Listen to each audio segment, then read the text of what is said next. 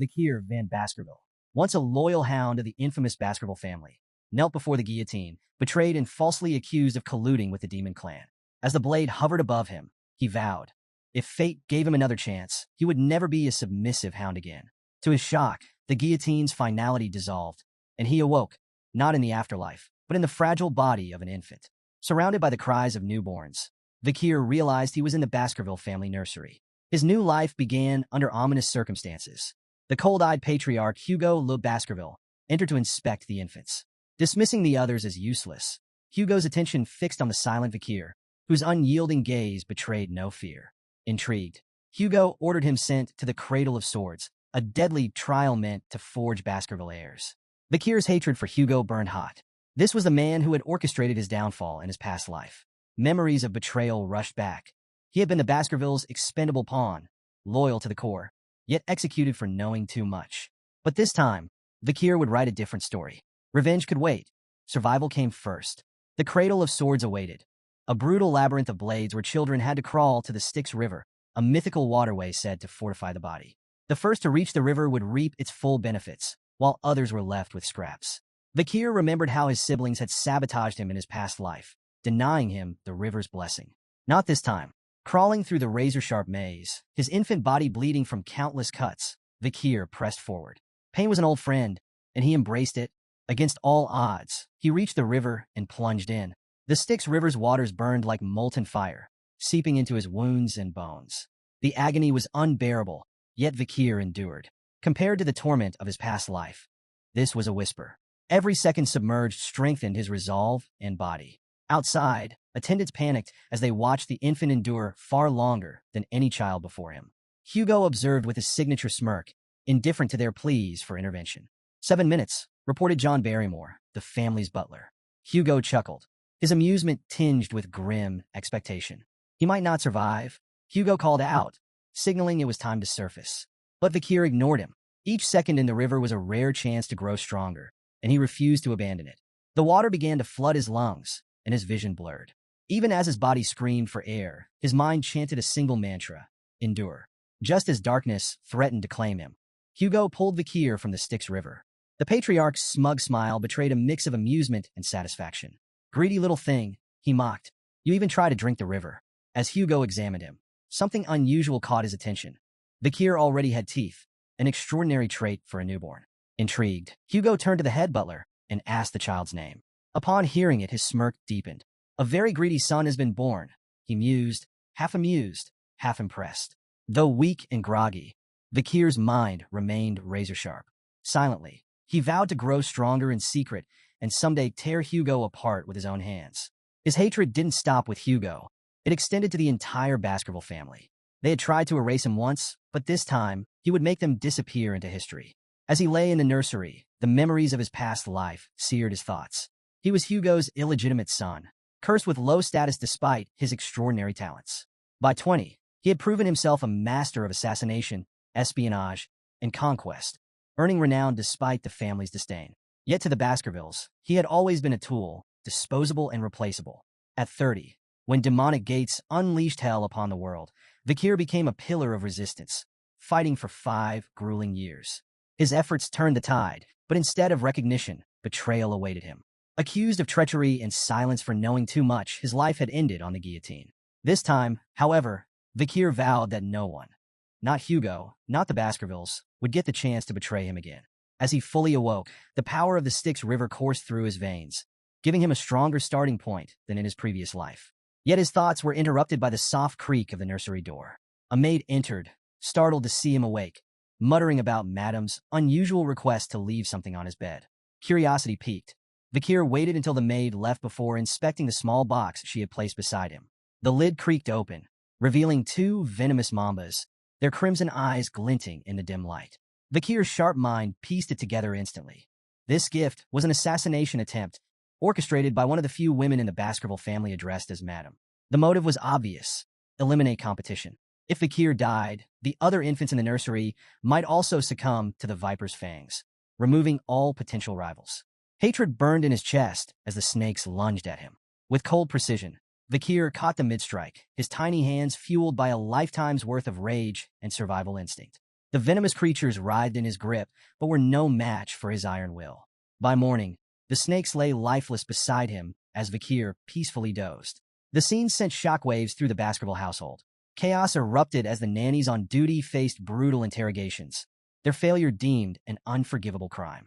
They were swiftly executed, but the Viper's origins remained a mystery to all, except Vakir. 8 years passed, and Vakir sat in a classroom, half listening as the teacher droned on about the hierarchy of swordsmanship. The students were captivated by the descriptions of the stages. Sword beginner, unable to imbue their blade with mana. Sword expert, capable of infusing a small amount of mana. Sword graduate, their blade shimmered with a liquid-like mana aura. Sword master, the pinnacle of mastery, able to form and shape solid mana freely. The class erupted in awe as the teacher mentioned that Sir Hugo, the family patriarch, was a sword master, the strongest in the Baskerville line. Vakir, however, paid no attention. His thoughts were consumed by his own goals, not Hugo's accolades. His coming-of-age ceremony was fast approaching, and each day brought him closer to the moment he would regain his full power. To him, the question wasn't if he could destroy Hugo, but when. The teacher glanced at Vakir, mistaking his quiet focus for disciplined dedication. Vakir's unmatched endurance in the Styx River and his remarkable physical development made him a standout. The teacher thought Hugo would be pleased. Vakir, however, cared little for Hugo's approval. He was busy calculating how many years he had left to exact his revenge. After class, trouble came in the form of 3 arrogant boys. Identical in every way, but their misplaced bravado, the triplets, Highborough, Middleborough, and Lowborough Le Baskerville, cornered him. Known as Hugo's Trident, they sneered and jeered, calling him Garbage Van and mocking the stories about his legendary feats as a baby. Styx River? Strangling snakes? What a joke, Highborough taunted. The others laughed, feeding off each other's malice. Vakir's sharp memory identified them instantly. These were the same triplets who had betrayed him in his past life, stabbing him in the back when he was on the run from false accusations. At 9 years old, their cruelty was unchecked, but Vakir knew they would grow into dangerous obstacles. He debated whether to deal with them now or bide his time. Highborough, the self-proclaimed leader, pulled out a knife. They say your body's immune to blades, he smirked. Let's test that. Middleborough grabbed Vakir from behind, clamping a hand over his mouth. 3 minutes, he said with a sneer. If he can endure that, I'll eat my hand. The triplets began their experiment, slashing at Vakir with increasing frustration. 1 minute passed, then 3, then 10. No matter how hard they tried, the knife didn't leave a scratch. Annoyed and out of ideas, the triplets let Vakir go. Guess the legend's true, Middleborough muttered. As he released Vakir, he froze, noticing blood on his hand and the absence of a finger. Vakir spat the severed digit onto the ground, his expression calm, almost bored. What are you doing? Middleborough shrieked, his face pale. Vakir's dark smile deepened. You said you'd eat your own hand, he reminded him coldly. Panic gripped the remaining 2 triplets. We need a priest, they yelled, scrambling to find a way to reattach the finger. Vakir wasn't interested. His icy gaze silenced their panic, and he spoke with quiet authority. Leave. The enraged triplet lunged at Vakir with a knife, hurling insults and emphasizing their age advantage. Vakir remained calm, letting the blade strike him, but it failed to pierce his skin. Seizing the moment, he grabbed the boy's wrist and twisted it with merciless precision. The triplet screamed in pain as Vakir, his voice cold and steady, reminded them that in the Baskerville family, power and talent always trumped age. An evil glint flashed in Vakir's eyes as he taunted them. Shall we continue your little game? Let's see who lasts. He wrenched the boy's arm further, eliciting louder cries. The remaining 2 triplets, frozen in fear, soon snapped into action. One charged at Vakir in a blind fury, only to meet a devastating punch that sent him sprawling across the floor. The third followed suit, lunging in desperation, but Vakir countered effortlessly with a kick to the face, leaving him crumpled beside his brothers. The room fell into an eerie silence, broken only by the groans of the defeated triplets. Vakir stood over them, his gaze icy and unforgiving. With chilling detachment, he told them that while their wounds could be treated, they would have to endure their pain for now. Then, with a mockingly generous tone, he offered them a way out. One of you can leave the room, Vakir said. Relief flickered across the triplets' battered faces, and they quickly asked which one of them would be spared. In response, Vakir picked up the knife and tossed it onto the ground between them. Decide for yourselves, he said, his voice dripping with cruel amusement. As he turned to leave, he added one last taunt. Don't take too long. At least one of you should live, right? The triplets stared at the knife, then at each other. The realization hit them like a thunderclap. Survival would come at a cost. Desperation overtook reason, and they began to fight, clawing and struggling to claim the blade. From outside the room, Vikir paused to listen, satisfaction curling his lips as the sounds of their infighting, grunts, shouts, and cries echoed through the hallway. The once united trident of Baskerville had been shattered, their bond irreparably fractured. Meanwhile, in the Patriarch's office, Hugo Le Baskerville received troubling news from his head butler, John Barrymore. "The Mords clan is stirring trouble at the Ruby Mines, my lord," John reported. "They've started staking claims to the territory." Hugo leaned back in his chair, unfazed. "Let them. We'll deal with it when they come knocking," he replied coolly. John nodded and shifted topics. "The juvenile evaluations at the Baskerville Fortress have concluded the written exams. Master Vikir scored the highest." He hesitated briefly before adding, "The practical exams are in 5 days. The Guardian Knights have already begun clearing the training grounds." Hugo nodded, his expression unreadable, but John's slight hesitation didn't escape him. "Is there something else?" Hugo asked, his voice low. John hesitated again before finally speaking. "There's been an incident involving the young masters." Hugo's gaze darkened. "How many died?" "None, my lord," John quickly clarified. "But there were injuries. Master Highborough's teeth were completely shattered. Master Middleborough suffered a broken jaw, and Master Lowborough lost his left index finger." Hugo's face remained impassive as John continued. "The physical wounds have been treated, but the psychological impact seems severe. The boys are deeply shaken."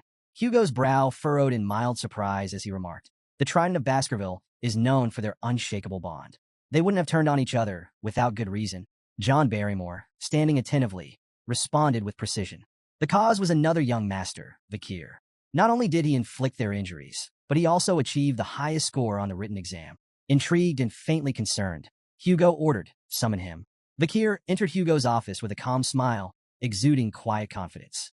Hugo greeted him with a tone of authority, commenting, "You've grown considerably since we last met."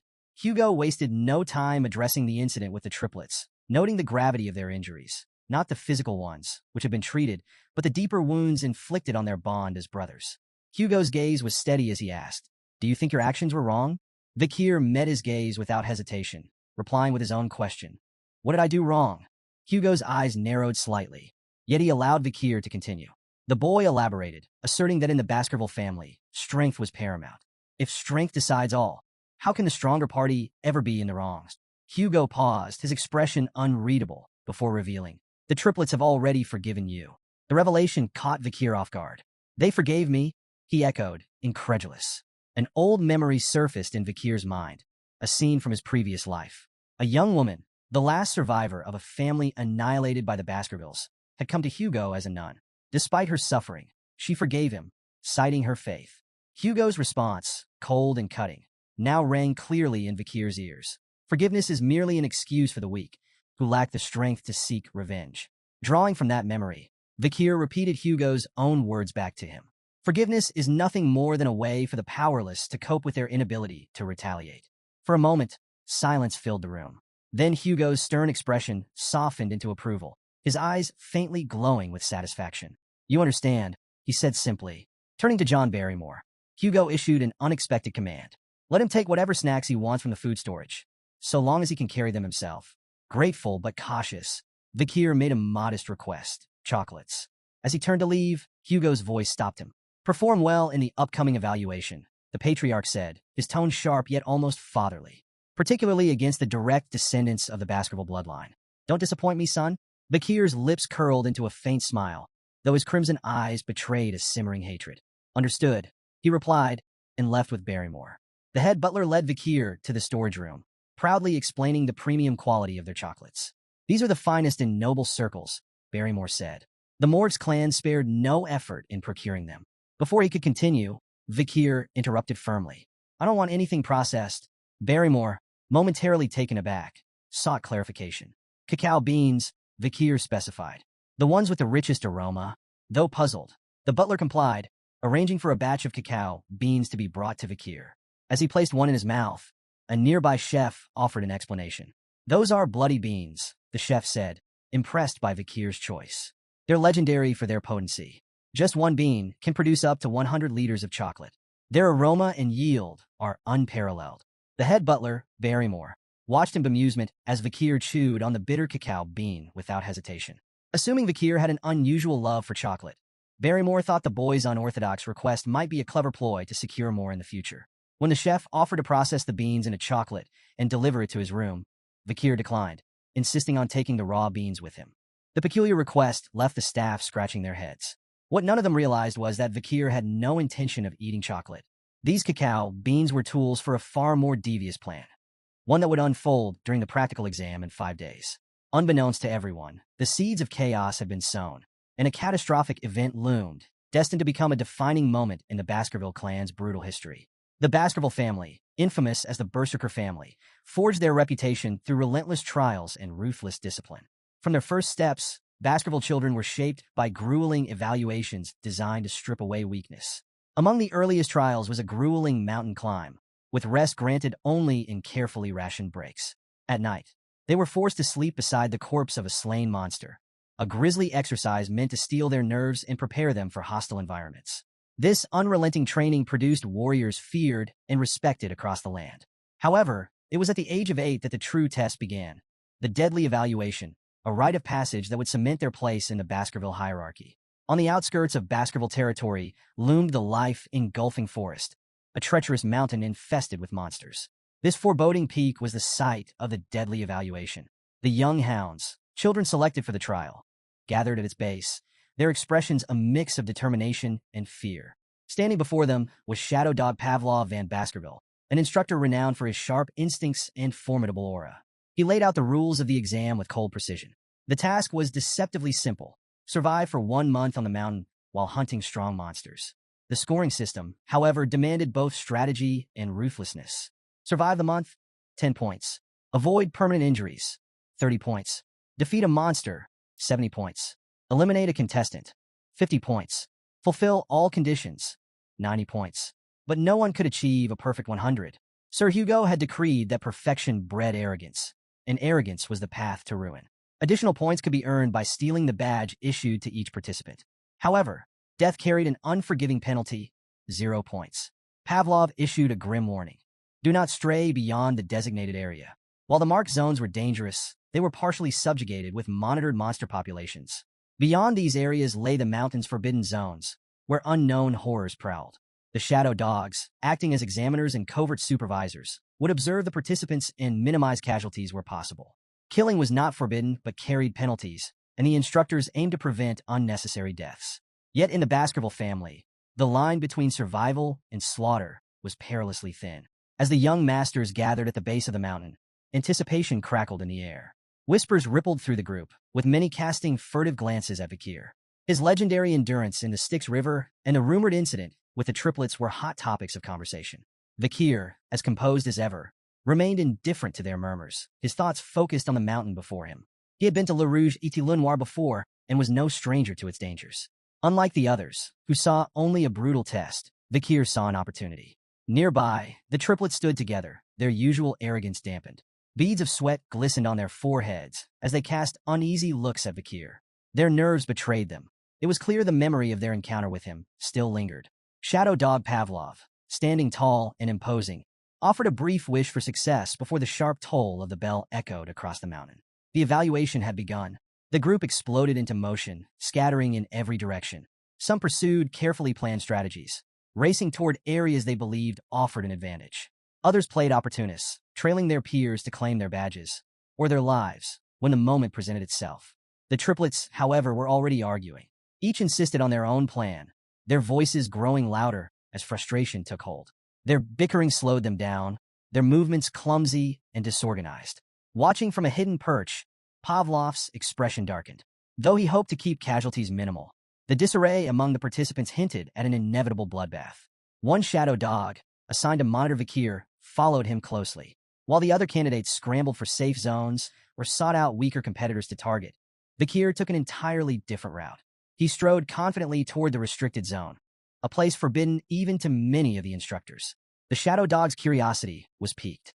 Who was this boy? Rumored to be a prodigy, Vakir had already distinguished himself through his feats. His boldness in venturing into the restricted zone intrigued the seasoned observer, who followed silently, eager to see how Vakir would fare in the uncharted wilderness. Vakir stopped at a massive tree, scanning his surroundings with calm precision. The soft ground beneath the tree seemed like the perfect place to set up camp. To the Shadow Dog's surprise, Vakir began preparing to rest.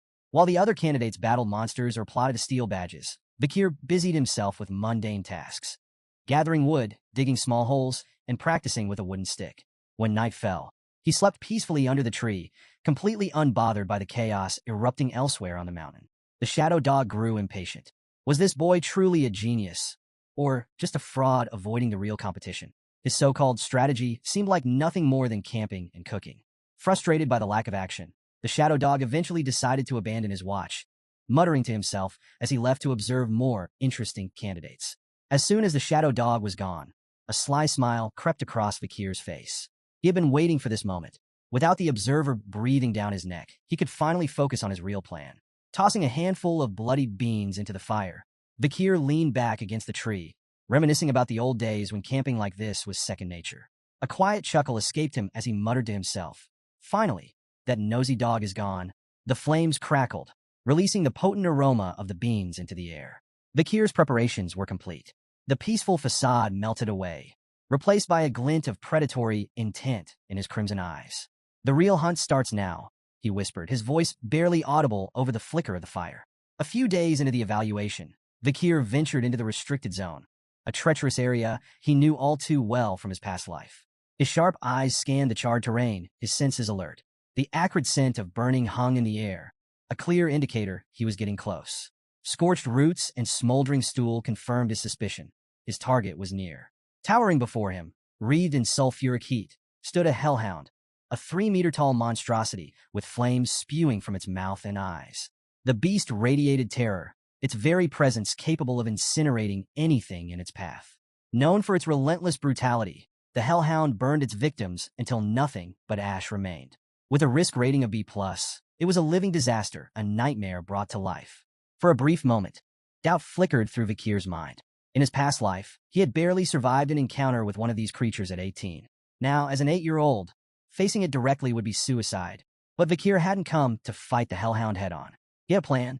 The hellhound lunged, flames flaring wildly as it snapped its massive jaws. Vakir sidestepped, narrowly avoiding its bite. He recalled the creature's first critical weakness. Hellhounds could only move in straight lines. Their immense size and speed made sudden changes in direction impossible. Seizing the opportunity, Vakir quickly poured water onto the ground, creating a shallow puddle. The hellhound skidded to a halt, hesitating as it calculated a detour. "Can't cross water, can you?" Vakir muttered with a smirk. Like most canine monsters, the hellhound was instinctively repelled by water, even in shallow amounts. This bought Vakir precious time to reposition himself. But the danger was far from over. The beast's bloodlust was unrelenting, and it lunged again, flames roaring. Vakir sprang into action, executing the final step of his plan. As the hellhound opened its massive jaws to roar, Vakir hurled a bloody bean directly into its throat. The beast staggered, its snarls turning to whimpers as its body trembled violently. It collapsed, immobilized and helpless. "Chocolate's toxic to canines," Vakir remarked, watching the hellhound writhe. The bloody bean, capable of producing 100 liters of chocolate from a single seed, acted as a concentrated poison, overwhelming the beast in moments. With the hellhound incapacitated, Vakir approached with deliberate calm. His crimson gaze locked on its weak point, a vulnerable spot near its kidney, where no ribs offered protection. He gripped his sword tightly, then plunged the blade into the hellhound's side with surgical precision. The beast's body convulsed before going still. A rush of energy, its karma, flowed into Vakir, fortifying his young body. His sword felt lighter, his movements sharper. Inch by inch, he could feel himself reclaiming the immense power he had once possessed before his regression, all while still in the body of an 8-year-old. Standing over the fallen hellhound, Vakir allowed himself a moment of satisfaction. He imagined the stunned expression on Hugo's face when he returned to the clan with the head of a B+ rank monster. With a flick of his blade, Vakir decapitated the hellhound and hoisted its massive head. The weight felt insignificant in his hands, a testament to his growing strength. As he gazed out over the charred forest, Vakir's smirk deepened. Victory was already in his grasp. He knew that this kill had all but guaranteed him first place in the practical exam. Vakir's triumph was short-lived. A low, menacing growl shattered the silence, and he turned to see a group of hellhounds emerging from the shadows. Their flaming eyes locked onto him, filled with vengeful fury. It was clear they had come for their fallen comrade. Despite the odds, Vakir remained calm. He gripped his sword tightly, mentally calculating his resources. He had enough bloody beings to exploit their weakness, and he knew their patterns and limitations. Victory wasn't impossible, but before the hellhounds could attack, something unexpected happened. The pack began to whimper, their flaming eyes darting nervously as they shrank back. This sudden display of fear immediately caught Vikir's attention. Hellhounds never back down, even when facing certain death. What could terrify them? Vikir murmured, his heart pounding as he turned to face the source of their fear. His eyes widened in shock. Towering above him was a Cerberus, the legendary three-headed guardian of the underworld. The beast was colossal, 7 meters tall and radiating an aura of unmatched menace. Its 3 heads snarled and snapped, each mouth spewing fiery embers. With a risk rating of A+, Cerberus was leagues beyond the hellhounds in strength and ferocity. Vikir's mind raced. What is a Cerberus doing here? The monstrous creature was supposed to reside on the 7th ridge of life engulfing forest, far beyond the exam's designated area. Then he noticed something critical. Cerberus was injured. The creature's massive body bore several deep wounds, and arrows jutted out from its flesh. Blood trickled down its dark fur, and its movements were slower than usual. It was clear someone or something had been hunting it, driving it to this lower ridge. Realizing the opportunity before him, Vikir quickly assessed his options. An injured Cerberus was still a massive threat, but it was far more vulnerable than usual. This was a once-in-a-lifetime chance. With steely resolve, Vikir charged forward, his body moving with precision honed from years of battle in his past life. His blade flashed in the dim light as he landed several strikes on the massive beast. Each blow was calculated, targeting weak points exposed by its injuries. The Cerberus roared in pain, its fiery breath scorching the ground as it lashed out in retaliation. Vikir dodged with agility, his movements sharper than ever thanks to the strength he had gained from the Styx River. An injured Cerberus. This is doable, Vikir thought, his determination burning as brightly as the flames around him. But his confidence was short-lived. In a moment of carelessness, the Cerberus struck with lightning speed. Its first swipe shattered Vikir's sword, the blade exploding into fragments that scattered across the forest floor. The second blow hit him with tremendous force, sending him flying through the air like a rag doll. Vikir's flight ended abruptly as his body slammed into a tree trunk with a sickening crack. The impact left him crumpled on the ground, motionless and battered. Blood spilled from his mouth, pooling beneath him as silence descended. For a moment, nothing moved. Then, Vikir's eyes fluttered open. Pain shot through his body, sharp and overwhelming. Panic flared as he noticed the unnatural angle of his left arm. His first thought was that the Cerberus had torn it clean off, but to his relief, it was still attached, though badly mangled. He grimaced, forcing himself to sit up. The Styx River's blessing saved me, he realized, though the protection came with limits. He wouldn't survive another direct hit. The Cerberus advanced, its 3 heads snarling in unison, fire and fury emanating from its massive frame. Vikir's instincts screamed at him. Brute force was no longer an option. Survival demanded a different strategy. Sometimes the wisest move was to retreat and live to fight another day. Swallowing his pride, Vikir turned and ran. His mind raced as he scanned the terrain for an escape. The beast's roars thundered behind him, its footsteps shaking the ground with each stride. Then he saw its salvation. A weathered iron fence loomed just a few yards ahead, marking the edge of the restricted zone. If he could cross it, he'd be closer to the safe haven he had prepared before the battle. Summoning every ounce of strength, Vikir sprinted toward the fence. The Cerberus lunged, its massive jaws snapping inches from his back. With a final burst of speed, he threw himself through the gate, crashing onto the other side. Relief surged through him, but there was no time to waste. The beast's pursuit was relentless, and Vikir had to move fast. He scanned the forest, his eyes locking onto the trap he had set days earlier, a deep pit camouflaged beneath thick foliage. As the Cerberus charged, Vikir led it straight to the concealed pit. Timing his move perfectly, he dived out of the way just as the beast lunged forward. Unable to stop its momentum, the Cerberus plummeted into the pit, impaling itself on the wooden spears hidden below. Vikir's lips curled into a grim smile. His meticulous preparation had paid off. The spears, coated with the essence of bloody beans, acted as a lethal poison to canine monsters. The Cerberus howled in pain, its growls turning to gurgles as foam oozed from its mouths. Yet, Vikir knew better than to relax. The legendary beast wasn't defeated yet. Despite its injuries, the Cerberus began to climb out of the pit, its enormous claws scraping against the sides. Vikir wasted no time. He grabbed a wooden spear, its tip smeared with venom from a bloody mamba snake, and hurled it with precision. The spear pierced the creature's side, eliciting another anguished roar, but the beast pressed on. Step by agonizing step, the Cerberus dragged itself forward. Vikir counted silently, his pulse pounding. 1, 2, 3. The beast advanced, each step slower and more labored than the last. 4, 5, 6. As the seventh step landed, the mighty Cerberus faltered. Its knees buckled, and with a final, earth-shaking groan, it collapsed lifeless at Vikir's feet. Vikir exhaled deeply, his body trembling from exhaustion and relief. The venom of the bloody mamba, true to its legend, had ensured the creature couldn't take more than 7 steps after being struck. He had hidden the spear long ago, a precaution for the most dire of circumstances. Today, it had saved his life. The immense energy of the defeated Cerberus surged into Vikir, strengthening his body further. His muscles felt lighter, his reflexes sharper. Power coursed through him, and he marveled at how close he was to reclaiming the strength of his former life. He turned to the massive corpse of the Cerberus, a testament to his victory. Its 3 heads alone would be proof enough of his feat, but there was a problem. The poisoned spears and venomous effects would be obvious upon examination. Rumors could spread, undermining his achievement. Vikir considered his options. Transporting the entire corpse was impossible alone, and while the heads were portable, he needed a witness to corroborate the kill. His thoughts drifted to the guardian knight who had seen him carving the wooden spears days earlier. Perhaps they could vouch for him. A new thought ignited in Vikir's mind. The Cerberus was no ordinary monster. It was a gatekeeper. That could only mean one thing. It had been guarding something, most likely a dungeon.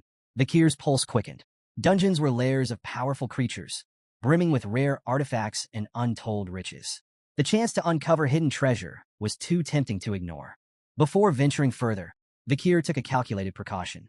Scooping up a handful of the Cerberus's foul-smelling feces, he smeared it on his body. The stench was revolting, but it served a purpose, masking his scent from smaller predators that might cross his path. Survival before dignity. Following the Cerberus's trail through the forest, Vikir's experienced eyes spotted the signs. A path of dried soil, rotting leaves, and disturbed roots. Recognition struck him like a lightning bolt. This dungeon, he muttered to himself. In his past life, this place would be discovered a decade from now. By then, it would have already been plundered, its treasures long gone. But now, it was untouched. The air around it practically hummed with mana, an unmistakable sign of its vitality. The dungeon's entrance loomed before him, shrouded in oppressive darkness. Vikir approached cautiously, his crimson eyes faintly glowing with anticipation. One wrong step could mean death. He stepped inside, the silence broken only by the soft echo of his footsteps. The further he descended, the more the dungeon revealed its wonders. Veins of ruby minerals streaked the walls, their faint glimmers lighting the way. Vikir deduced they were connected to the nearby Red All Mountain, famous for its precious gems. His excitement grew as he pressed deeper into the labyrinth. Then, a glimmer of light ahead caught his attention. Quickening his pace, he entered a massive, brightly lit chamber and stopped in awe. At the chamber center stood a colossal ruby mounted atop a stone pillar, its intense, otherworldly glow illuminating the room. This wasn't just any jewel. Vikir could tell at a glance that the gem was infused with mana, its brilliance far surpassing anything he had ever seen. For a moment, he simply marveled at the treasure before him. But his awe was short-lived. Nearby, a skeleton lay crumpled on the ground. As he approached, the signs of violence became apparent. Deep stab wounds marred the brittle bones, and dried blood stained the floor around it, a silent testament to the victim's gruesome fate. Vikir knelt beside the remains, his sharp mind piecing together clues. Lying next to the skeleton was a weathered letter, its edges worn with age. Curiosity piqued, he picked it up and began to read. The writer introduced himself as Cain, but notably avoided providing his full name. The handwriting struck a chord of recognition deep within Vikir. His crimson eyes narrowed. "This is Baskerville handwriting," he murmured, his suspicions growing. The letter detailed a harrowing tale. Cain and his brother, Abel, had stumbled upon this legendary chamber, a place spoken of in Baskerville lore for generations. Together, they had navigated countless trials and slain powerful monsters to reach this fabled location. But their journey ended here. The letter revealed they had been trapped by the dungeon's final trial, imprisoned in this chamber for 3 agonizing years. Vikir's thoughts churned as he absorbed the weight of Cain and Abel's grim tale. What treasure could possibly justify such suffering? His attention returned to the massive ruby at the chamber's center. Its mesmerizing glow seemed to call out to him, and Vikir knew instinctively it held the key to the dungeon's final challenge. Approaching cautiously, he read the riddle inscribed on the stone aloud. When entering, it's 1, but once inside, it's 2. When leaving, it's 1. The cryptic words hung heavily in the air, their meaning elusive. Vakir recalled Cain's letter, where the brothers had wrestled with this very puzzle. Cain and Abel, twins separated at birth, had believed the riddle required them to become one again. This interpretation led to tragedy. Cain, driven by desperation, had killed Abel in a futile attempt to solve the riddle. Yet even after his brother's death, the treasure remained inaccessible. Racked with guilt, Cain had abandoned the dungeon empty-handed, his letter warning future adventurers of its cruelty. He called it the Devil's Den, a place designed to prey on human greed, offering despair instead of salvation. Vakir reread the riddle, refusing to succumb to the same despair that had broken Cain. The answer wasn't about people, it couldn't be. His sharp gaze scanned the chamber, noting every detail. The ruby's light, the skeleton's silent testimony, and the phrasing of the riddle itself. 1, 2, 1. Suddenly it clicked. The answer wasn't about twins or sacrifice. It was about shadows. Vakir stepped toward the ruby, his thoughts crystallizing. In the dark passage leading to the chamber, he had cast no shadow. Upon entering the ruby's glow, he became two, himself and his shadow. And when the light disappeared, the shadow would vanish, leaving only one again. It was simple, too simple for Cain and Abel, blinded by their assumptions. Vakir gripped his weapon and struck the ruby with a precise blow. The gem shattered into fragments, its brilliant light extinguished in an instant. The chamber lit up with a final, blinding flash as the ruby crumbled. Then, as silence returned, the treasure the dungeon had guarded was revealed. Vakir's breath caught. At the center of the newly exposed chamber stood a sword embedded in a stone. Its sinister aura filled the air, heavy with malice and power. The blade exuded a dark, otherworldly energy that sent shivers down Vakir's spine. Approaching cautiously, he read the inscription etched into the stone. "Only those with Baskerville's blood may claim me." His eyes widened. This wasn't just any weapon. It was the fabled Beelzebub. The name stirred memories buried deep within him. As a child, he had seen illustrations of the gluttonous fly, Beelzebub, in an old picture book. The monstrous entity was said to devour all in its path, an insatiable glutton tied to ancient legends. The stories of Beelzebub were more than legends. They were warnings. Known as one of the seven calamities, Beelzebub was part of the devil's holy constellation, a force of destruction so immense that 7 great families, including the Baskervilles, had risen to combat them. Each family had faced a fragment of their power, sealing the remnants within their lands. The first patriarch of the Baskerville family had battled Beelzebub, sealing its essence within their territory. Many dismissed these tales as myths, but as Vakir stood before the ominous blade radiating Beelzebub's malevolence, he knew the truth. The sword's existence was undeniable proof that the legends were real. Vakir stared at the blade, its dark aura flickering faintly like the dying embers of a fire. This weapon was more than a tool of destruction. It was a symbol of his family's cursed legacy. Yet, it also represented unparalleled power. He thought of the blood-soaked history tied to its edge. Beelzebub's sword, once wielded by the demon clans, had left countless human lives in its wake. The weapon was both a prize and a threat, but one thing was clear. It could not fall into the wrong hands. "This sword is mine now," Vakir declared, reaching for the hilt. The moment his fingers closed around it, an intense surge of energy shot through his body, forcing a gasp from his lips. The blade reacted instantly, vanishing from sight only to reappear moments later, fused to his hand. Vakir held his breath as the sword materialized again, emerging directly from his palm as if it had always been part of him. Its faint, ominous aura pulsed in rhythm with his heartbeat. He stared at the weapon in awe. The sword wasn't just a relic. It was a fragment of the devil's holy constellation, imbued with potential that made his blood race. A grin spread across his face as he marveled at the power it could unlock. With such a weapon, his path to vengeance grew clearer. After thoroughly exploring the dungeon and finding nothing else of value, Vakir decided to leave. But as he approached the exit, a sudden wave of nausea overtook him. His vision blurred, his legs buckled, and he fell to his knees, clutching his stomach. At first, he thought it was his own hunger, but the sensation was strange, foreign. Then he understood. It wasn't his hunger. It was the sword's. Beelzebub's insatiable appetite was now linked to him, its hunger coursing through his veins. Stumbling out of the dungeon, Vakir felt the blade tugging at him, pulling in a specific direction. Unable to resist, he followed its guidance. It led him back to the Hellhound's corpse, still steaming from its earlier battle. Confused but compelled, Vakir extended the blade toward the body. His eyes widened as the sword came alive, voraciously absorbing the Hellhound's blood. The once dark blade pulsed with crimson light as it fed, its hunger satiated at last. As the feeding ended, the sword let out a strange, satisfied sound, like a child after a hearty meal.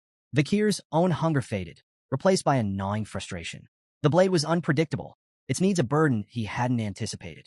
Yet, its power was undeniable. Examining the weapon, Vikir noted its intricate design, slots embedded within the blade, faintly glowing. He recalled the stories about Beelzebub's inherent ability, gluttonous flies. The sword could absorb not only the blood of its victims but their skills, adding them to its arsenal. This ability made Beelzebub a weapon of limitless potential, but also one of chaos. Many of its past wielders had overindulged its appetite, allowing it to absorb so much that even their most fearsome opponents had been rendered powerless. I won't make the same mistake, Vikir muttered. He resolved to limit the sword's consumption to 3 abilities at a time, no more. Any more would risk making the blade unmanageable, and himself its victim. The barren trees and dried soil of the mountain took on a new meaning as Vikir reflected on the blade's gluttony. He suspected Beelzebub had been the cause of this desolation, its insatiable hunger draining life from everything around it. Inspecting the first slot, Vikir noted the newly absorbed skill, Hemorrhage Hellhound B+.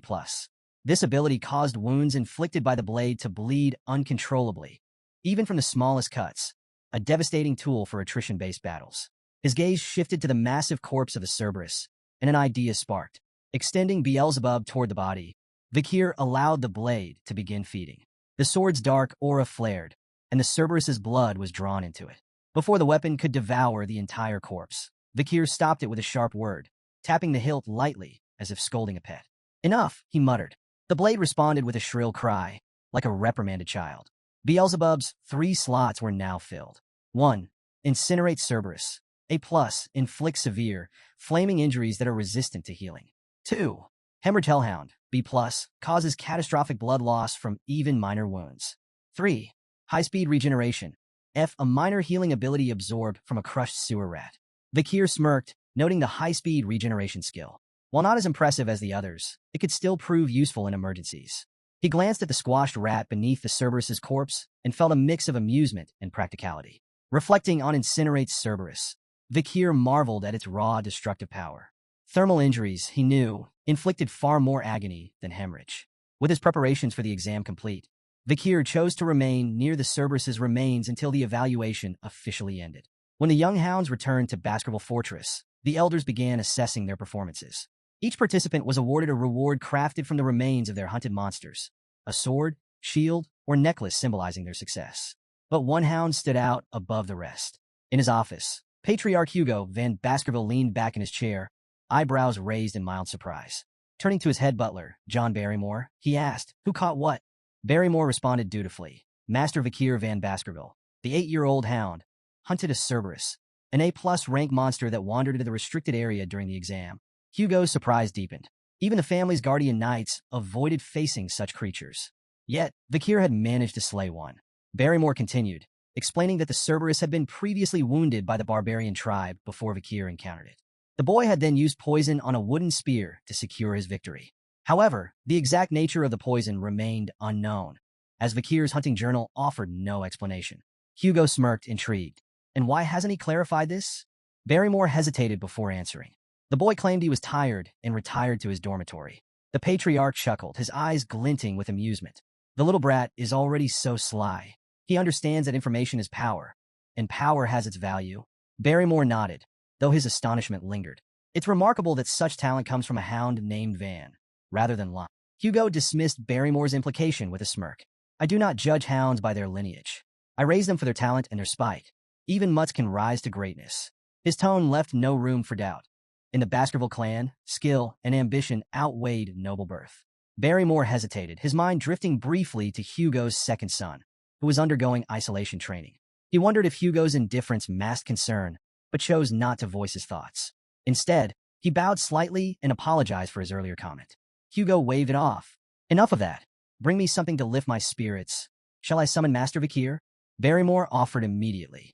Hugo nodded, and the butler departed. When Vikir entered the Patriarch's office, his composed, self-assured demeanor didn't escape Barrymore's notice. Hugo, ever direct, wasted no time questioning him about the Cerberus hunt. How did you manage it? Hugo asked. With calm precision, Vikir revealed his use of chocolate as a poison, exploiting its lethal effect on canine monsters. Hugo's eyes briefly widened in surprise, quickly piecing together the implications. The boy's earlier request for chocolate hadn't been a whim. It had been a carefully laid strategy. Barrymore, standing nearby, was equally astonished but kept his focus on the subtle tension between the two. The lack of formal greeting struck him as unusual.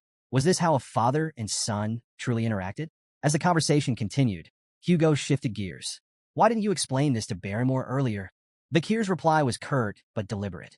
The butler is not my master. Hugo raised an eyebrow, intrigued. Then who is your master? I belong to the clan, Vakir said without hesitation. The master of the clan is my master as well. Hugo smirked faintly, leaning back in his chair. Well said. He congratulated Vakir on his performance during the practical exam and declared that the Cerberus's corpse and all associated materials would belong solely to him. Hugo then announced an additional reward. As the highest scorer, Vakir was entitled to a special privilege, the opportunity to make a wish. Vakir's eyes gleamed at the prospect. Without hesitation, he requested access to the 10,000-book library, one of the largest and most prestigious repositories of knowledge in the Empire. Deep within the Baskerville clan's territory, the library housed forbidden techniques and secrets, accessible only to the Patriarch, the second-in-command, and their direct descendants. Hugo's eyebrows rose at the request. He reminded Vakir of the strict rules governing access, emphasizing that illegitimate children were barred from entry. Vakir, undeterred, replied coolly, if access is denied, I'll accept the decision. Inwardly, however, he was already devising plans to sneak in if necessary. To his astonishment, Hugo granted permission. You may enter, Hugo said, his tone calm but unreadable. Vakir was momentarily speechless, but quickly recovered. Hugo wasn't finished. Specifically, I want you to seek out the Baskerville 6 technique in the 6th restricted zone of the library. Barrymore's composure faltered. The 6th restricted zone was an area even the legitimate children of the family rarely ventured. No illegitimate child had ever been granted access this far, much less given a directive to retrieve such an advanced technique. The weight of the moment wasn't lost on Vakir. While he maintained his composure, his mind raced. Why is he giving me this opportunity? Even so, he reminded himself that the 6th technique, while formidable, was still far below Hugo's level of mastery. Before his regression, Hugo had achieved mastery over the Baskerville 7th technique, wielding the legendary power to bear 9 fangs. It was a feat that made him unparalleled within the clan, solidifying his place at its apex. But Vakir's ambitions extended far beyond the 6th or even the 7th technique. His sights were set on the ultimate prize, the textbook of swordsmanship, the foundational manual created by the first Baskerville Patriarch, who had subdued the 7 great disasters. It contained the teachings that had shaped the clan's unmatched legacy, and Vakir believed it held the key to his success. As Hugo offered a faint smile and wished him good luck, Vakir bowed, expressing his gratitude. Inside, however, he marveled at how Hugo had unknowingly handed him an opportunity of incalculable value. He doesn't realize what he's given me, Vakir thought. But it didn't matter. What mattered was what he would do with it. Arriving at the 10,000-book library for the first time, Vakir stood in awe. Towering shelves filled with ancient tomes stretched endlessly before him, each spine bearing a title that sparked his imagination. He read a few aloud, letting the evocative names linger in the quiet air. Severing incisors, grinding molars, piercing canines, snaggle tooth that embeds twice, wisdom teeth that lay down. These were the forbidden secrets of Baskerville swordsmanship he had long coveted but had been barred from learning in his past life. Yet he understood the logic behind the restrictions. The Baskerville clan had deliberately designed their techniques to cap the progress of their hounds at the 4th technique. It was a safeguard, a leash, ensuring no hound could turn their sharpened fangs against their master. Pressing onward, Vakir's steps were purposeful as he navigated the labyrinth of knowledge. Eventually, he arrived at a section guarded by heavy chains. Behind the iron bindings rested a massive tome, its lock glinting in the dim light. Vakir's crimson eyes narrowed. This is it, the Baskerville 6 technique. For a moment, he couldn't believe it. Hugo had truly granted him access to something he could only dream of in his past life. Unlocking the chains, Vakir smirked. He knew why Hugo had allowed him here, because the Patriarch likely believed number 8-year-old could possibly memorize the book's contents in a single day. But Hugo underestimated him. Before his regression, Vakir had already studied the theories behind the 1st through 4th techniques exhaustively. His obsession had even bred frustration. He had grown sick of those early stages, dissecting them endlessly in his quest to deduce the 5th technique. It was then he realized his past mistake. After drawing the 4th tooth, he hadn't stopped the flow of mana. That single oversight had kept the 5th technique out of his reach. The Baskerville swordsmanship followed a unique progression system. Each technique corresponded to a specific number of fangs. The 1st technique bore 1 fang, the 2nd 2, and so on. With each stage, a distinct red sword energy manifested. a visual representation of the user's mastery. The sixth technique, with its immense power, was a treasure Hugo likely thought Vikir could glimpse but never truly grasp. But Vikir's focus wasn't on the sixth technique itself. He wasn't here for what Hugo expected. His goal was far more audacious: to find a way to transcend his current limitations entirely. Leaving the swordsmanship section, Vikir caught the guards off guard. They stared at him in disbelief. "You're already finished reading?" one asked, incredulous. Another guard, clearly impressed, offered to retrieve more advanced texts from the deeper sections of the library. "You should check out the techniques stored in the restricted zones. That's where the real treasures are." But Vikir declined with a polite nod. "I've completed my task." The guards exchanged amazed glances as Vikir walked away. "Does he even realize how valuable those techniques are?" one whispered. "If it were me, I'd spend every second memorizing them," the other added. Vikir smirked to himself, letting them think what they wished. He knew exactly what he was doing.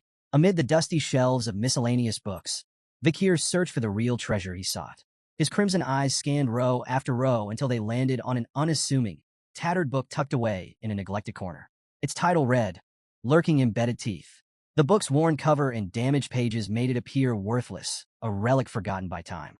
Vikir held it in his hands, his expression calm, but inside his heart raced. He vividly recalled the time before his regression when he had served in the Hound squad. During a mission, his team had stumbled upon a torn page from a Baskerville swordsmanship textbook. The page bore the unmistakable handwriting of a Baskerville ancestor and contained cryptic hints about a forgotten technique. When the page was brought to Hugo, it sent the patriarch into an obsessive frenzy. Determined to find the original text, Hugo scoured the library for years before finally locating it, within the lurking embedded teeth. The book, hidden among useless texts, contained the writings of a Baskerville ancestor and revealed the existence of the legendary 10th Fong technique. Vikir remembered the carnage that followed. Hugo, captivated by the promise of the 10th Fong, declared war on anyone holding the missing pages. He dispatched Baskerville hounds to the 7 great families to recover the remaining 6 pages. The mission came at an unimaginable cost. Hounds died by the dozens, their bodies piling high, drenched in blood. When the pages were finally recovered, Hugo's only acknowledgement was a cold, dismissive phrase: "Good job." Bakir's hands clenched as the memory burned in his mind. The senseless waste of life enraged him. He vowed that history would not repeat itself. He would surpass Hugo, not by mimicking his methods, but by learning from his mistakes. Flipping through lurking embedded teeth, Vikir noted its disjointed techniques and incomplete passages. Without the missing pages, the book was little more than a fragmented puzzle. But Vikir had an advantage no one else did. Before his regression, he had memorized every detail of those lost pages. The reason he couldn't progress beyond the 4th technique in his previous life wasn't his lack of skill or mana. It was the absence of this original text. The missing pages were the key to understanding the techniques in their entirety. As Vikir closed lurking embedded teeth, he muttered to himself, "To most, this book would seem like meaningless, disjointed nonsense. But with the missing pages, the misleading information transforms into an absolute masterpiece." He marveled at the text's brilliance, understanding that its true genius emerged only when the blanks were filled. Before his regression, Vikir had reached the pinnacle of graduate aura and mastered the highest level of the 4th Fong technique. Now, armed with this knowledge, he was confident he could surpass it. This time, however, he vowed to avoid the mistakes of his past. Before he turned 15, he would reclaim all the power he had lost, and more. Engrossed in the book, Vikir lost track of time. By the time he finished, dawn had broken. The realization of how much he had achieved filled him with pride. He had memorized every word, every nuance of the text. Glancing around the library, he noticed the absence of the Guardian Knights. The silence emboldened him. Though his young body wasn't yet capable of drawing all 10 fangs, he was certain the elusive 5th Fong technique, which had eluded him in his past life, was finally within reach. Approaching a nearby statue, Vikir steeled himself, his mind focused and his heart resolute. He began executing the Baskerville sword techniques, unleashing every ounce of power he could summon. First Fong technique, a sharp, decisive strike, its precision cutting cleanly through the air. Second Fong technique, building momentum. Each movement grew more deliberate and deadly. Third Fong technique, forceful and unrelenting. His strikes hammered the statue's surface. Fourth Fong technique, a whirlwind of honed precision, each blow infused with years of dedication. As his sword collided with the statue, Vikir's memories surged. He recalled the brutal struggle to reach graduate aura in his past life, only to have his illegitimate status bar him from progressing further. The direct bloodline of the Baskervilles had ensured he never advanced beyond the 4th technique, crushing his potential with their hostility. But this time was different. With each strike, Vikir channeled his anger, frustration, and defiance into his blade. In his mind, the statue became a vivid image of Hugo's face, taunting him. With a ferocious swing, he unleashed his full force, slicing through the statue in a series of precise, calculated blows. As the dust settled, Vikir stepped back, his breath ragged and his body trembling. For a moment, he stood still, hands gripping his weapon tightly, anticipation coursing through him. Then it came, a hot surge of energy flowing from his heart to his neck. He knew instantly. A triumphant smile spread across his face. He had done it, overwhelmed with emotion. Vikir nearly felt tears welling in his eyes. His success was monumental, but it was the tangible proof that left him awestruck. His canine teeth had begun to grow. In the Baskerville clan, this development symbolized the hound's readiness to draw their fangs against their master. Such a transformation had never occurred at such a young age in the clan's history. His body trembled with excitement as his mana surged within him, evolving into something far greater. The solid state of his energy had transformed into a liquid form, denser and more versatile. This was graduate aura at its true peak, a level of mastery that had taken him 30 arduous years in his previous life. Now, at just 8 years old, he had reached the same milestone. Vikir gazed at the flowing aura surrounding him, its liquid form a testament to his newfound status. To reach graduate aura was to ascend leagues above sword experts, and the realization filled him with both awe and quiet confidence. Yet this was only the beginning. His gaze shifted back to lurking embedded teeth, the book that had unlocked this monumental progress. The text's seamless transitions between offense and defense represented a swordsmanship technique of limitless potential, one perfectly suited to someone with Vikir's boundless ambition. Carefully, he placed the book near the window and allowed himself a moment to reflect. Since his regression, his growth in strength and skill had been exponential. With his current abilities, Vikir was confident he could hold his own against a mid-class graduate aura swordsman and emerge victorious. Still, he knew better than to reveal the full extent of his power. Not yet. For now, he needed to keep Hugo's eyes on him, buying time to secure everything he needed for the future. A sly grin spread across Vikir's face as he pulled out a magnifying lens. Positioning it over the book, he allowed the sun's rays to converge, igniting the pages in a small, controlled fire. As the flames consumed lurking embedded teeth, he remarked to himself that destroying the book would make it nearly impossible for Hugo and the hounds to piece together the 10th Fong technique. For him, however, it was no loss. He had memorized every critical detail. The acrid smell of burning paper quickly drew the attention of the library guards, who burst into the room. Startled to find Vikir there, they demanded an explanation. Vikir's expression shifted instantly to one of sheepish contrition. Bowing his head, he apologized profusely, claiming the fire had started when he had carelessly left the magnifying glass too close to the book. He even offered to report the incident to the butlers himself. The guards exchanged uneasy glances, fearful of punishment for neglecting their duties. One finally suggested that the blame lay with them for failing to monitor the library properly. "We're just lucky it happened in this section," one guard muttered, glancing at the ashes of what they deemed useless books. Seizing the moment, Vikir subtly steered the conversation. He mentioned their preoccupation with the Mords clan and the disturbances at the Ruby Mines, suggesting this might explain their absence. The guards nodded in agreement, grateful for the excuse and eager to bury the matter. They promised to keep the incident a secret if Vikir did the same. As he left the library, Vikir apologized again, thanking the guards for their understanding.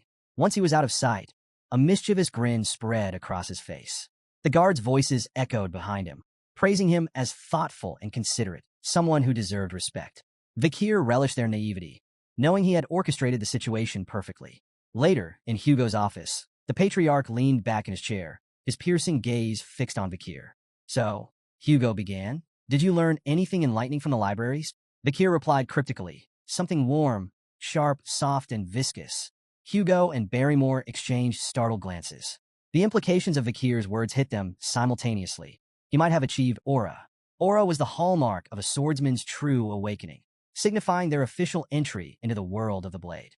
Even among the most talented Baskerville hounds, reaching this milestone before the age of 15 was unheard of. Hugo, visibly skeptical, reminded himself that Vikir was only 8 years old. Shaking his head, he demanded, "Prove it. Show me what you've learned." Vikir nodded without hesitation, his crimson eyes glinting with quiet determination. In the heart of a massive Colosseum-like structure, Vikir stood alone at the center, his sword steady in his grip. Surrounding him, rows of young hounds looked on, their faces filled with confusion and curiosity. Beside Hugo, the head butler leaned in, his voice low. How do you plan to test the boy's skills? Hugo's smirk was both calculated and unsettling. By releasing a monster, the butler's eyes widened in disbelief. A monster? For an 8-year-old? Hugo confirmed with a nod, his smirk deepening. Hungry and feisty too, the gates before Vikir creaked open, and a chained orc was led into the arena by a guard. The massive, green-skinned creature snarled, its bulging muscles rippling with barely contained rage. Razor-sharp tusks jutted from its mouth, and its beady eyes darted around the Colosseum, assessing its surroundings with animalistic intelligence. A collective gasp rippled through the audience of young hounds. "That's overkill," one whispered. "Do they really need a monster like that to test him?" murmured another. Some muttered their concerns aloud. If things spiraled out of control, would the Guardian Knights have to intervene? But while the crowd buzzed with doubt, Vikir stood calm and composed. His sharp eyes fixed on the orc, he showed no sign of fear. His body was still, his blade poised, as Hugo gave the signal. The orc's chains fell away with a deafening clatter. With a feral roar, the beast charged, its massive bulk hurtling forward with terrifying speed. Vikir remained motionless, timing his move with surgical precision. As the orc lunged, he swung his sword in a blinding arc.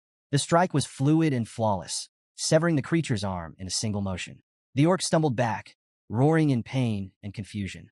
Before it could recover, Vikir closed the distance with terrifying speed. Another precise strike followed, this time severing the orc's leg. The monster collapsed, growling in agony, its body writhing helplessly on the arena floor. The Colosseum was frozen in stunned silence. How? How did he do that? One young hound muttered. Did he even use mana? Another asked, incredulous. From his vantage point, Vikir noted the orc's confusion. Its bleeding wounds failed to regenerate, a hallmark of its species. Vikir smirked. He knew why. It wasn't just the severed limbs. Hemorrhage Hellhound, the ability imbued in his blade, was preventing the orc's famed regeneration from activating. A C-class monster like the orc was powerless against the lingering effects of a B-class Hellhound's curse.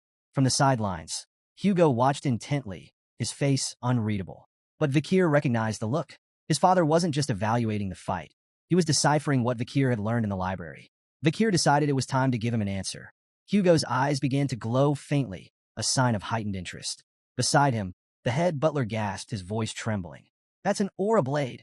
In the arena, Vikir's sword began to radiate a brilliant red light.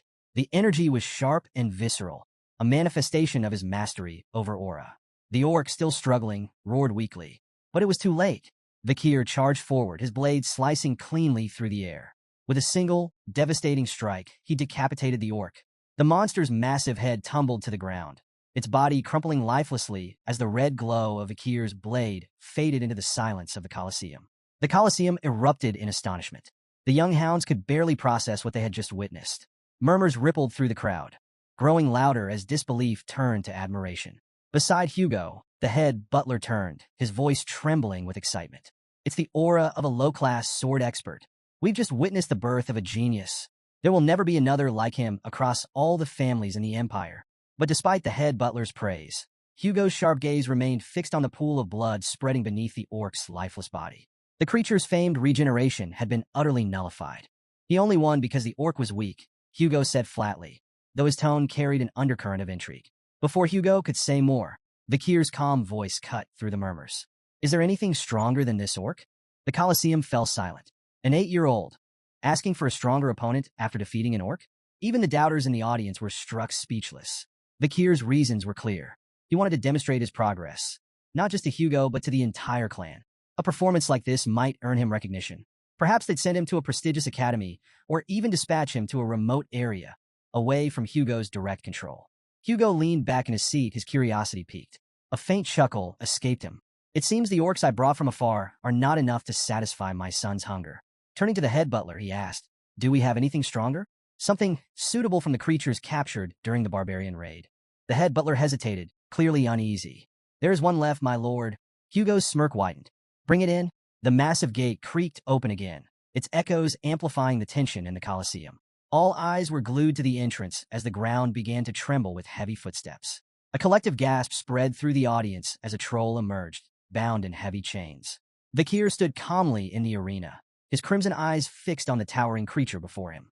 The troll, with its twice-human size, rippling muscles, and ferocious presence, was a creature designed to instill terror.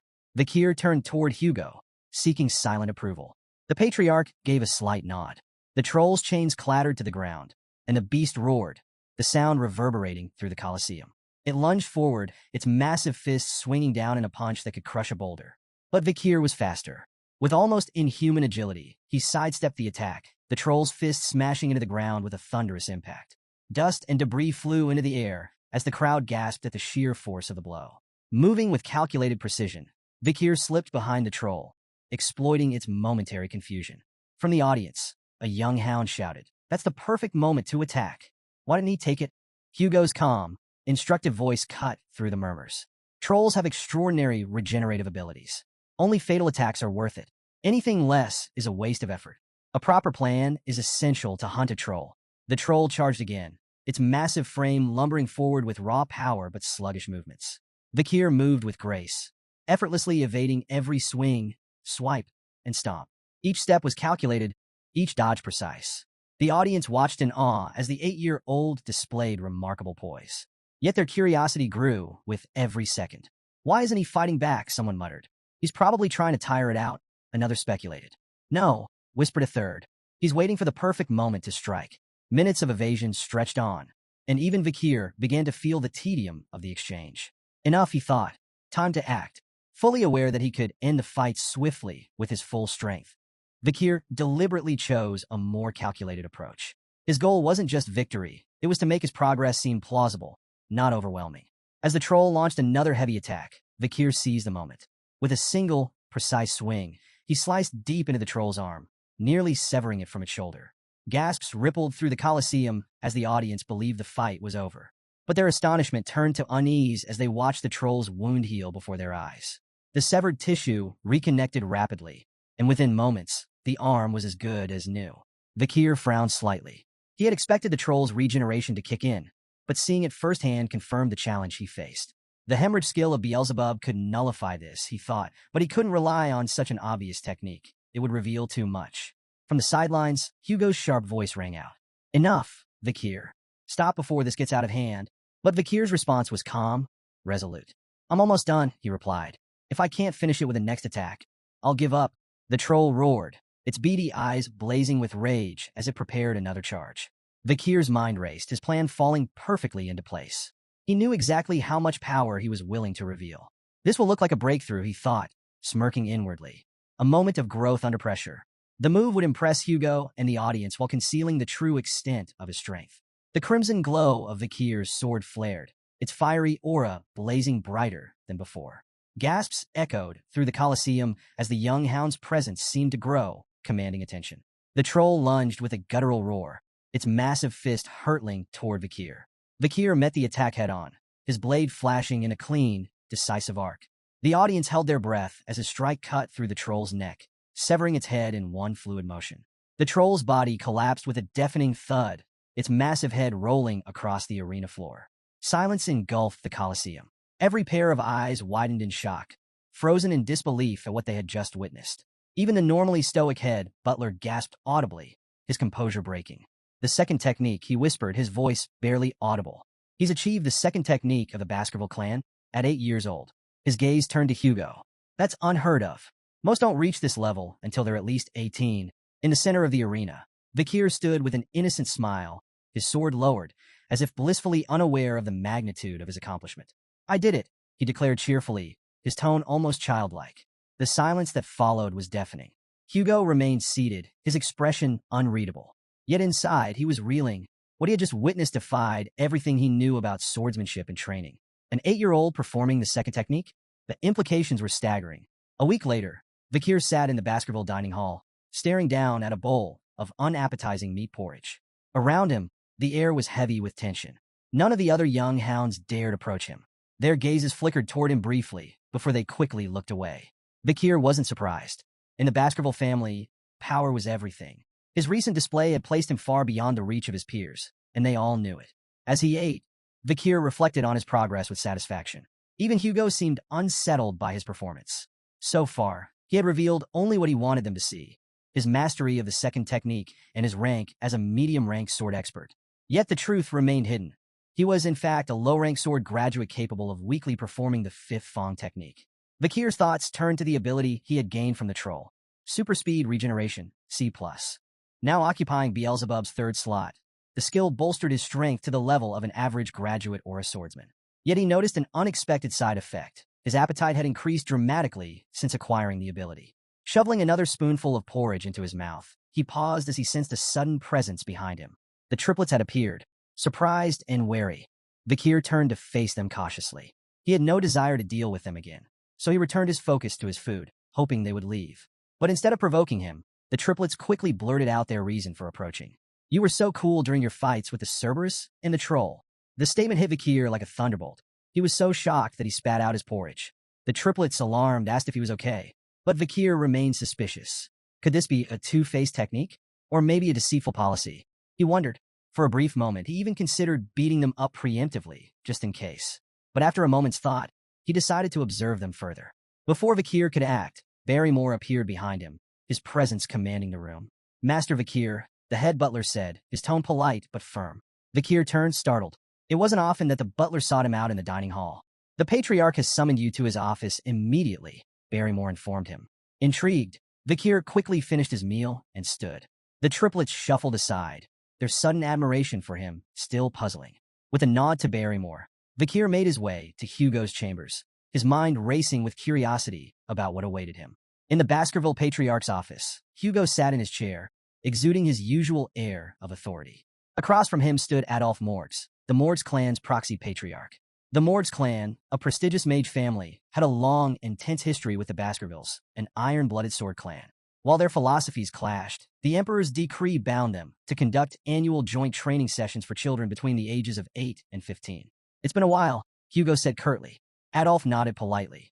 "Indeed. I trust this year's event will proceed smoothly." Hugo's tone was casual, almost dismissive.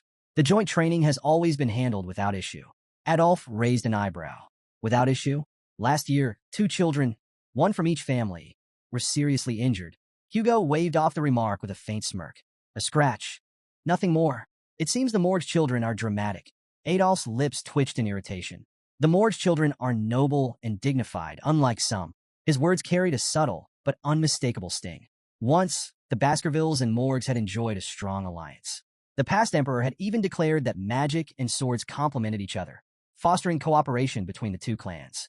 But everything changed with the discovery of a ruby mine along their shared border. The bloodshed that followed shattered their relationship. Now, the joint training sessions continued solely because of imperial command. Adolphe had arrived on behalf of his brother to ensure this year's event proceeded without complications. Turning to Hugo, he remarked, "I've heard there's a supernova in the Baskerville family. A rare genius, born once in a century. A blessing to the Empire, no doubt." Though secretly pleased, Hugo downplayed the compliment. "It's nothing extraordinary," Adolphe smirked, detecting the subtle pride in Hugo's tone. "We, too, have a genius in our family," he said, gesturing toward the door. Morgs clan head Raspine's daughter, Camus. The door opened, revealing a red-haired girl with a fiery demeanor. She strode into the room with confidence, her sharp eyes immediately locking onto Hugo. Adolphe began a formal introduction, but Camus interrupted, pointing an accusatory finger at Hugo. "Are you the thief who stole our ruby mine? Give it back." The room fell into a tense silence. Hugo's face darkened, his calm demeanor giving way to a sharp glare directed at Adolphe. "Thief?" he asked coldly. "Is that what you're teaching your kin now?" Adolphe looked startled. "I never said such a thing." Camus, however, was unfazed. Fixing Adolphe with a determined glare, she declared, "You did. An hour and 42 minutes ago, right before we got off the carriage, you called him that annoying chin beard who stole the ruby mine." Hugo's glare deepened further as Adolphe stammered, his composure crumbling. "Camus, you must have misheard. I said no such thing." But Camus stood her ground, arms crossed. "You definitely said it." Hugo's patience was wearing thin. "It seems the Morgs clan struggles with teaching children proper etiquette," he remarked, his voice laced with irritation. Adolphe, scrambling to salvage the situation, tried to defuse the tension. "It's simply a misunderstanding, Patriarch Baskerville. Camus is young and spirited." Hugo's sharp gaze remained fixed on him. "There's no need to explain the Morgs clan's problems with education to me," he said icily. Camus, undeterred, persisted. Crossing her arms, she repeated her demand, her fiery tone cutting through the air. "Our research is impossible without those stolen rubies." Adolphe's voice turned warning. "Camus," but she ignored him, stepping closer to Hugo. Hugo's patience finally snapped. His voice was sharp, tinged with barely concealed anger. "It seems the Morgs don't teach manners at all." Adolf bristled at the comment, his composure cracking. And what do you plan to do? He retorted, his words biting. Threaten an 8-year-old girl? The insult struck a nerve. Hugo's proud Baskerville dignity prevented him from stooping to such behavior, leaving him momentarily speechless. Before the tension could escalate further, a calm but cutting voice sliced through the heated exchange. It seems the morgues don't teach their children not to envy what belongs to others. All eyes turned toward the speaker, Vakir. He stood in the doorway alongside the head butler, his composed demeanor stark against the tension in the room. The butler formally announced his arrival as Hugo turned to see his son, standing steady and unruffled. Adolf, startled by Vakir's sudden appearance, quickly connected the dots. This boy had to be the rumored Baskerville supernova. His thoughts were interrupted when he noticed something odd. Camus, who had been sitting beside him moments earlier, was no longer there. Camus had moved swiftly, now standing directly in front of Vakir. Her fiery demeanor was on full display as she demanded, "What did you just say?" Adolf called her name sharply, trying to stop her from causing a scene, but Camus ignored him entirely. Vakir, meanwhile, remained unruffled, studying her intently. As Vakir observed her, memories of Camus' future self surfaced in his mind. In time, she would rise as the Morgues clan's legendary iron-blooded empress, a figure revered and feared across the empire. Renowned as a genius of geniuses, Camus would create an era of unprecedented power for the Morgues clan. She was infamous for her ferocity, having eradicated the monsters and barbarians from life engulfing forest to form the infamous border of blood and ashes. Her political acumen would even allow her to manipulate the imperial family, earning her the title Fire Goddess of Authority. But for now, Camus was just a child. A fiery, talented child, yes, but still far from the towering legend she would one day become. His musings were interrupted by Camus snapping. "Why does the ruby mine belong to you?" Remaining calm, Vakir countered, "Because it does. Your tantrum won't change that. Don't you think your behavior is childish?" Camus bristled at the remark, her irritation palpable. Without a word, she began casting a spell. Vakir instinctively prepared for an attack, but to his surprise, Camus conjured an intricate ice sculpture instead. She pointed at the sculpture, her tone defiant as she began explaining. "This is the joint security area," she said, using the sculpture as a visual aid. She pointed to a small cave carved into the icy representation. The mine entrance lies within Morgue's territory, but the vein itself runs beneath Baskerville land. This prevents you from claiming it entirely, but it also makes it impossible for us to mine freely without crossing into Baskerville territory. Her finger traced the icy veins with precision, her voice steady but laced with frustration. "We've offered, repeatedly, to pay rent for the use of the land, but your family rejects every proposal. You treat us like trespassers, interfering with our work." She turned to Vakir, her fiery eyes locking with his. "The ruby vein belongs to the Morgues clan," Camus declared firmly, "but your people keep claiming it's yours." Adolf nodded approvingly at Camus' explanation, his pride evident. Meanwhile, Hugo's expression darkened, annoyance brewing beneath his stoic exterior. Vakir, still calm and composed, interjected, "Rubies are common magic ingredients. The Baskervilles don't need them." Camus turned to him, her frustration evident. "Then why not rent your land if you don't need the rubies?" Vakir met her fiery gaze, his tone even. "The Baskervilles are fiercely protective of their land. We're uninterested in letting others profit from it. Entering Baskerville territory will bring losses, not gains, for your clan." Camus refused to accept his reasoning. With a determined glare, she placed her hand over the portion of her ice sculpture representing Baskerville land. "Then whose arm is this?" she asked defiantly. Vakir moved swiftly, catching her wrist in his grip. His confident smile returned. "It's my arm," he said coolly, "because it's in my land." Camus' face flushed crimson, caught off guard by his unexpected reply. She stammered, "W, what are you talking about? How could I belong to you?" Clearly amused, Vakir tilted his head, his grin turning mischievous. "Who said you're mine?" he teased, his tone ambiguous. Before Camus could respond, Vakir reached behind him and produced a knife. The sudden motion startled everyone in the room. Camus, Adolphe, and even the head butler. Vakir's grin darkened, and his voice dropped. "What I'm saying," he said ominously, "is that your arm is mine." Camus froze, her fiery confidence shaken. "What?" she stammered, her voice trembling. Hugo, observing from his seat, broke into a cold sweat. The room grew thick with tension, the only sound Camus' faint, nervous hiccup. As Vakir moved the knife closer to her hand, Camus screamed, "Uncle, help!" Adolphe appeared behind Vakir in an instant, his expression fierce. "Step away from my niece," he commanded, his voice full of protective fury. Camus seized the distraction to wrench her arm free, retreating quickly to Adolphe's side. Shaken but defiant, She clung to her uncle's arm, glaring at Vikir. Adolphe turned his anger toward Hugo, his voice rising. What is going on here? Hugo, still sweating, turned his stern gaze to Vikir. You've gone too far with your joke, he said in a reprimanding tone. Vikir chuckled, raising the knife to reveal its harmless edge. It's just a toy, he explained, a Baskerville children's knife, given to us to practice with from a young age. The room fell silent for a moment. Adolphe's outrage returned with full force. A dangerous toy like that for children? This is unacceptable. Vikir bowed his head, his tone contrite. I apologize if I frightened Camus, he said. That wasn't my intention. Camus, however, was far from convinced, her fiery glare fixed on Vikir. Adolphe's frustration simmered. This boy fails to take anything seriously, he snapped. Hugo stepped in, his tone light but firm. Adults shouldn't meddle in the affairs of children, he said. Let's focus on the ruby mines and move on to the friendly duels. Adolphe hesitated, but seeing Hugo's resolve, he relented with a sharp nod. Camus, still upset and wiping away tears, turned to Vikir, her voice trembling with indignation. I won't forget this. Vikir met her glare with a faint, unreadable smile. Good, he said simply. Camus' fist clenched, her frustration bubbling over. But before she could respond, Adolphe guided her away. Vikir remained in place, his calm demeanor unwavering, his crimson eyes gleaming faintly in the dim light of the office. The day of the friendly duels had arrived. Children from both the Baskerville and Mords clans, aged 8 to 15, gathered in the grand arena to showcase their skills. The younger participants displayed theoretical techniques and mana sensitivity, while the older children engaged in live combat.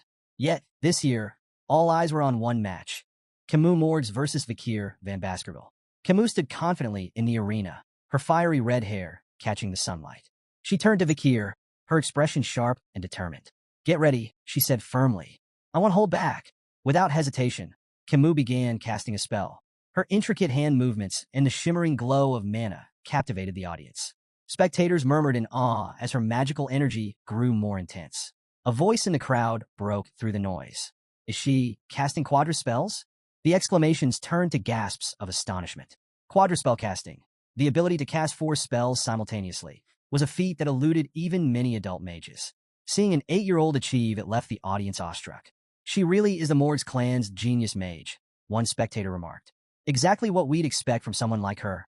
Camus unleashed a flurry of attacks, casting 4 powerful spells simultaneously. Fire, ice, wind, and earth magic surged toward Vikir with precision and force.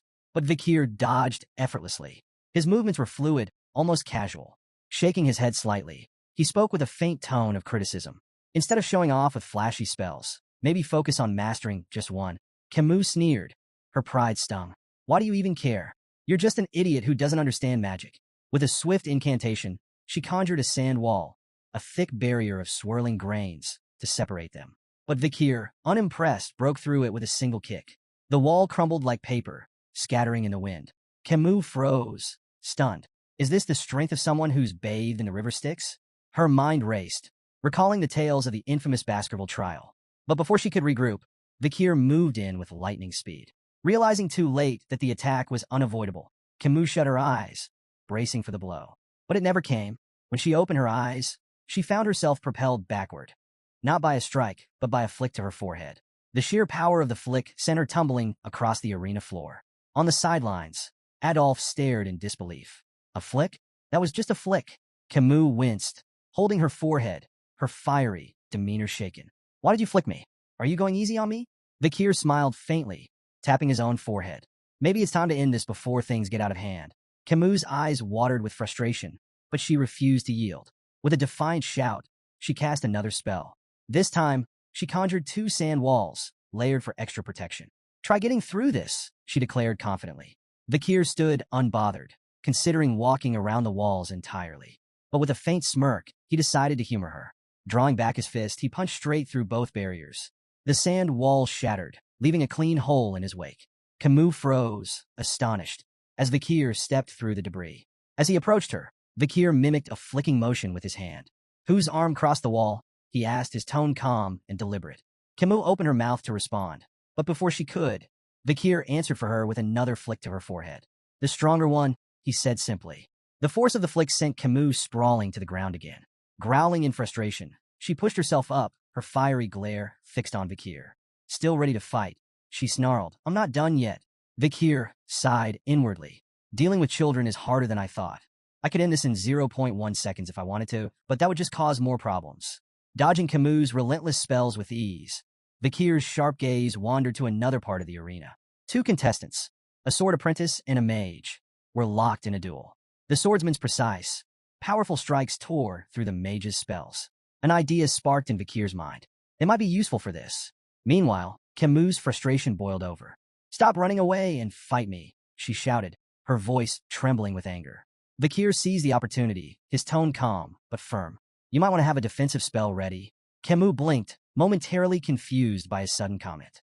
Before she could process his warning, she noticed the mage behind Vikir preparing a large-scale attack.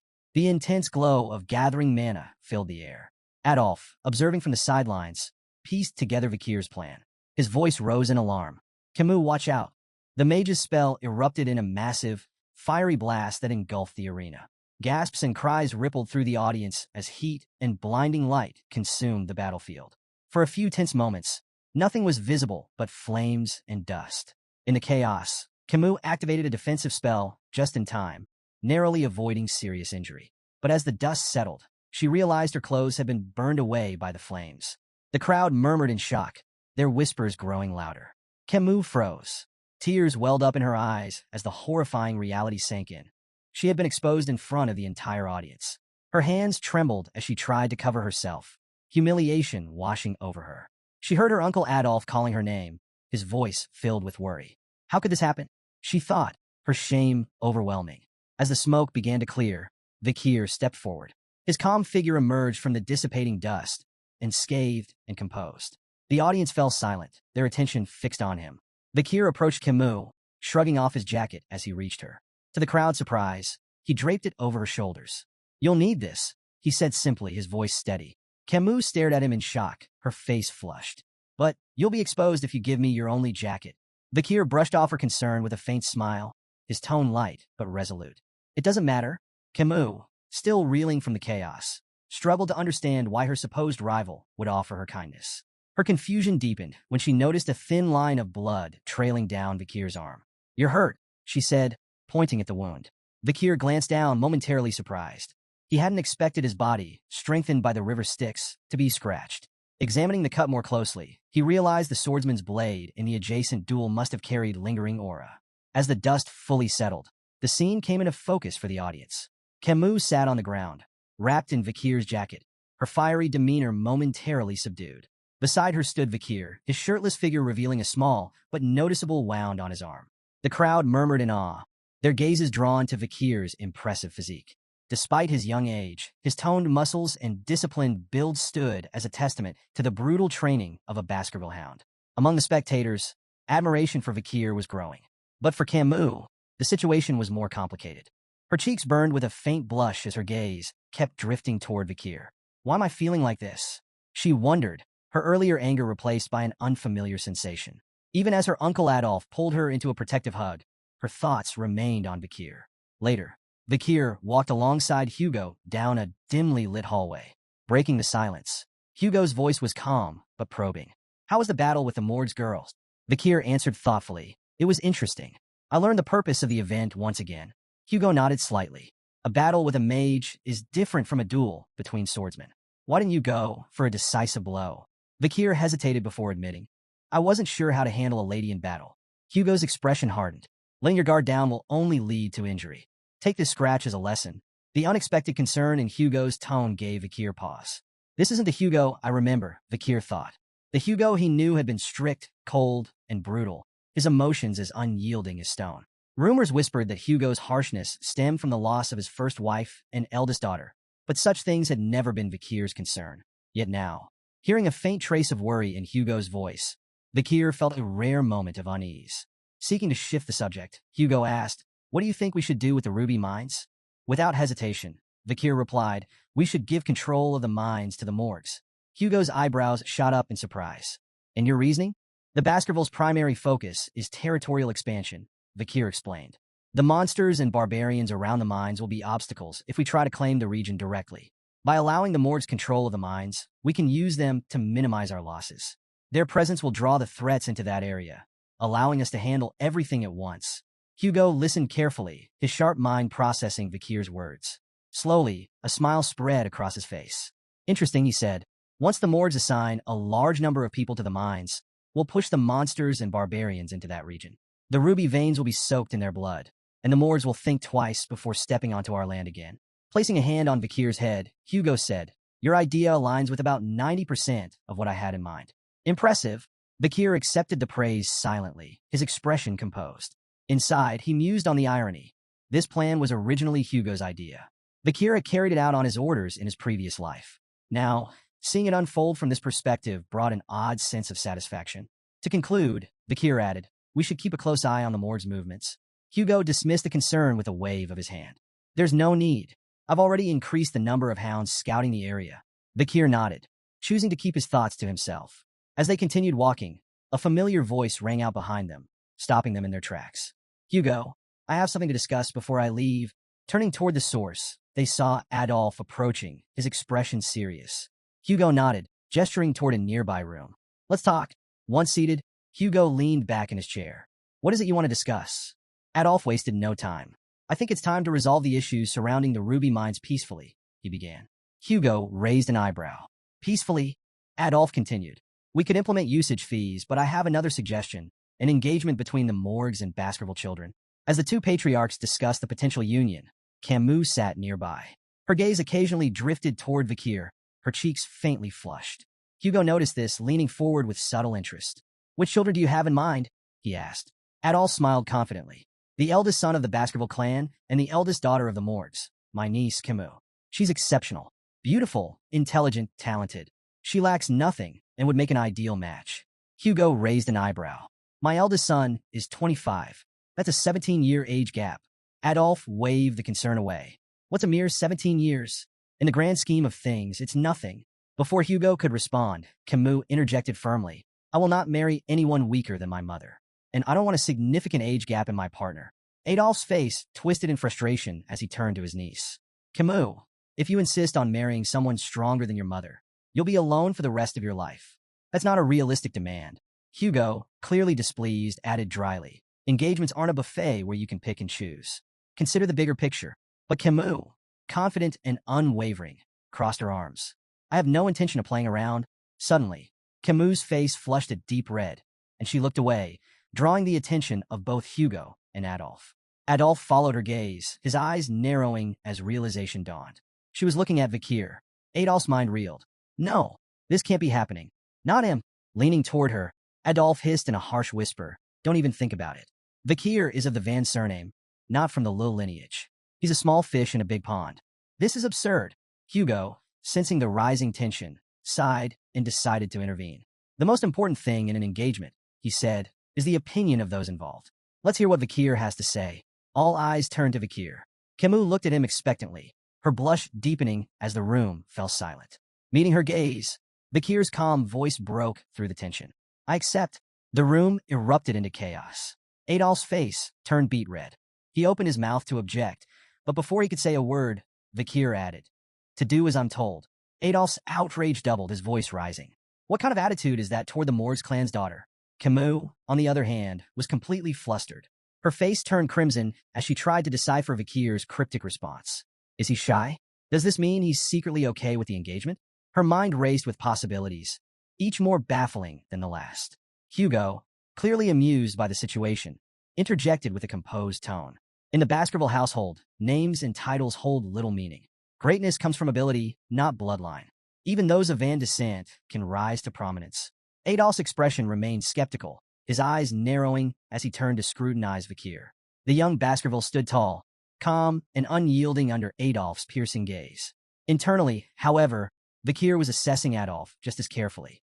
As a six-circle mage and one of the Mords clan's strongest supporters, Adolf was undeniably formidable. Breaking the silence, Adolf said coldly, "I don't think it's wise to rush this. We can't have just anyone become Camus' husband." Vikir reflected on the peculiar customs of the clans, where engagements often felt more like polite suggestions than binding agreements. Still, he couldn't help but wonder if Adolf, with his lofty standards, was dissatisfied even with the renowned genius of the Baskerville clan. Adolf's skepticism grew as he stepped closer, placing a firm hand on Vikir's shoulder. He applied pressure, clearly testing the boy. But to Adolf's surprise, Vikir didn't budge. His sturdy frame defied expectations, as though the weight of a six-circle mage was nothing to him. Intrigued, Adolf asked sharply, "Why aren't you responding? Are you even paying attention?"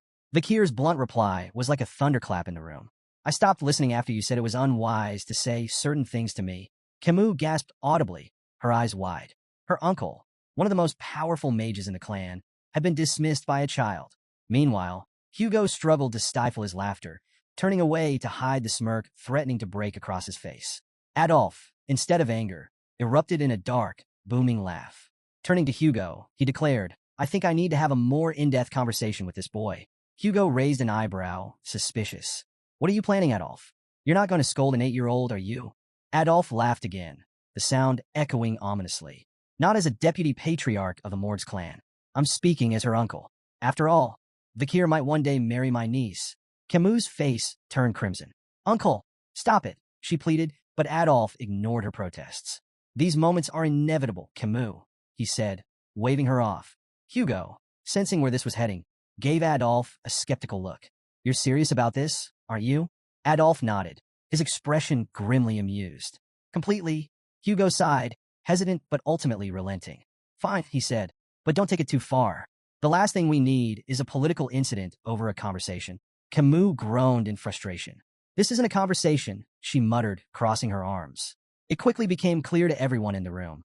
This wasn't going to be a talk. It was a duel. After some time, Vikir and Adolf stood face to face in the center of the arena, tension crackling in the air. Hugo and Camus watched from the sidelines, each with their own thoughts. Adolf smirked and declared, "Show me everything you've got, boy. Don't hold back." Vikir's confidence barely wavered. "If I actually go all out, you might end up face first on the floor," he mused, suppressing a grin. To kick things off, Adolf performed an intricate spell, seamlessly combining fire, earth, and water magic to create a clay pot. He filled it with water and balanced it on his head with a flourish. "Your challenge," he announced, "is to make even a single drop spill. If you succeed, you win." Vikir raised an eyebrow. "A pot-on-head challenge? This guy's either crazy confident or crazy." Camus leaned toward Hugo. "This is classic Adolf," she explained. "His control is basically unmatched." Vikir analyzed the setup. Charging straight at Adolf might not work, but it'd give him valuable intel. Without hesitation, he lunged forward, sword in hand, aiming directly for his opponent. "Vikir, no!" Camus cried, horrified by his reckless approach. Adolf didn't flinch. He raised a hand, casting a shimmering barrier that effortlessly absorbed Vikir's strike. "Rookie mistake," Adolf said smugly, glancing at Camus. "Why are you helping him? Shield magic makes swordsmen like him obsolete." Vikir clicked his tongue, frustrated but unfazed. Adolf, clearly enjoying himself, launched a series of flashy spells. Fireballs, wind blades, and earth spikes flew toward Vikir, but he dodged them all with cat-like agility. From the sidelines, Camus seethed. "He never used this much magic against me," she shouted. Adolf turned to her, feigning betrayal. "Et2, Camus? My own niece, rooting for the enemy." He returned his gaze to Vikir, playful menace gleaming in his eyes. "You'll pay for that." Hugo stayed quiet, watching intently. Vikir's movements were sharp, his strikes precise. "Let's see how far he can push Adolf," Hugo murmured to himself. Vikir observed Adolf's techniques closely, replaying memories from his past life and adapting them to his current form. Adolf bragged, "No sword can break my shield." But cracks began to form as Vikir struck the same spot over and over, his attacks like a perfectly tuned machine. Adolf's smug grin faltered. Persistent little, before he could finish, Vikir's sword shattered. Adolf immediately regained his composure. "Amateur mistake," he taunted. "You ignored your weapon's durability." But the air shifted. Hugo and Camus exchanged knowing glances as Adolf continued his mockery, oblivious to the danger. Water poured down Adolf's face, soaking him completely. He froze. "What the?" He glared at the shattered pot above him. "How did a shard pierce my shield and the pot?" Vikir, calm and composed, simply shrugged. "Maybe it was too full." Camus stood frozen, cheeks flushed as the weight of the moment hit her. Vikir had defeated her invincible Uncle Adolf. Her thoughts spiraled. "He's amazing. Is this fate?" Images of wedding bells and matching outfits flashed through her mind. Meanwhile, Hugo stood in silent contemplation, his gaze fixed on Vikir. This wasn't just talent or luck. It was raw potential. Am I raising a hound far more powerful than I imagined? 7 grueling years passed. The young hounds, now honed by relentless training, faced their ultimate test, a monstrous horn bear. The beast charged, its roar shaking the ground. In perfect unison, the hounds launched their attack, swords slicing with precision. From the sidelines, their instructor, Staffordshire Baskerville, watched with a calculating eye. "Stop wasting your energy on its vital points," he barked. "Go for the hind legs, slow it down first." The triplets responded instantly, their crimson auras flaring as they executed synchronized strikes. The beast staggered, its movements slowing. Staffordshire nodded in approval. "Good. That's how Baskervilles fight, as a pack." With the monster weakened, the remaining hounds moved in for the kill, finishing it with a coordinated assault. Staffordshire clapped his hands. "Congratulations. You're now lower-rank sword experts and have mastered the first Baskerville technique." But his tone turned grim. This was a controlled environment. Out there in the life-engulfing forest, the ox bears won't be caged or predictable. One mistake, and you're dead. Your bloodline strength is your lifeline. Don't waste it. His words hung heavy in the air as the young hounds absorbed the harsh truth. Their 7-year training had officially ended, but their journey was only beginning. The newly minted hounds buzzed with excitement, discussing their futures. 2 of them debated their preferences for the Baskerville clan's 7 night orders. "I'm all about the Wolf-Hound order," the first said, puffing his chest. "Guarding the Patriarch? That's peak prestige. Wolfhound's cool," the second replied, "but I mind the Doberman, Pitbull, and Rottweiler orders. Assassination and all-out warfare? Now that's my vibe." Their banter shifted to a figure sitting atop the massive carcass of a slain ox bear, Vikir. "Who's that?" the second asked, intrigued. The first gestured toward Vikir. "That's the Vikir. Took down an ox bear twice the size of ours." He leaned closer, voice filled with awe. "He's already a high-level sword expert and mastered the third Baskerville technique. He's on par with the Shadow Hounds." Sitting on the slain beast, Vikir stared into the distance, lost in thought. His progress had been substantial. He'd reached the 5th Baskerville technique and graduated as an intermediate-rank swordsman. But to him, it felt agonizingly slow. 7 years, and still, I'm far from where I need to be. His brooding was interrupted by the arrival of Barrymore, the head butler. "Master Vikir," Barrymore said with a bow, "the Patriarch requests your presence. Your assignment has been decided." Vikir rose, his expression unreadable. "All right," he replied, sheathing his sword. The time for training was over. A new chapter awaited. Vikir stepped into the Patriarch's office, greeted by Hugo's signature grunt. His sharp eyes immediately caught a small cut on Hugo's nose. "Rough fight?" Vikir asked, curious. Hugo smirked. "Barbarians in a life-engulfing forest. Outmatched by an archer," he admitted, before adding with a satisfied grin. "But I left her a matching souvenir." After a brief silence, Hugo congratulated Vikir on his graduation, but his tone carried an edge. "Things will only get tougher from here," he warned. Vikir's mind wandered. This had to be about his new assignment. Memories of his previous life surfaced. Back then, as a junior knight of the Pitbull Order, he'd endured 21 brutal months in a life-engulfing forest. Just another expendable soldier in the Baskerville clan's ruthless system. At 15, Baskerville children were divided into 2 paths, elites or expendables. The expendables, like Vikir before his regression, were sent to the front lines, survival being their only measure of worth. Meanwhile, the elites received political and administrative training, protected by the expendables who lived long enough to serve them. Vikir knew the 5th Baskerville sword technique was designed to close the gap between the elite's polished training and the expendables' hard-earned battlefield experience. Before his regression, he'd never progressed beyond the 4th technique. Worse, as an illegitimate child, he'd never been considered for the elite path.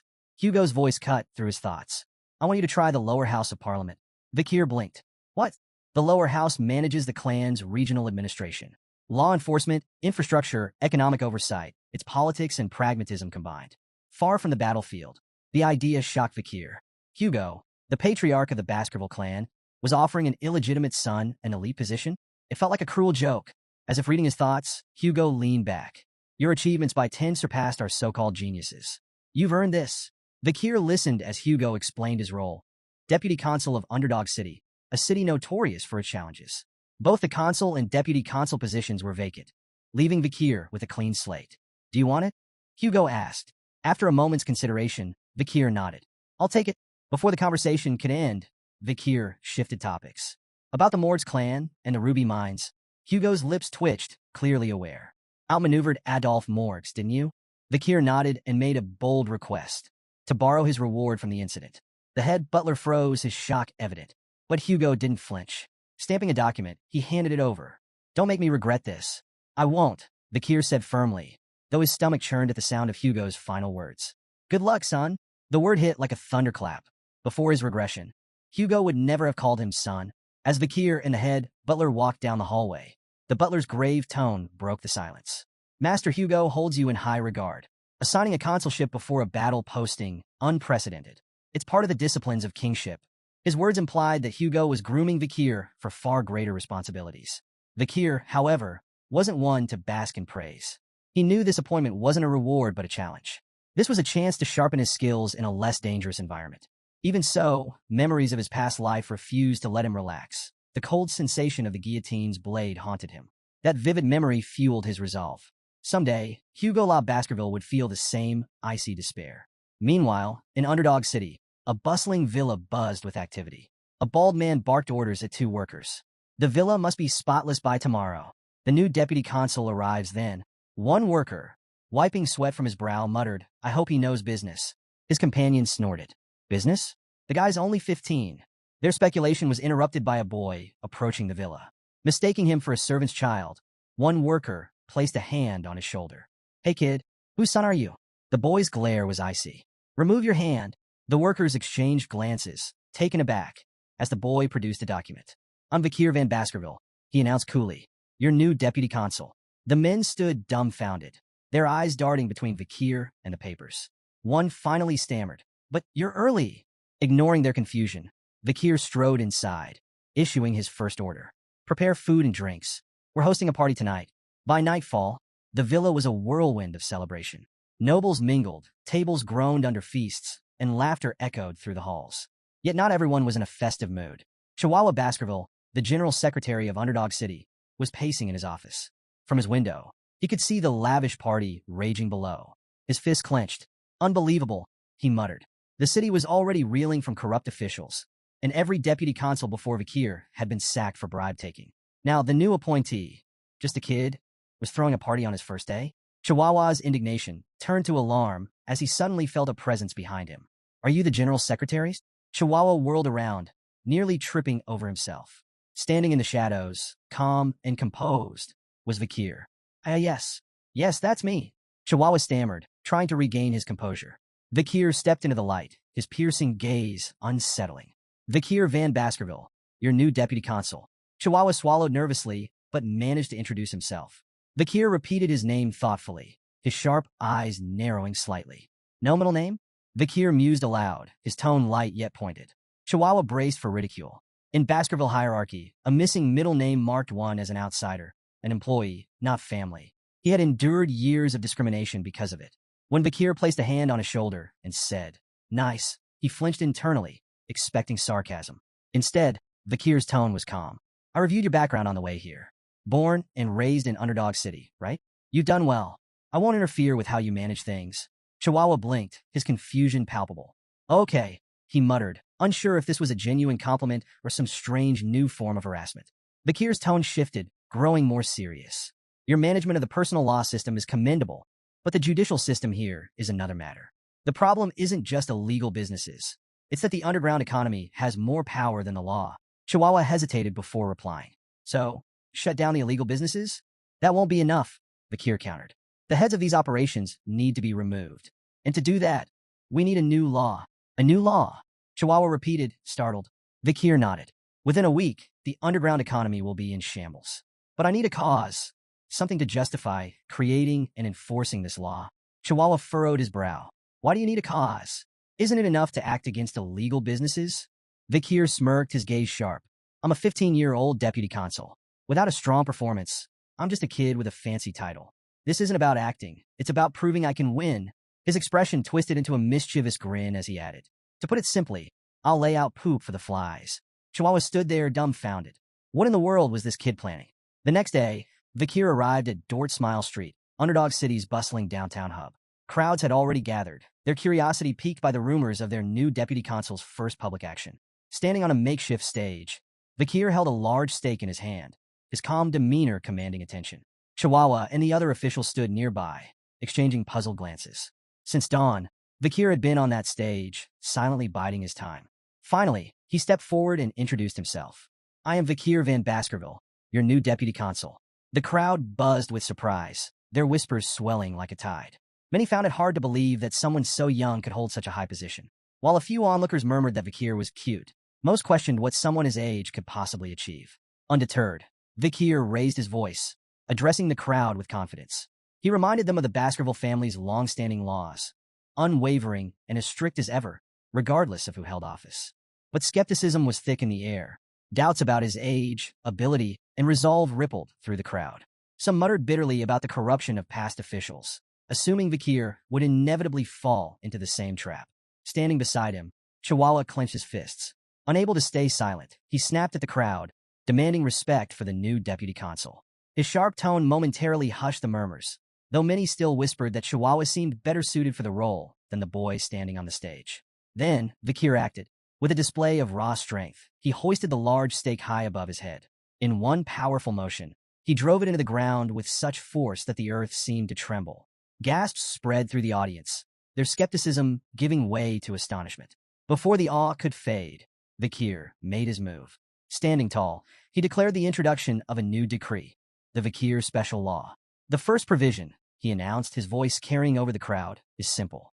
Anyone who pulls this stake from the ground will be rewarded with 100 million gold, personally paid by me. The crowd erupted in disbelief.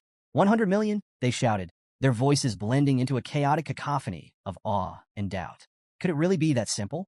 Could pulling out a stake make someone unimaginably rich? Yet, despite the excitement, no one stepped forward. Vikir's sharp eyes scanned the hesitant faces, his gaze daring someone to take the challenge. What's wrong? He taunted. Does no one have the guts to try? When the silence persisted, he smirked and raised the stakes, literally. Paragraph 1, Article 2, he declared. The prize is now 1 billion gold to the person who pulls out this stake. Gasps of shock rippled through the crowd. 1 billion gold was beyond anyone's wildest imagination, a life-changing fortune. The murmurs turned feverish as the audience grappled with the sheer magnitude of the reward. Amid the tension, a loud, mocking laugh cut through the noise. An overweight man lumbered forward, his face twisted in disdain. What is this nonsense? Do you take us for fools? He barked. No one's going to fall for such a ridiculous stunt. But someone in the crowd, quieter yet no less intrigued, muttered, 1 billion isn't exactly pocket change. The mood shifted. Whispers of curiosity and hesitation rippled through the audience. Behind Vikir, Chihuahua was more perplexed than ever. Why weren't they the ones embarrassed by this spectacle? Why was the crowd the one feeling the pressure? Unfazed by the noise, Vikir remained calm, his presence commanding. He stepped forward, his voice cutting through the whispers. So, he asked, his tone sharp and direct, is there no one brave enough to accept the challenge? The crowd fell silent once again, the weight of his words hanging heavy in the air. When no one stepped forward, Vikir raised the stakes once more. His calm voice carried over the hushed crowd. The reward is now 10 billion gold. The crowd collectively froze, their disbelief palpable. Whispers rippled through the gathering. This has to be a joke, someone murmured. Don't be stupid, another cautioned. Look at his sword. If you seem too greedy, he might cut you down. Despite the unimaginable prize, fear and hesitation kept everyone rooted in place. Beside Vikir, Chihuahua leaned in, whispering anxiously. Deputy Consul, there isn't enough money in the city to back that promise. Before Vikir could reply, a small hand shot up from the crowd. I'll try, said a timid voice. Gasps echoed through the audience. All eyes turned to the source, a frail young girl clutching a basket of flowers. Judy? The flower girl, an old man muttered, stepping forward as if to stop her. Child, don't. But Judy shook her head, determination flickering in her eyes. My mother is sick. I have no choice. The crowd whispered in astonishment as she approached the stage, her movements hesitant yet resolute. Standing before the massive stake, Judy glanced nervously at Vikir, who towered over her with an unreadable expression. Vikir spoke a single word, pull. His voice was calm, devoid of any hint of mockery or encouragement. Judy couldn't tell if he was serious or testing her. With trembling hands, she wrapped her fingers around the stake. Taking a deep breath, she pulled with all her strength. To everyone's shock, the stake slid out effortlessly, as though it had been planted in sand. A stunned silence fell over the crowd. Mouths hung open, eyes wide in disbelief. How could a frail little girl succeed where no one else dared to try? Judy stared at the stake in her hands, unsure of what to do next. She glanced nervously at Vikir, her heart racing when she saw him reach for his sword. Tears welled up in her eyes as she thought of her sick mother and the consequences of her boldness. But instead of cold steel, something warm and heavy landed in her hands. Startled, she opened her eyes to see Vikir kneeling before her, holding out a small bag. For now, here's 100 million gold, he said calmly. Judy froze, clutching the bag tightly as the weight of his words sank in. Was this real? Bakir rose to his feet, his tone businesslike. Where's your home? He asked. 10 billion gold is too heavy to carry. I'll have it delivered with a guard to protect it. Placing a hand gently on Judy's head, Bakir spoke with quiet authority. This is the law. It must always be obeyed. The crowd erupted into a cacophony of murmurs and gasps. Bakir had done the unthinkable. He had kept his outlandish promise. Even Chihuahua, standing on the stage, was left slack-jawed, unable to process what he had just witnessed. This bold performance was a turning point. The Bakir special law swept through the city, becoming the talk of Underdog. It overshadowed even the Baskerville clan's long-standing governance law. For the first time, people saw the young deputy consul as more than just a figurehead. He was someone who kept his word, no matter how audacious it seemed. Citizens were deeply moved by the simple fairness of the law, rewards for those who upheld it and consequences for those who broke it. Word of Bakir's commitment spread like wildfire. Unlike his corrupt predecessors, Bakir wasn't about greed or empty promises. He was earning the city's respect. In a matter of weeks, the atmosphere in Underdog City began to shift. Crime rates plummeted, and for the first time in years, the streets felt safer. The people began to take pride in their leadership. In the deputy consul's office, Chihuahua was scribbling on a board when Bakir approached, noting that the text was written in the Eastern language. Impressive handwriting, Bakir remarked casually, sparking a conversation. Still reeling from the earlier spectacle, Chihuahua confessed, Deputy Consul, I've lived in this city for 2 decades, and I've never seen anything like today. It was inspiring. Bakir offered a faint smile. Fear and wrath can only go so far. Trust in the law is what matters. Today wasn't about theatrics. It was about trust. Chihuahua, visibly moved, stepped forward and bowed deeply. You have my loyalty, sir. From this day forward, I will serve you for the rest of my life. Relax, Chihuahua. You're going to overheat, Bakir teased, but his thoughts were already drifting.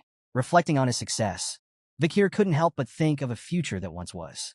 He remembered Camus Morgs, whose iron-fisted rule had once brought crime rates to an impressive 1%. But her methods relied on fear, alienating the people she ruled. Bakir was determined to forge a better path, one that earned loyalty, not resentment. Turning to the map spread out on his desk, Bakir marked several locations. These were potential hideouts and operational bases for illegal groups. The real challenges are just beginning, he murmured. The 10 billion gold reward had already been spent. Now it was time to recover those funds. Pointing to the marked areas, he laid out his plan to monitor these locations and confiscate the dirty money fueling the city's criminal networks. Chihuahua leaned over the map, intrigued. How do you know these are their bases? With a smirk, Bakir tapped his nose. I can smell them. The truth, of course, was far less mystical. Bakir's memories from before his regression had provided him with precise knowledge of these operations. While Chihuahua marveled at his investigative prowess, Bakir kept his advantage to himself, confident that his next steps would tighten his grip on the city's underground economy. Their conversation was interrupted by a staff member bursting into the room. Deputy Consul, he announced, the Village Hall's Youth Autonomy Association has requested a meeting. Chihuahua didn't seem surprised. It's about time, he muttered. Bakir, however, scowled. Arrogant bastards, he said bluntly. What do they want? Chihuahua explained. The Youth Autonomy Association is made up of second and third generation members from Baskerville's 7 founding families. Despite the grand name, it's just a rowdy social club for entitled brats. He shrugged. They probably have opinions about the Bakir special law. Bakir's grin was sharp, his tone cutting. The dung flies have started to smell the bait. Both Chihuahua and the staff member blinked, momentarily speechless. Bakir's cold smirk deepened. Let's deal with the pests gnawing at the city's foundations. Meanwhile, deep within the burning suspension, a high-end club in Underdog City's most luxurious hotel, a raucous party was underway. In the VVIP lounge, rented for a staggering 10 million gold for just 6 hours, the 7 key members of the Youth Autonomy Association reveled in extravagance. These second and third generation heirs of Baskerville's most influential families were steeped in privilege. The room buzzed with laughter as they built a pyramid of glasses, pouring expensive wine over it and letting the liquid cascade dramatically across the table. The blonde ringleader of the group smirked as he turned to the waiters. Drink it, he ordered, gesturing to the wine pooling on the table. Without hesitation, the waiters complied, lapping up the spilled wine like obedient dogs. Thank you, sir, for the privilege, one muttered, wiping his mouth. Reclining on a plush sofa, the blonde man chuckled. No matter how recklessly I spend, my money always comes back to me, he bragged. One of his companions nodded, raising a glass. Thanks to the Baskervilles, of course. All that territorial expansion gives us an endless supply of barbarians to kidnap and sell as slaves. Another laughed. The Baskervilles' ambitions are a blessing. They're like our personal hunting dogs, always there to protect us. Protect us, the blonde man scoffed. They're just sword-wielding idiots we can manipulate. Leaning forward, he added with a grin, remember when we orchestrated that conflict between the Mesamadrano and Baskerville clans? The Baskervilles wiped them out without even realizing they'd been played. The group burst into laughter, toasting their cleverness. As the laughter died down, one of them brought up the new deputy consul. What about this Vikir van Baskerville? The blonde man sneered. Oh, never heard of him. The group shook their heads, equally unimpressed. Well, the blonde man said, his grin widening. How about we teach the boy a lesson? We'll invite him to a lavish party, ply him with expensive drinks and women, and then stick him with the bill. The group roared with laughter at the thought. Think about it, the blonde continued. The kid wouldn't dare report us. A 15-year-old deputy consul? He'd ruin himself trying to pay. As they finalized their plan, the waiter entered with a group of women in tow, their arrival announced with a flourish. The group's attention shifted immediately, their laughter giving way to eager anticipation for the night's indulgences. As the party raged on, one of the companions noticed an unfamiliar young man standing among the women. His brow furrowed. Who's that kid? He demanded. The waiter stammered nervously. He entered with so much confidence that no one stopped him. The young man stepped forward, and the room fell silent as recognition began to dawn. It was none other than Vikir himself. The blonde man, smirking to hide his unease, gestured for a waiter to handle the situation. The waiter grabbed Vikir by the hair, yanking him forward. Who do you think you are, barging in here? He snarled. Vikir's cold, glowing eyes froze the room. A tension so thick it felt like suffocating blanketed the space. Without a word, Vikir twisted the waiter's arm at an unnatural angle, eliciting a howl of pain that sent shivers through the group. The companions froze, staring in disbelief as Vikir calmly stepped forward. One of them, his voice shaking, stammered, Deputy Consul Vikir? Why are you here? Vikir's reply was short and cutting. You invited me. The blonde man forced a laugh, his tone overly jovial. Well, isn't this incredible? The deputy consul has graced our humble party. What an honor. Vikir didn't respond. He sat silently, his sharp gaze scanning the room as the blonde man leaned in to whisper to a companion. Their hushed tones weren't subtle enough to escape Vikir's trained ears. Let's move ahead with the plan, the blonde man murmured. Keep him here, and when it's over, stick him with the bill. The companion smirked. Let's see if he even tries to fight it. Vikir's patience snapped, slamming his hand down on the table. The entire surface exploded with a deafening crack, sending glass, drinks, and the champagne tower crashing to the floor. The room descended into chaos as the stunned partygoers struggled to process what had just happened. The blonde man's eyes widened in shock. He stared at the shattered remnants of the table, his mind racing. Did he use mana for that? The realization hit him like a blow. Vikir wasn't just a child. He was a trained Baskerville, one of the most dangerous warriors in the territory. One companion, trembling, whispered angrily, We underestimated him. The blonde man snapped back, Do something. But the companion shook his head, visibly terrified. We don't stand a chance.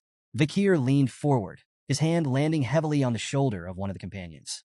The man froze under his icy gaze, panic flooding his features.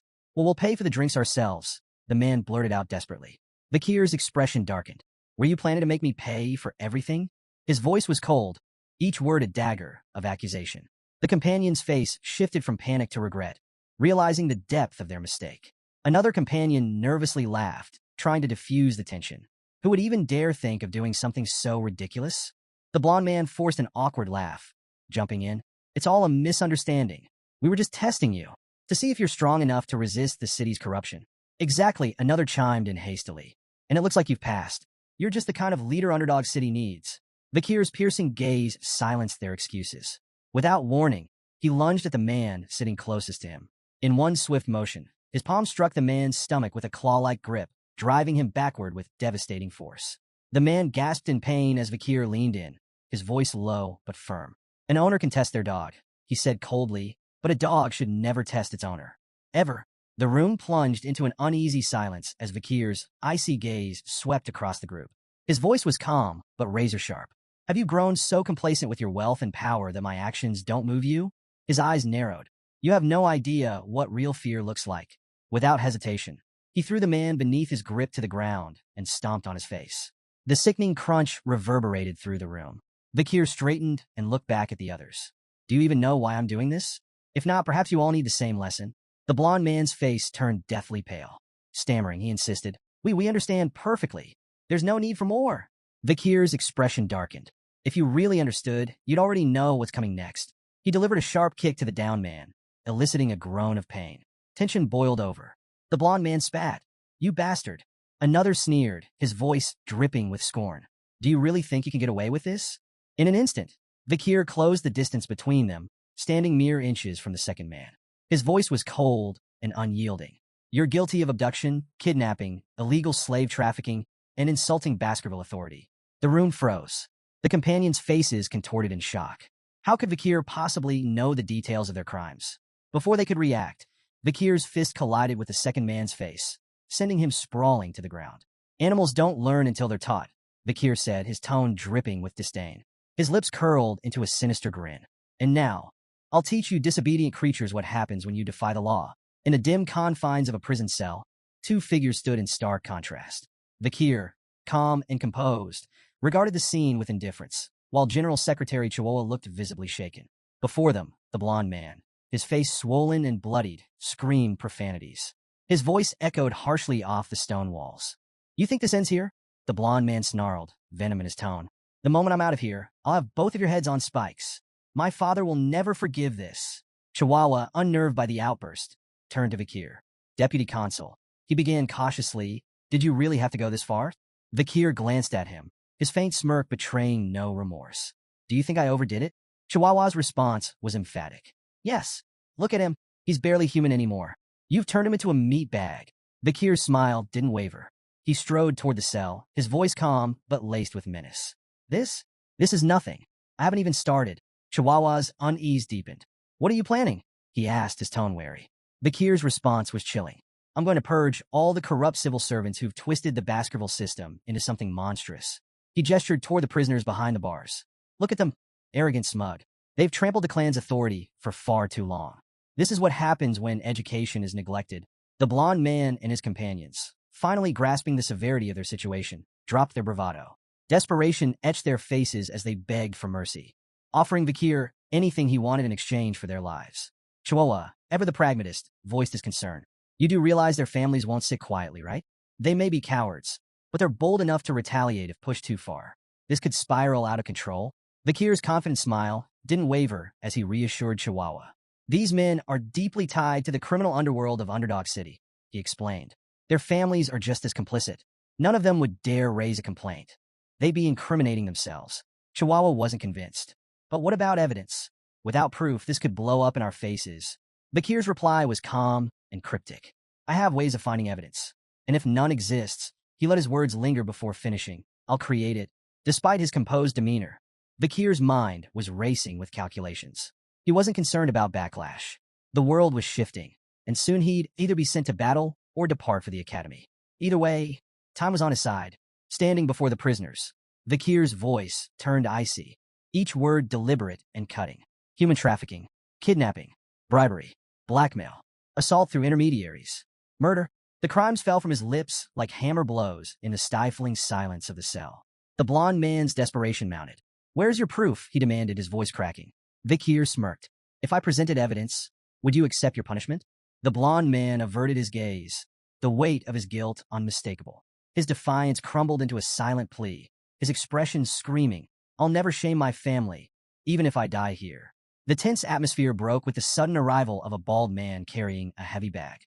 He greeted Vikir with casual ease, as though the grim scene before him was an everyday affair. "Your custom order is ready," he said, placing the bag at Vikir's feet. Vikir nodded in thanks and opened the bag, revealing an array of ominous tools. The bald man watched, a mix of dread and fascination on his face. Finally, he couldn't hold back. "I've been in this business for 30 years, but I've never seen tools like those. Where did you come up with such terrifying devices?" Without looking up, Vikir replied nonchalantly, "I didn't invent them. They were common where I came from." The bald man froze, visibly unsettled. "Where you came from? What hellhole is that?" Vikir chuckled. "Something like that." Then, almost casually, he added, "Want me to teach you how to use them?" The bald man quickly shook his head, his face pale. "No thanks. If I watch what you're about to do, I'd lose everything I've eaten this week." Vikir smirked, but didn't respond. He turned his focus back to the tools, methodically arranging them as his mind drifted to darker times, the era of destruction. Memories of breaking Demon Clan prisoners resurfaced, the era when interrogation techniques reached horrifying heights in sophistication and cruelty. Opening his coat, Vakir revealed a series of tools strapped to his body. The blond man's defiance shattered. His bravado dissolved into a high-pitched squeal as sheer terror gripped him. Vakir's expression was cold and unreadable. "What happened to your confidence?" he asked mockingly. "Where's all that tough talk about never confessing?" Buttoning the cuffs of his sleeves with deliberate calm, Vakir added, "Don't say anything just yet. Let's savor this moment. It's nostalgic." The blond man couldn't hold back anymore. Tears streamed down his face, his body trembling uncontrollably as fear consumed him. Rumors of the arrests of the 7 wicked gangs spread like wildfire through Underdog City. In every corner of the city, taverns, markets, and alleys, the topic dominated conversations. At a dimly lit tavern, a group of patrons argued over the shocking news. "Good riddance," one man spat. "Those gangs treated ordinary folks like pests." Another, more skeptical voice chimed in, "Don't get your hopes up. The new deputy consul might make some noise, but he'll release them soon enough. They're too tied to the native families. But the charges are serious this time," a third patron countered. "They might actually be executed." The room fell into uneasy murmurs as patrons debated whether the children of the native families could truly face such dire consequences. One man leaned in, his voice low but resolute. "Don't underestimate Vakir. This is the same man who burned 10 billion gold just to make a point. If anyone will follow through, it's him." Others scoffed, dismissing the arrests as a political ploy. "It's all for show," a patron said, waving a hand. "The native families will apologize, and the gang members will walk free. It's how things have always been." At first, it seemed those predictions might hold true. The Mablink, Pyre, Luib, Chanel, Daragamu, Hermes, and Prada clans, families tied to the 7 wicked gangs, issued formal apologies to Deputy Consul Vakir. But the apologies fell on deaf ears. In the heart of the city's central square, 7 severed heads hung grotesquely from iron spikes. Salt preserved their twisted expressions of agony, a chilling reminder of the suffering they endured before death. Above the heads, a public notice detailed their crimes and punishments under the Baskerville Family Autonomy Constitution, a set of laws infamous for its strict and unforgiving penalties. Clause 1. Banning illegal brothels. Punishment: tattooing the word sex across the criminal's face. Clause 2. Banning illegal gambling. Punishment: wrist amputation, repeated 72 times, 1 for each offense. Clause 3. Banning illegal private loans. Punishment: eye removal. This penalty was suspended after pleas from victims. Clause 4. Banning illegal lobbying. Punishment: exile. Since the criminals were already dead, their headless bodies were discarded outside the city walls. The crowd stood frozen, staring in silent horror at the grisly display. The severed heads of the 7 wicked gangs and the brutal enforcement of the laws left the city in shock. In his office, Vakir addressed Chihuahua, who was visibly shaken. "There's no need to look so surprised," Vakir said, his tone cold. "These laws have always existed. The only difference is that this is the first time the so-called native families are facing the consequences." Chihuahua swallowed hard, struggling to process what had just unfolded. "Do you really think this will work?" Vakir turned his gaze to the window, watching the flickering torches of the central square below. "This is only the beginning," he said. "This enforcement will spark a chain reaction. Underdog City is on the brink of a violent shift." His voice grew darker. "When the destruction begins, this city will become a bloodbath." Turning back to Chihuahua, Vakir's tone sharpened. "Brace yourself. You're joining me for the next step of the plan." Chihuahua blinked, clearly rattled. "Me? Why do I have to?" "You're part of this now," Vakir interrupted, his voice leaving no room for argument. Chihuahua let out a resigned sigh, his face pale as the weight of what lay ahead settled over him. The scene shifted to a dimly lit tent buzzing with anticipation. Chihuahua, now donning a sinister mask that only made him more jittery, stood among a crowd of similarly veiled figures. Turning slightly, he whispered nervously to a figure caged behind him. Vakir, exuding his usual unbothered confidence. "Are you sure this plan isn't insane?" Chihuahua asked, his voice barely audible. Vakir's crimson eyes locked onto him. "Have I ever let you down?" Chihuahua's silence spoke volumes. He adjusted his mask, feigning composure as more masked individuals filed into the area. This was no ordinary gathering. It was the infamous underground slave auction in Underdog City, a lawless pit nestled at the edge of Baskerville territory. Under the cover of night, a sprawling tent had risen from the barren wasteland, its garish lights luring in luxurious carriages like moths to a flame. Inside, a grim marketplace awaited, where lives were bartered like commodities. Kidnapped barbarians, disgraced nobles, and commoners alike. The Baskerville family, oblivious to this atrocity on their outskirts, remained conspicuously absent. At the entrance, The auctioneer greeted arrivals with exaggerated cheer. His tone shifted slightly upon noticing Chihuahua's group, recognizing the telltale insignias of the Mablin clan, one of the auction's most esteemed customers. "You're here as sellers this time," the auctioneer remarked, glancing at their credentials. "I trust you've brought something to impress. Last time, the clan wasn't exactly thrilled with our offerings." Chihuahua's lips curled into a nervous smirk beneath his mask. "No complaints here. Quality is never a problem." The auctioneer's gaze fell on Vakir, trapped in a cage among the other merchandise. His striking black hair and piercing crimson eyes drew the man's attention like a shark to blood. "Now that's a rare gem," he murmured, his greedy eyes glinting. "I'll make sure he fetches a premium." Feigning agreement, Chihuahua nodded and let the auctioneer handle the rest. The man bowed theatrically before disappearing, leaving Chihuahua to stew in the chaos of the tent. Inside, the atmosphere was electric. The crowd of criminals and elites buzzed with anticipation, swapping whispers about the night's offerings. From exotic slaves to tragic nobles, everyone had their preferences, though all shared the same ravenous hunger for novelty. The auctioneer took the stage, his flamboyant energy rivaling that of a carnival barker. "Ladies and gentlemen," he boomed, "our first item, a beast straight from the nightmares of hell itself." With a dramatic flourish, he unveiled an A-rank monster, the Mercy Lego. The crowd gasped as the towering creature, part cow, part devil, growled menacingly. Its 19 hearts made it nearly impossible to kill, a fact the auctioneer didn't fail to exploit. "Every part of this beast is valuable," he announced, listing its leather, meat, bones, and even intestines.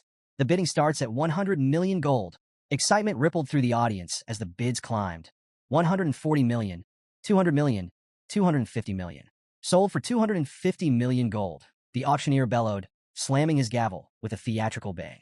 The crowd erupted into applause, eager for the next spectacle. As the auction continued, a variety of bizarre and horrifying products paraded across the stage, each commanding the audience's morbid fascination. However, the crowd's murmurs hushed when a worker approached the auctioneer, whispering in his ear. A wicked grin spread across his face. "Ladies and gentlemen," he announced, his voice laced with excitement, "we have a special addition to tonight's lineup. From the savage tribes of the life-engulfing forests, a warrior of unparalleled ferocity." The girl was dragged onto the stage, her fierce glare defiant even as the chains bit into her wrists. The auctioneer wasted no time hyping her up as a wild beast begging to be tamed, urging the crowd to prove their dominance. "Bidding starts at 5 million gold," he declared, his voice booming. Silence. "All right, 3 million," he tried, his enthusiasm wavering. The crowd exchanged uninterested glances. "Fine, 1 million gold. She's a steal," he shouted, desperation creeping into his voice. Still nothing. Murmurs of boredom rippled through the tent. Frustrated, the auctioneer waved the guards over. "Take her away. Let's get to something worth their time." The guard stepped in, but the girl wasn't about to go quietly. She thrashed violently, almost breaking free, until one guard struck her in the stomach. She crumpled to the floor, unconscious, and was unceremoniously dragged backstage. The auctioneer cleared his throat, forcing a smile as he tried to salvage the moment. "Apologies for that little incident, but fear not. I present to you the crown jewel of tonight's auction." The crowd stirred as the spotlight swung to Vakir, seated calmly in his cage. He radiated a quiet, commanding presence that silenced even the most restless attendees. "Behold," the auctioneer proclaimed, "a pureblood with striking black hair and crimson eyes, beauty, strength, and obedience in one perfect package." Before the bidding officially began, a woman in the crowd, smitten by Vakir's striking appearance, raised her hand. 600 million gold. The auctioneer blinked, momentarily caught off guard. "We haven't even announced the starting price." 800 million. Another bidder cut in, a gruff man with an imposing presence. The woman whirled on him, her tone sharp. "Why would you need him?" The man smirked. "I'll make him a gladiator. He'll be worth twice the price by the time I'm done." The two traded barbs as the bids climbed rapidly. 900 million, 1 billion. The tent buzzed with energy until a new contender, masked and silent, raised their plate. Number 99. 6 billion gold. The masked bidder said coolly, silencing the room in an instant. Gasps rippled through the crowd. Someone whispered, "That's Baron Gambino. He's swimming in money after taking over the underground funds from the granary." While the audience admired the Baron's bold move, his attendant leaned in, her tone cautious. "That's a dangerous sum for a slave. You'll only profit if he stays unscathed." The Baron shot her a withering glare. "I saved you from the streets, and this is how you repay me? Keep your mouth shut." The auctioneer slammed his gavel. "Sold. To customer 99 for 6 billion gold." Guards hauled Vakir from the cage, presenting him to Baron Gambino. Up close, Vikir's presence was even more intimidating, his crimson eyes practically daring the Baron to test him. "You're mine now," Gambino said, a twisted grin spreading across his face. "But don't worry, I'm not a bad guy." Vikir's stoic expression didn't falter, though the Baron's lecherous tone was enough to make the air in the room feel heavy. "Relax," Gambino purred. "I'll find all sorts of ways to enjoy you." If looks could kill, Vikir's glare would have struck him down on the spot. Vikir raised his bound hands toward the Baron, a subtle smirk playing on his lips. The Baron blinked, misinterpreting the gesture. "Oh, do you want me to unlock those for you?" Before the Baron could finish his sentence, Vikir's wrists tensed, and the cuffs snapped apart with a metallic crack that echoed through the room. "What?" The Baron sputtered, eyes wide. Vikir wasted no time. He delivered a thunderous kick to the Baron's chest, sending him sprawling across the floor like a discarded rag doll. Gambino's attendant, Cindy, froze in shock as the Baron writhed on the ground, gasping for air. Striding over, Vikir grabbed the Baron by the back of his collar, lifting him like a sack of grain. "Let's play a game," Vikir said, his voice calm, yet icy. "It's called Spear and Shield. I'm the spear. You're the shield. Let's see how long you last." With that, he slammed the Baron into the floor with bone-crunching force. Gambino screamed, flailing and calling out, "Cindy, do something." But before Cindy could react, the Baron had already gone limp. Vikir released him, standing over his unconscious form. "Game over," Vikir announced, his tone devoid of emotion. The shield failed. The room erupted into murmurs as Vikir reached up and removed his mask. Gasps rippled through the crowd as his identity was revealed. "Vikir van Baskerville," someone exclaimed in disbelief. Cindy stumbled back, her face pale. "A Baskerville here?" Vikir ignored her and crouched near the Baron's crumpled body, inspecting him with cold detachment. "Is he dead?" he asked flatly, as if the answer barely mattered. The crowd broke into whispers. "If he's here, then who's the new deputy consul of Underdog City? Why would a Baskerville hound come to this auction?" Amid the chaos, Chihuahua stood in the shadows, his heart pounding. He stared at Vikir, trying to make sense of what he had just witnessed. This isn't just an incident anymore, he thought, his mind racing. It's a catastrophe. Vikir straightened, surveying the tent with a chilling smile.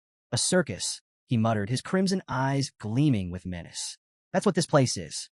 But don't expect the clowns to survive the show." Tension gripped the room. Vikir stood unarmed at the center, surrounded by a sea of guards. The crowd held its collective breath, unsure if they were about to witness a miracle or a massacre. The auctioneer, his face twisted with fury, shattered the silence. "Kill him," he roared, spittle flying. "I don't care if he's a Baskerville. Take him down." The guards charged, weapons glinting in the harsh light. Vikir's hand flickered. In an instant, Beelzebub, his blade, appeared, shimmering with a deadly red glow. Before the first guard could blink, Vikir moved, a blur of precision and brutality. The first wave of attackers fell in moments, their weapons clattering uselessly to the floor as crimson streaks stained the ground. The crowd recoiled in horror. A guard wielding a massive chain, an iron ball swung it with all his might, the heavy weapon whistling through the air.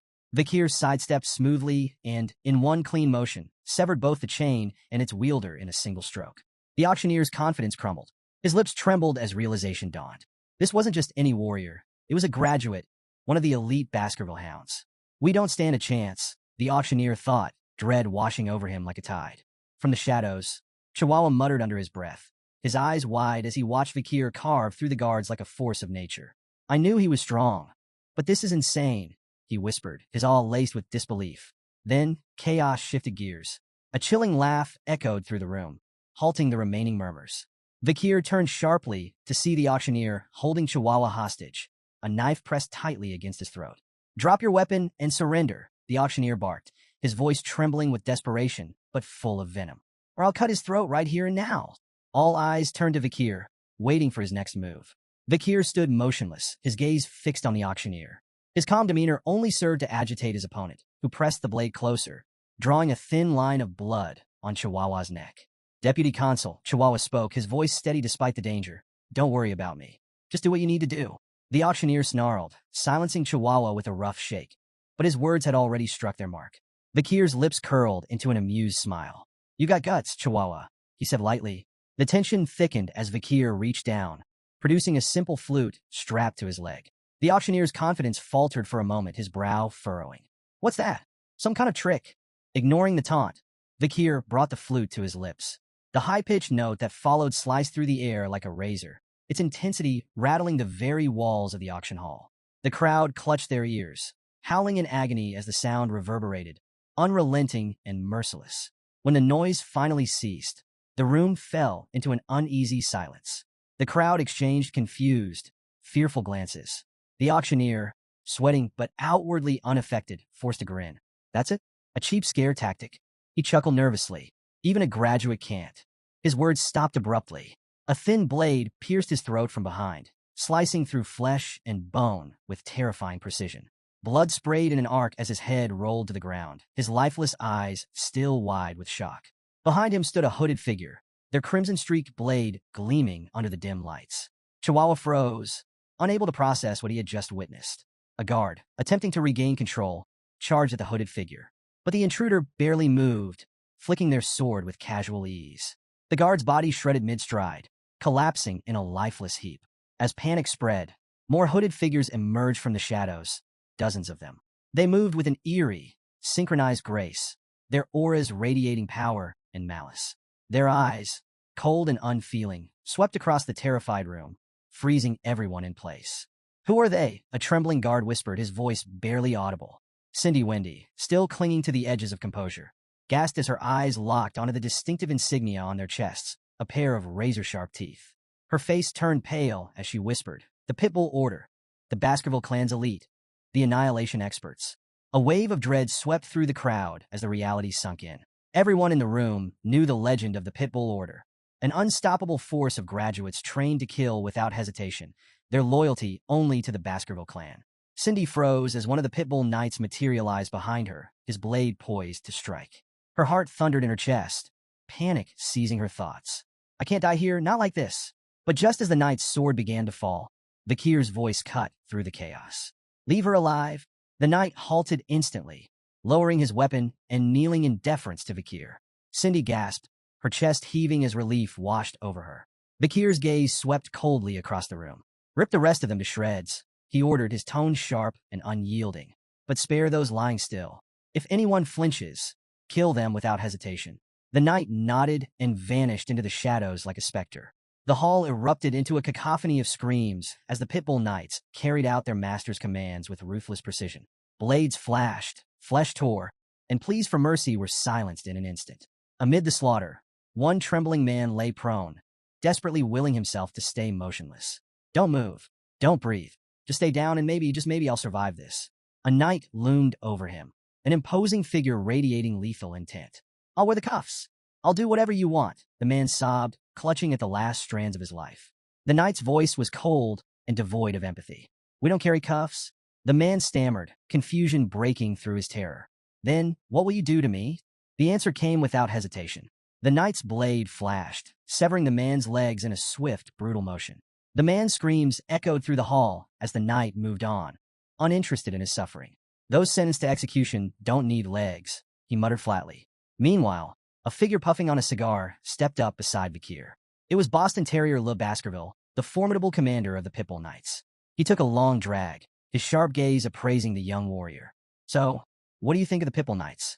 Boston Terrier asked, his tone casual but laced with pride. Vikir gave a curt nod. "They're effective." Boston Terrier smirked. "If you need anything else, just say the word." As he studied Vikir, his thoughts churned. No wonder Brother Hugo is so invested in this kid. At 15, he's already this sharp, fierce and ruthless, a natural fit for us. Placing a hand on Vikir's head, Boston Terrier grinned. "Come join us. I'll raise you into a proper knight." Vikir hesitated briefly before responding, his tone polite but firm. "I'll think about it." Turning, he added, "I have urgent matters to attend to." Boston Terrier watched him leave, a faint frown tugging at his lips. "He's ignoring me," he thought, but instead of irritation, he felt a growing sense of intrigue. "That just makes me want him even more." Vikir slipped into the shadowy storeroom, his eyes narrowing as they adjusted to the dim light. "It's here somewhere," he muttered, prowling between crates and barrels with the precision of a predator. In the corner, a hulking safe caught his eye. For a fleeting second, he considered if it held the nobles' contributions. The thought of dragging it to City Hall for some bureaucratic taxation ritual briefly crossed his mind. "Yeah, no," he dismissed, smirking to himself. "I'm not here to play accountant." His attention shifted to a cage covered with a tattered cloth. As he stepped closer, a faint whimper reached his ears. His smirk vanished, replaced by a grim determination. Yanking the cloth away, he revealed a bruised and battered girl huddled inside. She flinched at the sudden exposure, her tear-streaked face a picture of fear and pain. Vikir let out a frustrated sigh, reaching into his pack. "You're lucky I have this," he muttered, pulling out a shimmering potion, a relic from the Pitbull Knights, known for its legendary healing properties. Carefully tilting the vial, he let a few drops trickle into her mouth. The transformation was almost instant. Wounds knitting together, bruises fading like ink washed away. Her eyelids fluttered open, but the sight of Vikir made her retreat further into the cage, trembling. Vikir frowned. "What's with the fear? Do I look like the bad guy here?" The girl remained silent, staring as if weighing her odds of survival. Vikir stood, unlocking the cage with a practiced twist. "Go," he commanded, his tone firm but not unkind. When she didn't move, he switched to halting barbarian. "Run. Away." Her eyes widened slightly, the recognition of her native tongue flickering in her expression. Yet she hesitated, mumbling something in barbarian that sounded soft, almost pleading. Vikir crossed his arms. "Look, I'm not fluent, but this isn't a language test. The exit's that way." He pointed emphatically. Finally, the girl rose, still limping but steadier with each step. At the doorway, she paused and turned back to him, her voice trembling as she spoke again in barbarian. Vikir couldn't make out the words, but the gratitude in her tone was unmistakable. Once she disappeared into the night, Vikir exhaled and pulled another cloth aside. Beneath it lay his real target, the carcass of Mercy Lego, an A-rank monster. Still fresh, he noted, crouching down to inspect the massive beast's remains. A red aura began to shimmer from his hand, and moments later, Beelzebub materialized, a faint grin stretching across its sinister form. "It's been a while, hasn't it?" Vikir said casually, as though addressing an old friend. "An A-rank snack. Try not to take all day. The Pitbull Knights will be here soon, and they don't like to share." Beelzebub let out a guttural, pleased sound, its hunger palpable. The aura around it flared as it descended upon the corpse, feasting with voracious glee. Vikir stood watch, arms crossed, his mind already calculating his next move. As dawn broke, the name Deputy Consul Vikir became the city's most chilling buzzword. Stories of his brutal crackdown on the criminal underworld spread like wildfire. Nobles and other elites involved in the illegal slave trade were now prisoners in Underdog City's notorious jail, minus a few limbs. The infamous Burning Suspension Club, once the crown jewel of the city's vice, had been reduced to smoldering ruins. Its VIP patrons hadn't fared any better. Their heads now adorned stakes in the main square, a grim display of justice that sent shockwaves through the city. The 7 original clans, whose heirs had been among the casualties, were quick to react. Their indignant letters of protest flooded Vikir's office. But his response was as cold and final as the guillotine. The death penalty is the only justice for violating the imperial family's ultimate decree.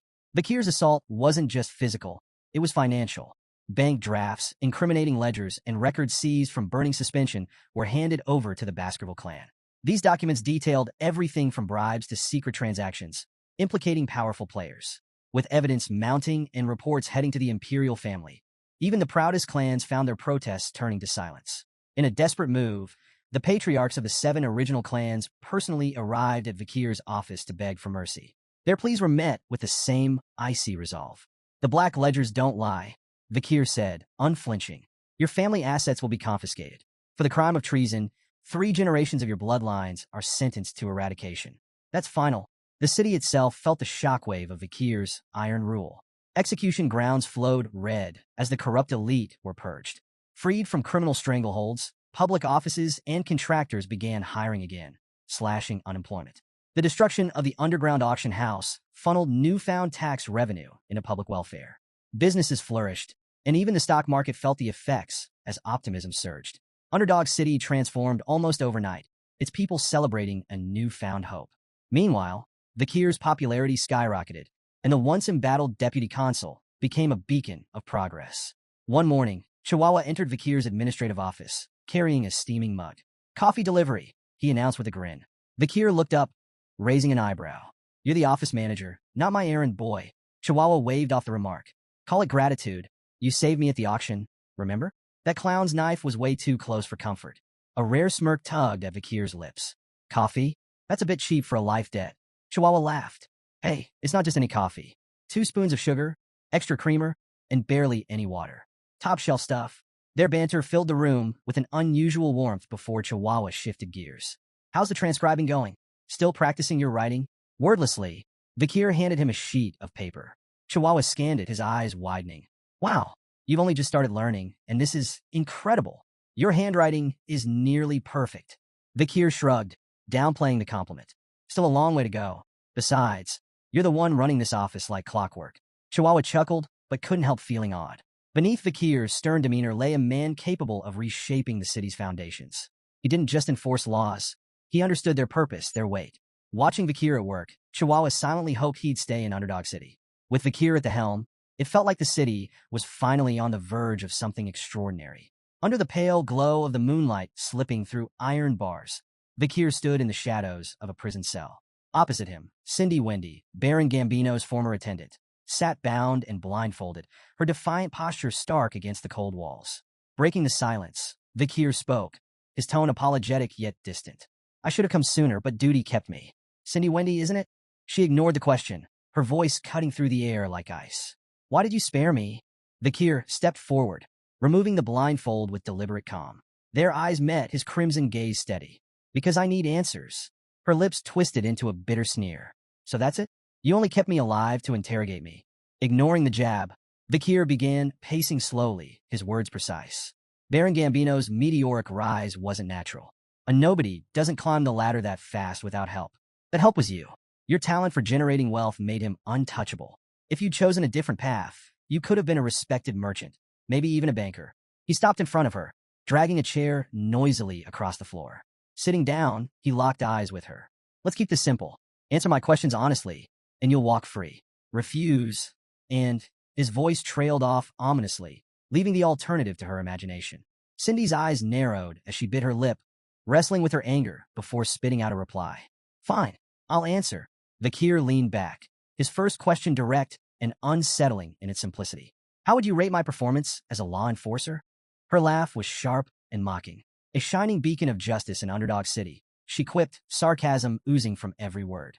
Unmoved, Vikir leaned forward. Mockery's a dangerous game, Cindy. Play along, or the deal's off. With an exasperated sigh, she dropped the act. Fine, you're doing well. Happy. Vikir's demeanor shifted instantly, his grin sudden and wolfish. Rising, he closed the distance between them, gripping her chin. His voice dropped to a chilling tone. Why do you think I'm doing well? Cindy stiffened, sweat beading on her brow as his crimson eyes bored into her. Releasing her, Vikir returned to his chair, gesturing for her to speak. Grinding her teeth, Cindy finally relented. Because you enforce order with fear. People listen, but not because they respect you. They're terrified. You crush criminals and boost your authority, but you're planting seeds of hatred at the same time. That hatred will grow, and one day, it'll burn everything you've built. She paused, her gaze hardening. And the Baskerville clan? They won't tolerate your rise. They don't like threats to the throne, and you're becoming one. Vikir's face remained unreadable, absorbing her words like a stone soaking in rain. After a moment, he asked, What's your solution then? How would you navigate this? Cindy locked eyes with Vikir, her voice calm but firm. If you want to survive, return all your authority and accomplishments here to the Baskerville clan and its leader. Keeping the spotlight on yourself will only make you a target. She paused, then added, Find a place where your power won't draw attention. Somewhere like the life-engulfing forest or the Imperial Academy. Among your peers, you can blend in, hide your strength, and slip out of the Baskerville clan's crosshairs. Cindy's tone softened slightly. If you do this, the clan leader will eventually bear the consequences in your place. Vikir said nothing at first, his gaze distant. The silence grew heavy, and Cindy's breath hitched as an overwhelming wave of bloodlust radiated from him. The air turned suffocating, the weight of his unspoken menace pressing down like a predator, sizing up its prey. When he finally spoke, his voice was calm, but laced with steel. I understand your suggestion, he said. It's like asking a loyal hunting dog to turn its fangs on its own master. His crimson eyes locked onto hers, the mix of bloodlust and cold calculation behind them unyielding. Yet Cindy, despite the shiver crawling up her spine, held his gaze with an unsettling calm. It's the only way to escape the Baskerville clan's hatred, she said evenly. A faint smile tugged at Vikir's lips. Not bad, he remarked. Your thoughts align suspiciously well with my own. To Cindy's surprise, Vikir stepped forward and unlocked her handcuffs, the metal clattering to the floor. She stared at him in disbelief. You're really letting me go? Vikir nodded, his expression unwavering. I keep my promises. Cindy hesitated as she walked past him, glancing back. I hope you never come to regret this. Before she could leave, his voice stopped her cold. Do you know the Messama Denaro clan? Cindy turned, her expression puzzled. Bakir's tone was measured, deliberate. Among the founding families of Underdog City, everyone knows the 7 original clans. But there was an 8th, a prosperous merchant family, the Messamidinaro clan. They were as wealthy and influential as any of the 7. His voice darkened as he continued. Their rise ended in a single night. During a grand birthday celebration, the clan's youngest son showed off his newly learned sword technique. It stunned the onlookers because it was the secret Baskerville sword art, knowledge that only bloodline members of the Baskerville family are allowed to possess. Cindy's body tensed as she listened. Bakir's words carried the weight of history and bloodshed. The Baskerville clan leader deemed it a betrayal of the highest order. Their response was swift and merciless. The hunting dogs were unleashed, and the Messamidinaro clan was erased from existence. Cindy's unease grew, but she managed a forced smile. And what does this have to do with me? Bakir's eyes sharpened, his tone cutting. There's more to the story. That technique wasn't leaked by accident. It was stolen by the young masters of the 7 clans and taught to the boy as a cruel joke. The Messamidinaro clan was nothing more than a scapegoat, a victim of their malice. Cindy's forced smile faded entirely as Bakir stepped closer, his voice heavy with grim resolve. There was one survivor, a 1-year-old girl pulled from the ruins of her family's massacre. Beautiful, even as an infant, but beauty brought her no mercy. She endured unimaginable torment at the hands of those who took her. Cindy's fists clenched as anger flashed across her face. I don't want to hear any more of this, she snapped, turning away and striding toward the exit. But Bakir's voice cut through the silence, stopping her in her tracks. The story doesn't end there, he said, his tone measured but unrelenting. A new deputy consul uncovered the truth and brought justice. The 7 young masters who orchestrated the fall of the Messamidinaro clan were captured, interrogated, and forced to confess. His expression darkened, the weight of his words pressing into the room. Before they died, they showed remorse. Their final words were, "We're sorry for committing such a heinous crime." Cindy froze, tears streaming down her face as she turned to face him. Her voice trembled as she asked, "Who are they apologizing to?" Bakir met her gaze with calm resolve. "They were apologizing to the sole survivor of the Messamidinaro clan," he said. "To the girl who took the name Cindy Wendy." Cindy staggered, her tears falling faster. "How am I supposed to believe that?" she demanded, her voice raw with pain. "You tortured them. How can I trust that their apologies were genuine?" Without hesitation, Bakir grabbed a nearby torch. "There's only one way for you to believe me," he said evenly. "See it for yourself." He led Cindy through the dim halls to a desolate prison cell. Stopping before the door, he gestured toward the ground. "Look." Cindy's eyes widened as she took in the horrific sight. On the cold stone floor, written in dried blood, were the prisoner's final, desperate words. "We brought devastation upon the Messamidinaro clan. Forgive us for our crimes." The pitiful plea was raw and haunting, a message scrawled in their final moments of terror. Cindy's knees buckled as the weight of it all hit her. Overcome, she clutched her stomach and retched, tears streaming down her cheeks as she trembled. Bakir stood behind her, his voice steady but laced with an edge of cold purpose. "Even though they suffered and died, the vengeance of the Messamidinaro clan isn't finished. There's still one more clan that must pay for what they've done." He knelt slightly to meet her gaze, his crimson eyes burning with intensity. "Hate the Baskervilles. You have every right to despise us. As a survivor of the Messamidinaro clan." Cindy wiped her mouth with the back of her hand, her tears refusing to stop. "Why are you doing this?" she asked, her voice hoarse. "Why are you helping me? You're a Baskerville yourself." Bakir's lips curled into a faint smirk. "You're asking the wrong question." Cindy pushed herself to her feet, brushing off the dust as she steadied her shaking frame. Without another word, she began to walk away, but at the door, she paused and turned back to him. Her expression was calm now, her voice steady. "I understand," she said quietly. "Bakir van Baskerville, I owe you a debt." Her tone grew firm, conviction lining every word. "No matter where life takes you, you'll never have to worry about money again. That's my promise." With that, she disappeared into the shadows of the hallway. Bakir stood in silence, watching her go until her footsteps faded into the distance. Then, almost to himself, he muttered with a faint smirk, "I'll hold you to that promise." The next morning, Chihuahua burst into Bakir's quarters, full of energy. "Deputy Consul, it's time to..." He started but froze mid-sentence. The scene before him was something out of a nightmare. Blood-soaked sheets and lifeless bodies scattered across the room. Bakir stirred, stretching lazily before rubbing his eyes. "Good morning," he greeted casually, as though nothing were amiss. Chihuahua's jaw nearly hit the floor. "Good morning. What about?" "All the corpses," he shouted, pointing wildly. Bakir glanced around at the carnage, his expression nonchalant. "Oh, those? Looks like I killed them in my sleep, he replied with a shrug. Chihuahua stared, utterly horrified. Are you serious? Vikir chuckled lightly. Relax, I'm kidding. As they made their way down the hallway, Chihuahua shot him a wary look. Deputy Consul, I have to ask, what was your childhood like? Vikir smirked, amusement dancing in his crimson eyes. Didn't find my joke funny? That's not what I meant, Chihuahua muttered, exasperated. Vikir's tone turned thoughtful, almost distracted. Lately, I've had some inconveniences. Poison arrows, acid snipers, arson attacks, 2 near misses with runaway carts, the usual. Think I've caught someone's attention? Chihuahua stared at him in disbelief. You're insane.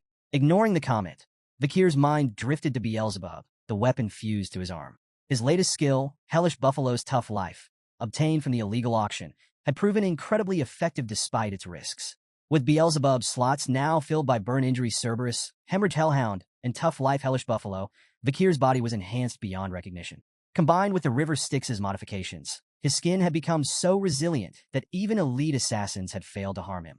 But while the power was satisfying, the relentless attempts on his life were becoming more than just an irritation. I need to figure out who's behind these attacks and deal with them, Vikir muttered, his tone sharp. Chihuahua, still processing Vikir's casual recount of near-death experiences, nodded nervously. That sounds like a good idea. As they approached the courtyard, both noticed a carriage waiting nearby. The flag it bore was unmistakable, the Baskerville crest. They've sent someone from the main family, Vikir said, his tone growing serious. The carriage door opened, and a figure stepped out. Chihuahua immediately began sweating bullets, his posture stiff as he whispered to himself. No way. It's really him. Vikir, by contrast, remained calm, his crimson gaze steady. The figure descending from the carriage was none other than John Barrymore, the legendary head butler of the Baskerville household. John greeted Vikir with a warm smile. It's been quite a while, hasn't it? Vikir inclined his head politely. You look well, head butler, he replied. The butler chuckled as he approached. Do I? I've always believed you'd do well since leaving the main residence. Just luck, Vikir replied modestly, his expression betraying little. Nearby, Chihuahua was awestruck. John Barrymore wasn't just a servant. He was the servant, a man who had faithfully served the fearsome Baskerville family for 4 generations. Meeting him was like standing in the presence of a myth. Breaking the moment, Vikir addressed John directly. What brings you here, head butler? John's ever-present smile didn't falter as he delivered his message. The patriarch has been following your progress and is pleased. He's ordered you to return to the main residence. Vikir blinked, momentarily thrown. Hugo is pleased, he thought, struggling to picture such a concept. In his mind, he imagined his stern Uncle Hugo smiling, an image so absurd he almost laughed out loud. At the Baskerville estate, Hugo Le Baskerville, the clan patriarch, sat at his desk, his piercing gaze fixed on a newspaper article with a peculiar headline. The most beloved figure among underdog citizens, Vikir. The piece listed several awards Vikir had earned. Most trusted by merchants, most loved by farmers, most respected by children and scholars, most targeted by assassins. Hugo's sharp eyes scanned the page before looking up at Vikir, standing silently before him. The Baskervilles have always been known for their weapons, not their wits, Hugo remarked bluntly. But with your actions, perhaps we can change that reputation. He nodded, a faint trace of approval in his expression. You've done well, Vikir. Vikir bowed deeply, placing a hand over his chest. I only did what was expected of me. Yet inwardly, he couldn't help but wonder if Hugo's rare praise masked another layer of intent. Was that faint smirk truly pride, or something far colder? Hugo leaned back in his chair, his tone commanding. Reward and punishment must always suit the occasion. You've earned your reward. You will be attending the Colosio Academy this year. Vikir nodded, unsurprised. He had anticipated this move. The Colosio Academy was the Empire's premier institution for the elite, accepting only the children of aristocracy and royalty. Its strict dormitory rules and unparalleled security made it the perfect training ground for the future rulers of the Empire, and an ideal way for Vikir to grow stronger while keeping a safe distance from Hugo's scrutiny. Hugo continued, mentioning his intent to send companions with Vikir, but admitted he hadn't decided who. Do you have any siblings you prefer to take with you? He asked. Vikir answered smoothly, Highborough, Middleborough, and Lowborough. We're closest. Internally, he thought of them less as companions and more as reliable punching bags. Hugo nodded, seemingly satisfied. Done. He then asked Vikir if he recalled a plan they had discussed when he was just 8 years old. Vikir's mind immediately went to their joint training with the Morgs. You're referring to the plan to lend the ruby mines to the Morgs and use them to wipe out the barbarians? A smirk spread across Hugo's face. Exactly. And it worked. Intrigued, Vikir pressed for details. Hugo explained that the Morgs, seeking Baskerville support for a joint raid, had approached them with humility. The alliance was already yielding promising results. Switching topics, Hugo added one final task before Vakir's departure. Inspect the territory. Ensure the laws you implemented are being upheld. It will be educational. Vakir bowed once more. I'll follow your orders, Patriarch. The next day, Vakir and Chihuahua stood at the city gates. Tears streamed down Chihuahua's face as he waved frantically. Deputy Consul, I'll do my best to manage everything while you're gone. Vakir turned slightly, glancing back at the emotional Chihuahua. Though he said nothing, he silently noted that this parting was likely permanent. As Vakir and his small group traveled farther from the city, the quiet was broken by his voice, sharp and commanding. Come out, now. In an instant, dozens of figures dressed in black emerged from the surrounding trees and rocks, encircling the group. One of them stepped closer to Vakir, removing his head covering to reveal his face. The man stepped forward, removing his hood to reveal a sharp face and an air of confidence. Staffordshire Baskerville, he introduced himself. Knight of the Pitbull Order. Vakir nodded in acknowledgement. Thank you for waiting. I wanted the departure to proceed in an orderly fashion. Staffordshire waved off the apology. No trouble at all. Our mission is to safely escort you to the Morgs family's juvenile fortress. Vakir's expression remained calm as he asked, Any word from my uncle, Boston Terriers? Staffordshire chuckled. He's doing well, but he's been relentless about trying to recruit you into the Pitbull Order ever since the slave auction incident. A faint smirk tugged at Vakir's lips. Internally, he couldn't help but feel uneasy about his uncle's obsession. It bordered on fanatical. The group eventually reached a hilly region where farmers worked the land with quiet diligence. Vakir gestured toward the fields. Is this the territory we lent to the Morgs? Staffordshire nodded. That's right. Everything seems peaceful here. No signs of trouble. Vakir's eyes swept across the farmland, his sharp gaze taking in every detail. Though the stated purpose of their mission was a routine inspection, Vakir knew the real goal, to eliminate the barbarians. As they moved on, Staffordshire provided more information. The Morgs family has assembled quite the force. 3 delegates, 30 members of the lower house parliament, and around 100 unaffiliated mages. Vakir noted the Morgs' efforts, contrasting it with the Baskervilles' modest contribution. Just himself, a dozen knights, and the elite forces stationed on standby beyond the mountains. Hugo's parting words echoed in his mind. Observe the barbarians' way of life. It'll serve you well. The fortress came into view, looming in the distance. Its surroundings were grim. Dead trees littered the landscape, their branches adorned with skeletons swaying in the breeze. Vakir observed the macabre scene. A mage's handiwork, he remarked. Clearly a message from the Morgs to the barbarians. Staffordshire shuddered. It's unsettling to say the least. But Vakir's thoughts drifted to Camus Morgs. How much had she changed since their last encounter?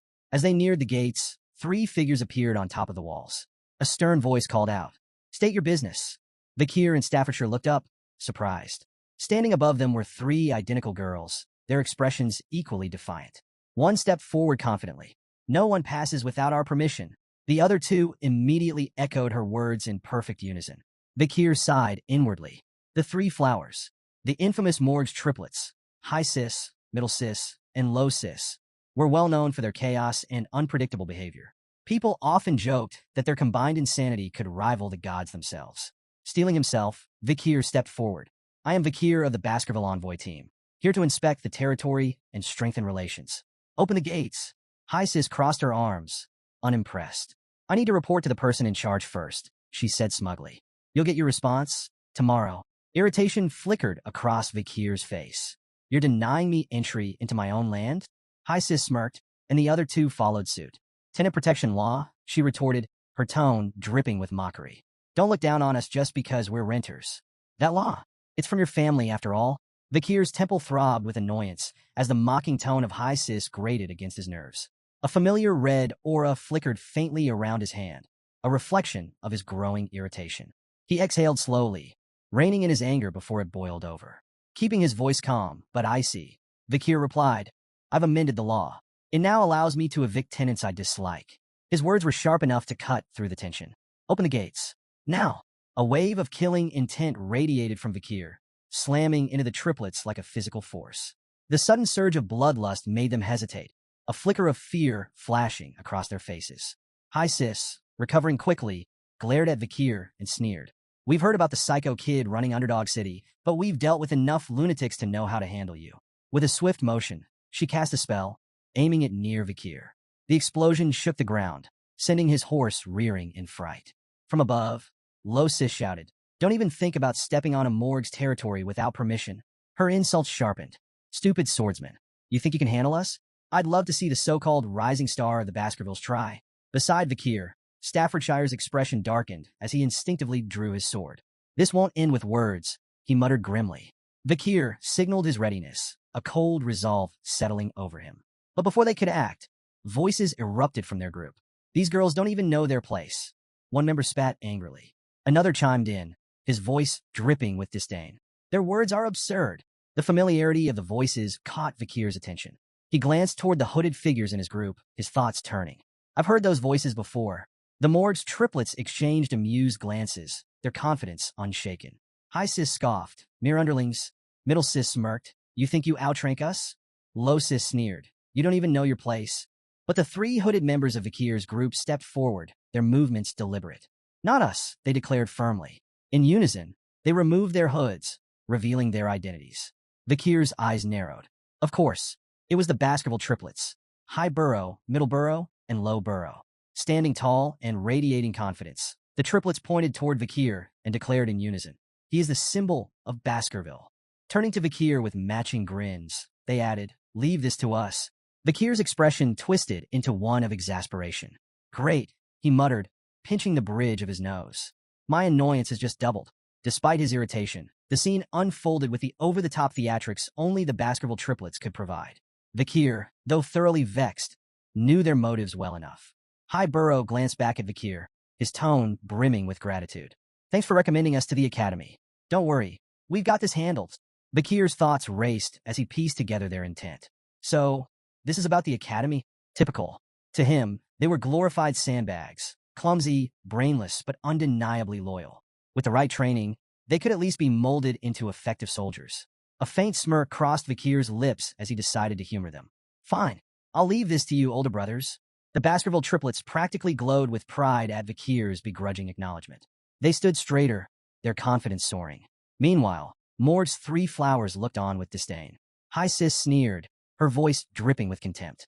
Pathetic, clinging to each other like scared little children.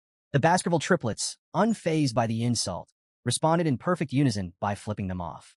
"No, you're the fools," they retorted, their defiance as synchronized as their gestures. High Sis's face twisted with anger, joined by Middle Sis and Low Sis, who bristled at the audacity. "They need to be taught a lesson," High Sis growled, her tone promising retribution. As the tension thickened, Vakir's thoughts wandered to memories of the Morg's triplets before his regression. He remembered them as formidable mages, each with a distinct affinity: water, earth, and nature. Individually strong, their combined magic was devastating, amplifying their spells to an extraordinary level. It was this seamless synergy that earned them the title Morg's Three Flowers. Proving their reputation, the Morg's triplets summoned their power, combining magic to create a colossal barrier of intertwining vines and earth. The massive wall loomed over their opponents, its dense structure exuding raw magical energy. High Sis perched atop the barrier, laughing triumphantly. "Let's see you get past this," she jeered, her sisters joining in to mock the Baskervilles.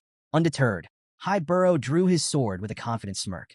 "This," he said coolly, nodding toward the vine wall. "It's nothing." Without hesitation, he executed the Baskerville first technique. His blade cut through the air with precision, slicing the vine barrier apart in one devastating strike. The once imposing wall crumbled into ruin, its shattered remains scattering across the field. From a distance, Staffordshire's eyes widened in admiration. "A flawless execution of the first technique," he murmured, impressed. But High Burrow's victory was short-lived. Before he could fully recover, a vine whip lashed out with blinding speed. He managed to block the strike with his sword, but the force sent him staggering backward. High Burrow, Middle Burrow, and Low Burrow shouted in alarm, rushing forward to assist as their brother struggled to regain his footing. Perched atop the wreckage of her barrier, Low Sis smirked down at the Baskervilles. "Your pathetic swords will never reach us," she taunted, her voice brimming with confidence. The Baskerville triplets' expressions darkened, their anger flaring like hunting hounds scenting blood. The air between the two groups grew heavy with unspoken tension, the promise of further violence thick in the atmosphere. Staffordshire turned to Vakir, observing his calm demeanor amidst the chaos. "Enjoying the show?" he asked, a trace of amusement in his tone. Vakir raised an eyebrow, unimpressed. "What exactly do you mean by show?" Staffordshire gestured toward the clash. The age-old debate. Magic versus swordsmanship. Magic channels mana from the surroundings to amplify elemental power, while swordsmanship focuses a warrior's own energy for pure, explosive strength. Watching the two collide, it's fascinating, don't you think? Vakir sighed, his crimson eyes narrowing in exasperation. If you put it like that, I'm part of this debate too. Staffordshire smirked knowingly.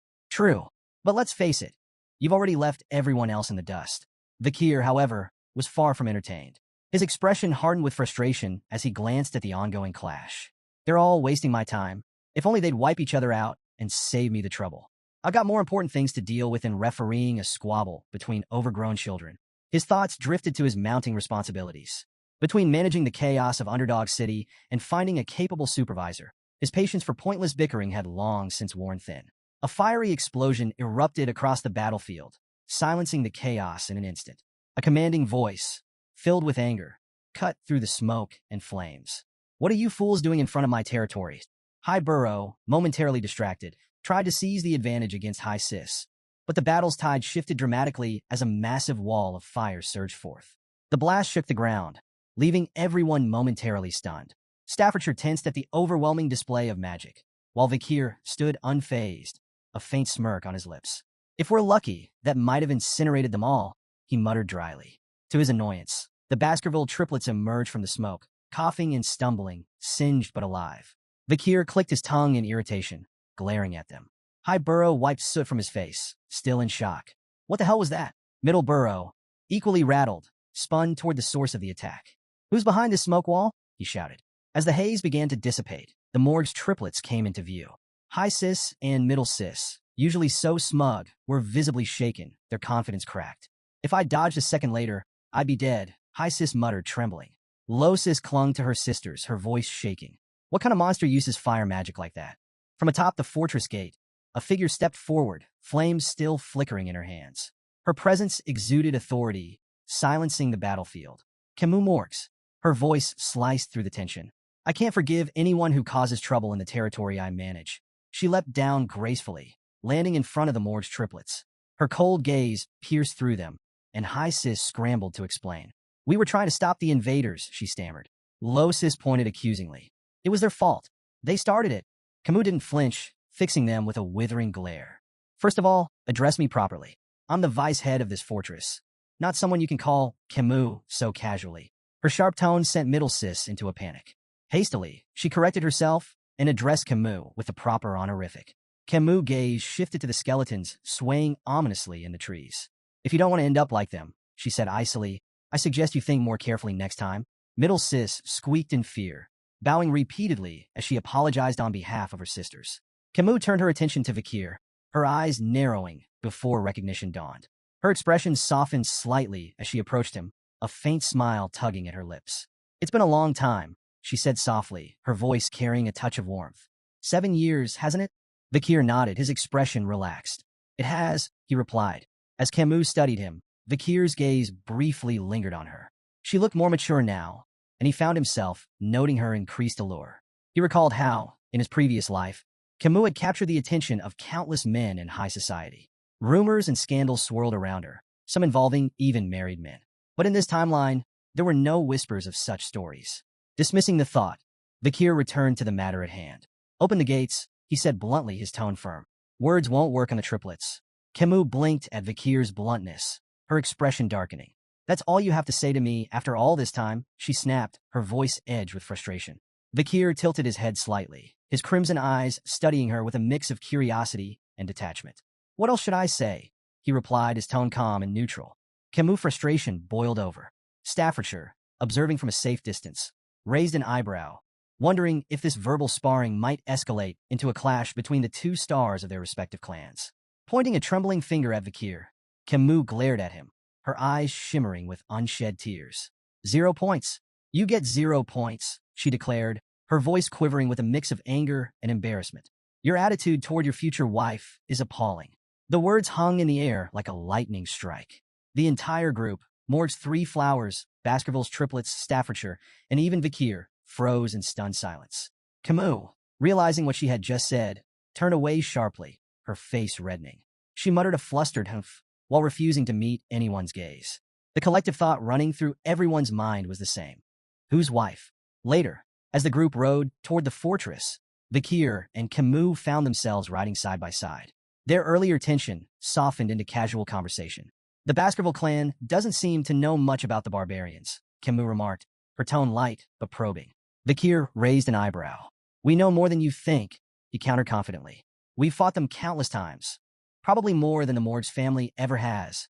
Camus glanced at him sideways, her smirk returning.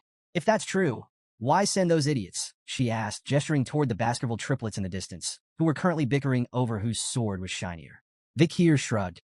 The arrangement was already made with the Morg's family, he replied. The main force is stationed on the other side of the mountain range. You know that. Camus leaned slightly closer, her voice teasing. You may think you know, but I wonder if you're as informed about the barbarians as you claim. Vikir met her gaze evenly. As the leader of this delegation, it's my duty to know everything. Of course I'm well informed. Camus' expression softened into a faint smile. For someone the clan may have wanted to discard, you seem surprisingly trusted now. The conversation shifted naturally. Which of the barbaric tribes do you find the most troublesome?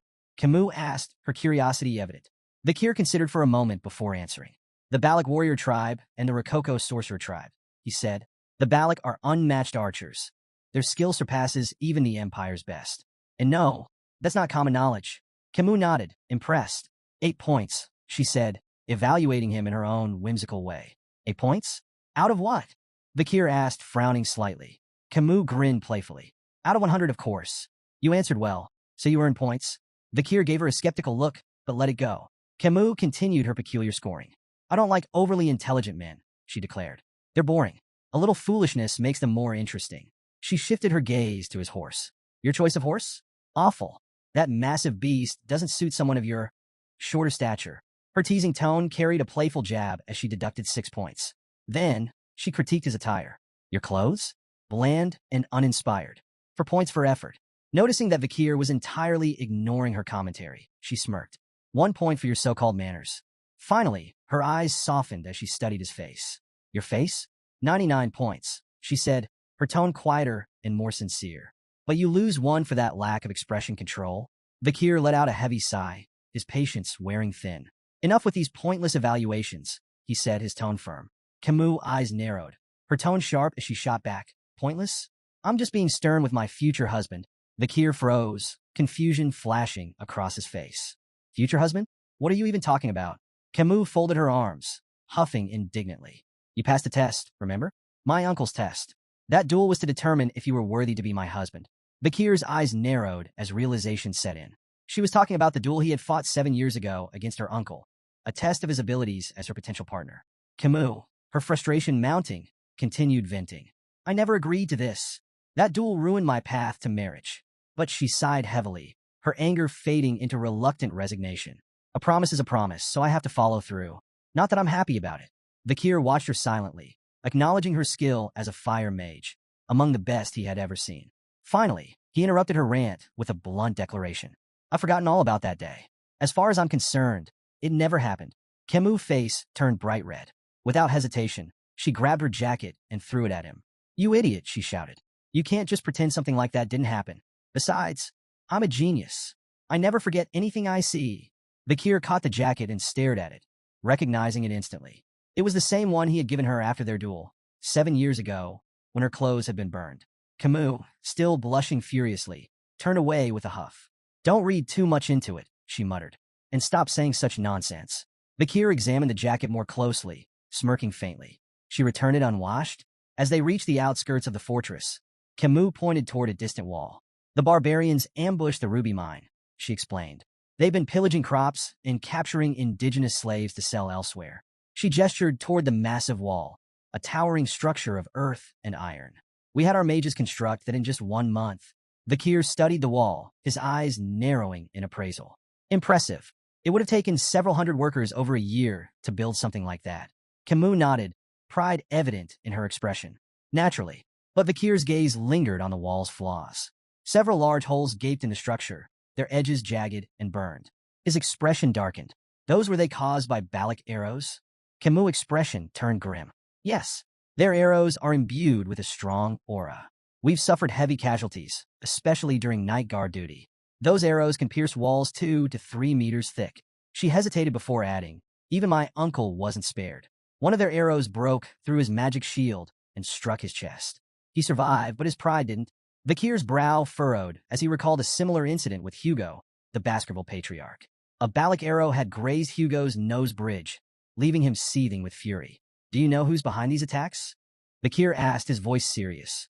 Camus hesitated, her tone uncertain. It's hard to say. Their faces are painted black, so identifying them is nearly impossible. But I think it's a woman. Their conversation was cut short as a mage hurried toward them, addressing Camus with urgency. Vicehead, we've captured a reconnaissance member of the barbarians. Please come quickly. Vikir and Camus exchanged a glance. Curiosity and concern mirrored in their expressions.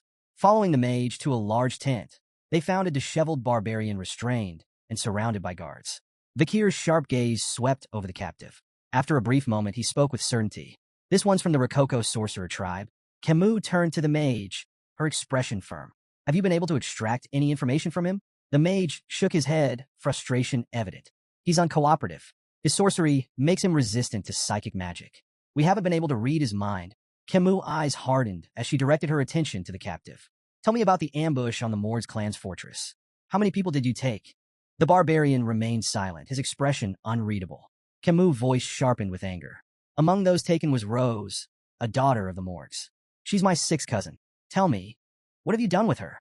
A twisted grin spread across the barbarian's face, and he muttered something in his native tongue. Camus frowned, turning to the mage. What did he say? Is there anyone here who can translate? The mage shook his head again. We don't have anyone available who understands his language. Vikir's calm voice broke the tension. I know a little Rococo. Camus raised an eyebrow, surprised. Is there anything you don't know? I'm not fluent, Vikir replied, his tone measured. But I understand the basics. Camus nodded, her voice steady but strained. Then ask him. Ask him where my cousin is. She's 12 years old, with red hair, red eyes, and white skin. Vikir stepped forward, his voice firm, as he questioned the barbarian in his native tongue. The barbarian's grin widened, and he replied curtly, his tone dripping with mockery. Vikir's expression turned grim. He closed his eyes for a moment before looking at Camus. Your cousin is dead, he said quietly. Camus' face contorted with fury and grief, her hands balling into fists. She straightened, her voice cold and resolute. With the senator of the audience hall recovering and the senator of the temple away, the decision falls to me. She took a deep breath and declared, I, Camus Morgs, a member of the Middle House and the vice head of this fortress, issue the verdict. Immediate execution. Without hesitation, a sharp spike shot through the barbarian's body, followed by a torrent of flames that consumed him entirely. As the fire raged, the barbarian cried out in his language, his voice weak and filled with venom. Camus' voice was icy as she dismissed his final words. After this war, your language will only be spoken in hell. The barbarian's screams faded into silence as the flames reduced him to ashes. Nearby, another restrained barbarian watched in silent terror, his wide eyes reflecting the flames. Camus, her rage still smoldering, turned abruptly to Vikir. Follow me, she ordered, her tone leaving no room for argument. As Vikir exited the tent, he spotted Camus some distance away. Her shoulders trembled, and muffled sobs escaped her as she cried openly. Despite her formidable exterior, Vikir was reminded that she was still just a 15-year-old girl. He approached her slowly, his voice soft. Were you close with your cousin? Camus nodded, her tears falling freely. Very close. She was so pure, nothing like the rest of us. Unlike the cold-hearted Morgs, she didn't belong in a place like this. Vikir hesitated before offering comfort. I believe she left this world peacefully. Camus turned to him, her tear-streaked face clouded with doubt. Don't lie to me, she said, her voice trembling. I'm not stupid. I'm a genius. I understood a little of what he said. Her voice cracked as she pressed him. Tell me the truth. What did he really say? Vikir froze, unsure of how to respond. He had hoped she hadn't caught the barbarian's chilling words. We ate her. Camus' knees buckled, and she fell to the ground, her cries raw and full of anguish. I couldn't protect her, she whispered, guilt consuming her. I'm so sorry, Rose. Vikir stood silently, his expression unreadable as he watched her grief unfold. For a moment, he extended a hand toward her, but then he hesitated, pulling it back. Camus' heart-wrenching cries echoed through the air, and Vikir remained lost in thought, contemplating the weight of the moment. After a while, Camus managed to steady herself. Wiping her face, she stood and took a deep breath, her composure returning. This isn't a bad thing. she said, her voice steady despite the lingering tremor. If anyone had given me half-hearted sympathy, I'd have killed them on the spot. She turned to Vikir, her tear-streaked face now filled with resolve. This isn't the time to mourn. I need to focus. I need to prepare for revenge. Vikir studied her steely determination, a faint glimmer of admiration surfacing in his mind. Heroines really are built differently, he thought. He extended his hand toward her, nodding silently in agreement. Before Camus could take his hand, a loud, bell-like sound rang across the fortress, shattering the moment. Vikir frowned. What's that? Camus stood up abruptly, her expression serious. It's the signal for a barbarian attack. Vikir smirked faintly. Seems your time for revenge has come sooner than expected. Outside the fortress, a group of barbarian girls astride massive white wolves prepared for battle. Each was armed with a bow, their leader standing at the front. The leader, her face painted black, nocked an arrow. Drawing it back, she aimed toward the guards on the fortress walls and released. The arrow struck its mark with deadly precision, detonating in a fiery explosion that sent guards scattering in disarray. She raised her voice, commanding her companions. Attack! The barbarian girls launched into battle, their wolves charging with terrifying speed. The massive beasts tore into soldiers with relentless ferocity, while the barbarians themselves struck with brutal efficiency. Ropes flew through the air, lassoing soldiers by the neck and dragging them down with startling precision.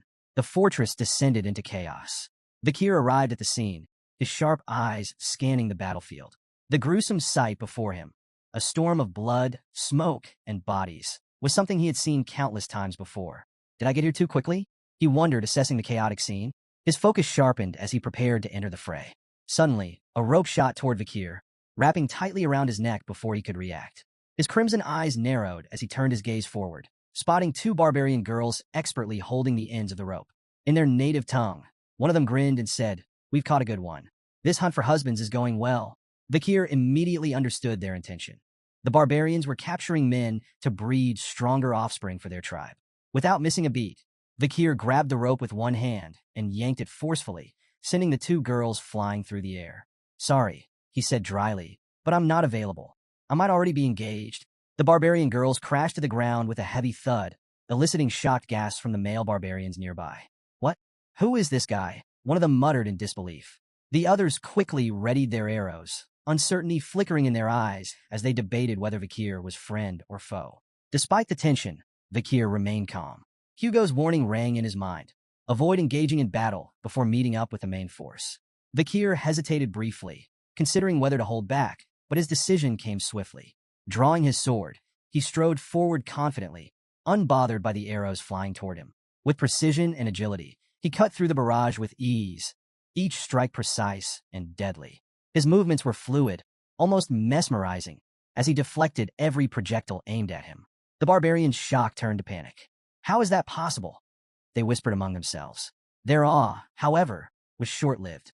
A wave of fire suddenly erupted across the battlefield, engulfing the barbarians in searing heat. Cries of pain echoed as flames consumed their surroundings. Camus stepped forward, flames crackling in her hands, her expression fierce and unyielding. "These barbarians will burn," she declared, her voice dripping with fury. Vikir turned to her in astonishment, realizing she had transformed the battlefield into an inferno. Camus glanced at him, her sharp eyes narrowing. "Are you using liquid aura?" she asked, a rare note of acknowledgement in her tone. Her words carried weight. "You're the only man I could ever recognize." Vikir responded calmly. "I received orders from the Patriarch to avoid battle until regrouping with the main force." Camus scoffed, undeterred by his explanation. As she began casting more spells, her voice rang with defiance. "An order from the Baskerville Patriarch? Do you think that will stop me?" The intensity of her flames increased as she stepped forward. "A Baskerville should refrain from intervening," she said coldly. "I'll handle this myself. Every last barbarian here will burn." Camus unleashed a series of devastating fire spells, setting the battlefield ablaze. The sheer heat distorted the air as flames roared across the terrain, consuming everything in their path. Vikir watched in astonishment, quickly recognizing her technique. Burned, a powerful fire spell. His sharp gaze caught the details of her casting. She was using a quadra-casting method, layering 4 simultaneous fire spells to amplify their destruction exponentially. Driven by her rage and thirst for vengeance, Camus poured her all into the attack, leaving a scorched wasteland in her wake. Suddenly, from the shadows, a barbarian perched on a wolf's back raised a blowgun and fired. The poison needle struck Camus in the neck before she could react. Her body stiffened, and she winced as the poison coursed through her veins. Her legs buckled, and she collapsed to the ground, her movements sluggish and uncoordinated. Through blurred vision, she spotted her attacker, the barbarian grinning smugly as he reloaded his blowgun. Vikir observed the scene, clicking his tongue in annoyance. She's more trouble than I thought. A rope shot toward Camus, aiming to ensnare her, but Vikir's hand snapped out, catching him midair with ease. Camus, despite the poison weakening her, managed a faint smile. Nice catch, she murmured. Vikir glanced down at her, his voice blunt. We should retreat. Camus' eyes flashed with defiance. What about the farmlands? The captives? It's wiser to wait for the Baskerville main force. Vikir replied firmly, his tone leaving little room for argument. But Camus shook her head, her resolve unshaken. I won't retreat. I can't. Not after what the barbarians did to my cousin. Vikir sighed, frustration flickering across his face. You need to make a rational decision. Before he could say more, his instincts flared. Spinning on his heel, he ducked just as an arrow whizzed past his head, narrowly missing him. His sharp gaze locked onto the attacker, a barbarian girl with piercing, focused eyes, her bow poised for another shot. Could this be the destructive power Camus mentioned? Vikir wondered, noting the precision of her attack. Lost in thought, Vikir was caught off guard when another barbarian lunged forward, grabbing Camus and retreating swiftly into the chaos. Vikir! Camus cried out, her voice filled with desperation as she was pulled away. Vikir's expression darkened, frustration boiling beneath his calm exterior. Memories surged of a younger Camus Morgs, once held captive by barbarians. He recalled her fierce return, wiping out an entire group of captors and earning the title of queen. Snapping back to the present, Vikir knew he couldn't let history repeat itself. The barbarian girl he had spotted earlier lunged at him with startling agility, breaking his train of thought. Her movements were swift, deliberate, and precise. Vikir evaded her strike, his focus sharpening. To his surprise, she wielded her bow as a melee weapon, swinging it with deadly force. She followed up with a chi-infused kick, catching Vikir off guard and sending him sliding backward across the dirt. Regaining his footing, Vikir quickly assessed the situation. Her technique was far more refined than the other barbarians he'd encountered. She wasn't just another warrior. She was elite. Do I need to go all out? He wondered. Before he could act, the barbarian girl surprised him further. Attempting to speak his language, she said haltingly, We meet again. Vikir's eyes narrowed as recognition dawned. She was the same girl he had freed at the slave auction. Though he had once shown her mercy, he couldn't help but inwardly label her a troublemaker. The girl met his gaze with a sly smirk, as if enjoying the unexpected reunion. Memories of that fateful auction flickered through Vikir's mind, of shattering her chains and granting her freedom. Now, faced with her again, he hesitated. Breaking the tense silence, he asked coldly, Is this how you repay kindness? With revenge. The girl chuckled, her smirk widening. Not revenge for you, she said, her tone steady despite her broken grasp of the language. For them, the Morgs, they captured me, enslaved me. I repay them now. Her words were clear. Their paths had crossed by chance, not intent. Mounting her wolf with effortless confidence, she glanced down at him. Your girl, Camus. She's next leader of Moore's clan. She pointed into the distance where the chaos of battle raged. If you want her back, follow. With that, she urged her wolf forward, disappearing into the fray with an air of challenge. Vikir stood still, weighing his options. His crimson eyes burned with resolve as he debated whether to unleash the full extent of his strength. The tense moment was shattered by the arrival of Adolphe Morgs, Camus' uncle, whose imposing presence instantly heightened the tension. Without wasting a second, Adolphe began casting a spell, his voice laced with disdain as he demanded the barbarians return his niece. The ground beneath him fractured, jagged shards of earth flying through the air toward the retreating barbarians. But they were prepared. With uncanny agility, they maneuvered their wolves over the unstable terrain, leaping effortlessly between shattered rocks and evading the spell's destructive force. Adolphe could only watch their retreat, frustration etched on his face. His curses echoed across the battlefield, a vent for his mounting anger. The ambush had unraveled mere minutes after the warning bell, a testament to his forces' inexperience and lack of preparation. As he seethed, a mage approached, bearing troubling news. The barbarians have fled into the restricted area of life-engulfing forest, the mage reported grimly. At the mention of the forest, Adolphe's rage shifted to grim concern. Life-engulfing forest, deep within the mountains, was infamous for its deadly ecosystem. It was a perilous region no sane person would enter at night, a place where survival was nearly impossible. Even with his niece's life at stake, Adolphe hesitated. The risks were staggering, and the thought of losing more lives weighed heavily on him. Before he could voice his uncertainty, Vikir's calm voice broke through. We can still pursue them, he stated simply, his tone steady and confident. Adolf turned to Vikir, incredulous. Are you serious? You know as well as I do that forest is a death trap after dark. Unfazed, Vikir nodded. I've navigated terrain like this since childhood. Life engulfing forest isn't as impossible as it seems. Not for someone trained. Memories of his past life flooded Vikir's mind. He recalled years spent honing his survival and reconnaissance skills in dense, hostile environments. These forests, no matter how treacherous, were his element. Adolf's gaze sharpened. Grabbing Vikir by the shoulders, he demanded, Are you truly serious about this? Do you know what you're risking? Nearby, the Mord's clan mage voiced his doubts. Sir, entering that forest at night, it's suicide. Adolf silenced him with a sharp glare. His resolve crystallized as he turned back to his forces. Anyone unwilling to join the pursuit may stand down now, he declared. There will be no judgment for those who choose safety over valor. As murmurs rippled through the group, Adolf fixed his gaze on Vikir. Reluctance flickered in his expression, but so did a grudging respect. He had known from the start that this young man was no ordinary warrior. With no other options, he had to entrust his niece's rescue to Vikir.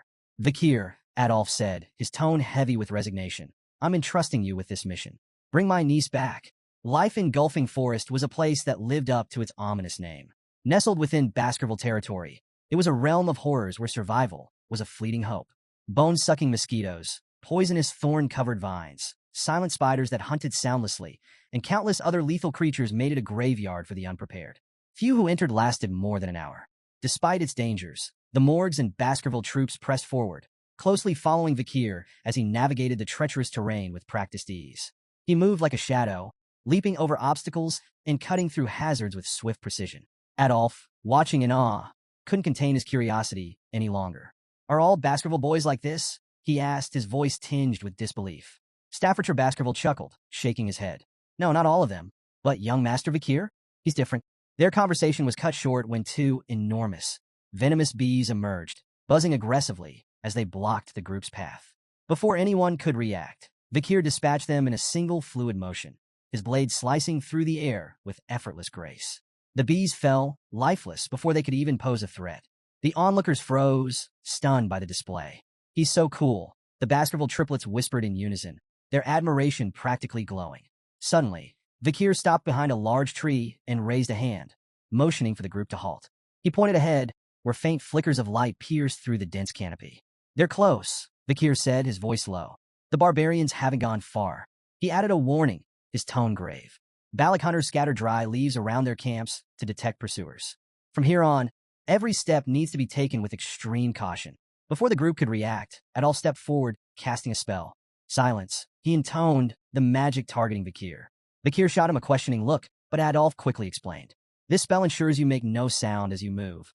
Adolf smiled, a hint of his confidence restored. I'll take it from here. Thank you for your help, nephew-in-law. Vikir's brow furrowed. Nephew-in-law? He thought, puzzled. What is he talking about? Not far ahead, the barbarians had set up camp in a clearing. A fire crackled at its center, casting flickering shadows on the surrounding trees.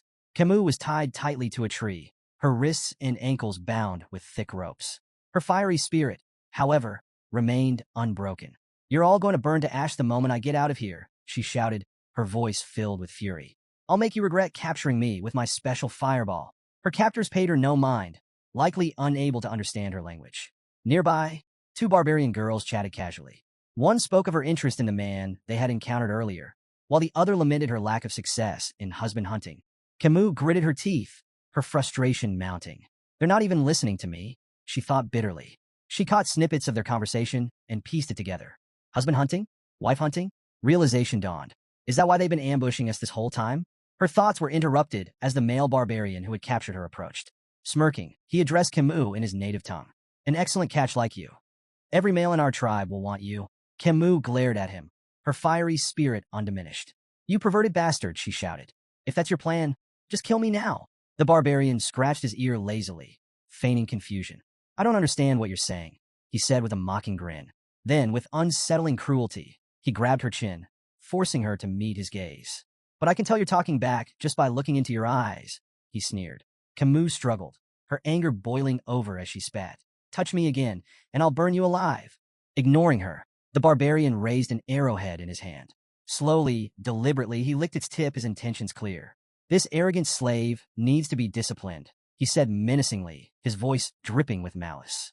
Before things could escalate further, another barbarian strode into the clearing, a figure Vakir immediately recognized. It was the barbarian girl he had freed during the slave auction. "Stay away from my slave," she commanded sharply, her piercing gaze fixed on the male barbarian, Ahan. Ahan hesitated, his bravado faltering. "Commander Ian," he stammered. Then, regaining a shred of pride, he added, "But I was the one who captured her." Commander Ian shot him a cold glare. "Lower your voice," she ordered, her tone sharp enough to make him flinch. Defensive, Ahan tried to justify himself. "I shot the paralyzing arrow. I set the trap." Ian cut him off without missing a beat. "If I hadn't stepped in, you'd be a corpse. That boy with the sword would have taken your head in seconds." Ahan froze, her words sinking in. After a moment, he muttered weakly, "So, this woman, she's your prize now?" "That's right," Ian replied, her voice brooking no argument. Camus, still bound to the tree, watched the exchange with growing curiosity. An internal power struggle? She thought. While her grasp of the barbarian language was limited, she caught enough to piece things together. The girl's name was Ian, and she was clearly their commander, a position of authority that even the brash Ahan seemed to fear. Ahan, still nursing his wounded pride, jabbed a finger toward Ian. "You may be a commander, but you're still just a woman." The clearing fell silent. Ian's eyes burned with fury as a powerful blue aura erupted around her, the air growing tense with her presence. Fixing Ahan with an icy glare, she retorted, "And what difference does that make? If you got a problem with me, come forward. I'll leave you in a bloody heap." Ahan's bravado evaporated as his body broke out in a cold sweat. Raising his hands in surrender, he stammered, "I'm not angry. Do as you please."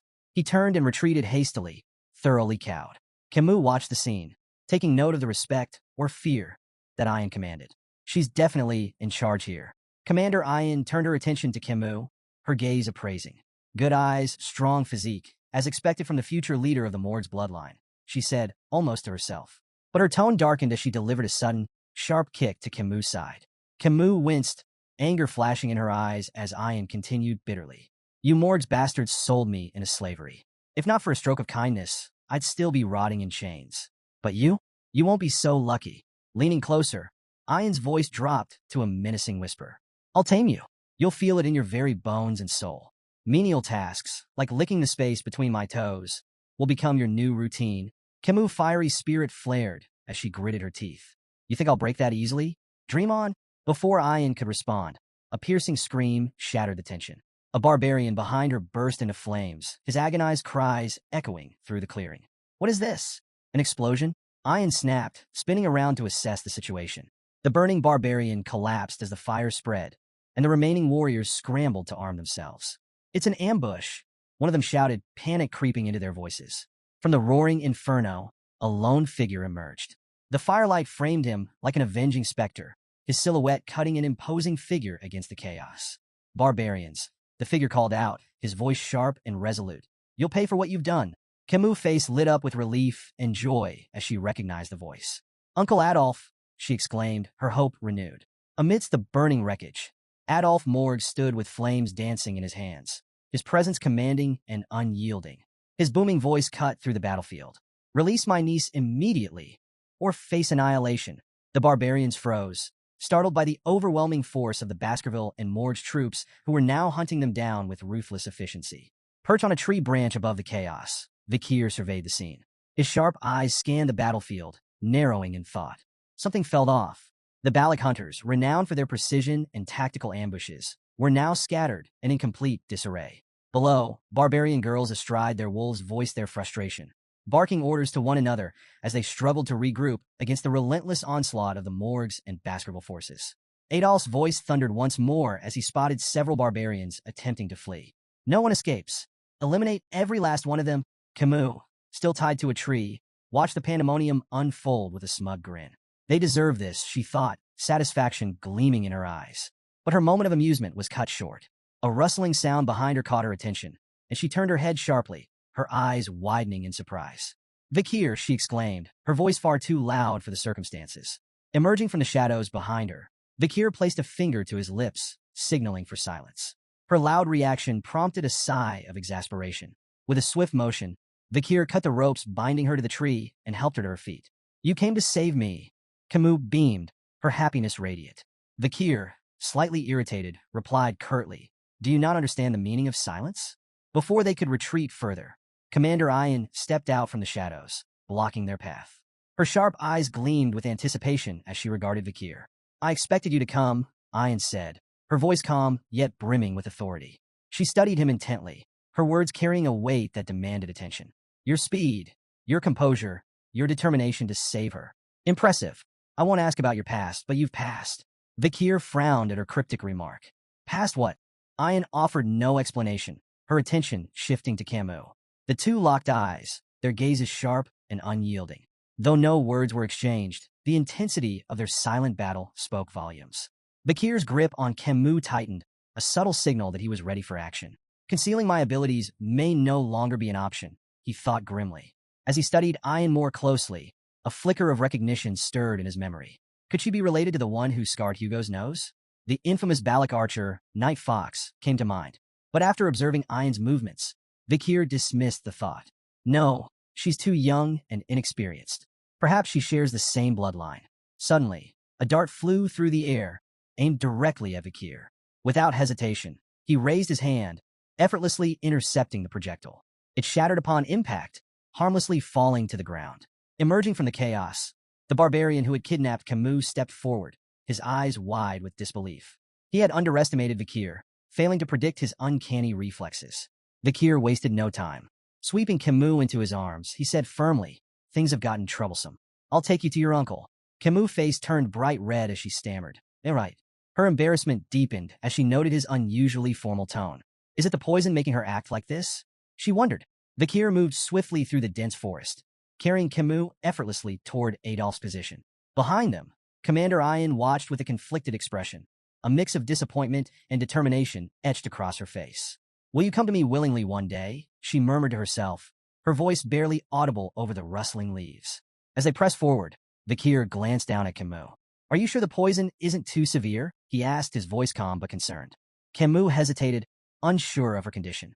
"I think maybe it is," she replied uncertainly, her tone betraying her unease. Their exchange was cut short as two barbarians emerged from the shadows, firing arrows in quick succession. Vakir deflected both projectiles with precision, his movements swift and efficient. From a distance, Ian silently raised her bow, her expression cold and resolute. Her sharp eyes locked onto Camus as she knocked an arrow imbued with a bluish aura. "Should I eliminate the girl from Morgues?" she mused aloud, her voice devoid of emotion. Without hesitation, she released the arrow, its path streaking through the air with deadly accuracy. Vakir's glowing red eyes tracked the arrow as it sped toward them, its trajectory unerringly aimed at Camus. Reacting instinctively, he twisted his body to shield her. Camus, sensing his sudden movement, turned her head just in time to see the arrow close in, only 2 inches from her eye. But the arrow never struck. A shimmering ice wall materialized between them, stopping the projectile in its tracks. "Are you hurt, my dear niece?" Adolphe's voice rang out, laden with worry. He approached quickly, flame still flickering faintly in his hands, the ice spell dissipating as he stepped forward. "Uncle!" Camus cried, relief washing over her. Adolphe wasted no time, reaching out to cast cure poison. "It's a severe numbing poison," he explained. "I've slowed its effects, but we'll need to visit Divine Quo Vadis for complete treatment once we return." But before the spell could fully take effect, Camus pushed his hands away. "Let go for a moment," she demanded, surprising Adolphe. He stepped back, confused, only to watch in shock as Camus ran toward Vakir, throwing her arms around him in a tight embrace. "Thank you for saving me again," she said, her voice earnest and filled with gratitude. Adolphe stood frozen, his eyes wide in disbelief. Tears welled up as he shouted, "Camus, I did my best too." Camus turned to him, her expression indignant. "And yet, you show up now?" she snapped. "I'm telling Mother about this." Before Adolphe could muster a response, a rope shot through the air, wrapping tightly around Vakir's neck. Commander Ian stepped forward, holding the rope firmly. "Come with me willingly," she demanded, pulling with all her strength. "It'll be easier for both of us." "I don't have much time." Despite her efforts, Vakir remained unyielding, his feet firmly planted. Ian's frustration grew as she struggled to comprehend how he could resist so effortlessly. Camus gasped, her recognition immediate. "It's you again," she exclaimed, her disbelief evident. Vakir remained calm, his focus unwavering. Gripping the rope with one hand, he broke it effortlessly, snapping it like a twig. Ian flinched at his strength, but held her ground. Her words, however, lingered in Vikir's mind. No, Tom, what does she mean by that? He wondered, sensing a deeper urgency behind her actions. A sudden, overwhelming wave of killing intent swept through the forest, suffocating the air. Birds burst from the treetops in panicked flight, their cries fading as an oppressive sense of dread settled over the area. Ayan's face turned deathly pale as her eyes darted upward, horror etched across her features. Her trembling voice cut through the eerie silence. "It's noticed us," she whispered, each word quivering with fear. Vikir frowned, confused, until a sharp, buzzing sensation radiated from his hand. He glanced down to see the red lines etched into his skin glowing ominously. Beelzebub, the hidden blade coursing through his arteries, was issuing an intense and unmistakable warning. "She's coming," Ayan murmured, her voice barely audible, yet heavy with dread. Vikir's expression hardened. "She? Who's she?" he asked, his instincts sharpening. Ayan's cold sweat betrayed her terror as she uttered a single name, her voice barely a whisper. "Madam Eight Legs." From the heart of the forest, a towering pillar-like structure emerged, its form cloaked in darkness and pulsating with an eerie purple aura. The barbarians froze in place, their expressions twisted with fear. "It's the madam! The madam is here!" they screamed, their voices trembling. Camus, still recovering from the earlier events, squinted at the strange structure. "Is that just a pillar?" she asked, her tone uncertain. Vikir's sharp gaze remained fixed on the ominous form. His voice was low and firm. "No, not a pillar." Before their eyes, the pillar began to split apart. 8 long, spindly appendages unfolded with unnatural grace, descending like enormous tree branches. The massive legs anchored themselves into the ground, creating an unholy silhouette that towered over the forest. Adolf, his usual composure shattered, muttered in disbelief. How could something so monstrous have been hidden here all this time? Bakir's face turned grim as the pieces clicked into place. This was Madame Eight Legs, a name that carried weight and terror. A creature ranked as an S-tier threat, capable of leveling entire cities in mere hours. The spider stood on its 8 grotesque legs, its massive frame casting a shadow over the trembling group. It let out a piercing scream, an ear-splitting wail that sent shivers down every spine and rooted the onlookers in place. Camus opened her mouth to speak, but Vikir was faster. Placing a hand firmly over her mouth, he leaned in and whispered urgently, "Stay quiet. Madame Eight Legs has poor sight, but heightened touch and hearing." Vikir's mind raced as fragments of an old native legend surfaced. He had once dismissed it as a terrifying campfire story, a tale of the Madame of Eight Legs, a monstrous entity that haunted the depths of forbidden forests. But now, standing face to face with the legend, it felt all too real. He recalled the Empire's monster dictionary, its several revisions still failing to fully account for this nightmare. Madame Eight Legs, a name that struck fear into even the bravest warriors. The creature screamed again, louder this time, before spewing a stream of greenish liquid from its gaping maw. The acidic substance rained down in a deadly cascade, hissing and crackling as it melted through trees and rocks alike. Vikir moved swiftly, dodging the falling poison with calculated precision. Beside him, Adolf reacted just as quickly, flames flickering at his fingertips. He conjured a shimmering barrier that shielded himself and Camus from the deadly rain. The forest floor sizzled as the acid ate away at everything it touched. Not far away, a Hun screamed in terror as drops of the green poison landed on his hair. Panicking, he grabbed a knife and hacked off the affected strands, collapsing to his knees as he panted in fear. Ayn shot him a cold glare, her voice sharp and cutting. "Stop screaming in front of Madame Eight Legs." Her eyes flicked briefly toward the monstrous spider, her tone growing darker. "If you weren't the shaman's grandchild, I'd kill you myself." Turning back to the other barbarians, Ayn barked her orders with steely resolve. "Retreat, all of you." On the other side of the chaos, Adolf, cradling Camus in his arms, echoed the sentiment in a quieter tone. "Make a run for it," he instructed, his voice brooking no argument. The oppressive presence of Madame Eight Legs seemed to pulse through the forest, suffocating any thoughts of resistance. There was no choice but to flee. Madame Eight Legs emitted strange, mocking noises, as if reveling in the chaos. As the various groups scattered, the Baloch barbarians splintered into smaller clusters, while the Baskerville and Morg's forces retreated in a more organized formation. The creature's twitching appendages seemed to consider its options before abruptly charging after the Baskerville and Morg's forces. Adolf scowled in frustration, muttering under his breath. "Why is it chasing us?" One of the Morg's mages, brimming with misplaced confidence, stepped forward. "Leave it to me," he declared boldly. "Fire attacks are a bug's greatest weakness." The mage began chanting, summoning a massive fire spell. Flames erupted in a brilliant explosion, engulfing Madame Eight Legs in a sea of fire. For a fleeting moment, the mage turned to Adolf with a triumphant grin, ready to boast of his success. But his victory was short-lived. Without warning, one of Madame's massive legs shot through the air, impaling the mage beside him. Blood splattered across the confident mage's face as his expression froze in sheer terror. The fire spell hadn't even scratched the monstrous creature.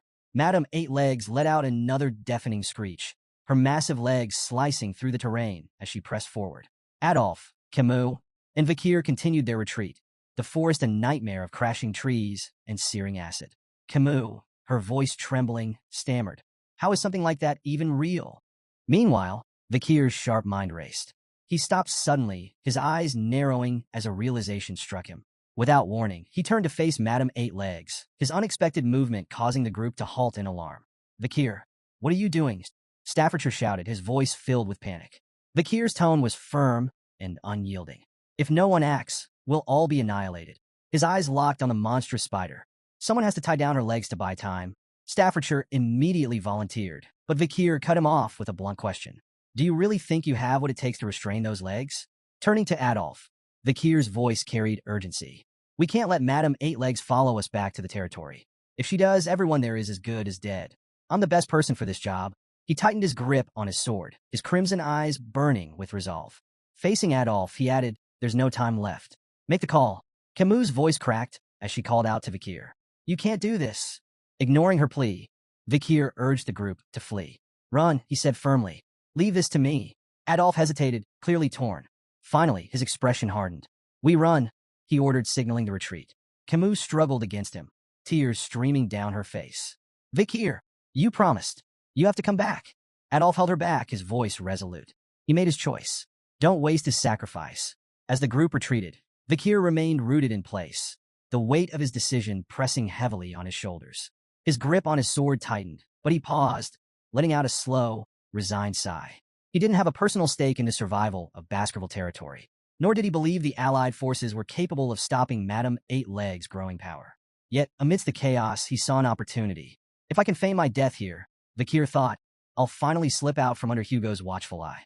This deception could buy him the time he needed, time to master the elusive 10th technique.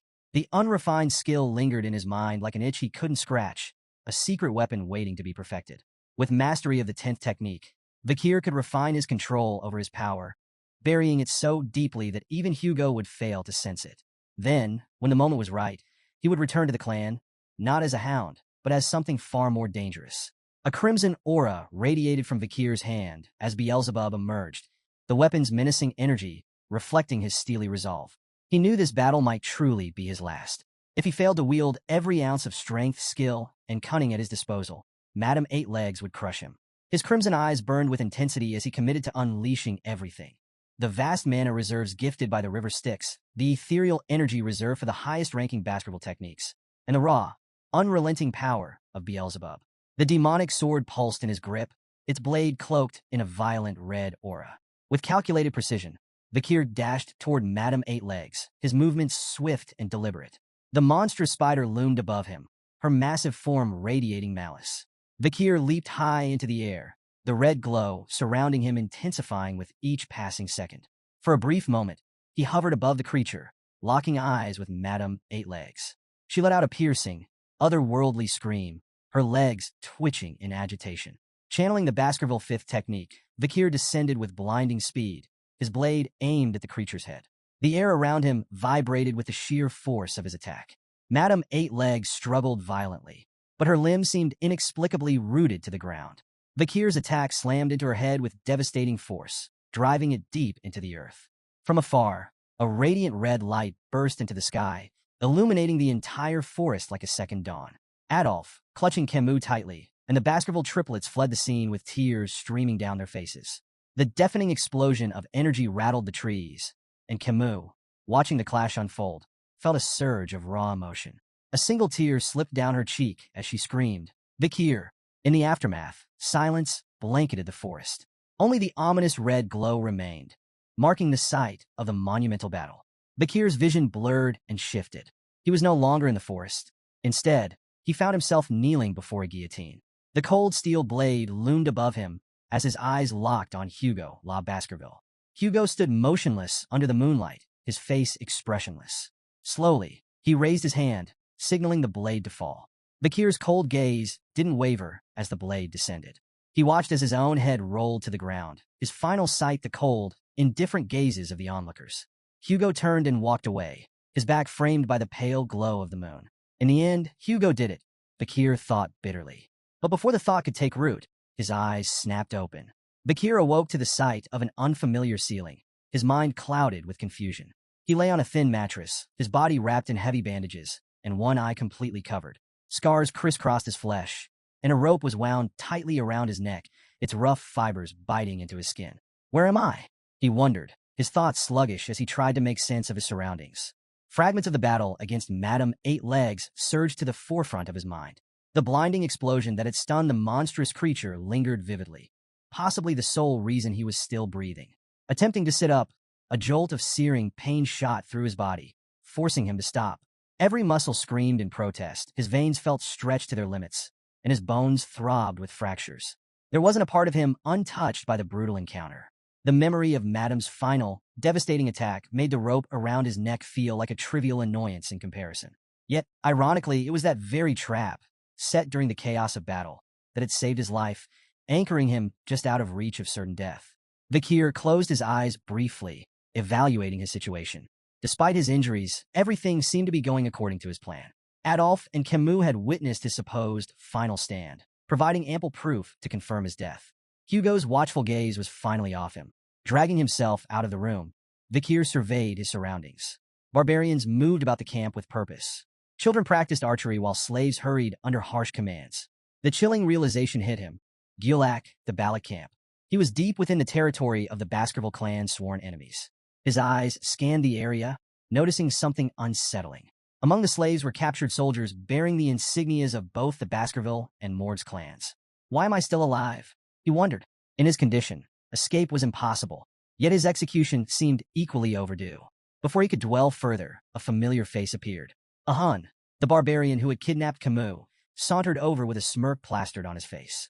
You should be grateful, a Hun sneered, looking down at him. If you weren't the commander's pet dog, you'd already be boiling in a pot. Pet dog.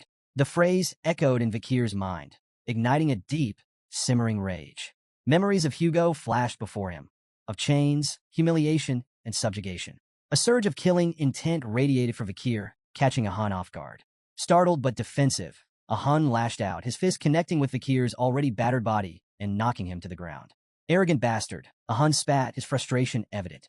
With a dismissive glare, he added, Follow the rope, dog. Your owner's waiting. Bakir lay still, his body racked with pain from the fall, his rage boiling beneath his calm exterior. He glared after a Hun's retreating figure, silently vowing to repay the humiliation tenfold once his strength returned. Dragging himself up, Bakir began following the rope tied around his neck. Its length stretched endlessly through the camp, each step testing his patience and fortitude. How far does this thing go? He muttered under his breath, his irritation growing with every tug. Finally, the rope grew taut, and Bakir found himself at its end. What lay before him stopped him in his tracks. Ayan, the barbarian girl from before, stood waist-deep in a small pond. She held the other end of the rope with casual ease, her expression relaxed. As she noticed him, a mischievous smile spread across her face. Lie down, she instructed, her voice carrying an air of playful authority. Bakir froze, his mind racing. He stared at her, bewildered and unsure how to respond to the bizarre command. Before Bakir could fully process her words, Ayan yanked the rope with surprising force, sending him stumbling forward. Whiz! An arrow streaked through the air, narrowly missing Bakir's head before embedding itself into a nearby tree trunk. Ayan's sharp glare turned toward a group of children holding bows in the distance. What did I tell you about practicing near the pond? Go somewhere else, she barked, her voice commanding enough to send the children scattering. As Bakir lay on the ground, recovering from the unexpected tumble, Ayan turned her attention back to him, a sly smirk playing on her lips.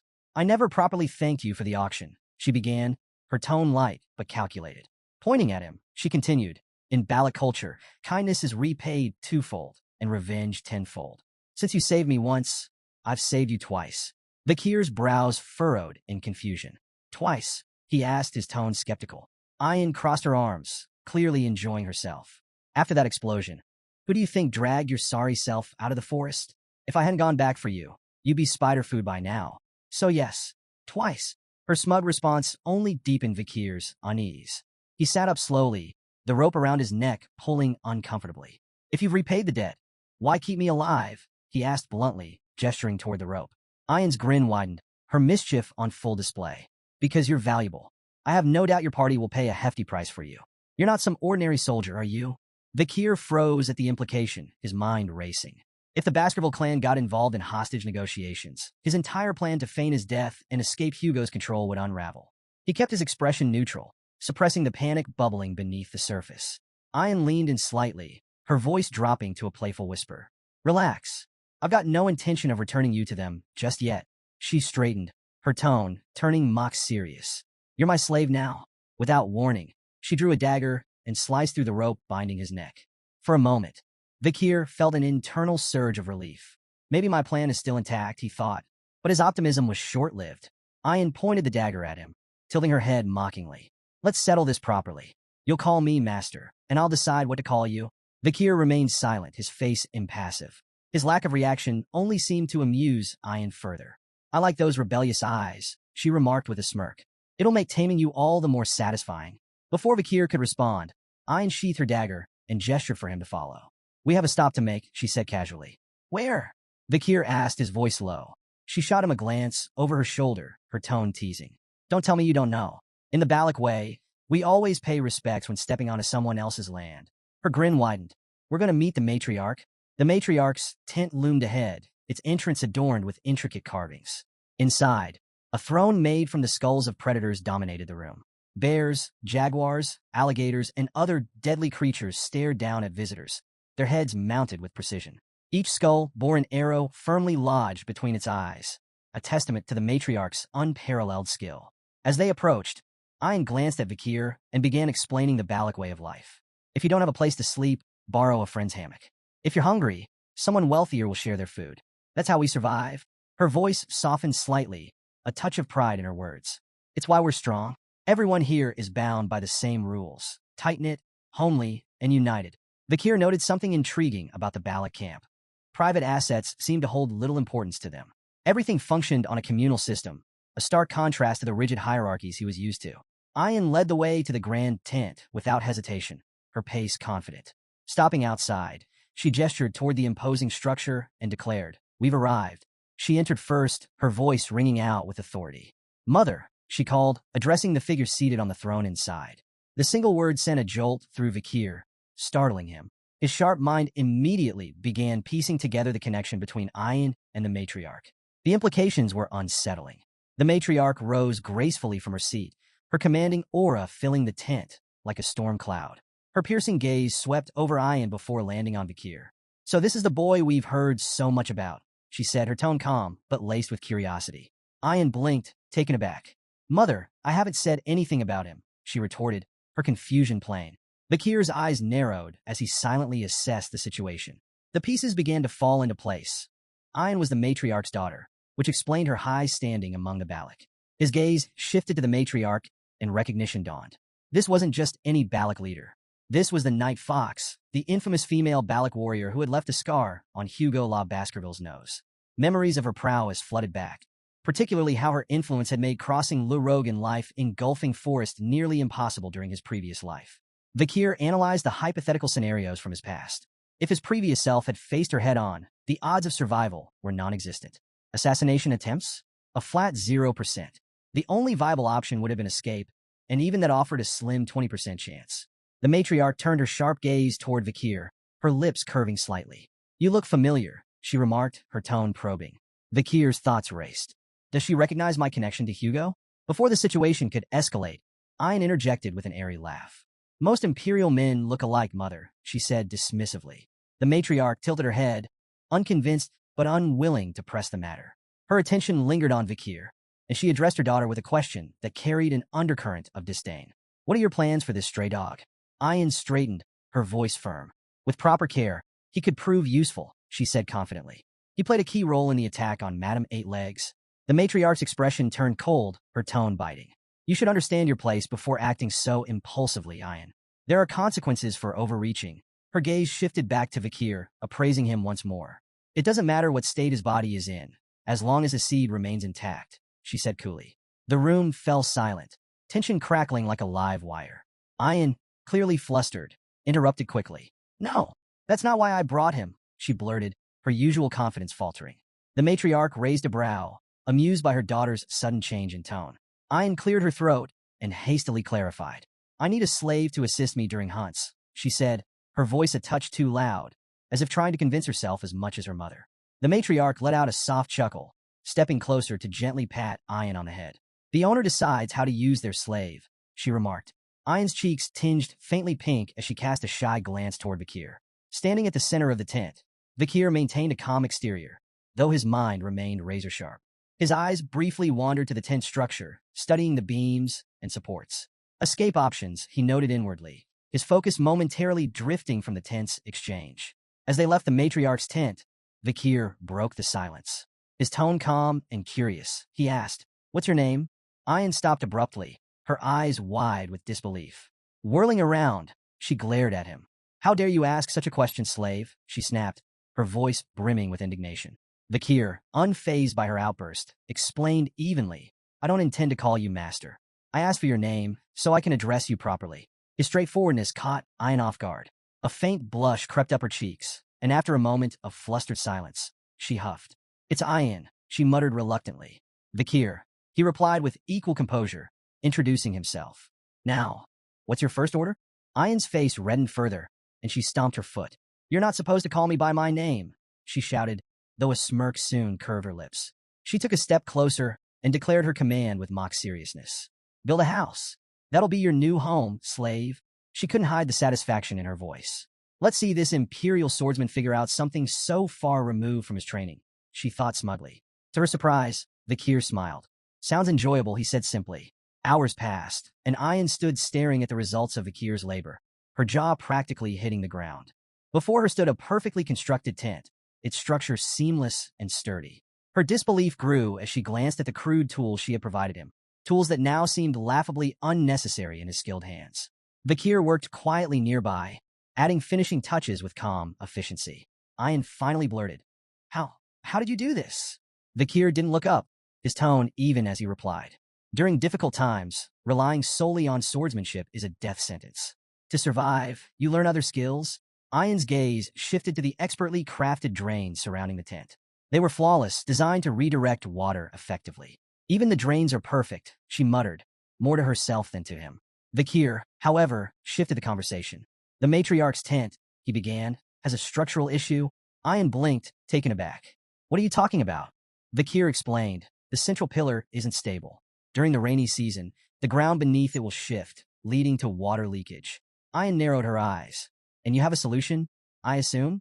Mix lime-rich dirt with gravel from the nearby hill to make bricks, Vakir said matter-of-factly. Reinforce the bricks with oil and fire them. They'll stabilize the structure. Ayan crossed her arms, trying to mask her growing admiration. Fine, she said curtly. Do it. Methodically, Vakir gathered materials, shaping bricks with precision and drying them over a fire. Ayan accompanied him to the matriarch's tent once the repairs were ready, explaining the plan to her mother. The matriarch watched with skepticism as the repairs were made. But when the work was completed, she examined the tent with astonishment. All these years, she muttered, her voice tinged with frustration. So many failed attempts, and it was the central pillar all along. Turning to Ayan, the matriarch's expression softened into a rare smile. You've chosen well, she said approvingly. This male is useful. Ayan's cheeks flushed as she tried to maintain her composure. He's my slave, she mumbled, though her tone lacked its usual edge. The matriarch addressed Vakir directly, her voice commanding. From now on, you're responsible for handling all such tedious matters in the barracks.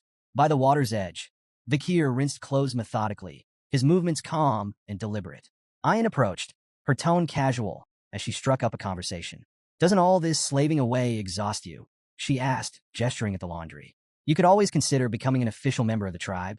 You know, without missing a beat, Vakir replied, it's not so bad. Internally, though, he reflected on how this simpler life, mundane as it was, offered a reprieve from the chaos and treachery he had endured. Whether in the backstabbing politics of the Baskerville clan or the corrupt streets of Underdog City, peace had been a rarity. Ayan observed him for a moment, her gaze appraising. You're surprisingly disciplined, she remarked. Guess it's hard for someone like you to complain, huh? Bakir maintained his calm demeanor. It really isn't that bad. Ayan snorted in disbelief. No way. Tough, tedious work is never easy, no matter how you spin it. As they walked back toward the camp, Ayan nudged him lightly. You should stop with this complacent attitude, she said. Follow my lead. I'll help you figure out how to survive among the Balak people. Who knows? If you do well, maybe I'll even untie that rope around your neck. Bakir glanced at her curiously. What do you want me to do? Ayan smiled slyly, clearly pleased with his directness. Now we're getting somewhere. She paused for dramatic effect. I want you to go on a hunt and bring back some big prey. Intrigued, Bakir pressed her for details. Ayan explained. The warriors haven't brought in anything substantial recently. The kids are growing, and they need meat. If you manage to catch something impressive, it wouldn't be crazy for your title to change from slave to commoner. Playfully slapping him on the back, Ayan added with a grin. You should feel honored to serve as the slave of the Balak's esteemed hunting commander. Bakir winced slightly at the force of her slap, but remained composed. After a brief moment of consideration, he nodded. Fine, I'll do it. Ayan's face lit up with a smile, and for a fleeting moment, a faint blush colored her cheeks. What's with the look? Bakir asked, noticing her expression. Her demeanor shifted immediately. What look? She snapped, quickly turning away. You're imagining things. Unbeknownst to them, a pair of jealous eyes watched from the shadows.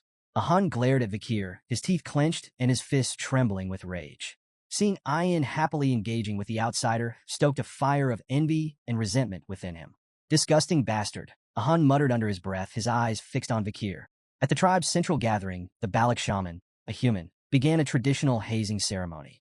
Standing before a pot of glowing charcoal, he withdrew his hand slowly, his face solemn. Gesturing for the hunters to line up, a human's voice carried across the clearing. Step forward to receive the blessing, he intoned, his words heavy with authority. Without it, your hunt will fail.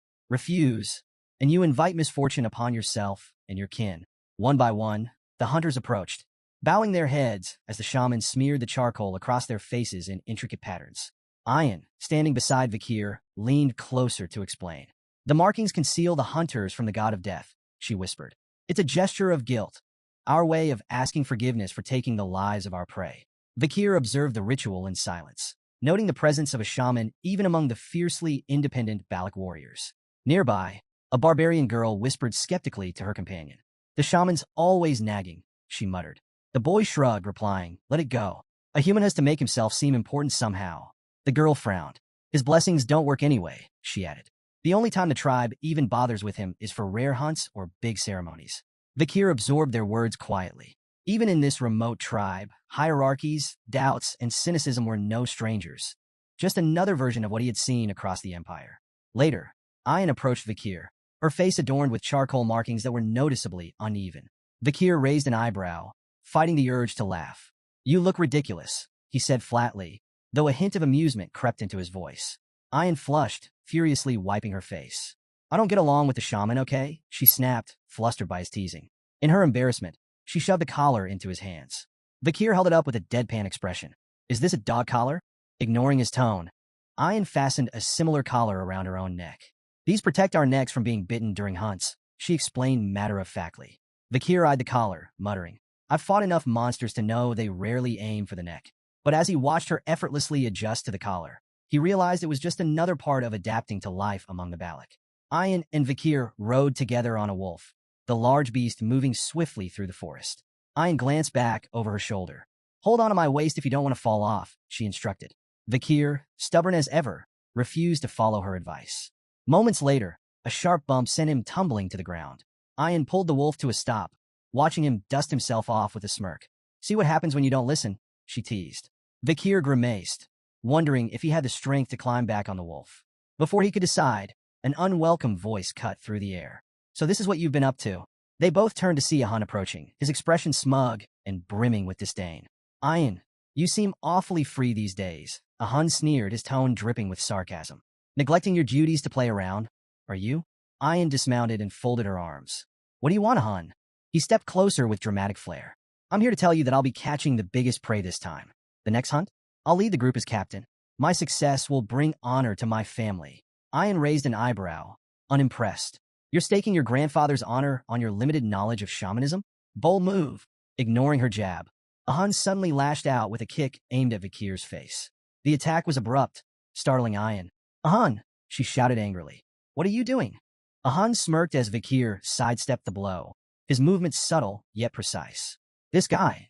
Ahan gestured toward Vikir dismissively. He's a burn, injured and slow. How can you rely on him?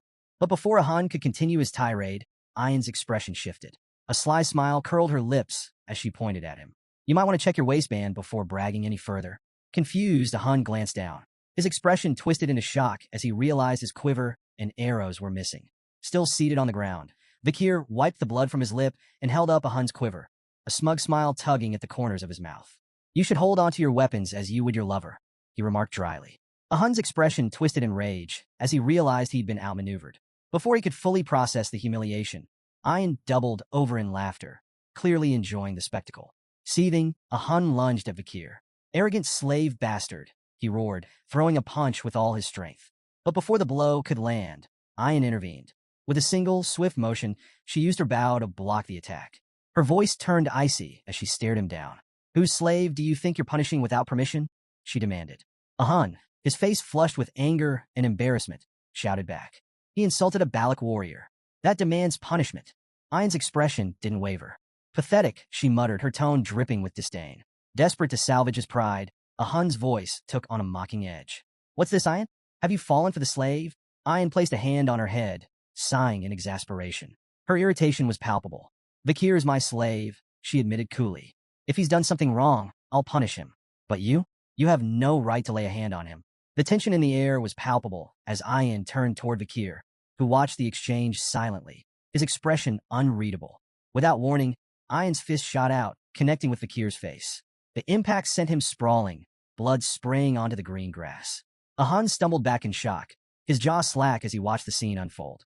Ayan turned to Ahan, fixing him with a cold stare. Are you satisfied now? She asked sharply. Ahan opened his mouth to speak, but Ayan cut him off. I get it, you're frustrated. You haven't managed to capture a maiden, and it's eating you up. But touch my slave again, her voice dropped, and I'll make sure you regret it. Ahan, cowed by her words and her sheer presence, nodded reluctantly. His bravado extinguished, he turned and retreated, muttering under his breath. Later, as Ayan and Vikir rode the wolf back toward the camp, Ayan kept sneaking glances at him. Her expression was conflicted, an uncharacteristic mix of guilt and concern. After several minutes of silence, she broke the ice. Does it hurt? She asked cautiously. Vikir didn't reply. She tried again. Are you angry? Still nothing. Frustrated by his silence, Ayan finally spoke up. Look, it was necessary, she began defensively. Ahan stubborn and petty. If I didn't deal with him like that, he'd keep looking for excuses to retaliate. When Vikir remained unresponsive, Ayan sighed heavily. Why aren't you saying anything? Finally, Vikir spoke, his voice calm, but tinged with a hint of dry humor. It hurts? Ayan froze. Then, with surprising agility, she twisted in midair, landing backward on the wolf to face him. Her hands cupped his face as her eyes filled with worry. Does it hurt a lot? Is it bad? Are you in danger? She asked anxiously, her words tumbling out in rapid succession. Vikir remained stoic. It hurts to talk, he replied plainly. But it's not the first time. Before he could finish, Ayan leaned forward, her lips suddenly meeting his. Time seemed to freeze as Ayan pulled away, her face flushed a deep crimson. She pressed her fingers to her lips, as if only now realizing what she had done. Turning forward hastily to avoid his gaze, she muttered, I knew I was right. You show promise. Even for an imperial bastard. Vikir blinked, wiping his face as he tried to process the moment. His mind wandered briefly. Do barbarians usually lick each other's injuries? He wondered. The thought of spreading infection crossed his mind, though it seemed a trivial concern compared to his confusion. Ayan glanced back, her tone suddenly more composed. So, is there anything you want from me? If it's within my ability, I'll make it happen, she offered. Vikir raised an eyebrow, intrigued. Anything? Her body tensed at his question, and she stiffened visibly. Trembling slightly, she nodded. A Balak warrior never goes back on their word. Vikir's expression turned serious as he considered her offer, leaving Ayan's mind to spiral. Her cheeks grew redder as she assumed he was plotting something inappropriate. Finally, Vikir broke the silence. Teach me how to shoot arrows, he said plainly. Ayan's hopeful expression fell flat, disappointment etched into her face. She quickly recovered, though, and nodded. Fine, she said curtly. As they continued onward, she added, we'll start your special training tomorrow. Vikir nodded in agreement, unaware of her lingering irritation. The next morning, Vikir took aim at a tree trunk, releasing an arrow under Ayan's watchful eye. The arrow missed its mark, landing far from the embedded target. Ayan sighed, her tone tinged with exasperation and amusement. No, no. Aim for the arrow already stuck in the trunk, she instructed. Vakir raised an eyebrow. Are you sure you're qualified to teach? Ayan smirked. You're the one who asked for lessons, she retorted. You'll learn properly, or you'll learn nothing at all. She reminded him of the importance of mastering the bow, especially since his injuries prevented him from wielding a sword effectively. If you want to capture prey and stop being a slave, you'll do this right, she emphasized. To correct his stance, Ayan pressed firmly against his back, adjusting his posture. Vakir winced, feeling the strain on his battered body. Suddenly, Vakira, Ayan's wolf, appeared behind them, startling her slightly. Without realizing it, Ayan applied more pressure to Vakir's back, eliciting a loud crack. Vakir crumpled to the ground, groaning in pain. Ayan, unfazed, turned to Vakira and asked, Did you find it? The wolf howled in response, and Ayan's lips curled into a confident smile. Good boy. Turning back to Vakir, she clapped her hands impatiently. Get up. We're moving now. They arrived at a serene stream where the river met the ocean, a tranquil location teeming with life. Ayan gestured at the unique surroundings. This place is special, she explained. It's where the ocean and river meet, so you'll find animals from both habitats. It's a prime hunting spot. She paused, sharing a story her grandmother used to tell. The salmon here fight their way up the waterfalls, dreaming they'll become something greater, massive, legendary beasts. Most fail, though. They fall onto sharp rocks and become food for the ox bears. Vakir's gaze shifted to the massive bear prowling nearby. Is that one of them? He asked, noting its impressive stature. It looks a lot tougher than the ox bears I've seen before. Ayan nodded, her tone reverent. That's no ordinary ox bear. It's a superior specimen, born from a powerful bloodline and a survivor of countless battles. It's the kind of prey only the best hunters can take down. When Vakir questioned if their task was to take down the colossal ox bear, Ayan shook her head with a smirk. We're not here for the dominant female, she explained. Our target is the smaller male trying to court her. As they watched from a distance, several male bears approached the towering female, each attempting to win her favor. One by one, she rebuffed them with brutal swipes, sending them fleeing into the forest. Intrigued by the display, Vakir asked what kind of mate the female was searching for. Ayan chuckled. Strength isn't the answer, she corrected. To Vakir's surprise, a much smaller male approached the female. This time, instead of rejecting him, she greeted him with gentle nudges and playful gestures. Ayan explained that female ox bears often preferred weaker males because stronger ones could become dangerously aggressive during mating, sometimes even fatally injuring their partners. It's not about brute force, Ayan added. It's about survival and raising healthy cubs. Drawing a parallel, Ayan noted that the Balak tribe had a similar philosophy. They often sought partners with excellent genes, especially if those partners were weakened from injury or fatigue, as it indicated resilience. Vakir observed the pair of bears wandering off together. Ayan instructed him to wait. The female will completely drain his strength, she explained. Once he's exhausted, we'll strike. For days later, Vakir stood outside a cave, listening to the deep roars and moans of the ox bears echoing through the forest. He reflected on their strategy, leaving food for the bears to facilitate their courtship and encourage their mating ritual. Ayan approached, holding a small fruit in her hand. This fruit boosts strength temporarily, she explained, but it shortens lifespan. The clever female will avoid it. The male? He'll eat it without a second thought to keep up with her. The strategy clicked in Vakir's mind. The male's desperate attempt to impress his mate would leave him depleted, making him the perfect target. Ayan handed Vakir a bowl of soup, urging him to eat and regain his strength. As he sipped, he couldn't help but comment on the bear's remarkable stamina during their mating ritual. Ayan smirked, leaning closer. That's just typical for Balak males, she teased. Imperials like you wouldn't know anything about it. Too reserved. Vakir raised an eyebrow, unimpressed by her jab. Before he could respond, Ayan leaned in playfully. What about you? Can you match their vigor?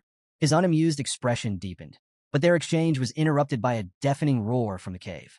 Ayan immediately straightened, her teasing demeanor gone. It's time, she said sharply. From their vantage point in a nearby tree, Vakir and Ayan watched as the female bear let out another earth-shaking roar, signaling the end of their mating ritual. The exhausted male stumbled out of the cave, his legs shaky, his strength utterly spent.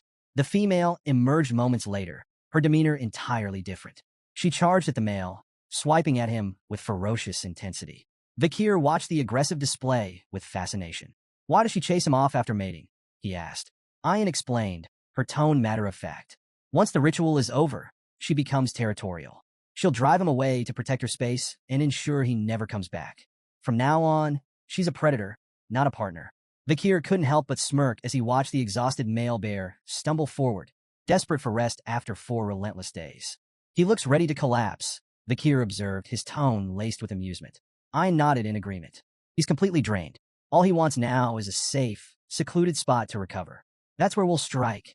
The two tracked the bear deeper into an unforgiving, icy terrain. The cold air stung Vakir's skin, the frost cutting deeper than he anticipated. He noted the bear's resilience and commented on its remarkable endurance. Ox bears aren't just brutes, Ein explained. They're smart. They know how to survive. This one came here deliberately to avoid blood-sucking insects. It's calculated, choosing its recovery spot wisely. As the chill seeped further into Vakir's body, his movements became stiffer. Though he tried to hide his discomfort, Ein noticed immediately. She paused and offered a solution. We need to share body warmth, she said, matter-of-factly. If your muscles stiffen, you'll slow us down. Vakir hesitated, reluctant to agree, but the biting cold left him little choice. With a resigned sigh, he relented and hugged Ein from behind. Caught off guard, Ein's face turned crimson. She stammered, quickly rationalizing the situation. This is just a practical decision. I have to keep you healthy. As your master, it's my responsibility. Vakir remained quiet, unsure whether to tease her or let it slide. Their awkward moment was interrupted when Bakira, Ein's wolf, stopped abruptly, his growl low and menacing. The pair froze, their focus sharpening. The tracks, Ein whispered, her tone tense. They've disappeared. Before she could finish her thought, a thunderous growl shattered the silence. The ox bear, having set a trap of its own, lunged from a hidden spot with terrifying speed. Meanwhile, back at the Balak camp, a group of barbarians gathered around a massive boar, its size so impressive it overshadowed anything else brought back that day. A female barbarian, holding 3 modestly sized rabbits, stared at the boar in awe. I thought these would be enough, she said, glancing down at her catch. But compared to that, a male barbarian stepped forward, addressing a Hun with visible admiration. This is incredible, he said, gesturing toward the boar. You've outdone yourself, a Hun.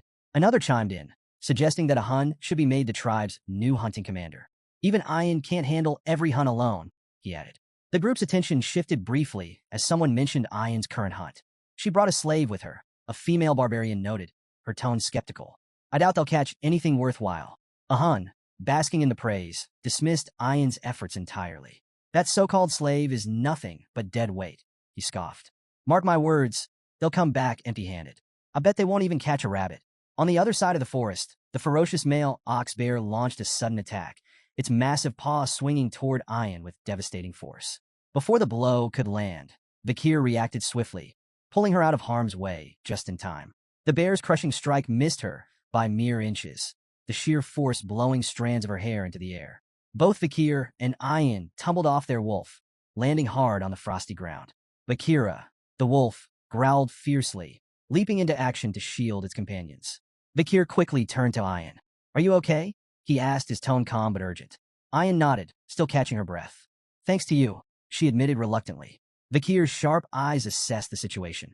It's almost like it set this up, he speculated, his voice low. Did the ox bear lure us here deliberately? Ein frowned, her pride bruised but unable to deny the truth. It's too smart for a monster, she muttered. Her gaze flicked toward the bear, now snarling at them from a distance. No wonder the female picked it. Realizing there was no avoiding a direct confrontation, Ein felt a pang of inner conflict. Being rescued by her own slave, a status she had so thoroughly emphasized, pricked at her pride. But she quickly steeled herself, standing tall. Stay behind me, she commanded, her voice firm. I'll handle this. You've done enough. With a defiant glare, Ein mounted Bakira and charged at the ox bear, her bow drawn and ready. Her first arrow whistled through the air, aimed directly at the beast. You think you can act like this in front of my slave? She shouted angrily. You're going to pay for this indecency. The ox bear, sensing the danger, retreated behind an icy boulder for cover. Ein pulled another arrow from her quiver, her tone sharp with confidence. There's nowhere you can hide from me, she declared. She loosed the arrow, which embedded itself harmlessly in the boulder. The ox bear growled in defiance, thinking itself safe. But the moment the bear let its guard down, a surge of blue energy erupted from the embedded arrow. The aura-infused blast pierced through the boulder, striking the bear in the stomach with pinpoint precision. The ox bear roared in agony as blood spewed from its wound, its massive frame staggering forward. Vakir, watching from the sidelines, was momentarily awestruck. Ein's archery was a masterful display of skill and precision. The way she infused aura into her arrows with such finesse left him impressed. In that moment, he thought that purely in terms of archery, Ian might even surpass Camus Morg's. The wounded ox bear emerged from behind the shattered boulder, its bloodshot eyes blazing with rage. It charged directly at Ian, undeterred by the injury. Ian's hand moved with practiced speed, another arrow nocked and ready. She fired at the bear's eye, but the beast's fury drove it onward, ignoring the projectile entirely. Undeterred, Ian prepared a final shot. Her voice rang out confidently. An arrow filled with sincerity can pierce even a castle wall, she declared, releasing the arrow with perfect form. But to her shock, the ox bear dodged with uncanny agility, evading the attack entirely. Ian's confidence wavered, her composure briefly shaken. Before she could recover, the ox bear lunged at Bakira. Its massive paw struck the wolf with brutal force, sending both Bakira and Ian flying. Ian tumbled across the ground, her body skidding to a stop as Bakir sprinted toward her, his expression grim.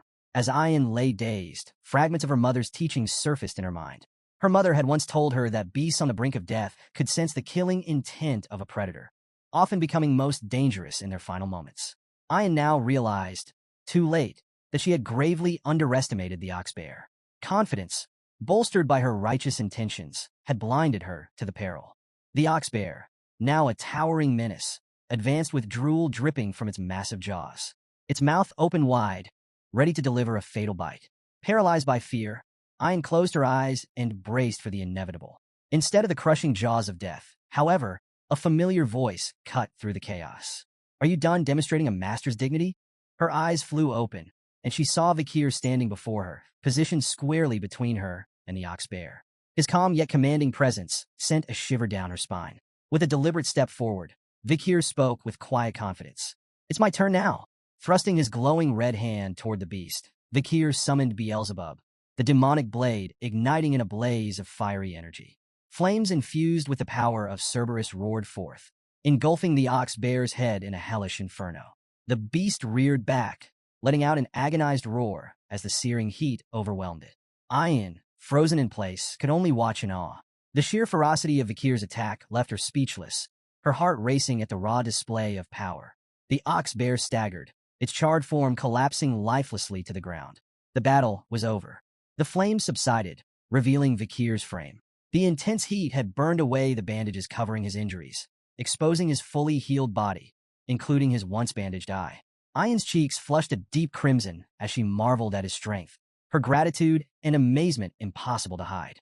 "You saved me again," she murmured softly, her voice barely audible over the crackling of the fire.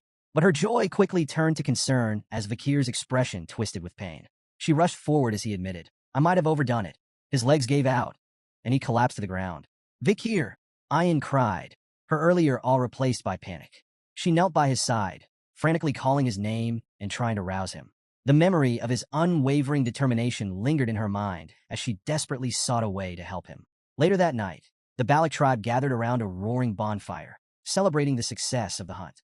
The tantalizing aroma of roasted meat filled the air, and a massive pot of stew bubbled cheerfully over the flames. The villagers danced and sang, their jubilant cries echoing into the night. Off to the side, Ian and Vikir sat together, each wearing traditional Balak hats. Ian's voice carried a mix of pride and excitement as she explained the significance of their victory. "The ox bear wasn't just any prey," she said, her chest puffed with pride. "It was both strong and intelligent, a worthy opponent. Catching it has made us the stars of this pillaging ceremony." Vikir, stoic as ever, didn't seem particularly moved by the festivities. His indifferent expression earned him a sharp glare from Ian. "You could at least pretend to care," she huffed, crossing her arms. Her gaze shifted to the other side of the gathering, where a Hun sat glumly next to the small, sluggish boar he'd caught. The sight filled Ian with satisfaction, and a faint smirk tugged at her lips. "That boar," she said, tilting her chin toward it. "Compared to our ox bear, it's nothing. You'd think he would have caught something more impressive, given how much he brags." Despite her playful scolding, Bakir caught the unmistakable glimmer of pride in her eyes. For the first time that evening, a faint smile flickered across his lips. Ian turned to a Hun, her eyes practically begging for backup. "Say something, a Hun?" A Hun, clearly irritated, shoved a bowl toward Vikir, sneering. "Here, slave. Eat." Vikir glanced at the bowl's measly portion of meat and raised an eyebrow. "This is it? Why so little?" A Hun rolled his eyes. "Tradition. The more honor you earn, the less you eat. You should be grateful for your honor." Ian stepped in with a smirk. In our tribe, the greatest contributor to the hunt gets the smallest share. It's a symbol of respect and selflessness. Vakir's expression remained blank. Selflessness? Sounds like a bad trait. Meat's a lot tastier than some imaginary points on the honor board. Ian laughed, clearly entertained by a Hun's growing frustration. Vakir, however, stared at his hands, deep in thought. The 600-kilogram hammer from Beelzebub lingered in his mind. Could he actually increase his weight by 600 kilograms while holding his breath? It seemed absurd. Then again, so did most of his life lately. Taking a casual sip of his soup, Vakir reflected on his recovery. Beelzebub's absorption of the ox bear hadn't just granted him new powers.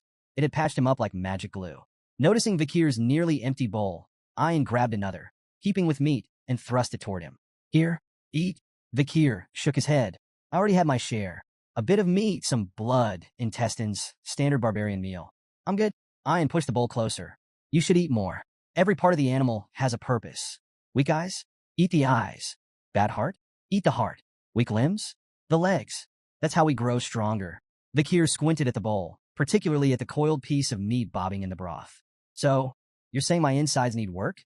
His tone dripped with sarcasm. Before Ian could answer, 3 barbarian girls approached, their presence as subtle as a thunderstorm. Commander, the first one huffed, glaring at Ian.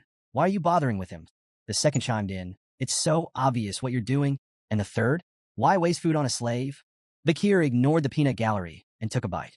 The meat was tougher than he expected, but he chewed through it. Ian's eyes lit up with excitement. Good. Now you'll be ready to fulfill your duty. Vakir stopped mid-bite. Duty? What now? I already played my part in the hunt. At dawn, Vakir found himself near a massive tree trunk, its top sliced clean off. He noticed faint scorch marks at the edges and recalled something Ian had mentioned last night. While standing at this very spot, he'd seen slabs of prime meat laid on the trunk. He questioned Ian about wasting such quality food, especially during a shortage. It's an offering, she had explained, her tone reverent. To Madame Eight Legs. It's how we asked for permission to live here. Ah yes, the village's 8-legged landlord. Vakir had taken a moment to digest this, realizing how deeply the Balak people respected and feared the creature. Now, staring at the offering site in the cool morning light, Vakir muttered, what an annoying monster. As Vakir approached his hut, a peculiar scene stopped him in his tracks. A line of barbarian girls, chattering like eager festival-goers. He blinked, trying to piece together the reason for the commotion. Was there a special event he hadn't been told about? One girl proudly announced she'd been in line since dawn. Another gloated about snagging a spot near the front. A third bragged about staying up all night to ensure a place. Amid the chatter, a few speculated about the previous day's hunt. Maybe a village woman will be chosen as Vakir's wife, one suggested starry-eyed. After all, he did take down an ox bear. Before Vakir could back away unnoticed, Ian appeared, a freshly hunted deer slung over her shoulder. Spotting the crowd, her expression soured. What's this nonsense? She barked. Go home. He's already spoken for. The girls gasped and immediately began protesting. You can't claim him just because you fed him stew, one argued. Yeah, that's unfair, another chimed in. You should have shared with us. Ian narrowed her eyes. If you're so hungry, why don't you catch something yourself? Set some traps. Prove you're worthy. The girls groaned in defeat, explaining they had tried and failed. We even went as far as the Empire's border, one muttered wistfully. But there's no one like him out there. Then keep going. Ian snapped, her tone sharp. Try hell while you're at it. Her glare was enough to send the girls scattering, their excitement evaporating like morning mist. As they disappeared, Ian muttered under her breath, annoyed yet wary. Those sneaky girls might try something while Vakir's still recovering. Her irritation turned into a self-assured smirk. After all, she had fed him the ox bear stew that made her claim indisputable. A sudden shift in the air made her glance sideways.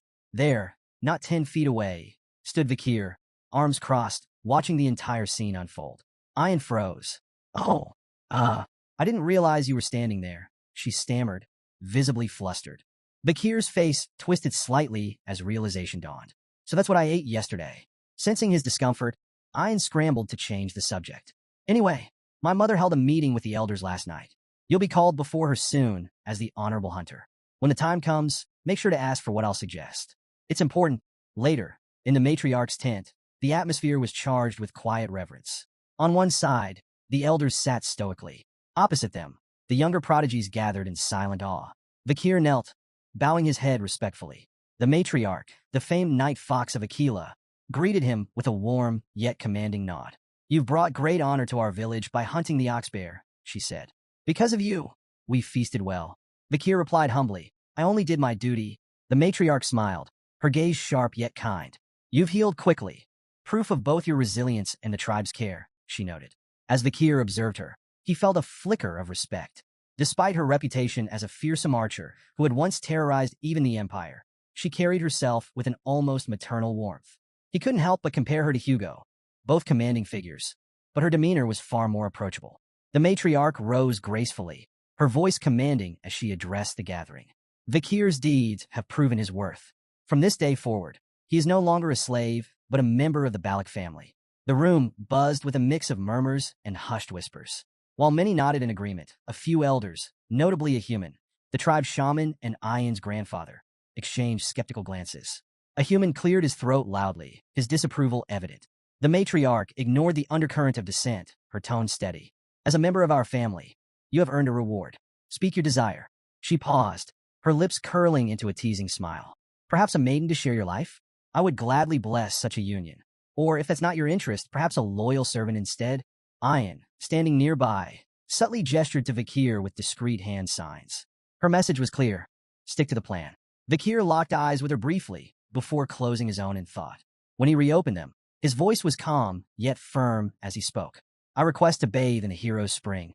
A heavy silence blanketed the room. The weight of his words hung in the air like a thundercloud. The matriarch's playful demeanor vanished, replaced by a sharp, calculating expression. Her gaze bore into Vakir. Do you understand what you're asking? She asked, her voice cold. Before Vakir could reply, a human stood abruptly, his voice booming with anger. Such arrogance! Do you truly believe yourself worthy of the hero's spring? He turned to the matriarch, his tone seething. This place is sacred, reserved for the strongest warriors of the Balak. His request is nothing but an insult. The room erupted in murmurs as other elders chimed in. One elder slammed his fist on the ground. The hero's spring is not for outsiders. This is a privilege for our finest warriors, not some commoner. But Ayan stepped forward, her voice cutting through the commotion. Enough, she declared. Vakir has proven himself more than worthy. None of you can deny his strength. He captured the ox bear during the pillaging ceremony, a feat even our most seasoned warriors have failed to achieve. The room quieted as her words resonated. The matriarch's piercing gaze shifted to Vakir. Do you truly understand the significance of the hero's spring? Without hesitation, Vakir nodded. I do. It is no ordinary shrine. Its waters can heal wounds, internal and external alike. Only the mightiest warriors are granted access to its power. The matriarch listened, her expression unreadable. Around her, the elders resumed their debate. The hero's spring must remain exclusive, one elder argued fiercely. To allow an outsider to touch its waters is to insult generations of our warriors. Another elder, however, countered, stroking his beard thoughtfully. This could be a chance to inspire him further. If he holds such potential, granting him this honor might benefit the tribe. The arguments volleyed back and forth. Some elders feared tarnishing the spring's legacy, while others acknowledged Vakir's feats and the value of rewarding his contributions. The matriarch's expression tightened, her frustration flickering. She wanted to honor Vakir's bold request, but could feel the weight of tradition and a human's staunch opposition pressing down on her. Just then, a sudden bell rang out, cutting through the tense atmosphere like a blade. Vakir's eyes narrowed as his gaze darted toward the sound. What's the meaning of that bell? An attack? Ayan shook her head. No, that signals a guest's arrival. Not a threat. The matriarch seized the opportunity to end the heated debate. This meeting is adjourned. Return to your duties, she commanded, rising gracefully and exiting the tent. As the elders filed out, a human lingered, his expression dark and brooding. His disapproval was palpable, the faint click of his tongue like thunder in the quiet. Watching the matriarch leave, his unease simmered beneath the surface, a storm waiting to break. Vakir's attention shifted to the growing commotion outside. Is that the guest you were talking about? He asked Ayan, gesturing toward the group setting up nearby. She nodded. Merchants from beyond the forest. They visit a few times a year, bringing goods we can't make ourselves. The tribe always looks forward to their arrival. Vakir's sharp gaze fixed on a symbol emblazoned on one of the merchant banners. Recognition flashed in his eyes. The bourgeois family, he muttered, his voice low. Ayan glanced at him. You know them? More than I'd like, he replied, his mind racing. The bourgeois family was one of the 7 most powerful merchant clans in the empire. Their presence in such a remote region was unusual, almost suspicious. The only way to reach Balak territory was through lands controlled by the Baskerville or Morge families. neither of whom would allow safe passage to outsiders. Vakir's thoughts turned dark. How did they get here? Smuggling routes? Backdoor deals? The merchants wasted no time setting up their vibrant stalls. Their leader, a round, jovial man with an air of authority, addressing the tribe in fluent Baloch. Welcome, friends. For the next 5 days, the market is open. Barter your finest goods and discover treasures from beyond the forest. Excited murmurs spread among the villagers, who surged forward to browse the offerings. The merchants displayed their wares with practiced flair. One held up a gleaming glass orb, claiming it could bring sweet dreams when placed near a bed. Another showcased perfumes, cosmetics, and sacks of grain. Vakir observed the frenzy with a critical eye. The goods on display were mundane by imperial standards, but the merchants bartered them for rare forest treasures of far greater value. The imbalance was glaring, and Vakir's jaw tightened. The bourgeois are bleeding them dry. A commotion nearby drew his attention. Ian's voice rang out, laced with frustration. A diamond for corn? Are you serious? For a brief moment, Vakir felt a flicker of relief. At least someone here recognized the absurdity of the trades. But then, to his horror, Ian's expression shifted. She grinned triumphantly, handing over a diamond for 2 ears of corn. Clutching her prize like a trophy, she beamed with pride, clearly convinced she had struck an incredible deal. Vakir pinched the bridge of his nose, exhaling sharply. Hopeless, he muttered, watching her celebrate her victory. Elsewhere in the market, 3 Baloch warriors were locked in intense negotiations with the merchant leader. I'll trade this pearl clam for 2 radishes, one of them demanded, his tone suggesting he genuinely believed it was a steal. Another inspected a cabbage with a critical eye, scrutinizing its quality before eventually bartering a prized deer antler for it. Their persistence wore down the merchant leader, who, with exaggerated reluctance, tossed in extra items to seal the deals. The warriors left with wide grins, proudly celebrating their victories. The merchant leader, meanwhile, smirked as he watched them walk away, amused by how easily they'd given up treasures worth far more than the goods they'd received. In a quieter corner of the market, a young Baloch girl timidly approached the merchant leader. Her wide eyes sparkled with hope as she pointed at one of the glowing glass orbs on display. "Excuse me, sir," she said softly. "May I trade for that orb?" The merchant leader crouched down, his smile dripping with condescension. "Well now, little one, what do you have to offer?" Beaming with pride, she reached in her pouch and pulled out a small, wriggling sun larva. It's very rare, and it's nutritious too." The merchant leader's face twisted with disgust. "Ugh, disgusting," he barked, slapping the larva from her hand. The tiny creature hit the ground with a wet thud, and the girl froze, her face crumpling as tears welled up in her eyes. Sneering, the merchant leader turned to leave, muttering under his breath, "For a primitive barbarian, she's quite pretty. She'd fetch a decent price as a slave." The girl knelt, clutching the rejected larva in trembling hands, tears streaming silently down her cheeks. Suddenly, a shadow loomed over her, and a gentle hand rested on her head. She looked up to see Vakir standing beside her. His expression was calm, but the fire in his eyes burned with quiet fury. "This trade is invalid," Vakir declared, his voice steady but sharp enough to cut through the market's noise. The merchant leader stopped mid-stride and turned back, his feigned confidence masking unease. "And what do you know about valid trades?" he asked mockingly. "Surely a savage like you wouldn't understand the intricacies of imperial customs." "Perhaps there's been a misunderstanding." Vakir's gaze locked onto the merchant with chilling precision. "A misunderstanding?" he asked, his tone colder than ice. "Do you mean your intention to sell a Baloch child as a slave?" The merchant leader flinched but quickly recovered, waving his hand dismissively. Now, no need to be dramatic. These trades are sanctioned by the Baloch shaman, a servant of the forest god, no less. It's not your place, boy, to question their sacred authority." Vakir ignored the merchant's bluster, taking a deliberate step forward. His voice, though calm, carried an undeniable weight. "I demand the cancellation of every trade conducted today. They are blatantly unfair." The merchant leader furrowed his brow in feigned confusion, his voice dripping with mockery. "Unfair, you say? And who made you the arbiter of fairness?" Vakir's expression remained cold, his tone sharper than steel. "Fairness is determined by market value, something your trades blatantly disregard." He stepped forward, his presence commanding, as he began dismantling the merchant's schemes piece by piece. "Take that corn you bartered. Each ear is worth 100 gold at most. Yet a diamond, worth 2 million gold, was given in exchange. And the ox-bear horn? Properly crafted into billiard balls, it would fetch no less than 1 million gold. It's comparable in value to goblin bud mushrooms, banned for export due to their high medicinal demand in the empire." The crowd murmured in disbelief as the merchant leader's confident grin began to crack. Vakir's precise breakdown of values left the merchants visibly shaken. their earlier smugness now replaced with unease. Reaching for one of the merchant's prized items, a glass orb, Vikir held it aloft for all to see. "And this," he began, his voice heavy with contempt, "is your so-called treasure for sweet dreams." The merchant leader forced a tight smile. "Ah yes, one of our finest wares. A marvel for peaceful sleep, perfect for weary minds." Vikir rolled the orb between his fingers, his eyes narrowing. "This orb is coated with microscopic holes that release a drug. It's banned in the Empire for its devastating effects. While it may induce dreams at first, prolonged exposure destroys the mind, leaving its users broken." Without warning, he crushed the orb in his hand. The crowd gasped as shards fell to the ground, releasing a fine, powdery mist into the air. "This isn't a treasure," Vikir continued, his voice hard as iron. "It's poison, and you've been spreading it under the guise of trade." The merchant leader stumbled backward, his pale face glistening with sweat. Nearby, one of his associates leaned in, whispering frantically, "Who is this boy? How does he know so much?" The leader swallowed hard, his voice barely audible. "Someone who knows far too much." Ayan's voice cut through the tense silence like a whip. "What did you mean by poison bodies and harm?" she demanded, her fury palpable. Vikir gave her a single nod, confirming her worst suspicions. Ayan's expression darkened further, and her rage turned toward the merchant leader.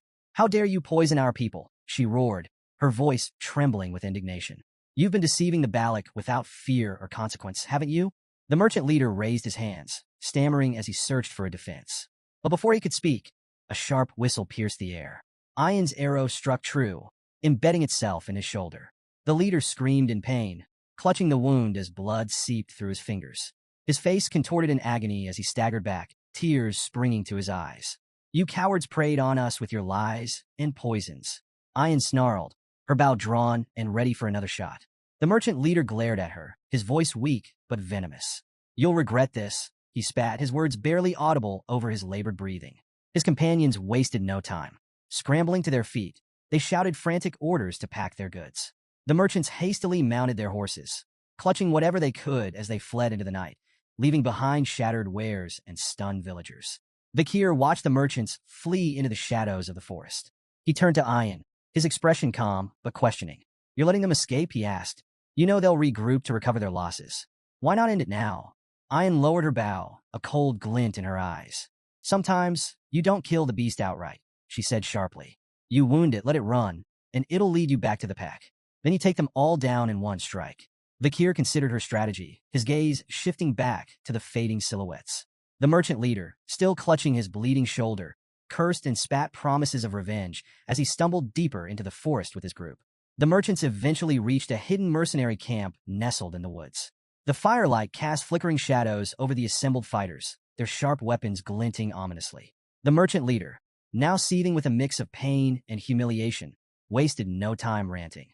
"Those savages," he roared. "They humiliated us. They stole everything." The mercenary leader leaned lazily against a tree, his piercing eyes shining in the light of the campfire. Lighting a cigarette, he smirked. "Sounds like words won't get you far with that lot," he drawled, exhaling a cloud of smoke. "You hired us to handle your dirty work, didn't you? So we'll handle it. Either we wipe them out or drag them back in chains. It's your call." The merchant leader hesitated, his earlier bravado now tempered by the reality of the Balak's strength. "You don't understand," he said, his voice wavering. "The Balaks aren't ordinary. You'll need everything you've got to defeat them." The mercenary leader chuckled, flicking ash from his cigarette. "If you're that scared, why'd you bother hiring us in the first place? You're paying for results, so let us do our job. And remember," he added, his tone darkening, "our deal still stands. We get a cut of your profits. If things go south, we'll help ourselves to the spoils." Reluctantly, the merchant leader nodded. "Fine. Just make them pay for what they did." The mercenaries began preparing for their ambush, whispering strategies under the cover of night. One passed a matchstick to his companion, who lit a cigarette, then handed it to a third man eager to do the same. "Hold up," the second man warned. "Only two to a match. You know the superstition. Third man gets bad luck." The third mercenary scoffed, lighting his cigarette anyway. "Superstitions for fools," he muttered.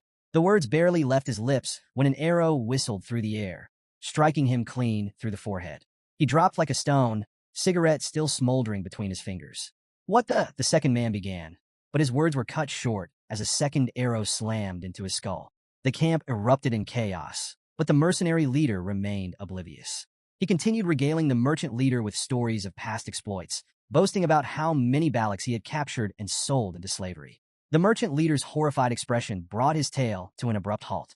He turned just in time to see an arrow embed itself squarely into his forehead. The mercenary leader collapsed without a sound, his life ending mid-sentence. Panic spread through the camp like wildfire. The merchant leader, shaking with fear, screamed at the remaining mercenaries. "Put out the fires! Extinguish your cigarettes! They can see us!" From a hidden vantage point, Ayn lowered her bow, her expression fierce and unrelenting. "Aim for their heads," she ordered her warriors, her voice calm, yet deadly. The Balak archers obeyed with chilling precision, each shot delivering swift and silent retribution. Vakir surveyed the chaos, his expression betraying a rare flicker of surprise. Turning to Ayn, he asked, "How are your warriors hitting their marks so perfectly in this light?" Ayn smirked. Balak eyes are sharp, even in the dark. The glow of their cigarettes and firelight makes them easy targets. Before Vakir could respond, a Hun appeared, dragging barrels behind him. His usual smirk was firmly in place. "Still playing the obedient slave, I see," he taunted. Vakir corrected him, with a cool tone. "I'm no longer a slave. I'm a commoner now." A Hun shrugged dismissively. "Doesn't change much, does it? Commoner, slave, it's all the same to me." Amidst the flaming chaos, one mercenary stood his ground, raising his shield to deflect incoming arrows. "Mages, form up! Shields, cover the front! Prepare for a counterattack," he barked, his voice cutting through the panic. But before they could regroup, a strange sight drew their attention. Two arrows embedded in nearby trees held a barrel aloft, suspended by thick ropes. More barrels began to appear, dangling from the trees, all tied by expertly aimed arrows. "What kind of trickery is this?" a mercenary shouted, his voice edged with panic. One soldier sniffed the air and muttered, "It's alcohol." His realization was cut short as a volley of flaming arrows rained down. The suspended barrels exploded in a fiery inferno, engulfing the camp in a massive blaze. The fire spread rapidly, consuming everything in its path. The screams of burning mercenaries filled the night air, mingling with the crackle of flames. Hidden behind a tree, the merchant leader's face twisted in horror. "They're using oil barrels as weapons," he muttered, his voice trembling. "Launching them with arrows? How?" A rustling noise behind him made him freeze. Turning slowly, he saw a shadowy figure emerging from the darkness. His heart raced as he recognized the crimson glow of Balak eyes. "Wait, don't kill me," he pleaded desperately. Fumbling, the merchant leader pulled a document from his bag, the official seal gleaming faintly in the firelight. "This is an exploration permit," he stammered, "stamped by the deputy consul of Underdog City. If you kill me, the Baskerville family will have their revenge." Vakir stepped into the light, his red eyes gleaming coldly. "This deputy consul," he said softly, "was his name Vakir by chance?" The merchant leader nodded eagerly, sensing a lifeline. "Yes, Vakir, the infamous Vakir." A faint smirk tugged at Vakir's lips. "Strange," he replied icily. "I don't recall granting any such permit."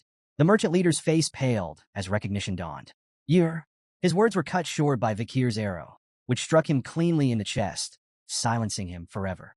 "Those who forged the Baskerville seal," Vakir stated, his voice steady and unforgiving, "are executed without exception." Moments later, Ayn arrived astride her wolf, urgency in her voice. "We need to move, slave. Hurry." Vakir's brow twitched as he corrected her, his tone firm. "Not a slave. Remember that." The surviving mercenaries, emboldened by the sudden cessation of Balak arrows, regrouped. "They're retreating," one shouted. "Pursue them.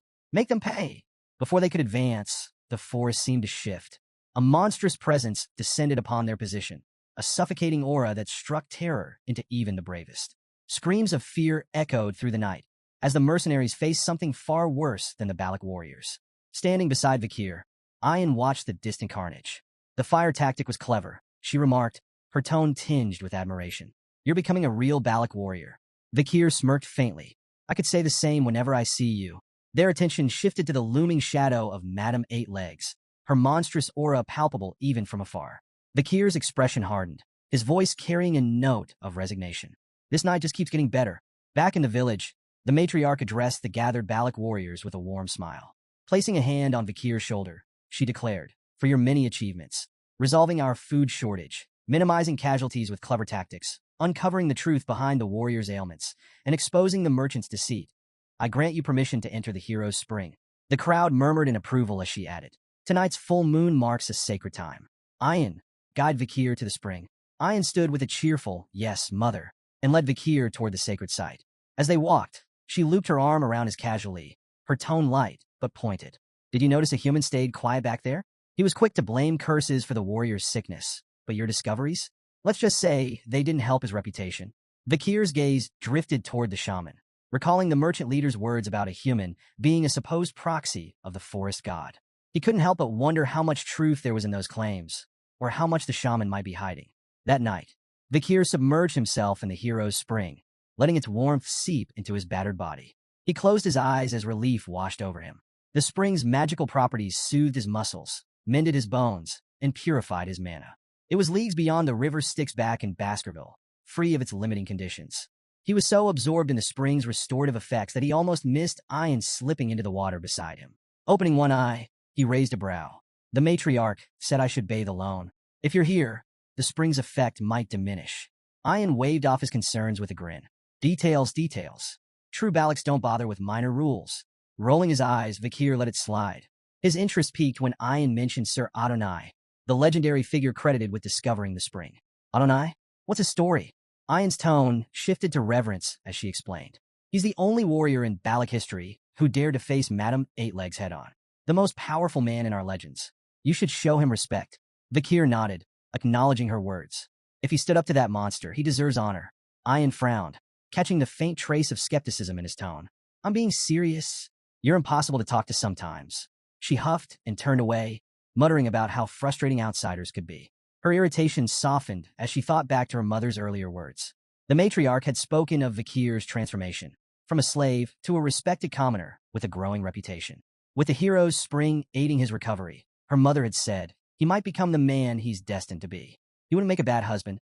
Ian's face flushed as she stole a glance at Vakir, her resolve strengthening. Today, I'm going to make him mine, she thought with determination. Breaking the silence, Ian shifted the conversation, trying to mask her embarrassment. You know, I was aware of those merchants' shady profits, she said confidently. If you hadn't stepped in, I would have handled it myself. Vakir smirked knowingly, which only flustered her further. Her cheeks burned as she blurted, I really do know the price difference between diamonds and corn in the Empire. Curious to test her claim, Vakir asked Ian to explain the actual exchange rate of diamonds to corn in the Empire. 20 corns per diamond, she declared confidently, only to falter at Vakir's silent stare. Quickly revising, she added, fine, 30 corns. Final answer. Vakir raised a brow before calmly revealing the truth, the staggering amount of corn 1 diamond could fetch. Ian's jaw dropped. That's insane, she exclaimed, quickly clapping a hand over her mouth. Trying to save face, she mumbled, well, the Empire's logic is just weird. What could they possibly need all those shiny rocks for anyway? Unmoved by her evasions, Vakir shifted the focus. None of that matters. What does matter is this. Choose how you address me. My name or slave. I don't like ambiguity. Ian blinked at his seriousness, her demeanor softening. Standing, she moved closer to him, her piercing gaze locking onto his. You don't like ambiguity, huh? She said softly. Gently, she took hold of his chin, tilting his face to meet hers. Her playful smirk turned intent as she leaned in closer. Then I won't call you slave, and I won't call you Vakir, either. Her voice dropped to a whisper, teasingly. What I want to call you is... Suddenly, their moment was shattered by the splash of children joyfully diving into the spring. Commander, they shouted as they ran toward Ian, completely ignoring the tension in the air. Vakir's brother. Vakir. Ian spun around, startled. How did you even get here? She demanded, her exasperation drowned out by their laughter and splashing. Vakir glanced at the commotion, only half listening. Her unfinished words lingered in his mind. If it's not my name or slave, then what does she want to call me? Ian's temper flared as the kids splashed around. You rascals. If you keep playing here, the spring's effects will be ruined. But Vakir smirked, his tone laced with amusement. Didn't someone say a true Balac doesn't bother with minor rules? The children immediately took his side, chiming in with playful glee. Yes, stingy Ian? One of the older children stepped forward, his serious tone contrasting with the chaos.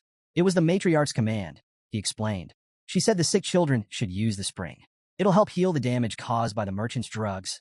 Ian froze, her expression shifting to one of realization. Mother planned this, she muttered, her tone exasperated. Of course she did. Nearby, a small girl shyly approached Vakir, her brother by her side. Thank you for helping my sister, the boy said, his voice filled with gratitude. The girl nodded, adding a soft, thank you.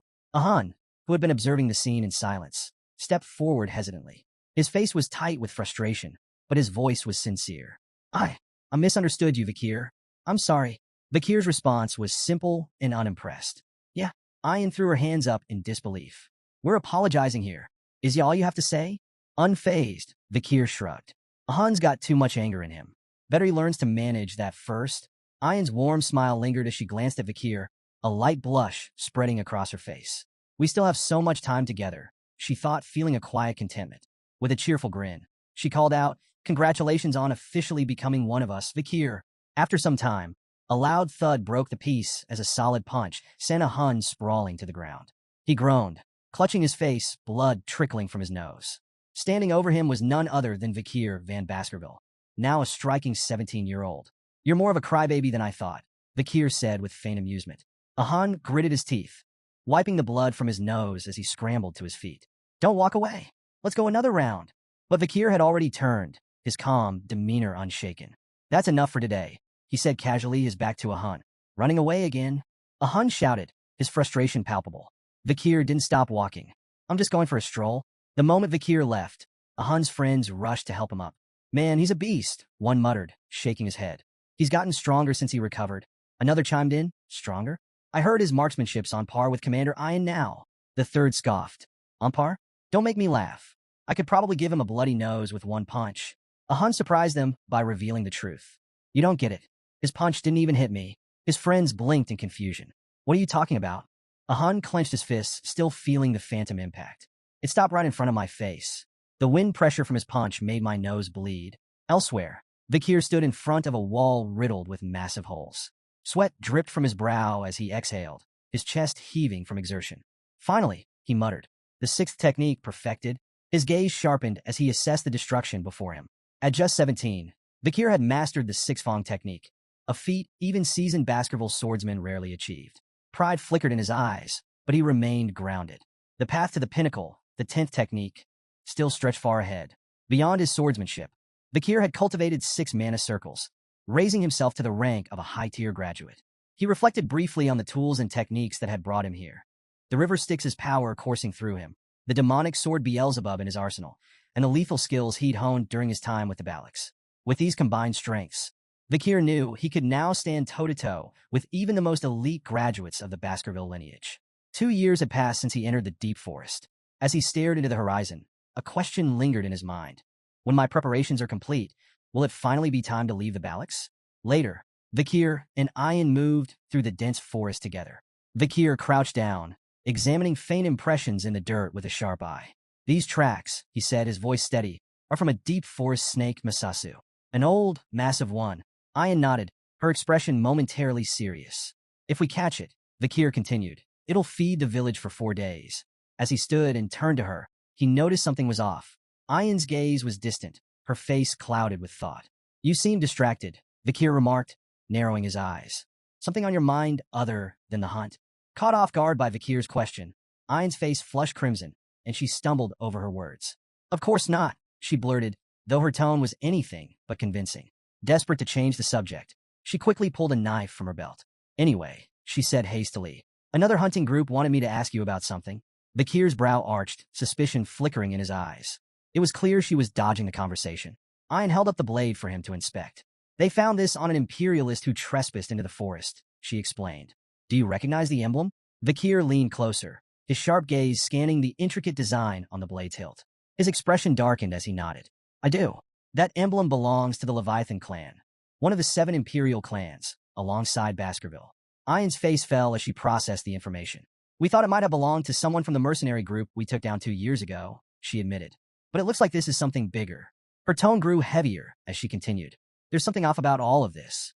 We've been finding traces of a red liquid at random locations around the headquarters.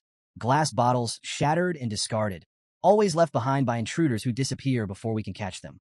Vakir's eyes narrowed. What kind of red liquid? Ayan sighed. We're not sure, but it's deliberate. The hunting group did manage to capture someone once, but she hesitated, her frustration evident. They swallowed poison before we could question them. This dagger is all they left behind. She paused, studying Vakir intently. Her demeanor shifted, her voice lowering. Vakir, she asked softly, do you want to go back to your hometown? The question stopped him cold. He turned to meet her gaze, his brows furrowed. Why are you asking me this now? He asked, his tone steady but edged with caution. Ayan's frustration broke through as she stepped closer, her voice rising slightly. I don't like secrets or lies, Vikir. Just tell me the truth. Before he could respond, her next words struck like a bolt of lightning. Another imperialist entered the deep forest recently, she said, her tone grave. I believe they're here for you. Vikir froze, his sharp composure faltering for a fraction of a second. Ayan didn't miss the flicker of shock in his expression. She leaned in closer, her voice barely above a whisper. There's one more thing, she added. It's a red-haired girl. Her words hung in the air, thick with tension. Ayan reflected on the past 2 years, replaying the confrontation with Madame and the search party's venture into the deep forest. She suspected they were hunting for Vikir. The question burning in her heart could no longer be suppressed. Would Vikir leave with this girl? The thought tied her stomach in knots. What if he was furious she had kept this from him? Worse, what if he left? Could tribal laws stop him? Or would her protests be useless? Vikir, ever composed, answered firmly. He wasn't going back. Ayan, though still skeptical, pushed him. Did he mean it? His resolute confirmation brought her relief. Her radiant smile lit up her face as she hugged her wolf companion, joyfully declaring that Vikir was staying. Vikir, however, turned his thoughts inward. He was certain the Empire still believed him dead, a deception he intended to maintain until he could mask his strength from Hugo. The mention of the girl stirred his curiosity. Was it Camus Morgue? Did she remember he had saved her? Or was this purely a political maneuver? Watching the Baskerville clan aid the Morgue's search efforts hinted at their unshaken alliance. He wondered if his death had further cemented that bond. Regardless, it reinforced his resolve to one day venture beyond the forest and uncover the truths awaiting him. Later, as Vikir and Ayan stood by the river, their peace shattered when a massive lungfish erupted from the water, flopping violently onto the shore before falling still. Ayan identified it and remarked that its leap likely heralded the rainy season. Judging by the fish's size, she predicted this year's rains could be unusually long. Vikir's sharp eyes caught an anomaly, an arrow embedded in the fish. Cutting it open, they were shocked to find a human skeleton clutching the arrow inside. Ayan, after a closer look, deduced it might belong to someone from the Loco tribe. Signs of resistance hinted at a struggle, even in the fish's belly. This confused her. Lungfish typically scavenged only the dead. Vikir speculated the person was so weakened the fish mistook them for a corpse. Ayan questioned what could drive someone so frail to risk such dangers, and Vikir suggested desperation. Perhaps the Loco tribe faced grave circumstances. This, he said, demanded deeper investigation. Their trek into the forest uncovered a chilling sight, a clearing strewn with corpses. Ayan gasped, horrified. Are all the Loco warriors dead? She whispered, her voice trembling. Struggling to process the carnage, she watched as Vikir crouched to inspect the remains. His keen observation revealed grim signs: vomiting, diarrhea, and red spots on the bodies. The horrifying possibility struck him. This could be a deadly disease. The implications were staggering, and both Vikir and Ayan felt the oppressive weight of a tragedy unfolding within the forest depths. As Ayan and Vikir neared the Loco village, an unsettling silence loomed over them. It was well past mealtime, yet no smoke curled from cooking fires. The eerie stillness gnawed at their nerves as they pushed deeper in. Overgrown weeds choked the paths, and there wasn't a single sign of life. Ayan hesitated. Maybe they relocated, she suggested, though her voice lacked conviction. But before Vikir could respond, she yanked back the curtain of a tent and immediately recoiled. A swarm of flies buzzed out, revealing a lifeless, rotting corpse inside. Vikir, she shouted, alarmed. Vikir, already searching, had found another body nearby. His mind churned with grim recognition. Before his regression, a deadly plague, the Red Death, had ravaged these lands. Victims suffered red blotches, violent vomiting, and agonizing pain before succumbing to a slow, excruciating demise. The disease had spread so viciously it even reached the Empire, leaving devastation in its wake. Ayan's face paled. We need to leave. This village is cursed. Vikir, unfazed, corrected her. It's not a curse. It's an infectious disease. That's even worse, she snapped. He reassured her that it wasn't highly contagious, though she didn't look convinced. Hesitantly, she asked, Are you sure it's not a curse? If you're scared, leave. He replied, his tone indifferent. Ayan's expression darkened. What if you die? Vikir shrugged. Then I die. She gaped at him. How can you say that so casually? Vikir ignored her outrage, analyzing the scene instead. Not all the Loco people were dead. The village looked abandoned rather than exterminated. It seemed the survivors had fled, leaving behind the sick and dying. He decided to check the barracks for supplies. Find a safer spot and wait, he advised. Fuming at his cold attitude, Ayan turned to leave, only to freeze mid-step. Her eyes widened in horror, her face drained of color. Then she screamed. Vikir spun around, alarmed, and saw her on the ground, shaking violently. Ayan. She pointed ahead, her voice breaking. TT the curse. Run, Vikir. Now. A small figure stood in the distance. Ayan, paralyzed with fear, begged him to flee. If you run, I'll follow. I swear. Just don't go near it. But as she tried to stand, she cried out again, clutching her leg in pain. A cramp. Vikir ignored her panic and approached the figure. It was a little girl, no older than 5. She wasn't loco, that much was clear. She stood near a small pile of stones, a wilted flower resting atop them, a grave. She had been mourning someone. Kneeling, Vikir met her eyes. Who are you? The child hesitated before responding with 3 chilling words. Loco slave. Kitchen maid? Ayan gasped audibly, but Vikir remained calm, studying her. She had been a servant, enslaved by the Loco tribe. What's your name, he asked. The girl hesitated again, before softly replying. Pomerian. Vikir's eyes narrowed. The name sounded imperial. Was she a kidnapped noble? Then she completed her introduction, words that sent a shock through his entire body. Pomerian Le Baskerville. Vikir froze. Within the Baskerville clan, middle names carried immense weight.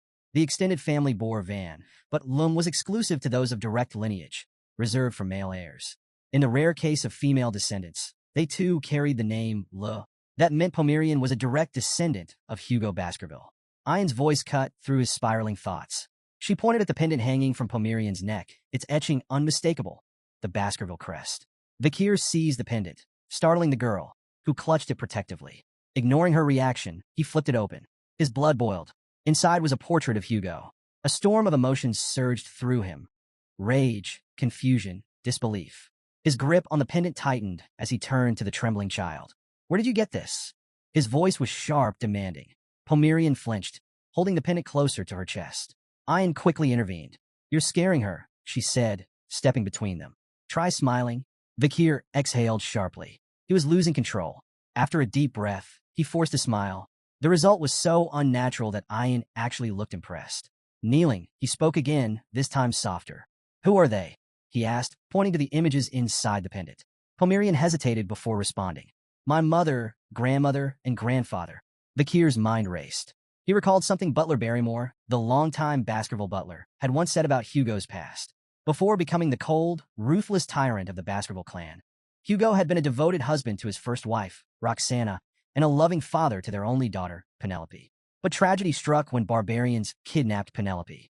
Desperate, Hugo moved the entire Baskerville clan to the remote Lenore Mountains, near barbarian lands, and sent out countless hounds in search of her. Yet no trace of Penelope was ever found. Her loss shattered him. The once devoted father became the infamous executioner of the empire, a man who hated barbarians with an unquenchable fury. At the time, Vikir had dismissed the story as a tragic legend. But now, the truth stood before him. Pomerian was Penelope's daughter, which meant she was Hugo Baskerville's granddaughter. The irony was almost poetic.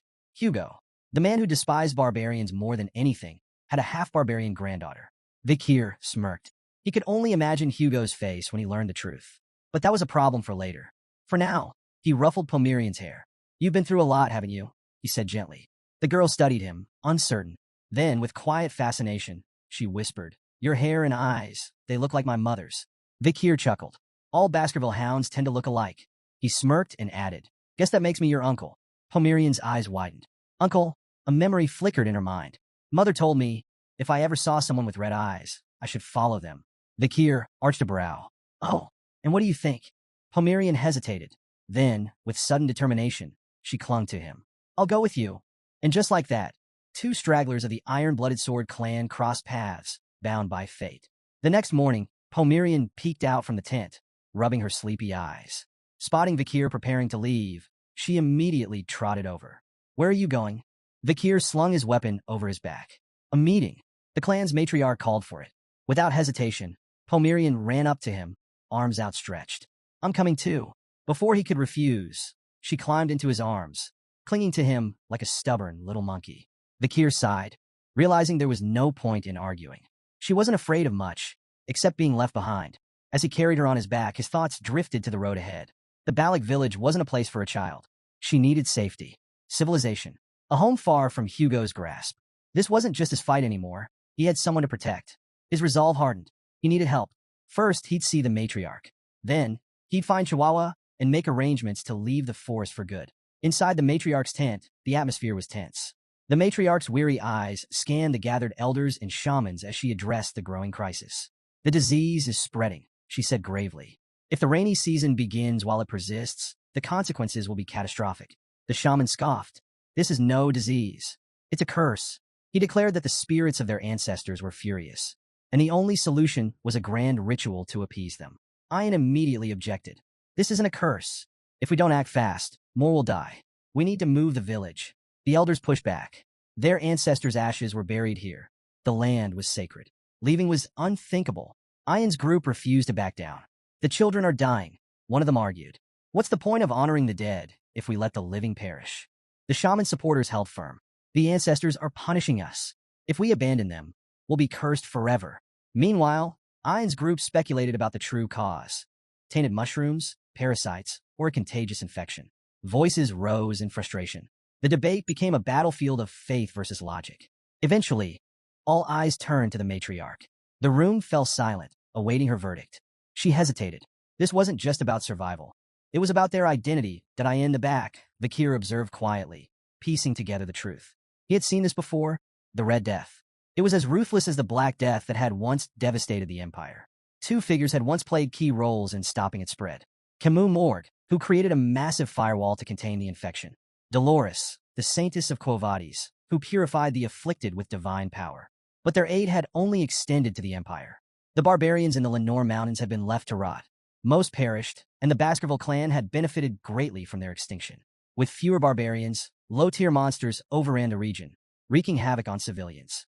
The Empire funneled more resources into Baskerville hands to manage the threat, allowing Hugo to consolidate his power. Vakir clenched his fists. This wouldn't become another stepping stone for Hugo's rise. Suddenly, he raised his hand. The matriarch's gaze snapped to him. The entire tent fell silent. Then, with quiet confidence, Vakir made his declaration. I know how to stop the Red Death. Vakir's method was put to the test. A goblin, bound and suspended upside down, was submerged in water drawn from an infected source. Seconds passed. When they pulled it out, horror rippled through the crowd. Red spots bloomed across its skin, the telltale mark of the Red Death. Without hesitation, the barbarians threw the writhing creature into a fire. Better to burn it than risk the disease spreading. Ian turned to Vakir, her expression shifting between shock and realization. Every goblin exposed to the contaminated water had shown symptoms. So it really spreads through water. She muttered. Vakir nodded. Boiling the water will neutralize it. That's our best defense. To verify his claim, they escalated the experiment. Ian suggested testing boiled water safety, so they dropped the goblin directly into the boiling pot. It died instantly. Ian winced. Well, that didn't work. Vakir, unfazed, replied, let's try cooled, boiled water instead. After adjusting the test, 2 goblins were submerged in cooled, previously boiled water. This time, no red spots appeared. The gathered barbarians murmured in awe. Boiled water was safe. The matriarch, watching the results unfold, finally spoke. You've given us hope, Vakir. Despite their breakthrough, Vakir remained cautious. The Red Death doesn't just spread through water. It can be transmitted through breathing, eye contact, and exposure to mucous membranes. Stay vigilant, especially during the early morning fog. Ian smirked, casting a smug glance at the shaman. Funny, I remember someone insisting it was a curse. The shaman scowled but quickly fired back. And how do you plan to avoid rain? The river will flood. The humidity will rise. You can't fight water forever. Vakir didn't argue. The shaman was right. The rainy season would spread the infection faster than ever. The Lenore River would overflow, drowning the forest in contaminated water. So he made a bold decision. We need to relocate. The elders stiffened in outrage. You already know the answer to that. One snapped. We cannot abandon the graves of our ancestors. Vakir remained unfazed. Then we won't abandon them. We'll adapt. As the rainy season arrived, the Lenore River swelled, turning the deep forest into a treacherous swamp. Normally, the Balak village would have been washed away. But this time was different. Under Vakir's direction, the barbarians worked tirelessly, constructing elevated platforms, rope bridges, and reinforced barriers. 2 warriors pulled massive support beams into place, securing them high in the towering trees.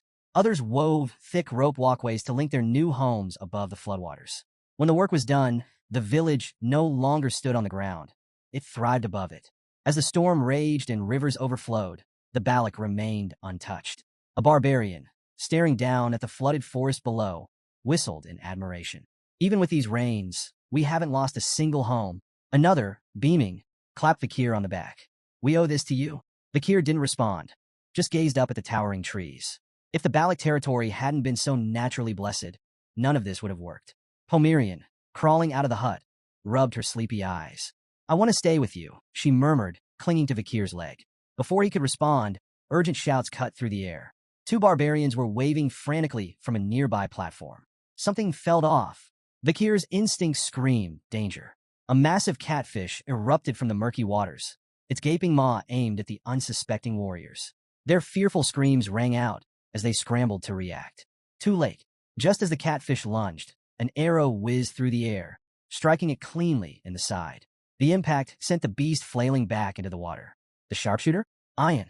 Lowering her bow, she glared at the catfish. You ugly bastard. Try that again, and I'll turn you in a stew. Vakir exhaled, momentarily impressed. Fast, precise, sufficient. Ayan had saved them in seconds. He turned to her. That thing, is it the infamous Mishisu? Ayan shook her head. No, this one's Ka. It's ruled these waters for decades. Before she could say more, Ka slammed into a platform. The impact sent two barbarians tumbling toward the water. Vakir moved instantly. His hand glowed red as he summoned Beelzebub. His blade blurred as he unleashed the sixth Baskerville technique, 6 lurking ambushes.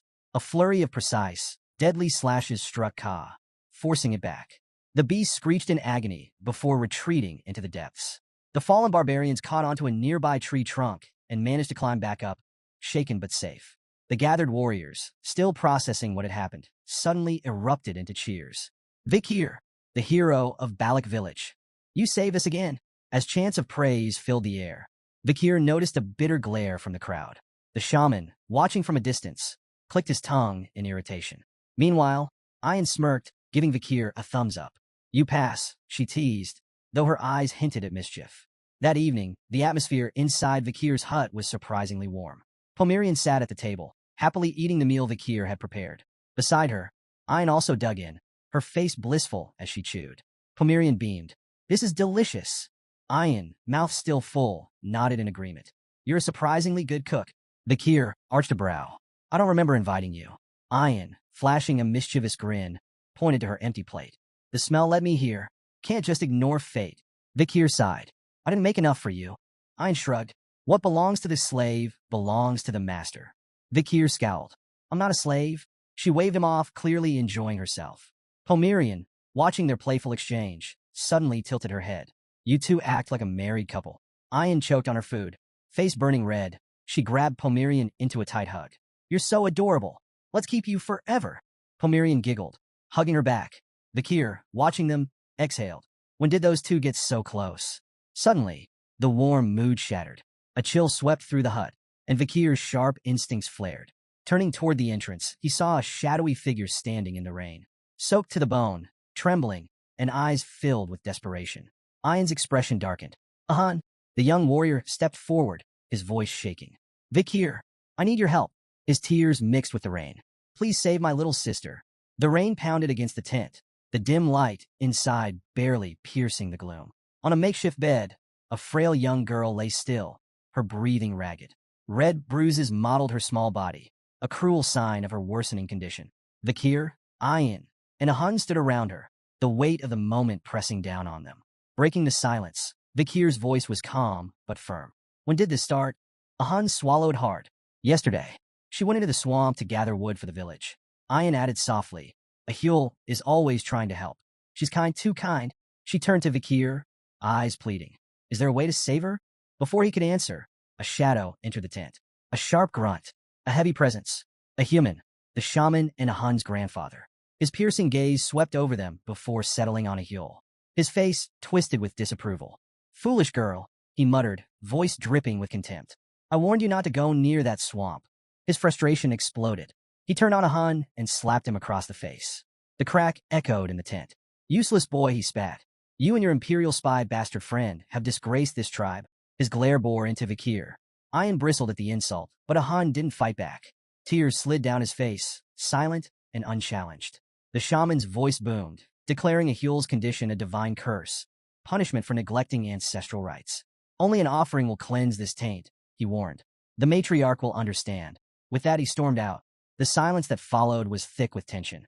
Ayan clenched her fists. That old bastard, she hissed. How can he? But Vikir's calm voice cut through the storm. If you want to save her, I have a plan. The battle against disease begins. Vikir turned to Ahun. You want to help? Ahun snapped out of his daze. Yes. Then listen carefully. Vikir's tone was steady, decisive. Sanitize everything a Huel has touched. Use boiling water. Burn charcoal in the bonfire to repel insects and bats. Keep her isolated, warm, and dry. This gives her the best chance to fight the disease. He locked eyes with Ahun. Can you handle it? Ahun wiped his tears away. I'll do it. Without hesitation, he rushed out to begin preparations. Ayan stepped closer, worry clear in her voice. You really think you can save her? Vikir didn't hesitate. I can, but I need your help. She straightened. What do you need? Vikir's answer shocked her. I have to leave the forest. I need medicine. Ayan stiffened. You know that's impossible. Though Vikir had earned a place in Balak, leaving the territory was strictly forbidden. The matriarch, Ayan's mother, would never allow it. Vikir nodded. I know. That's why I won't ask her. Ayan's breath hitched. If you and the others keep this secret, I can leave and return before anyone realizes. His red eyes met hers. Will you let me go? Ayan froze. Caught off guard. She struggled for words, but none came. The rain poured harder, flooding the forest, washing over everything in its path. Vikir pressed forward, leaping across floating planks in the rising water. Then he stopped. He glanced back. Ayan was following him. His voice cut through the storm. Why are you following me? You agreed to let me go. Ayan's expression remained firm. Then let's go together. Vikir's brow furrowed. You'll slow me down? She didn't budge. At least tell me where you're going. No. Her frustration flared. Then why are you taking Pomerian? Vikir fell silent. Ayan hesitated, then spoke the truth she had buried. I've noticed things about you, Vikir. Your sword that comes from your arm. Your knowledge of the Red Death. But I never asked. She clenched her fists. I was afraid. Her voice trembled. I was afraid that if I pushed for answers, you'd disappear. She looked away. Finally, she whispered, You'll come back, right? Eyes shut. She braced herself for an answer she didn't want to hear. A moment passed. Then his calm voice reached her. I will come back. She opened her eyes. He was gone. Rain blurred her vision as she muttered softly. You'd better keep your promise. The deputy consul's office was a disaster zone of paperwork. General Secretary Chihuahua sat at his desk, drowning in documents. No matter how much he worked, the pile never shrank. He sighed, rubbing his temples. Back when the deputy consul was alive, things were just as exhausting, but at least they felt meaningful. Nostalgia settled over him. His late superior's memory weighed heavily on his heart. I miss him. Then, a face appeared outside the window. Upside down. Deadpan. Did you call for me? Chihuahua's soul nearly left his body. He stumbled back, eyes wide, sweat forming on his forehead. His mind refused to process what he was seeing. Vikir gracefully flipped down, landing at the window. A faint smirk played on his lips. How have you been, General Secretary Chihuahua? He asked, sipping tea as if nothing was amiss. Chihuahua's brain short-circuited. Vikir, the man he thought was dead, was sitting across from him, completely unfazed. His mind flooded with questions. Had Vikir fought some monstrous entity in the deep forest? Had he been gravely injured? Had he been living among barbarians? Yet, as Vikir calmly sipped his tea, completely at ease, Chihuahua's confusion only deepened. Finally, Chihuahua found his voice. You're really alive? His voice wavered between disbelief and relief. You're not some ghost haunting me, right? Vikir chuckled. You've been frozen in shock for a while now. Chihuahua swallowed hard. You little... His voice cracked before he could finish. Tears welled up in his eyes. He didn't care how or why Vikir was alive. Damn it, he muttered, wiping his face. You have no idea how relieved I am. But as his eyes landed on Pomerian, his relief turned into something else. His brows furrowed. Wait a minute. He leaned in, squinting at the child. Red eyes, dark hair, uncanny resemblance. His face paled. Vikir, is this your daughter? Clearing the misunderstanding. Vikir sighed, already expecting this. She's not my daughter, he said bluntly. We just share the same bloodline. Chihuahua exhaled in relief. Oh, thank God. I thought you'd. He stopped, realizing there was still a lot of new information to process. Still, with his emotions finally settling, he wiped his face and shifted into business mode. Vikir's expression grew serious. I need you to take care of Pomerian while I'm gone. Chihuahua's eyes widened. She's a Baskerville. I need her to receive a proper education, Vikir continued. Chihuahua straightened, taking the request seriously. It's been a while since you've given me a direct order, he mused. Don't worry, I'll handle it. However, Vikir had another concern. Can you handle the city alone? Chihuahua sighed. I won't lie. It's been hell. Vic here nodded. Then get help. Try Cindy Wendy, Mrs. Sam, or Mag Juno. Chihuahua flinched at the first name. Cindy Wendy? He grimaced. That criminal you let go 2 years ago? I don't even know where to find her. Vic here smirked. You will. He reminded Chihuahua about the flower girl, Judy. I gave her 10 billion before disappearing. She had no other support, so she's likely still in the city. If Cindy Wendy stayed with her, you'll find her there. Chihuahua rubbed his temples. You're telling me to track down a crime lord through a random flower girl? If Cindy refuses to help, Vakir added, tell her I'm alive. Chihuahua's brow arched. You think that'll work? Vakir leaned back. She owes me a favor. She won't refuse. A grin spread across Chihuahua's face. I like this plan. A promise left unfulfilled. As the conversation wrapped up, Chihuahua hesitated. When will you be back? Vakir gave a faint smile. When my mission is done. He turned to the rainy city skyline, deep in thought. There was still a promise he needed to keep. And if his hunch was correct, the cure for the Red Death could be found with just a single drop of holy water from a certain clan. Pomerian stirred awake, blinking groggily. Then, spotting Chihuahua's beard, she reached out and tugged. Ow! Ow! Hey! Chihuahua yelped, flailing in surprise. Pomerian giggled, unfazed. Vakir, standing near the window, barely glanced back. His mind was already elsewhere. His next destination was set, the holy city of Quo Vadis. At the gates of St. Mecca, 2 guards stood watch, their spears crossed in vigilance. From the distance, a carriage rumbled forward. The driver, Sir Joseph, was a familiar face, the manager of the first-floor oil shop. State your cargo, one guard ordered. Joseph sighed dramatically, waving a document. Oil, as usual. The guards weren't convinced. One stepped forward. We need to inspect the barrels. Joseph's jaw clenched. You see me every week. Do we really need to? Orders from higher up. A bead of sweat slid down Joseph's temple. As the guards moved to open a barrel, he silently prayed. Please, not that one. Fate was cruel. The guard picked the worst possible barrel. Joseph held his breath as the lid creaked open. Oil. Nothing but thick black oil. The guard, satisfied, closed the barrel. You're clear. Joseph exhaled, barely suppressing his relief. Welcome to St. Mecca. Move along. As the carriage rolled into the city, Joseph made his way to a secluded alley. Glancing over his shoulder, he checked the barrels once more. Then, in a low whisper, he murmured, It's safe.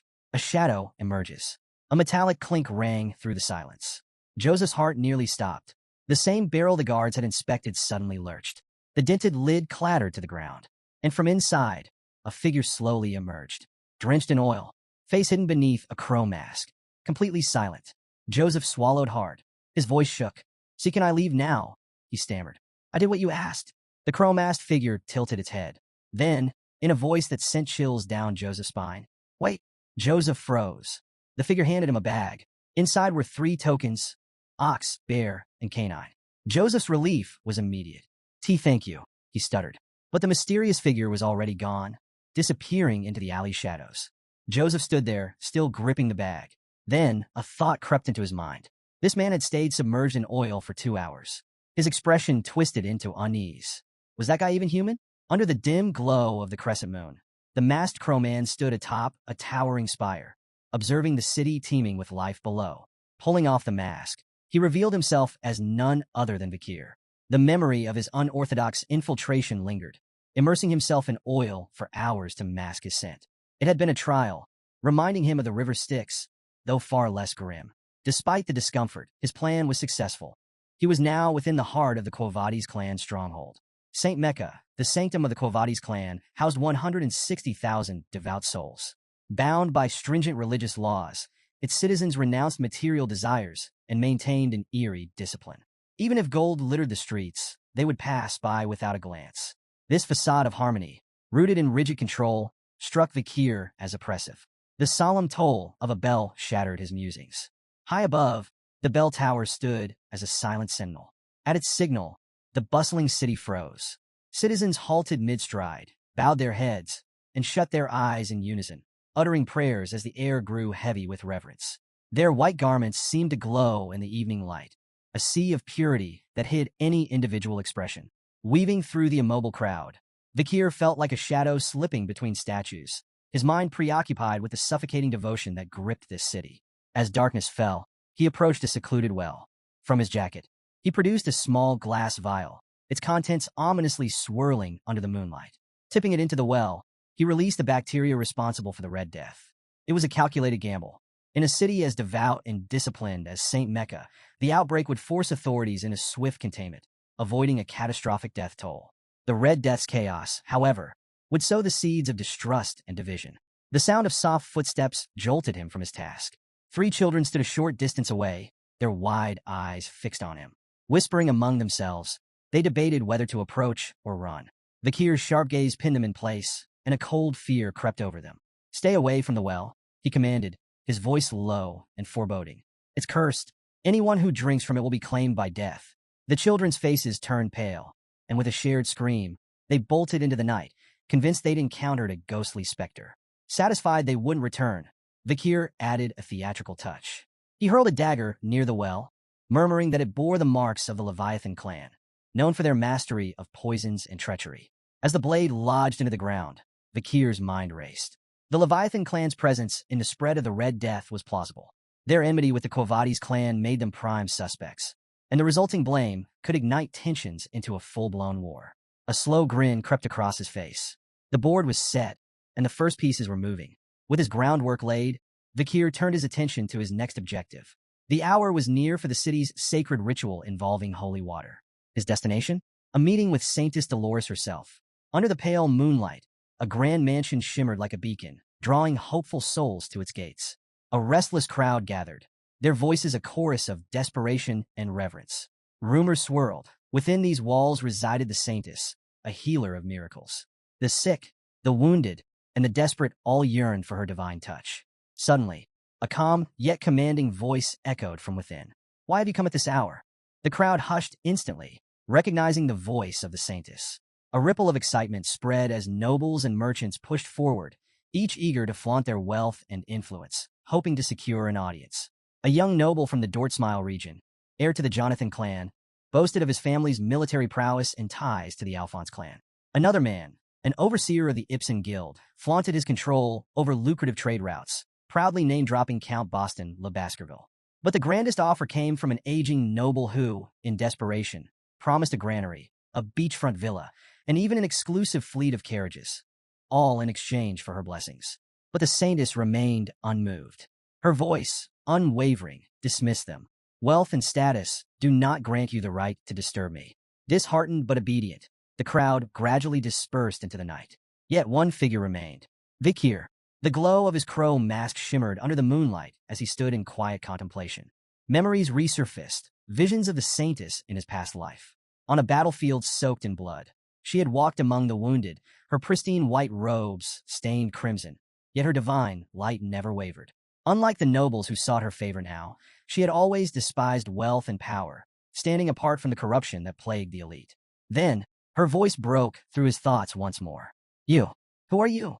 Vikir knelt, his voice steady yet reverent. "I am but a lost lamb seeking guidance." A pause. Then, with a slow creak, the door opened, and golden light poured out, illuminating the darkness. "Enter," she commanded. Stepping inside, Vikir was met with a breathtaking sight. The grand hall glowed with a warm, celestial radiance. At its center, an ornate fountain stood, adorned with an angelic statue, its water shimmering like liquid gold. The Saintess's voice resonated from the fountain itself. "Tell me, lost one, how did you lose your way?" For a brief moment, Vikir considered the possibility that the Saintess would refuse to meet him in person. Given his masked appearance, it wasn't an unreasonable assumption. Still, he remained composed and carefully placed a leather pouch on the fountain's edge. "The slums are plagued by an epidemic," he stated plainly. "This water, it's tainted with a dark energy." He stepped back, waiting. If the Saintess truly possessed divine power, she would sense the malevolence within. But the chamber remained eerily silent. Then her voice cut through the air like a blade. "You lie." The accusation barely settled before the chamber filled with the sound of approaching footsteps. Knights emerged from the upper level, positioning themselves like sentinels above him. The atmosphere turned heavy, their leader stepping forward with an air of cold authority. "Your words are far too bold for someone claiming to be a lost lamb," he remarked, his gaze sharp. "Who are you really?" Vikir remained silent, but recognition flickered in his eyes. Pietro Quo Vadis, an old comrade from his past life. Known for his unshakable sense of justice and ruthlessness in pursuit of it, Pietro had mastered interrogation techniques so brutal that demons might have taken notes. Vikir himself had learned a thing or two from him, enough to break the infamous 7 young masters of Underdog City. Finally, Vikir spoke. I didn't expect to see you here. Pietro's eyes narrowed, but he showed no sign of familiarity. Instead, he acknowledged the epidemic report with skepticism. And yet, here you stand, masked like a thief in the night, he countered. Remove it. Show your face. That is the proper way to meet the saintess. Vakir ignored the demand and turned toward the exit. My task is done, he said, moving to leave. A blur. Something sliced past him, grazing his mask before embedding into the ground. Vakir halted, his eyes flicking to Pietro, who now held an open book in his hand. His voice was calm, but firm. I can't let someone so suspicious walk away. Vakir's mind raced. The attack, it wasn't just paper. Pietro had infused the scripture itself with divine energy, turning sacred verses into weapons. The ingenuity of it intrigued him.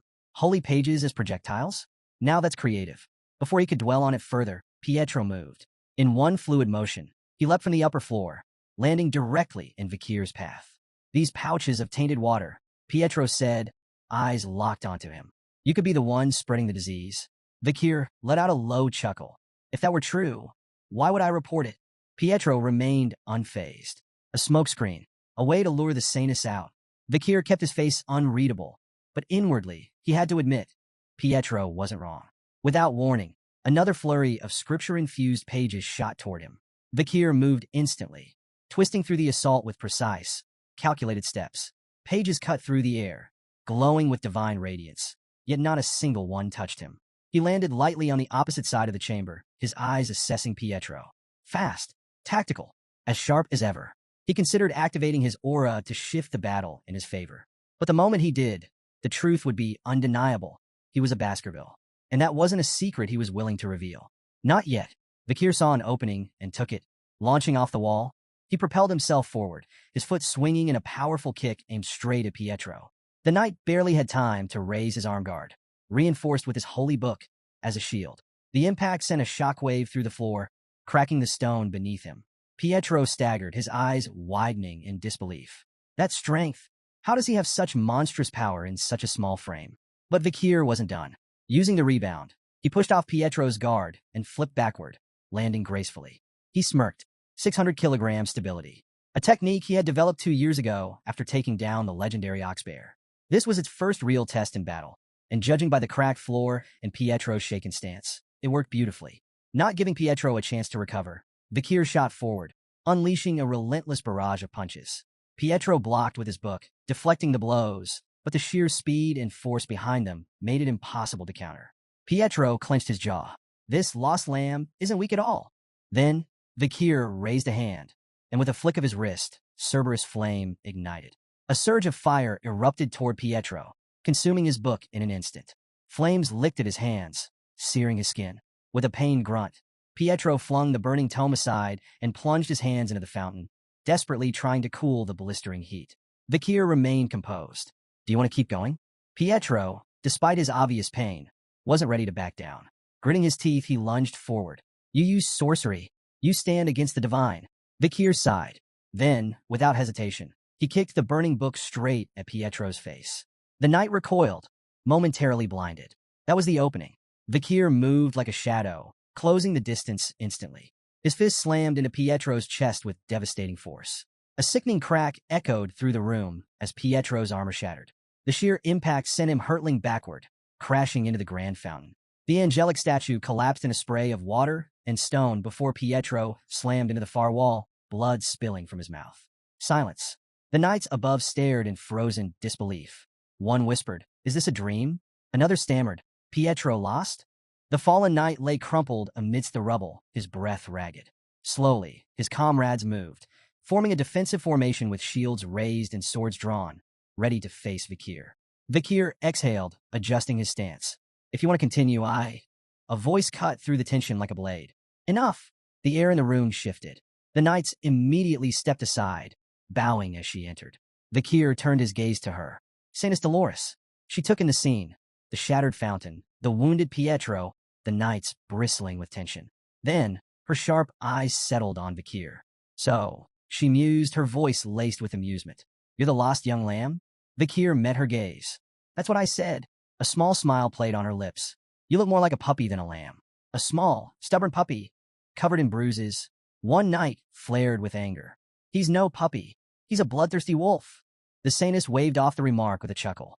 Be a dear and fetch some tea. What? Tea. The knight hesitated, but ultimately obeyed, clearly confused. Meanwhile, Dolores turned and began walking away. She glanced back at Vikir, her expression unreadable. Come, she said.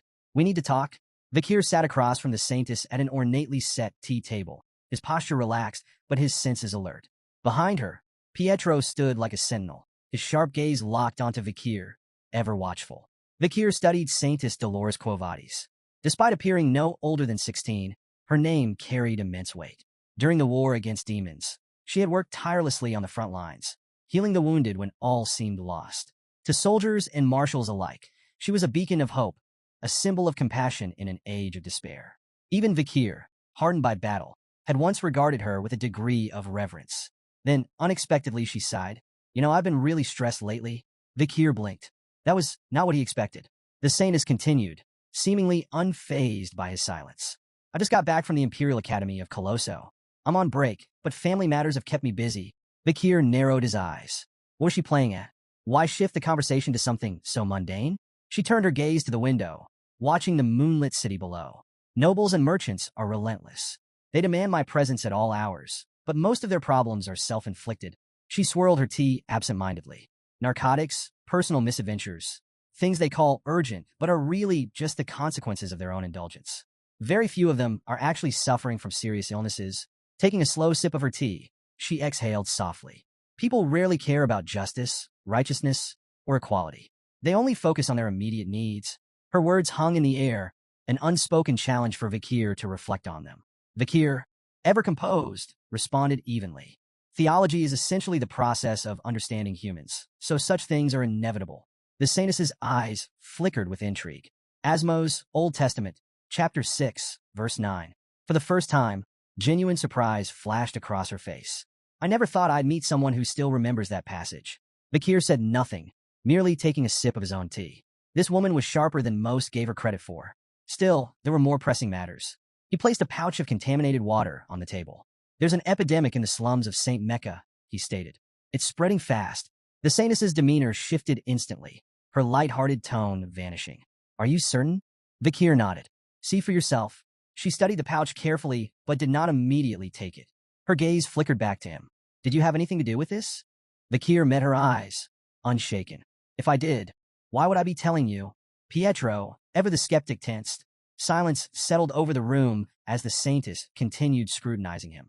Vikir could almost hear her calculating the risks, the possibilities. Then, slowly he raised his hand. Pietro moved instantly.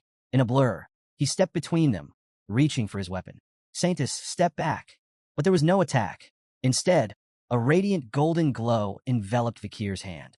I dislike harming innocent people, he said simply. Especially in my hometown. Pietro froze. The Saintess stared, her previous composure breaking in a genuine astonishment. The power radiating from Vikir, it was unmistakable. Are you? She hesitated, her voice tinged with disbelief. A believer of Lewin? Vikir remained unfazed. He met the Saintess's gaze and spoke with calm precision. Now, will you hear me out? With no objections, he began recounting his findings. He detailed how he had witnessed suspicious individuals pouring liquid from glass bottles into the slum's water supply. These figures, he asserted, were the real culprits behind the epidemic. The Saintess's eyes darkened. And their motive? Wordlessly, Vikir unfolded a map, laying it on the table.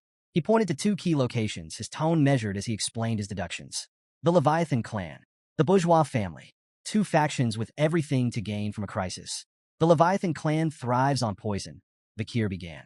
They would see this epidemic as an experiment, an opportunity to collect samples and refine their methods.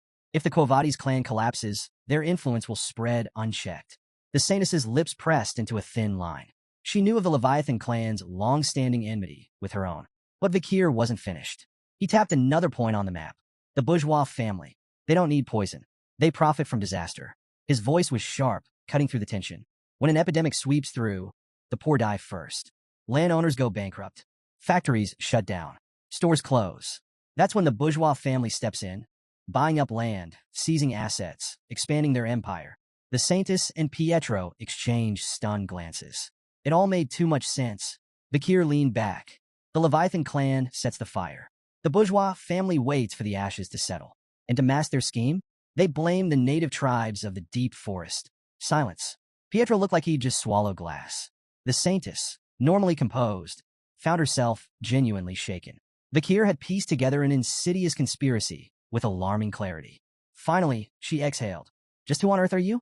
Vikir smirked. Call me Night Bloodhound. Pietro scoffed. Blasphemous. His gaze flicked to Vikir's dark attire, his torn cloak, the faint traces of blood still staining his boots. That name suits you far too well.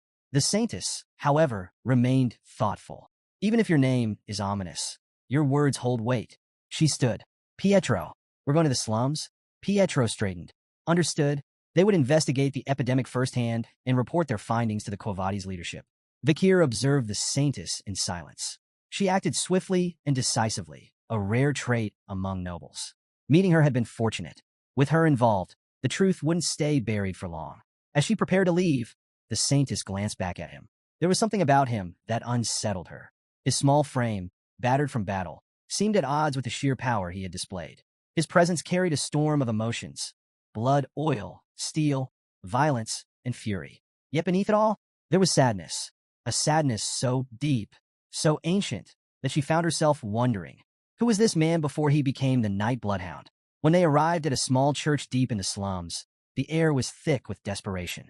The moment the saintess stepped inside, the sisters rushed to her, their faces streaked with tears. Saintess, please, save them. The sight that met her eyes was devastating. Rows of infected lay writhing in agony, their bodies marked by the telltale signs of the disease. Their groans of suffering filled the sacred space, mixing with the scent of damp straw and fevered sweat. The saintess's hands trembled. Night Bloodhound was right. The epidemic was real, and it was spreading. Vikir stood beside her, his expression unreadable. Guilt gnawed at him. He had set this chain of events in motion, knowing innocent people would suffer. It was a calculated risk, but it didn't make it any easier to watch. Still, one thing brought him relief. There were no children among the afflicted. His earlier deception, the cursed well, had worked. The children had stayed away. At least some lives had been spared. But this was no longer his battle. Now, it was her turn. The saintess stepped forward, her presence radiating warmth and sorrow. My people, she whispered, her voice heavy with emotion. God's love is boundless. His light will heal you. She knelt, clasping her hands together, and began to pray. Her voice wavered, raw with emotion, calling upon the divine. Her life, her fire, her soul. She pleaded for the suffering to end. A single tear slipped from her cheek, striking the cold stone floor. And then, light, a golden radiance erupted from the tear, spreading like wildfire. It poured through the room, seeping through every crack, flooding the church with an ethereal glow. The windows shimmered. The wooden pews hummed with divine energy. Then, the miracle unfolded. An elderly man, once gasping for breath, suddenly stilled. His ragged breathing steadied. The red lesions on his skin faded, disappearing like a bad dream. Around the room, the same transformation took place. Fevered bodies cooled. Pain-ridden groans turned to gasps of awe. The disease was lifting. The sisters wept with joy, falling to their knees. Their prayers of desperation became prayers of gratitude. Vikir watched in silence. Even after all he had seen, the wars, the bloodshed, the horrors, this was something different. The saintess truly was a miracle incarnate. And if her power could do this, it could change the fate of the deep forest. Late into the night, Saintess Dolores sat alone in her study, her face illuminated by the flickering candlelight. Before her, a map lay open, marked with precise notations. Her thoughts were razor-sharp. Her divine power had stabilized the afflicted, but it wasn't a cure. More cases would surface unless the true source of the epidemic was eradicated. Her gaze shifted to a glass tube filled with an infected patient's bodily fluids. A nightmare in liquid form. Short incubation. Slow, agonizing death. A disease designed not just to kill, but to prolong suffering. Her grip tightened. This wasn't natural. After careful deliberation, she reached a conclusion. Purifying the deepest well in the slums was the key. If she concentrated her divine power into a single, potent drop, it could neutralize the contamination at its source and put an end to the outbreak. A deep breath. A sense of renewed purpose washed over her. There were still people to save, but as she stood, a sudden pain lanced through her skull. She staggered, gripping the edge of her table. A headache, sharp, unrelenting.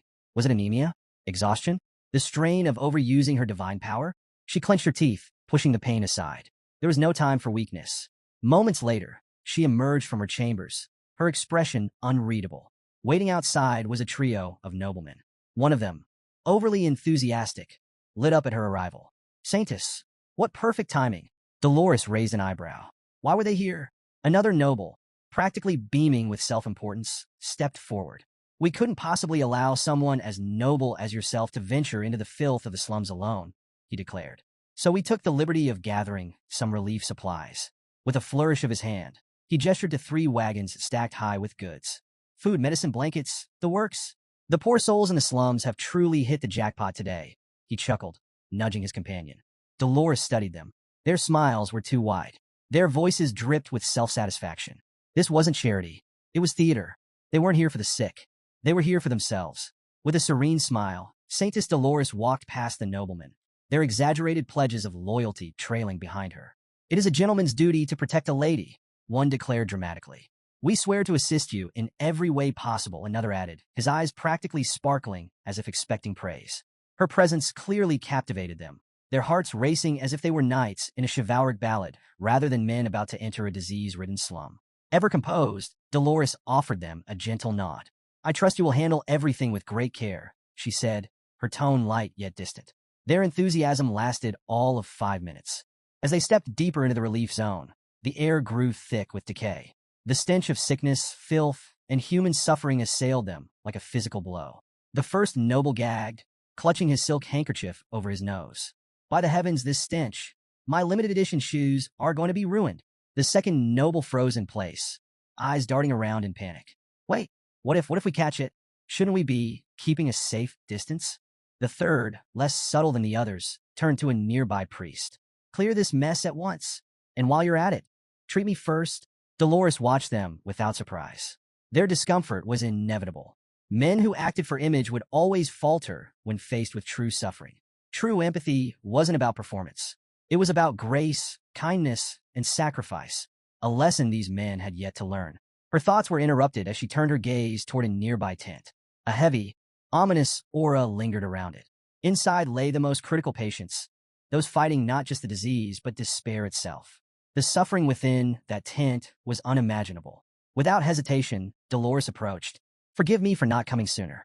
She pulled back the curtain and stepped inside. I am here now, she declared softly. Let me help.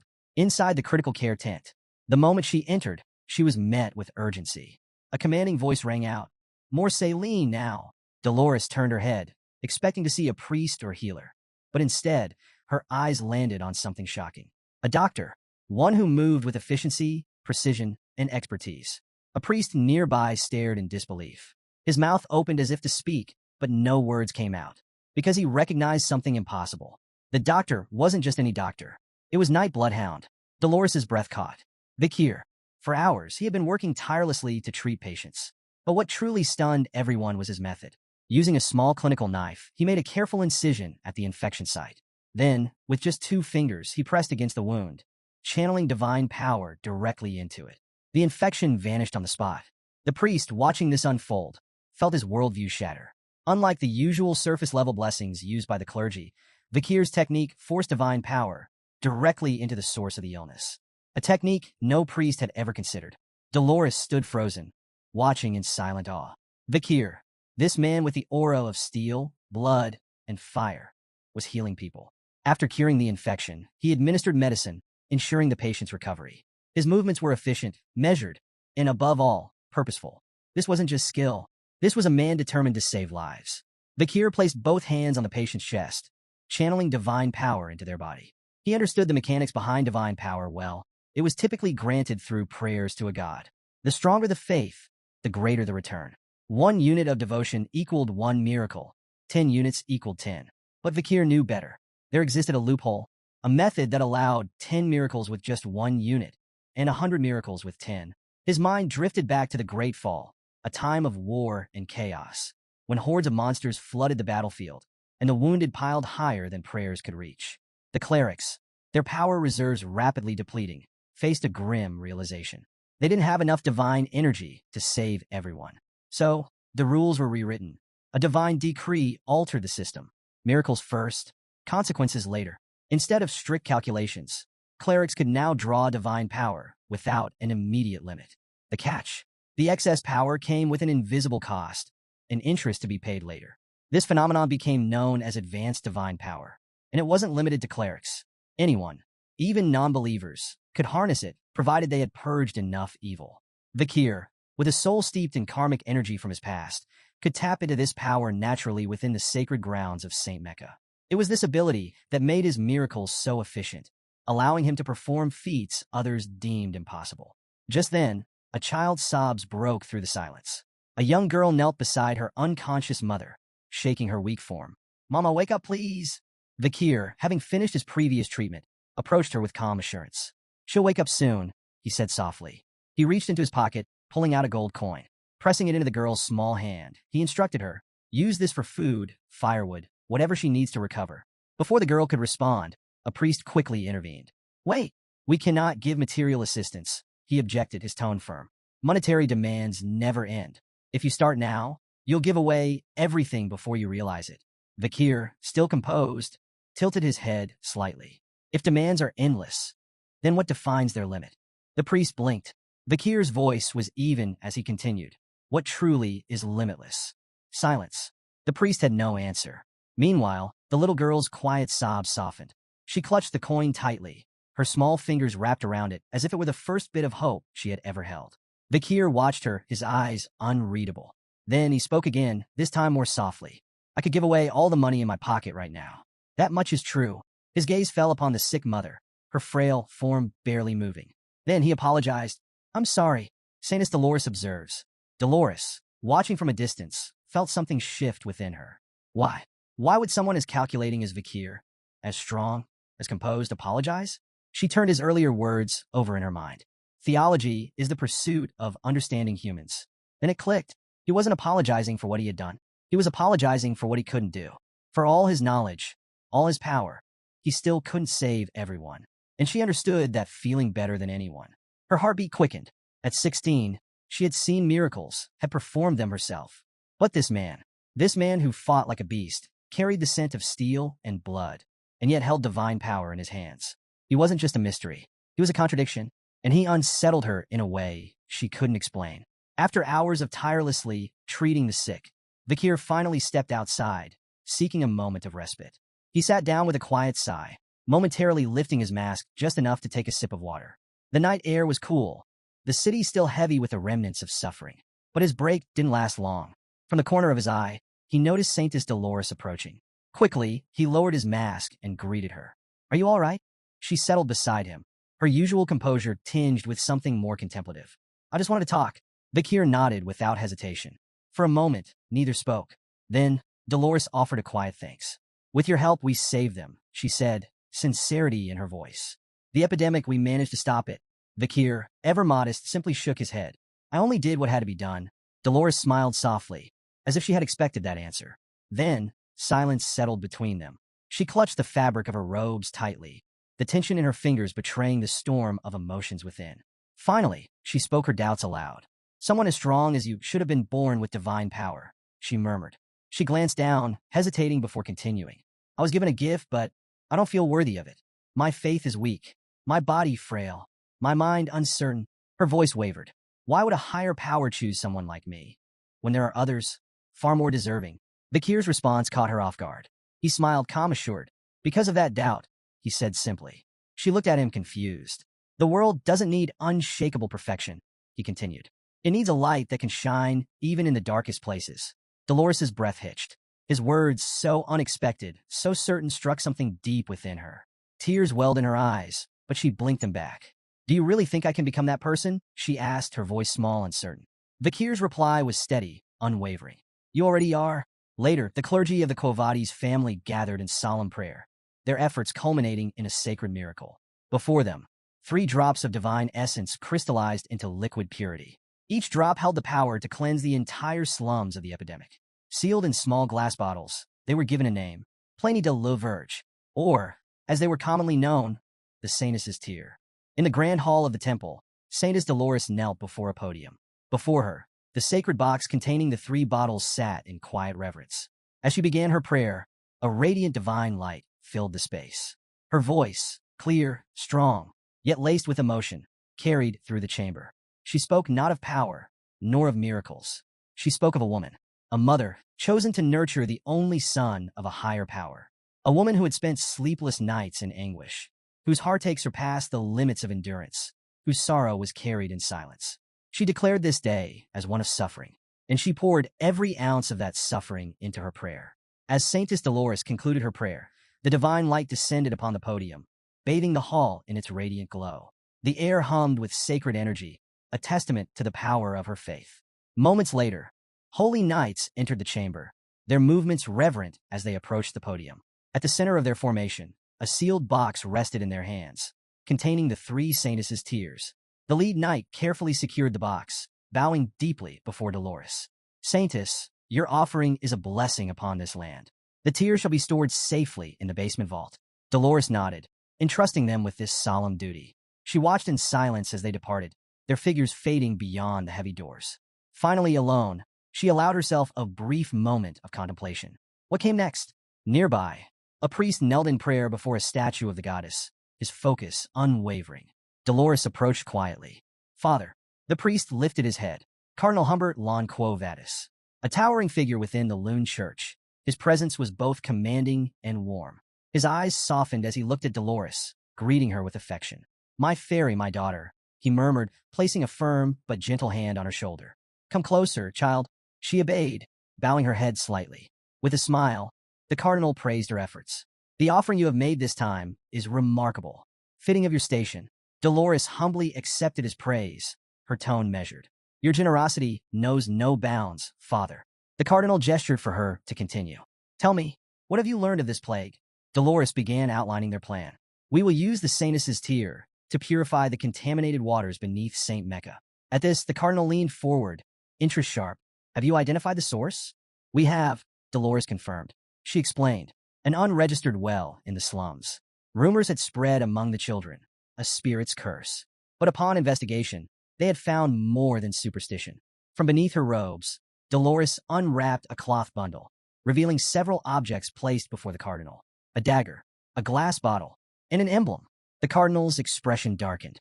He picked up the emblem, his fingers tightening around it. Leviathan, bourgeois, two insignias etched into cold steel.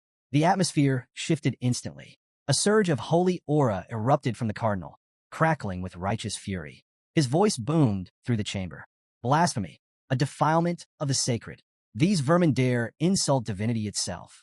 His rage was uncontainable. With burning resolve, he declared holy war. The poison addicts and misers will answer for their sins. The cardinal's verdict. Dolores remained calm and composed, unfazed by the cardinal's outburst. Until his voice sharpened. The night hound. Dolores's breath hitched, her eyes flickering with surprise. He is a prime suspect, the cardinal continued, his tone commanding. Find him. Capture him. We will extract everything he knows. Dolores clenched her fists beneath her robes. Bakir, Night Bloodhound, was now a target. The cardinal's eyes widened in shock as Saintess Dolores abruptly raised her voice, her usual composure breaking for the first time. The Night Hound is innocent, she declared. The room fell into a stunned silence. She pressed on, her voice unwavering. He worked tirelessly to treat the sick. Without him, countless more would have died. A man who saves lives is not a man of evil. The cardinal's expression darkened. For a moment, he said nothing, studying her. Then he smiled. Not warmly, not kindly. It was the smile of a man who believed he understood something no one else did. I see what's truly happening. Dolores stiffened. His cryptic words unsettled her. Then he raised his hand toward the heavens. No matter your protests, the truth remains. His voice rang with divine authority. The Night Hound is to blame. Dolores clenched her fists. This was the first time she had ever openly opposed him. And to the cardinal, that defiance was proof enough. With a final gleam in his eye, he declared his verdict. I will personally interrogate the Night Hound, and I will uncover everything. Then, a wave of overwhelming pressure burst forth from Cardinal Humbert, rippling through the cathedral.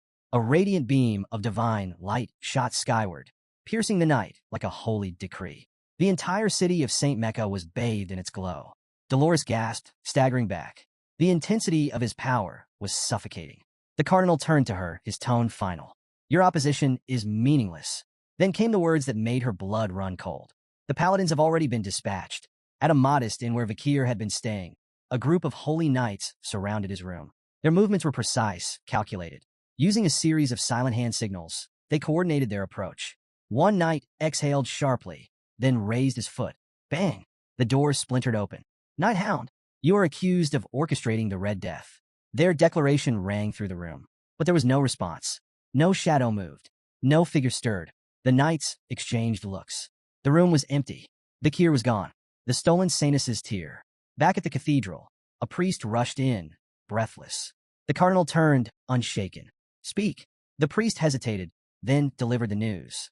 One of the Sainus's tears is missing. Dolores felt a bead of sweat trickle down her temple. Had this been the real reason for the Night Hound's presence in St. Mecca? Had he been after the tear all along? Far above the city, atop a watchtower overlooking St. Mecca, a lone figure stood beneath the moonlight. Vikir, in his gloved hand, the missing Saintus's tears shimmered under the pale glow. A faint smirk crossed his lips. Tucking the bottle securely into his pouch, he murmured a quiet, amused thanks. A generous gift. Then he vanished into the shadows. Ian stood perched on the edge of a jagged cliff, her bow drawn tight as she faced off against a monstrous Cerberus. The beast, its hide already bristling with embedded arrows, snarled menacingly. Each of its 3 heads locked onto her with unnerving precision. Nearby, a barbarian attempted to draw its attention with a thunderous shout, but the Cerberus remained fixated on Ian, forcing her into a desperate retreat. Step by step, she edged backward, the rocky ground beneath her feet crumbling precariously. Then, in an instant, the cliff betrayed her footing. She plunged downward, smashing through tree branches during her chaotic descent. The brittle limbs offered no salvation, snapping one by one as she hurtled toward the forest floor. With a bone-jarring crash, she landed, her body racked with pain. Moments later, she stirred, her consciousness returning in a haze. Faint voices reached her ears, muffled and unintelligible, as her vision slowly adjusted. 2 figures stood nearby, men who appeared to be traveling merchants. One of them regarded her injured form with indifference, while the other bore a predatory smile, his eyes betraying a dangerous curiosity. Time passed, and Ian awoke to find herself in a far grimmer scenario. Her trembling hands clutched a sword, the rough wood of a barricade pressing against her back. There was no way out.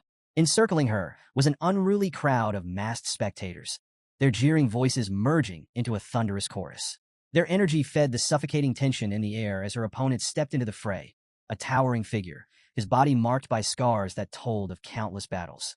His sinister grin promised a fight that would end badly for her. With a chilling crack of his knuckles, he signaled the beginning of their brutal confrontation. The man charged at Ian with a roar, his movements fueled by overconfidence. Though fear gripped her, Ian's instincts kicked in. She dodged his initial assault with a nimble leap and struck back, the edge of her blade slicing into his shoulder. Her brief success, however, was met with indifference. Barely registering the wound, her opponent retaliated with raw, overwhelming strength. He seized her by the leg midair and hurled her like a rag doll against the unforgiving wooden wall. The impact left her gasping as a spray of blood escaped her lips, pain radiating through her battered frame. The crowd roared with delight, their masked faces lit with cruel amusement. To them, this wasn't a fight. It was a show, and Ian's suffering was the highlight of their entertainment. Her body crumpled to the cold, unforgiving ground, her tears mixing with the dirt as humiliation and despair consumed her. Her opponent's triumphant shout echoed through the arena, stoking the crowd's frenzy. But as darkness threatened to claim her spirit, a spark of resolve ignited deep within. Faint images of her family, her mother's gentle smile, the warmth of home, flickered in her mind. With sheer determination, Ian forced herself to rise. Every muscle in her body screamed in protest, but she ignored the searing pain, clawing her way back to her feet. The once indifferent crowd hushed for a moment, their murmurs swelling as they took notice of her defiance. Their masked faces turned toward her with renewed interest, curiosity flickering in their cruel eyes. What had seemed like a one-sided spectacle now carried an unexpected twist. Standing tall despite her wounds, Ian smeared a mixture of blood and dirt across her face, a silent declaration of her unbroken will. Her gaze locked onto her opponent, unwavering and resolute. The energy in the arena shifted, the spectators leaning forward, hungry for more. If they had thought she would crumble, they had been mistaken. She wasn't done yet. No matter the odds, she was ready to fight.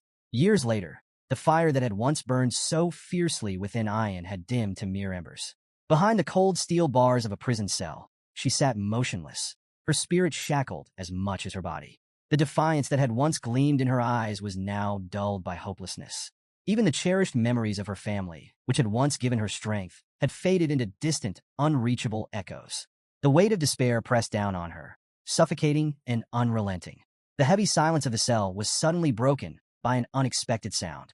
Ayan's eyes snapped open, her gaze landing on a small glass tube lying before her, its remnants of elixir glistening faintly. Instinctively, she recoiled, unease creeping into her bones. Then, she noticed a shadowed figure standing just beyond the bars. As he stepped closer, recognition struck her like a thunderbolt. It was Vikir. Without hesitation, he unlocked her cell door. His voice, rough and commanding in the barbarian tongue, carried a simple order: leave. Ayan awoke with a gasp, her chest heaving as she was pulled from the depths of the nightmare. Tears streamed down her face, the lingering weight of her torment pressing heavily upon her. But as she blinked away the remnants of the dream, she realized she wasn't in a prison. Instead, she lay cradled in her mother's lap, the warmth of the matriarch's presence anchoring her to reality. With gentle concern, her mother asked if she had been dreaming. She mentioned that even in her sleep, Ayan had called out for Vikir. But the nightmare was not the only thing haunting her. Trembling, Ayan confided in her mother, her voice breaking under the weight of her suffering. A deep, unrelenting pain burned within her chest, her body racked with an agonizing dryness that felt as though it was suffocating her from the inside. Fear crept into her words as she admitted the terrible thought that had taken root in her mind. Was she afflicted with the Red Death? Through choked sobs, she confessed the unbearable truth. The pain was so overwhelming that it made her regret ever being born into this world. The matriarch's expression softened with sorrow, yet her touch remained steady and reassuring. Placing a comforting hand on her daughter's trembling form, she began to speak, her voice gentle and soothing, weaving a tale meant to mend the cracks in Ayan's wounded spirit. The matriarch's voice softened as she delved into a story from long ago, a memory woven with both joy and sorrow. She spoke of a time when she and Ayan's father had planted a tiny seed together.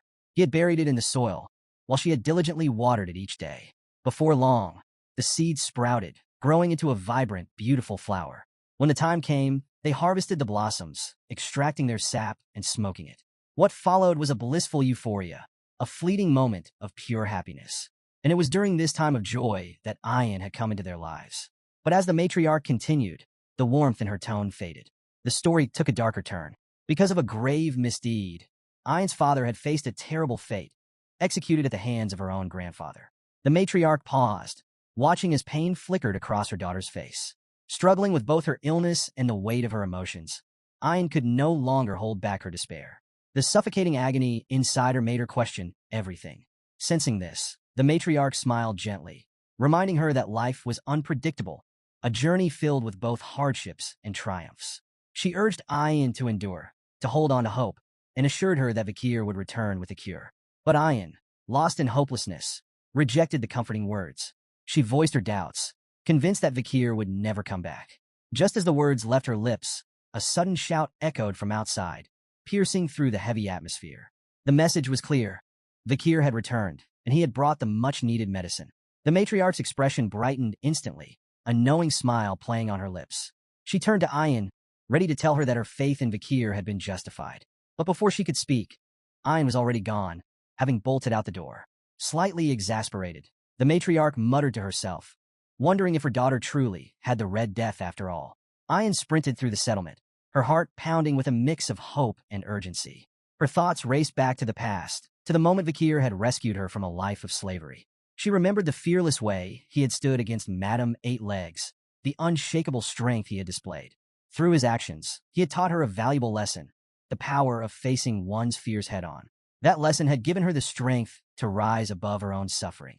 And now, as she pushed forward, her mind held on to one single thought. Vikir was back. Finally, she arrived at the gathering of barbarians, her breath coming in ragged gasps. And there he was, standing tall, calm, and resolute. Their eyes met, and for the first time in what felt like forever, a wave of relief washed over her. Vikir, noting her presence, raised an eyebrow in mild surprise.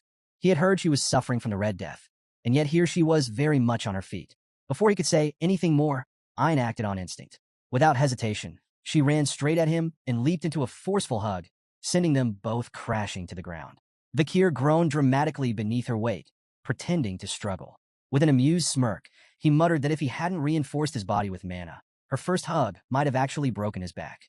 Then, with a teasing tone, he questioned how someone supposedly afflicted with the Red Death had the strength to tackle him like that. Still clinging tightly to him, Ayan admitted with a soft smile that the moment she heard he had returned, Her body had felt lighter.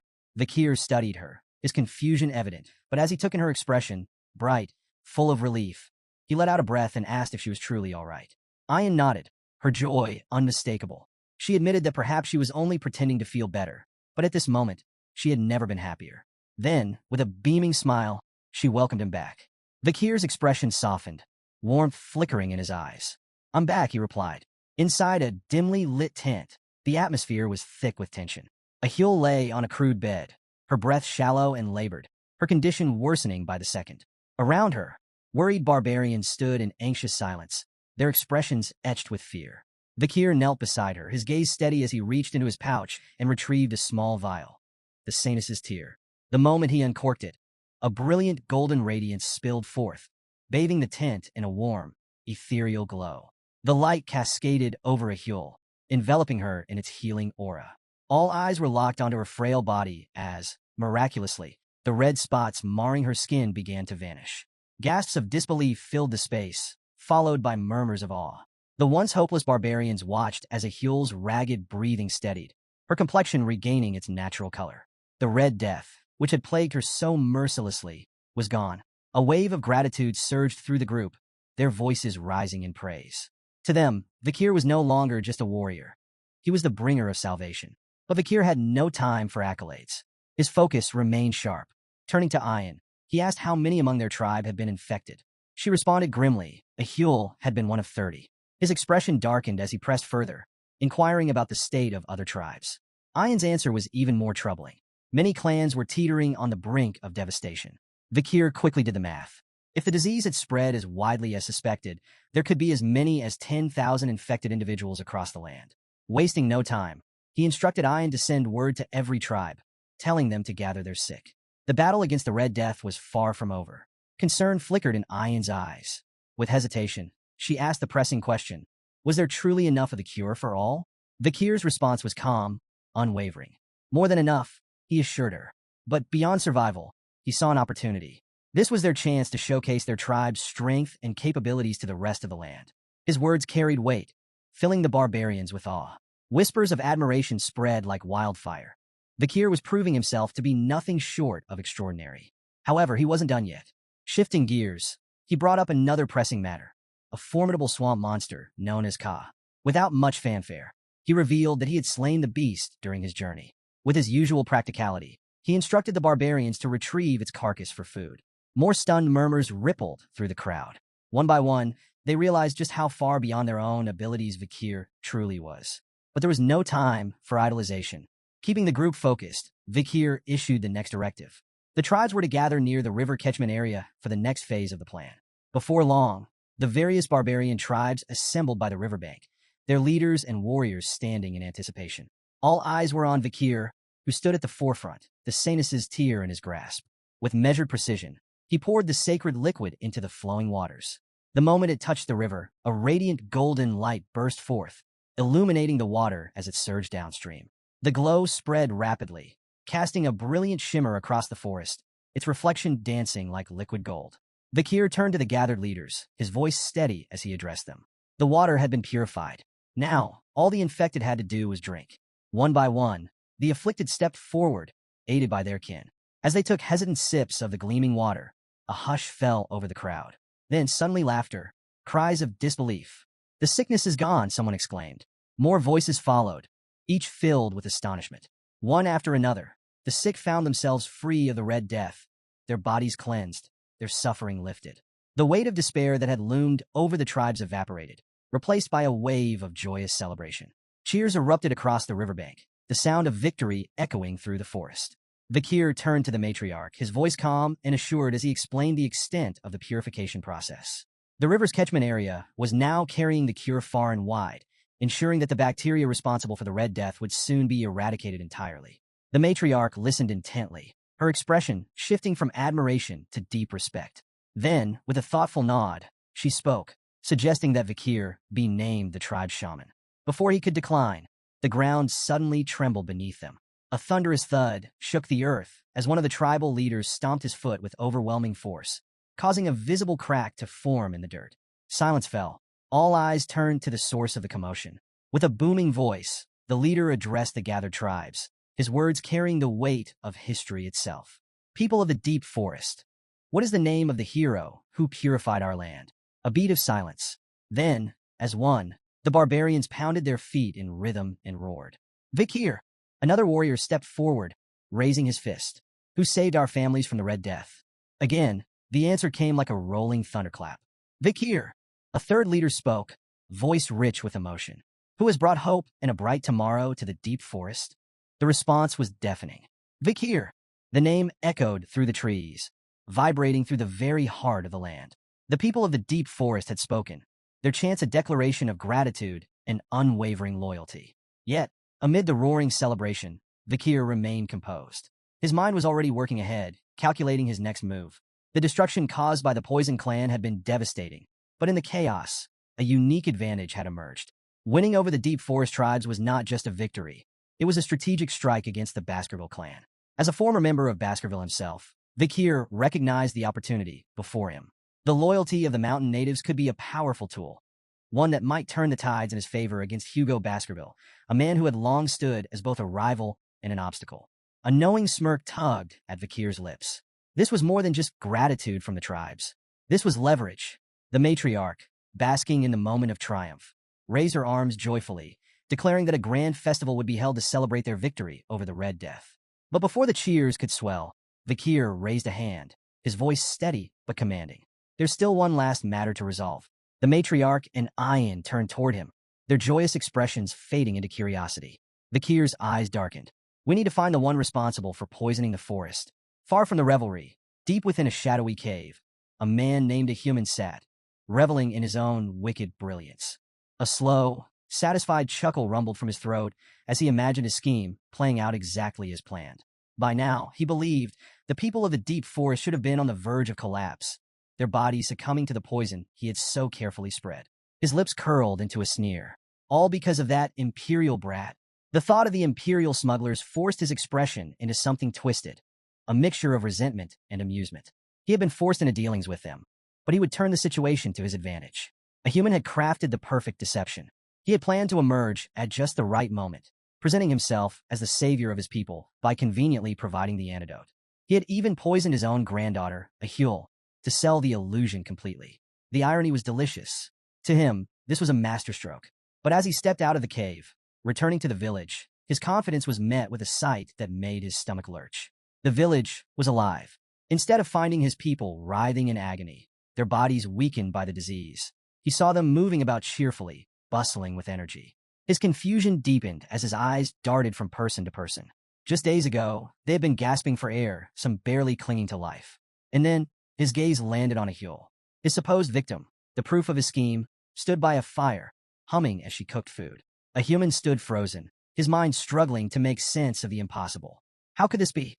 Just days ago, the villagers had been at death's door, and now they moved about as if the Red Death had never touched them. Desperate for answers, he stumbled toward the riverbank, his breath quickening as he reached the water's edge. What he saw made his blood run cold.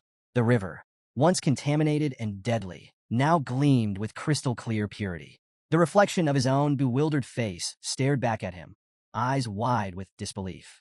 The fish, which should have perished in the poisoned waters, swam freely beneath the surface. A human's jaw clenched, despair creeping into his features as the weight of reality pressed down on him.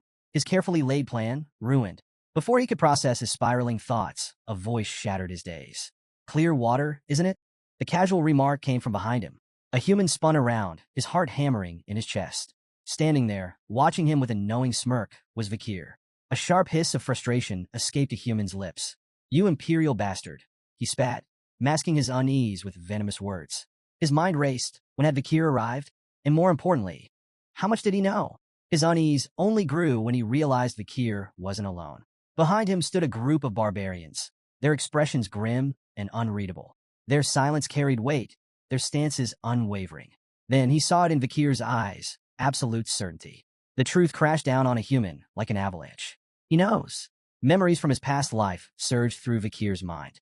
In his previous existence, there had been whispered tales of an old man from the deep forest who had orchestrated a horrifying tragedy. A man who had poisoned his own people under the guise of heroism, offering them salvation with a cure he never truly had.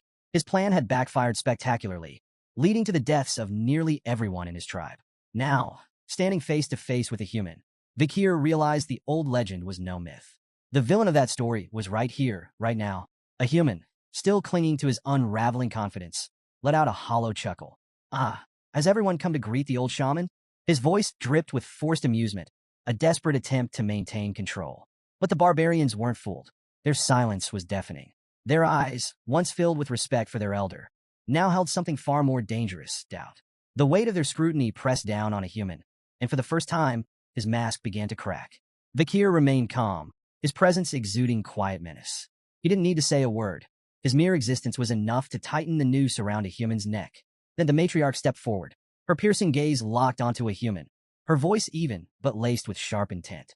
Tell me, elder a human, have you completed the ceremony to rid our land of sickness? A human straightened, forcing himself to feign confidence. Of course, the infection should begin disappearing soon. The matriarch's expression didn't waver. Instead, she continued, her words carefully chosen. Strange. Word from the Empire suggests otherwise. A human's breath hitched. She went on, her tone growing heavier. A war is brewing in the Imperial lands. The cause? The discovery that the Red Death was artificially created and intentionally spread. Her gaze sharpened. Yet, the deep forest has no ties to the Imperial clan. How then did the infection reach our isolated lands? A human hesitated for a fraction of a second, but in that moment, it was clear he had no answer. Still, he grasped at straws, his voice teetering between uncertainty and indignation. I do not know. I only came to perform the rites for our tribe's recovery. The matriarch's eyes flickered with something dangerous. Is that so? She glanced briefly at Vikir, an unspoken confirmation passing between them. She had suspected a human's involvement before, but now she knew he was lying. Then her voice cut through the air like a blade. If that's the case, then tell me, elder, why were you at the catchment area instead of tending to the village? A human stiffened. Beads of sweat formed at his temples. He hadn't realized anyone had been watching him. The matriarch took another step closer, her presence suffocating. Vikir mentioned something interesting before. He believed you planned to exploit the Red Death to present yourself as the tribe's savior. Her voice lowered, laced with ice. After all, if you were the only one with the cure, your influence would be absolute, wouldn't it? A human's breath hitched. Then suddenly the air shifted. A chilling aura radiated from the matriarch, her authority pressing down like an unshakable force. The barbarians around them could feel it, the storm gathering within her. A human trembled. His body betrayed him, his fingers twitching at his sides. The matriarch's voice, steady yet merciless, rang through the air. Show me the contents of your pouch. As the tense confrontation unfolded, Vikir's mind drifted back to a past conversation with Ayan. She had once shared fragments of a human's mysterious origins, secrets that painted the old shaman in a far darker light. A human had never been a true member of the Balak tribe. His past was shrouded in secrecy, but what little was known was enough to unsettle even the most hardened warriors. Long ago, he had arrived in the deep forest as nothing more than a slave, bound to the previous shaman. But his fate took a treacherous turn. Through manipulation and deception, a human orchestrated a coup, betraying and killing his master. And with that single act of treachery, he not only claimed the shaman's life, he stole his sorcerous powers. For his role in the rebellion, a human was elevated from the lowest of slaves to the tribe shaman. Yet, despite his newfound status, his path within the tribe was anything but easy. If he wanted to belong, he had to endure years of humiliation. He was made to handle the filthiest tasks, from cleaning excrement to serving as live bait for dangerous hunts. Only after enduring years of degradation and proving his worth did he finally secure the tribe's respect in his old age. Now, standing before the trembling shaman, Vikir wondered, had those years of suffering twisted a human into what he was today? Had his desperation for power driven him to defy even the matriarch, scheming to claim control over the entire forest? Vikir's thoughts were interrupted as the matriarch's voice rang out, sharp and commanding. A human, the pouch. Now, the old man hesitated, his hands shaking as he fumbled for an excuse. It's nothing but flour. Something I saved for after the ceremony, he stammered. With great effort, he reached for the pouch, intending to prove his innocence. But his trembling hands betrayed him. The pouch slipped. Time seemed to slow as it tumbled through the air, then splashed into the river. A stunned silence followed. The barbarians watched, wide-eyed, as the pouch dissolved into the water, its contents washing away before anyone could examine them. A human's eyes widened in horror. Panic flashed across his face before he forced himself into a nervous laugh, attempting to wave off the incident. On my old man's tremors. A foolish mistake, he muttered, though the unease in his voice was unmistakable. But it was too late. No one believed it was an accident. The matriarch's gaze hardened as she turned to him. Strange, she mused, her voice cool and deliberate. Why would you throw it into the river? A human's breath hitched. Vakir remained unfazed. Unfortunate, he remarked casually. Without the pouch, we can't verify its contents using conventional means. A human's face twisted with anger. His calm facade crumbled, and in a desperate attempt to shift the blame, he pointed an accusing finger at Vakir. This is a setup, he snarled. You've been scheming against me from the start. Matriarch, I demand you punish this imperial wretch for disrespecting an honorable shaman. The matriarch regarded him with an unreadable expression. Then, after a pause, she spoke, her tone eerily calm. You are right, human. Accusations without proof cannot be acted upon. A human's lips curled into a smug grin. She continued, since you are so certain of your innocence, then I will ensure your honor and pride remain intact. A human straightened, believing he had successfully turned the situation in his favor. But his confidence shattered when the matriarch uttered two simple words. Call the Iliad. A ripple of murmurs spread through the gathered barbarians. A human's stomach dropped. The Iliad, a sacred ballad tradition, a trial by combat, invoked when words alone could not settle a dispute. In an Iliad might determine truth. The victor was deemed competent and righteous, while the loser was proven unworthy, either exiled in disgrace or in some cases executed for their failure. Ayan, standing to the side, smirked. You always stress the importance of tradition, don't you, a human? She remarked, her voice laced with quiet mockery. Now's the perfect time to uphold it. A human clenched his fists, cursing his misfortune. He had no choice but to accept. But then an idea struck him. Time. He needed time to prepare. He cleared his throat and forced a nod. Very well, he conceded, masking his panic. Let us hold the Iliad in 4 days, on the night of the full moon. Vakir's voice cut through the air like a knife. No. A human stiffened. Vakir's lips curled into a knowing smile. Tradition states that the challenger has the right to set the date. His gaze locked onto a human, like a predator eyeing cornered prey. I choose now. The barbarians erupted in gasps and murmurs. A human paled. Vakir's plan had worked flawlessly. He had maneuvered a human into a trial he couldn't escape. And with no time to scheme, no allies to call upon, and no tricks left to play, the old shaman was trapped. Near the summit of the mountain, the Balak tribe gathered beneath the watchful gaze of their ancestors. The warriors' circle had been drawn, marking the sacred battleground where justice would be decided. At its center stood the matriarch, her presence alone enough to command absolute respect. With a solemn tone, she declared the commencement of the Iliad, reminding all present that any attempt to flee would be met with swift execution by the warriors stationed nearby. Behind her loomed the mighty warriors' mountain, where the graves of their forebears rested. She called upon the spirits of the ancestors, urging both combatants to fight with honor and prove their righteousness in battle. The crowd buzzed with anticipation, their voices swelling as they cheered for Vakir. Ayan, her eyes gleaming with excitement, cupped her hands around her mouth and shouted, Finish him in one strike, Vakir. Her enthusiasm spread like wildfire, and soon the entire tribe echoed her sentiment, chanting his name with fervor. On the opposite side of the circle, a human clenched his jaw, resentment boiling beneath his skin. The complete lack of support stung more than he cared to admit. Gritting his teeth, he bit his finger, letting droplets of blood fall to the earth. At once, 3 skeletal warriors clawed their way out of the ground, their hollow eyes burning with eerie light. A human ordered them to cover his blind spots, ensuring he would always be aware of Vakir's movements. Armed with a bow and arrow, a human allowed himself a smug smile. To him, Vakir was still an outsider. He had only lived in the forest for 2 years, while a human had survived in its depths for a lifetime. The terrain was his ally. The moment Vakir revealed himself, he would take him down with a single, well-placed shot. But a human had made a fatal miscalculation. Vakir had no intention of playing by his rules.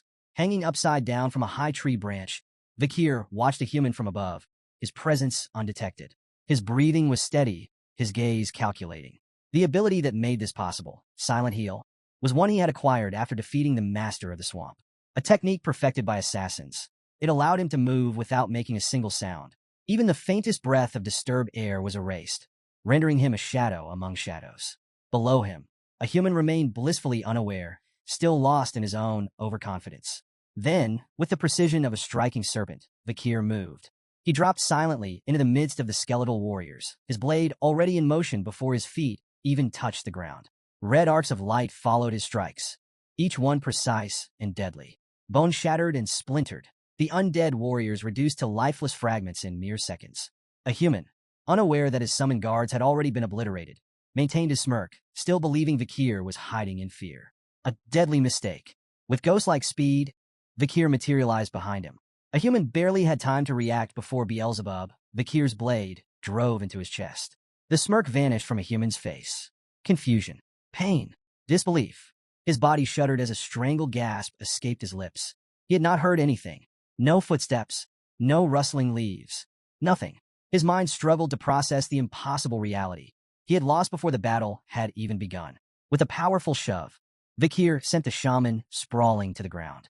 A human landed hard, his wide, vacant eyes staring up at the darkening sky.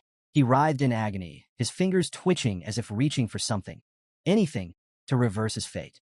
But there was nothing left to grasp. With calm precision, Vikir withdrew Beelzebub, the blade gleaming in the dim light. The duel was over. Ayan rushed forward, her face alight with joy. "I knew you'd finish him in one move," she exclaimed, unable to contain her excitement.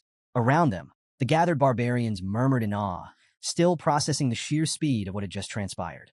One of the elders, his voice filled with reverence, finally broke the silence. "The ancestors have spoken," he declared. A human's words were not even worthy of consideration. A human lay sprawled on the ground, his body racked with pain, the searing agony of his wound consuming every fiber of his being. His breaths came in ragged gasps as fear coiled around his heart, tightening its grip with every passing second. Was this how it would end? Desperation clawed at his mind, dragging him deep into the bitter memories of his past. The humiliation he had endured, the years spent groveling for acceptance in the Balak tribe, the injustice of it all. It crashed over him like a tidal wave. In his twisted perspective, the blame for his downfall lay with everyone but himself. Vikir, the Balak tribe, Loco, all of them. They had mocked him, scorned him, forced him into this wretched existence. Now, in his final moments, resentment was all he had left. They would all pay. Vikir, watching the old shaman suffering with a detached gaze, turned to Ayan. "We should end his pain," he suggested, his voice devoid of emotion. "It would be more merciful." But Ayan's expression darkened. His jaw clenched as he shook his head. "No," he declared coldly. "He doesn't deserve mercy." The weight of Ahul's near death still lingered in Ayan's heart, the thought of losing her to the Red Death fueling his anger. Even though a human was his grandfather, the man had crossed every line. A coward like him deserved to feel every ounce of his suffering. Yet, in the midst of his agony, a human wasn't done. Unnoticed by the others, he dragged his trembling fingers through his own blood, scrawling something onto the ground. The symbols took shape, an intricate pattern forming beneath him. As the final strokes were completed, an unnatural purple aura pulsed outward, thick and oppressive. Then, a deep, guttural groan echoed from the ancestral graves. The matriarch's sharp eyes snapped toward the burial grounds just as the heavy stone coffins creaked open. The sky darkened. The very air seemed to shudder. The ground beneath their feet trembled with an eerie, malevolent energy, spreading like an infection. A hushed silence fell over the gathered barbarians, their earlier triumph dissolving into sheer terror. Ayan's face drained of color, his breath quickening as realization set in. "What is he doing?" he shouted, his voice laced with panic.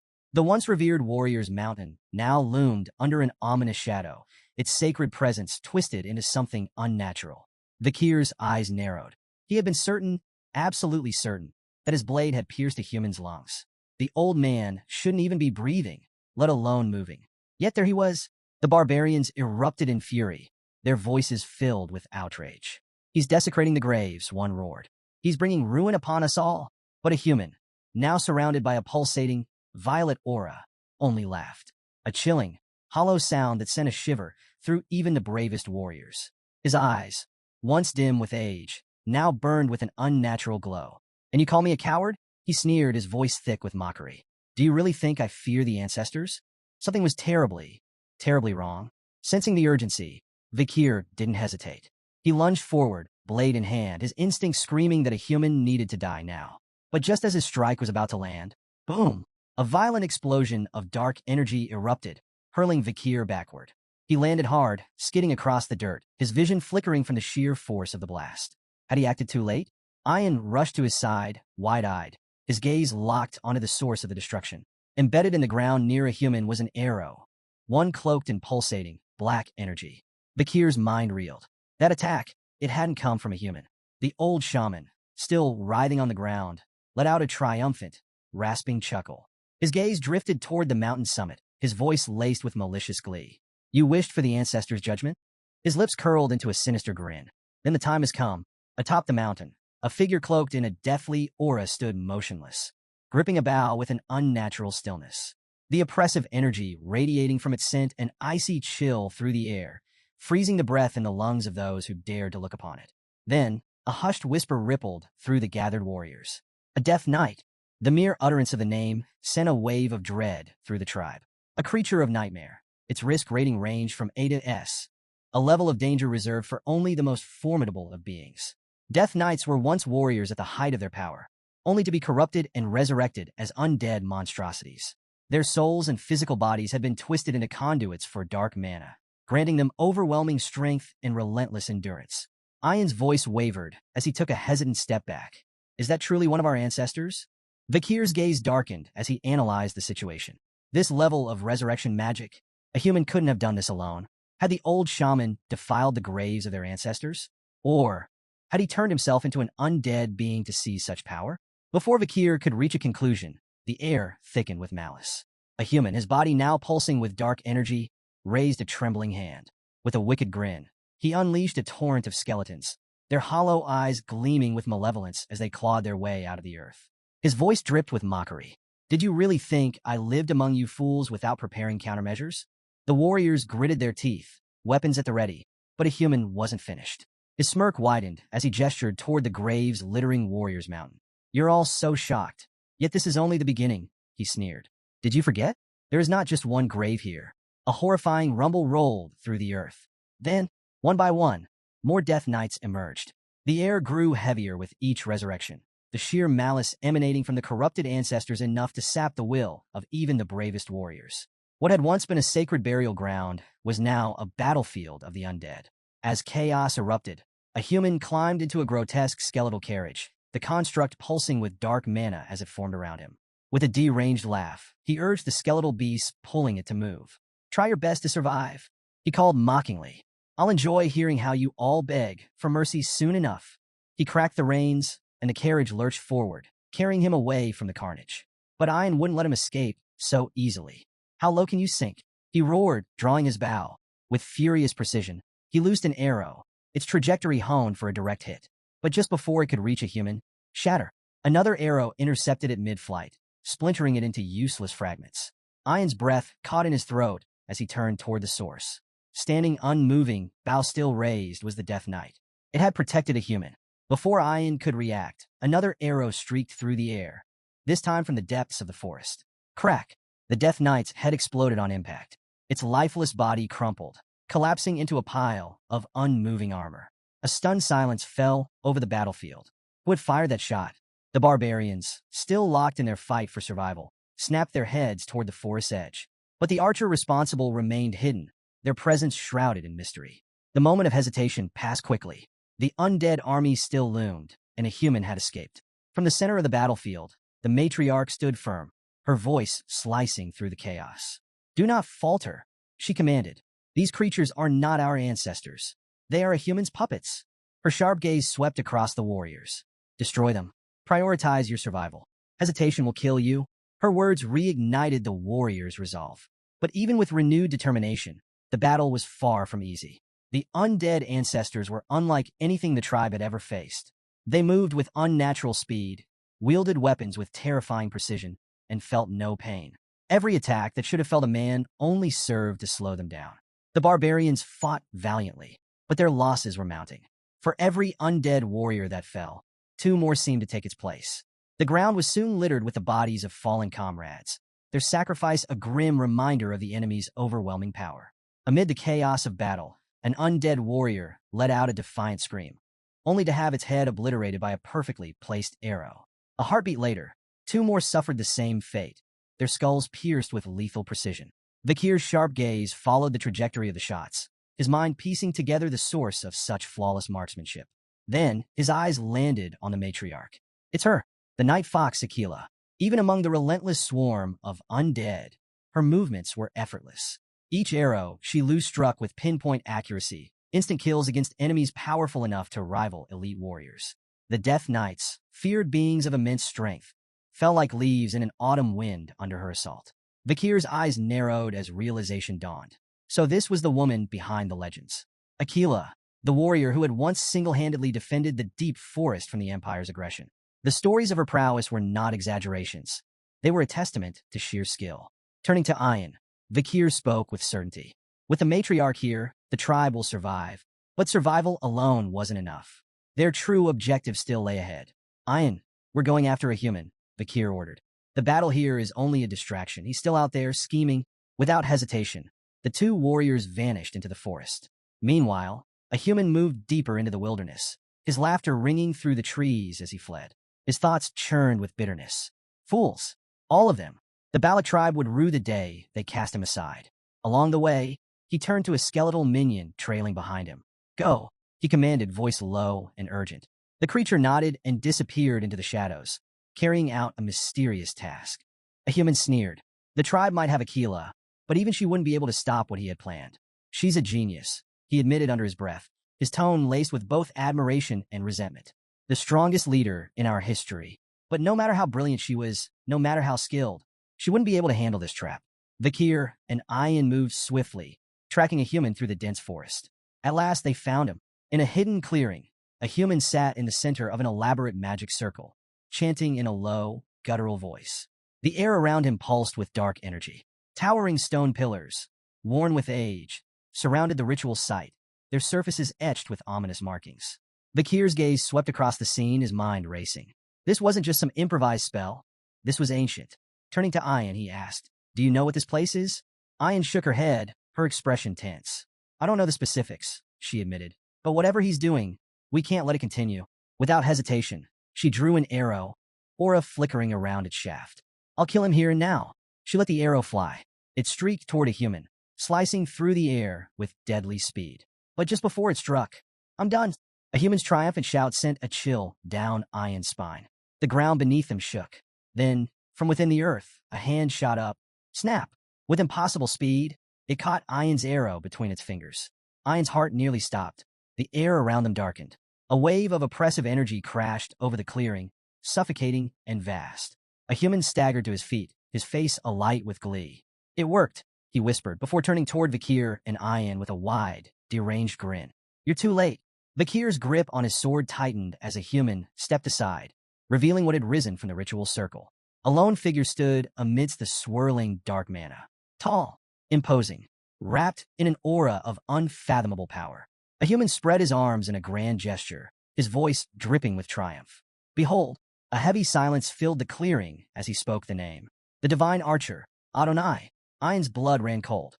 She knew that name. It wasn't just a legend, it was history. Adonai, the mythical archer of unparalleled skill. The warrior revered by generations. The protector of the deep forest, whose arrows had once rained death upon the enemies of their people. And now, he stood before them, corrupted, undead, summoned by a human to serve as his puppet. Vikir stood frozen, his mind racing as he processed the horrifying reality before him. Adonai, the legendary archer of the Balak. Now nothing more than an undead puppet, twisted by a human sorcery. Before he could react further, Adonai moved. Within human speed, the Death Knight notched an arrow and let it fly. The projectile sliced through the air with terrifying precision, its sheer force warping the very space around it. Too fast. Instinct took over. Vikir whipped Beelzebub into position, meeting the arrow in midair. Steel clashed against enchanted wood, and the impact sent a violent tremor through his entire arm. The deflected arrow veered off course. Then, boom! The moment it struck a nearby tree, the entire trunk exploded. Shrapnel and splintered bark rained down like deadly shrapnel. The very earth beneath them shook, the blast carving a smoldering crater into the battlefield. Vikir staggered, his mind reeling. Aura-infused arrows. And not just any aura. This is something else entirely. Then, a sharp cry of pain. Vikir's head snapped toward the sound. Ayan clutched her thigh, her fingers slick with blood. Her face contorted in agony as she gritted her teeth. "It burns," she gasped, her voice laced with panic. Vikir's eyes narrowed as he inspected the wound. The bleeding wasn't normal. The flesh around it was corroding. Poison. Then it clicked. He had heard the stories, legends of Adonai's battle against Madame Eight Legs, a monstrous arachnid feared even among the deep forest warriors. The bow Adonai wielded, It had been crafted from that very creature's remains. And now, its venomous essence still lingered within its arrows. Before Vikir could fully process the revelation, Adonai attacked again. Another barrage rained down. Vikir moved, deflecting each shot with Beelzebub. Every impact sent bone-rattling shockwaves through his arms. The ground beneath them cracked and burned from the force of each explosion. But something was changing. Vikir's movements slowed. His breaths became more labored. His grip on Beelzebub tightened as the blade groaned under the relentless strain. Too strong. Too fast. Ayin, watching him struggle, screamed, "Stop protecting me. Run away and save yourself." Vikir didn't even glance at her. His stance remained firm. There is no retreat. A human's laughter rang through the chaos, dripping with venomous glee. "Fools," he sneered. "Your resistance is meaningless." Adonai finished them. The death knight obeyed. With calculated precision, Adonai drew another arrow. This time, the aura around it darkened, twisting into something even deadlier. A single shot, brimming with the power to end everything in its path. Vikir clenched his jaw, his battered body screaming in protest as he prepared for one final deflection. But before the arrow could strike, something changed. A shadow moved. Then snap. In an instant, the deadly projectile stopped. It didn't explode. It didn't shatter. It had been caught by a single hand. A hush fell over the battlefield. Vikir, Ayin, a human, even Adonai, stared in stunned silence. Then from the shadows she emerged, the matriarch Aquila. She stood between them in certain death, her grip firm around Adonai's arrow. Then without a word she crushed it. The aura-infused shaft splintered like fragile glass, crumbling into nothing. Her piercing gaze lifted, locking onto Adonai. With calm authority, her voice carried across the battlefield. "This ends now." The deadly energy around them seemed to recoil, as if even the dark forces at play recognized who she was. A human, watching from his skeletal carriage, felt an unnatural chill crawl up his spine. Then, the matriarch's gaze shifted to him. Her expression remained unreadable, but when she spoke again, her voice was laced with an icy finality that sent pure dread coursing through a human's veins. "Let's have a talk." Ayin, caught between shock and overwhelming relief, called out to his mother. "Matriarch." His voice trembled as he struggled to process her sudden arrival. Aquila, standing tall amidst the battlefield's chaos, responded with calm certainty. "I sense the disturbance," she said, her tone unwavering. This level of aura couldn't be ignored. Her gaze swept across the destruction, the shattered earth, the smoldering craters left by Adonai's arrows, the warriors still locked in battle against the undead. Yes, she had made the right call. A human, still reeling from her presence, took an unsteady step back. His lips parted in disbelief, his once mighty confidence crumbling beneath the weight of her gaze. "Aquila?" He barely managed to choke out her name, his voice raw with fear. Before Aquila could respond, Ayn spoke urgently. "Mother, your hand." That arrow was poisoned. Aquila glanced down at her palm. The flesh around the wound had darkened, the poison visibly spreading.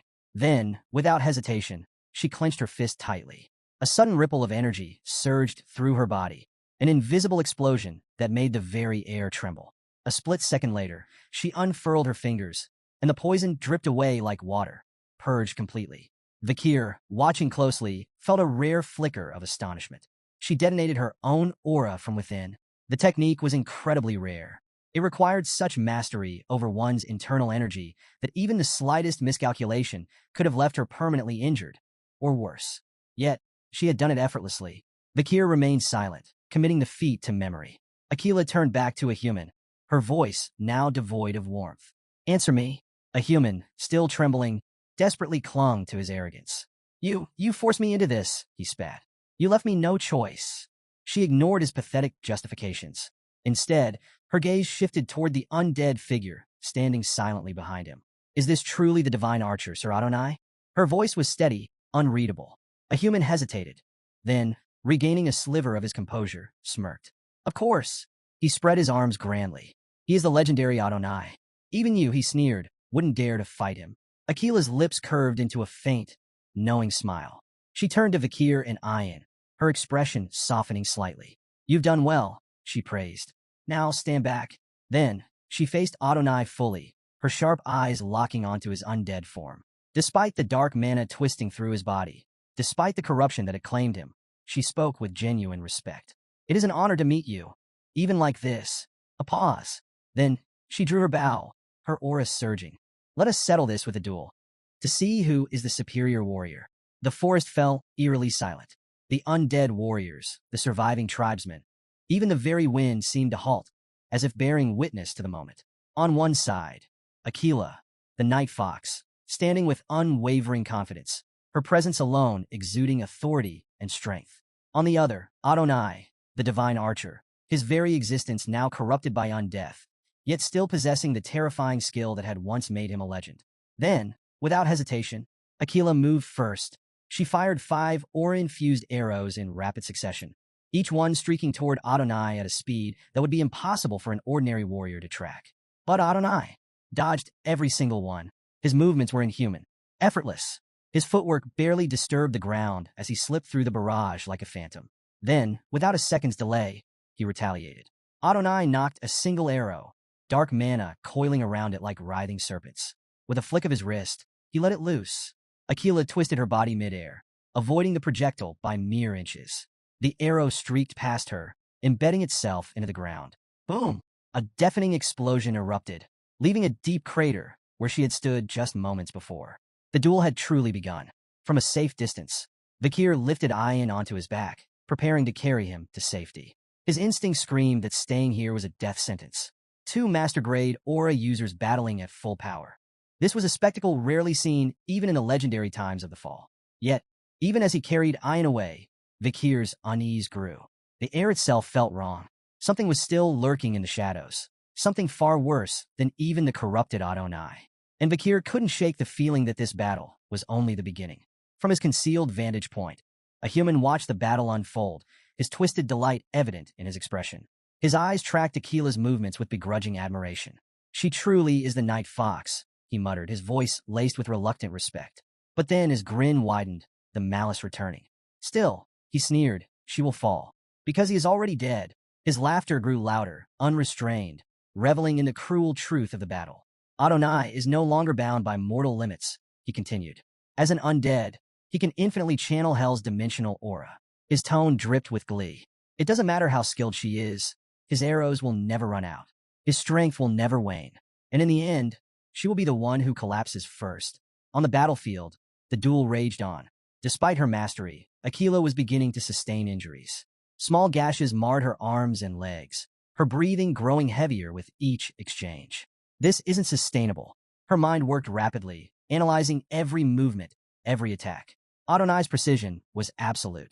His arrows never missed their mark, his reaction time was flawless, and his mobility was almost inhuman. Every attempt to counterattack was met with a relentless onslaught, forcing her to constantly reposition. She knew it now. In a ranged fight, she would lose. If she wanted to end this, she needed to get close. Their arrows clashed in midair, triggering a massive explosion that sent a dense cloud of dust billowing across the battlefield. This is it. Aquila vanished into the obscurity of the dust. Then, in an instant, she struck.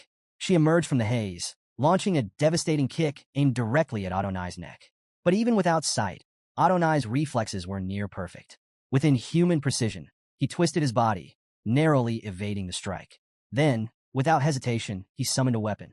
A dark, ominous sword materialized in his grip, its blade radiating an unnatural aura. With a single, effortless swing, he cleaved through the surrounding trees. The sheer force of the attack sent massive trunks crashing to the ground, uprooted like mere twigs. Aquila barely dodged in time, her agility saving her from being bisected. But she saw an opening. Without breaking stride, she hurled her dagger, the blade whistling through the air before embedding itself in Adonai's hand. The Death Knight's grip faltered. The dark sword tumbled from his grasp, clattering to the ground. Now, capitalizing on his momentary imbalance, Aquila delivered a brutal kick to his knee.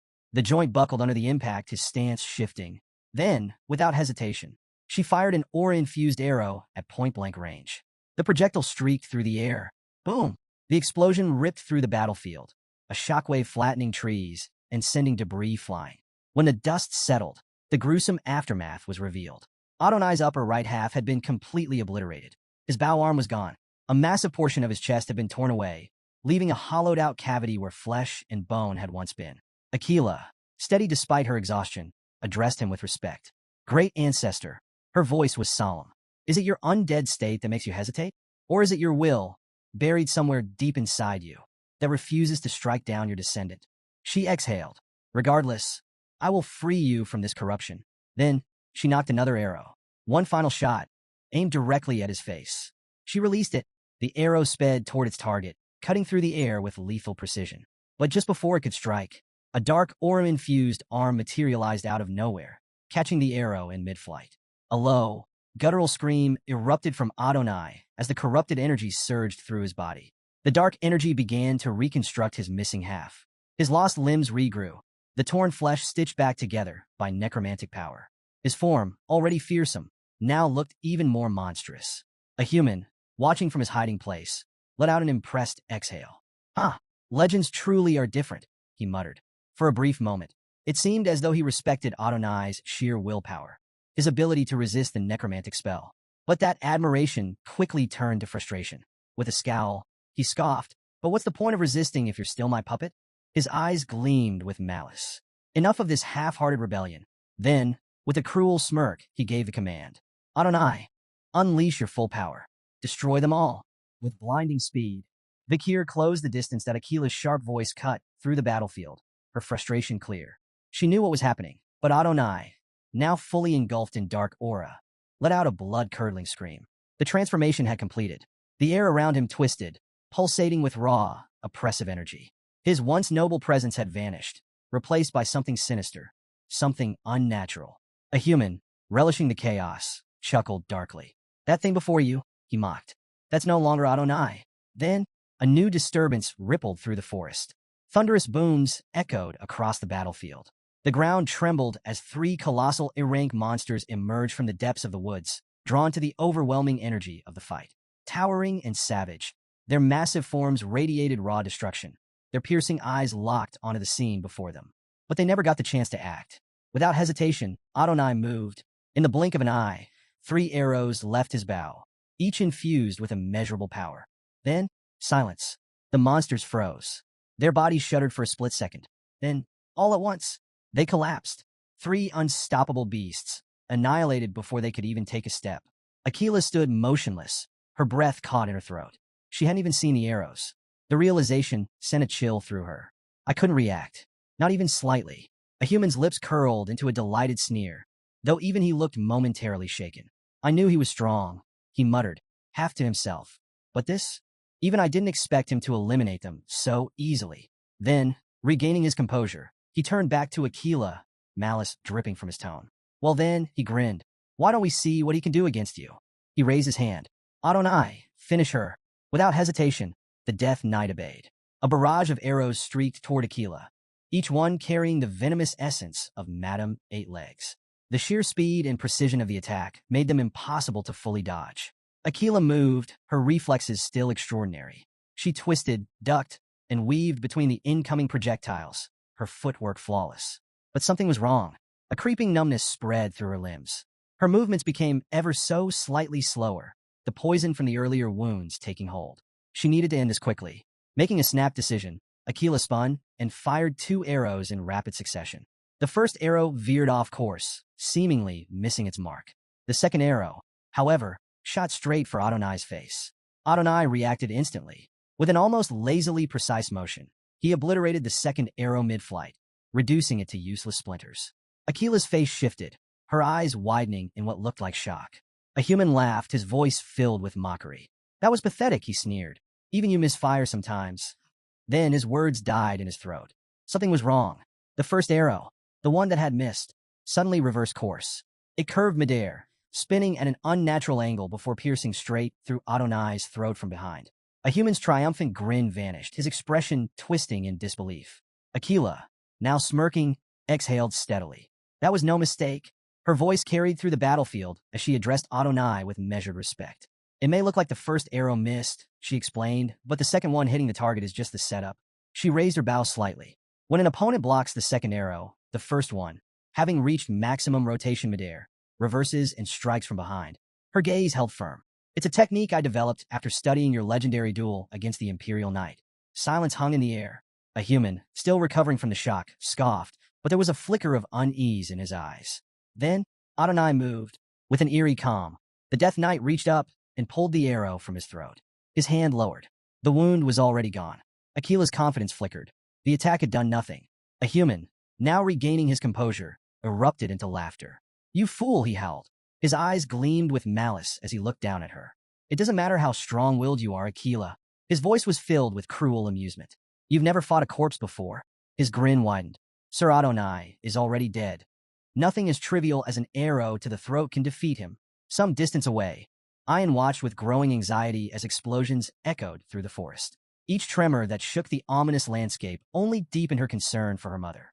She wanted to rush to Aquila's aid, every instinct screaming at her to act, but she held herself back. She remembered Vikir's firm instructions: stay hidden. She clenched her fists, trusting that he would handle the situation, that he would be the one to stop a human's necromantic madness. Meanwhile, Vikir sprinted through the dense underbrush, his mind rapidly piecing together a human strategy. He's terrified of Aquila. It was obvious. A human had never planned to fight her directly. He was hiding behind Adonai, using the undead archer as a shield against her. And now, Vikir had found him. There, crouched behind a tree, was a human, his beady eyes darting nervously toward the battlefield. Coward. Vikir didn't hesitate. He charged forward, aiming to end this with a single decisive strike. But just as he closed the distance, boom! A death knight materialized before him, its massive leg already in motion. The devastating kick shattered the ground, sending debris flying like shrapnel. Vikir twisted his body, narrowly evading the blow, and retreated a few steps to assess the new threat. The commotion drew a human's attention. The shaman's face twisted in recognition before splitting into a triumphant sneer. "Vikir," he bellowed, his voice filled with venom. Cursing under his breath, a human glared at the young warrior before regaining his smirk. "I knew you'd interfere." He gestured dramatically toward the death knights surrounding him. "That's why I prepared these." A human sneer widened as he gestured toward his undead guards. These warriors were so powerful in life that they were buried in the warrior's grave. "You'll find them more than a match." On cue, the death knights surged forward, their movements terrifyingly swift and coordinated. Meanwhile, on the battlefield, Adonai's next arrow found its mark. The projectile struck Aquila's waist with unerring precision. She collapsed to her knees, a cry of pain escaping her lips. Her aura flickered, dimming as the venom of Madame Eight Legs spread through her body like wildfire. A human, watching from afar, rejoiced.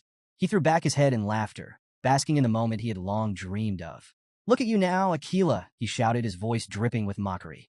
His eyes gleamed with unhinged satisfaction. "This is my reward," he proclaimed, "for all the years of suffering, for all the scorn, for every arrogant fool who ever looked down on me." His grin turned vicious. "I'll kill every clan member who ever mocked me." But just as he reveled in his imagined triumph, the air shifted. A killing intent unlike anything before materialized behind him. A human's breath caught in his throat. Then, slash! In an instant, Vikir unleashed the Baskerville clan's sixth technique. His blade moved with deadly precision, a blur of speed and finality. The Death Knights, warriors once powerful enough to be honored in sacred burial, were erased in moments. Their undead bodies dissipated into nothingness, utterly annihilated. A human turned, his sneer vanishing as he saw the carnage. Vikir stood amidst the fading remains of the fallen Death Knights, his expression unreadable. Then he spoke. "Your plan has one flaw, a human." His voice was calm, certain. "The people of the forest aren't just obstacles." His cold, piercing gaze locked onto a human's trembling form. "They're my support system." A human's mouth fell open. His mind reeled, struggling to process what he had just witnessed. The Death Knights, warriors beyond the strength of high-ranking graduates, had been erased in mere seconds. His lips parted, his voice barely above a whisper. "Is this child stronger than a high-ranked graduate?" For the first time, a human felt fear. Not annoyance, not frustration. Genuine, suffocating fear. Then, Vikir's voice cut through the silence. "Have you truly perceived every desire?" The words sent a chill down a human's spine. They weren't a question. They were a judgment. The sheer weight of them made a human's knees buckle. He can't be human. Desperation surged through him. He needed to escape. Wild-eyed, he turned toward Adonai and screamed, "Kill him, now!" The undead archer obeyed. Adonai drew his bow. A murderous aura enveloped the arrow, its power radiating pure destruction. But before the shot could be loosed, boom! Aquila struck. Appearing behind Adonai, she delivered a devastating kick to the Death Knight's back. The force disrupted his aim, sending the arrow streaking just inches past Vikir's head. The shot missed. A human's heart plummeted. Panic consumed him. His mind screamed for a way out, a way to survive. He turned back to Adonai, shrieking once more. "Obey me. Finish them." But this time, his words never finished. Slash!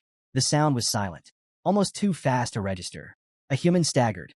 His eyes flickered downward, confusion dawning on his face. His hands, they were gone, severed at the wrists. Then, slash! A second strike. His head left his shoulders. His expression, frozen in death, was one of pure disbelief. He hadn't even processed what had happened. A lifetime of scheming, of malice, of ambition. All of it had ended in a single, merciless instant. The Balak tribe faced an uphill battle against the relentless Death Knights, their resolve waning under the overwhelming power of the undead. Amid the chaos, a young girl's bow was shattered by a Death Knight, which then prepared to use it against her. But before it could act, its body disintegrated into ashes, triggering a cascade across the battlefield. The entire legion of Death Knights dissolved into smoldering remains, their menace extinguished. Standing amidst the carnage, Aquila loomed over Adonai's fading form. Her breaths were heavy, her expression solemn. As Adonai crumbled to nothing, she placed a hand on his vanishing shoulder and whispered, "Rest in peace," her words soft but resonating with finality. On the other side of the clearing, a human's bitter laughter echoed, mingling frustration with despair. He cursed his failure to claim the forest, his venomous gaze fixed on Vakir. "You child of the Empire, you've ruined everything," he snarled, his rage unrestrained. Vakir met his tirade with calm indifference, though his thoughts briefly wandered. For all of a human's dark ambition, his mastery over necromancy was unparalleled. Commanding Death Knights and subjugating Adonai had required immense power. Vakir pondered what a human might have achieved had he chosen the path of a true shaman instead of succumbing to corruption. The moment passed as a human, defiant to the end, bellowed a final threat. "This isn't the end. You'll regret driving me out." Yet his declaration was cut short by an arrow that struck his forehead, ending his twisted saga. Vakir turned to see Ahun, bow in hand, his breathing labored. Ahun approached, guilt etched into his features. "If only I had listened earlier," he confessed, his voice heavy with regret. Vakir placed a firm hand on Ahun's shoulder, his tone steady. "It wasn't your fault. You did well." With a human defeated, relief rippled through the group. Zir suggested they return to the village, and the survivors set off, eager to leave the horrors behind. But their relief turned to dismay when they arrived to find the village reduced to ruins. Where life once thrived, only wreckage remained, strewn like forgotten remnants of a shattered past. A stunned silence enveloped the group until Ayan's trembling voice broke it. "What happened here?" she asked, disbelief and dread lacing her words. The matriarch, her face ashen, explained that those who hadn't joined the Iliad had stayed in the village. Ahul stepped forward, her voice quivering as she revealed the culprit, Madame Eight Legs. Ayan froze. "Madam? She came here?" The revelation hit like a thunderclap. Desperately, she rushed to check on her sister, hoping against hope for her safety. Meanwhile, Vakir, standing apart, puzzled over the monster's sudden aggression. Madame Eight Legs had remained dormant until now. Why had she unleashed such destruction during their battle with a human? Ahul pointed toward the ceremonial tent of their grandfather, recounting how smoke had risen from it moments before the rampage. Vakir followed her gaze, investigating the site. Among the charred remains, he identified a burned plant used to attract insects, an intentional act by a human to summon Madame Eight Legs. Even in death, a human's malice had left its mark. Back in the devastated village, the matriarch slammed her fist against a boulder, the impact echoing her fury. Her voice shook with rage as she cursed a human's treachery, her frustration boiling over. A subordinate rushed to her side, concerned as her injury worsened, but she waved them off, refusing to show weakness. Gritting her teeth, she steadied herself and declared, "We can rebuild. We can hunt again." Her focus then shifted to the survivors, ordering the uninjured warriors to tend to the fallen and search for those still clinging to life. Not far away, Ayan knelt beside her wounded wolf, Bakira. The loyal beast trembled, its leg rendered useless by Madame's venom. Tears streamed down Ayan's face as she held Bakira close, whispering apologies for leaving him to face such danger alone. Madame Eight Legs was no ordinary monster. To the tribes, she wasn't just a beast, but a force of nature, an unstoppable calamity that inspired pure terror. Revenge wasn't an option. Survival was the only goal. Yet, while despair settled over the village, Vakir's sharp mind was already working through a plan. Later that night, beneath the cover of darkness, Vakir entered matriarch Aquila's tent. She turned to face him, her expression wary yet composed. "What brings you here, Vakir?" she asked. Unfazed, Vakir met her gaze. "I need to know more about Madame Eight Legs." Aquila's eyes narrowed. "And why this sudden interest?" Without a word, Vakir produced a worn document and laid it before her. "I found this in the Loco tribe's village," he he explained. It's a record detailing Madame Eight Legs. Her venom, witness reports from battles against other monsters, even the location of her lair. Akila's brow furrowed as she scanned the document. Vikir continued, his tone unwavering. But even after reading it, I still don't understand. Why do the forest tribes fear her so deeply? Why hasn't anyone united to take her down? The matriarch exhaled, her voice tinged with the weight of generations. She began recounting the ancient lore of the Balak tribe. Long ago, the great archer Adonai fought Madame Eight Legs. He was the first to pierce one of her legs with an arrow, a feat no one else had achieved. Her voice darkened, but instead of victory, his attack triggered something far worse. She described how the severed limb didn't just regenerate, it multiplied. The more they destroyed her legs, the stronger she became, she revealed grimly. Her body became impenetrable, even to Adonai's legendary arrows. And every warrior who stood against her eventually fell to her venom. Akila gestured toward her own side, where an old wound still pulsed with lingering poison. Her venom infects everything it touches. Even the smallest wound becomes a death sentence if left untreated. Her voice carried both sorrow and warning as she concluded. Madame Eight Legs isn't just a monster. She's a nightmare woven into the very fabric of this forest. She is the evil force born from the deaths of those who tried to destroy her. Vikir, I warn you, do not pursue this path. I cannot bear to lose any more of my people. Vikir fell silent, weighing her words. Even with warriors like Akila and Adonai, the odds of defeating Madame Eight Legs were unimaginably low. Her regenerative abilities, invulnerable body, and lethal venom made her a near unstoppable force. And yet, despite the matriarch's warnings, Vikir couldn't shake the thought that a path forward, however perilous, still existed. He had survived the fall, a time when monstrous demons ravaged the human world. He had faced horrors that defied logic and lived to tell the tale. No matter how terrifying Madame Eight Legs seemed, she was still a monster. And all monsters, no matter how powerful, had patterns, instincts, and weaknesses. If he could uncover hers, he was certain he could kill her. Deep in the heart of the forest, a seemingly dormant mountain suddenly trembled as a flurry of grotesque legs burst from its peak. Madame Eight Legs emerged, her ear-piercing scream slicing through the silence, sending shivers across the land. Concealed nearby, Vikir remained perfectly still, observing her every move. The deafening sound that accompanied her awakening confirmed something he had already suspected. She followed a pattern. After days of staking out her lair, Vikir had identified a crucial detail. Madame left her den at specific intervals to hunt, always returning within 2 hours. With this knowledge, he waited patiently for her departure before making his move. Ascending the summit, he peered into the cavernous depths of her lair. At first glance, it appeared to be an ordinary, rugged mountain, but a closer look revealed the truth. It was hollow. The interior was an intricate labyrinth of webbing, its strands gleaming faintly in the dim light like threads of spun steel. Using Beelzebub, he sliced through a rock entangled in the webbing and examined the cross-section. The texture was rough and fibrous, unnervingly durable. Even an advanced mana user would struggle to cut through it. Recognizing its potential, he pocketed a sample, planning to use it for his descent. Moving deeper into the lair, Vikir took careful note of the structure. The entrance was just large enough for Madame to squeeze through, but the space widened the further he went, perfectly suited to accommodate her immense size. Then he stumbled upon a chilling sight. Figures trapped within the webbing. The grotesque collection included both humans and monsters, their lifeless bodies suspended like grotesque trophies. Some remained eerily intact, their expressions frozen in terror, while others had decayed beyond recognition. Whether they were meant as warnings, food storage, or simply a grim display of power, Vikir couldn't say. He pushed aside his unease and focused on the mission. As he ventured further, his eyes locked onto something even more disturbing, a clutch of eggs embedded in the walls. He carefully plucked one and examined its translucent shell. There was no doubt, these were Madame's eggs, the very same kind that had spawned the spider demons responsible for the world's collapse. Securing it for further analysis, he ensured not a single crack formed on its fragile surface.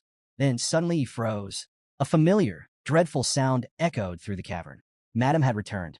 Her colossal form loomed at the entrance, massive legs clinging to the walls as her many eyes scanned the lair. Vikir flattened himself against layers of webbing, barely daring to breathe. Her movements were slow, deliberate, searching. Had she sensed him? Was it instinct? For what felt like an eternity, she lingered. Then, just as suddenly as she arrived, she skittered away, vanishing into the darkness. Vikir exhaled silently. His Mashu skill, which muffled sound, had likely saved his life. Without it, things could have ended in disaster. He had gathered enough information. It was time to leave before her routine changed. Back in the Balak village, the rhythmic sounds of construction filled the air as the tribe worked tirelessly to rebuild their homes. Amid the activity, a curious voice rang out. "Any news about Vikir?" A villager shrugged. "Last I heard, he's been holed up in that lodging he built. Hasn't stepped out in days." Another added, "Actually, I saw him heading toward another tribe at dawn. Wonder what he's up to." The question lingered, but those who knew Vikir understood one thing. He always had a plan. A peculiar observation spread among the villagers. A faint scent of burning emanated from Vikir's lodging. Some grew curious, whispering about what he could be working on, while others dismissed their concerns, trusting in his meticulous nature.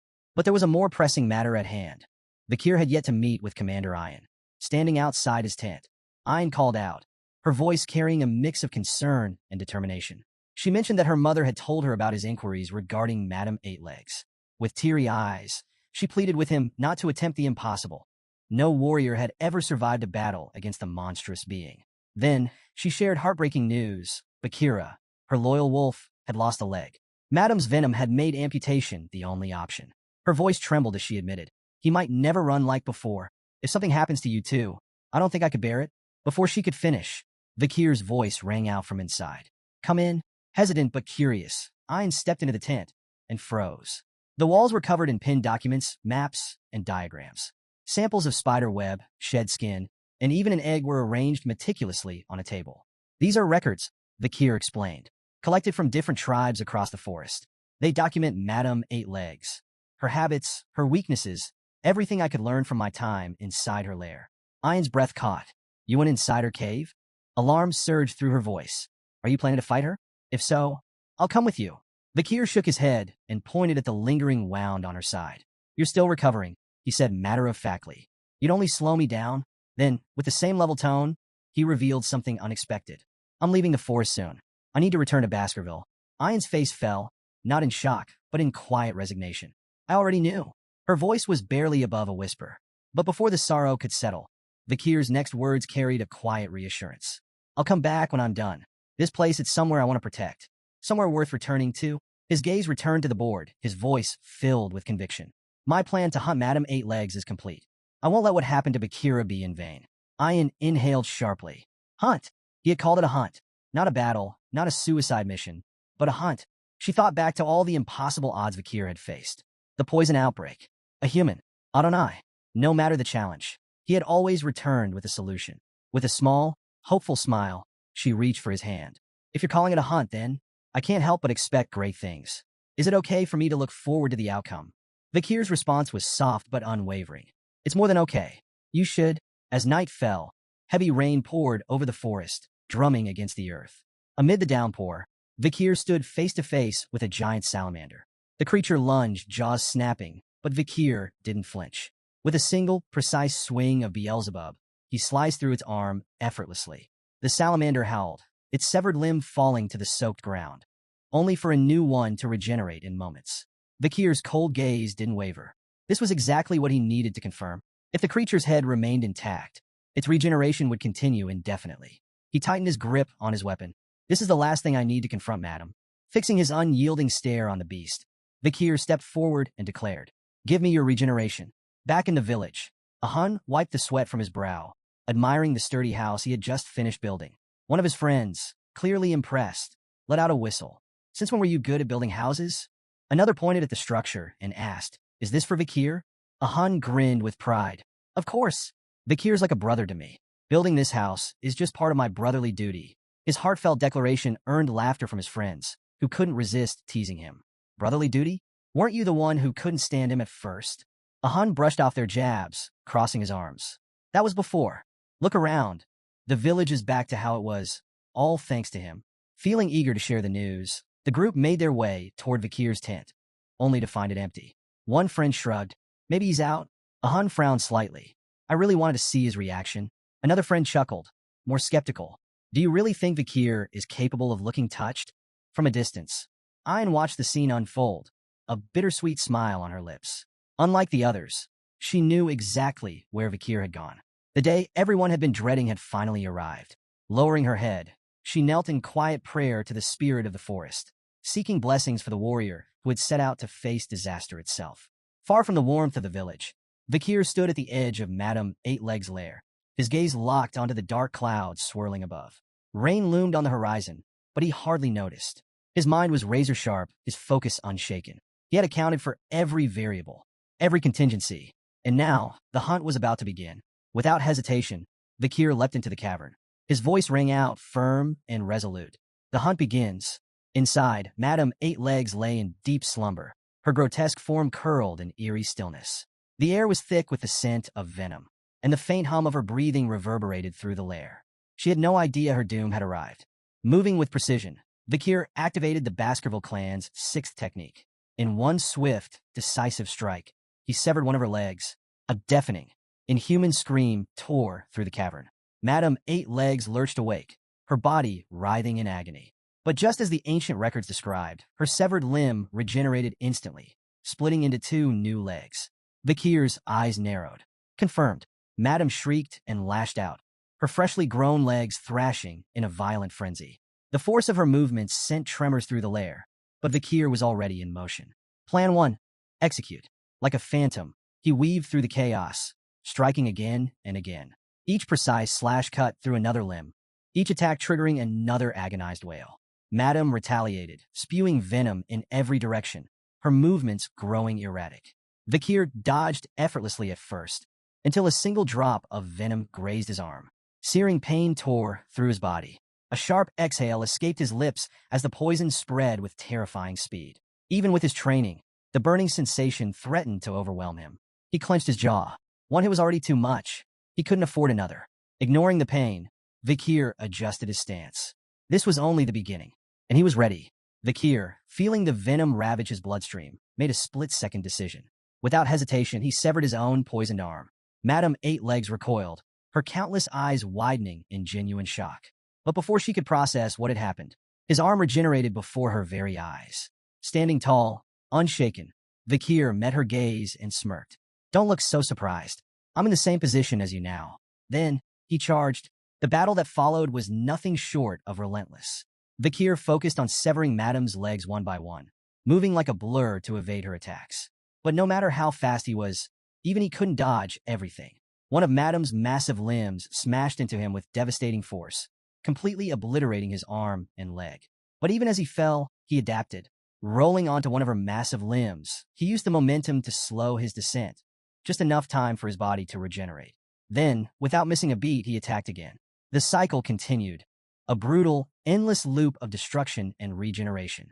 Madame doubled her legs each time they were severed, while Vakir's limbs reformed over and over.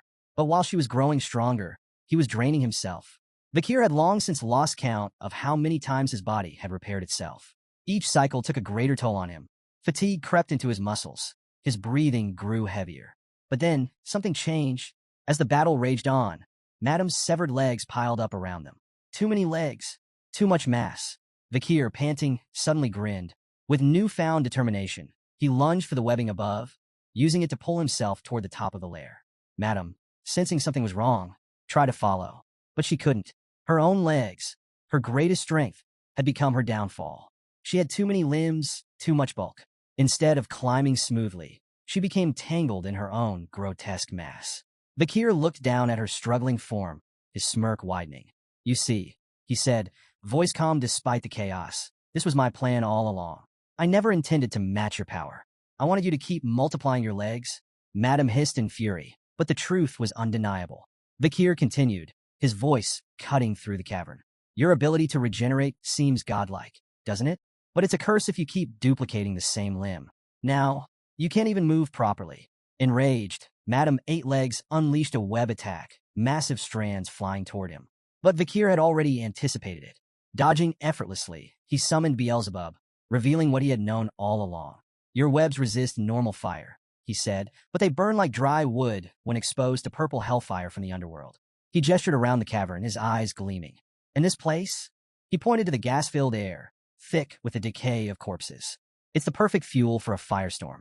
Standing atop the massive corpse of a rotting bear, Vakir drove Beelzebub deep into its skull. With a final chilling grin, he whispered, You've been drunk on power for too long. You've stacked up too much karma. Now it's time to pay for it. Then he ignited the hellfire. The moment the purple flames erupted, the cavern exploded into a raging inferno. The accumulated gas ignited instantly, triggering a massive chain reaction. Fire surged through the lair, devouring everything in its path. Madame Eight Legs let out a deafening, inhuman scream. Her once impenetrable domain collapsed around her, turning into an unescapable death trap. The firestorm was absolute. Days earlier, Vikir sat at his study table, his mind working through the intricate puzzle of Madame Eight Legs' behavior.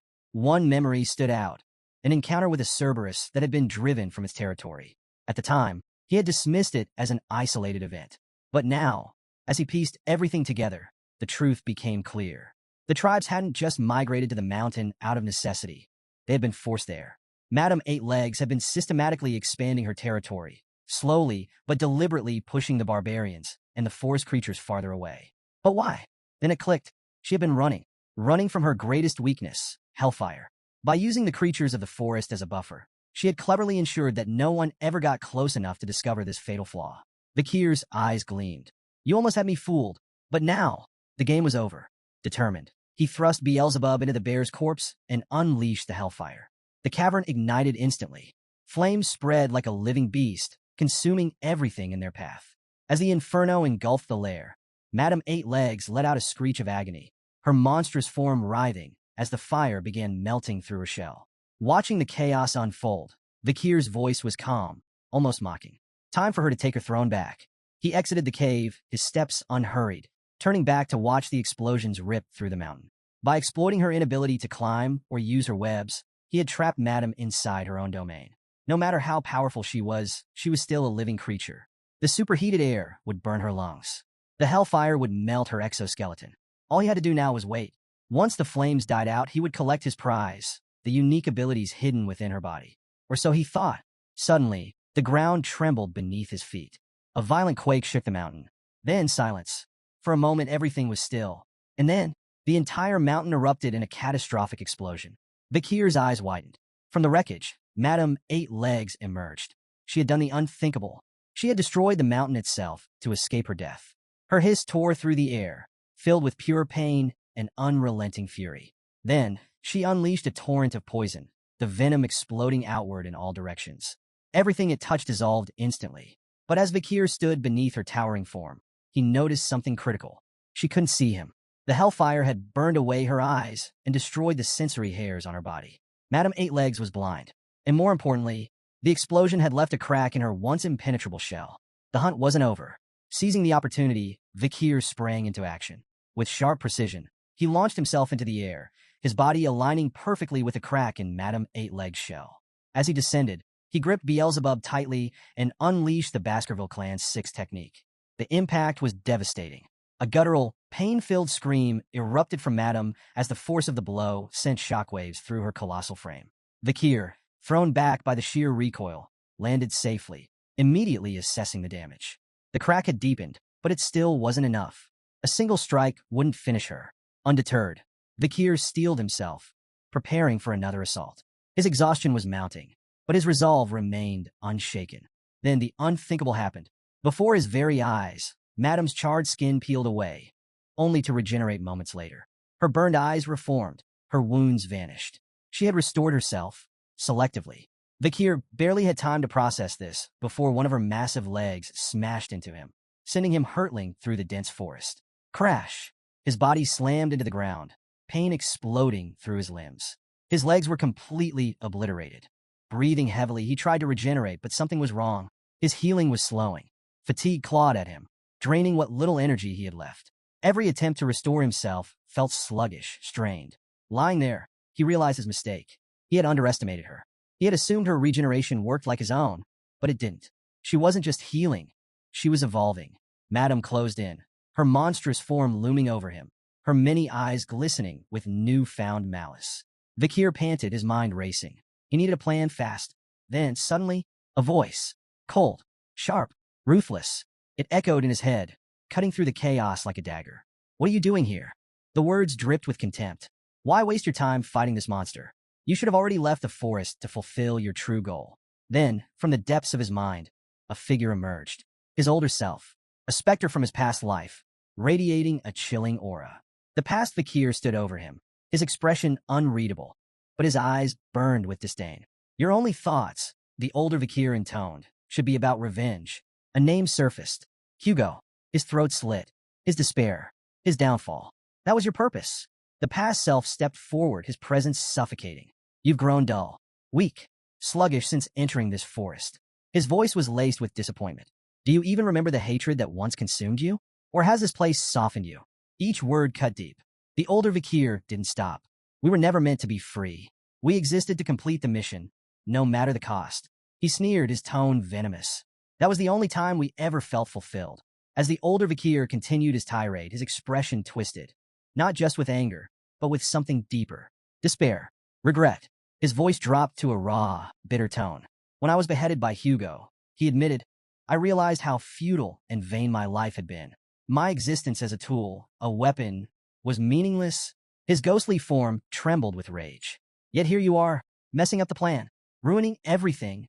You exist for one reason, to kill Hugo and destroy Baskerville. Nothing else matters. Vakir, still lying on the ground, grappled with these accusations. Was it true? Had he ever truly defied Hugo's will in his past life? His mind searched through the fragments of his old memories. And then he found it. There had been one moment, one fleeting instance, long ago, when he had gazed into the forest and, for the briefest second, entertained the thought of breaking away from his team. But that moment had vanished as quickly as it came. He had remained behind his comrades, following orders like the obedient bloodhound Hugo had trained him to be. I was never free, he realized.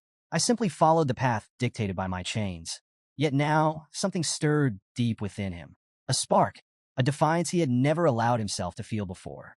His jaw tightened. His fingers clenched the dirt beneath him. No more.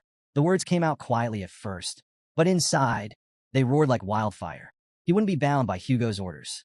He wouldn't be shackled by the thirst for revenge. He would forge his own path. With newfound clarity, Vakir embraced the regret he had carried since the moment of his execution. He wouldn't waste this second chance repeating his past mistakes. I am not just a hunter chasing prey. I am my own master. A piercing scream shattered his thoughts. Madame Eight Legs, enraged beyond reason, lunged forward, one of her massive legs crashing down toward him. But this time, Vakir was ready. His eyes blazed with determination. His body, battered and exhausted, moved on instinct. Just as her legs struck, he exploded into motion. Dirt flew as he launched himself forward, dodging by mere inches. The ground where he once lay was obliterated, but he wasn't running anymore. As he moved, his mind wrestled with a single truth. The two sides of himself were colliding. The side that craved revenge against Hugo, and the side that longed to protect the home and people he had come to cherish. Both desires burned fiercely inside him, and now they merged into one, a singular, unbreakable conviction, to live life on his own terms, to take control of his fate. As Madame's colossal leg came crashing down again, he steeled himself, ready to fight, ready to win. Then, an arrow streaked through the air. It struck Madame's leg, shattering it on impact. A second arrow followed, then a third. A barrage of arrows rained down, each one striking with unrelenting precision. Madame shrieked in agony. Vakir, startled, turned his gaze toward a distant hill. There, standing side by side, were two familiar figures. Ian, the matriarch, both armed with bows, their expressions fierce. From the hill, Ian's voice rang out. I won't let that thing take my chosen husband candidate. Vakir nearly choked, but before he could react, Ian raised her bow high, her words igniting the warriors behind her. The Balak warriors, armed and ready, surged forward. Their weapons gleamed under the stormy sky, their battle cries echoing through the forest. The fight wasn't his alone anymore. They had come to fight for him, for their hero of the forest. Arrows rained down relentlessly, piercing Madame Eight Legs' body as her frustrated hisses filled the air. Meanwhile, Vakir's legs regenerated, restoring his full mobility. Reinvigorated, he moved with unwavering determination. He climbed onto Madame's massive back, his focus locked onto the crack in her shell, the key to her downfall. Though Ian's reckless interference irritated him, he couldn't deny the truth. She had saved him. Under his breath, he muttered, "You saved me." Then he pressed forward. Reaching the weakened spot, he gripped Beelzebub tightly and drove it in with all his strength. A thunderous explosion erupted on impact, sending tremors through the battlefield. But when the dust settled, Vakir's eyes narrowed. Her armor was far stronger than expected. One strike wouldn't be enough. Still, he refused to despair. With his resolve burning brighter than ever, he prepared for another assault. But then, Madame went berserk. A frenzied rampage overtook her as she stamped the ground with destructive force. Boom, boom, boom. Each step triggered massive explosions, sending shockwaves that tore through the land. The Balak warriors retreated, shouting warnings. But Ayan's voice rang out over the chaos. She's cornered, she realized. This is it. Keep fighting. Her cry rekindled the warriors' determination. From atop the hill, the matriarch watched, her breath labored. To her, Madame Eight Legs had always been an unstoppable disaster. A force of nature, something to fear, something that could never be beaten. Yet, before her eyes, Vikir was proving otherwise. Fear could be overcome. Disaster could be defied. The realization ignited something deep within her. Ignoring the pain of her injuries, she tapped into her inner strength. Her aura flared. Her muscular frame shone with raw power as she pulled back her bowstring. Then, with a razor-sharp focus, she unleashed an arrow infused with her full strength. Whoosh! The projectile ripped through the air at unimaginable speed and struck Madame Eight Legs with a devastating impact. Boom! A shrieking scream tore from Madame's throat as she staggered, momentarily stunned. Vikir's eyes locked onto the opening. This was his chance. With blinding speed, Vikir closed the distance. Reaching the fractured shell, he gathered all his power and unleashed the Baskerville First technique. Deeply piercing Fong. Kaboom! The crack erupted into a gaping hole. Ungasped, Vikir had done the unthinkable. He had entered Madame's body. But this was only the beginning of his onslaught. Inside, Vikir wasted no time. His movements were precise, ruthless, relentless. He unleashed the second technique, biting Fong. Then the third technique, slicing Fong.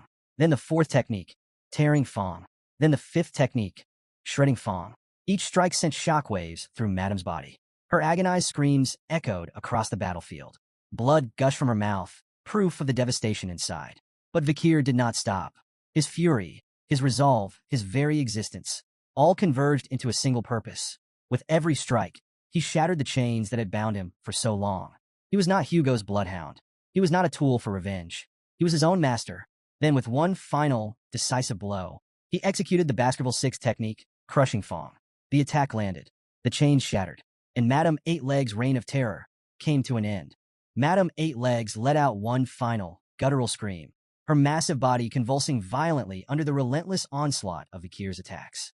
Her monstrous eyes bulged unnaturally, and in a gruesome, surreal moment, Vikir burst forth from one of them, emerging from within her body. A heavy silence blanketed the battlefield. The Balak warriors stood frozen, their expressions a mixture of horror and awe. Ayan gasped, eyes wide with shock. She couldn't comprehend what she was seeing. Vikir, drenched in blood, emerging from Madame's eye like a demon clawing its way out of hell. Then, Madame's massive form collapsed. Her enormous body crashed to the ground, sending up a cloud of dust that swallowed the battlefield whole. Near her lifeless corpse, Vikir lay motionless, his chest rising and falling in shallow breaths. Pain racked his exhausted form. A burning sensation coursed through his veins. Poison. Madame's blood. His final assault had drenched him in it. He needed to purge the venom. Fast. But before he could move, darkness overtook him. His vision faded. And then, something stirred deep within him. His hand, as if acting on its own, rose into the air. Beelzebub manifested in his grip, hungry. The cursed blade pierced Madame's corpse, beginning its grotesque feast. In an instant, Madame's soul was pulled into a strange, otherworldly dimension. Confused, she thrashed violently, sensing danger. Then, three monstrous entities appeared before her, Beelzebub's previous victims. Among them, Cerberus, its three heads snapping hungrily. With feral brutality, the beast lunged, its fangs tearing into Madame's legs. Under Beelzebub's control, the entities descended upon her, ripping her apart. Her screams echoed in the void, until she was completely devoured. Back on the battlefield, Ayan's voice cut through the silence. Vikir! She rushed toward him, but others held her back. Stay away, they warned. The poison. But Ayan didn't care. Tears streamed down her face as she broke free, falling to her knees beside him. She gripped his shoulders, shaking him gently. Hold on, Vikir. Don't you dare die on me. For a moment, there was no response. Then, a small, weak whisper. Can you keep it down? Ayan froze. Then, in stunned disbelief, she watched as his eyes slowly fluttered open. His first reaction? Mild annoyance. You're too loud. I'm trying to rest. Ayan let out a shaky laugh. Half sob, half relief. Then she hit him. Idiot, she muttered, her voice cracking. Do you have any idea how much you worried me? As the battle came to an end, Beelzebub let out a sinister, satisfied slurp. The blade had grown even deadlier. Now, it carried 3 formidable abilities. The deadly venom of Madame Eight Legs, the silent healing of Masasu, the regeneration of the swamp salamander, each ability woven into its cursed steel, making it an even more terrifying weapon. Days later, the Balak warriors lay scattered across the village, drunk from endless celebrations. For days, they had feasted, drank, and laughed, reveling in their hard-earned victory. At the center of it all, the matriarch and a visiting tribal chief sat atop Madame's massive, severed head, raising their cups in a celebratory toast. Vikir, watching from a distance, couldn't help but marvel. These people really knew how to party. How many days had passed since the festival began? He wasn't sure anymore. As the festivities continued, Vikir made his way toward Bakira. Despite his missing leg, the wolf greeted him with bright eyes and a wagging tail. Bakir knelt beside him, stroking his fur. "You've done well, Bakira." The wolf tilted his head, listening, overpowering another wolf. "Finding your partner despite losing a leg. That's no small feat." Pausing, Bakir met the wolf's gaze. "I've avenged you. Rest easy now. Justice has been served." Bakira let out a low, contented growl, nuzzling into Bakir's hand. A quiet moment, a warrior honoring his fallen comrade. As the celebrations raged on, Bakir found himself lost in thought. The battle had changed him. Somehow, during the fight, he had managed to wield the Baskerville 7 technique, even though he had never properly trained in it. Was it the achievement effect of killing Madame? Or had it been something else? Something deeper? A realization born from the brink of death? He wasn't sure, but what he did know was this. He was no longer the same man who had entered that battlefield. Despite his growth, Vikir remained grounded. Even after wielding the 7th technique, he knew he was still far from Hugo's level. "It's imperfect," he admitted to himself. But as he stood there, amidst the echoes of celebration and quiet triumph, one thing was certain. Vikir was no longer a bloodhound shackled by vengeance and obedience. He was forging his own path, step by step. Facing Hugo, a master swordsman, head-on was no simple feat. But Vikir had changed. He had grown, and with newfound determination, he reached for the garland around his neck. Snap! The chain broke, signaling his readiness to move forward. His time in the village had come to an end. Now it was time to return to Baskerville. A few days later, fully prepared, Vikir stood at the village gates, ready to depart. He turned to the matriarch, expressing his deepest gratitude for her support. She simply smiled and reassured him. No matter where he went, he would always be part of their family. To her, he was and always would be a Balak hunting commander. Vikir nodded at her words, accepting their bond. He glanced at the crowd gathered to see him off. But one face was missing. Ayan. She hadn't come. Perhaps she had chosen not to face his departure. And though it stung, he understood. He accepted it without resentment. The villagers surrounded him, offering words of encouragement. They pledged their support, urging him to aim high and never forget them. Ahun, eyes brimming with emotion, promised he would always be welcome. Ahul, ever practical, simply asked, "Keep in touch, will you?" Their voices followed him as he stepped away from the village, their heartfelt goodbyes carrying him forward. But then he stopped. Someone was waiting for him. Ahead, standing alone in the forest, Ayan, she held something in her hands. As he approached, she looked up. "So, you're really leaving?" Bakir said nothing. Instead, he waited. With a small breath, Ayan stepped forward and placed something in his hands. Bakir looked down, examining the item. It was a bow. Ayan hesitated before explaining. "This is Anubis. It once belonged to Adonai. She had painstakingly adjusted it for him, and that was why she had been absent these past few days." Bakir's fingers brushed over the weapon, recognizing the effort she had put into it. Before he could speak, she surprised him again. She reached up and placed something around his neck. Bakir touched the choker, puzzled. The chain was broken. Ayn met his gaze, her voice softer now. "I made this for you." She explained how, during a past collapse, he had muttered deliriously about bloodhounds. It had stuck with her. But this was not a bloodhound's collar. It was a symbol, a rejection of his past shackles. "You're not a hound," she said firmly. "You're a wolf. Strong, independent, free." The words struck deeper than he expected. For a long moment, Vikir simply stared at her. Then a warm smile broke across his face. He opened his mouth to thank her. But before he could finish, she pulled the choker's chain, and their lips met. The kiss was soft, heavy with unspoken emotion. A goodbye, a promise. When she finally pulled away, tears shimmered in her eyes. Without looking back, she turned toward the village. Her voice trembled slightly as she spoke. "You've changed so much, Vikir. You were weaker than me once. Now, you're stronger than anyone I know." She hesitated. Then, quietly, take care of yourself. And with that, she walked away. Vikir, still smiling softly, exhaled. Then, with a smirk, he called after her, is this really how people in the Empire say goodbye? Ayan paused. Slowly, she turned back. She wiped her tears, her lips curling into a gentle smile. See you next time? After leaving the forest behind, Vikir arrived at a bustling city. From a high vantage point, he gazed out over the familiar silhouette of Red All Castle. Time hadn't touched its imposing appearance. Its towering walls stood as formidable as ever, and the Morg clan's flag fluttered proudly above the city. They were still here, likely overseeing the ruby mining operations, maintaining their long-standing alliance with the Baskerville family. As Vikir took in the view, a name surfaced in his mind. Camus Morg. Was she still here? Would she still be as sharp-tongued as ever if they crossed paths? With a resigned sigh, he brushed the thought aside.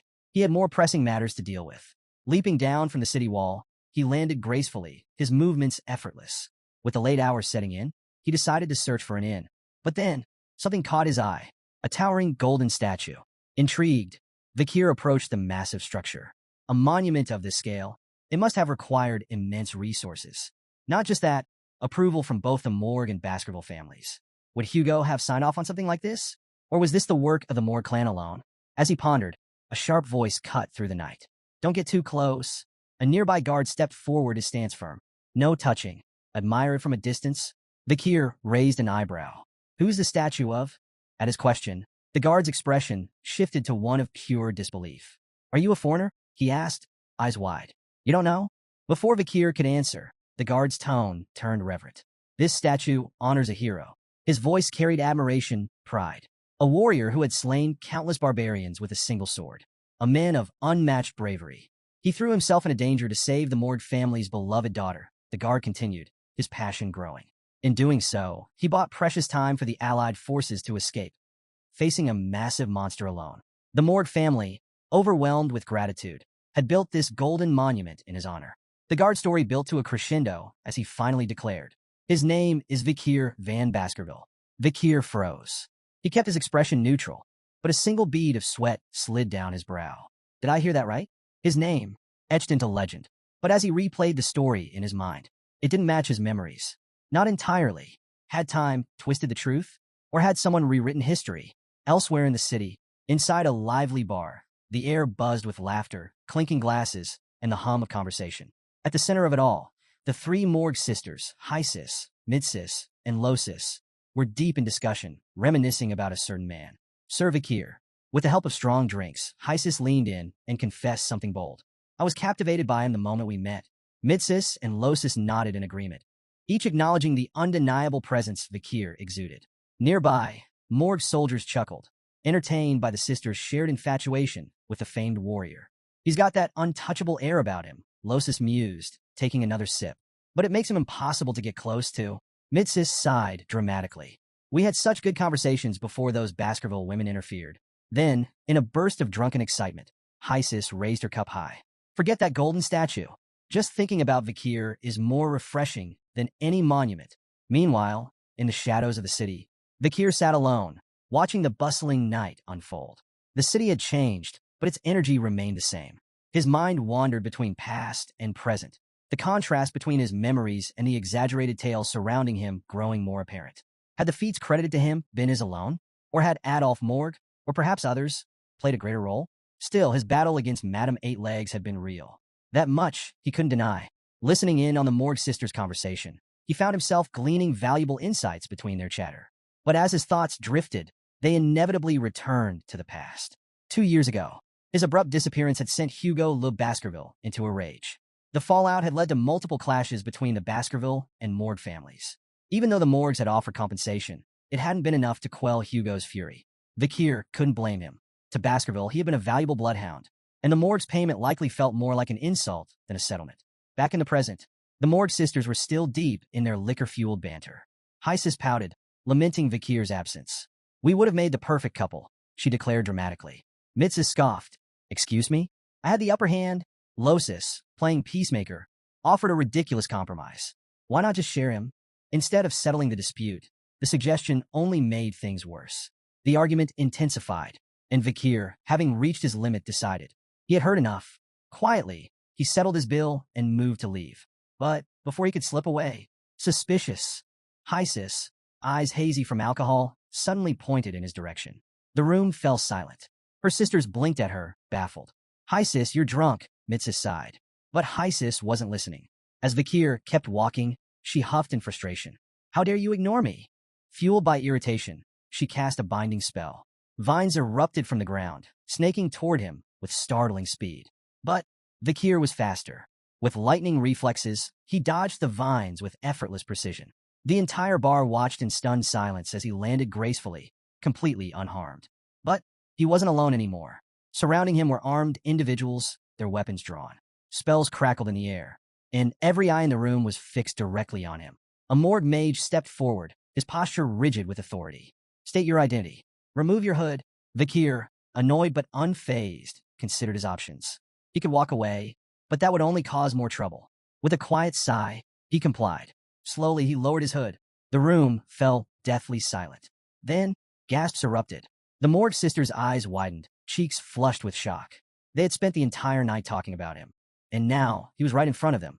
A mage, still recovering from his own astonishment, muttered. His expression, it's nothing like the statue. His piercing red eyes, jet black hair, so unlike the golden image immortalized in the city. Then, realization clicked. The sisters breathed his name. Sir? Vikir. The next morning, as Vikir prepared to leave the city, the morgue sisters tracked him down again. Hysis pouted dramatically. You should have stayed in the fortress's VIP suite. We would have treated you like royalty. Vikir, unimpressed, dismissed the idea. A waste of money? Losis grinned. We believe in your survival skills, at least. Hysis teased. So, you came to see me first, right? Mitsis immediately shot her a glare. Excuse me? He obviously came for me. Their bickering escalated, forcing Vikir to tune them out. Then, Hysis casually mentioned, oh, and we sent valuable intel to the Baskervilles, just like you asked. Vikir froze. I only told you to contact them. Hysis waved off his concern. Same thing. His patience frayed. Deciding he'd had enough, he turned to leave. Hysis, sensing his impending departure, offered to escort him. Vikir shut that down immediately. Don't you have actual work to do? A pause. Then, Hysis grinned sheepishly. No. Apparently, the sisters spent most of their time lounging around. Vikir sighed internally. He made a silent vow to report their rampant laziness to Baskerville. Before departing, Vikir asked about Camus Morgue. She had been noticeably absent. Hysis' expression sobered. She's in closed-door training. Vikir tensed. Where? The Hall of Darkness. The words hit him like a blow. Camus had abruptly left Uncle Adolph's Hall of Light, abandoning traditional training. She had isolated herself in the Hall of Darkness, completely immersing herself in magic research. Vikir's jaw tightened. The Hall of Darkness, a place with a grim reputation. Its head snake had a complicated relationship with Camus. Was this another ripple effect from his disappearance? Had his actions changed her path? Before leaving, Vikir gave the sisters a direct order. Tell Camus to leave the Hall of Darkness. I want to see her. The sisters blinked. That's it? After 2 years, that was all he had to say? Given their long history, they had expected more. But Vikir was already walking away. And just like that, he was gone. Across the empire, news spread like wildfire. The reaction was instant. Chihuahua, upon hearing the news, burst into tears of joy. Cindy Wendy, ever composed, couldn't suppress a small smile. Adolphe Morgue remained silent, absorbing the revelation. But at the Baskerville estate, an informant stormed into the Patriarch's chamber, breathless. Urgent report. Vikir Van Baskerville has returned. A fiery gaze snapped up. Hugo. The air crackled with tension. His voice, low and seething, cut through the silence. Prove it. The informant gulped. The Empire was already talking. The legend, the outcast bloodhound, had come home. When Vikir arrived, Chihuahua greeted him with an unusually cheerful smile. She couldn't help but tease him about his decision to use the main door for once, a departure from his usual dramatic window entrances. Vikir brushed off the comment with a sigh and shifted the topic, asking about the noise outside. Chihuahua explained that the news of his return had spread quickly, drawing a crowd eager to welcome him back. The mere thought of facing the excited masses left Vikir visibly drained. Their conversation was interrupted when Pomerian burst into the room, her voice ringing out as she enthusiastically called him daddy. Vikir gently corrected her, reminding her that he was her uncle. Unfazed by the correction, Pomerian proudly displayed a dead mouse, her face beaming with pride over her catch. Amused by her antics, Vikir praised her effort, but took a moment to caution her about the dangers of the Black Death, even if the mouse seemed harmless. Turning back to Chihuahua, Vakir shifted his focus to the state of affairs in Underdog City. Chihuahua commended Cindy Wendy's exceptional management, noting that her leadership had resolved many lingering problems. However, there was one particularly disturbing issue that even Cindy couldn't crack: a troubling string of child disappearances from the slums. Handing Vakir a document, Chihuahua outlined the grim details. The case was unsettling. Children had vanished without a single clue, no ransom notes, no evidence of black market trafficking, and no signs of monster activity. Chihuahua suspected a single mastermind was responsible, but admitted to having no solid proof. As Vakir read the report, his expression darkened. It reminded him of a similar case he'd once been wrongfully implicated in. The resemblance was unnerving, though the incident he recalled wouldn't occur until years after this timeline. Was there a connection? He mulled over the implications until Pomerian's gleeful voice jolted him back to reality. Pointing at the dead mouse she had proudly presented earlier, Pomerian shouted with excitement. To everyone's shock, the mouse was now alive and scurrying around the room as if nothing had happened. Vakir and Chihuahua exchanged astonished glances before turning to Pomerian. Calmly but curiously, Vakir asked her if she had revived the creature. Pomerian admitted she had, her tone brimming with pride. Vakir's curiosity deepened. Speculating aloud, he wondered if her ability was tied to voodoo magic or perhaps mana from another dimension. He probed gently, asking when she had discovered this extraordinary skill. Pomerian, counting on her fingers, nervously explained that it had happened only a few nights ago. She added, with a hint of pride, that she'd picked it up by observing the tribe's people. Vakir's mind raced. This power was no ordinary talent. It was unprecedented. Even in prestigious families like Baskerville and Morgue, children considered prodigies couldn't wield magic until at least the age of 8. Yet here was 5-year-old Pomerian, mastering what seemed to be a form of forbidden black magic. The revelation was both astonishing and deeply concerning. Vakir's thoughts turned grim as he considered the possible fallout if Hugo ever discovered Pomerian's secret. He envisioned Hugo's fury and the harsh punishment her use of black magic and her barbarian lineage would provoke. The thought of Hugo ordering her execution sent a shiver down Vakir's spine. Resolute, he vowed to protect Pomerian and keep her hidden from Hugo, no matter the cost. As if on cue, a pigeon swooped down to the window, dropping off a letter. Chihuahua retrieved it, his usual relaxed demeanor vanishing the moment his eyes scanned the contents. His hands trembled slightly as he stammered. Something bad has happened. Vakir's gaze sharpened. What is it? Speak clearly. Struggling to collect himself, Chihuahua finally blurted out the alarming news. The Baskerville Patriarch was on his way. A heavy silence loomed over the deputy consul's office in Underdog City. Chihuahua and head butler Rodwell stood on opposite sides of the room, while Vakir faced Hugo directly. The tension was suffocating, an unspoken battle of wills hanging in the air. It was Hugo who finally broke the silence, acknowledging Vakir's return. Vakir met his gaze steadily, confirming his presence with an unwavering voice. At the side, Chihuahua exhaled in quiet relief. At least the initial frost had been broken. Before Hugo's arrival, Vakir had taken precautions, ensuring Pomerian was safely hidden in the adjacent room. He had no intention of letting her anywhere near Hugo, knowing the risks. But Hugo wasted no time on pleasantries. His focus was sharp, immediately pressing Vakir for details about his whereabouts during the past 2 years. Without hesitation, Vakir explained that he had spent the time recovering with the barbarians in the forest. Playing the part of an ally, he had studied their way of life and devised a strategy to handle them. Intrigued, Hugo demanded further details. Vakir laid out his plan with calculated precision. The barbarians, despite their rugged independence, had become reliant on the Empire's industrial goods. Basic commodities like glass orbs, woolen textiles, and staple foods such as grains and vegetables were invaluable treasures to them. By controlling the supply of these essentials, the Empire could tighten its grip on them without drawing a blade. Hugo, initially skeptical, scoffed at the notion. That sounds more like trade than suppression. Vakir's expression darkened as he elaborated. The goal wasn't simply to trade. The goal was to erode the barbarians' strength from within. In exchange for these goods, they would be forced to undertake monster subjugations, throwing themselves into constant battle. The endless cycle of fighting would weaken their numbers, ensuring that their forces dwindled without the Empire lifting a finger. A slow, sinister smile spread across Hugo's face. He was impressed. This was strategy worthy of a true Baskerville. He praised Vakir's ruthless ingenuity and, with a nod of approval, entrusted him with full authority over the plan's execution. From the sidelines, Chihuahua struggled to steady his breath, marveling at how this cold, calculated discussion could pass as a reunion between father and son. Meanwhile, head butler Barrymore observed Hugo's rare smile with both astonishment and concern. It had been 2 long years since Hugo had displayed even a hint of warmth, and even now, it was laced with that same unsettling intensity. Vikir, however, remained composed. Beneath the surface, his thoughts ran deeper than anyone in the room could suspect. While Hugo believed the barbarians would march toward their own destruction, Vikir had a different vision. From the Empire's perspective, the barbarians would appear to be dwindling as they cleared out the monsters. But in reality, they were simply retreating, regrouping in secrecy under the protection of the Madam.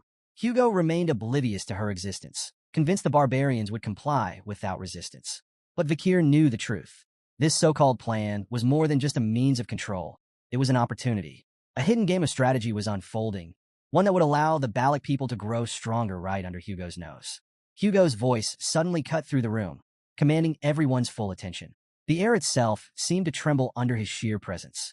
All eyes shifted to his teacup, where the liquid inside had begun to boil, not from heat, but from the sheer force of his killing intent. With a voice laced with menace, he issued an order that left no room for debate. The Loco tribe would not be traded with. They would be completely annihilated. The intensity of Hugo's fury was suffocating. Chihuahua felt as though his very soul might slip from his body under the crushing weight of it. His breathing turned shallow, his knees threatening to buckle. Vikir, however, remained unaffected, merely offering a calm nod in acknowledgement. Internally, though, he reflected on Hugo's deep-seated grudge against the Loco tribe, another glaring reason why Pomerian had to stay as far away from him as possible. After a moment, Hugo exhaled, his rage cooling just enough for reason to return. He sighed, a rare moment of reflection slipping through his usually unshakable exterior. Meeting his son after years apart, yet all he had done was speak of destruction and war. His gaze softened ever so slightly as he urged Vikir not to overextend himself on the battlefield again. He then acknowledged the unexpected diplomatic benefits Vikir's supposed death had brought. The story of his heroic sacrifice, saving Mord's daughter and then vanishing, had reached the ears of the imperial family. It had bolstered the reputation of the Baskerville Knights, solidifying their standing in the empire. But for all his calculated strategy and ruthless efficiency, Hugo's next words carried a rare vulnerability. No amount of diplomatic victories or material success, he admitted, could ever make up for the loss of a child. His tone, for once, bordered on fatherly as he advised Vikir to be cautious. Yet Vikir wasn't swayed. To him, Hugo's concern felt hollow, a well-rehearsed performance rather than genuine sentiment. His mind drifted to the night before his regression, the night everything had come crashing down.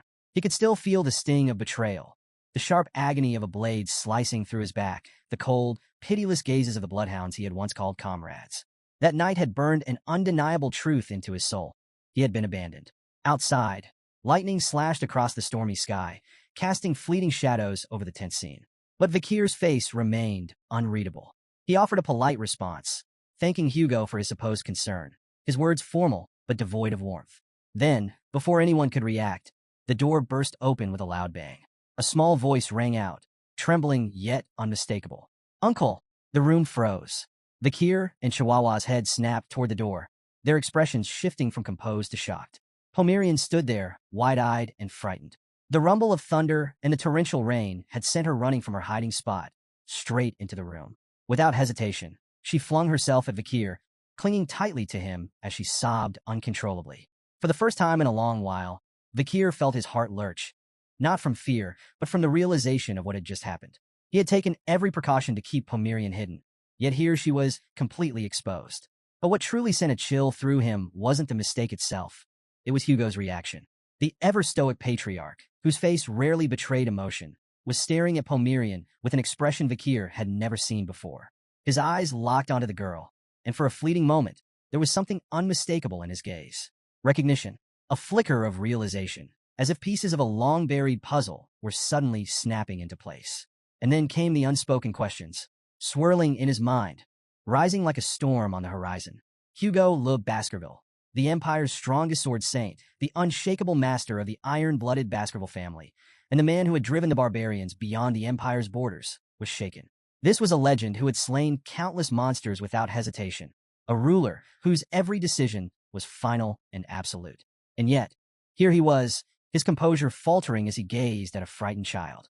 Pomerian clung even tighter to Vikir, her sobs growing louder as she peeked at Hugo and, through her tears, blurted out a complaint about his frightening mustache.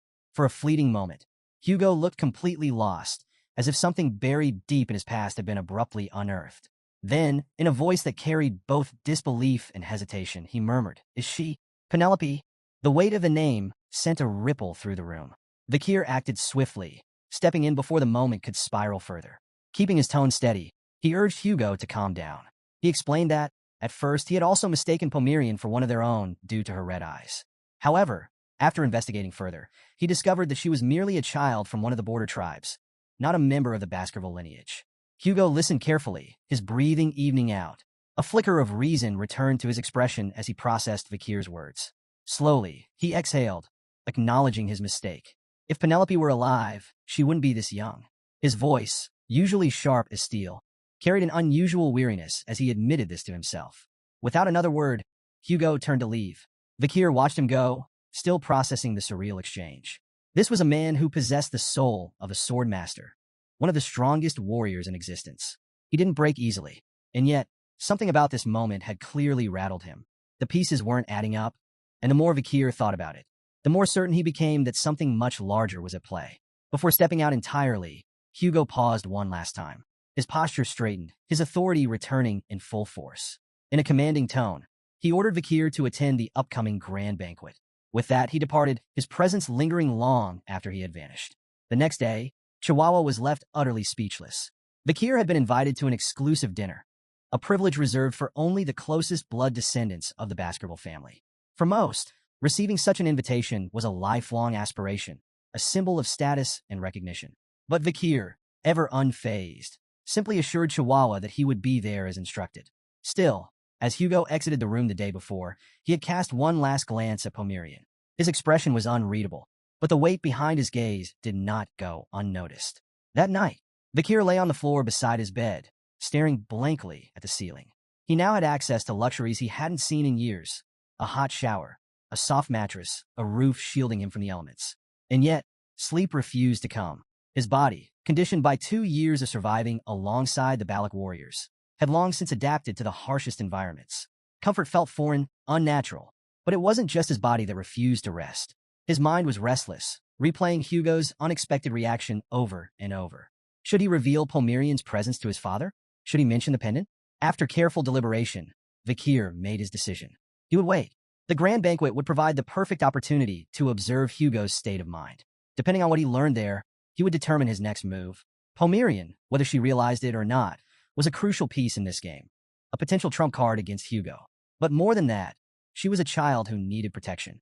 And as far as Vakir was concerned, shielding her from harm took priority over everything else. Just as he settled on this resolution, a sudden gust of wind slipped through the cracks of the room, causing the curtains to flutter. Then, silence. A shadow glided into the room, her movements precise and soundless. An ordinary person wouldn't have noticed. But Vakir was far from ordinary. His breathing remained steady, his posture relaxed, yet his senses were razor-sharp. He lay in wait as the assassin crept closer, her blade glinting under the moonlight. Step by step, she approached his bedside, preparing to strike. And then, not even a day has passed, and word of my return has already spread. Vakir's calm voice shattered the quiet, freezing the assassin in place. Before the assassin could react, Vakir sprang into action. Using the bed as leverage, he launched a powerful kick toward her. She managed to dodge a fatal blow, but the impact struck her hand, sending her weapon flying across the room. Without wasting a second, Vakir closed the distance, ready to end the confrontation. But just as he was about to strike, the assassin suddenly threw up her hands and hastily pleaded for him to stop, claiming it was all just a joke. Vakir's cold stare locked onto her, unamused. He immediately recognized her. His voice was sharp as he warned that if she hadn't spoken up, she might not be standing right now. The assassin chuckled, unfazed by the near-death experience. She casually pointed out his peculiar habit of disguising his pillow as himself and sleeping on the floor, a survival instinct he still hadn't shaken, even after coming back from the dead. Finally, she removed her mask, revealing her identity: Cindy Wendy. Grinning, Cindy addressed him by name, noting how long it had been since they last saw each other. Vakir, exasperated, sighed and told her not to make a scene, but she ignored him entirely, pressing forward with her accusations. She brought up how he had sent Secretary Chihuahua to track her down, pointing out that he must have known she would never actually take the 10 billion. Vakir's response was flat and direct. He remarked on her uncanny talent for using financial planning to generate wealth for capitalists, build trust, and then recklessly squander it all. Cindy bristled at the accusation, calling him rude. She defended herself, claiming she was merely a financial planner who earned through commissions, and proudly took credit for preventing Judy from losing the $10 billion entrusted to her. Vakir, unimpressed, clarified that he had already assigned bodyguards to Judy, not just to protect him, but also to ensure the funds remained untouched. Among them was a finance expert tasked with handling any potential issues. Cindy's confidence wavered. Confused, she demanded to know why the bodyguards hadn't interfered with her plans. Vakir's answer was simple but devastating. He had told them not to. They had been watching, waiting, but never intervening. He had let Cindy move freely, allowing her to believe she was acting on her own terms, when in reality, she had been playing right into his hands. The realization hit Cindy like a freight train. She blinked, stunned, as it finally dawned on her. She had been dancing in the palm of his hand the entire time. Shaking off her shock, Cindy shifted gears, producing a disorganized stack of papers with a mischievous grin. She handed them to Vakir, who raised an eyebrow at the chaotic state of the documents. Barely concealing his disbelief, he casually advised her to use a folder next time. True to his word, he granted her participation in the trade negotiations with the natives. Cindy, still grinning, cheekily agreed, even throwing in a playful, "I'll call you boss from now on." Vakir ignored her antics and shifted his attention to the documents. He had specifically requested information regarding the upcoming grand banquet, a prestigious gathering he had been invited to due to his recent contributions. He began by skimming through the first document, which detailed Hugo Le Baskerville as the family patriarch, a marquis, and a legendary swordmaster. There was nothing new here for Vakir to learn. Without much thought, he moved on to the next set of papers. The second document contained a list of notable attendees. Two unexpected names immediately caught his eye: Boston Terrier Le Baskerville and Great Dane Le Baskerville. Both were formidable commanders. Boston Terrier led the Pitbull Order, and Great Dane commanded the Mastiff Order. Additionally, they held the prestigious title of Count and were well-respected senators. As graduates of the Empire's most elite military academies, their combat prowess was unparalleled. Most importantly, however, they were Hugo's half-brothers. While the two shared a reputation for military brilliance, their personalities couldn't have been more different, and that, more than anything, piqued Vakir's interest. Vakir was surprised to see Boston Terrier and Great Dane Le Baskerville listed among the attendees. Neither of them typically bothered with internal family gatherings, making their sudden appearance highly suspicious. What were they after? Cindy Wendy, ever the opportunist, offered a playful theory. Perhaps they were eager to meet the so-called young legend of the Baskerville family, the one who had returned from the dead. Maybe they were even looking to recruit him into their respective orders. Vakir remained silent, but he knew she had a point. Whatever their motives, one thing was certain. The grand banquet was shaping up to be far more eventful than he had anticipated. Bracing himself for the taxing day ahead, he turned to the next document. This one detailed Osiris Le Baskerville, Hugo's eldest son and first in line for succession. Osiris, a Viscount, was the spitting image of Hugo. His swordsmanship was nothing short of exceptional, rumored to rival even the 7 counts of the Empire. Cindy pointed out that Osiris was on the verge of reaching the rank of swordmaster, a feat that would solidify his standing as one of the clan's strongest warriors. Vakir recalled his past observations of Osiris. The man had always been distant, aloof, and indifferent, even toward his own subordinates. He barely acknowledged his younger siblings of the direct bloodline, making him seem more like a lone wolf than a future patriarch. Cindy, unable to resist stirring the pot, grinned and casually asked Vakir a loaded question. Who would win in a fight, him or Osiris? Vakir shut that down immediately. The comparison was meaningless. He had no interest in entertaining hypothetical battles. Moving on, he came across a name that genuinely surprised him: Set Le Baskerville, Hugo's second son and second in line for succession. Set's presence on the list was unexpected. According to the report, he had been in isolation for training, but that was hardly a convincing explanation. Unlike Osiris, Set had no remarkable talent for swordsmanship. Physically weak and ill-suited for combat, he was the complete opposite of what the Baskerville family valued. Even more unusual was his personality. Unlike the ruthless and pragmatic Baskervilles, Set was gentle, too gentle. His kindness had made him an outcast within the family, earning him nothing but scorn. While others viewed the dying bloodhounds as expendable, Set was the only one who had ever shed tears for them. Vakir remembered how Hugo had relentlessly persecuted Set for his perceived frailty. But in a family defined by cold-hearted strength, Set had been the only one Vakir had ever respected. As he continued flipping through the documents, something suddenly caught his attention. His eyes narrowed. Then, without warning, he slammed the stack of papers down onto the table, startling Cindy Wendy. She frowned, clearly offended. Had he even read through them properly? After all the effort she had put into gathering the information, the least he could do was not toss it aside like a cheap novel. Vakir, however, remained composed. He responded with cryptic calm, hinting that he was already well acquainted with the individuals she had detailed.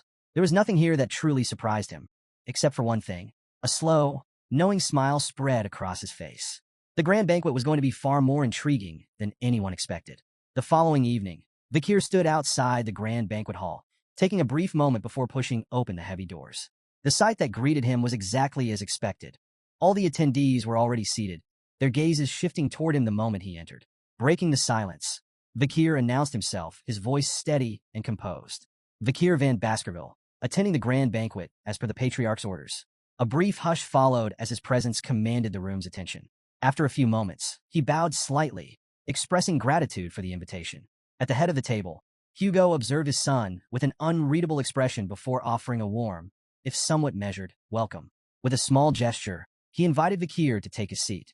As the banquet began, the hall filled with the quiet sounds of clinking utensils and hushed conversation. The peaceful atmosphere lasted only a short while before it was broken by a deliberate throat clearing. Boston Terrier Le Baskerville, commander of the Pitbull Order, leaned back in his chair and casually remarked on the undercooked meat on his plate. Hugo raised an eyebrow, his tone neutral as he asked if the meal wasn't to his brother's liking. Boston Terrier shook his head. Not mine, he clarified.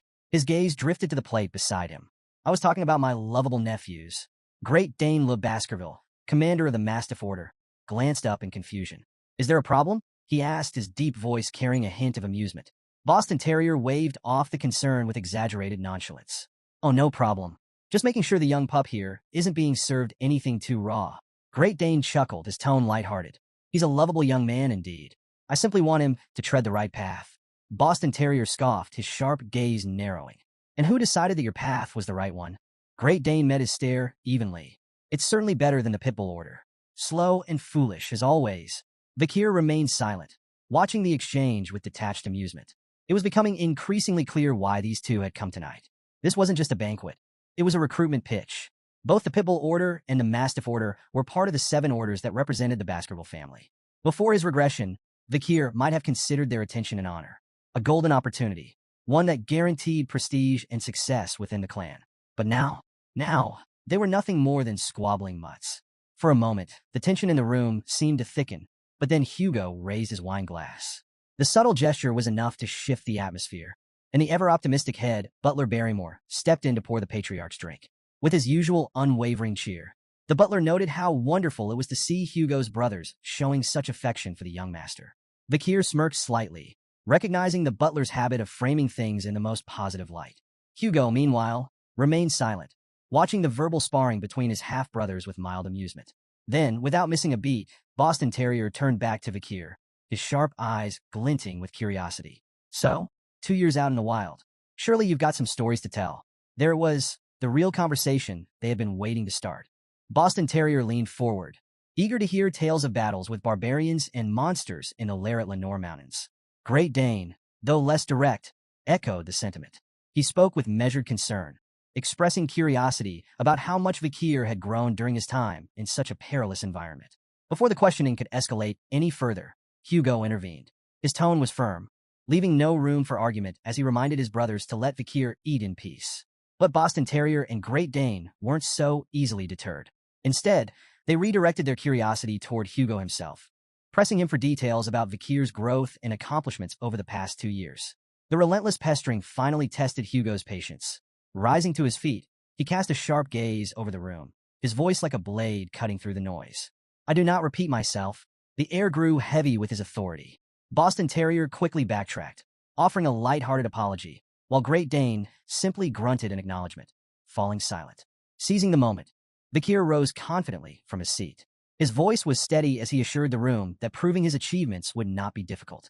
Hugo studied his son for a moment before his expression softened, just slightly. Acknowledging Vakir's long and arduous journey, he voiced his concern, suggesting that after such travels, Vakir might be too fatigued to visit the drill hall for a formal demonstration. Vakir, however, was unfazed. Resting a single finger lightly on the table, he responded calmly, stating that skill could be displayed anywhere at any time. After all, daily life itself was an extension of training.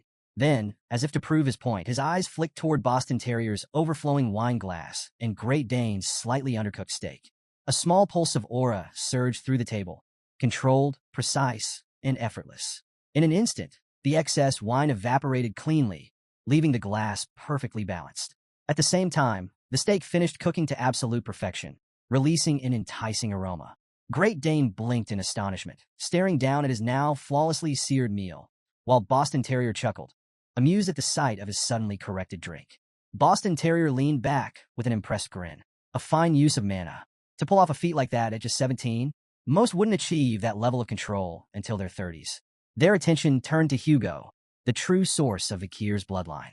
Both brothers praised him for having such an accomplished son, suggesting that he must feel immense pride. But Hugo remained silent. He took a slow sip of his wine, his expression unreadable. Vikir, on the other hand, found the entire situation perplexing. 2 years ago, during his confrontation with Madame, he had already displayed mid-ranked graduate abilities. Yet, judging by everyone's reactions, it seemed no one here was aware of his true progress. Which raised a concerning question: why? The triplets, who had witnessed his capabilities firsthand, should have reported his status to the family. And yet, there wasn't a single mention of it. The unsettling silence was finally broken by a new voice. Osiris Le Baskerville, the first in line for succession, spoke at last. With his usual composed demeanor, Osiris commended Vikir's efforts, acknowledging his hard work and encouraging him to continue on this path. Vikir responded respectfully, thanking his elder brother. Yet inwardly he was taken aback. Osiris was Hugo's mirror in both appearance and manner, a man of few words, but when he spoke, his voice carried weight. His sudden praise felt deliberate, calculated. This wasn't mere acknowledgement. It was an evaluation. Before Vikir could dwell further on Osiris's words, another voice entered the conversation, one far gentler than the others. Set Le Baskerville, Hugo's second son and the second in line for succession, spoke with rare warmth. With a light chuckle, he remarked on how unusual it was to hear Osiris openly praise someone. He even compared their shared poker faces before tilting his head curiously. Or, maybe you don't recognize me? Vikir quickly reassured him. I know exactly who you are. Set smiled, seemingly pleased. He explained his frequent absences, attributing them to his weak constitution. Much of his time had been spent either in the medical wing or in isolation training halls, leaving him largely disconnected from family affairs. However, his training hall was located near Underdog City, where Vikir had served as deputy consul.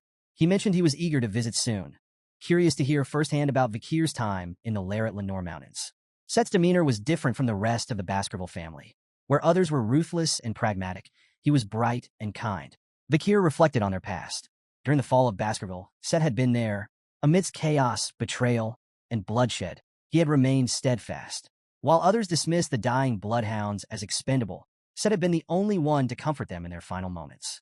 And when Vikir himself had been falsely accused, branded a traitor, drenched in blood, abandoned on the battlefield, Set was the one person who had stood by him.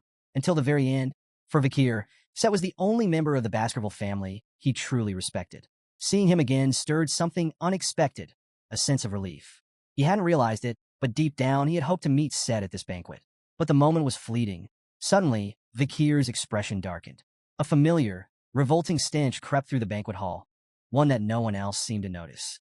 It was horrific, sickening, a stench he could never forget. Demonic energy. Tension gripped Vikir as he came to a chilling realization. There was a demon hiding among them. His sharp gaze swept the banquet hall, scanning each attendee with cold precision. He closed his eyes for a brief moment, steadying his thoughts, then reopened them. His senses honed on the source of the corruption. His breath hitched. The foul aura was radiating from Set Le Baskerville. Vikir's mind raced. This didn't make sense. Set was the kindest of them all, the most human, and yet the unmistakable scent of demons clung to him like a shadow. Noticing Vikir's unblinking stare, Set blinked in confusion before flashing a warm smile. Is something wrong? He asked, his tone lighthearted. He continued chatting cheerfully with the nearby servants, completely unaware of the unshakable dread creeping into Vikir's mind. No matter how familiar Set seemed, no matter how genuine his words, something wasn't right. Set continued speaking, his tone light and casual as he brought up Vikir's recent appointment as deputy consul of Underdog City. He even mentioned how some citizens admired him so much that they had protested, demanding that he remain in charge permanently. With a cheerful smile, Set expressed his excitement at the idea of working alongside Vikir in the future, suggesting they collaborate when he returned as consul. Vikir, masking his suspicions, raised his wine glass in acknowledgement. Set grinned, lifting his own glass in a toast. I'll be counting on your support. And that was when Vikir noticed it. Set's reflection was missing. A slow, dreadful realization crept through his mind. Could it be? Was Set already dead? His body nothing more than a puppet for a demon? His grip tightened around the glass, but he forced himself to remain composed. He couldn't afford to expose his suspicions. Not yet. Without solid proof, accusing Set would only invite scrutiny and weaken his position. For now, he would wait, observe, investigate. Unaware of Vikir's inner turmoil, Set continued chatting, reminiscing about how, as a child, he had always admired the Doberman Order's uniform. He then casually asked which order Vikir planned to join. Vikir barely registered the question. The stench of demonic energy was unbearable. Just when he thought he could endure no more, Osiris Le Baskerville suddenly cut in, his cold voice slicing through the conversation like a blade. Enough idle chatter. Focus on finishing your meal. Set blinked, taken aback by the sudden interruption. He turned to his elder brother, momentarily confused by Osiris's harsh tone. But Vikir felt nothing but relief. Osiris had unknowingly given him an escape, a brief reprieve from the suffocating aura radiating from Set. As if sensing the shift in the atmosphere, Hugo redirected the discussion, addressing Vikir directly. He inquired if his son was satisfied with the meal, then extended a surprising invitation. Come to the main house later. We need to talk privately. Vikir was momentarily taken aback, but nodded in agreement. Later that night, beneath the moonlit sky, Vikir strolled along the castle grounds, exhaling quietly.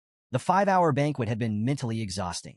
Between navigating his family's political games and enduring Set's unsettling presence, he had barely had a moment to breathe. His mind drifted to Hugo's abrupt invitation.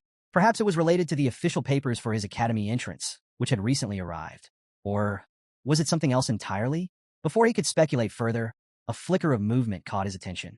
A shadowy figure appeared atop the castle wall behind him. Then an attack. The assailant moved with precision, launching a surprise strike straight at Vikir's blind spot. Vikir immediately recognized the technique, Baskerville's sixth form. He considered retaliating with full force, but quickly dismissed the thought. Revealing his true strength now would be a mistake. Instead, he responded with the fourth form, a technique designed to absorb and redirect incoming attacks. Infusing the move with the blessing of the river Styx and his own aura, Vikir intercepted the strike with ease. But what happened next took him by surprise. His counterattack didn't just stop the assault. It completely overpowered it, dispersing the force in a way that even he hadn't expected. From atop the wall, Boston Terrier Le Baskerville let out a deep chuckle before leaping down. Impressive, he mused, brushing the dust from his cloak. To handle an attack like that, despite the two-tier difference in our techniques, you really have grown, nephew. Vikir remained silent, his mind still processing the raw force behind his own movements. Had his power advanced even further without him realizing it? Before he could respond, another voice emerged from the darkness. Great Dane Le Baskerville stepped forward, his sharp eyes fixed on Boston Terrier. Drawing your sword within the main house, he rebuked. You really are reckless. His tone carried a warning. One terrier was wise enough not to ignore. If Hugo hears about this, you'll be facing probation. Boston Terrier waved off the scolding, insisting that his attack had been nothing more than a harmless test, an expression of uncle-like concern for his dear nephew's safety. He even claimed he had lowered the strength of the strike to ensure Vikir wouldn't get hurt. With a scoff, he turned back to Great Dane. Besides, why don't you stop meddling in Pitbull Order affairs? Stick to your own pack. Great Dane remained unfazed. Since when has Vikir ever been part of the Pitbulls? He countered. He's clearly better suited for the Mastiff Order. I can't possibly let my precious nephew associate with punks like you. Their playful banter escalated into thinly veiled competition. Boston Terrier mocked Great Dane for being soft, the type to cry over minor injuries. Great Dane retaliated by smirking at Terrier's stocky build, sarcastically suggesting that he probably didn't have enough flesh to cut in the first place. What started as friendly jabs quickly turned into an open tug-of-war over Vikir. Both commanders boldly declared their intent to recruit him, each claiming it was for his benefit. Vikir, however, had no patience for their childish bickering. With an exasperated sigh, he turned on his heel and walked away, leaving them to argue amongst themselves. As he strolled through the castle grounds, his thoughts drifted back to Boston Terrier's earlier attack. For a move meant to showcase the 7th count's strongest technique, the highest grade graduate Baskerville 6th form, it hadn't felt particularly dangerous. Then again, Vikir reminded himself, he too was a highest grade graduate. Not only that, but with the river Styx's blessing and the demonic sword Beelzebub, he was certain he could easily hold his own against at least one count-level opponent. After reconsidering, a slight smirk tugged at his lips. No, maybe even two. But before he could entertain the thought further, his steps halted. Standing directly in his path were the Baskerville triplets. Their hands rested on the hilts of their swords, ready to draw at a moment's notice. A surge of irritation flared within Vikir. These three again? Did they still dare to challenge him despite knowing the vast difference in their power? A part of him was tempted to teach them a lesson. But just as his irritation was about to shift into action, the triplets did something completely unexpected. Without a word, they suddenly knelt before him, pressing the tips of their swords against their own feet. Vikir's eyes narrowed. He immediately recognized the gesture. The pledge, a symbol of absolute submission. If they so much as pressed forward, their swords would pierce their own flesh, signifying their willingness to place their very lives in his hands. For a brief moment, silence hung between them. Then, Vikir's voice broke through, sharp and demanding. Explain? The triplets spoke in unison, their voices steady. They had come to swear their loyalty. Highborough recalled how, as a child, he had feared Vikir after witnessing his terrifying strength in battle when he was only 9. Middleborough recounted the hunt for Cerberus, where Vikir's prowess had left an unforgettable impression. Lowborough admired Vikir's feat of slaying the troll, a moment that had cemented their respect for him. They continued, speaking of the day they had fought alongside him in a giant forest monster battle. Barely escaping with their lives, they had reached a single conclusion. From that moment forward, they would dedicate themselves to Vikir. With unwavering conviction, the triplets declared their oath. We swear to become the 3 spears of Vikir van Baskerville. Our loyalty belongs to you, now and forever. Vikir's memories of the triplets before his regression were far less flattering. Back then, they had been among the most loyal bloodhounds, acting solely on Hugo's orders. When he had fled after being framed, it was these 3 who had played a key role in hunting him down and dragging him back in chains. To Vikir, they had never been more than tools, obedient, efficient, and utterly replaceable. And yet, despite his cold pragmatism, he couldn't completely ignore the sincerity in their voices.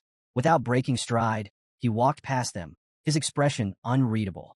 I have no need for such oaths, he stated flatly. The triplets didn't move. Vikir sighed, glancing back. I'm tired. We'll postpone this discussion for another time. A mix of disappointment and hope flickered across their faces, but they remained kneeling, waiting for his next words. Secretly, Vikir resolved to exploit their newfound loyalty. If they were willing to throw themselves at his feet, he might as well put them to use. Before leaving, he issued a final command: absolute discretion. No one was to know about their allegiance or any future plans. The triplets eagerly agreed, their faces lighting up with smiles of anticipation. As Vikir walked away, his thoughts turned back to Set Le Baskerville. The idea that his body had been overtaken by a demon was a dangerous and unsettling possibility, one he hadn't anticipated.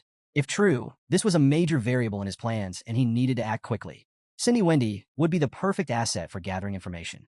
He would enlist her help to investigate thoroughly. But before he could set his plans in motion, a more immediate issue demanded his attention. A meeting with Hugo in the Patriarch's office. Inside the office, the tension in the room was suffocating. The head butler stood frozen in place, his face drenched in cold sweat. Across the room, Hugo's voice sliced through the silence, sharp and icy. Repeat what you just said. His gaze was locked onto Vikir, his eyes burning with dangerous intensity. But Vikir remained composed. He deliberately repeated his question, making sure to invoke the names that had caused such a violent reaction. Roxana, Hugo's late first wife, and Penelope, the daughter they had together. The moment Penelope's name left Vikir's lips, Hugo's anger flared.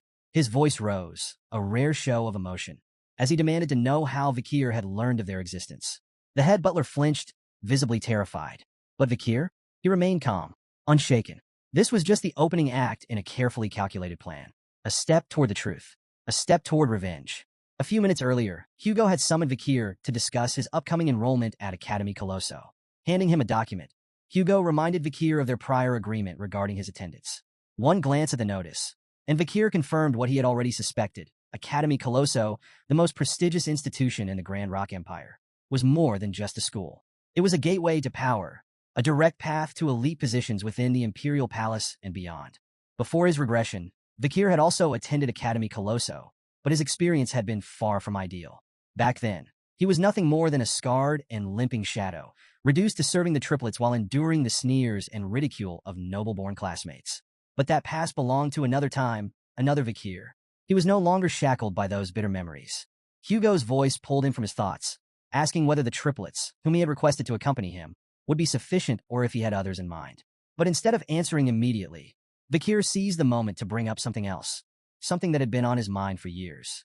He asked about a letter Hugo had received 2 years ago, a letter regarding his disappearance. The letter had come from the Morgue family, offering significant benefits in exchange for Vikir's safe return.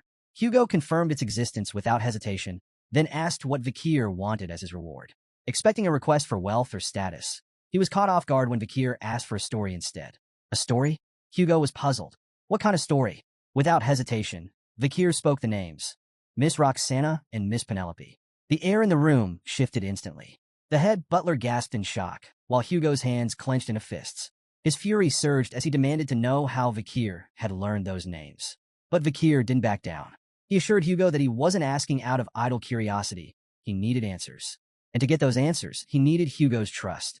Hugo's anger simmered, but after a long silence, his hardened exterior cracked just enough for a glimpse of something deeper. Roxana was my only darling, he finally said, his voice strained. And Penelope, my most precious treasure. For the first time, Vikir wavered. The word darling sounded almost foreign coming from Hugo, a man known for his iron-blooded demeanor. Then Hugo continued, his tone softening in a way few had ever heard. Roxana, he revealed, had not been part of any arranged marriage. She had been a commoner, someone with nothing to her name. But from the moment he met her, it had been love at first sight. Vikir listened closely, recognizing the weight behind every word. Hugo's voice grew heavier as he spoke of the hardships their love had endured. Roxana, fully aware of the gap between their worlds, had tried to push him away. But Hugo had never wavered. He had been willing to sacrifice everything, his name, his wealth, his future. For Roxana, he had given up more than just his status. He had given up his very soul.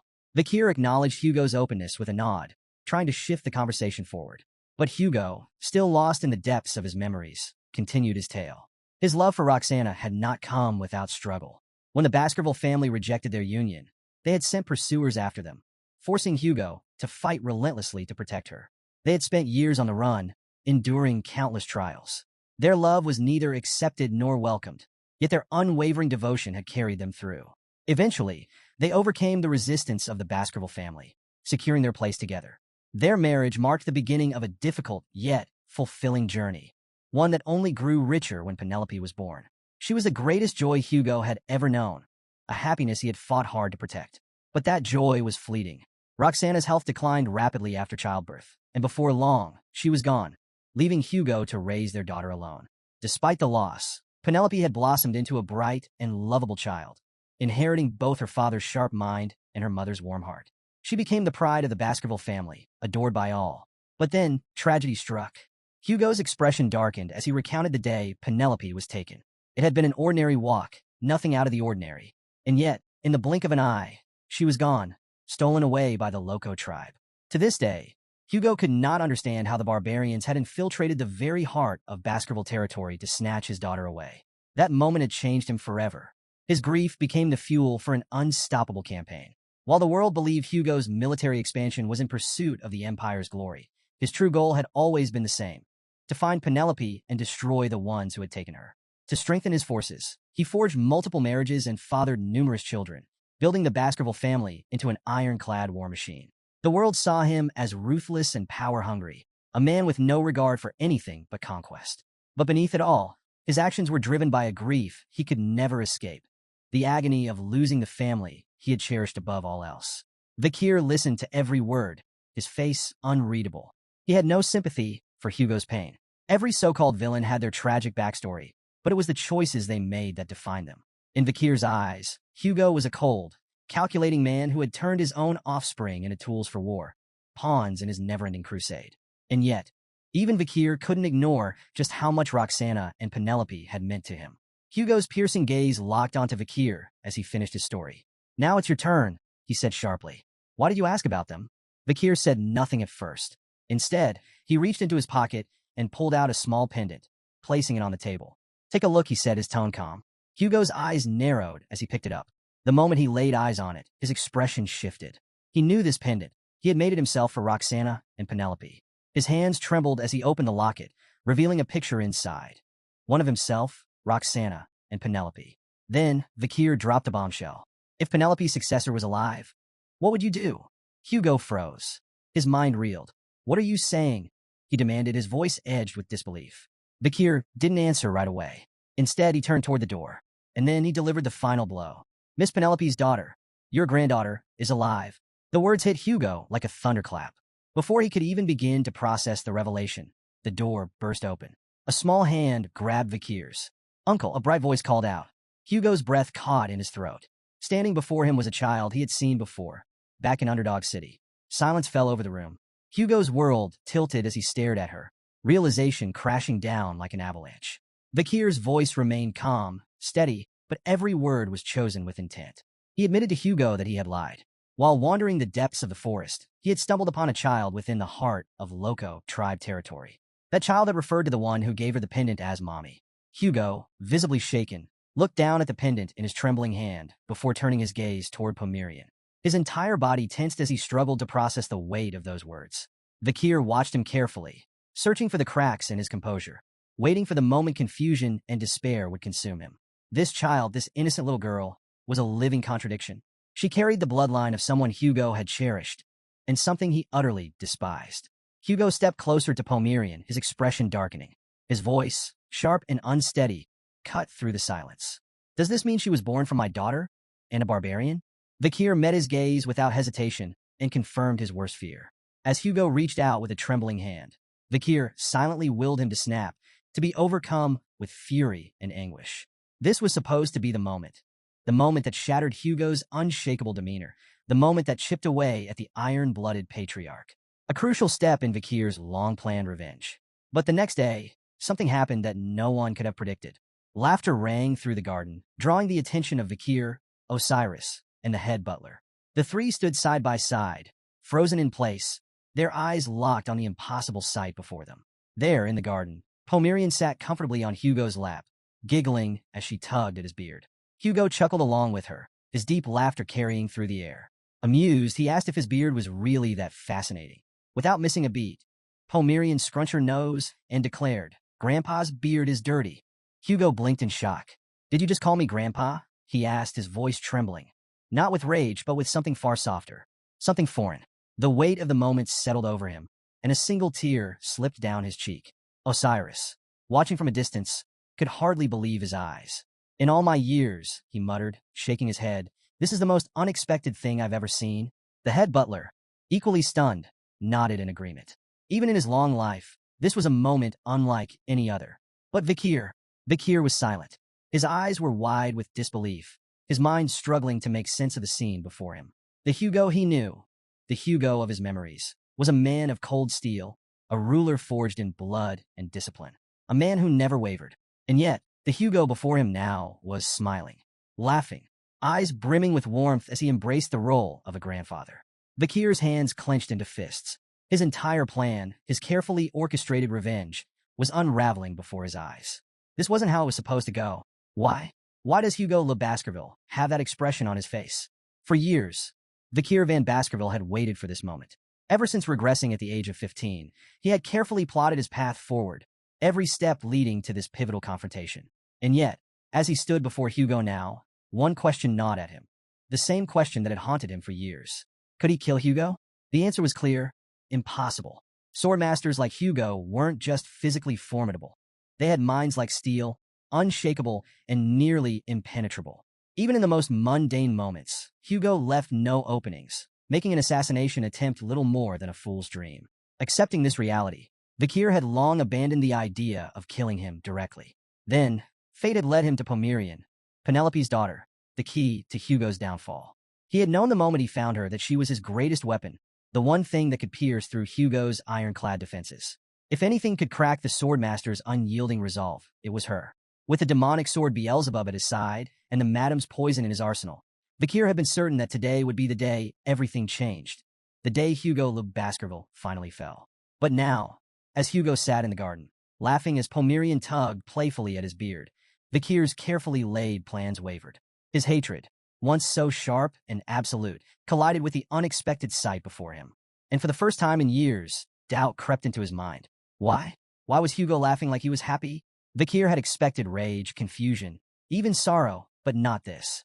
His mind reeled back to the previous day. He had expected Hugo to react with shock, maybe even denial, when he revealed Pomerian's identity. Instead, Hugo had stepped forward hesitantly, reaching out with a trembling hand. His voice, usually so commanding, had barely been a whisper.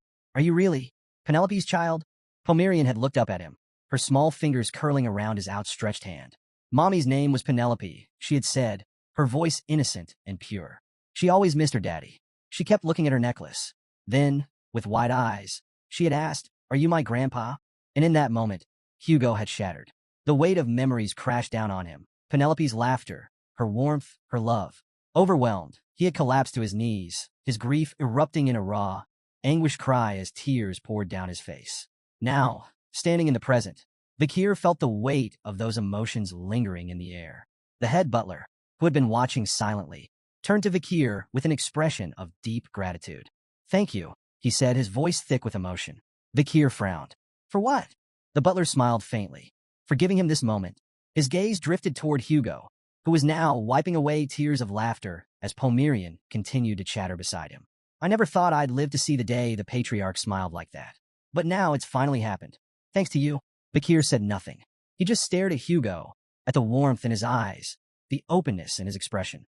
For the first time, Hugo looked vulnerable. And yet, despite the countless openings in his defenses, Bakir found himself unable to move. Later that night, Bakir lay awake, staring at the ceiling. Sleep refused to come. His mind kept dragging him back. To the past, to the moment that had sealed his hatred forever. He remembered kneeling before Hugo, his body battered, his voice desperate. "Why won't you listen?" he had pleaded. "Are you really going to blame me for Baskerville's sins?" But Hugo's eyes had been cold, devoid of mercy. His voice, sharp as a blade, delivered his sentence. "You consorted with demons in secret. You kidnapped innocent children and sacrificed them to dark forces. Lies. False accusations." Bakir had protested, had begged Hugo to see reason. But his words had meant nothing. With a single merciless stroke, Hugo had cut out his tongue. Bakir had crumpled to the ground, writhing in agony as blood filled his mouth. Hugo had merely watched, his expression unmoved. "You have no right to speak with that filthy tongue," he had said, condemning Bakir as a sinner. That moment, burned into Bakir's memory, had fueled his hatred for years. It had driven him forward, given him purpose. And yet now, the same man who had once sentenced him to suffering was sitting in a garden, laughing and crying with joy. Bakir clenched his fists, his nails digging into his palms. For years, revenge had been the only thing keeping him going. So why, now that Hugo stood right before him, did he hesitate? Bakir's thoughts were abruptly interrupted as Wendy entered the room. Through the window, as usual. She landed effortlessly, her presence as casual as ever. Glancing at him sprawled on the bed, she smirked. "Didn't expect to see you looking so lifeless," she quipped, crossing her arms. "Weren't you the one who called me here?" Bakir remained silent for a moment, his mind still tangled in thoughts, before finally asking, "Why are you here?" Cindy didn't bother with pleasantries. Instead, she stormed into the room and tossed a thick stack of documents straight onto his face. "Here," she snapped. "The results of my investigation into Set Le Baskerville." Bakir sat up, scanning the documents as Cindy launched into her report. Under a false identity, Set had been quietly sponsoring numerous orphanages and overseeing their adoption processes. On the surface, it all seemed charitable, except for one disturbing detail. There was no trace of the adopted children, no records of where they had gone, no sign of their supposed adoptive families.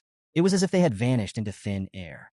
Cindy's voice grew grim as she laid out the implications.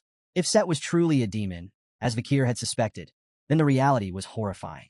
The missing children weren't just disappearing, they were being used, sacrificed, devoured. And then came the most chilling part. Cindy connected Set's activities to the recent string of child disappearances in Underdog City. Bakir's grip on the papers tightened. His pulse pounded in his ears.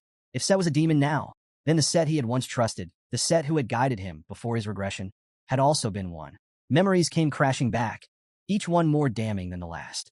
It had been Set who first warned him that Hugo planned to betray him. Set who had whispered in his ear, feeding him just enough doubt to believe it. Set who had visited him in prison, wearing a mask of concern, pretending to sympathize while pulling the strings behind the scenes. All of it, every betrayal, every moment of suffering. It had all been orchestrated. Bakir's body shook with rage. The man he had once trusted, his supposed ally, had been nothing more than a demon's puppet. No, not a puppet, the puppet master himself. And Bakir had been the fool who danced to his tune. Meanwhile, in the depths of a dark forest, another cruel game was unfolding. A man carrying a lantern led a small, confused child along a winding path. The boy glanced up, his tiny voice hesitant. "Where are we going?" The man's response was vague. "Your new home," the child faltered. That wasn't what the headmaster had promised.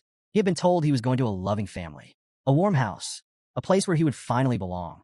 But instead, they stood before a cold, empty cave. Fear crept into the child's voice. "This isn't a home," The man Set turned to face him, an eerie smile stretching across his lips. There seems to be a misunderstanding, and then his body began to twist. His flesh warped, his bones cracked, his human form peeling away to reveal something far worse. Set was no man. He was Andromalius, one of the 10 elite corps, a demon in its purest, most horrifying form. The cave wasn't the child's new home. It was his grave. The boy's breath hitched. He turned to run, to scream, to beg for his mother. But his cries never reached anyone. In a single, merciless motion, Set devoured him whole. Licking his lips, a sickening grin spread across his face. Children really are the tastiest. Deep within the dimly lit cave, Andromalius, Set's true demonic form, sat upon a makeshift throne, bathed in the pale glow of moonlight seeping through cracks in the ceiling. A crow perched on a nearby table, its dark eyes gleaming as it watched Set mull over his thoughts. He spoke aloud, lamenting the dwindling supply of humans and pondering the possibility of cultivating them like livestock. A controlled system, he mused, could ensure a sustainable food source for demons. The crow, addressed as 8, was another member of the 10 elite corps, and he was far from impressed with Set's reckless ideas. With a sharp tone, he voiced his concerns. If humans uncover our existence, he warned, everything we've built will come crashing down. He also criticized Set's unhealthy fixation on consuming children, emphasizing the need to cover their tracks carefully. The last thing they needed was for Baskerville's infamous hounds to catch wind of their operations. Set, unfazed, dismissed 8's concerns with a lazy wave of his hand. Traps had been set, he assured him. There would be no unwelcome visitors. However, he admitted that at their current pace, it would still take another 12.5 years of consuming human blood to gather enough magic power to open the gate to the demonic realm. Shifting the conversation, 8 inquired about the state of affairs within Baskerville. Set reassured him that everything was proceeding smoothly and reminded him to oversee the Mord family's matters. Confident in his own influence, 8 assured Set that he would handle it, reiterating that the 10 elite corps needed to stay focused on their ultimate goal, bridging the human and demonic realms. Once 8 departed, the cave fell silent. Set remained seated, brooding. His thoughts turned back to Baskerville, but there was one truth he had left unspoken. Hugo, once the ruthless, iron-blooded patriarch, had changed. That man, who had once discarded emotions like useless burdens, was now reduced to an affectionate fool for his granddaughter. Set scowled. This was dangerous. Their entire plan depended on Baskerville remaining a machine of discipline and brutality. As long as Hugo continued treating the young Baskervilles as expendable, they could be taken without raising suspicion. But with Pomerian in the picture, everything had become fragile. Set's eyes burned with malice as his thoughts settled on a single name. Vikir van Baskerville. Vikir had been nothing but a thorn in his side, a problem that refused to be erased. Seething with frustration, Set replayed the countless ways Vikir had defied expectations. The venomous snake attack in his childhood should have killed him. Instead, he had survived. When Set had assumed him dead after vanishing into the forest, he had returned, dragging Hugo's granddaughter back with him. Vikir was a walking disruption to carefully laid plans, a nuisance that needed to be eliminated. Set's jaw tightened. If he wanted to see this plan through, if he wanted to crush Hugo completely, there was no other option. Vikir had to die. And soon. The following morning, Vikir walked beside Hugo through a quiet hallway. His mind buzzed with suspicion. Hugo had summoned him without explanation, and now, after nearly 5 minutes of silence, Vikir was beginning to wonder why. The tension in the air was subtle, but undeniable. He studied Hugo carefully. Something was different. There were openings in his posture, an extremely rare occurrence. For the briefest moment, a thought crossed Vikir's mind. This would be the perfect moment to kill him. But the idea vanished just as quickly as it came. No, killing Hugo still wasn't an option. Not yet. Just then, Hugo broke the silence. I know you hate me. Vikir stiffened. Had Hugo somehow sensed the murderous intent buried within him? But Hugo's voice remained solemn as he continued. He acknowledged the way he had treated his sons, raising them as nothing more than bloodhounds, throwing them into relentless battles, testing their survival at every turn. I've always assumed they despised me for it, he admitted. Then he turned to Vikir. Despite his exceptional abilities, Vikir had endured even harsher treatment than the rest. Hugo finally explained why. It wasn't Vikir himself that Hugo had despised. It was his own hatred, festering unchecked. His loathing for the barbarians had twisted his judgment, and Vikir had been caught in the crossfire. Vikir's suspicion deepened. Why was Hugo speaking so openly? Was this some kind of test? But then, something happened that shattered all expectations. Hugo bowed. The formidable, iron-blooded patriarch of the Baskerville family lowered his head. He apologized, and he thanked Vikir, Pomerian told me that Penelope was happy until the end, he said. Knowing that his daughter had not spent her last days in misery lifted a weight he hadn't even realized he was carrying. He admitted that, in a way, Vakir had saved him. This gratitude wasn't a soldier's reward. It was genuine. For the first time in his life, Vakir was at a loss for words. His mind raced, torn between the past and the present. Memories surfaced, moments when Hugo had shown unexpected trust, brief glimpses of a man who wasn't just a cold ruler. Had something changed? Was this truly the same Hugo who had condemned him to death? For the first time in 17 years, something stirred within Vakir, a feeling he had thought long dead. Forgiveness. But he crushed the thought before it could take root. No matter what had changed, one truth remained. It was still Hugo who had ordered his execution. The man who had called him a sinner, who had severed his tongue, who had stood unmoved as Vakir bled on the floor. His revenge wasn't over yet. Pushing his emotions aside, Vakir urged Hugo to lift his head and confirmed that he could ask for anything. Hugo agreed without hesitation. Vakir, silent, made a decision. He would deal with Hugo's fate once his objectives were achieved. In a serene garden, laughter filled the air. Pomerian sat comfortably as a man gently tied her hair, chatting with him as she did. She marveled at how wonderful Baskerville was, surrounded by Uncle Vakir, Grandpa Hugo, and Uncle Osiris. The man, Setla Baskerville, smiled warmly. "Did you forget another uncle?" he asked. Pomerian tilted her head in thought before her face brightened. She pointed at him with a cheerful grin. "Uncle Set." Their moment was interrupted as a maid arrived, reminding Set that he had yet to begin his isolation training, as ordered by the patriarch. Set chuckled. "I just couldn't resist seeing my niece one last time," he admitted. Then, in a playful tone, he asked the maid to keep his visit a secret. Pomerian eagerly agreed to do the same. As he finished tying her hair, Set's expression softened. "You look just like your mother," he remarked. The maid froze. That wasn't possible. Set shouldn't have known what Penelope looked like. He hadn't even been born when she was alive.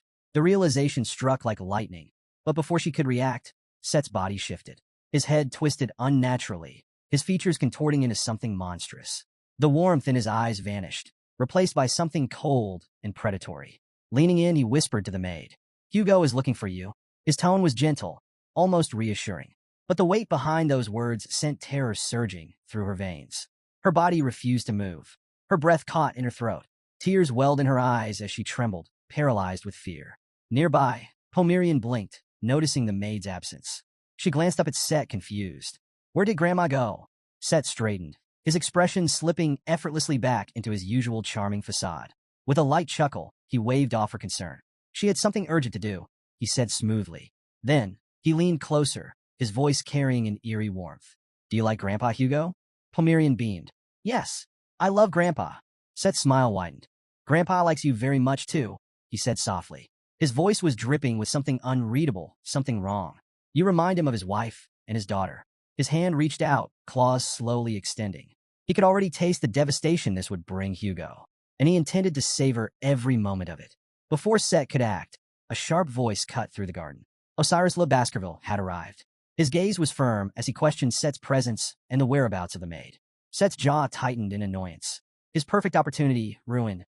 With no choice but to retreat, he forced a polite smile and withdrew, his sinister intent momentarily thwarted.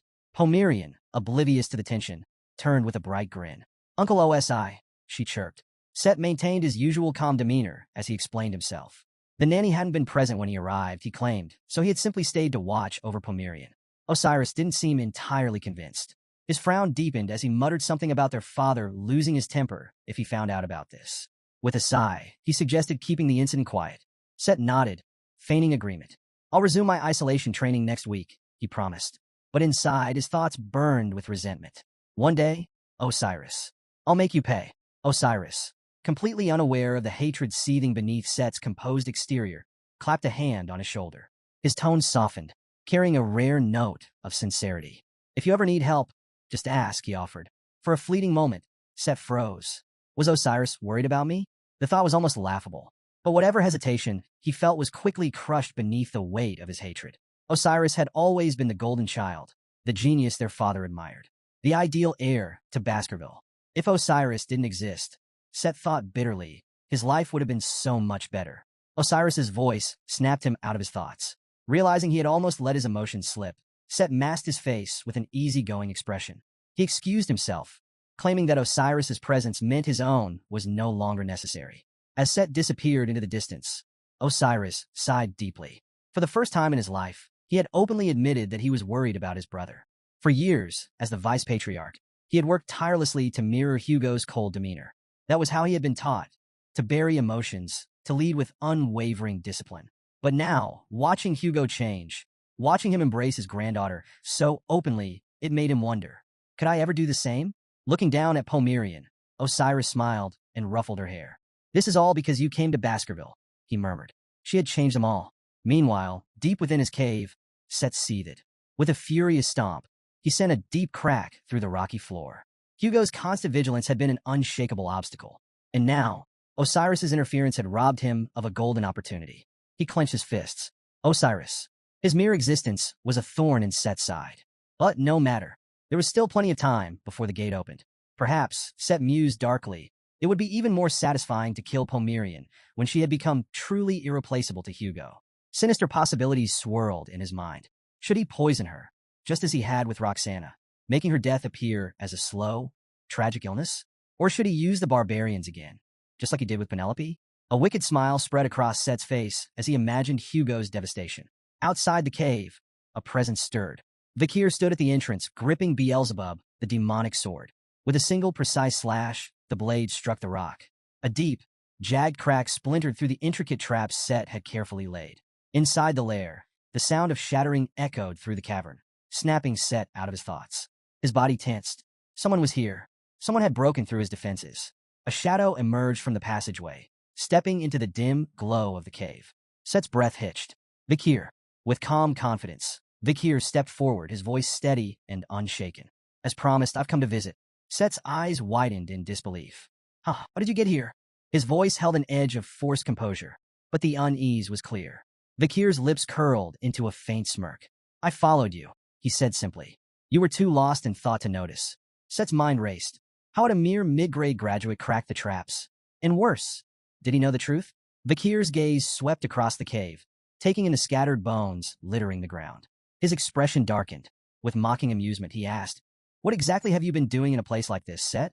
Looks to me like you're the demon behind the missing children in Underdog City. For a brief moment, Set hesitated.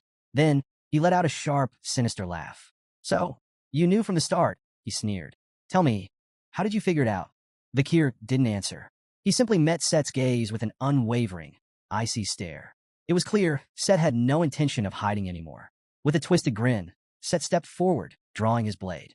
The act was no longer a deception. The facade was gone. There's no need to pretend now, he declared, laughter echoing through the cave. You walked in here alone and empty-handed? How foolish. Without another word, Set lunged, his blade slicing through the air with deadly precision. He could already picture the outcome. Vikir's severed limbs, his body collapsing in a pool of blood. But then something was wrong. Vikir's calm voice cut through the tension. Why are you laughing? Set's smirk faltered. Confusion flickered in his eyes. Then he looked down. His breath caught in his throat. His hand, his sword, gone. Horror gripped him as he realized his severed arm lay on the cave floor, fingers still twitching beside the fallen blade. Pain slammed into him like a wave.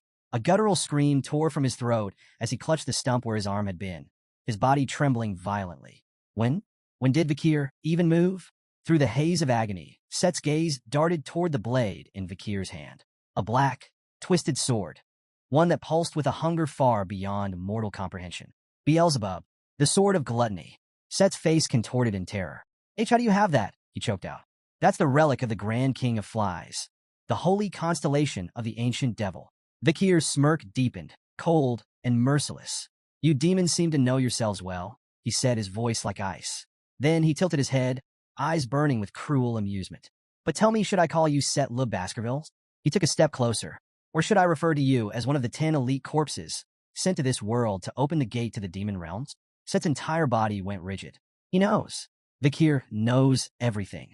Panic surged through him, drowning out the pain. How do you know about that? Set shouted, voice cracking. But before he could process the implications, something else hit him. A scent. Something familiar. Something horrifying. His eyes locked onto Vikir, and suddenly, the world around him felt small. What is your soul? Set stammered, his voice laced with pure, unfiltered fear. Why does it reek of our kind's blood? Have you been to hell before? Vikir didn't answer. He didn't need to. The rage in his eyes said everything. Piece by piece, the truth had come together. Set, this wretched, deceitful demon, had orchestrated everything. He had framed Vikir, condemned him, watched him suffer, and led him to his execution with a smile. And now, after all this time, Vikir was finally standing before him, the balance of power reversed. A slow, sinister smile crept onto Vikir's lips. His voice, dripping with malice, sent a chill through the cavern. "Wake up, demon." Beelzebub pulsed hungrily in his grip. "I won't let you die comfortably." Memories of the fall surged through Vikir's mind. Before his regression, the world had been thrown into chaos when the gate, a portal linking the demon realm to the human world, appeared in the sky. And from that abyss, the demons poured through. It was the beginning of the apocalypse. The gate had been opened by the 10 elite corpses, high-ranking demons who had descended first, paving the way for a war unlike any other. What followed was a desperate, bloody struggle for survival. Vikir remembered it all. One battle in particular stood out. When he had faced one of these monstrous beings, the result had been catastrophic. Of the 671 warriors who stood against the demon, 666 perished. Only 5 remained, and of those, 4 lay unconscious. The demons had spared Vikir, not out of mercy, never mercy. They had left him alive for one reason only, to make the number of casualties match their cursed, symbolic 666. The power of the elite corpses was beyond comprehension. They weren't just warriors. They were living calamities. The mere presence of one was enough to bring ruin. And now, here he stood, face to face with one of them again. Set. Vikir hadn't expected this confrontation for another decade. The timeline had shifted, and now he was forced to fight a battle far sooner than anticipated. His gaze flickered across the cave, landing on the scattered skeletons. The remains of the children Set had devoured. Rage boiled inside him. Set smirked, sensing it. "Why so upset?" he mocked. Then, with a wicked grin, he extended his hand. "Don't worry. The children are still alive in my stomach." The cave trembled with an eerie sound. Faint, distorted cries of children echoed around them. Wailing voices, calling for their mothers. Vikir moved without hesitation. With a single, devastating slash, Beelzebub, the sword of gluttony, severed Set's arm before the demon could continue his taunts. A shriek of agony tore through the air. Set staggered back, clutching the bleeding stump where his arm had been. Vikir's expression remained cold. "Shut up," he said. His voice was sharp, absolute. "The dead don't return." Set's wails of grief twisted into laughter. Then, with eerie ease, his grin returned.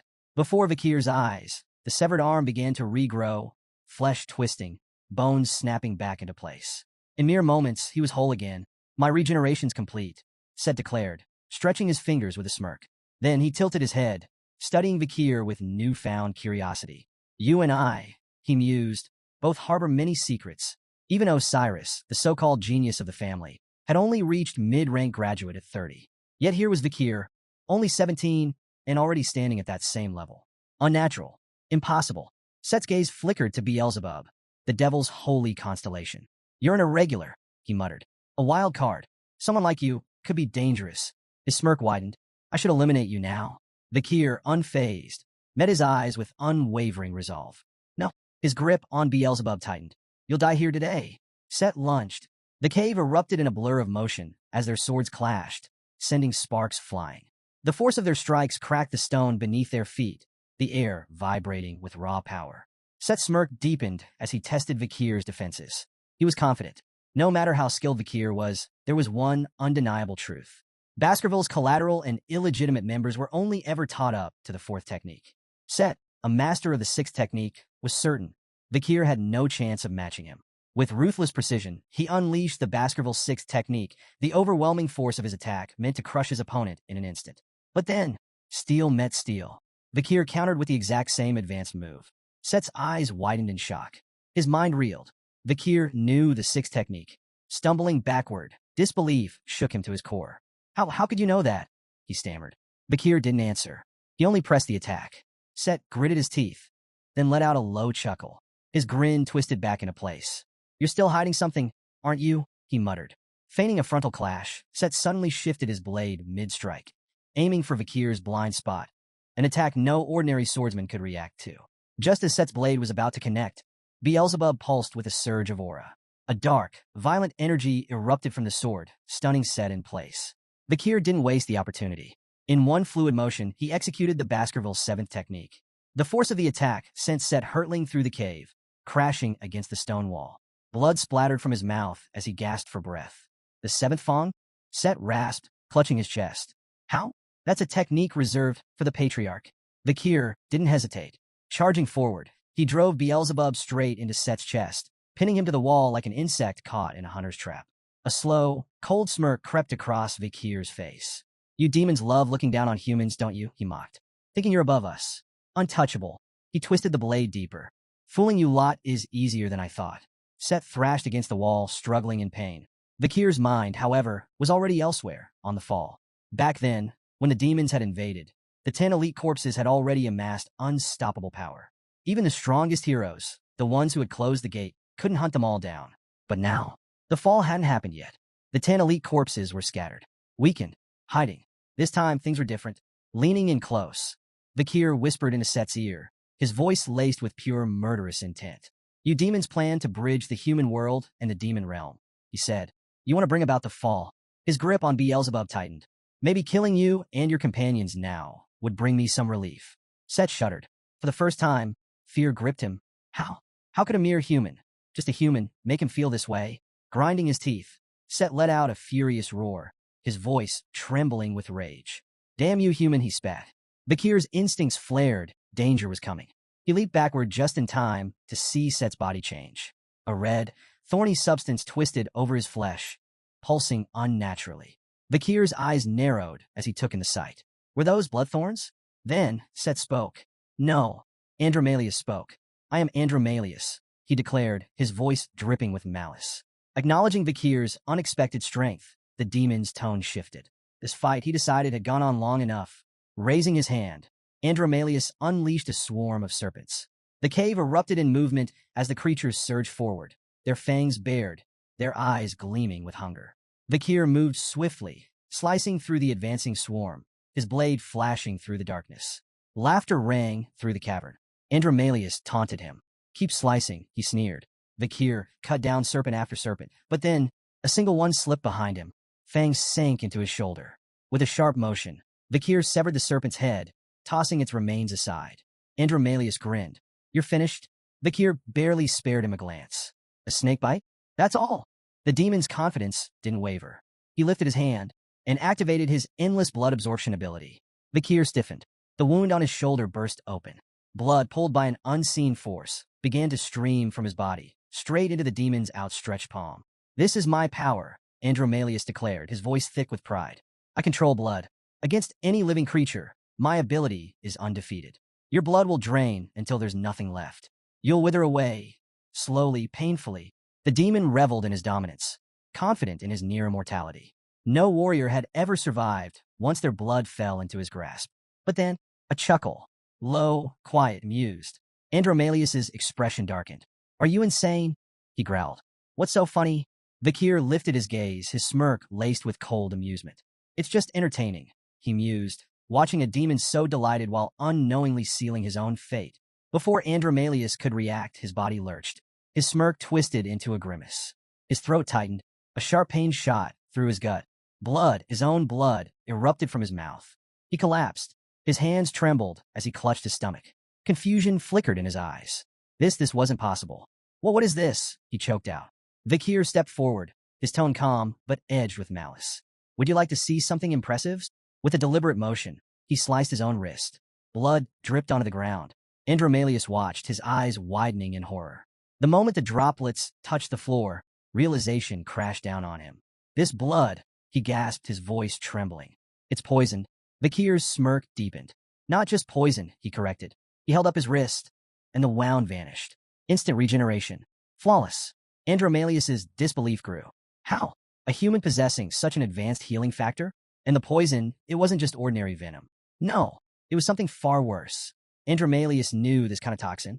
It was as deadly as the venom from the cunning spider of Lenore Mountain, as fatal as the bite of the 9-headed snake from the land of Titans, as suffocating as the sting of the massive jellyfish lurking in the Black Sea. These poisons were legendary, impossible for humans to wield, and yet this human had it. More blood dripped onto him. A searing, unbearable pain exploded through his body. Andromalius howled. Vakir watched him passively. The madam's poison works well, even against the 10 elite corpses, he remarked. In his hand, Beelzebub pulsed. A subtle vibration, a whisper only Vakir could hear. Even the madam must have been furious that her poison alone hadn't killed this wretched creature outright. Vikir understood. The message was clear. Even the strongest demons can be slain. Seizing the moment, Vikir slashed. Beelzebub's dark steel carved through Andromalius's flesh, drawing a fresh torrent of blood. The demon reeled, coughing violently, his entire body trembling. Impossible. This wasn't just skill. This wasn't just power. This was monstrous. A mere human shouldn't be able to do this. How had Vikir grown so strong? But Andromalius had no time to dwell on the question. His instincts screamed at him. Escape. He had to flee. He had to warn the other elite corpses. Desperate, Andromalius dispersed the barrier protecting the cave. Vikir's sharp gaze caught the shift immediately. The air grew thick with power. Andromalius raised his hand. The water in the cave, pools, droplets, moisture in the air trembled. Then it began to rise, swirling, twisting, turning blood red. Vikir's eyes narrowed. This ability, he muttered. He recognized it. Andromalius could transform water into blood. Even weakened, even incomplete, this was the power of a high-ranking elite corpse. The battle was far from over, but Vikir remained unshaken. Even if Andromalius could create an ocean of blood, it wouldn't matter. The demon couldn't absorb it, or so he thought. Andromalius sneered. You misunderstand, he said, his voice dripping with malice. This isn't for absorption. With a single command, Andromalius summoned his blood knights. From the pools of blood on the cave floor, armored figures began to rise, each one exuding a dark, menacing aura. Within moments, the entire cavern was filled with them, their gleaming swords drawn as they encircled Vikir. These blood knights, Andromalius declared, can wield the Baskerville 6 technique. The very same technique I've mastered. His grin widened. Even if you know the 7th technique, you won't stand a chance against all of them. Then his voice turned cold. I won't just kill you, human. I'll hunt down everyone you love. I'll make you regret ever challenging the 10 elite corpses. But Vikir remained unshaken. Reaching into his pocket, he spoke with deliberate calm. If all of these knights can use the 6th technique, I suppose this looks dangerous. He paused. Then he pulled out a small black whistle. Andromalius's smug expression faltered. A bead of sweat rolled down his face as he recognized it. Vikir smirked, holding the whistle up. You claim to know the Baskervilles, he said, tilting his head slightly. Then you should know exactly what this is. And before Andromalius could react, Vikir blew the whistle. A sharp, piercing sound rippled through the cavern, traveling far beyond the cave's entrance, far into the surrounding wilderness. And far, far away, on a distant cliff, a lone figure heard the call. A man with long, flowing white hair stood still, listening intently. As the whistle's sound faded, he slowly placed his hand on the hilt of his sword. Back in the cave, Andromalius's unease deepened into dread. He snapped his attention back to the Blood Knights, barking out an order. Kill him now! The knights moved instantly, closing in on Vikir. But Vikir didn't flinch. This whistle does more than issue orders, he said, his voice unbothered, unwavering. It grants authority.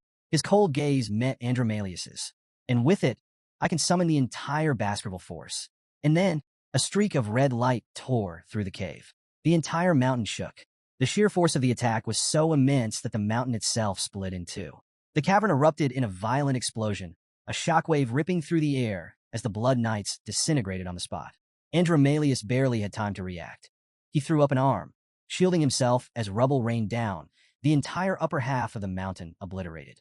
As the dust settled, the cave was no longer a cave. It was an open field of devastation. And from the nearby cliff, Hugo Le Baskerville stood, surveying the destruction with a cold, calculating gaze. I see now, Hugo said, his voice echoing in the silence. Your request to command the full power of Baskerville wasn't reckless. His sharp eyes flickered to Vikir. It was to hunt a demon. Vikir bowed slightly, acknowledging his father's words without speaking. Andromalius took a step back. Then another. This was bad. It wasn't just Hugo.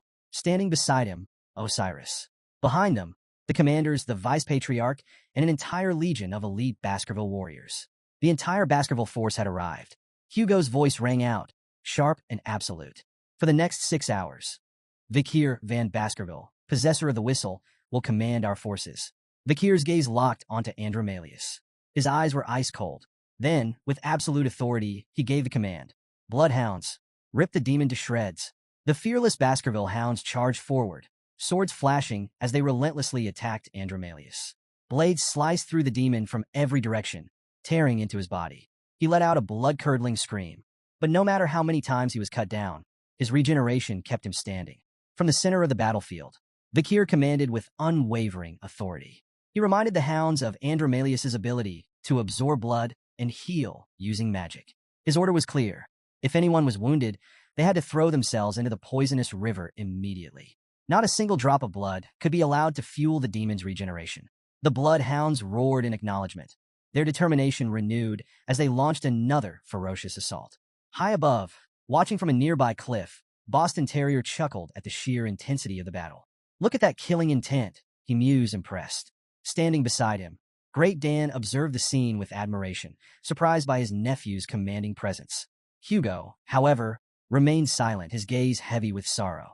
His son, Set, had been twisted into a vessel for the demon, a cruel fate that weighed on him like a curse. Was this the destiny of the Baskerville bloodline? A never-ending cycle of tragedy and war? Back in the fight, Andromalius lashed out with snake-like limbs, cursing the relentless warriors. Their attacks, though not fatal, were chipping away at his power. Each severed limb, each drop of lost magic, brought him closer to defeat. Grinding his teeth, Andromalius begrudgingly admitted the truth. These so-called mutts were far stronger than he had anticipated. He needed an escape. That's when he saw Osiris. A new plan took shape. With a desperate grin, Andromalius made an offer. He would abandon Set's body in exchange for his own life. He played on their emotions, reminding them that Set was the second son of the Baskerville family. Surely, they wouldn't sacrifice him so easily. Vikir's response was ice cold. "You really think we'd take that deal?" Frustration flashed across Andromalius's face, but inwardly, he smirked. He didn't need to fool all of them, just one. His gaze locked onto Osiris, the one known for his kindness. His voice softened as he spoke directly to him. "Osiris, Set admired you. Are you really going to let him die like this?" The words struck their mark. Andromalius pressed on, his tone urgent. "His soul is still here. You can still save him." Osiris hesitated. For a moment, doubt flickered in his eyes. Then, slowly, he began to step forward. Vikir's voice cut through the tension like a blade. "Don't fall for his lies, Osiris." But Osiris didn't stop. He approached the demon with a grave expression, staring into the darkness that had swallowed his brother. "Is Set's soul really here?" he asked. "Can he still be saved?" A victorious smirk curled across Andromalius' lips. Slowly, he let Set's face surface. His younger brother's features twisted with sorrow, trapped within the demon's grasp. In a voice that was barely above a whisper, Set called out to his brother. His face was streaked with tears, his words filled with regret.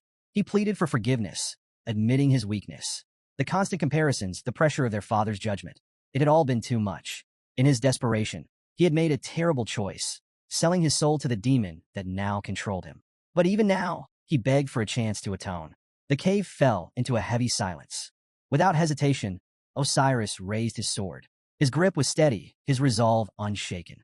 With a single, swift motion, he severed the demon's head from its body. As the lifeless head tumbled to the ground, Osiris spoke in a voice filled with sorrow. This was the only thing he could do for Set now. Vikir stepped forward, placing a firm hand on his elder brother's shoulder. He assured him that Set's soul had passed on long ago. This had all been a cruel trick played by the demon. But Osiris could not shake the guilt weighing on him. If he had been there for Set, if he had been the brother his younger sibling needed, maybe none of this would have happened. He had failed Set. He had failed their family. As vice-patriarch, he should have seen the warning signs. He should have stopped this before it was too late. Before he could sink any further into his thoughts, a sudden shout cut through the tension. "Look!"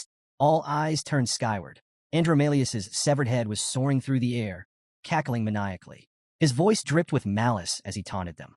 They may have delayed the inevitable, but the gate would open, and his brothers would finish what he had started. He swore to return, and when he did, he would wipe out every last one of them. Vikir's stomach twisted as he watched the demon's head vanish into the distance. At this range, there was no way to strike. Then, a cold, sharp voice broke through his panic. "Vikir!" Hugo's gaze was locked onto the fleeing demon, his tone carrying the weight of absolute authority. "What is the first rule of a swordsman?" Vikir hesitated for only a moment before answering. "A swordsman must never show his back." Hugo's eyes burned with intensity. "Then prove it." As Andromalius soared higher, an unfamiliar sensation gripped him, a primal, bone-deep fear. It had been centuries since he had felt anything like this. At first, he thought it was Set's lingering emotions, a remnant of the boy's terror. But no, this fear was his own. His mind reeled with the realization. This wasn't just any swordsman. This was Hugo Baskerville. With deliberate precision, Hugo unsheathed his blade. Every warrior on the battlefield turned to watch. Andromalius, still scrambling to escape, let out a nervous chuckle, masking his unease with bravado. What could Hugo possibly do from such a distance? Even a sword master had limits. But then, silence. For a moment, it seemed as though nothing had happened. Andromalius's confidence surged. He scoffed at Hugo's supposed attempt, ready to mock him further. Then, without warning, invisible slashes ripped through the air. A storm of impossibly precise cuts sliced straight through the demon's head, tearing it apart in an instant. Deep, bloody lines formed across his face before his body disintegrated into nothing. In his final moments, the once mighty Andromalius could only utter in disbelief. Defeated by a mere human impossible. In the days that followed, notices were posted across all Baskerville-controlled territories, announcing a full-scale investigation into the missing children and the string of horrifying crimes linked to the case. The decree, formally titled under the Vakir Law, also outlined a structured compensation plan for the victims and their families. While the involvement of a king-ranked demon remained undisclosed, the revelation that Set Le Baskerville, the second son of the Baskerville family, had been at the center of the atrocities sent shockwaves through the public.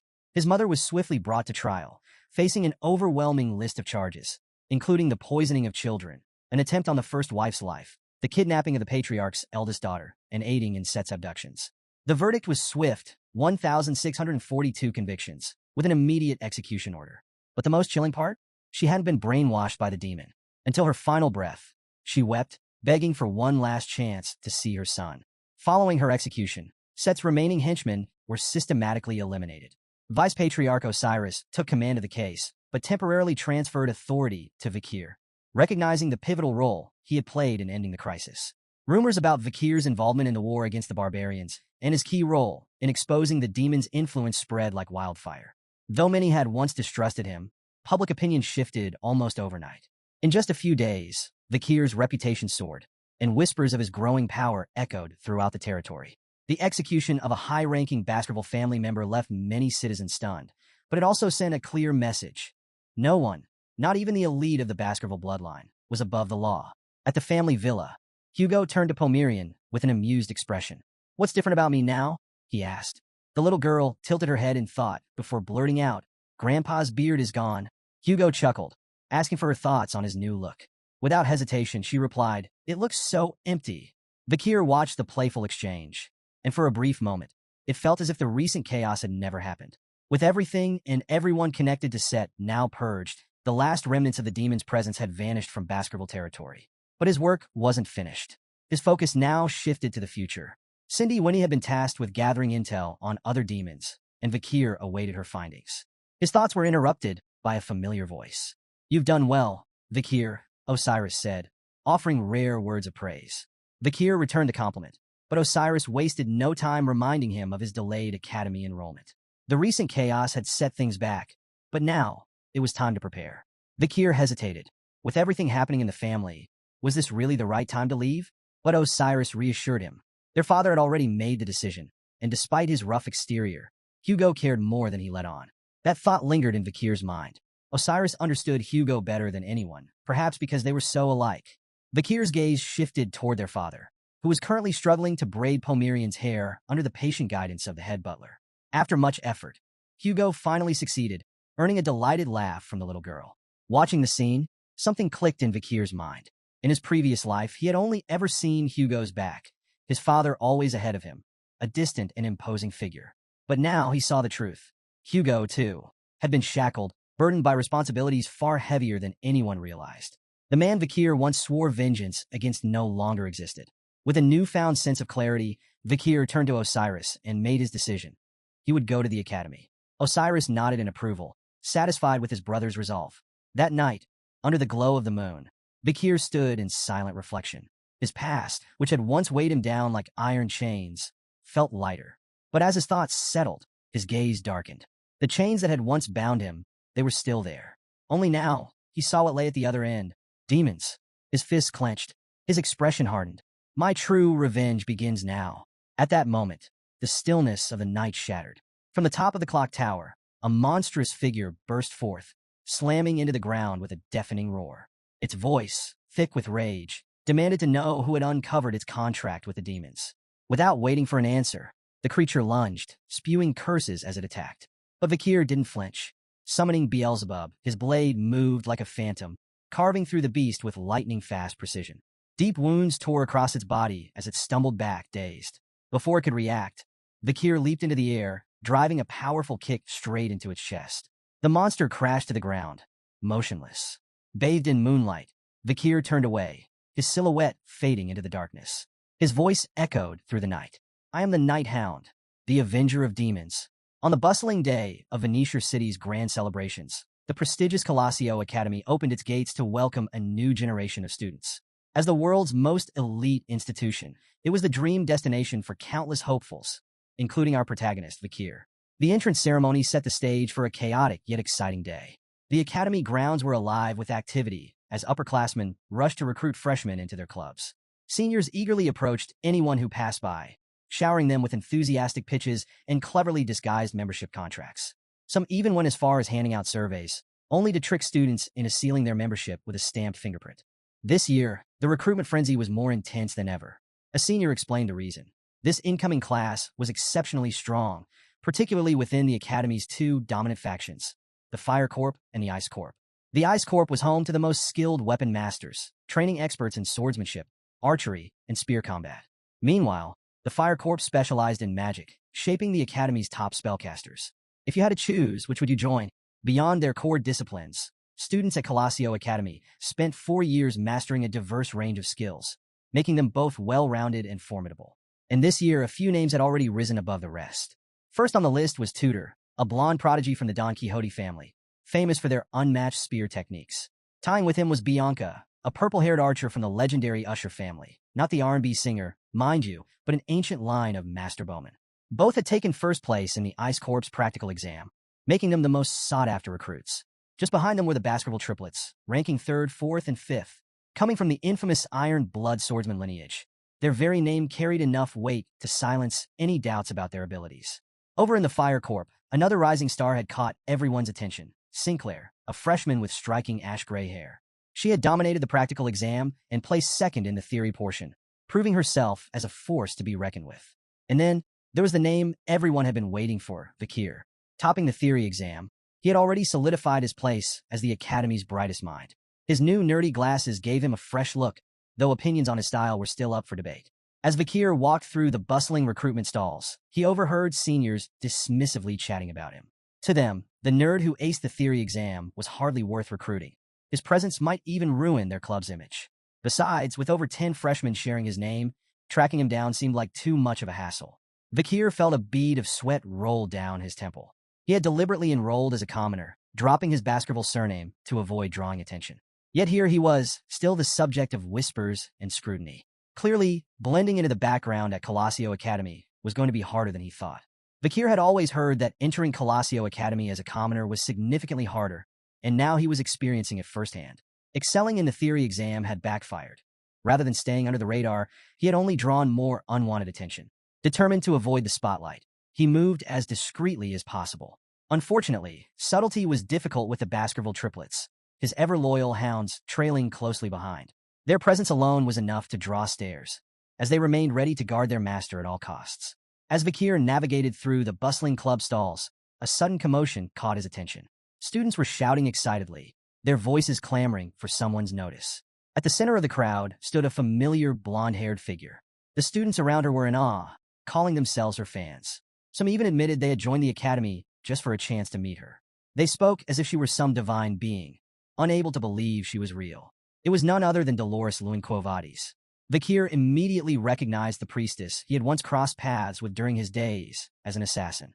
Now, she held the titles of school president and vice president of the newspaper club. But despite her high status, she looked visibly flustered as she tried to calm the overwhelming crowd.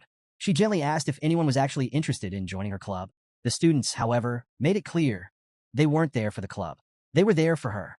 Watching from the back of the crowd, Vikir groaned internally. He had hoped to avoid her altogether.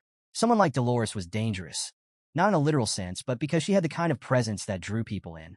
And that was exactly what he wanted to avoid. But just as he was about to slip away, Dolores's sharp gaze flickered in his direction.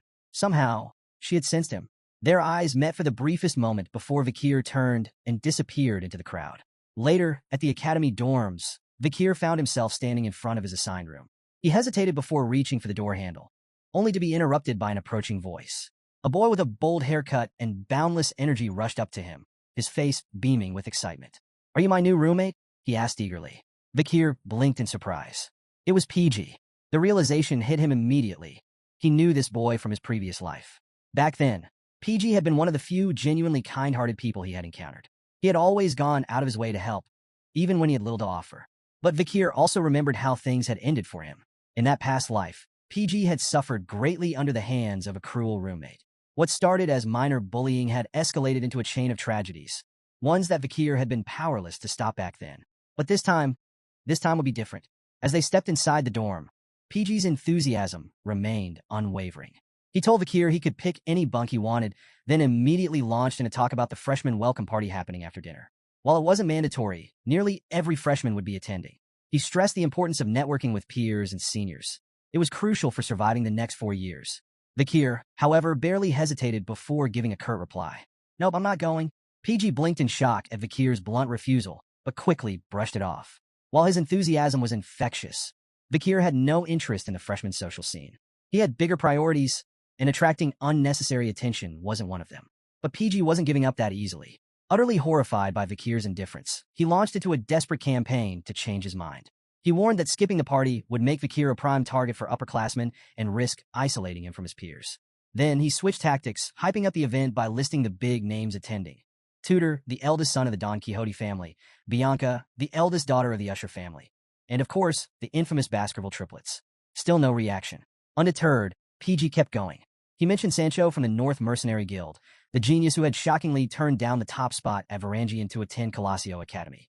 And finally, he dropped the last name on his list, Sinclair, the Fire Corps prodigy who had crushed the Magic Tower entrance exam. Yet, after all that, Vikir remained as unmoved as ever. Overwhelmed by PG's relentless information bomb, Vikir couldn't help but recall his roommate's uncanny knack for gathering intel in their previous life. But even with all this persuasion, his response remained just as cold. "No," PG gasped in pure disbelief. He couldn't fathom how Vikir could reject the opportunity to meet these powerful figures, or willingly make himself a target. But Vikir didn't care. With a casual wave, he turned to leave, telling PG to enjoy the party without him. Stunned yet oddly impressed, PG could only stare as his roommate walked away. He silently vowed that one day, he'd achieve that same level of cool indifference. Meanwhile, as the academy lights dimmed and the moon climbed high into the night sky, a lone figure stood on a rooftop, his silhouette bathed in pale moonlight. Below, in the narrow alleys of the city, a group of thugs huddled around a fire barrel, their low voices carrying through the cold air. One of them, slouched on a bench, grumbled about the eerie silence lately. He admitted that he almost missed the sounds of crying children. Their storerooms had been packed with them not long ago. The others murmured in agreement, wondering why so many had been brought in. Another mentioned a mysterious carriage that arrived at dawn, taking them all away. There were whispers that the children had been sent to an orphanage in Quo Vadis. But before anyone could question it further, the thug on the bench silenced them with a warning. Curiosity kills the cat. Their uneasy chatter came to an abrupt halt as a menacing presence approached. A man with jagged scars slashing across his eyes and a cruel sneer stepped forward, twin blades strapped to his back. His voice was sharp and commanding as he barked at the thugs, ordering them to stop their pointless gossip and focus on their job, unless they wanted to lose their pathetic excuse for a paycheck. This was Ron Battison, better known as the Flesh Grinder. The mere sound of his name was enough to send a shiver down the spines of the gathered thugs. They scrambled to attention as he walked past, his sharp tongue cutting through their egos like a blade. To Ron, these low-rank mercenaries were worthless. They lacked mana, skill, and, most importantly, the will to fight. As he stalked through the alley, he muttered under his breath, lamenting one simple truth. There was no one here strong enough to test his blades against. Battison's thoughts were suddenly interrupted by a voice from the shadows. "Are you Ron Battison?"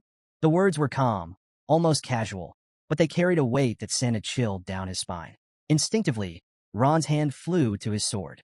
Some fool was daring to speak his name? He was ready to cut them down where they stood, but as he turned, his breath caught in his throat. The 3 thugs he had just berated were now slumped unconscious around the fire barrel, completely silent, their bodies motionless. He hadn't heard a single sound. Then the voice spoke again. This time, it didn't just say his name, it revealed his full identity, Ron Humbert Battison. However, this was knew more than just his name. The unseen figure began recounting Ron's past, peeling away his darkest secrets like layers of rotting flesh. For years ago, Ron had slaughtered a neighboring family, sacrificing them to forge a contract with the demon. Ron's fingers twitched over his sword hilt, his pulse quickening. But the voice didn't stop. With chilling precision, it exposed every crime he had worked so hard to bury. His time with the Northern Guild Association, passing intelligence to his demonic master. His betrayal of the mankind allied forces. How? With nothing more than a simple hand mirror, he had signaled enemy forces and led an entire platoon to their deaths. A rare sensation crept into Ron's heart, fear. How did this person know everything? Gritting his teeth, he forced himself to stay composed. Dismissing the accusations as meaningless drivel, he barked out a demand. Enough with the shadows. Show yourself. The voice obliged. Vakir stepped into view, clad in his Assassin's Creed outfit, appearing behind Ron like a phantom. His voice was cold, unyielding. The allied platoon was slaughtered. Because of you. Ron's eyes widened. Someone was behind him? Instinct took over. He spun, swinging both of his swords with all his might, determined to cut down his attacker. For a brief moment, he thought he had struck something, then the truth hit him. It had been too easy. A sudden, searing pain shot through his body. Confusion turned to horror as he realized why. Both of his arms had been severed cleanly at the shoulders. Ron let out a blood-curdling scream, collapsing onto the cold ground as his lifeblood spilled into the dirt. Behind him, Vakir stood motionless, his blade already sheathed as if the fight had never happened. Ignoring Ron's desperate cries for mercy, Vakir grabbed him by the hair, forcing him to meet his gaze. Ron whimpered, babbling excuses, claiming he knew nothing about the mankind allied forces. Vakir's response was ice cold. You don't know, because it hasn't happened yet. Ron barely had time to process those words before something horrifying began to happen. His face twisted unnaturally. His skin bulged and contorted. His head exploded. Blood and viscera splattered across the alleyway. Vakir sighed, watching the lifeless corpse collapse. Another one. Another demon worshipper whose head had detonated before revealing anything useful. Reaching into his coat, he pulled out a worn notebook. Its pages were filled with names, some crossed out in thick black strokes, others smeared with blood. He flipped to the latest entry. With a steady hand, he struck through Ron's name. The third one in a row.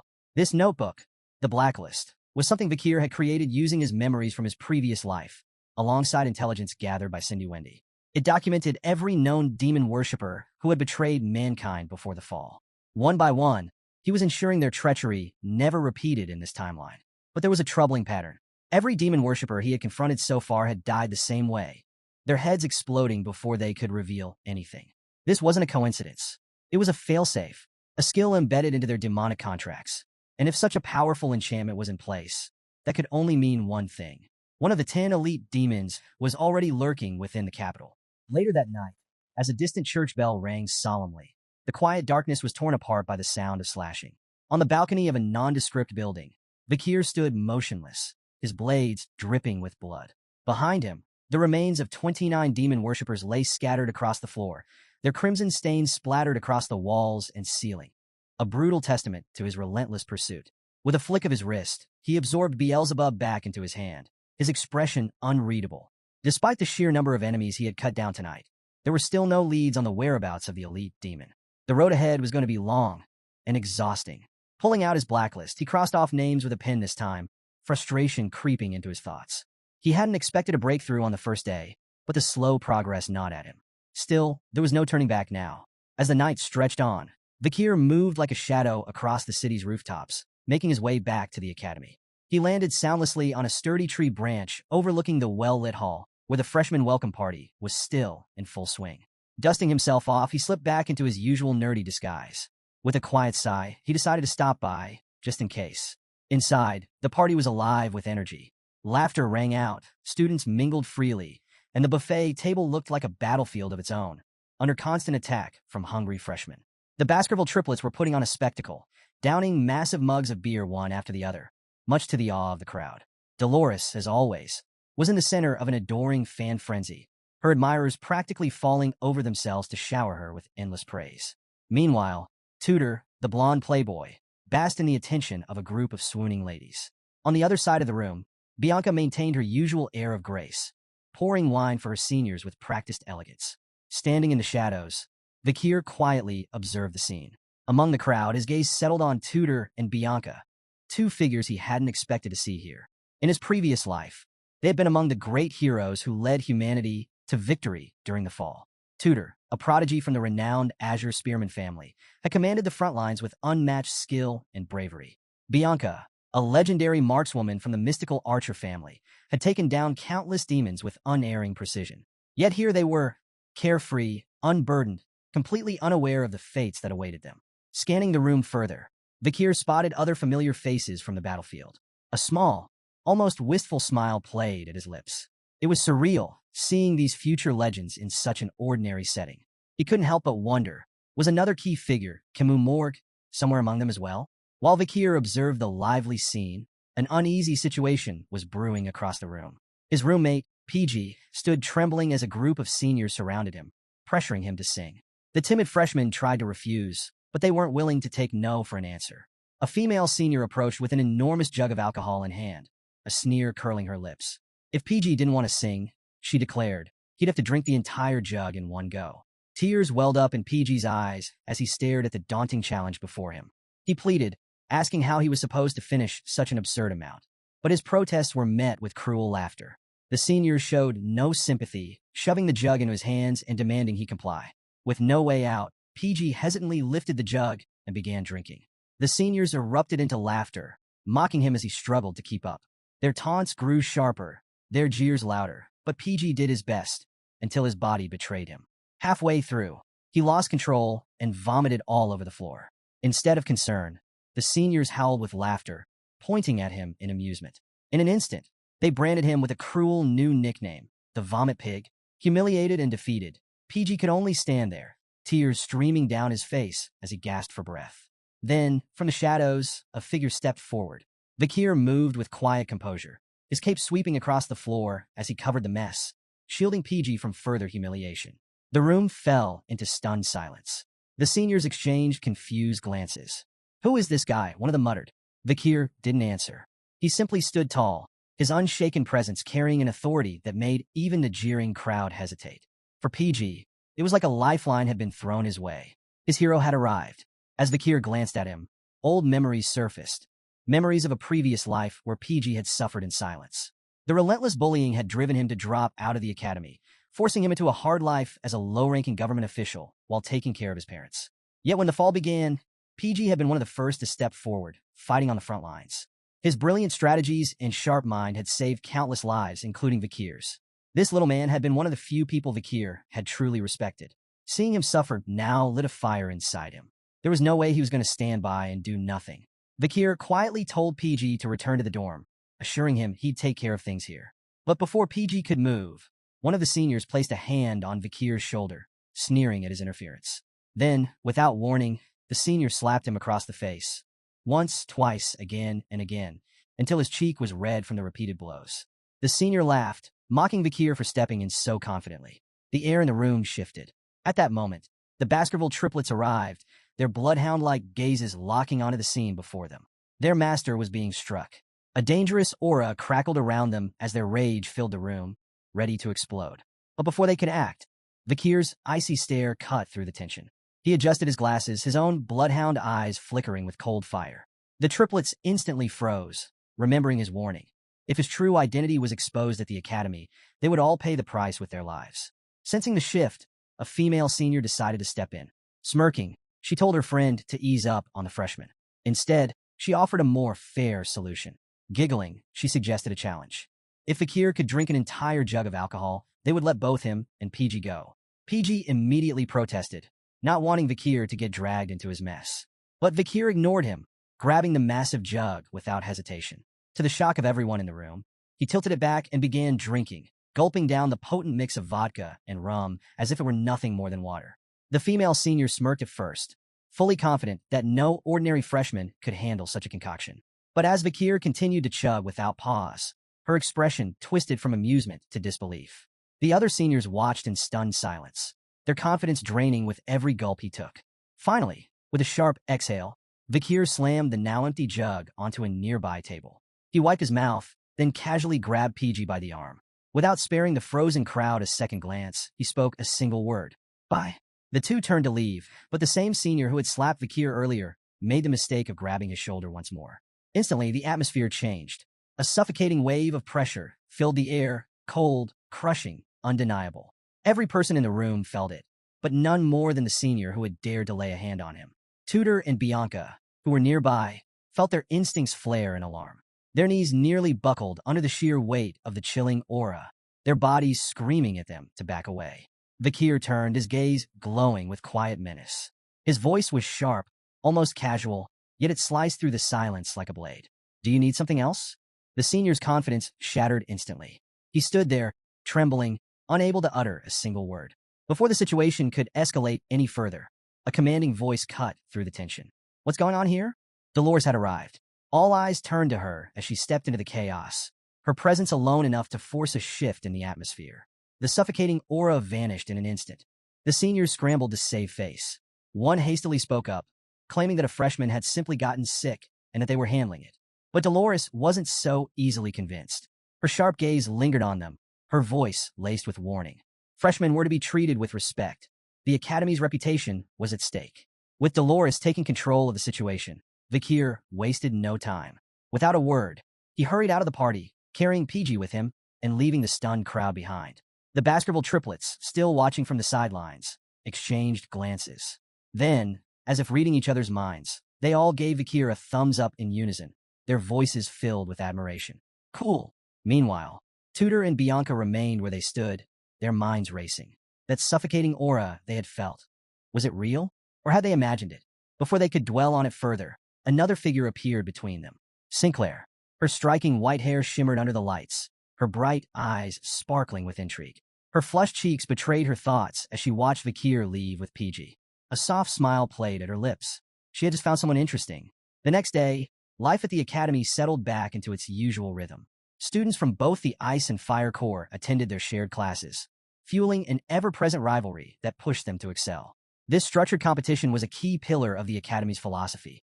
Only the best could rise to the top. In one such class, a man stood at the front, wrapping up his lecture. This was Vinci Morgue, the academy's combat theory professor and a member of the prestigious Morgue family. With a sharp thud, he closed his book, signaling the end of his discussion on the culture of the barbarian tribes. The room fell into tense silence as Professor Morgue's piercing gaze swept across the students. Then, he posed a question, one that sent a ripple of discomfort through the class. He asked about the hypothesized location of the barbarian stronghold. No one wanted to answer. Even Tudor, the Ice Corps' top scorer in the practical exams, hesitated. Flipping through his notes, he recalled the Empire's clashes with the barbarians in the South region's Highland One back in 1875. But narrowing down a specific stronghold location?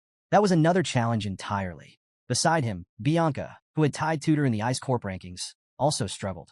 She knew most battles had occurred in low-altitude regions, likely within natural troughs, but pinpointing an exact location was proving difficult. Then, before anyone else could react, a hand shot into the air. "I'll answer."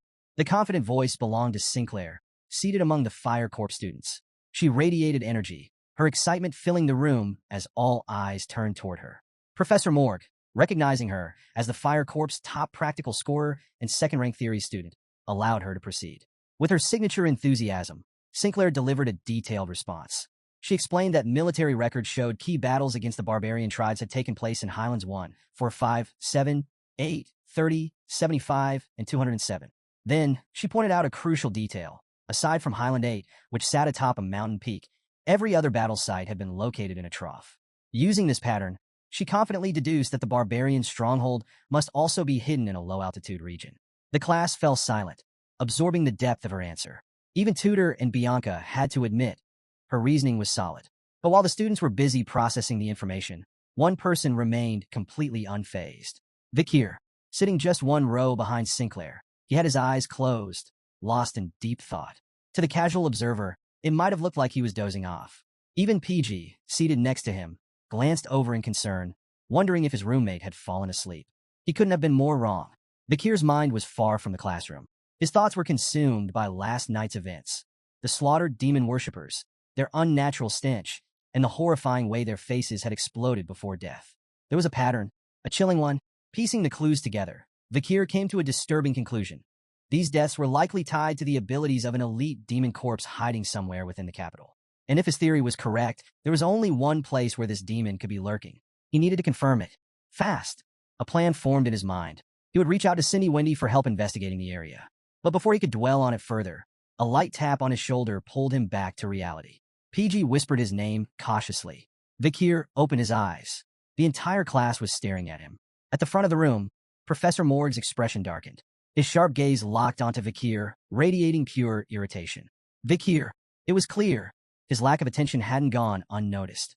Professor Morg's voice dripped with disdain as he addressed the class.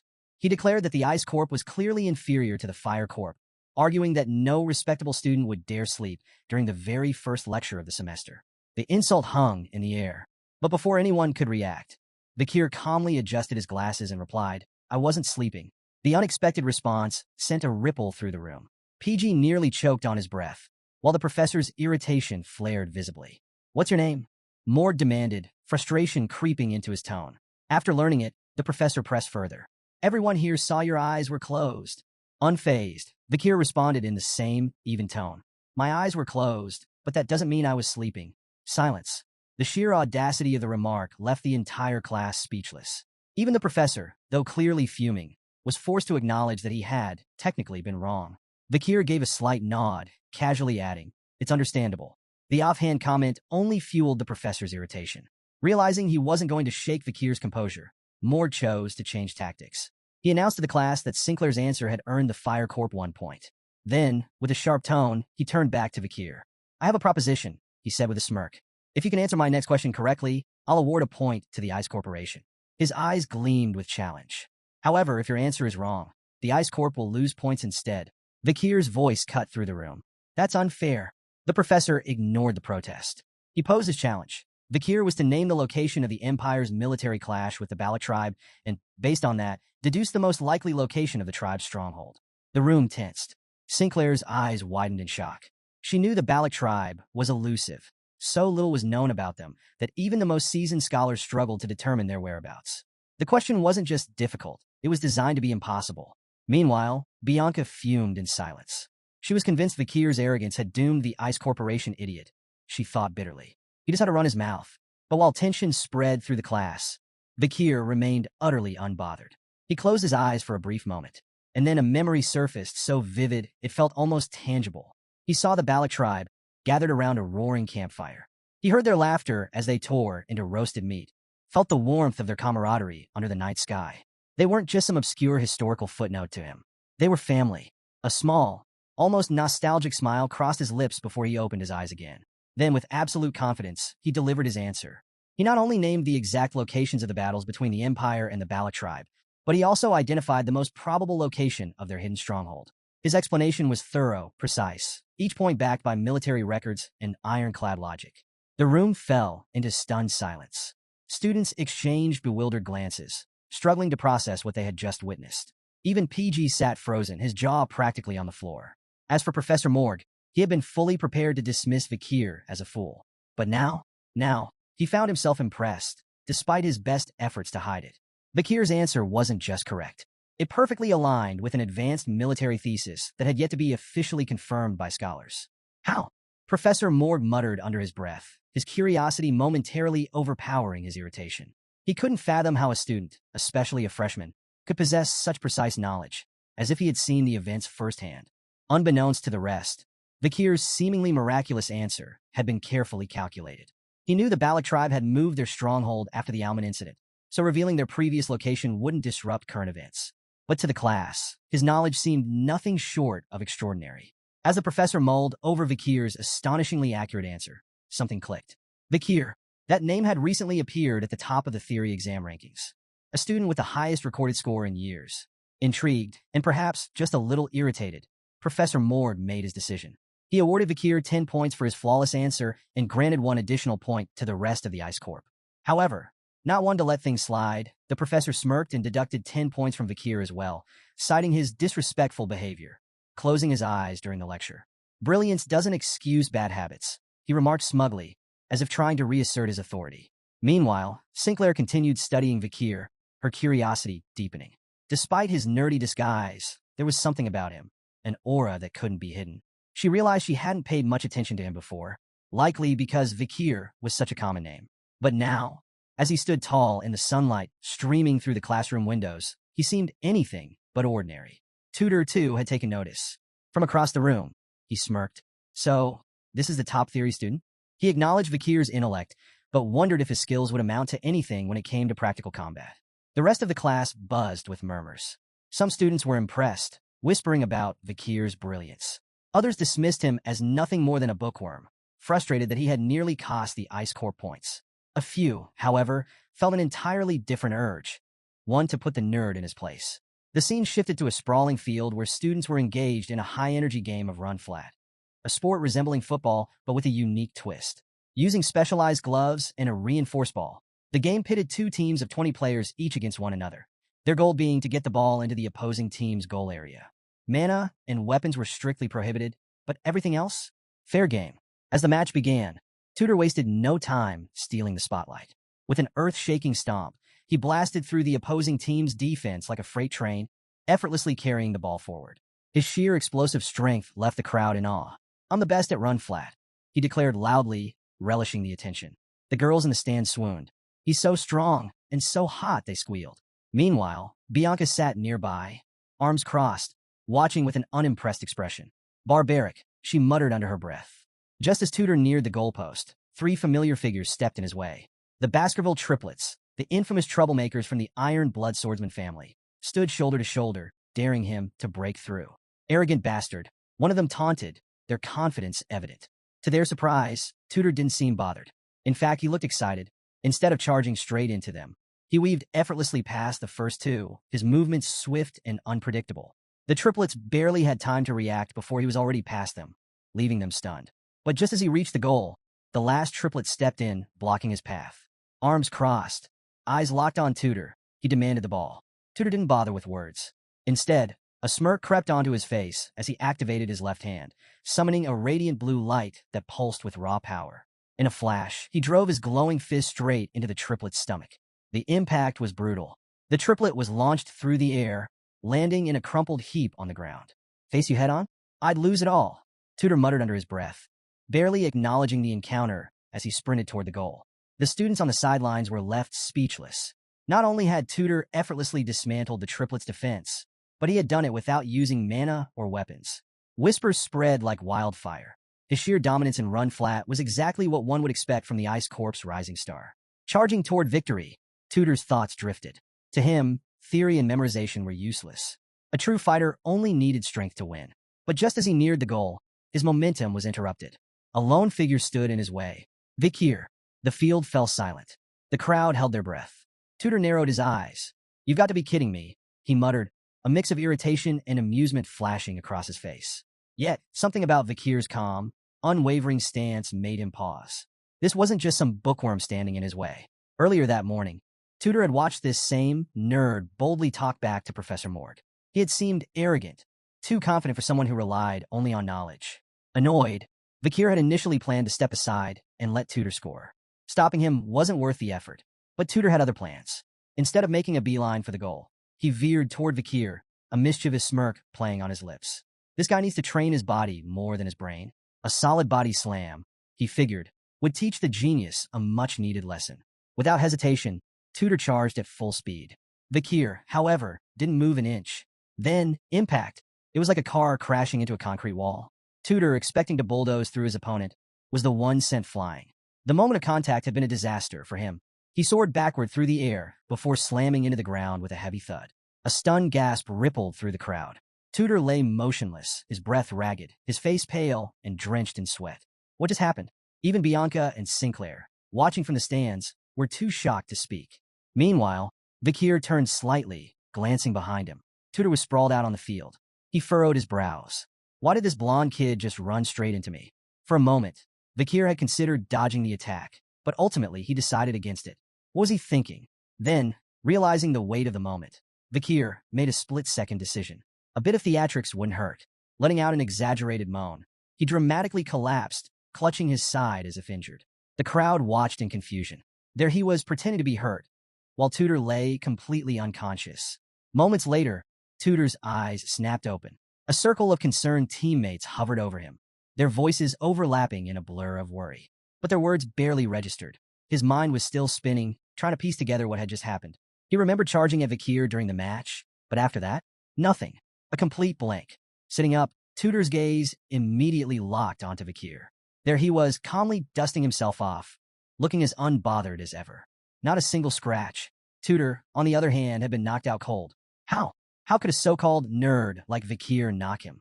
Tutor Don Quixote, the run-flat prodigy, straight into unconsciousness. There was only one way to find out. Tutor clenched his fists. He needed to test this again. Round 2, the game resumed. And as if fate had decided to humor him, the ball once again found its way into Tutor's hands. This time he didn't care about scoring. This time, he had one goal. Vikir. The Baskerville triplets immediately recognized the shift in Tutor's focus. They rushed into position, forming a protective wall in front of their master. Meanwhile, Vikir remained at the back of the field, his expression unreadable as he quietly observed the game. From the stands, Bianca and Sinclair furrowed their brows. Why is he running straight at Vikir again? Ignoring the frantic shouts of his teammates, Tutor barreled forward, undeterred. The triplets, eager to prove themselves, stood their ground. "You're not getting past us this time, Tutor," they shouted, bracing for impact. But Tutor was ready. With seamless footwork, he weaved past two of them, leaving them stunned in his wake. Now, only Vikir remained. The crowd held its breath. Was history about to repeat itself? Tutor's eyes burned with determination. This wasn't just a game anymore. This was personal. He activated his family's secret run-flat technique, Saint Spear Tackle. An ethereal knight materialized behind him, gleaming lance in hand, radiating pure, unstoppable power. Tutor's body pulsed with energy, his eyes glowing a piercing blue. The entire field seemed to vibrate under the sheer force of the technique. The spectators could feel the overwhelming pressure aimed directly at Vikir. Yet, Vikir remained still. His glasses caught the sunlight, his expression calm. He didn't flinch. He didn't move. He simply watched. And then, impact! The scene cut to black. When the screen returned, Tutor was sprawled out on the ground. Again, same position, same lifeless T-pose. Hovering over him, shaking his head in disbelief, was a familiar scar-faced, gray-haired student. "Awake again?" the student asked dryly. Tutor jolted upright, his confusion evident. "What just happened? Did I faint again?" Beside him, a muscular student, Sancho Barataria, crossed his arms and sighed. "You used your family's killer technique, slammed into Vikir at full speed." He paused, and got bounced off. Again, the field was dead silent.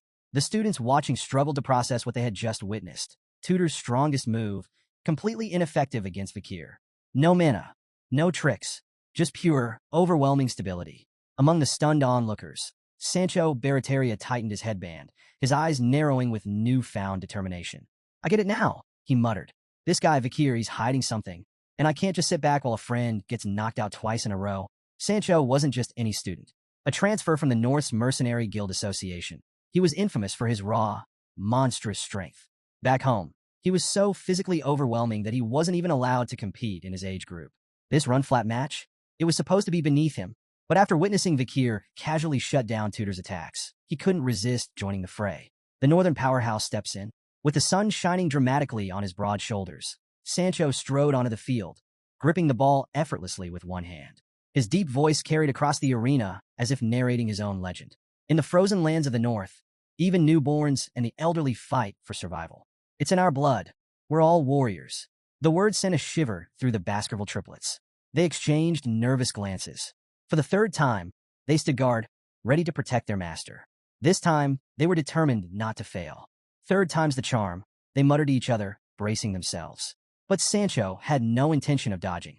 Instead, he charged straight at them like an unstoppable freight train. Total domination. With one sweeping motion, Sancho extended his massive arm in a devastating clothesline. Boom! All three triplets were sent soaring through the air like ragdolls. As they flew past Vikir, their voices rang out in despair. "Master, we're sorry. Please don't kill us." Tears streamed down their faces as they tumbled through the sky. Vikir's expression darkened. His glasses glinted ominously as his eyes glowed red. A quiet but deadly whisper escaped his lips. "Do you want to die?" The triplets could only sob harder as they crashed into the ground with a loud thud. Sancho versus Vikir, the final clash. But Sancho wasn't done. Having cleared the field, he locked onto his true target. Vikir. His muscles tensed, his heart pounded, and his mind focused on a single goal, uncovering the secret that Vikir was hiding. The crowd held its breath. Sancho charged at full speed, his massive frame closing in like a raging bull. The tension in the air was suffocating. The students could barely blink. Was this finally it? Would Vikir finally be knocked off balance? As Sancho lunged forward, he raised his hand high, announcing his intent to unleash his full power. With a thunderous strike, He slammed his fist directly into Vikir's stomach. Boom! The impact echoed across the field. The ground trembled. The moment hung in the air until Sancho's expression changed. Confusion, shock, panic. Because instead of sending Vikir flying, Sancho was the one who stopped moving. His entire arm trembled. It felt like he had punched a mountain. Vikir didn't budge an inch. No matter how much strength Sancho poured into his strike, it was useless. For the first time in his life, the unstoppable force had met the immovable object. Unfazed, Vikir decided to play along. If this was what the crowd wanted, he might as well give them a show. With deliberate effort, he leaped backward, dragging his feet across the ground to create dramatic skid marks before crashing to the earth. Just as the Baskerville triplets had before. The field erupted in gasps and cheers. To the crowd, it looked like Sancho had just sent Vikir flying. Some marveled at Sancho's apparent raw strength, while others whispered in concern, wondering if Vikir was even still alive after such a devastating hit. But Sancho knew the truth. His hand continued to shake as he stared at it, still trying to process what had just happened. What is he? He muttered under his breath, questioning if Vikir was even human. Game over. Class B wins. Still reeling from the impact, Sancho failed to notice one of the Baskerville triplets sneaking up behind him. In a swift, well-practiced move, the triplet snatched the ball and bolted toward the goalpost. The crowd erupted in cheers as the referee's whistle blew loudly. Class B had won. The team celebrated wildly, showering the triplets with praise for their clever maneuver. Meanwhile, on the sidelines, Vikir slowly sat up, casually dusting himself off from his overly theatrical fall. Then, a cold splash of water hit his face. He looked up. Sancho stood over him, holding an empty water bottle, grinning. "You're the real reason Class B won," he said, acknowledging Vikir's silent contribution. Even Tudor approached, an uncharacteristic look of humility on his face. I was jealous," he admitted reluctantly. "I thought I could teach you a lesson in the practicals, but now I see how petty that was. I'm sorry for my actions earlier." The question on everyone's mind. Still intrigued, Sancho didn't hold back. "What's your secret?" he asked outright. "What kind of training do you do to build a body like that?" Or, he hesitated, narrowing his eyes. "Were you using mana during the match?" Vikir casually removed his headgear, shaking his head. "I'm just a commoner," he replied. "I don't have an ounce of mana." Tudor's expression fell slightly, a hint of disappointment flashing in his eyes. "What a shame," he sighed. "With proper training and mana, combined with your physique, you could have been an expert like me." The three exchanged a few more words, the tension between them easing. The beginning of camaraderie. Then, right on cue, Tudor's cheerleading squad arrived. They swarmed around him, waving towels, offering water, and showering him with admiration. Tudor, of course, basked in their attention, a self-proclaimed ladies' man in his element. Meanwhile, Sancho tossed Vikir a towel of his own. These two, Tudor and Sancho, future heroes who would one day hunt demons and fight for humanity during the fall, had no idea just how intertwined their fates would become with Vikir's. As Vikir wiped the water from his face, he instinctively removed his glasses to clean them. And in that instant, time seemed to stop. The sunlight caught his features at the perfect angle. Every single gaze in the crowd, guys and girls alike, was drawn to him. Even Sinclair and Bianca, watching from the stands, felt an unfamiliar warmth creeping up their faces. The nerd they had dismissed earlier was gone. In his place stood a striking figure. The light accentuated his lean, toned frame, his every movement effortless and sharp. And for the first time, his face, free of glasses, radiated an intensity and charisma that left the entire audience stunned. Vikir, oblivious to the growing commotion around him, simply smiled to himself. Seeing Tudor and Sancho like this, before their rise as legendary heroes, felt strange, almost nostalgic. But he had no idea. From this moment on, his quiet days at the academy were over. Things were about to get far more troublesome. The scene shifted to the dead of night. A grand yet eerily silent mansion stood beneath the moonlight.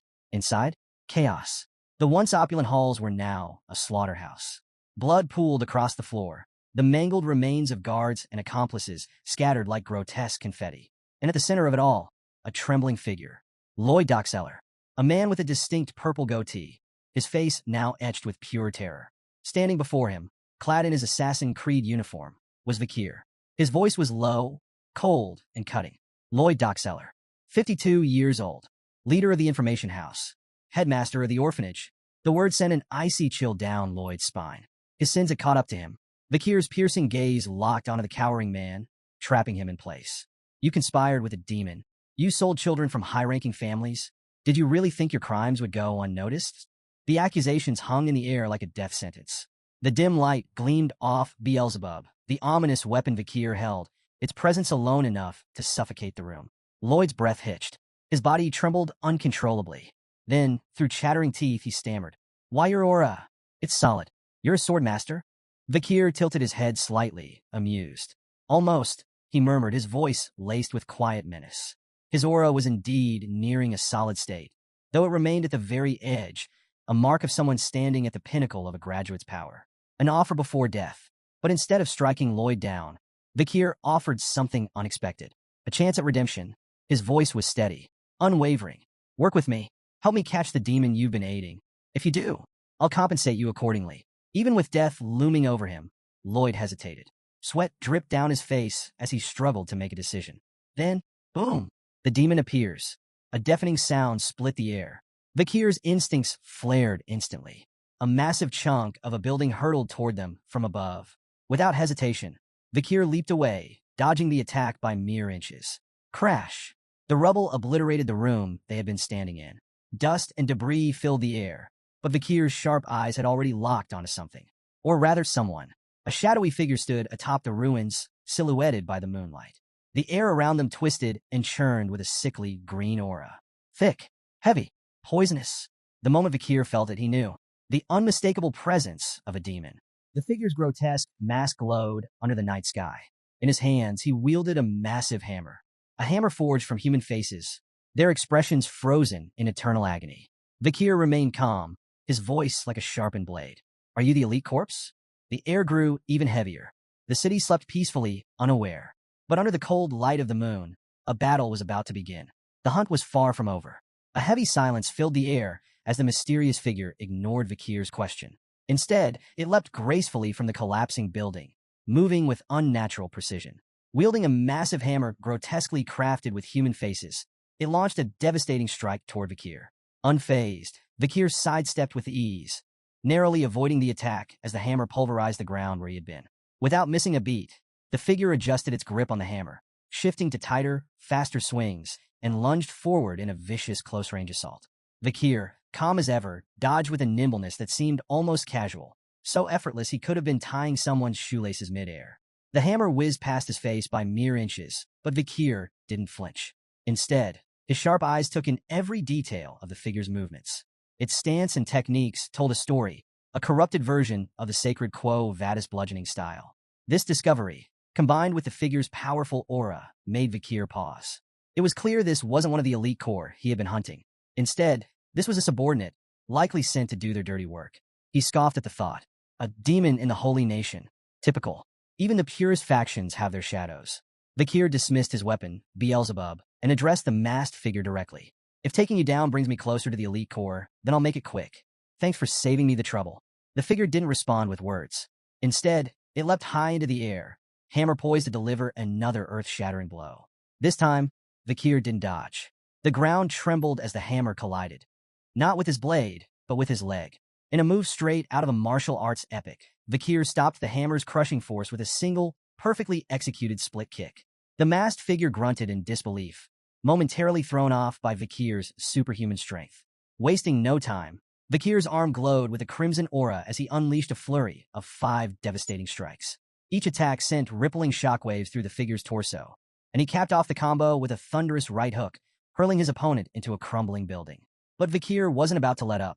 As the figure struggled to regain control, trying to ready its hammer again, Vakir was already there. With surgical precision, he snapped the figure's left arm, forcing it to drop the weapon. Before it could react, Vakir teleported behind it and unleashed a brutal series of strikes, shattering its other arm. With both limbs rendered useless, the figure collapsed. Vakir's ruthless assault continued. He grabbed the figure by its shirt and flung it across the room with terrifying force. The throw ended with a sickening crunch as the figure's back was impaled on a jagged iron pipe jutting from the wall. Pinned and helpless, the figure could only grunt in pain. Vakir approached slowly, his gaze cold and calculating.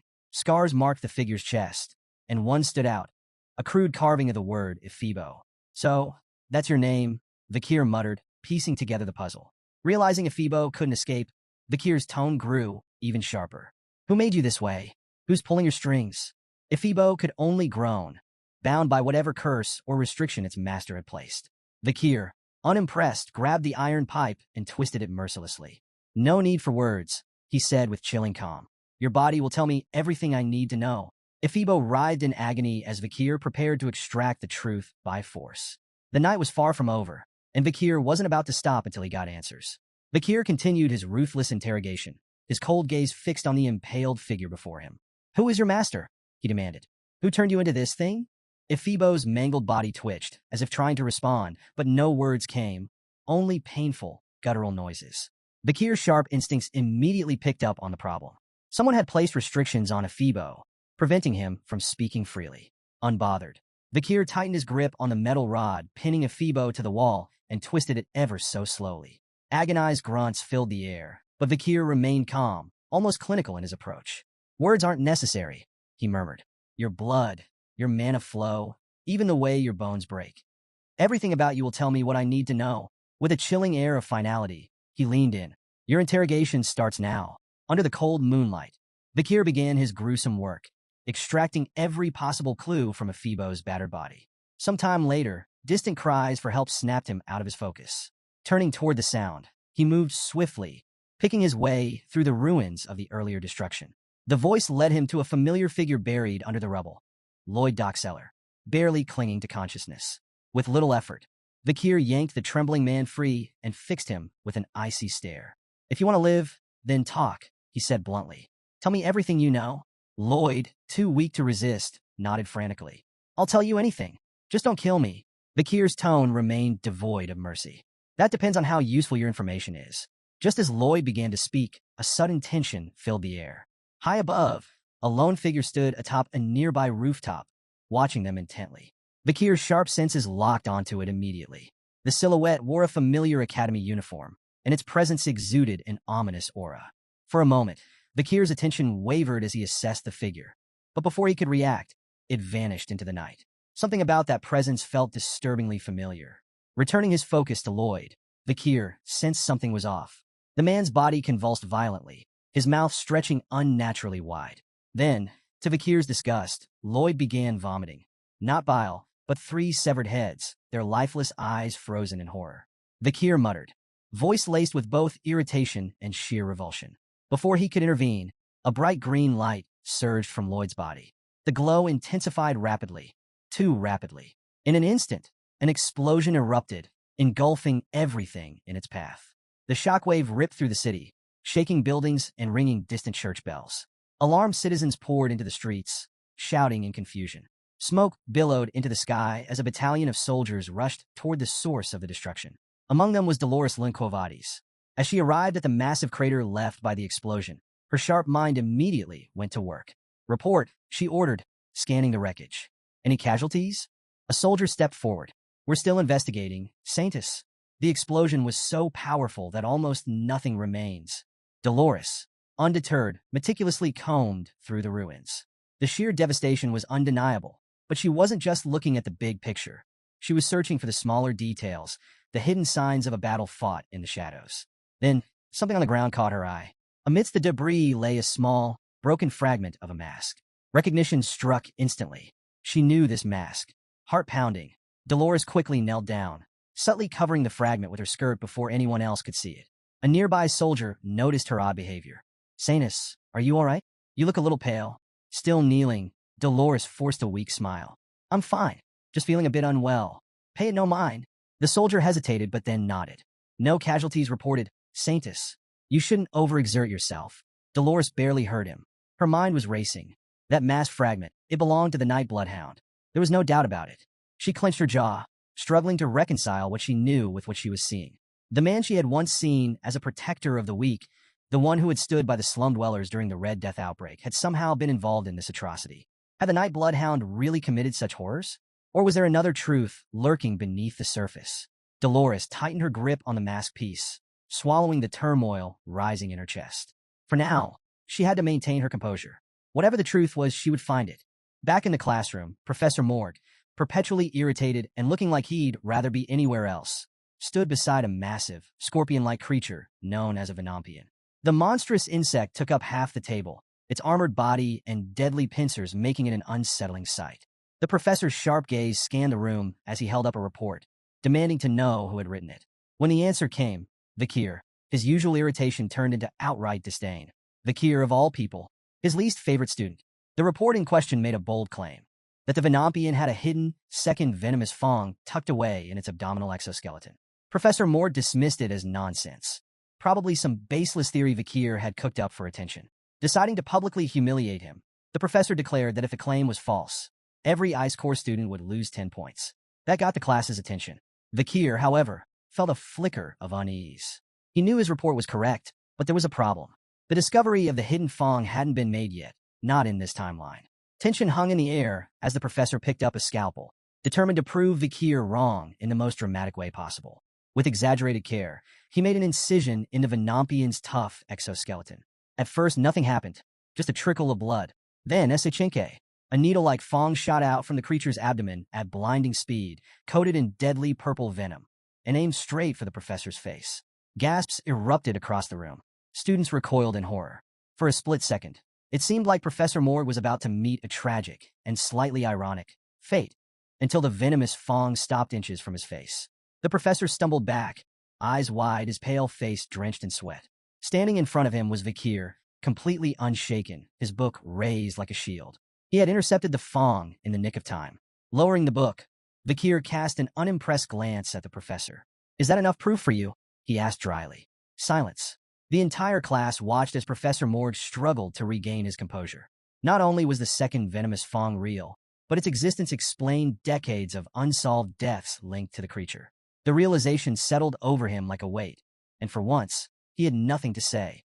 After a long, awkward moment, the professor cleared his throat, doing his best to salvage what was left of his dignity. "All ICE core students will receive an additional point for Vakir's discovery," he announced stiffly. Then, after another pause, he added, "Vakir, see me in my research lab after class. We need to go over your report." Vakir simply nodded, unfazed, and strolled back to his seat at the back of the room. As he walked past, whispers exploded across the classroom. "Did you see that? He just saved the professor. And he was right about the fang. How did he even know that?" For the first time, Vakir's classmates weren't just seeing him as some nerdy outcast. No, this was something else. "He's good at academics and sports," someone muttered, recalling his performance during the run-flat match against Tudor and Sancho. As Vakir reached his seat, PG leaned over and whispered, "Nice work."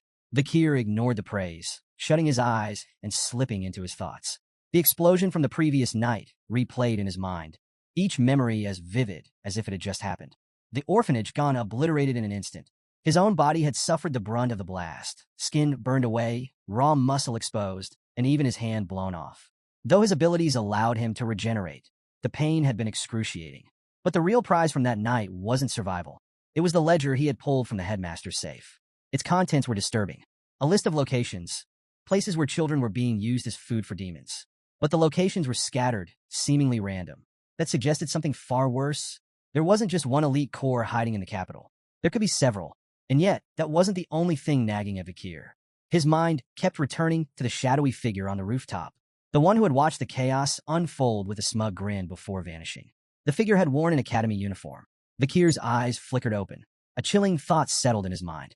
Could one of the 10 elite core be sitting in this very classroom? Elsewhere in the academy, a seemingly ordinary club held influence far beyond its modest appearance. The Lyceum Newspaper Club.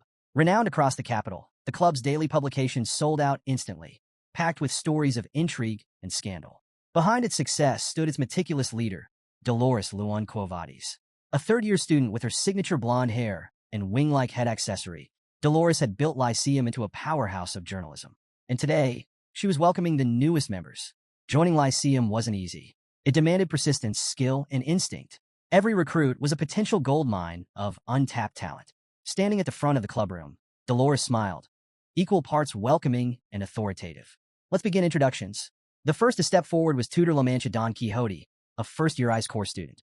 His introduction was nothing short of ambitious. He didn't just want to succeed, he wanted to dominate. Not just in class, but within the club as well.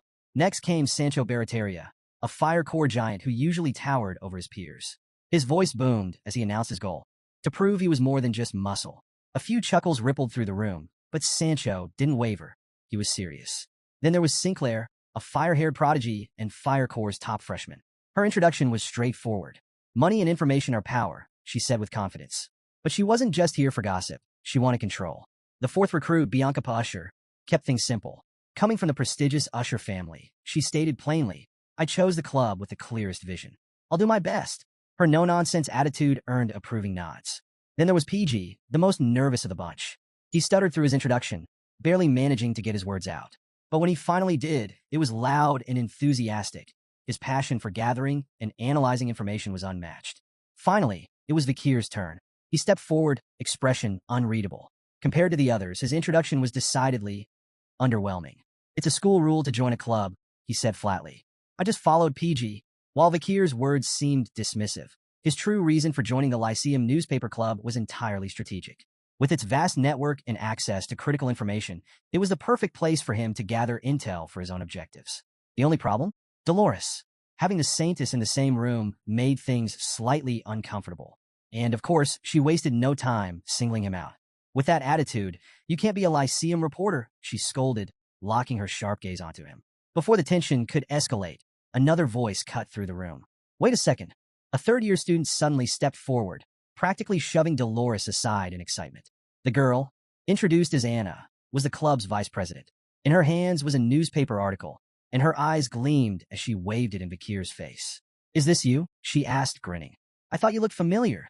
The headline of the article read, Exclusive. Who is the Ice Core freshman who dominated the run-flat match? Right beneath it was a clear, full-color photo of Vikir during the intense game. Vikir remained silent, his expression unreadable, while Tudor burst into laughter. That's definitely him, Tudor exclaimed. Even Dolores looked surprised. She hadn't seen the article before and turned to Anna with suspicion. When did this get released? Anna grinned unapologetically. Oh, last night? I heard rumors about a handsome freshman, and I couldn't let that scoop go to waste. What kind of reporter would I be if I didn't publish it? Dolores sighed, clearly unimpressed. Unbelievable, she muttered. Anna, however, was completely unfazed. Turning back to the first years, she clapped her hands together. Well, now that we're all introduced, let's get started on our first activity. Dolores, momentarily speechless, stepped back as Anna seized control of the room. With her usual enthusiasm, the vice president formally introduced the first-year members' very first assignment. 2 articles were placed on the table. The dates had been redacted, but the contents were disturbing. The first article detailed a mysterious arson attack. An unidentified assailant had burned an orphanage to the ground during the early hours of the previous night. The group gathered closer, scanning the grim details. PG, always quick to connect the dots, was the first to speak. Wait, could this be related to the explosion in the capital yesterday? He asked, his voice barely above a whisper. Anna nodded. She had learned about the incident while outside the academy and revealed that the club suspected something even more terrifying. The same person might be responsible for both the orphanage fire and a high-profile murder in the capital. But the worst part? Most of the orphanage's children had been identified among the deceased. A heavy silence settled over the room. PG leaned in, whispering to Vikir, his voice uneasy. Do you think our target did this? Vikir didn't answer aloud, but deep down he already suspected the truth. The demon he was hunting might very well be behind it all. With all the information laid out, Anna took charge. It was time to craft a headline for their article. The brainstorming session kicked off immediately. Ideas flew across the room. The birth of a terrible villain. The appearance of a monster outside the academy. What are the Imperial Guards doing? But despite the flurry of suggestions, none of them felt powerful enough. Bianca voiced her frustration, agreeing with Tudor, who speculated that the lack of a name for the villain was the real problem. He pointed out that infamous criminals like Jack the Ripper and Bluebeard had left lasting impressions because of their memorable titles. Anna nodded. It made sense. Giving the culprit a nickname could make the story more striking. That's all Tudor needed to hear. Excited, he blurted out his first idea. Deathside Shadow Master. Anna shut it down immediately. Tudor collapsed dramatically, spiraling into self-pity. The group kept throwing out names. The explosion demon that brings misfortune, too long. The orphanage killer, too direct. Mr. Terrorist, which sparked a heated debate. Meanwhile, Dolores remained eerily silent, simply watching the discussion unfold. Then she spoke. Her voice barely above a whisper, she murmured a name. The Nightblood Hound. The room went dead silent. All eyes turned to her. Dolores hesitated for a moment before explaining. The name had come to her after recalling a mask she had picked up at the crime scene. A mask that undoubtedly belonged to the elusive figure. And that wasn't all. She had seen this mysterious individual before. A shadowy figure who had once helped the poor in the slums, even risking exposure to the Red Death to treat the sick. She had believed this person's motives were noble. But now, their presence at the crime scene changed everything. Had the same person really killed the orphanage's children? Had they become a cold-blooded murderer? Before Dolores could fully process her own thoughts, Anna pounced on the name. The group was captivated. The raw, barbaric tone of the Night Bloodhound resonated instantly. Dark, violent, intimidating. Even as Dolores instinctively covered her mouth, embarrassed by her slip, it was too late. The name had already stuck. Anna immediately proposed the headline. Who is the Night Bloodhound, the terror of the capital? But Dolores shut it down. She reminded everyone that Lyceum's articles had to be rooted in truth. They couldn't label someone a criminal without solid proof. A debate broke out between the two leaders. Meanwhile, Tudor turned to Vikir. What do you think? He asked. Do you think the Night Bloodhound is evil? Vikir's response was curt. I don't care. Not satisfied, Tudor pushed further. Come on, give me a real answer. Reluctantly, Vikir exhaled. What I know for certain is that they're not virtuous. So, they're evil, Tudor concluded. Before Vikir could reply, bang, Dolores slammed her hand on the table. The entire room flinched. Standing upright, she demanded to know how Vikir could be so sure. Her intense gaze locked onto his, challenging him. Even Tudor, still gripping Vikir's shoulder, began to sweat from the sudden tension. It was clear they were treading dangerous waters. Dolores wasn't letting this go. She pressed Vikir relentlessly, demanding to know why he believed the Night Bloodhound wasn't a good person. Her sharp, almost cross-shaped gaze bore into him, her intensity making everyone on Vikir's side visibly uncomfortable. Beads of sweat formed on their brows as the room fell into an uneasy silence. But Vikir? He didn't say a word. Tudor, watching the tension unfold, suddenly realized. Had he just started something he shouldn't have?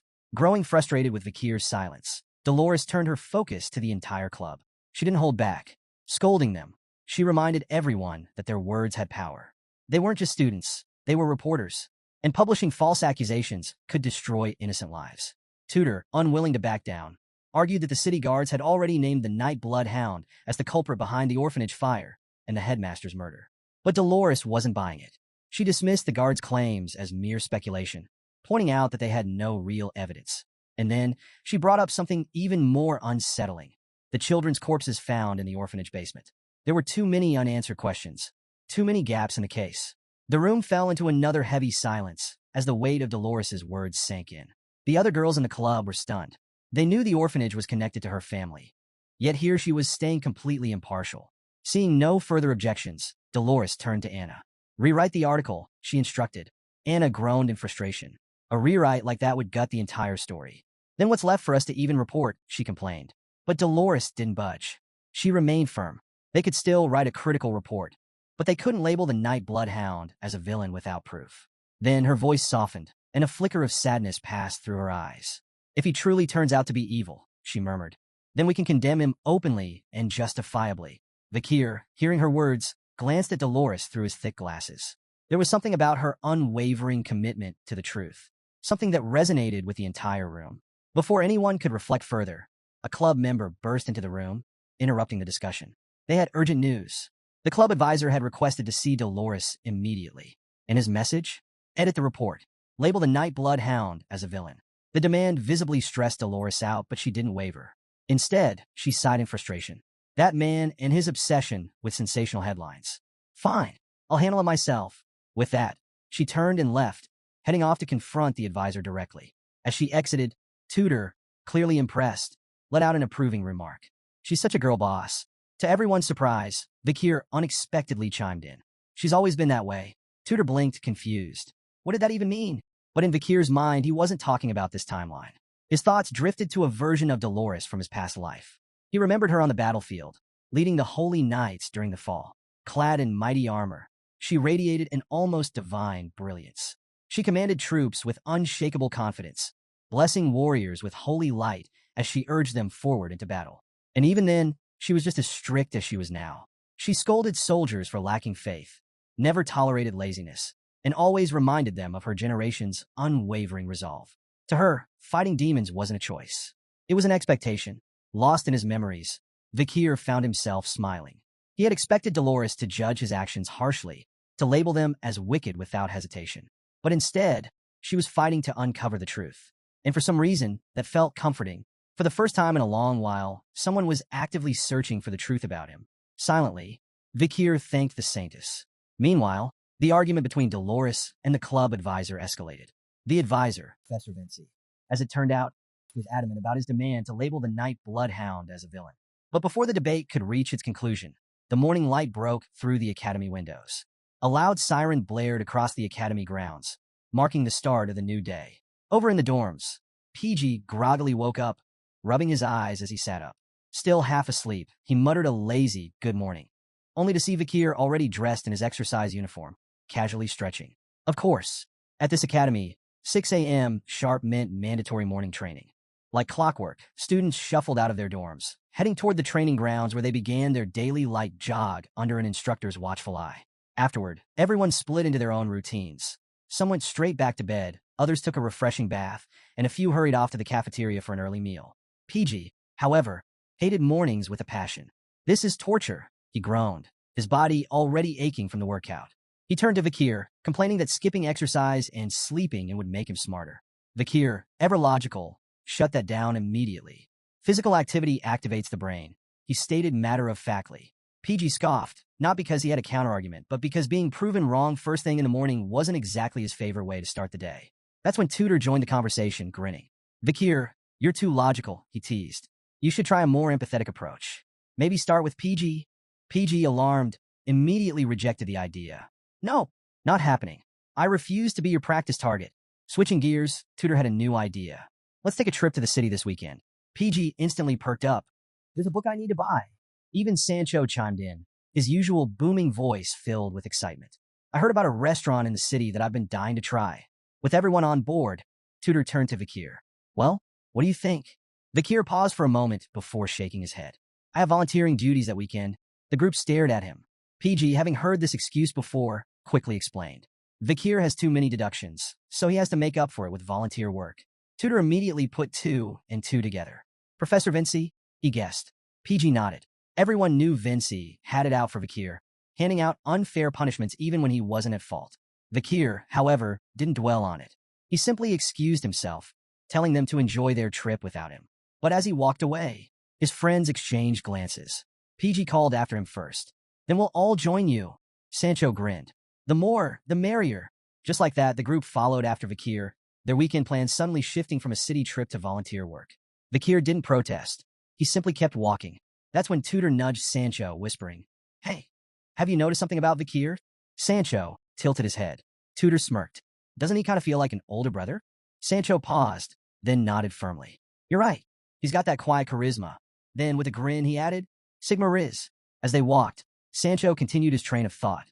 During his time as a mercenary, he had encountered many natural leaders, people who, without trying, just seemed to command respect. And, to him, Vakir fit that mold perfectly. Even PG couldn't help but smile. He had to admit, there was just something about Vakir that made him extraordinary. Vakir always seemed to attract remarkable people. Tutor, from the prestigious Don Quixote family, was born with both status and talent. Sancho, a skilled fighter from the Northern Mercenary Guild, had sought Vakir out early on. And then there was PG, who deeply admired Vakir for reasons beyond his intelligence and strength. Vakir had been the one to help him through a tough time at the entrance party. And beyond that, he was practically flawless in both academics and combat. PG couldn't shake the feeling that, as long as Vakir was by his side, anything was possible. But then, something changed. As they moved through the academy corridors, a chilling aura seeped into the air. Vakir's bloodlust, the unmistakable presence of a hunter, leaked out. His eyes gleamed a menacing red. His very existence pulsed with murderous intent. Right beside him, PG froze. His body went rigid, heart pounding as he sensed the shift in Vakir's demeanor. But Vakir ignored the tension in his group, because he smelled it, the stench of demons. His gaze locked onto a group of 3 students walking ahead, one boy flanked by 2 girls. As they moved further away, Vakir turned to PG, knowing his friend's encyclopedic knowledge of their peers might hold the answer. "Do you know that guy?" Vakir asked, his voice low. PG, still rattled, jolted at the sudden question, but quickly scanned the group. "Oh, him? That's sophomore Bane Kaudzak."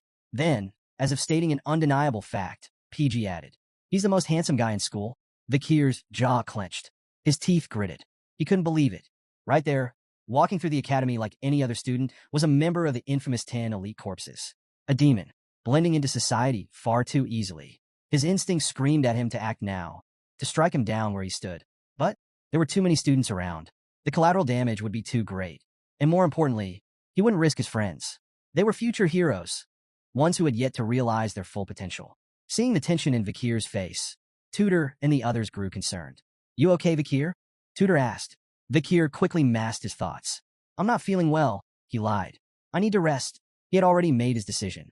Instead of acting recklessly, he would gather more information first.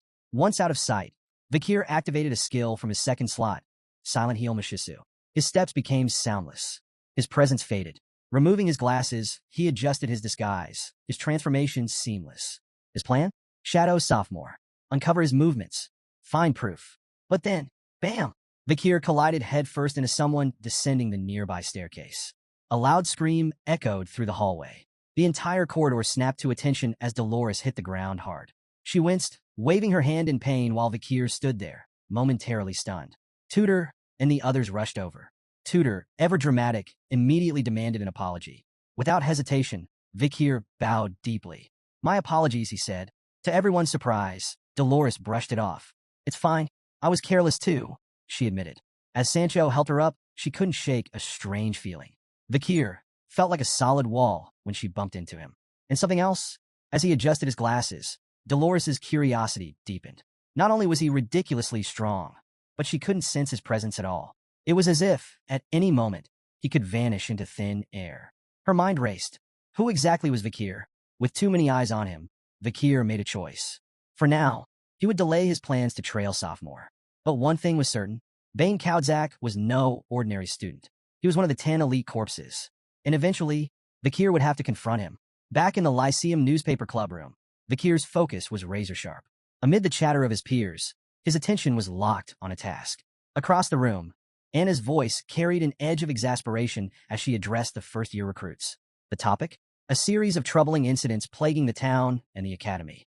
She and Dolores had compiled a summary of these unsettling events, but their limited manpower left them overwhelmed.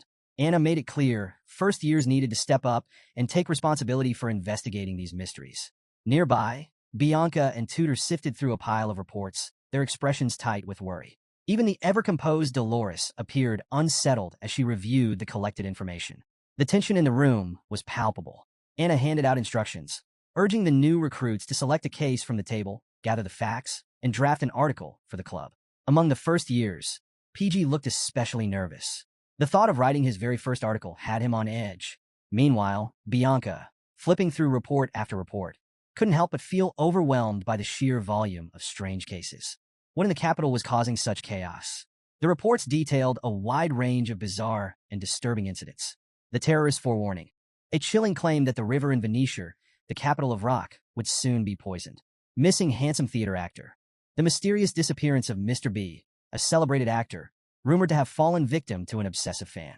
A mysterious murder case. A prominent family head vanished under unexplained circumstances. The murder that shall not be named. A person set for execution insisted their face had been altered, pleading their innocence in a string of violent street attacks. A rapid increase in missing people.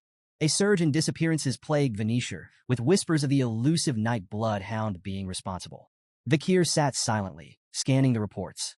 Finally, he picked one. His choice? A missing person case within the academy. 3 students, often seen together, had vanished without a trace. Witnesses speculated it was a romantic elopement. But as Vikir read the details, his expression darkened. A wave of oppressive tension filled the room, his bloodhound aura bleeding out. His eyes blazed with fury as he stared at one name in the report. He recognized it. This missing student wasn't just anyone. They were someone Vikir had been tracking the previous day.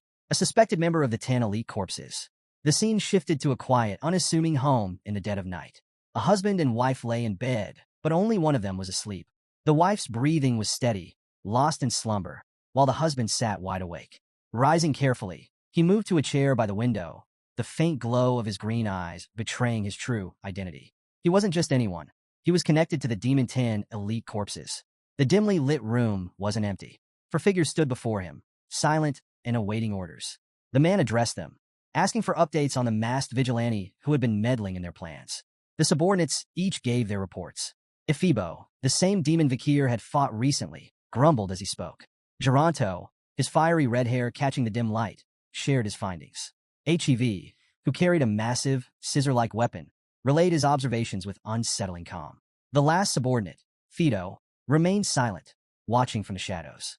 The man's presence exuded authority. He wasn't just part of the Demon 10 elite corpses, he was Dantalion, the 9th corpse.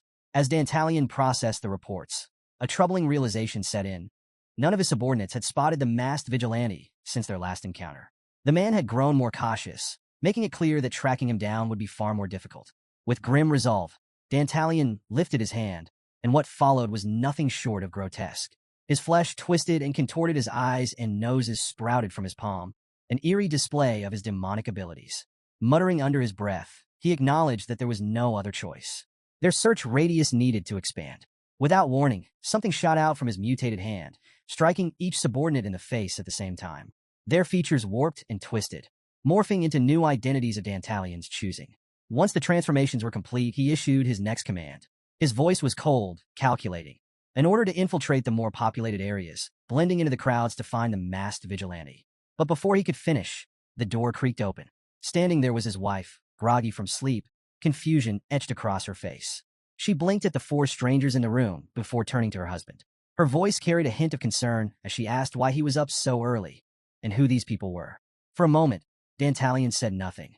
His expression remained unreadable as he simply stared at her. Then slowly he closed his eyes. When he finally spoke, his words were chilling. He admitted that he had wanted to admire her face, alive, untouched, for just a little longer. But now that she had seen this, there was no choice. A single command was given. In an instant, Fido appeared behind her, a blade pressed against her neck. She froze, her breath hitching as the cold steel sent shivers down her spine. Tears welled in her eyes as the weight of the moment crashed down on her. There was no escape. A sickening sound shattered the silence, the unmistakable slice of flesh being cut. Blood pooled at her feet as her body crumpled to the floor. She never even had the chance to scream. Silent tears slipped down her face as life faded from her eyes. Dantalion didn't flinch. As if nothing had happened, he turned back to his subordinates, continuing their discussion without missing a beat. His focus shifted to the ongoing delay in opening the gate, all due to Andromalius's untimely demise. His wife's death? Just another necessary sacrifice. Still seated in his chair, Dantalion began to shift his appearance once more. His features twisted and reshaped, frustration lacing his voice as he called the current situation annoying. With a sigh, he ordered Ephibo to follow him. There was someone special they needed to meet. As his transformation completed, he scratched his chin, his thoughts drifting toward the idea of relieving some of his pent-up stress. The scene shifted to an entirely different setting, one draped in an air of holiness. Dantalion, now disguised as a priest, stood at the heart of this sacred space. A cross hung from his neck, an ironic accessory given the sly smirk on his face.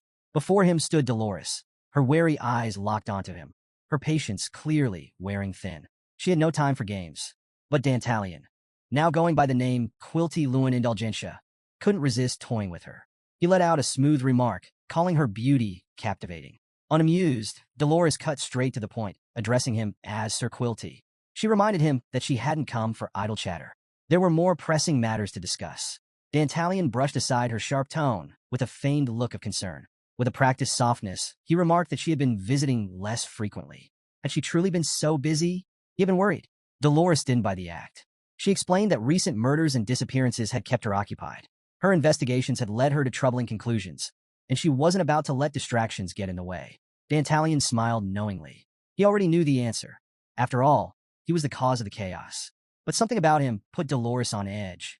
Instinct told her that this man, no matter how polished his words, reeked of deception. Quilty Luan Indulgentia was no ordinary priest. He was the head of the Indulgentia family, a collateral bloodline of the powerful Quo Vadis clan. His family controlled vital resources, monasteries, orphanages, hospitals. But perhaps most controversially, they oversaw the exemption system, a process that allowed the wealthy to wipe their sins clean through hefty donations. A man who dealt in absolution for a price. Dolores had seen enough corruption in her time to know one thing for certain. This man was dangerous. Dantalion leaned in, his voice smooth yet probing. Why had Dolores come to see him? She didn't hesitate. Her purpose was clear. The exemption system had to be abolished. Allowing sins to be pardoned with wealth alone was unjust, a stain on morality. Dantalion, ever the manipulator, countered her argument with a practiced smile. The system, he claimed, was an integral part of the church's doctrine. In his view, donating vast sums of money was already a severe punishment, one that ensured the church thrived. But Dolores stood firm. True repentance, she argued, required sinners to expose their crimes and face genuine consequences. Her conviction was undeniable, strengthened by the holy light casting a glow behind her.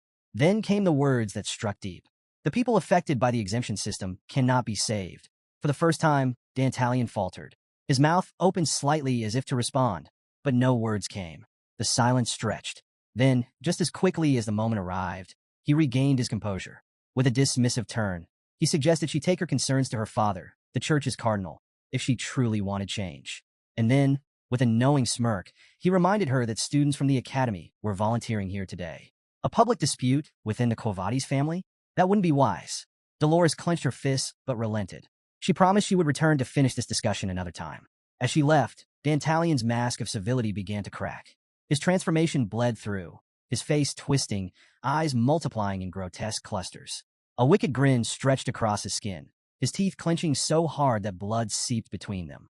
He fought the overwhelming urge to collect her face. To him, Dolores, the saintess, was the most exquisite masterpiece he had ever laid eyes on. But he wouldn't take her yet. No, he would wait. He would savor the moment when the world plunged into chaos. Then, and only then, would he claim her face in its most despairing state. Trembling with anticipation, Dantalion uttered a silent prayer, a plea for his brethren to hasten the descent of darkness. The scene shifted. Vikir stood before the towering gate of a grand building, his sharp eyes scanning its structure. According to Cindy Wendy's report, this orphanage was linked to the 10 elite corpses. By analyzing Andromalius's ledgers, they had uncovered its connection to the demons.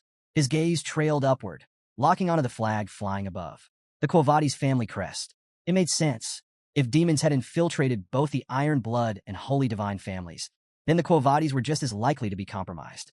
The Night Bloodhound's recent activities had put a target on his back, so Vikir decided to take a subtler approach, volunteering. A perfect cover for a deeper investigation. But just as he steeled himself for the task ahead, 3 familiar voices interrupted his thoughts. Turning, he found PG, Tudor, and Sancho standing beside him. Before he could protest, Tudor threw an arm around his shoulder, grinning. "Lucky you, Vikir. You've got such loyal friends willing to volunteer with you." Vikir let out a long sigh, rubbing his temple. He hadn't asked them to come. A nervous sweat drop formed on his forehead. This was supposed to be a covert investigation. Today was about to get a lot more complicated. The Academy's 10-day-long golden holiday had officially begun. A time of grand celebration. This break honored both the school's anniversary and the Easter of the Loon Church, offering students the perfect excuse to visit their families, explore the imperial capital, or simply relax. But not everyone was indulging in festivities. Back at the orphanage, the boys stepped inside for their volunteering assignment. Tudor's voice rang out, teasing Vikir about how lucky he was to have such loyal friends tagging along, unlike the rest of the students who were out enjoying their well-earned break. Of course, each of them had different motives for being there. Sancho was thinking ahead, wanting to knock out his volunteer hours early. PG had a genuine love for helping others. Tudor? He was just here for the fun of it. As for Vikir, their presence felt more like a burden than a blessing. Tudor's gaze swept across the vast hall, whistling at its sheer size. "This has to be the Indulgentia orphanage," he guessed. PG nodded, confirming it was the largest orphanage in the imperial capital. He also revealed an interesting detail. The orphanage's headmaster, Quilty Lun Indulgentia, wasn't just its founder, but also an external lecturer at the academy. Sancho, surprised, asked who this Quilty guy was. PG pointed to a large portrait hanging nearby. The painting depicted Quilty Lun Indulgentia, a man from the maternal side of the Quavades family, making him an influential figure within the Loon Church. But then, PG mentioned something even more intriguing. There was notable tension between Quilty and the saintess, Dolores, due to their opposing religious beliefs. Tudor groaned at the thought. The last thing he wanted was to get dragged into some high-profile family feud. Meanwhile, Vikir remained silent, standing at the back, deep in thought. The mention of the popular headmaster piqued his curiosity. He made a mental note to keep a close eye on Quilty during their stay. Before long, the group stood before the church staff. A nun greeted them warmly, young children peeking out nervously from behind her. With a gentle smile, she welcomed the student volunteers and explained their task. For the next 10 days, during the golden holiday, they would serve as teachers for the children.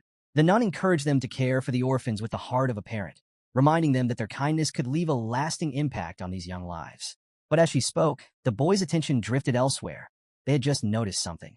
Or rather, someone. Tudor was the first to break the silence. "Wait, why are Bianca and Sinclair here?" The 2 girls approached, and Bianca immediately took offense at his tone. She let out an annoyed grunt before snapping back, saying they were here to volunteer, just like them. Then, flipping the question, she asked why they were even there. Unfazed, Tudor smirked. A hero doesn't need a reason to do good deeds. Bianca visibly cringed at his words. She absolutely hated his so-called hero complex. a classic trait of the Don Quixote family. As they bickered, Vikir and PG were focused on someone else. Sinclair. The gray-haired girl stood in front of them, radiating warmth. Her smile was bright, her energy unmistakable. Clearly thrilled to see Vikir, she nervously stepped forward. With a slight stammer, she extended her hand to him. She admitted that they hadn't spoken much before, but hoped they could get along during the next 10 days. Vikir hesitated for a moment before shaking her hand. He simply echoed her sentiment, agreeing that they'd work well together. But Sinclair's reaction? Far more dramatic. She clutched her hand as if she had just received a priceless treasure, her face glowing with excitement. Then, with absolute sincerity, she declared, "I'm never washing this hand again." Vikir blinked. This holiday was already shaping up to be a lot more eventful than expected. Meanwhile, PG leaned in close to Vikir, his voice hushed with intrigue. He had noticed something earlier. Sinclair had specifically requested to be placed at this orphanage. He had seen her speaking with the volunteer coordinator, making sure she ended up in the same location as Vikir. So much for coincidence. Vikir mulled over PG's words, silently deciding to stay wary of Sinclair. But before he could dwell on it, his sharp eyes scanned the room, picking up on something strange. The headmaster, Quilty Lindindulgentia, was nowhere to be seen. A man of such high standing should have at least made an appearance, yet he was absent. Suspicion flickered in his mind. But before he could pursue that thought, the nun's voice rang out, announcing that it was time for the children to choose their teachers. The moment the words left her lips, chaos erupted. The children surged forward, swarming the volunteers with boundless energy. Tutor laughed as he scooped up 2 kids at once, thrilled by their enthusiasm. Sancho was already running around, giving piggyback rides to a group of giggling children. Bianca, meanwhile, found herself completely smitten by how adorable they were. Even Sinclair was in her element, surrounded by kids as she animatedly read a funny story from a book. And then there was Vikir, standing stiffly before 3 small children. He spoke in his usual gruff, monotone voice. Names?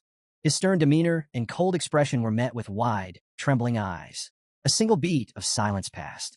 Then, in unison, the kids burst into tears and immediately bolted toward PG for comfort. PG gently patted their heads, consoling them, before turning to Vikir with an amused but pointed piece of advice. Try smiling a little. Vikir stood there, stunned. Interacting with children was far more difficult than he had anticipated. He had always done well with people like PG and Marin, but this was an entirely different challenge. As he tried to process the situation, something caught his eye, a small, blonde-haired girl quietly slipping out of the room. His instincts kicked in. Vikir followed her and found her sitting alone by a pillar, her tiny form curled up, her face shadowed with sadness. Approaching quietly, he spoke in a low but gentle voice. Crowded places can be overwhelming. The girl flinched slightly at his sudden presence. If I'm not careful, people misunderstand me too. His words hung in the air, but the girl refused to look at him. Vikir sighed. His usual directness wasn't working. He recalled Ian's advice. Kids won't answer if you question them too bluntly. You have to soften up first, smile, make it easier for them to talk. Taking a closer look, he noticed the name tag on her chest. Slowly, he knelt down her level and, for the first time, made a genuine effort. With a softer expression, he smiled and said, "Perry, right?" The girl froze. Her eyes widened in shock, her cheeks turning pink as she stared at him. Then, instead of responding, she turned and ran off. Again, Vikir blinked. Was his smiling face, somehow, even scarier than his usual one? As he stood there, contemplating this, a familiar voice spoke beside him. It was Dolores. The saintess had seen everything. She approached with a knowing smile, reassuring him. She didn't run because she dislikes you. Then, with a hint of surprise in her voice, she added, "I didn't realize you had such a kind side." Dolores went on to explain that Perry had suffered a deep emotional wound, which led to a condition called aphasia. She had lost her ability to speak entirely. Curious, Vikir asked what had happened to her. Dolores sighed. She didn't know all the details. Perry had been born in this orphanage and spent all 13 years of her life here. Over time, countless volunteers had come and gone. At first, they would approach her with kindness, but as life pulled them in different directions, they always left. Eventually, Perry stopped forming attachments. She shut her heart off entirely. As Vikir reflected on Perry's heartbreaking story, a sudden shiver ran down his spine. His instincts flared to life. Something was wrong. His body tensed, a cold sweat forming on his skin. From the shadows, an unseen presence emerged, setting every fiber of his being on high alert. Before Dolores could continue speaking, Vikir moved swiftly. In an instant, he covered her mouth, silencing her completely. Without hesitation, the two vanished from the hallway, slipping into the darkness. Just as 2 men entered the scene. One of them, a man dressed in green, spoke in an exaggerated tone, loudly complaining about how long it had been since he had last met with Quilty Lun Indulgentia. Quilty, ever composed, simply offered a polite excuse. He had been preoccupied with the overwhelming number of face-to-face confessions that required his attention. Standing beside him was Fido, a silent, imposing figure, exuding an aura of menace without uttering a single word. But the man in green wasn't here for mere conversation. He had a purpose. With an air of entitlement, he declared that he had come to purchase an exemption. Quilty, unfazed, asked the standard question. How much time do you need pardoned? The man didn't hesitate. 1 billion gold's worth. A deadly silence filled the space. Then, the man revealed his crime. He had purchased a barbarian slave, and, while attempting to discipline them, accidentally killed them. Quilty's interest was piqued. For a wealthy noble, spending such an exorbitant sum to erase the death of a single slave seemed excessive. But the man continued, revealing the true depth of his sins. Blinded by rage after the killing, he had burned down an entire village of slash-and-burn farmers on his way home. From the darkness, Vakir and Dolores remained hidden. Vakir's hand was still firmly over Dolores's mouth, his bloodhound instincts sharpening as he took in every word. But it wasn't just the conversation that held his attention. It was the scent, a familiar scent, one that he had encountered before back at the academy. His mind worked fast, piecing together the fragments of the puzzle. Meanwhile, the man in green continued speaking in a casual, almost bored tone, discussing his massacre as if it were nothing more than a business transaction. 500 million gold, he explained, was simply to justify his actions. The other half? A gift to the god who would cleanse him of his sins. Vakir's eyes narrowed. This was no mere corruption. This was pure rot, festering in the heart of the institution. Then his focus shifted to Quilty. The stench of an elite corpse was unmistakable, clinging to Quilty like a second skin. Vakir's suspicions were confirmed. Quilty Lun Indulgentia, one of the most powerful figures in the church, was also one of the 10 elite corpses. With an unshaken expression, Quilty reassured the noble. As long as you make generous offerings, God will forgive your wrongdoings. His tone was one of calm conviction, but to Vakir his words reeked of manipulation and deception. Meanwhile, Dolores was growing increasingly frustrated with Vakir's actions. She struggled against his grip, determined to break free. Vakir, however, silently pleaded with her to stop. They were too close to the enemy. Any noise could be fatal. But Dolores wasn't the type to sit idly by. With a swift shift of her weight, she pushed back against him, her annoyance evident. In a sharp whisper, she demanded that he release her. That one small movement was all it took. A faint commotion, small but enough to draw attention. A shadow loomed over them. Then suddenly he was there. Ifibo, the silent, menacing subordinate at Quilty's side. He stood before them, his expression deadly serious. Vakir and Dolores froze. Ifibo had found them. There was no escaping this. Vakir's mind raced, assessing the situation. But then he noticed something. A familiar scent clung to Ifibo. It was unmistakable, the stench of an elite corpse. Before he could react further, Quilty stepped out from the shadows, his usual composed smile in place. His tone was deceptively friendly as he greeted them, feigning delight at the presence of the saintess herself. With a teasing lilt, he remarked on Dolores's choice of activities, joking that she must have a habit of hiding and eavesdropping. Then, with a sly grin, he leaned in, adding something far more scandalous. Or perhaps, you were just enjoying some alone time with your fellow peer? Dolores stiffened, her expression shifting from shock to outrage. It was bad enough that they had been caught in such a compromising situation, but to have Quilty twist the narrative into something indecent? Before she could even process her fury, Quilty's gaze shifted. Now his focus was entirely on Vakir. Taking in the academy uniform, Quilty deduced that Vakir was one of the student volunteers. But something caught his attention, something he hadn't expected. His demonic eyes, glowing a sickly green, studied the young man carefully. At first, Vakir's glasses obscured his face. But when Quilty leaned in, he finally saw it, a face of striking handsomeness. A perfect specimen. Inside his twisted mind, the elite corpse's thoughts spiraled. He coveted Vakir's face. He needed it. It would fit beautifully into his prize collection. But before Quilty could indulge in his fantasies, his brother interrupted with a persistent cough, a reminder that business awaited. Quilty blinked, momentarily snapping back to reality. With his usual unsettling smile, he bid Dolores and Vakir farewell before leaving with his group. As they departed, Vakir remained silent, his sharp gaze lingering on Ifibo. Dolores, however, was fuming. Her emotions boiled over as she replayed everything that had just happened. She had just witnessed Quilty and his brother openly discussing the sale of exemptions, laughing about buying their way out of sin. She had listened as they mocked the god she had devoted her life to. And worst of all, she had been powerless to stop it. That was unforgivable. Finally, she snapped. Turning on Vikir, she demanded answers. Why did you pull me behind that pillar? Do you have any idea what that looked like? You made it seem like we were spying. But as she raged, she suddenly paused. Something about Vikir's demeanor caught her off guard. Despite everything, he was unervingly calm. Then, in a voice softer than she expected, Vikir spoke. I'm sorry for acting so suddenly. Dolores froze. An apology? From Vikir? His words were calm, sincere, so different from his usual rough, unbothered attitude. He assured her that he would be more careful next time, his tone steady and composed. Dolores was left speechless. She had prepared herself for a fight, for him to brush her off or argue back. But this was unexpected. Vikir turned to leave. He simply stated that he had wasted enough time here and needed to return to his volunteer duties. But Dolores didn't move. She just stood there, stunned, because for the first time, she had seen something in Vikir's eyes. Something deeply buried. A flash of anger. And for the first time, she realized that Vikir was not as emotionless as he seemed. Through meticulous research and careful observation, Vikir had pieced together crucial details about Quilty Luan Indulgentia. Every day, Quilty spent exactly 2 hours at the orphanage. In that short window, he conducted his grim business, selling exemptions to nobles and merchants, exchanging gold for absolution.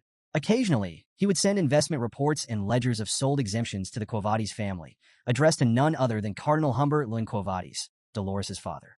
But Vikir's most chilling discovery was about Quilty's personal escort. He was always accompanied by 4 guards, and after careful investigation, Vikir had confirmed something disturbing. One of those guards was the masked figure he had encountered during the orphanage explosion. The distinct scent they carried was an exact match, which could only mean one thing. If one of these guards was that powerful, the other 3 were just as dangerous. They likely possessed strength comparable to high-ranking academy graduates. The odds were stacked against him. Vikir knew his next steps. To eliminate Quilty, he had to neutralize his 4 guards first. Attacking an elite corpse head-on, especially one with a formidable escort, was suicide. For now, he needed to plan carefully. With his investigation and strategy settled in his mind, the scene shifted back to his friends. From a distance, PG, Tudor, and Sancho watched in disbelief. There was Vikir, silently and diligently washing a massive pile of laundry by hand, and not a washing machine in sight. The 3 whispered among themselves, trying to make sense of it. Had Vikir been pushing himself too hard? Sancho felt a pang of guilt. He had planned to take it easy, doing just enough to complete his volunteer hours. But now, seeing Vikir working so tirelessly, he couldn't help but feel ashamed. Tudor, on the other hand, was inspired. Watching Vikir's selflessness stirred something deep within him. His fist clenched as he made a vow. I need to work harder if I want to be a true hero, just like Vikir.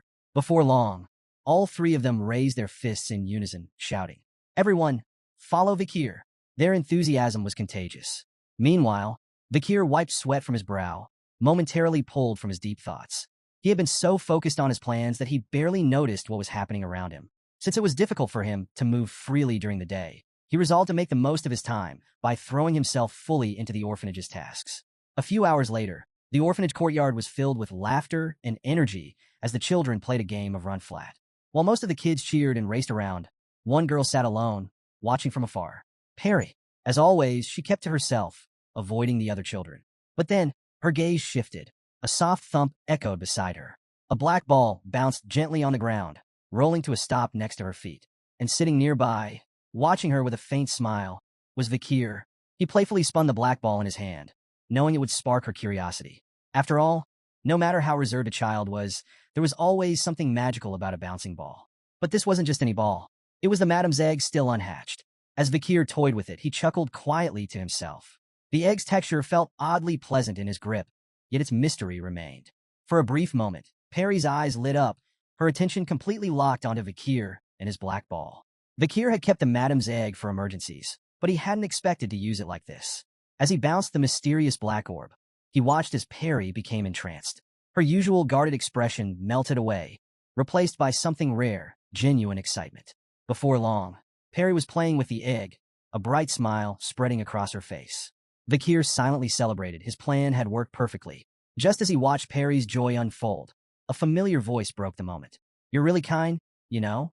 Vikir turned to see Sinclair approaching from behind, smiling as she watched him. Her words weren't just an observation. They carried a clear intention. She stepped closer, her gray eyes twinkling. At first, she admitted she had thought Vikir was just a stoic, no-nonsense guy, someone unapproachable. But now, she wanted to get closer to him. Despite being a year younger, she asked if it would be okay to speak more casually with him. Vikir gave her the bombastic side-eye, but after a moment of silence, he relented. "Do as you wish." Sinclair beamed, her excitement barely contained. Immediately, she enthusiastically declared that she would start calling him brother. Vikir shut that down instantly. "No." Sinclair giggled, completely unfazed. She promised to come up with a better nickname the next time they met. Vikir, keeping it short and simple, just nodded. As they spoke, Perry continued playing with the madam's egg.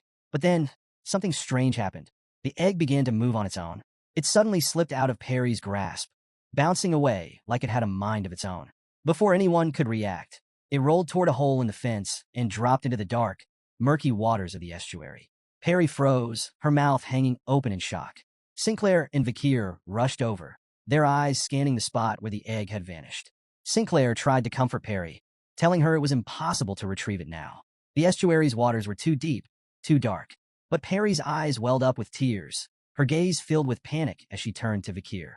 For the first time, she looked to him for help. Vikir knelt down, his voice steady, reassuring.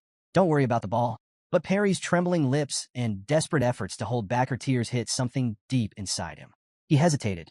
Then, without another word, he unbuckled his uniform. There was no choice now. He couldn't leave her like this. Meanwhile, Dolores stood nearby, letting out a deep sigh as her thoughts drifted back to everything that had happened earlier. Her mind kept circling back to Vikir. At first, she hadn't thought highly of him. To her, he was just some reckless troublemaker, someone who had judged the night bloodhound too quickly and racked up so many demerits that he had to do volunteer work just to make up for it. But then she started hearing things. Tudor, practically bouncing with excitement, had told her that when the kitchen staff needed help, Vikir was the first to step in. Sancho, still in his cook's uniform, added that not only had Vikir helped distribute food, but when there was no hot water, he had gone out to fix the pipes himself, all while skipping his own meal in the process. PG chimed in, saying that Vikir had handled the laundry, even repairing the boiling system so they could clean clothes more efficiently. And then there was Bianca, who casually mentioned that Vikir had spent time hanging clothes with her before heading off to set up the gym for the children when they asked him to play. Hearing all of this left Dolores unsettled. Why did everyone seem to think so highly of Vikir? Had she been wrong about him? And then it hit her she had been the one with prejudices all along. She had assumed Vikir was judgmental. But in reality, it was her own bias clouding her view of him. And as clarity set in, she realized something else. Vikir had never intended to humiliate her earlier. He had hidden her behind that pillar because he had noticed Quilty approaching first. He had been protecting her, and she had lashed out at him for it. With a newfound sense of understanding, Dolores decided it was time to find Vikir and apologize. Not long after, Dolores spotted Vikir standing near the fence, alongside Sinclair and Perry. The three of them were peering into the murky estuary, searching for the lost ball. But then, something unexpected happened. Dolores's confusion deepened, and Sinclair's face turned bright red as she frantically covered her eyes. Because right in front of them, Vikir had neatly placed his uniform and shoes beside the fence, stacking them with military precision. Then, without a word, he vaulted over the barrier and plunged into the estuary below. All three girls stood frozen, their expressions locked in stunned silence. Vikir disappeared beneath the dark water. For a few moments, nothing happened. Then he resurfaced. In his outstretched hand was the ball, dripping with water, but completely intact. He had done it, completely soaked in black water. Vikir looked like someone who had just conquered a legendary quest. And as if the universe itself had been waiting for this moment, the clouds above parted. The sun broke through, its golden light spilling across the estuary. The rays bathed Vikir in a soft glow, amplifying his aura and making him seem almost otherworldly. A true main character moment. Turning toward the trio, Vikir held out the ball and spoke softly to Perry. "Now, you don't need to feel sorry for losing it." His kindness left all three girls staring at him in disbelief. It wasn't just the act of retrieving the ball, it was the effort, the care. But for Perry, the moment meant something even deeper. She stared at Vikir, her wide eyes locked onto him. Something inside her stirred. For so long, she had lived in silence. But now, her heartbeat, once quiet and dormant, had begun to echo once more. Under the warm sun, the boys were out in the open field playing football with the children. The atmosphere was filled with infectious energy as laughter and cheers echoed all around. Everyone was immersed in the joy of the moment, running and kicking the ball with unrestrained enthusiasm. After what felt like an endless session of fun, the boys finally slowed down, drenched in sweat and utterly exhausted. Tudor wiped his forehead, a grin spreading across his face as he marveled at the fact that this was their final day of volunteering. Sancho agreed with a nod, commenting on how quickly time had flown by. The realization hit them hard. This was their last chance to make memories with the kids. With a burst of renewed determination, the trio decided to go all out, promising to keep playing until they had no energy left. Fueled by their resolve, they dove back into the game, their spirits high and their hearts full. Meanwhile, under the shade of a tree, Vikir sat in his usual spot, lost in his own thoughts. Beside him sat Perry, her small frame tense with nervousness. Her flushed cheeks betrayed her feelings as she clutched a delicate bouquet of flowers. Her eyes flickered between the flowers in her hands and Vikir, who seemed entirely unaware of her internal struggle. Summoning her courage, Perry inched closer to him and, with a quick but purposeful motion, gently placed a handmade flower crown on his head. Vikir blinked in surprise, his hand instinctively reaching up to touch the unexpected adornment. He tilted his head, trying to make sense of it, as a flicker of confusion crossed his face. Before he could say anything, Perry waved her arms frantically, her nervous energy palpable. Determined not to let her shyness stop her, she took his hand and began writing carefully on his palm. Her silent gestures conveyed her heartfelt gratitude for everything he had done, for sitting with her during his time at the orphanage and retrieving her lost ball from the estuary. Through her actions, she expressed how much his presence meant to her. Vikir felt the sincerity in her unspoken words. In his usual calm demeanor, he reassured her that it had been nothing. He simply enjoyed sitting under the tree with her. Perry hesitated for a moment, her fingers hovering uncertainly. Gathering her resolve, she wrote one final message, a question. "Can we meet again?" Her hopeful expression tugged at Vikir's heart. He remembered what Dolores had told him about Perry's past, how everyone she grew close to eventually drifted away, leaving her to face the ache of solitude once more. Her silence wasn't just a condition. It was her shield, protecting her from the sting of abandonment. As he gazed at her, Vikir felt the weight of his own reality. His life, filled with relentless demon hunting, left little room for promises. Death was always close at hand, and he knew the danger of raising false hopes. But at that moment, seeing the light of hope in her eyes, he made a choice. With quiet conviction, he told her, "We'll meet again." Perry's face lit up with pure joy. Her smile, so radiant, it was as though the sun itself had brightened. Vikir then added sincerely, "If there's a tomorrow for me, I'll come back." His words filled her heart with hope. In response, Perry carefully wrote one last message on his palm, calling him her older brother. Vikir chuckled softly, the warmth of her sentiment melting away some of his guarded exterior. With a playful correction, he gently told her to call him uncle instead. In the grand hall of Indulgentia Orphanage, Quilty stood before the gathered crowd, his voice laced with emotion. His words resonated deeply, moving many to tears as he spoke about the children, those who had been separated from their parents and had found a home within the orphanage's walls. With a solemn tone, he praised the volunteers, calling their time with the children priceless. Through their efforts, the orphans had experienced the warmth of a parent's love, something many had long been deprived of. Continuing his speech, Quilty expressed his hopes for the children's futures, believing they would grow into great individuals thanks to the care they had received. Wrapping up his address, he reminded the volunteers of the love they had received over the past 10 days and encouraged them to carry that love forward into the world. As he concluded, a staff member rolled out an enormous donation box, its polished surface gleaming under the hall's lights. The sight immediately sent PG into loud, dramatic sobs. Meanwhile, Vikir watched the scene unfold in silence, his eyes narrowing slightly. It was almost amusing. Quilty had finally decided to make an appearance, and of course, it was on the very last day. However, as he listened, amusement turned into seething disgust. A demon speaking about kindness, love, and generosity? The hypocrisy was unbearable. Quilty skillfully pulled at the volunteers' heartstrings, stirring their gratitude and sense of duty, all while angling for their gold. Vikir's sharp gaze quickly took in the details. All 4 of Quilty's bodyguards stood close by, making any ambush far more complicated than he had hoped. Still, a faint grin tugged at his lips as his eyes briefly flickered red. The odds were stacked against him, but that didn't matter. His preparations were complete. Today he would hunt the elite corpse. One by one, the volunteers stepped forward, dropping generous amounts of gold coins into the donation box. The queue moved steadily, but Vikir remained where he was, standing apart from the others. Noticing this, Sinclair approached him, her curiosity piqued. "Why aren't you donating?" Vikir's answer was blunt. "I don't have any money." Her brows lifted in surprise. An academy student without money? That was unusual, but the truth ran deeper. Vikir had no intention of giving gold to a demon. Before she could dwell on it, Sinclair shifted topics. announcing that she had finally decided how to address him.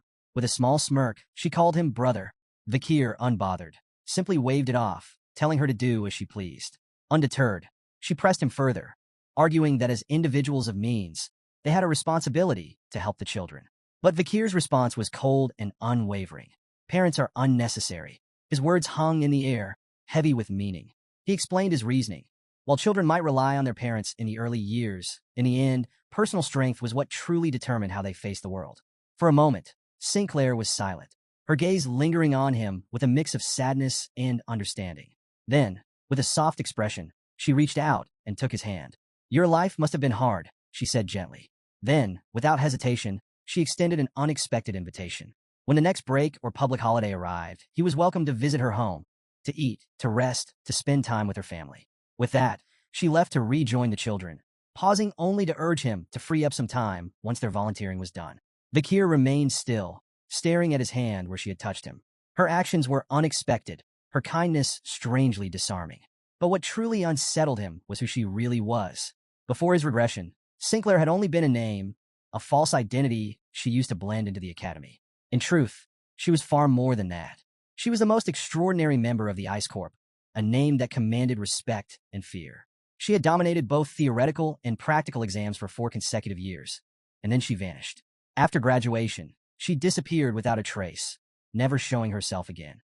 Vikir's gaze lingered where she had left, his thoughts swirling. As the final donations were made, Quilty addressed the volunteers once more. With a warm yet eerily calculated smile, he announced that it was now time for the children to express their gratitude to their parents, the volunteers who had cared for them over the past 10 days. Tutor, completely overwhelmed with emotion, hugged the child he had bonded with, tears streaming down his face. With a heartfelt promise, he declared, "Until I become a great hero, I'll come here every week, and even after I do, I'll still visit you." Nearby, Sancho knelt before another child, his voice steady but thick with emotion. He reminded the boy of an old northern belief, that children were the future. With conviction, he told him, "The Empire's future rests on your shoulders. Do well in life." PG, as expected, was a complete mess. His loud, blubbering sobs echoed through the hall as he clung to the children around him. Through his wailing, he managed to promise them that he would return, and next time he would bring an absurd amount of delicious food. Even Bianca, who had held her composure throughout the entire program, felt her normally cold demeanor crack. As she gently held a little girl close, tears pricked her eyes. Looking back on the past 10 days, she realized just how much she had grown attached to the children. The time had felt both long and fleeting, and now, the thought of parting weighed heavier than she had expected. While the volunteers exchanged their final farewells, Vikir stood apart, quietly observing. His gaze swept the hall, scanning the surroundings until he spotted Dolores, who was gently patting the heads of the children, offering them comfort. Without hesitation, Vikir stepped forward, calling her name. Dolores turned sharply, startled by his sudden approach. The moment she saw him, her face instantly flushed red. That memory, him, shirtless and drenched in dirty water after retrieving Perry's lost ball, flashed through her mind. She scolded herself internally, wondering why that particular moment kept replaying in her head. Shaking off her thoughts, she quickly focused as Vikir got straight to the point. He asked about Perry. Had she seen her recently? Dolores frowned slightly, glancing around. Now that he mentioned it, Perry was nowhere to be seen. The last time she had seen her was earlier that morning. A cold wave of dread washed over Vikir. His mind pieced the situation together in an instant. Without another word, he turned on his heel and bolted, his sudden urgency prompting Dolores to follow without question. As he moved, his bloodhound instincts kicked in, his heightened senses locked onto a single figure in the distance, Quilty. The demon stood amidst the crowd, his lips curled into a twisted, knowing grin. That sight alone was enough to ignite a burning bloodlust within Vikir. His eyes flickered a deep, menacing red as his inner hunter awakened. By nightfall, the city had settled into silence. Most of the volunteers, emotionally drained from the day's tearful goodbyes, had long since fallen into deep sleep. Vikir's bed, however, was empty. The scene shifted to another part of the orphanage, the 4th building of the children's dormitory. Inside, 4 of Quilty's personal bodyguards patrolled the halls, their weapons at the ready. As they reached a particular corridor, they split up, each taking a separate path. One of them, Ephibo, strode alone through a dimly lit hallway. The torches flickered against the walls, casting long, stretching shadows behind him. Then something shifted. At first, it was subtle. The air grew heavy. The silence grew deeper. And then, from the darkness, something emerged. A bloodhound, a pair of glowing red eyes, pierced the shadows, their presence barely concealed beneath a mask. Ephibo's instincts screamed at him. Whipping around, he brandished his weapon, expecting an attack, but there was nothing, only the empty hallway behind him. A low, gravelly voice broke the silence. "I have a question." Before Ephibo could react, Vakir appeared directly in front of him, silent, unnervingly close. His presence alone was suffocating. His voice was sharp and direct. "Where are the children locked up as food for the elite corpses?" Ephibo didn't answer. Instead, he reacted the only way he knew how, by attacking. His massive mace swung forward, a deadly arc of sheer force meant to crush anything in its path. But the attack never landed. In a split second, so fast it was almost imperceptible, Ephibo's head was severed from his body. The only sound was the soft thud as his head hit the floor. Holding the severed head in his grip, Vakir let out a small, amused chuckle. Asking questions to someone who can't talk. How funny. Then, with a single motion, he unsheathed Beelzebub. The demonic sword pulsed with ominous energy, its dark presence swallowing the light in the hallway. His voice, cold and resolute, echoed in the emptiness. "I don't have time to play. It's hunting time for the bloodhound." Vakir stood motionless, holding the severed head of Ephibo, the undead bodyguard he had just slain. But something was off. A strange, eerie smoke began seeping from the head, curling out of its mouth, ears, and every opening. The thick, dark mist twisted and billowed unnaturally, as if something inside was escaping. Then, without warning, the head dropped from Vakir's grip, hitting the ground with a dull thud. He glanced down at his now empty hand, only to find that all that remained was Ephibo's face mask. His sharp gaze fixated on the mask. Could this be the key to the undead's ability to change faces? Examining it closely, Vakir pondered the possibility that this mask allowed them to take on false appearances, to deceive, to hide in plain sight. As the last traces of smoke dissipated, Vakir bent down, inspecting the lifeless head. His body went rigid. Recognition struck him like a blade to the chest. The face lying before him bore an uncanny resemblance to Pedro, the holy knight bodyguard of Dolores. A man Vakir had once fought alongside in the battle against the Red Death. But something was off. A small mole near the corner of the eye. A detail that Pedro never had. His mind reeled back to a conversation from his past life. A campfire talk with Pedro before his regression. Pedro had spoken of a younger brother, one who had vanished during his isolation training. Now, staring at the lifeless form before him, Vakir realized the horrifying truth. Pedro's younger brother hadn't disappeared because of training. A demon had hunted him down and turned him into an undead. The revelation set fire to Vakir's blood. A deep, crimson glow burned beneath his mask. His rage was palpable, suffocating. The twisted, perverse cruelty of it all. The way demons desecrated the dead, stripping them of their past, their identities, turning them into hollow weapons, made his stomach churn. These monsters had to be erased. But before he could dwell on his thoughts any further, movement flickered at the edge of his vision. Two more figures stepped out of the darkness. One had long, golden hair, the other a short, sharp cut. Both wielded dual blades, their stances sharp and unyielding. Vakir's eyes narrowed. Who were they before they became this? Were they more people he once knew? He didn't have time to ask. Vakir lunged forward. His demonic blade, Beelzebub, pulsed with a crimson aura, cutting through the air like a vengeful storm. But in an instant, they vanished. The undead reappeared at his sides, retaliating. Their blades sliced through the air, fast, precise. Too fast for even the average warrior to react. A sharp sting, blood splattered into the air. But Vakir didn't flinch. Instead, he smiled. The battle erupted into a relentless clash of steel and death. Explosions shook the walls. Dust clouds swallowed the battlefield. And the darkness of the orphanage hall became a blur of flashing red eyes and merciless strikes. Meanwhile, in a quiet, sacred space, Dolores stood before a statue, deep in prayer. Her hands were clasped, her voice soft and reverent as she recited words of devotion. "Who art in heaven, hallowed be thy name. Thy kingdom come, thy will be done on earth as it is in heaven. Forgive us for our sins, as we forgive those who sin against us.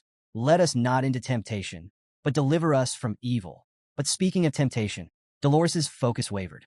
Unbidden, a memory surfaced. A figure, drenched in sunlight and water. Shirtless, muscles taut as droplets trickled down his skin. The image was painfully vivid. Vakir, at the estuary, her cheeks flushed. Why was she remembering this now? Flustered, she snapped out of her prayer, scolding herself. This was ridiculous. He's just a good junior, she muttered under her breath, trying to shake off the thought. And yet, why was it so hard to push away? And why, when she thought of the night bloodhound, did her mind instinctively drift back to Vakir? Before she could untangle her thoughts, a distant noise shattered the silence. Her eyes flickered upward, catching movement through the lingering dust clouds outside. A figure emerged, shrouded in smoke and shadow. Her breath hitched. The mask. The pandemic mask. It was him, the Nightblood Hound. She had been searching for him for so long. And yet, seeing him here, in the orphanage, left her completely disoriented. Why was he here? And more importantly, why was he fighting against Quilty's bodyguards? The battlefield was drenched in blood and chaos, but Dolores couldn't hold back. Before she could even think, she called out his name. Her voice cut through the clashing steel and searing bloodlust, catching Vikir's attention.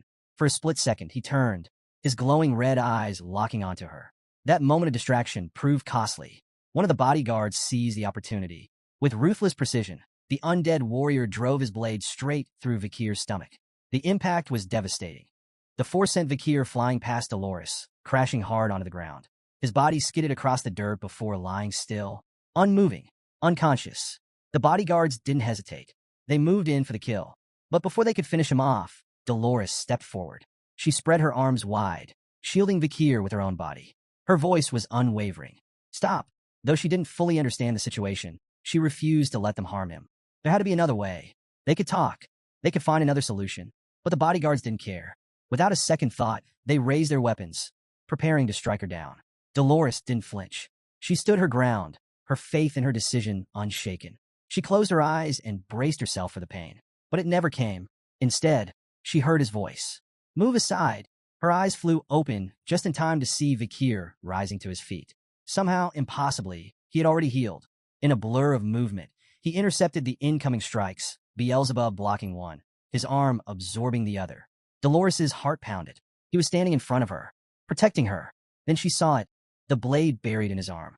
Her breath caught in her throat, but before she could react, his crimson eyes flashed beneath the mask. Killer mode. His voice was eerily calm, yet filled with unshakable resolve. Everything will be all right. Then he struck. Fueled by bloodlust and pain, Vikir unleashed hell. With a single, overwhelming blow, he shattered the long-haired bodyguard's blade, splintering it into fragments right before the undead's face. Before the warrior could react, Vikir plunged Beelzebub deep into his throat. A brutal, merciless tear. Blood gushed like a flood, the undead warrior choking on the very essence that kept him standing. The second bodyguard lunged in, believing Vikir was defenseless, his only weapon still lodged in his first victim. A fatal mistake. With a surge of bloodhound energy, Vikir charged Beelzebub with power, without even pulling it out of the corpse. One slash. A clean, effortless decapitation. And before the last attacker could blink, Vikir turned. One swift motion. One final strike. Head. Gone. Get wrecked, son. Blood painted the walls as the last undead collapsed at Vikir's feet. Dolores stood frozen. Her entire body trembled. What had she just witnessed? The precision. The sheer brutality. The overwhelming, calculated destruction. This wasn't just a warrior. This was a predator. And yet he was calm. Vikir stared down at the corpses, his breathing steady, unfazed. Dolores snapped back to reality, rushing toward him. Are you all right? We need to treat your arm. But Vikir barely acknowledged the injury. Don't concern yourself, he replied flatly, wiping the blood off Beelzebub. Beneath his mask, he studied her, quietly wondering, why was the Saintess here this late at night? Sensing the momentary lull in the battle, Dolores took her chance. Her voice was filled with confusion. Why did the bodyguards attack me? They should know who I am. Vikir didn't answer right away. Instead, he pointed to one of the severed heads. Dolores followed his gesture. Then, her stomach lurched. The head was melting. Smoke seeped from every opening. Eyes, nose, mouth. The flesh sagged, twisted, and dissolved into something grotesque. She covered her mouth, fighting the urge to retch. Vikir's voice was cold. Quilty's bodyguards aren't who you think they are. They're undead. Their faces are stolen from others. Dolores's mind reeled. Undead. People associated with the Quavati's family. Turn into monsters? Her chest tightened. This couldn't be happening. Why is this happening? Vikir's reply was sharp and unsettling. You should know the truth more than anyone else in the world. The words struck Dolores like a bolt of lightning. A sense of dread crawled up her spine as she began piecing together the horrifying truth about Quilty. The melting faces of the bodyguards warped and twisted, revealing their true, grotesque forms. And beneath the decaying flesh, their masks shifted, transforming into the same kind as Ephebos. Vikir studied the masks closely. His eyes narrowed. He recognized one of the stolen faces. It belonged to Staffordshire Baskerville, a warrior of the Pitbull Order. Vikir's mind raced. Staffordshire had once followed him during his visit to the Moore clan. Back then, he had been alive, human, whole. Memories flooded back. Staffordshire had disappeared during his isolation training. However, instead of being expelled, he had avoided punishment thanks to Adolf Mord's intervention.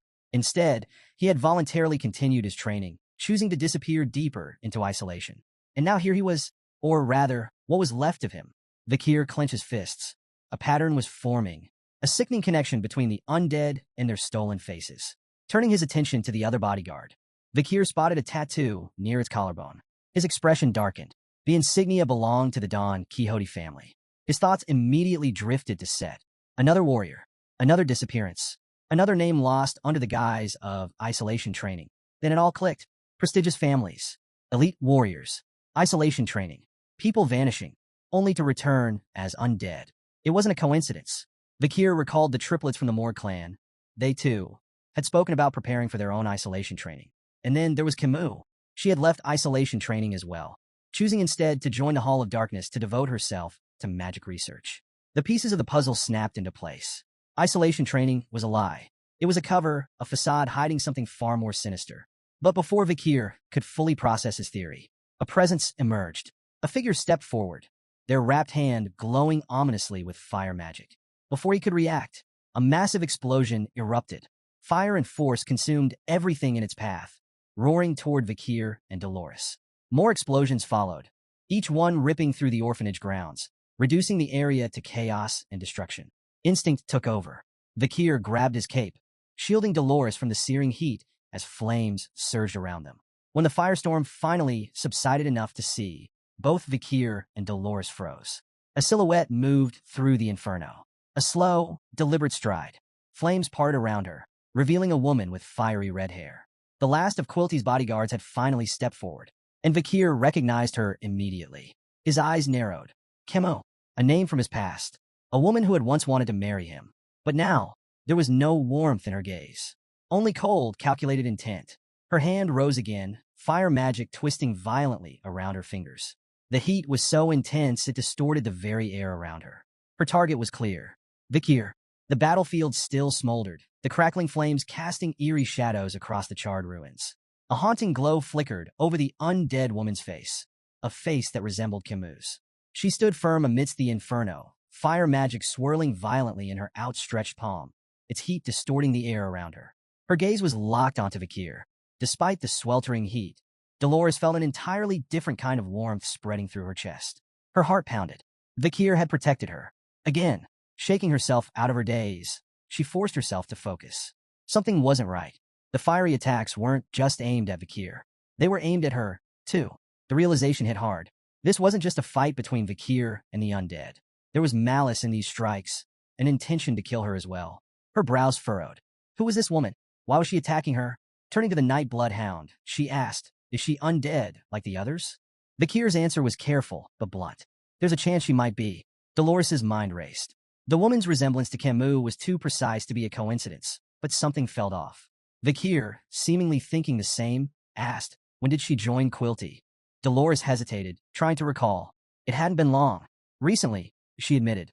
That was all Vikir needed to hear. His suspicions deepened. Beside him, Dolores clasped her hands together in a prayer stance. Her voice was resolute.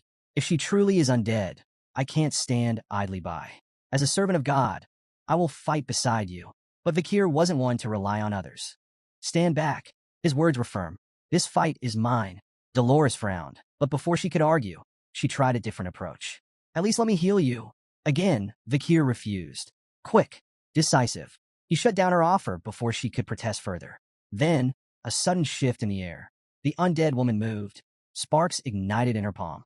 From the embers, multiple fire lances materialized, deadly, molten projectiles floating in the air. Without hesitation, she launched them, straight at Vikir. And yet he didn't flinch. He walked forward, straight into the barrage. His movements were swift, precise. With calculated slashes, he cut down the lances, sending their burning remnants spiraling into the sky before they exploded harmlessly. Yet even as fire erupted around him, Vikir's mind was elsewhere. His red eyes weren't watching the undead woman in front of him. Instead, he saw the past. A young woman, long, straight red hair cascading down her back. Casting magic.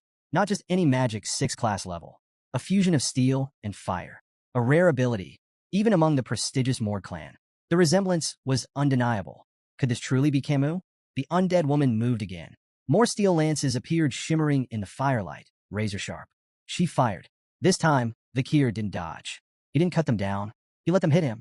A fiery explosion engulfed his figure. Dolores gasped. But when the flames cleared, Vikir was still standing, unscathed. His movements were deliberate, unyielding. Then, he caught one of the lances in his bare hand and kept walking, straight toward her. More lances struck him. Some grazed his shoulders. One tore into his left side, yet he didn't stop, didn't slow down. Dolores watched, horrified. He was taking the hits, on purpose. Why? Was it because he recognized her? Because he knew who she was? Or worse, what kind of relationship did the Night Bloodhound have with this fiery opponent? Even as flames and steel tore into him, Vikir didn't stop. Vikir's slow march continued, unfazed by the searing pain. He didn't defend himself, didn't evade the attacks, he just kept walking. But with each step forward, his mind was pulled back into the past. Memories flashed before him. Before his regression, Camus Morgue had been different. She had been close with her uncle, Adolphe Morgue, a rising force within her family. She wouldn't have just left the Morgue family registry. She wouldn't have thrown herself into the Hall of Darkness for isolation training so easily. Yet here she was, dead, undead, changed beyond recognition. The weight of it settled heavily in his chest. He regretted it. Their conversations, their shared moments, the trust they had built. And worst of all, he regretted involving her in his plans after his regression. Camus' once bright future as a hero was gone, and that guilt clawed at him like a beast. Finally, he stopped, face to face with the undead version of Camus. His thoughts spiraled. What have I done to cause this? The undead woman moved. Sensing an opportunity in his hesitation, she began casting another spell. But Vikir was faster. His hand shot out, gripping her wrist, forcing her arm down. The flames in her palm flickered and vanished before they could be unleashed. Then, without hesitation, his other hand reached for her face. He ripped the mask away. He had to know, had to confirm the truth. A sharp gasp filled the air. Dolores. Even from a distance, her mouth hung open in shock. And Vikir, beneath his pandemic mask, his entire body tensed. Whatever he saw had shaken him to his core. But the undead wasn't finished. Even without her mask, she began casting again. Fire magic surged in her hand. Vikir didn't hesitate. Beelzebub swung. One clean, precise strike. Her head hit the ground with a sickening thud. The flames flickered, then died. The battle was over. Her lifeless body collapsed. And finally, Vikir fell to his knees. The pain he had ignored crashed down on him. Blood seeped from his wounds. His entire body trembled from the relentless damage he had taken. Dolores rushed to his side, panic in her voice. Holy light enveloped him as she worked quickly, her healing magic mending his broken body. As the last of the flames died out, the battlefield fell into silence. Dolores finally spoke. Her voice was soft, hesitant. Do you know who she was? Vikir didn't answer immediately. His gaze remained on the ground. Beneath his mask, his mind churned. Finally, he spoke. No, I don't know who this undead was. Dolores let out a breath, a sigh of relief. Thank the goddess. With most of his injuries healed, Vikir slowly stood. He winced but steadied himself, turning to Dolores. You've done enough. I'm fine now. But Dolores wasn't convinced. You're not fully healed. She tried to argue, concern clear in her eyes. Yet when she saw the determination in his expression, she stopped. Instead, her gaze grew serious. Why? Her voice was firm. Why do you fight like this? To the point of destroying yourself? Are you willing to tell me the truth? Vikir paused. Then with calm resolve, he answered, I'm demon hunting. Dolores froze. Her eyes widened in shock. Vikir's fight wasn't just survival. It was personal. Moving past her reaction, he stepped forward. His eyes locked onto the mask he had just torn away. The source of the dark energy. He picked it up, inspecting it carefully. Now that he had collected all 4 masks, he knew what needed to be done. But before he could act, a voice interrupted. A low, snarling demand. Hey, give me the relic.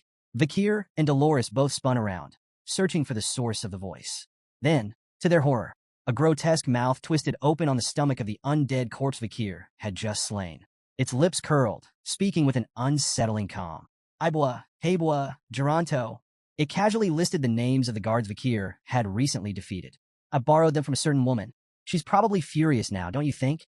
Dolores could barely process the horror before her. Her stomach churned at the sight of the moving, speaking wound. Meanwhile, Vikir remained unfazed. The voice questioned him. Are you the one attacking the branches under my jurisdiction lately? Vikir didn't flinch. His response was cold and direct. You already know the answer to that. Then, with a sharp edge to his voice, he exposed the truth. Your Quilty. A sharp gasp escaped Dolores. The pieces clicked into place.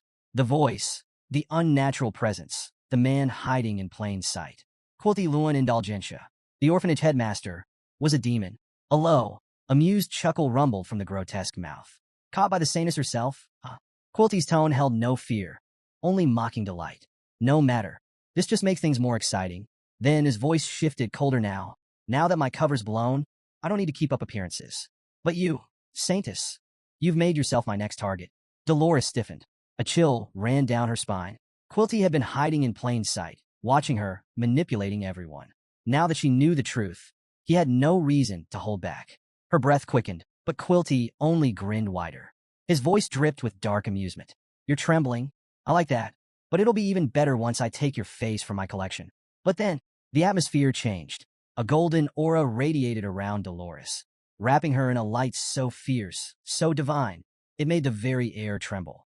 Her trembling ceased. Her fear was replaced with unyielding courage. Clasping her hands together, her voice rang out with power. The light of my life, the fire of my existence, and my sin in my soul. I will make those who are wicked feel the weight of their karma twofold. A blinding pillar of divine energy erupted from the heavens. Holy light! The radiance swallowed Quilty whole. A monstrous, guttural scream tore from the undead. His voice howled in agony as the holy power burned him away. The cries grew weaker. The light faded, and where the corpse had been, only blackened ash remained. Dolores stood tall, unwavering. Her voice rang with righteous defiance. Reflect in the afterlife. You demon. But just as those words left her lips, a shadow flickered in the distance. And from the darkness, a figure licked his lips with dark delight. Then, a sudden, violent blast of green energy tore through the air. It struck Vakir directly.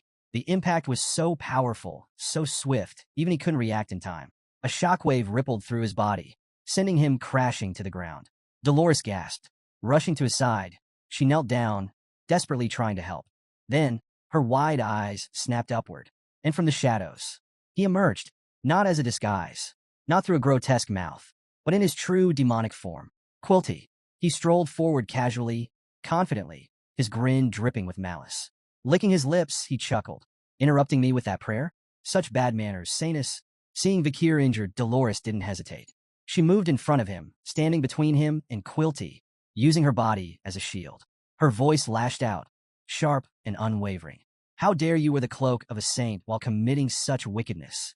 But Quilty's grin only widened. He drank in her defiance, savoring it like a fine wine. His gaze lingered on her, twisted amusement never fading. When she accused him of his atrocities, he simply shrugged. I did what any demon would do, he said, his tone dripping with mockery. Then leaning in just slightly, he murmured, But tell me, saintess, do you really think you can fight me?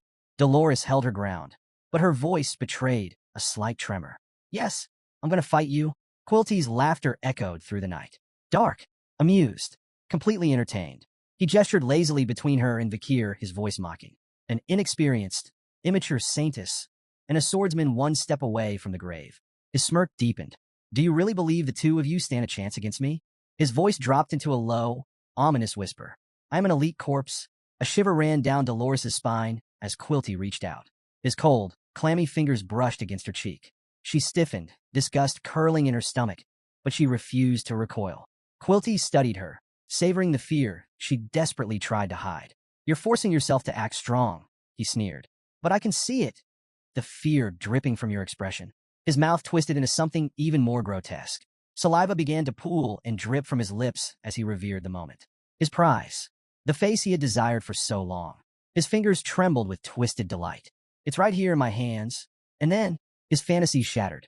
With a sickening crunch, a blade shot through the underside of his chin and pierced straight through his skull. Beelzebub. Dolores gasped. Quilty's expression froze. Confusion flickered in his wide, glowing eyes. A voice cut through the silence. You really thought you had me, didn't you? Vakir, standing behind Quilty. His mask hid his smirk, but the amusement in his voice was unmistakable. He spoke calmly, almost bored. I've been tracking you for some time, Quilty. As Quilty trembled, Beelzebub's blade still lodged in his skull. Vakir continued. You taught me a few things. He raised a hand, ticking them off one by one. First, you're a coward who sacrifices your subordinates without a second thought. Second, you never fight for yourself. And third, His voice sharpened. You wouldn't reveal your true form unless you thought your opponent was too injured to resist. Dolores's eyes widened. A setup. A trap. Vakir had planned this from the start. The fatal attack that had sent him crashing to the ground?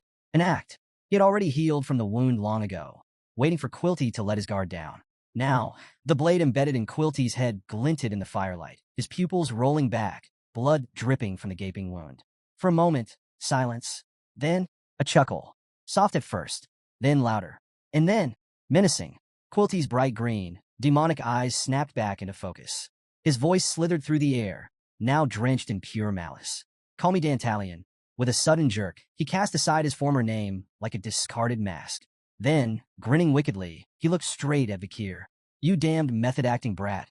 Dolores stood frozen, her wide eyes reflecting the grim reality before her. Despite having Beelzebub embedded in his skull, Dantalion, the elite corpse, continued speaking as if nothing had happened. The sheer resilience of this creature was beyond anything Vakir had anticipated. Elite corpse, it seemed, was not a mere title. Holding the demon by its head, Vakir couldn't hide his own surprise. Dantalion, unfazed by the blade lodged in his skull, turned his eerie, glowing green eyes toward him. Recognizing Vakir, the demon smirked, mockery dripping from his words as he acknowledged the slayer of Andromalius, the elite corpse who had infiltrated the Baskerville family. With his clergyman guise battered, Dantalion revealed another horrifying trick. The flesh on his head writhed and peeled, unveiling a new face, a woman's this time. A twisted laugh accompanied the transformation as Dantalion explained his macabre power. He collected faces, along with the memories and lives of their former owners. It was the perfect cover for his deceptions. Mocking Vakir further, Dantalion taunted him, revealing that Quilty Indulgentia, a supposed victim, was merely one of many faces in his collection. To truly destroy him, Vakir would have to annihilate every face he had ever taken. Vakir's answer was swift and decisive. Without hesitation, he launched himself at the demon, snarling, "Then I'll kill every last one of them," as he drove Beelzebub deep into Dantalion's stomach. But something unexpected happened. The possessed woman's face contorted, tears streaming down her cheeks as she regained control for a fleeting moment. Her voice, thick with desperation and blood, pleaded with Vakir. "Please save me. I don't want to die," she begged. Before Vakir or Dolores could process what was happening, the body collapsed lifeless.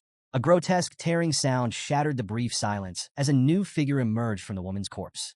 This time, it was a man. Dazed and confused, he stumbled forward, mumbling about buying meat pies for his daughter. His disorientation was short-lived. Vakir ended his misery with a swift decapitation, his head hitting the ground with a sickening thud. "You're too arrogant," Vakir muttered coldly. No sooner had the man fallen than another figure took shape. This time, it was a crying boy, his tear-streaked face reflected in the lenses of Vakir's mask. "Why are you being so mean?" the boy whimpered, his small voice trembling. "I didn't do anything wrong." He staggered closer, rubbing his eyes in a display of innocence that might have moved anyone else. But Vakir wasn't fooled. "Stop pretending," he said flatly, his tone void of mercy. Memories of Andromalius flashed in his mind, reminding him of similar tricks. He had long steeled himself against such deceit. Realizing the charade was failing, Dantalion abandoned the act and returned to his true demonic form. Grinning wickedly, he sneered at Vakir. "You're a stone-cold killer, aren't you?" he taunted, his malice undiminished. The battle wasn't over. With a malevolent glint in his eyes, Dantalion raised one clawed hand. His finger morphed, elongating into a deadly spike. Before Vakir could react, the sharp appendage shot forward, striking his wrist. Vakir's breath hitched as he looked down. A grotesque fragment of Dantalion had latched onto his wrist, burrowing into his flesh like a parasite. The demon, now speaking through the face of the young boy, grinned with dark amusement. "A little present," he taunted. "From me to you." Before Vakir could react, his latest strike sent Dantalion's current body flying backward. But mid-air, the demon's form began to warp and twist, shifting into something even more monstrous. By the time he landed, he had taken on an even more grotesque appearance, his body now writhing with additional eyes and mouths, all grinning, all watching. A deep, guttural laugh erupted from Dantalion, but something was wrong.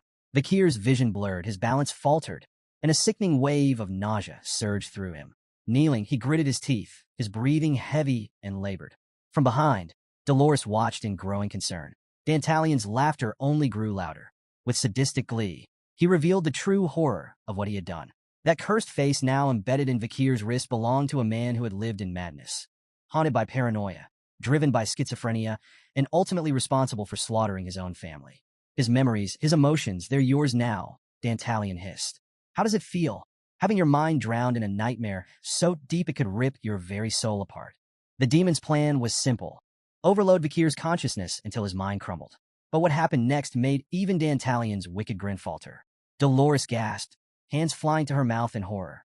Without hesitation, Vikir raised his blade and severed his own arm. The cursed limb hit the ground with a sickening thud, the parasitic face still twitching where it had been cut off. Blood splattered across the battlefield, yet Vikir barely flinched.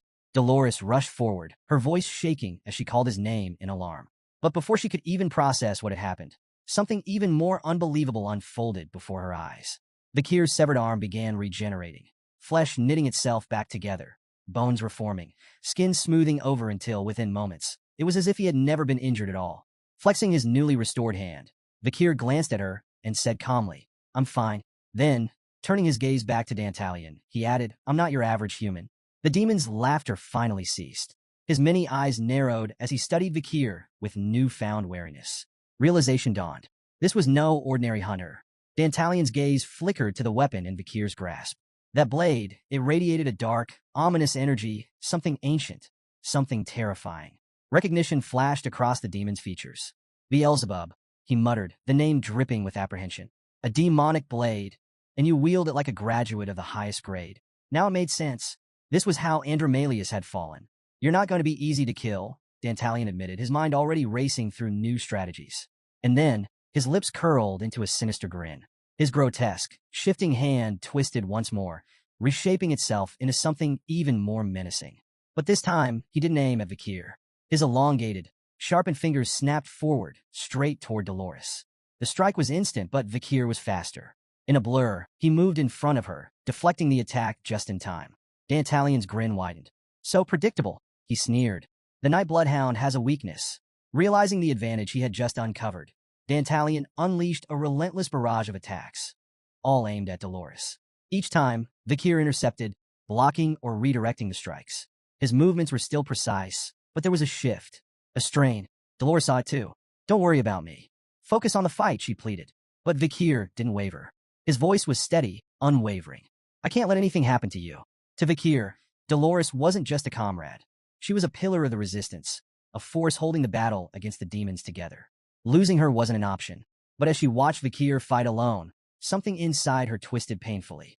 He had always fought this way, carrying the weight of every battle, every responsibility, both in his past life and the one yet to come. Would he always bear this burden without anyone by his side? Her hands trembled as fear clawed at her, but she knew she couldn't afford to hesitate. She had to stand with him, not just as an observer, but as his ally. Summoning her courage, Dolores began to cast holy light once more, the sacred energy illuminating the battlefield. But just as the spell was forming, something landed in front of her with a sickening squelch. A grotesque mass of flesh, writhing with eyes and mouths, lay before her. And then it spoke. "Sister." The voice was unmistakable. It was Quilty's. Dolores' breath caught in her throat. In an instant, the horrifying image of his face consumed her mind, unraveling the fragile resolve she had just built.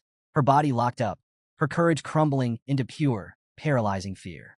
The spell in her hands flickered and died, and she could do nothing but stare. Dantalion's laughter echoed through the battlefield, his amusement growing as his form twisted again.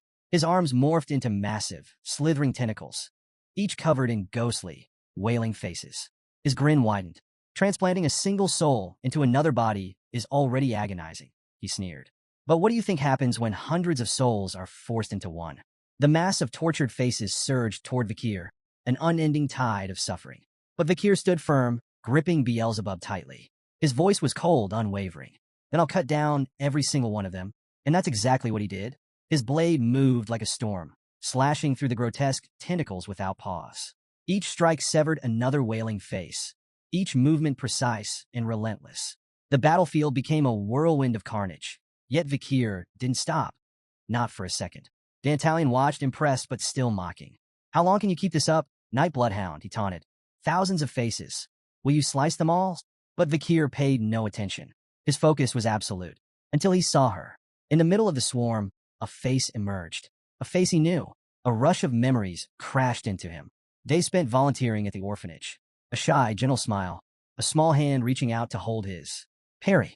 The face he had just cut down belonged to Perry. A rare, sharp fear struck Vakir, his mind reeling.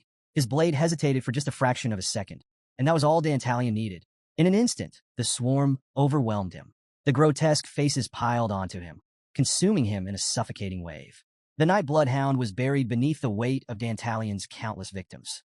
Vakir, overwhelmed yet undeterred, found himself trapped in a grim, alien world forged from Dantalion's malevolent power.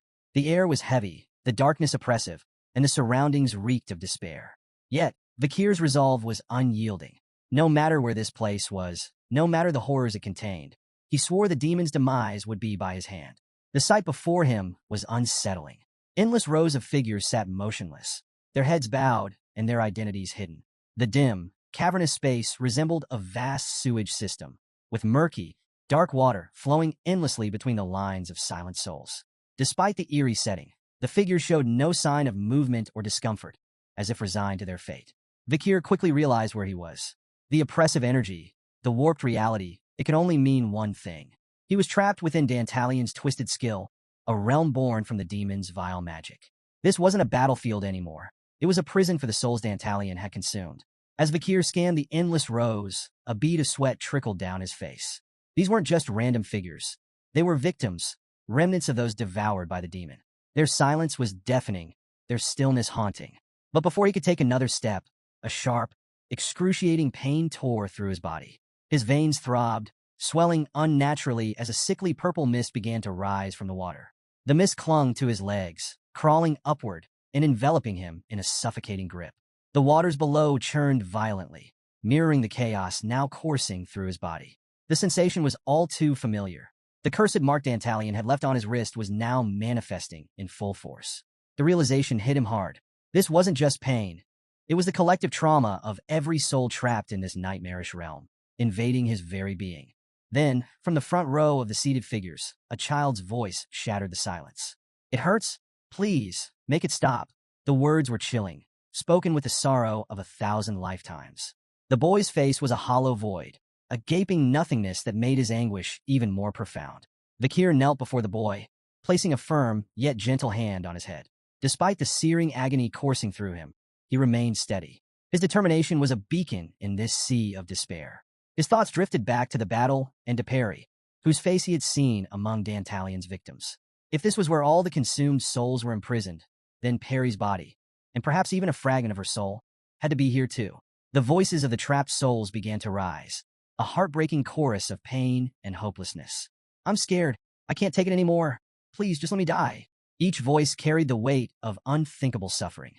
Yet, despite the cacophony, Vakir's resolve only hardened.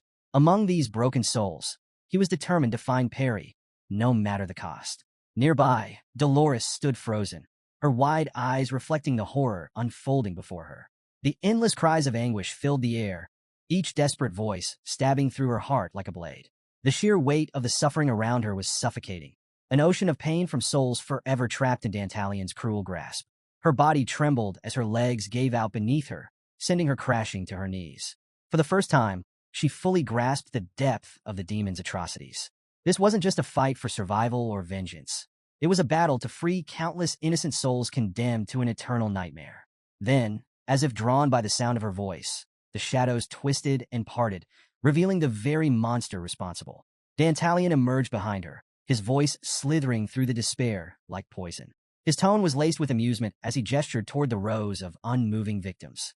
"What do you think of my collection?" he mocked, his words dripping with cruel satisfaction. The true scale of his evil was laid bare. Each silent figure before them was a soul he had consumed, a life he had mercilessly devoured. But it was his form that truly sent a chill down Dolores' spine. No longer masked by illusion, Dantalion revealed his grotesque, otherworldly body. His pale skin glowed with an eerie light, his elongated form twisted in ways that defied human nature. His face was lined with 4 writhing, tentacle-like extensions, each one lined with grotesque mouths and eyes that blinked with unnatural synchronicity. Amidst the horror, his piercing green eyes shone with malevolent delight. And then, as if the suffering around them was nothing more than entertainment, the demon smiled. "I've been selective," he boasted. "I don't want to eat ugly humans." The distant echoes of weeping souls only seemed to fuel his pleasure. He leaned in closer to Dolores, his voice dripping with sadistic amusement. "Do their cries touch your heart?" sanus?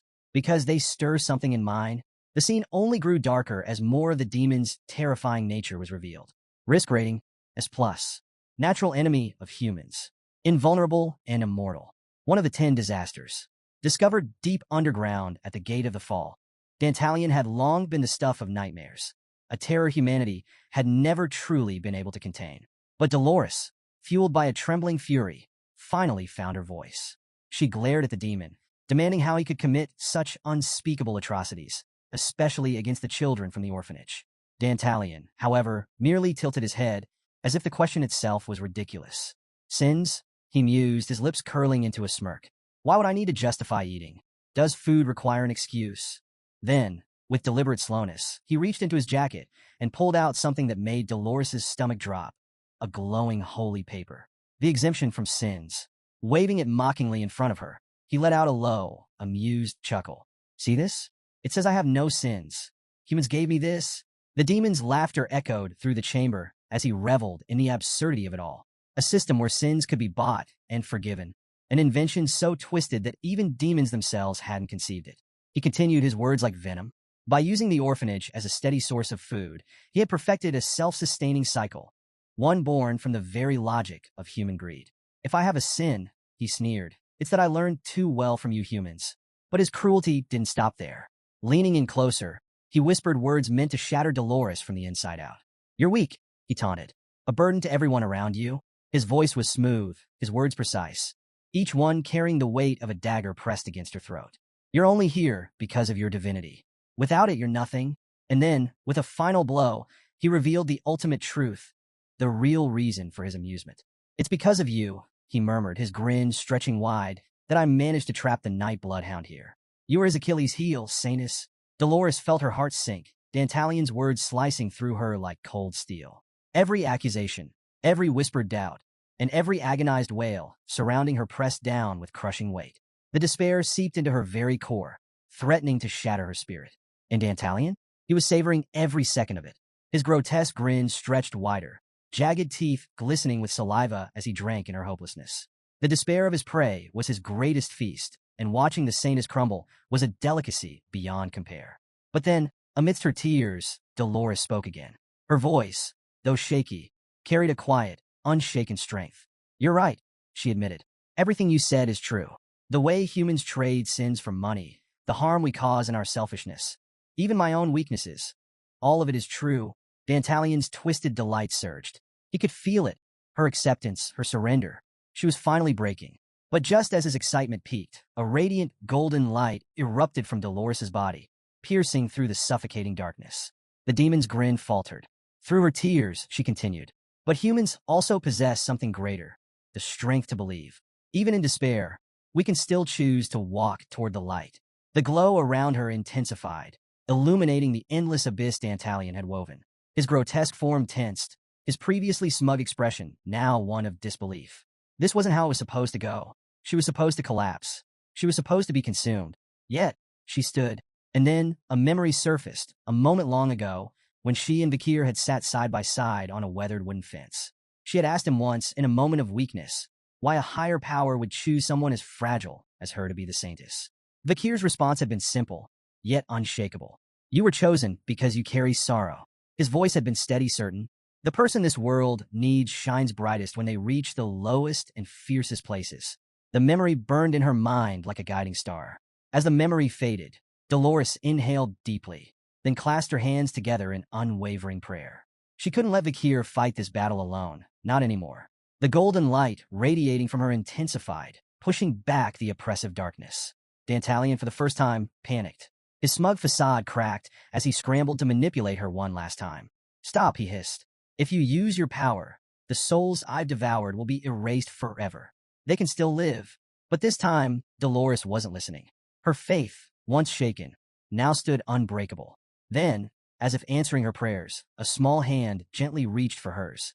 She opened her tear-filled eyes. A young boy stood before her, bathed in the glow of her divine light. Then, more orphanage children appeared, their innocent smiles shining through the darkness as they waved at her. Dolores' breath hitched. She knew these faces. Tears spilled down her cheeks as guilt, sorrow, and love crashed over her all at once. I'm sorry, she whispered, her voice trembling. I'm so sorry I couldn't save you. But the children only smiled, their presence bringing her the strength she desperately needed. Her light surged, illuminating the twisted void of Dantalion's world, pushing back the suffocating despair that had taken root. Elsewhere, Vikir sat among the lifeless victims, his eyes searching desperately through the sea of lost souls. And then, he found her. Perry sat among them, still as a statue. Her once bright, mischievous eyes were empty, void of life, void of warmth. A lump formed in Vikir's throat as he knelt behind her. His voice, rough yet fragile, broke the silence. I finally found you. For so long, his only purpose had been vengeance. He had come to the orphanage that day with a single mission, to hunt Dantalion. Nothing more. But then, Perry had smiled at him, and that smile had changed everything. If there's one thing that makes this revenge meaningful, he murmured, his voice barely above a whisper, it's creating a world where children like you can smile. As if answering his plea, a golden glow began to seep into the bleakness around them. Dolores's divine light had reached this place, chasing away the demon's corruption. Vikir, his body trembling from the weight of the countless traumas he had absorbed, let out a ragged breath. He turned back to Perry, his heart aching. I'm sorry, he choked. I couldn't protect you. Then, something he never expected happened. Perry's voice, soft, warm, and full of life, reached him. I'm glad you came back to see me. His breath hitched. As the golden radiance spread, the other victims slowly began to stir. Faces that had once been locked in lifeless despair now flickered with light. Perry turned to him, tears welling in her eyes as she whispered the truth she had been too afraid to say before. I was so scared. Vikir's resolve shattered, and without hesitation, he pulled her into his arms. Holding her tightly, he made a vow, one spoken with the full weight of his soul. I will never forgive the man who made you cry. Perry let out a shaky laugh between her tears, her arms wrapping around him in return. It's a promise. And with that, the bond between them was sealed. Dolores's divine power showed no signs of stopping. Her radiance burned so fiercely that it pierced through the walls, illuminating even the world outside. The once dark abyss of Dantalion's twisted domain was now flooded with pure, holy light. The elite demon, once brimming with arrogance, now stood frozen, his confidence crumbling. Since when has the Saintess become this powerful? He muttered, his voice laced with disbelief. But the truth was undeniable. Dolores had fully awakened. And what shook Dantalion even more was the realization that every single soul he had imprisoned, every fragment of suffering he had hoarded, was now gone. Freed. The endless wails of despair had vanished, replaced with an overwhelming stillness, one he could not control. Then, from the heart of the radiant storm, two figures emerged. Dolores, her divine aura shining brighter than ever, and beside her, the night blood hound, and Scathe, his presence more fearsome than before. Dantalion's powers no longer had any hold over them, but the true nightmare had yet to begin. As the golden radiance washed over him, Vikir felt something stir deep within. At first, it was subtle, a warmth coursing through his body, but then it surged, igniting every fiber of his being. His Baskerville aura, the power inherited through his bloodline, erupted like never before. Dolores's divine energy wasn't just healing him. It was amplifying him, pushing his limits far beyond anything he had ever known. Then he felt it. For years, 6 aura spheres had existed within him, locked in place, refusing to advance. But now, in this moment, something impossible was happening. A 7th sphere was forming. The gaseous energy that had once surrounded him began to solidify, transforming into something far more potent.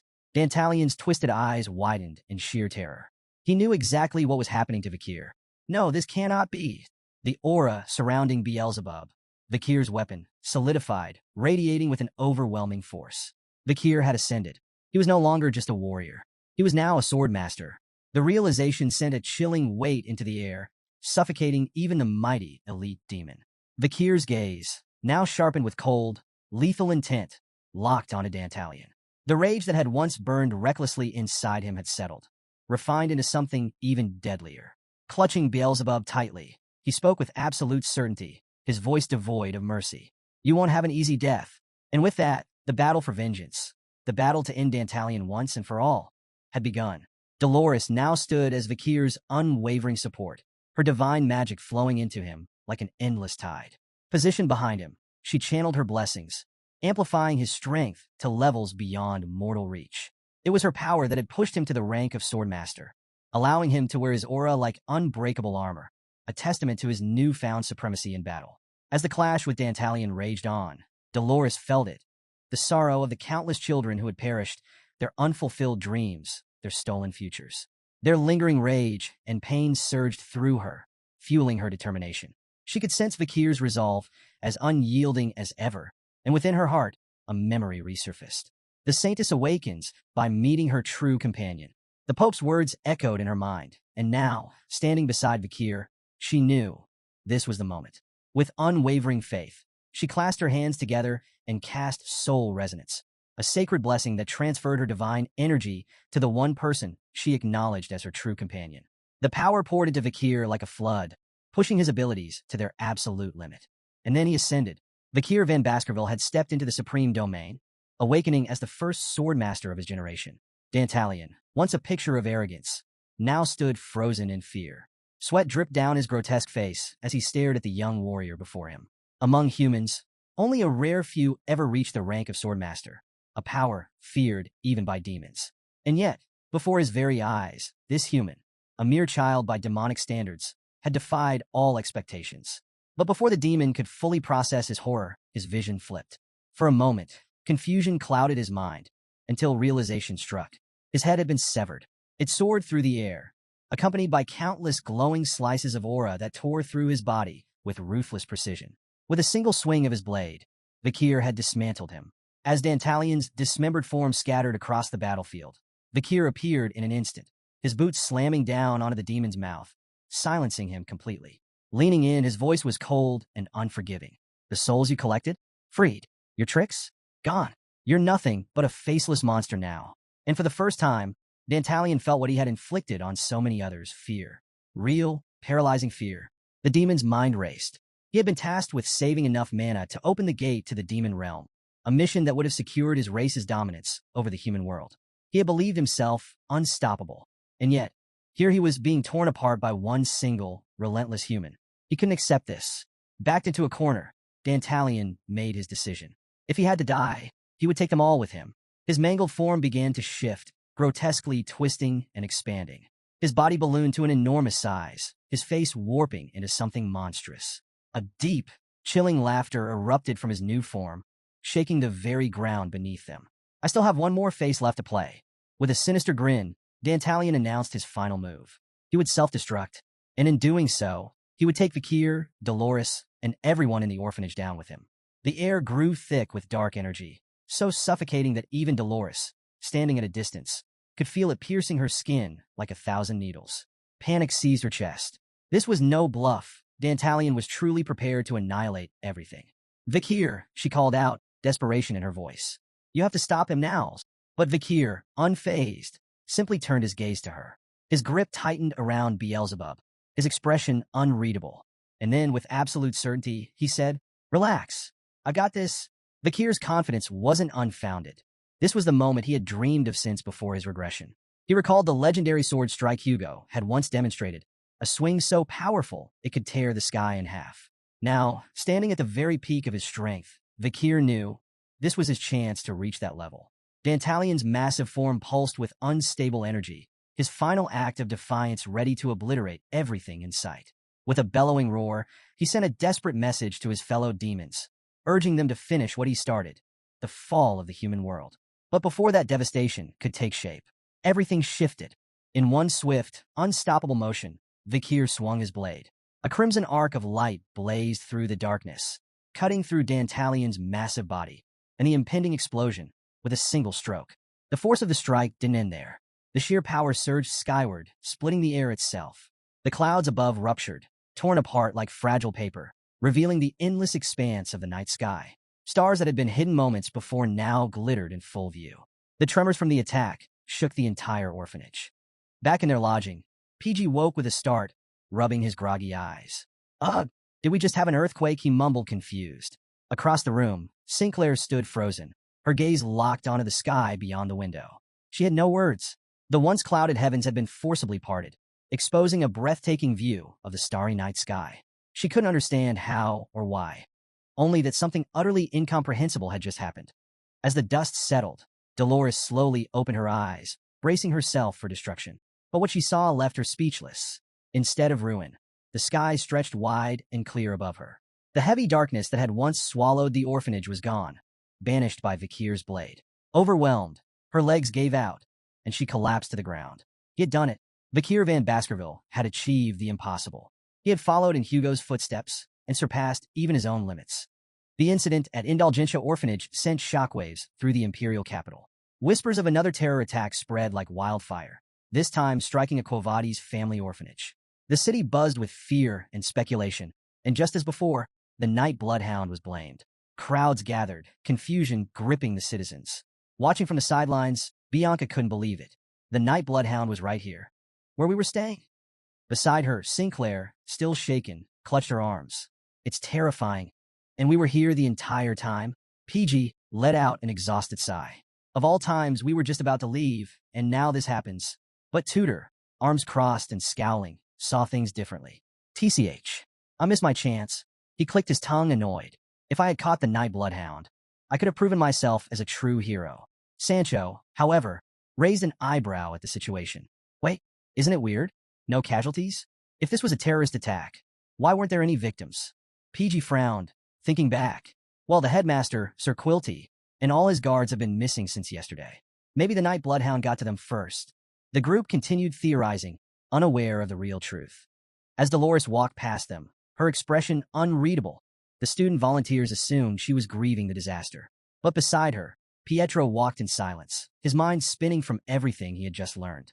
Because the truth? Sir Quilty hadn't just been a cruel, eccentric man. He had been a demon in disguise. And even more shocking, the night bloodhound, the very man accused of spreading terror, was the one who had stopped him. Pietro's fists clenched. The attack on a branch of his family was unforgivable, but at the same time, he couldn't deny it. There was a rotting wound within Quo Vadis, and the night bloodhound had cut it away. Still, Pietro understood better than anyone. Truth and public perception were rarely the same thing. And soon, the world would have to choose what to believe. Breaking the silence, Dolores stepped forward. Her movements were steady, her resolve unwavering. As she passed Pietro, she softly murmured an apology, not for what she had done, but for what she was about to do. Then, turning to face the gathered crowd, she addressed them directly. The reporters, caught off guard, fell silent as the saintess took center stage. Her voice, though calm, carried a weight that demanded attention. She thanked them for coming, then asked them to listen carefully. Word spread quickly. The saintess had something important to say. More journalists gathered, their anticipation growing. And then, from beneath her robes, Dolores pulled out a book. A simple, unassuming book, yet one that held the truth. A flashback to the night of the battle revealed Vikir, placing that very same book in Dolores's hands. This contains the truth about the Quo Vadis family, he had told her, his expression unreadable. What you do with it is up to you. Back in the present, Dolores took a deep breath and opened the book. Her voice rang out clearly as she began to read. The sales log of exemptions and indulgences, addressed by Quilty Lun Indulgentia and countersigned by Cardinal Humbert Lewin Quo Vadis. A hush fell over the crowd. Then, she listed the sins and their prices of forgiveness. Viscount Vecoin murdered his own parents to seize their fortune. Forgiven after paying 1.5 billion gold. Baron Legiso took a maid's life after committing unspeakable acts, burying her in the sewers. Forgiven after paying 200 million gold. Sir Feeney Gig eliminated his business partner to monopolize their wealth. Forgiven after paying 800 million gold. Gasps rippled through the gathered spectators. Faces twisted in horror. People exchanged glances, unable to fathom the depth of corruption laid bare before them. Yet, among them, a few skeptical voices rose in protest. Surely, Cardinal Humbert wouldn't. This has to be a misunderstanding. But Dolores wasn't finished. Her voice, unwavering, continued. Count Azel evaded 800 billion gold in taxes, forgiven after paying only 300 million gold. The weight of the evidence crushed the remaining doubts. With every revelation, the saintess's voice grew stronger. Then, with a conviction that shook the very foundation of the Quo Vadis name, she declared, This practice of selling sins for gold is a blasphemy against God. Tears welled in her eyes, but they did not dull her resolve. No longer afraid of her father, no longer willing to be silent, she made her vow to the people. Never again. I will not allow such injustice to plague our faith any longer. Far from the commotion, Vikir sat alone. Atop a familiar wooden fence, he rested in the place where he used to sit with Perry. Even from this distance, Dolores's words reached him, as if they echoed across the very heavens. As he gazed at the afternoon sky, a rare expression flickered across his face, a quiet marvel at her courage. Even after his regression, even after everything, her heart had not changed. Yet, despite defeating Dantalion, his expression carried a shadow of sorrow. Because his fight wasn't over. 9 elite corpses still remained. His path was far from finished. Slowly, he ran his fingers over the wooden seat where Perry had once sat, the memory of her soft laughter lingering in his mind. Then, with quiet determination, he made a promise. By the end of this journey, I will create a world where children like you can live and laugh freely, where no innocent soul would be devoured by monsters, where no child would have to be afraid. As Vakir rose to leave, the camera lingered on a simple memorial. A small wooden cross, Perry's name carefully inscribed. A wreath of flowers, woven by her hands and once gifted to him, rested gently at its base. A quiet reminder that, no matter how dark the world was, a beautiful soul like Perry had once existed. And Vakir hoped, with all his heart, that she could finally laugh in peace. The scene shifts to a familiar setting, the professor's laboratory, where the air is thick with tension. Dolores, now dressed in her academy uniform, storms in with frustration burning in her eyes. Her voice rings out, sharp and unwavering. Why wasn't my article published? She stands before Mr. Vinci Morgue, her expression filled with righteous indignation. She had written nothing but the truth. So why had the Academy's newspaper chosen to print a hit piece against the Night Bloodhound instead? Across the desk, the professor remains cool, barely reacting to her outburst. Instead, he calmly picks up a stack of papers and slides one forward. You really don't know why? He asks. Dolores's gaze drops to the bold headline printed on the article in question. Are the Night Bloodhound's attacks truly unwarranted? The darkness behind the Holy Quo Vadis household. The weight of those words settles over the room. The professor leans back in his chair, arms crossed. Your article was politically charged, he explains. It directly criticizes one of the most powerful organizations in the Empire. That goes against the Academy's stance of neutrality. But Dolores refuses to back down. Everything I wrote is based on facts. The professor exhales through his nose, shaking his head. Facts? As far as the public is concerned, your father has already denied all allegations. And the leaders named in your article? They've dismissed your claims as slander. A chill creeps up Dolores's spine, but she pushes through. I have proof. The records of exemptions. The list the Night Bloodhound gave me. But the professor remains unimpressed. To you, maybe, he says. To the world, it's an unverified list. Nothing more. Dolores clenches her fists. This wasn't about neutrality. This was deliberate censorship. Her tone sharpens.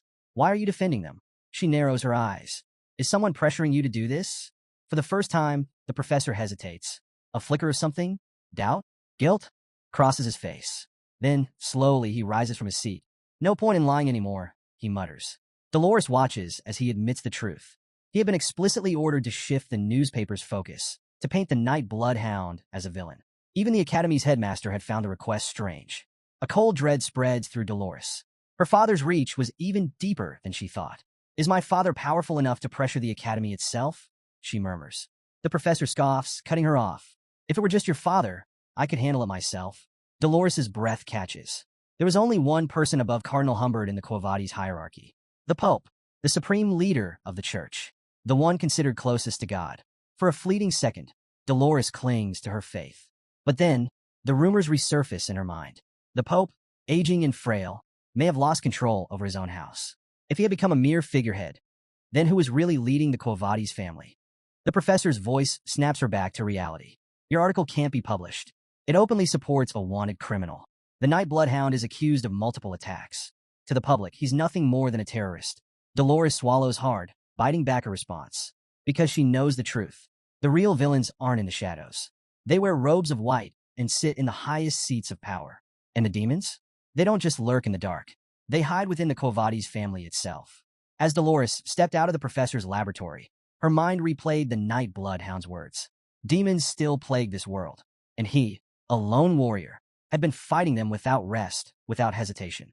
The weight of his burden was immense, yet he carried it alone, pushing forward no matter the cost. Clenching her fists, Dolores made a silent vow. If the Night Bloodhound is willing to fight until his dying breath, then I'll do everything I can to help him. Her doubts had vanished. Her path was clear.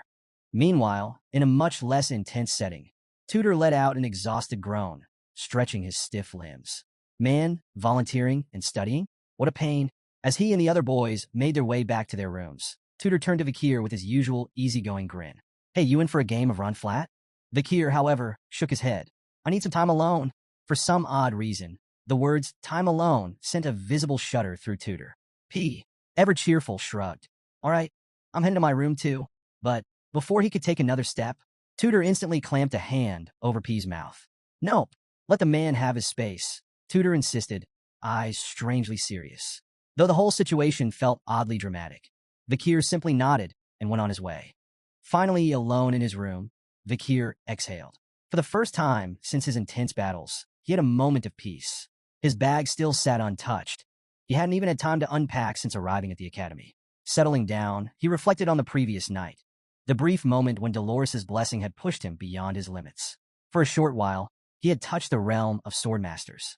Now, back to being a high-rank graduate, that overwhelming power had faded, but the memory of it hadn't. And if he had reached it once, he would reach it again. As he rummaged through his bag, Vikir pulled out a collection of leather sacks, the spoils taken from Dantalion's fallen bodyguards. The moment he placed them together, something unexpected happened. The 4 sacks merged, forming a single mask, a relic of legend. The human mask of Beastly Heart, picaresque. Vikir had read about this mask before his regression. Its power was said to rival even the demon sword Beelzebub. It grew stronger with every human the wearer killed. It granted insane resilience and mana regeneration. And the more blood it spilled, the more powerful it became. Curious, Vikir held the mask in his hands. A cursed artifact, undoubtedly, but also a tool. And right now, he felt adventurous. So he put it on. The moment the mask touched his face, power surged through him. His body, exhausted and drained, was instantly restored. Even the deep fatigue left by his battle with Dantalion vanished. It was more effective than Beelzebub's swamp salamander skill, which only healed wounds. This mask? It revitalized everything. But then, something changed. The room around him seemed to grow larger. His vision dulled, shifting into black and white. And when he opened his mouth to speak, woof! Wait, that wasn't right. Vikir glanced down. Tiny paws. Fur. A fluffy tail. A wave of pure horror crashed over him. He had turned into a dog. A very small, very fluffy dog. Panic set in immediately. Our boy dog ran in frantic circles, his mind racing for a solution. Then, remembering it was a magical artifact, he focused on the mask, willing it to come off. And just like that, poof, back to human form. Completely. Naked, standing in the middle of his room. For those waiting for fan service, congratulations. Your moment has arrived. After several minutes of sheer mental recovery, Vikir finally calmed down and eyed the mask on the floor. What he had assumed was a curse might actually be a blessing. The ability to transform into a dog could be perfect for sneaking around the academy. A small smirk tugged at his lips. Thankfully, there's no rule against keeping pets in the dorms. This could be very useful. Back in his room, Vikir heard a faint cracking sound. His eyes flicked toward his bag, where something inside was coming to life. The Madame Eight-Legs egg was finally hatching. Vikir sat up immediately. This was no ordinary event. Madame Eight-Legs was a legendary S-rank monster, feared even by ancient demons. The fact that he possessed one of her eggs was already absurd, but now it was hatching. The shell cracked further, and out came a small, fluffy spider, barking like a dog. Vikir stared in disbelief. The fearsome descendant of a monstrous queen had just hatched into a cotton ball with legs. The tiny spider wagged its whole body, its furry limbs bouncing excitedly as it barked up at him. This was supposed to be an apex predator? The little thing barked again, its small fangs barely visible. Vikir squinted. Are you hungry? The spider barked even louder. Taking a guess, Vikir placed a small piece of meat on the table. But the spider shook its head, refusing the food. Too young for meat? Whatever the case, this was a jackpot. Owning the direct descendant of an S-rank monster wasn't just a flex. It was a complete game changer. Deciding to find a more suitable meal for his mysterious new pet, Vikir scooped up the barking spider and left his room. As he wandered through the academy halls, a voice caught his attention. Someone was shouting, muddying the academy's waters. Vikir stopped. Trouble. Keeping to the shadows, he hid behind a pillar and observed. A group of bullies had cornered PG. At the center stood Grenouille de Leviathan. Vikir narrowed his eyes. A top student of the Fire Corps, a direct member of the prestigious Leviathan family, and from the looks of it, a walking pile of arrogance. PG, ever the human encyclopedia, tried to excuse himself, explaining that his friends were waiting. But Grenouille's lackeys blocked his way. A commoner like you doesn't belong here, one sneered. Grenouille himself stepped forward, his voice dripping with disdain. You're worthless, he spat. Leave the academy. Then he made a fatal mistake. He insulted PG's friends. Something snapped. PG's timid demeanor vanished. His eyes burned with defiance. Before Granui could react, PG grabbed him by the collar. Say what you want about me, but don't you dare insult my friends. Granui blinked in shock. Then, his expression darkened. With a bored sigh, he motioned to his lackeys. Teach him a lesson. One of the bullies swung a fist straight at PG's face. PG shut his eyes tight, bracing for impact. But the hit never landed. Instead, a hand caught the punch midair. PG opened his eyes. Standing in front of him, gripping the bully's fist with ease, was Tutor. You good, P? Tutor asked casually. Before PG could respond, another bully screamed in pain. Sancho had grabbed him by the head, his red, demonic eyes glowing. His fingers tightened their grip. If it's a fight you want, his voice dropped into a low growl. You've chosen the wrong people. PG stood stunned, but it wasn't over. Behind them, another figure stepped into view. Vikir. Granui gritted his teeth. He recognized Tutor immediately. Tutor Lamacha Don Quixote. A name with weight. A household not to be trifled with. This was bad, but the damage was already done. Because now, the Gigachads were here. Vikir, Tutor, Sancho. They stood unmoving, unshaken. No words needed to be spoken. Their presence alone made one thing crystal clear. PG wasn't just a friend. He was family. And if anyone dared to lay a hand on him, they would regret it. The atmosphere was heavy with tension as the two groups faced off, the intensity of their gaze enough to ignite sparks. On one side stood Vikir, Tutor, and Sancho, exuding the unmistakable aura of main characters. Opposing them was Granui de Leviathan and his gang, their presence radiating the kind of unremarkable energy typical of random NPCs. Granui's smirk widened as his gaze locked onto Tutor. With a mocking tone, he sneered, throwing shade at the blonde hero for associating with commoners. Tutor, unfazed, maintained his composure. He reminded Granui that in the academy, all students were on equal footing, regardless of their lineage. But Granui wasn't buying it. He dismissed the idea outright, twisting the knife further by mocking Tutor for his perceived helplessness during the infamous Hound incident. Embarrassed, Tutor's face flushed red as he stammered out a defense, explaining that he'd been asleep during the event. Granui, however, was quick to capitalize on the moment, laughing at what he called a loser's excuse. Then, the situation took a sharp turn. Granui began emitting a toxic gas, a menacing fog that spread outwards as his gang donned gas masks with practiced ease. The bully smirked, claiming that if he'd been around during the Hound chaos, he would have resolved it effortlessly. As the paralyzing poison drifted closer, Tutor instinctively raised an arm, questioning the wisdom of showcasing such abilities inside the academy. The tension among the group rose, but not for Vikir. Calm and collected, he took a moment to analyze the situation, sniffing the air to evaluate the poison's potency. Even Madame Eight-Legs' tiny descendant, nestled with Vikir, seemed intrigued. The fluffy little spider began sniffing the air before doing something completely unexpected. She opened her mouth and inhaled the toxic fog like a miniature vacuum. In seconds, the danger had vanished entirely. Vikir, startled by the spider's peculiar appetite, quickly cupped his hands over her to keep her out of sight. Meanwhile, Tutor looked around in bewilderment, unaware of what had just transpired. He assumed Granui had stopped his attack, while Granui's gang muttered among themselves, equally confused. Granui, however, stared hard at Vikir. For a split second, he could have sworn the fog had been drawn toward him. Shaking off the thought as a trick of the light, he smirked arrogantly. Consider yourselves lucky. I've shown you generosity far beyond what you deserve. As Granui basked in his self-importance, Tutor decided it was time to shift the power dynamic. He stepped forward with a determined aura, declaring it was high time to settle the score. The blonde hero challenged Granui to a wager on the upcoming midterm team event. The stakes? The losing team would have to run laps around the academy, stark naked. Granui's eyes lit up with twisted delight. He relished the idea of publicly humiliating his rivals. Turning on his heel with a smug grin, he accepted the bet without hesitation, already imagining his victory. This will be entertaining, he muttered to himself, confident in his team's superiority. But Granui had no idea what was coming. After the encounter, PG turned to Tutor, guilt evident on his face. Apologizing profusely, he blamed himself for dragging everyone into the conflict. Tutor, however, brushed off the apology with a reassuring grin. Don't worry about it, he said, his confidence shining through. He was more than ready for a chance to bring Granui down a peg. Despite Tutor's reassurance, PG couldn't shake his insecurities.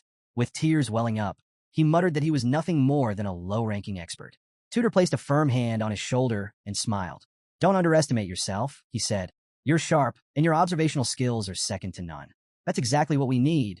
As the group strolled along, Tutor wasted no time laying out their strategy for the midterm team event. The test required a four-person squad, and their roles were clear. Sancho and Tutor would take the front lines, PG would hold the fort at the Spirit Tower, and Vakir, their master archer, would dominate the vanguard. With this lineup, Tutor was certain they'd steamroll the competition and finally erase Granui's smug grin. Fired up by the plan, PG clenched his fists and declared he was all in. But just as the group's morale hit its peak, Vakir casually raised his hand. Guys, I already have a team. Silence. Tutor, PG, and Sancho froze mid-step, their expressions locked in pure disbelief. What? Vakir, as oblivious as ever, simply repeated himself. He'd already formed a team with someone else, and backing out wasn't an option. A promise was a promise. The boys stared at him, internally screaming for him to read the room. But Vakir remained unmoved, utterly indifferent to their emotional devastation. The scene shifted to the Academy Arena, a massive battleground packed with students from every branch. The crowd erupted into cheers as one team took center stage, Dolores' team. A living legend among the students, Dolores was practically royalty. Shouts of admiration filled the air, with students hailing her as the capital's pride. Clad in battle-ready armor, she paid no mind to the noise. Her focus was razor-sharp. Now here's how the midterms worked. The test was a defense challenge where teams had to withstand waves of dummy monsters, earth golems created by hologram magic. Each team had to survive 3 rounds, each lasting 20 minutes. If they held out for the full hour, they'd earn full marks. Every student was protected by a shield spell, represented by a glowing blue symbol. Every hit from a monster chipped away at their HP, and if anyone's HP hit 0, they were eliminated. The final scores were determined by contribution and endurance. Dolores' team was a powerhouse, tearing through waves of monsters like seasoned warriors. The crowd watched in awe as they nearly shattered the Academy's record, lasting a staggering 58 minutes before finally falling. Though they didn't hit the full hour, they still secured the best score among the third years. Up in the stands, PG furiously jotted down notes. Since the fourth years aren't competing, Miss Dolores' team just set the standard for the midterms. He explained that most third years barely made it to the third round, while second years typically crumbled in the second. If their team could just hold out for 20 minutes, they'd secure the top spot for their year. But Tutor wasn't here to scrape by. If we're going to crush Granui's ego, he declared, we need to last at least halfway through the second round. Right on cue, a new voice cut in. Oh, don't worry. We'll get there. The group turned to see Bianca, their newly assigned archer, standing with a confident smirk. She had officially joined their team. Folding her arms, she eyed them up and down before issuing her own challenge. Make sure you tank properly, she said. Keep those monsters off me, and I'll handle the rest. You can thank me later. With their team locked in, the stage was set. The midterms loomed ahead. Would they live up to Tutor's big talk, or was Granui about to have the last laugh? The tension between teammates was already thick. Tutor narrowed his eyes at Bianca, not entirely thrilled with her attitude. Listen, he said, arms crossed. This is a team event, not a 1 princess and 3 servant situation. My dignity is on the line here, so I need you to act accordingly. Bianca barely held back a laugh, rolling her eyes. Relax, she shot back. Trust me, the last thing I want is to see you running around naked. My eyes would rot. The bickering between Tutor and Bianca only escalated until Sancho, ever the voice of reason, threw himself between them. Hey, save the fighting for the monsters in the arena, not each other. Both of them huffed and backed off, but the tension still lingered. Watching from the sidelines, PG sighed. At this rate, these two were never going to get along. His gaze drifted to the sky as a different thought crossed his mind. Why had Vakir chosen to team up with someone else? Cut to Vakir, standing tall with the air of a commander addressing his troops. I don't like being the center of attention, he declared. So, I need you all to go absolutely crazy out there, so I don't have to do anything.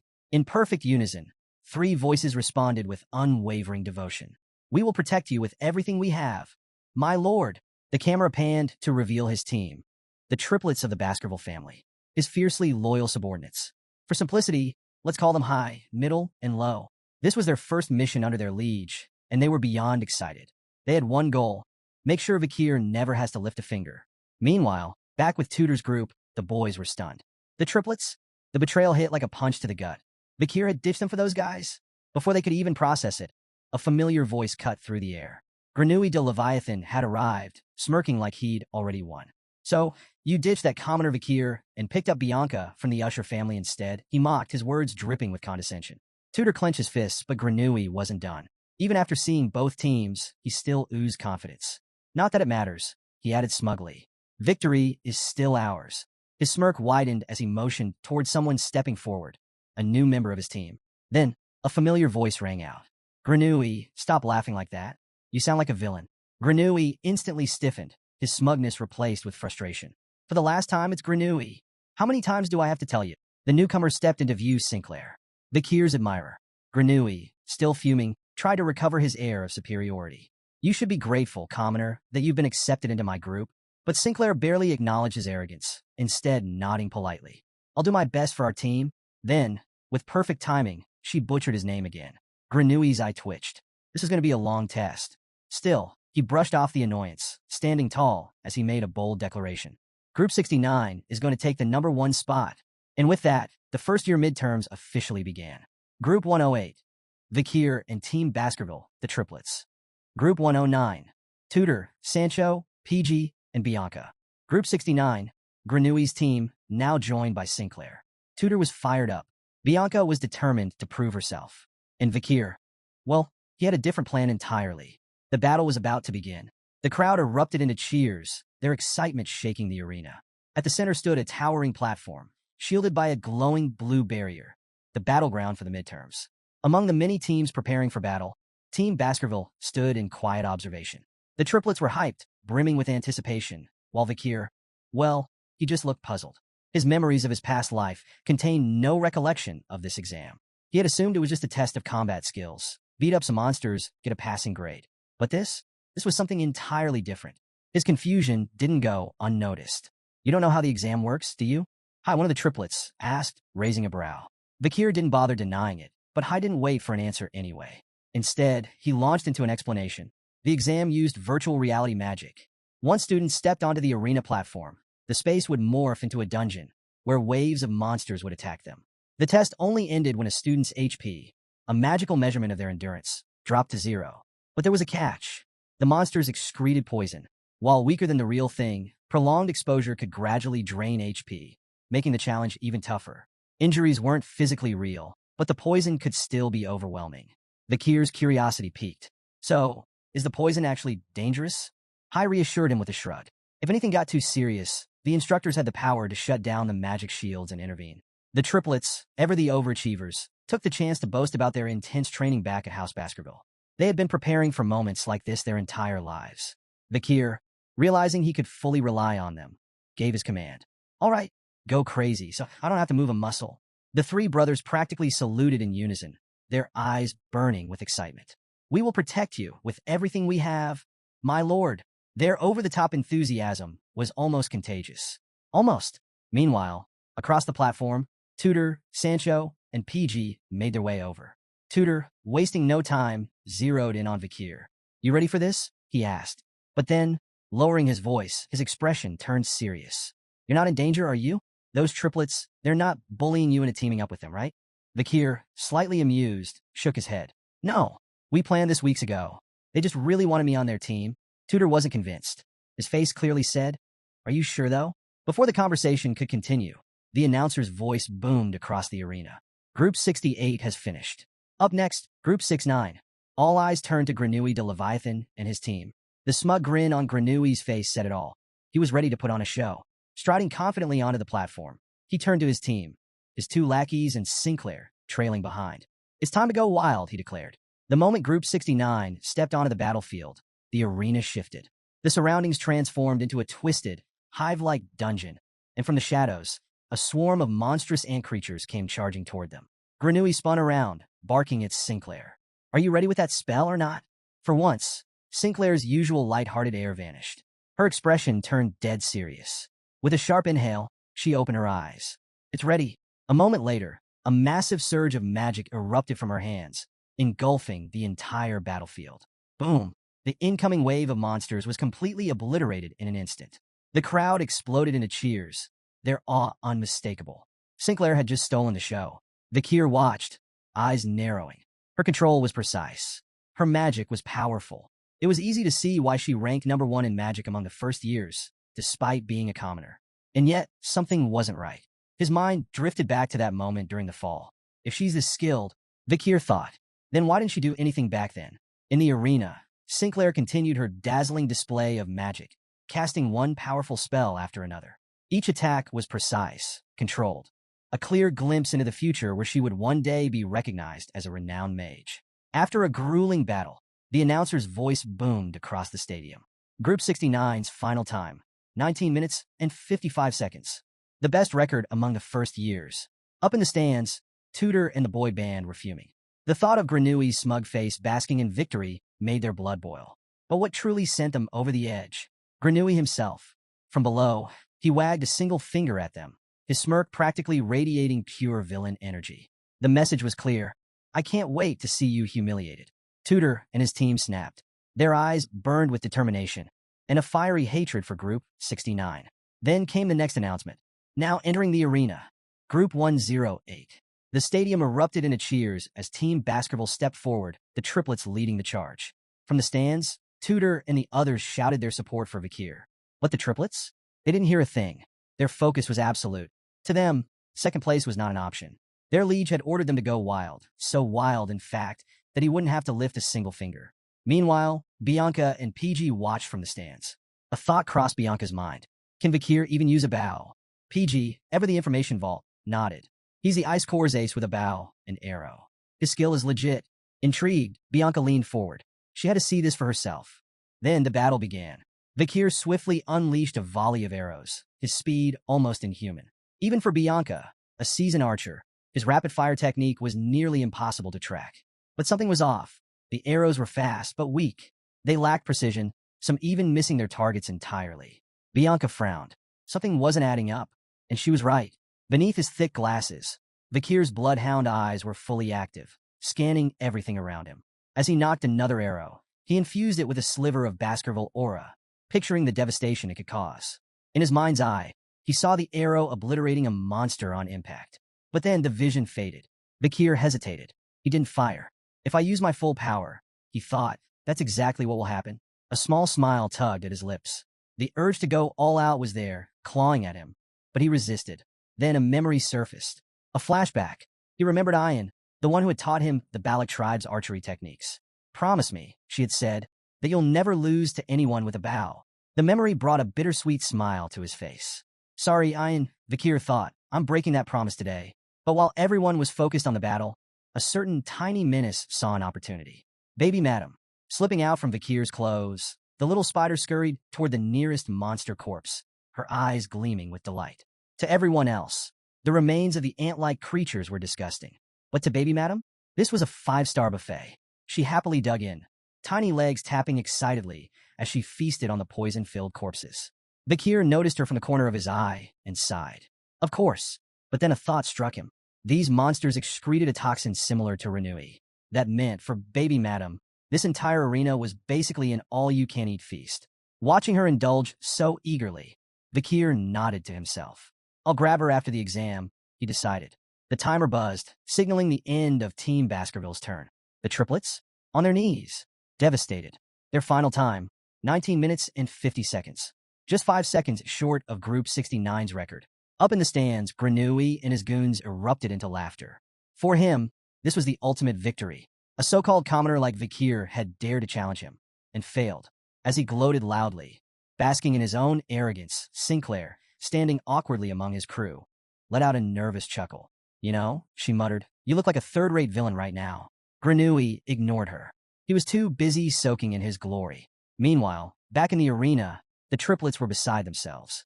Overcome with guilt, they dramatically drew imaginary blades to their throats. League, we have failed you. We shall take our own lives as punishment. Vakir, already exhausted by their theatrics, shut it down immediately. Stop it. Second place is still good, he sighed, equal parts exasperated and amused. Before the dramatics could continue, the announcer's voice boomed across the arena. Next up, Group 109. Tudor and the boy band were up. As they walked onto the battlefield, their focus was laser-sharp. Vakir's team had set an impressive record, but impressive wasn't enough. Their goal? First place. To beat Granui's time of 19 minutes and 55 seconds, they had to clear the first wave completely. The moment the exam began, Tudor charged forward. With a single, powerful strike from his spear, he obliterated the first ant monster. Sancho took the front, leading the charge. Tudor backed him up. At the rear, PG observed everything, carefully directing the team. And from a distance, Bianca's arrows rained down, eliminating any stragglers.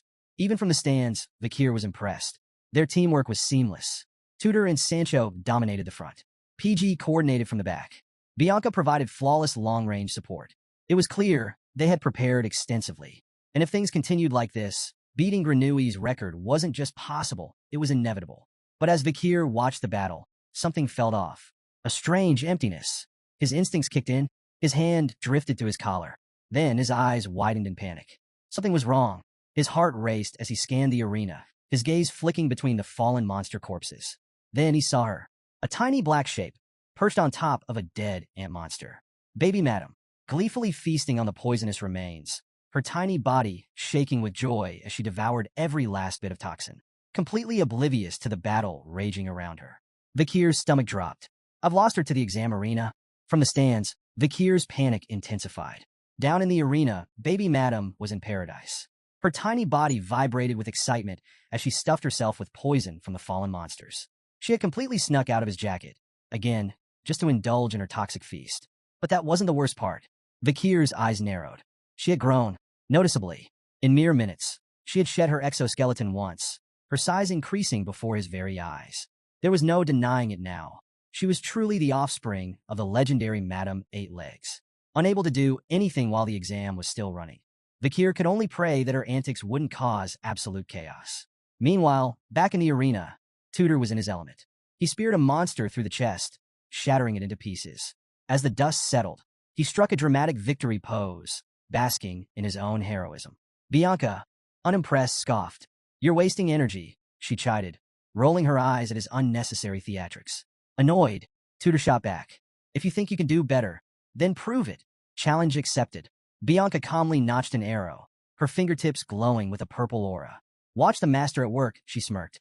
With a smooth release, the arrow curved elegantly through the air, twisting, turning, before piercing directly into an ant monster's skull.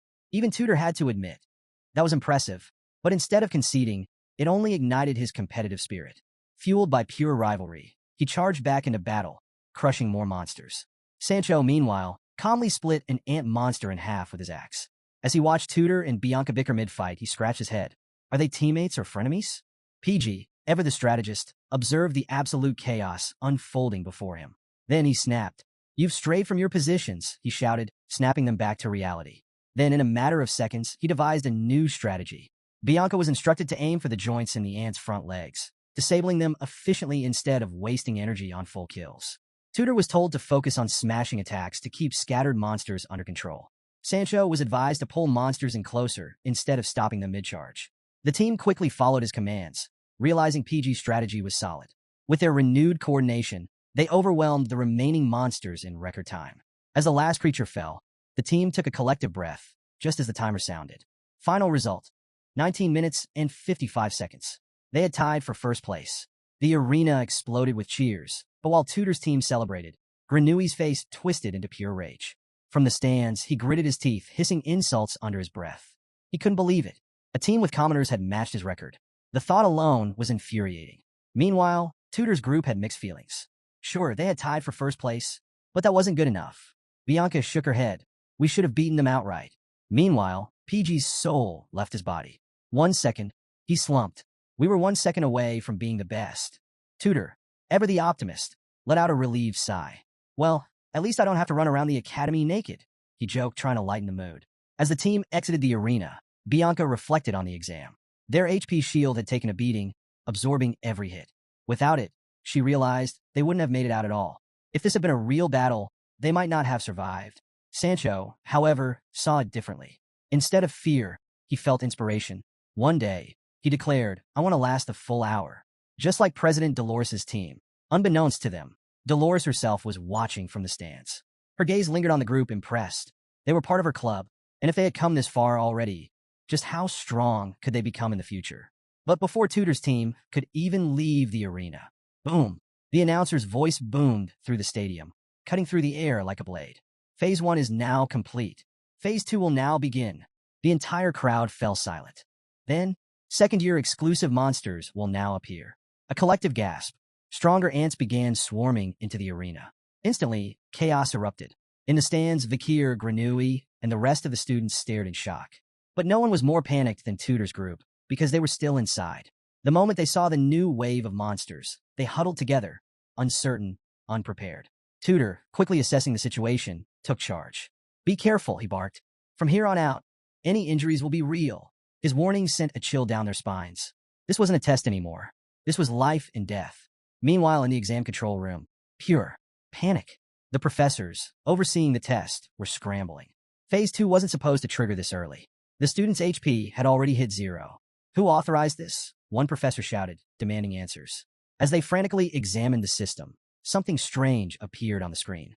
Among the students, the system was detecting a powerful life force still active in the arena.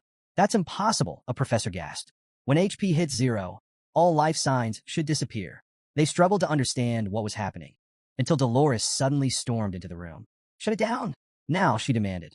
But instead of taking action, the professors dismissed her concerns. "We only control the waves," one of them explained. "We're not responsible for system errors." Dolores' hands clenched into fists. They weren't taking this seriously. The professors continued arguing about potential fixes. One suggested breaking the magic wall to force an emergency stop. But there was a problem. It required 2 keys to override the system. And guess what? One professor had a key. The other had gone to the bathroom and was completely unreachable. Dolores' eye twitched. Students were fighting for their lives in the arena, and their best chance at stopping it was currently stuck in a restroom. The control room was in disarray. Professors yelled over each other, scrambling for a solution.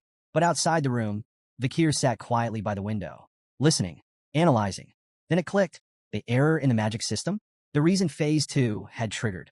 It had to be Baby Madam. After devouring so much poison, her unique biology was likely disrupting the system's ability to properly detect life signals. Turning his sharp gaze back to the arena, Vikir's expression darkened. The poison fog was spreading fast. Tudor's team was in serious danger. If the academy didn't act soon, they wouldn't make it out. Scanning the arena, Vikir's eyes landed on something. The air circulation holes leading into the battlefield. Too small for a human to fit through. But luckily, Vikir had a trick up his sleeve. Chaos erupted in the stands. Students ran around in confusion, panicked and clueless about what was happening. Except for Sinclair, still oblivious. She casually assumed the commotion was because someone had set a new record in the exam. That assumption didn't last long. As she wandered aimlessly, a small, fast-moving figure suddenly barreled into her, knocking her off her feet. Sinclair screamed, crashing to the ground. Around her, students froze, noticing something unusual skittering across the floor. Slowly turning her head, Sinclair's breath caught in her throat. It was a puppy, carrying a pair of pants. Meanwhile, back in the control room, one professor desperately smacked the magic crystal, hoping to force it back to life. But the rest? They stood paralyzed in shock, because standing before them, relentlessly swinging her sword at the magic crystal, was Dolores. 2 professors lunged forward, grabbing her arms mid-swing. "Stop," they yelled. "That crystal is a priceless artifact. Do you have any idea what you're about to destroy?" But Dolores didn't care. The only way to save Tudor's team was to sever the magic link between the crystal and the arena. Even as the professors warned her about expulsion, financial ruin, and her family's reputation being tarnished forever, she didn't hesitate, because none of that mattered if they didn't survive. Back in the arena, the battle had turned into a nightmare. PG was the first to fall. A massive ant monster struck him with a single, devastating blow, sending him flying across the battlefield. He crashed into the ground unconscious. The team screamed in panic, rushing to wake him, but he wasn't responding. And then, things got worse. The poison fog thickened, and in the distance, a massive shadow loomed over them. A horde of gigantic ant monsters emerged, their deadly intent clear. Tudor gritted his teeth. This was it. He wasn't the hero he aspired to be, and now his dreams would die here. It didn't take long for the horde to overwhelm them. Both Tudor and Sancho were struck down. Only Bianca remained, frozen. Her breath hitched. Her legs wouldn't move. As the shadow of a colossal ant monster loomed over her, she fought back tears. This can't be how my life ends. Then, a figure emerged from the fog, red eyes blazing. Before the monster could land its killing blow, a fist, engulfed in red aura, shot forward. Boom! The ant monster exploded into pieces. Obliterated, Bianca staggered, barely able to process what had just happened. As her vision blurred, one thought raced through her mind. How is he here? Then, she saw him, standing alone amidst the carnage. Vikir, shirtless, his body covered in old scars, exuding a calm, yet commanding presence. His red eyes burned as he turned toward them. Then, in a voice steady as steel, he assured them, "Nothing else is going to happen to you." In the magical control room, several men restrained Dolores, holding her arms tightly to prevent her from striking the magical crystal again. Her eyes burned with fury. She was determined to shatter it at all costs to save the students. One of the men warned her that if she didn't stop, the crystal would break completely. But consumed by desperation, she demanded they release her, insisting she had to rescue her friends. She struggled harder, preparing to strike once more, forcing the men to tighten their grip. Behind them, a man stood holding a tablet, its screen projecting a live map of the stadium. He examined it in silence, but his expression suddenly shifted to pure shock. Just as the Saint test was about to continue, he made a startling announcement. An unexpected life signature had been detected inside the stadium. The revelation sent a wave of disbelief through the room. Dolores and the others turned toward him, their eyes wide with surprise. How is it possible? The stadium was sealed behind a powerful virtual barrier. No one should have been able to enter. Two men, one bald with glasses and the other with a long mustache, leaned in to observe the map. Their faces stiffened with astonishment. The bald man pieced it together first. Someone had broken through the barrier and taken down a mud ant. Meanwhile, the mustached man's eyes were filled with confusion. How had this unknown figure slipped past their defenses? On the tablet screen, the stadium's real-time projection displayed clusters of red and green dots, representing life signatures. But despite the technology, no one truly knew what was happening inside. Inside the stadium, the situation was grim. PG and Bianca lay unconscious on the ground, while the air around them thickened with deadly poison. Earlier, they could withstand the gas, but now, with their HP drained to nothing, even a single breath could be fatal if the ants weren't eliminated. Nearby, the unconscious bodies of Sancho and Tudor were sprawled across the battlefield, and in front of them all stood Vakir. His fists clenched, his expression filled with determination as he locked eyes with the monstrous ants ahead. Then, as if sensing something unusual, Vakir's gaze sharpened. He swiftly turned around. Hidden beneath the corpse of a fallen ant, a small spider lurked in the shadows. Vakir had noticed her presence, yet instead of attacking, he stood firm. He muttered to himself. According to his family's creed, an untamable beast had only one fate, death. The tiny spider, though just a baby, understood the weight of those words. Fear gripped her. She had made a terrible mistake by venturing into the stadium in search of food. Vakir's eyes gleamed as he turned to her, but instead of striking her down, he made a decision. He could deal with her later. For now, she had a job to do. With a commanding voice, he ordered the spider to absorb all the poison in the area to protect the others. Grateful for the chance, the small creature placed a paw on her forehead in a sign of obedience. Then, without hesitation, she opened her mouth and began inhaling the toxic gas, purifying the battlefield. However, as Vakir remained focused on the spider, danger crept closer. A massive ant loomed above him, its beady eyes locked onto its prey. But Vakir, ever vigilant, sensed its presence almost instantly. He exhaled calmly, his fists tightening once more. With an unwavering gaze, he stared the beast down and scoffed. Not even a shred of shame? In response, the ant's mandibles spread wide, ready to strike. As usual, before the beast could even make a move, Vakir acted first. In a blur of speed, he activated his mana and, without much effort, delivered a devastating kick to the creature's neck. The impact was instant, its head separated cleanly from its body. Back in the magical control room, the bald man and the others stood frozen in shock. One of them scrutinized the map, his face twisting in confusion. A sudden surge of vital energy had appeared, but no one could explain how. Meanwhile, Vakir's attention remained locked on the fallen ant's corpse, his expression dark with concern. Something felt off. He didn't recall this place having any noticeable life energy, but there was no time to dwell on it. Nearby, the small spider continued devouring the poisonous gas, working tirelessly to cleanse the battlefield.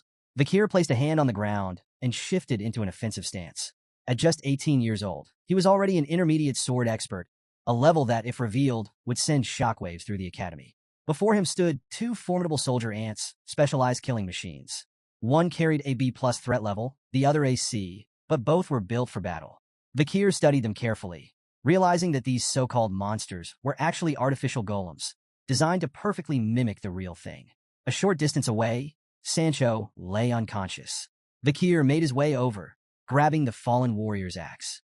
But he didn't stop there. He also collected Bianca's bow, Tudor's spear, and Piggy's sword, strapping them securely to his back. His eyes burned with determination. Turning his focus back to the ants, he calculated his next move. He recalled the strategies of killer ants from his past life. knowledge that gave him an edge. If he played his cards right, he could take them down as if he were an advanced sword expert. His gaze locked onto their weak point, the dorsal cover, the vulnerable link between their head and thorax. Before the ants could launch their attack, Vikir wrapped Sancho's axe in mana and hurled it with incredible force. The weapon spun violently through the air before slamming into the dorsal cover of one of the ants, sending a wave of agony through the creature. Glancing at the ground, Vikir recalled another crucial detail, the biometric compass embedded in the killer ants. If damaged, the creatures would lose their sense of direction and start moving backward. The sheer display of power made the remaining ants hesitate. Fear crept into their movements as their bodies trembled. Seizing the moment, Vikir dashed forward, wielding Sancho's axe with precision. In rapid succession, he struck 3 more ants directly at their dorsal covers, rendering them completely disoriented. But he wasn't done yet. He drew Bianca's bow, his sharp gaze locking onto another weak point, the skull. Each ant's head was split into 2 halves, connected by a fragile link no thicker than a finger. Channeling his mana, he knocked an arrow and fired. The projectile shot through the air like a bolt of lightning, striking the exact point of weakness. The impact shattered the ant's skull, its shell far weaker in that area than anywhere else. Wasting no time, Vikir grabbed Tutor's spear, leaped high into the air, and descended upon the incapacitated ants. Their heads tilted upward, their eyes wide with panic as they saw him descending like an executioner. With lightning-fast movements, Vikir struck. First, he shattered their skulls. Then he severed their necks. Finally, he finished the job by slicing off their legs. After delivering his final strike, Vikir landed back on the ground, steadying himself with one hand as he locked eyes on the remaining beasts. He was ready to finish them all, until something unexpected happened. His eyes widened in disbelief. A massive shadow loomed over him, far larger than any of the other ants. Vikir slowly stood up, his gaze fixed on the colossal figure above. Yet, despite the overwhelming presence of the creature, he remained composed. Instead of fear, curiosity flickered in his expression. A giant red ant had appeared. Unlike the others, this one radiated pure dominance. Drool dripped from its mandibles as it locked onto Vikir, its hunger evident. This wasn't just any ant. It was a general ant, a creature ranked at a dangerous A-level threat. Vikir let out a quiet exhale, his grip loosening as he dropped Tutor's spear to the ground. He studied the beast intently, his surprise evident. This monster had been included in the exam. A slow, exhilarated smile crept across his face. This is getting interesting. Reaching for the hilt of Piggy's sword, he unsheathed it with deliberate slowness, his excitement growing. Meanwhile, outside the stadium, the atmosphere was tense. The thick curtain of poisonous gas had spread, completely obscuring the battlefield from view. Spectators fell silent, unable to see what was happening inside. Students murmured among themselves, worried about the outcome. Even third-year students struggled against these trials. How could first years possibly endure? In the magical control room, panic was setting in. One of the men monitoring the stadium suddenly froze in shock. Sensing the shift, the mustached man turned to him, his expression filled with both curiosity and unease. "What's the problem?" he asked. The bald man, drenched in sweat, struggled to find his words. His heart pounded as he turned toward the others, his face drained of color. With a panicked voice, he revealed the impossible. The general ant had been defeated.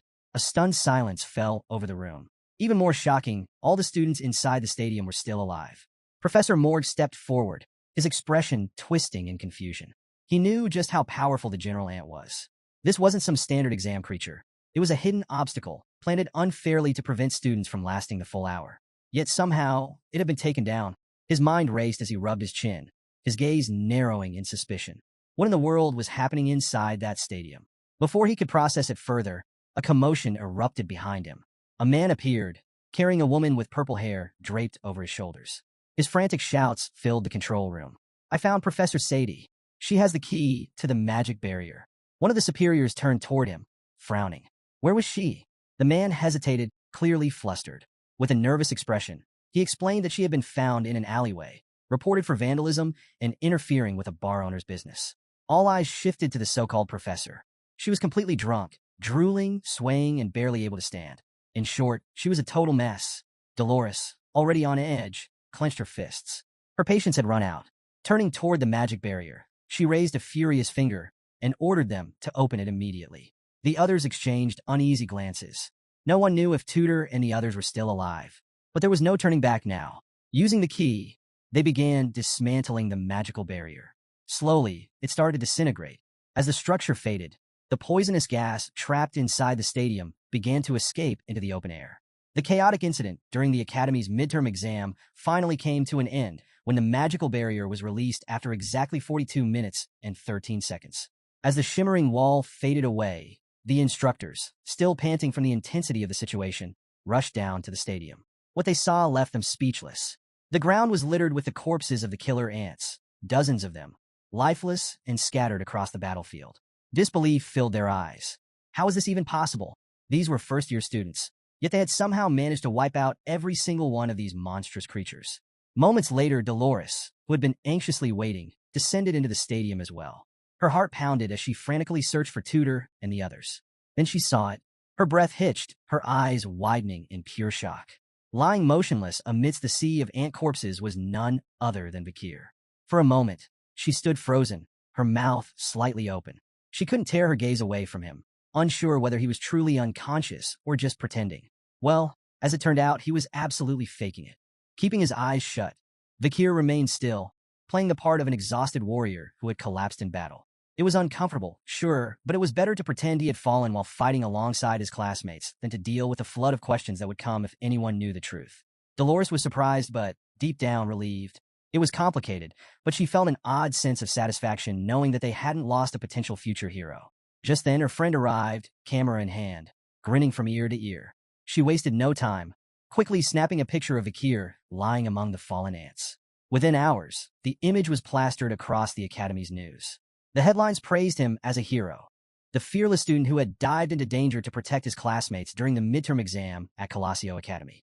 Alongside him, photos of Tudor, Bianca, Piggy, and Sancho were also published, cementing their role in the battle. Bianca, after regaining consciousness, publicly recounted Vakir's heroic feats, everything she had witnessed before fainting. Soon, Vakir found himself being interviewed. Playing along, he rubbed his chin thoughtfully and, with a confused but humble expression, explained that this victory was only possible because of the combined efforts of his friends. He had no interest in basking in glory, but the Academy had already decided. He was their newest rising star. Another photo of him, casually wiping sweat after the match, spread like wildfire. His name became the talk of the Academy, not just for his achievements but also for his looks. His rank was officially re-evaluated, and he was recognized as a high-level expert swordsman. However, not everyone was convinced. The head of the Monster Research Center voiced his suspicions, claiming it was impossible for someone of his rank to defeat a general ant. But Vakir calmly explained his strategy. He had known about the vital weak point hidden in the skulls of killer ants. The revelation didn't just earn him recognition, it changed everything. Even the Crown Prince himself summoned Vakir, acknowledging that his knowledge could significantly reduce the mortality rate of Imperial soldiers. As a result, the prince awarded him an honorary certificate. But as Vakir stood there, accepting the recognition, his expression remained unreadable. He clearly had no desire to be in the spotlight. He was soon labeled the Hot Star of the Year, a title that he didn't quite know how to feel about. Elsewhere, someone reading the Academy newspaper reacted very differently. Their hands tightened around the pages before tearing them to pieces in frustration. That night, under the silver glow of the moon, Vakir sat alone on the Academy rooftop. His gaze was distant, locked onto the ground below as he let out a deep sigh. His quiet student life had officially ended. And the worst part? It was only going to get more complicated from here. Just then, the baby madam appeared, her tiny form bouncing with excitement as she closed her eyes and grinned from ear to ear. She happily jumped in place, clearly celebrating. But Vakir quickly shut that down. This was no reason for celebration. Even though everything had changed, he was just relieved that the others were finally out of danger. As he was caught up in his thoughts, an owl suddenly swooped down toward them. Vakir tensed up, feeling a strange sense of unease, while the baby madam panicked and quickly scurried into his clothes, trembling in fear. The owl, undisturbed, gracefully perched on Vakir's outstretched arm. His eyes immediately locked onto its leg, where a rolled-up note was securely tied. He recognized it instantly, Cindy Wendy's regular report. Without hesitation, he took the note and began reading carefully.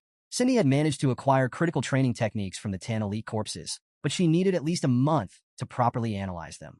Meanwhile, there were reports of night hound imitators. One was acting for fame, but the true intentions of the others remained unknown. Even more concerning, Osiris of the Baskerville family had left the estate and was believed to be heading toward the imperial capital. And lastly, perhaps the most shocking piece of information, one of the first-year students at the academy was secretly of royal lineage. As the owl finished its mission, it spread its wings and took off into the night sky. The baby madam peeked her head out from Vikir's collar, her tiny eyes blinking curiously. But Vikir wasn't paying attention. His gaze remained fixed on the paper, his mind racing with questions. Cindy's request for a month to analyze the corpse's training methods made it clear. She was approaching this matter with extreme caution. His thoughts drifted back to the time he had fought alongside Saintess Dolores to defeat the demon. He knew better than anyone that victory had only been possible because he had borrowed the Saintess's power. That wouldn't be an option next time. In the coming month, he needed to push himself to improve, diligently, relentlessly. His expression darkened. The Night Bloodhound had already been a troubling mystery, but now imitators had appeared. If their actions escalated, it could attract unwanted attention from the palace. And the last thing he needed was interference from the royal family. He had to investigate this immediately. Then there was the matter of his brother, Osiris La Baskerville. Vikir knew that piercing gaze all too well. If Osiris had left the family estate, it wasn't without reason. And as for the hidden royal at the academy, that was another headache entirely. As he mulled over the information, the baby madam nestled deeper into his collar, seeking comfort. Meanwhile, an image of Cindy popped into his mind, grinning, giving him a thumbs up, as if she had done something brilliant. He hadn't asked her to uncover the identity of a hidden royal, so why had she bothered? She was truly an unpredictable woman. Without a second thought, Vikir raised his hand and ignited the note. The flames consumed it instantly, turning the classified information into ashes. He wasn't interested in knowing more than necessary. It wasn't as if he had anything to gain from it. The ashes scattered with the wind, carried off into the night. And just then, a voice cut through the silence. A woman, dressed in a skirt, appeared from the shadows. Her eyes widened in disbelief as she realized who she had just stumbled upon. The hero of the academy. Vikir snapped out of his thoughts and turned his attention to her. It was none other than Sinclair. Under the vast, star-filled sky, a warm smile spread across her face. She closed her eyes for a moment before looking up at him again, her cheeks flushed. With a soft, dreamy voice, she asked, "Is this what they call destiny?" Sinclair, still a bit nervous, settled onto the rooftop and let out a soft sigh. With a smile, she turned her gaze toward the star-filled sky, taking a moment to enjoy the breathtaking view. She wasn't just another student. She was known for her sincerity and raw talent. A prodigy who had dominated the Fire Corps rankings with overwhelming performances. Vikir, however, wasn't quick to relax. His sharp eyes studied her with suspicion. What was she doing here at this hour of the night? The tension between them lingered for a moment before Sinclair finally decided to break the silence. She admitted she was surprised to find Vikir here. This place was special to her. Whenever she felt down, she would come here to gaze at the Milky Way. Vikir blinked, his expression shifting slightly. He had completely misread the situation. Sinclair turned her head toward him, her gaze softening, filled with something more than just casual interest. A blush crept up her cheeks, painting her face as red as a tomato. She confessed that she hoped to run into him again if she ever returned to this spot. Vikir felt the weight of her stare and, with a quiet sigh, looked down at the ground. It was clear he needed to find a new location to receive messages from Cindy. With a kind smile, Sinclair extended her hand, playfully revealing that the entire academy had been buzzing about him lately. Vikir didn't even lift his head. His expression turned cold as he flatly responded that he had no interest in such things. But Sinclair simply chuckled. There was no reason to feel embarrassed. Extraordinary people always drew public attention. With an amused smirk, she started counting on her fingers. First, being number one wasn't enough. Second, there were 3 groundbreaking research articles connected to him that were about to shake the academic world. And third, despite being of commoner origin, his aura was already at the level of an expert. Hearing this, Vikir's eyes widened slightly. A bead of sweat formed on his brow. She continued, casually noting that in many ways he was an intimidating figure to his peers. Vikir let out a tired sigh. Grades and titles. Those were meaningless distractions. He advised her not to put too much importance on them. Sinclair tilted her head, her brows furrowing in confusion. How could grades not matter in an academy? But Vikir knew better than anyone. Soon, money, power, and honor would become worthless. When the era of destruction began, the world as they knew it would collapse. And in the chaos that followed, the only thing that would matter was survival.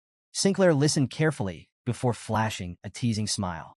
"You talk like an old man who's lived for centuries," she mused. That caught Vikir off guard. For a moment, he was genuinely surprised by her insight. She was more perceptive than he had expected. Sensing the shift in mood, Sinclair decided to change the subject. With a curious gaze, she asked what he planned to do after the midterms. In response, Vikir casually raised a single finger. "I'm going to train my back and lower body," he said with a confident expression. Sinclair blinked, then frowned. "Did you hit your head or something?" she asked, sighing dramatically. Meanwhile, Vakir adjusted his glasses with his fingers, brushing off a reaction. He knew that Sinclair, much like himself, carried secrets of her own. Before returning, she had graduated at the top of her class, never once losing her number one spot, despite also being of commoner origin. And then, one day, she disappeared. She had cut off contact with everyone, vanished from history, and left behind nothing but unanswered questions. As the moonlight bathed the rooftop in its soft glow, Sinclair slowly opened her eyes, a faint smile forming on her lips. There was something unusual about her, a mystery that lingered in Vakir's mind. She was of commoner origin, or at least that was what she claimed. But could she be hiding something more? Cindy Wei had mentioned that a member of royalty had secretly entered the academy. Was it possible that Sinclair was the one disguising her identity? The thought lingered in his mind as the night stretched on. The next day, as the sun rose over the academy, the campus slowly came to life. Tutor, still groggy from sleep, stretched his arms with a loud yawn, feeling the exhaustion in his body. He never expected the exam period to drag on for so long. Shouldering their backpacks, the group began walking toward the academy. With a smile, Tutor stretched his arms once more, commenting that after today's attack test, midterm exams would finally be over. Sancho, walking beside him, turned with a serious look. He reminded everyone that because of the injuries they had suffered during the defense exam accident, the entire exam schedule had been postponed, making this exam period feel endless. Ahead of them, Vakir and Piggy walked in silence, lost in their own thoughts. Meanwhile, Tutor's expression darkened as his mind wandered to a familiar face. Granui, his hands clenched into fists. It was frustrating that their bet had ended in a draw. He rolled his shoulders, massaging out the tension, before turning to the group with a confident smirk. Despite everything, this exam had made something clear to him. He now knew exactly who his true rival was. Vakir, however, had no idea what he was talking about. Sancho sighed. It was obvious that thanks to Vakir, they had avoided far worse injuries during the exam. But at the same time, it was annoying how much he had been hiding. After all, Vakir wasn't just skilled. He was a superior-level expert who had been concealing his true power from his friends this entire time. Suddenly, the three of them stepped forward and lightly punched Vakir in the back as punishment. Vakir turned his head, his expression serious. He reminded them that they weren't the only ones who had fought. He hadn't done everything alone. Tutor simply crossed his arms and closed his eyes. With a knowing grin, he called Vakir way too humble. Deciding to drop the subject, Tutor shifted the conversation. Did you hear? The Night Bloodhound committed another terrorist attack. Vakir's eyes widened in shock. Piggy, staying calm, reached into his backpack and pulled out a newspaper. Unfolding it, he revealed that this time, students from the Varangian Training Center had been targeted. Vakir and Sancho immediately turned their attention to him, listening in silence. Piggy opened the newspaper and frowned. The headlines were grim. The report stated that while attempting to discover and restrain the Night Bloodhound, the students had suffered heavy casualties. The notorious figure had resurfaced, once again leaving devastation in his wake. According to the latest news, the Night Bloodhound had committed countless atrocities, earning him the title of the worst villain of all time. Last night, during an excursion to the Yellow Sea, a group of students from the Varangian Training Center had been ambushed. The result: 10 students left with minor injuries, 10 severely wounded. Among them was none other than the head of the training center. As the group absorbed the weight of the news, a tense silence hung in the air. And then they started talking. Sancho crossed his arms, his expression serious. Isn't the Night Bloodhound expanding his territory? He asked. Piggy, still engrossed in the newspaper, let out a sigh. Lately, there were even people who supported someone like him. Tutor rubbed his chin thoughtfully, his brows furrowing. What's that guy's goal? Anyway? Meanwhile, Vakir's gaze drifted downward, his expression unreadable.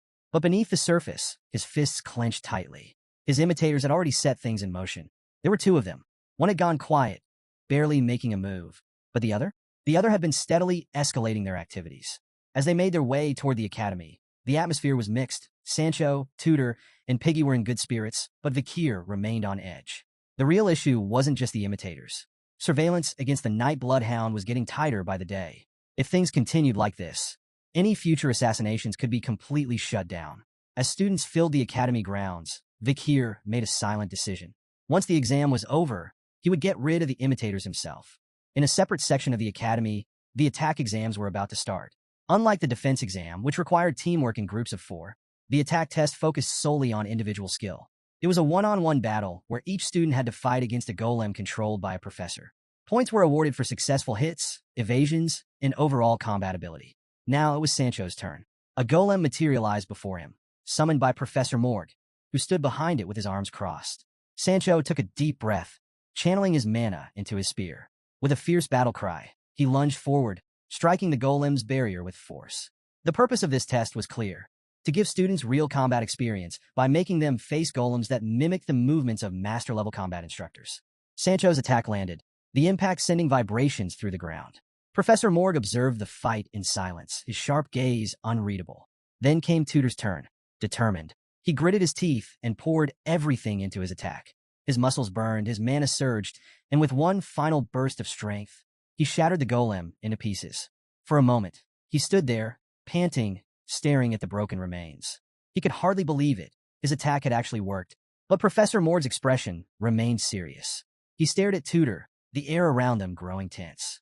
"You still have a long way to go," he said flatly. Then, without warning, green roots burst from the ground, wrapping around Tutor's legs. He tensed up, momentarily distracted. That was all the golem needed. In the blink of an eye, it appeared in front of him, its fist already mid-swing. Tutor's grip on his spear tightened. He barely had time to register the sudden increase in speed. Was the professor strengthening the golem, somehow? The fist moved closer. Instinctively, Tutor raised his arms to block. But it was a feint. Too late. Before he could react, the golem's real attack came. A devastating kick aimed directly at his ribs. The impact sent a shockwave of pain through his body. His vision blurred, and his breath hitched. His eyes went wide with fear. Then, a scream tore from his throat. His body crumpled to the ground, writhing in agony as the pain consumed him. The golem stood over Tutor, unmoving, as Professor Morg's voice echoed through the training hall. "You made a mistake," he said. "Just because I'm a mage doesn't mean I can't use my fists and feet." With surprising gentleness, the golem extended a hand, helping Tutor back to his feet. "The only thing that matters in a fight is victory. Never forget that. Even as a mage, you should be ready to use your fists, feet, even your teeth if necessary." Still catching his breath, Tutor nodded and thanked the professor. Once all the matches were over, the students gathered in the stadium as their scores were calculated. Tutor, utterly exhausted, collapsed onto a seat. The results were announced. Ice Corps Class 8 Cadet, Tutor Layden Kote. Evaluated by Professor Vinci Morg. 12 landed attacks, 20 successful dodges, 3 blocks, 0 critical hits. Final score, 35 points. From the crowd, Bianca's jaw nearly hit the floor. She blinked in shock, then raised her hand in disbelief. Tutor had beaten her. Her results followed. Ice Corps Class 8 Cadet Bianca. Evaluated by Professor Vinci Morg. 7 landed attacks, 24 successful dodges, 0 blocks, 0 critical hits. Final score, 31 points. Her face flushed red, not from embarrassment, but pure rage. She jumped to her feet, pointing an accusatory finger at Tutor. "This is ridiculous," she fumed. "This whole test is flawed. A one-on-one combat exam is totally unfair for an archer." Tutor, still slouched in his seat, turned to her with a puzzled look. "Oh, and was fairness on your mind when you took all the individual points during the defense exam?" He shot back. Before the argument could escalate, laughter rang out from behind them. They both turned toward the source of the sound, Granui. Leaning casually on a chair, he smirked, extending a hand as if presenting himself. Well, this just proves that I am the best of the two," he said smugly. His score flashed on the board. Ice Corps Class 8 Cadet Granui. Evaluated by Professor Vinci Morg.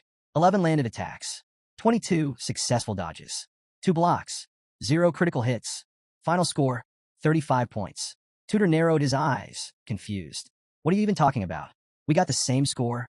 At that, Granui's smugness instantly turned into fury. He jabbed a finger at Tutor, his face twisting with frustration. "That's exactly the problem," he snapped. "We tied in the defense exam and the attack exam." But then his expression shifted. His lips curled into a devilish grin, and his eyes gleamed with joy. "That means I win," he declared dramatically. "Because my theoretical grade is higher than yours." Tutor's face went pale. His entire soul left his body. Defeat hit him like a hammer. He slumped forward, completely and utterly devastated. Bianca, watching his sudden downward spiral, sighed and patted his back in consolation. "Hey, look on the bright side. At least our teacher was Vinci Moore," she pointed out. Tutor barely registered her words. He just stared at the ground, lost in despair. But Bianca wasn't done. Tapping her chin thoughtfully, she continued. "The other students had Professor Suddy." At that, Tutor's expression shifted. His eyes widened with curiosity. The very mention of Professor Sadie sent a shiver down Bianca's spine. She couldn't help but picture the woman's chaotic, lunatic smile. "Ugh," That woman, Bianca muttered, a look of disgust flashing across her face. Professor Sadie had a reputation, a terrible one. She was a pathetic drunk who had disappeared with the magic barrier key and caused an entire security crisis. The older students described her as strange, unreliable, and completely unprofessional. She was, without question, the number one teacher every student wanted to avoid. Tutor, now even more confused, turned to Bianca. How in the world did someone like her become a professor at the academy? He asked, bewildered. Bianca lowered her hand from her chin and sighed. Well, believe it or not, she's actually insanely skilled. Tutor frowned. That didn't sound convincing. Bianca continued. When she's not wasting time as a teacher, she helps the authorities catch criminals. As she spoke, an image formed in her mind, a terrifying figure wielding the Beelzebub sword. She's in charge of tracking down and capturing criminals like the Night Bloodhound. Tutor's expression hardened. His eyes filled with both seriousness and concern. He had faith in his friends. They were strong. They'd be fine. Or at least, that's what he wanted to believe. Beside him, Bianca rested both hands on the seat, her gaze drifting toward the sky. A quiet sigh escaped her lips. That's exactly why I'm worried, she admitted. Her expression turned distant as she continued. Professor Suddy, she's the last living relative of a fallen marquis. And because of that, she's filled with envy, especially toward talented students from noble families. Her voice lowered. There's a rumor that she completely destroys students with potential. A heavy silence followed. Somewhere in the academy, the scene was brutal. Piggy lay motionless on the ground, covered in blood. A woman, dressed in sharp heels, pressed her foot against his head, her weight digging into him without a hint of mercy. Before her, a golem identical to her in appearance stepped forward, its mere presence exuding an overwhelming pressure. The gathered students were frozen in place, stunned, horrified. Another student had fainted. This wasn't an exam. This was a massacre. Panic set in. The students turned to the exit, pounding on the doors, desperately trying to escape. They didn't want to be here. They didn't want to take this exam with her. And yet, the doors would not open. Standing in the center of it all was Professor Sadie. With one hand on her hip, she absent-mindedly touched her lips, her gaze dripping with amusement. Her heel remained pressed firmly on Piggy's head. To her, these students were all cowards. The results were displayed. Ice Corps Class B Cadet Piggy. Professor Sadie. 0 attacks landed. 0 dodges executed. 0 blocks. 0 critical hits. Final score, 0 points. Next to him lay Sinclair, also unconscious, her body stained with blood. Ice Corps Class 8 Cadet Sinclair. 0 attacks landed. 0 dodges executed. 0 blocks. 0 critical hits. Final score, 0 points. Not far away, Sancho's lifeless form was sprawled out, his uniform soaked in red. Ice Corps Class 8 Cadet Sancho. 0 attacks landed. 0 dodges executed. 0 blocks. 0 critical hits. Final score, 0 points. Suddy let out a bored sigh. This was a waste of time. Sadie pulled out a whip, her eyes scanning the remaining students.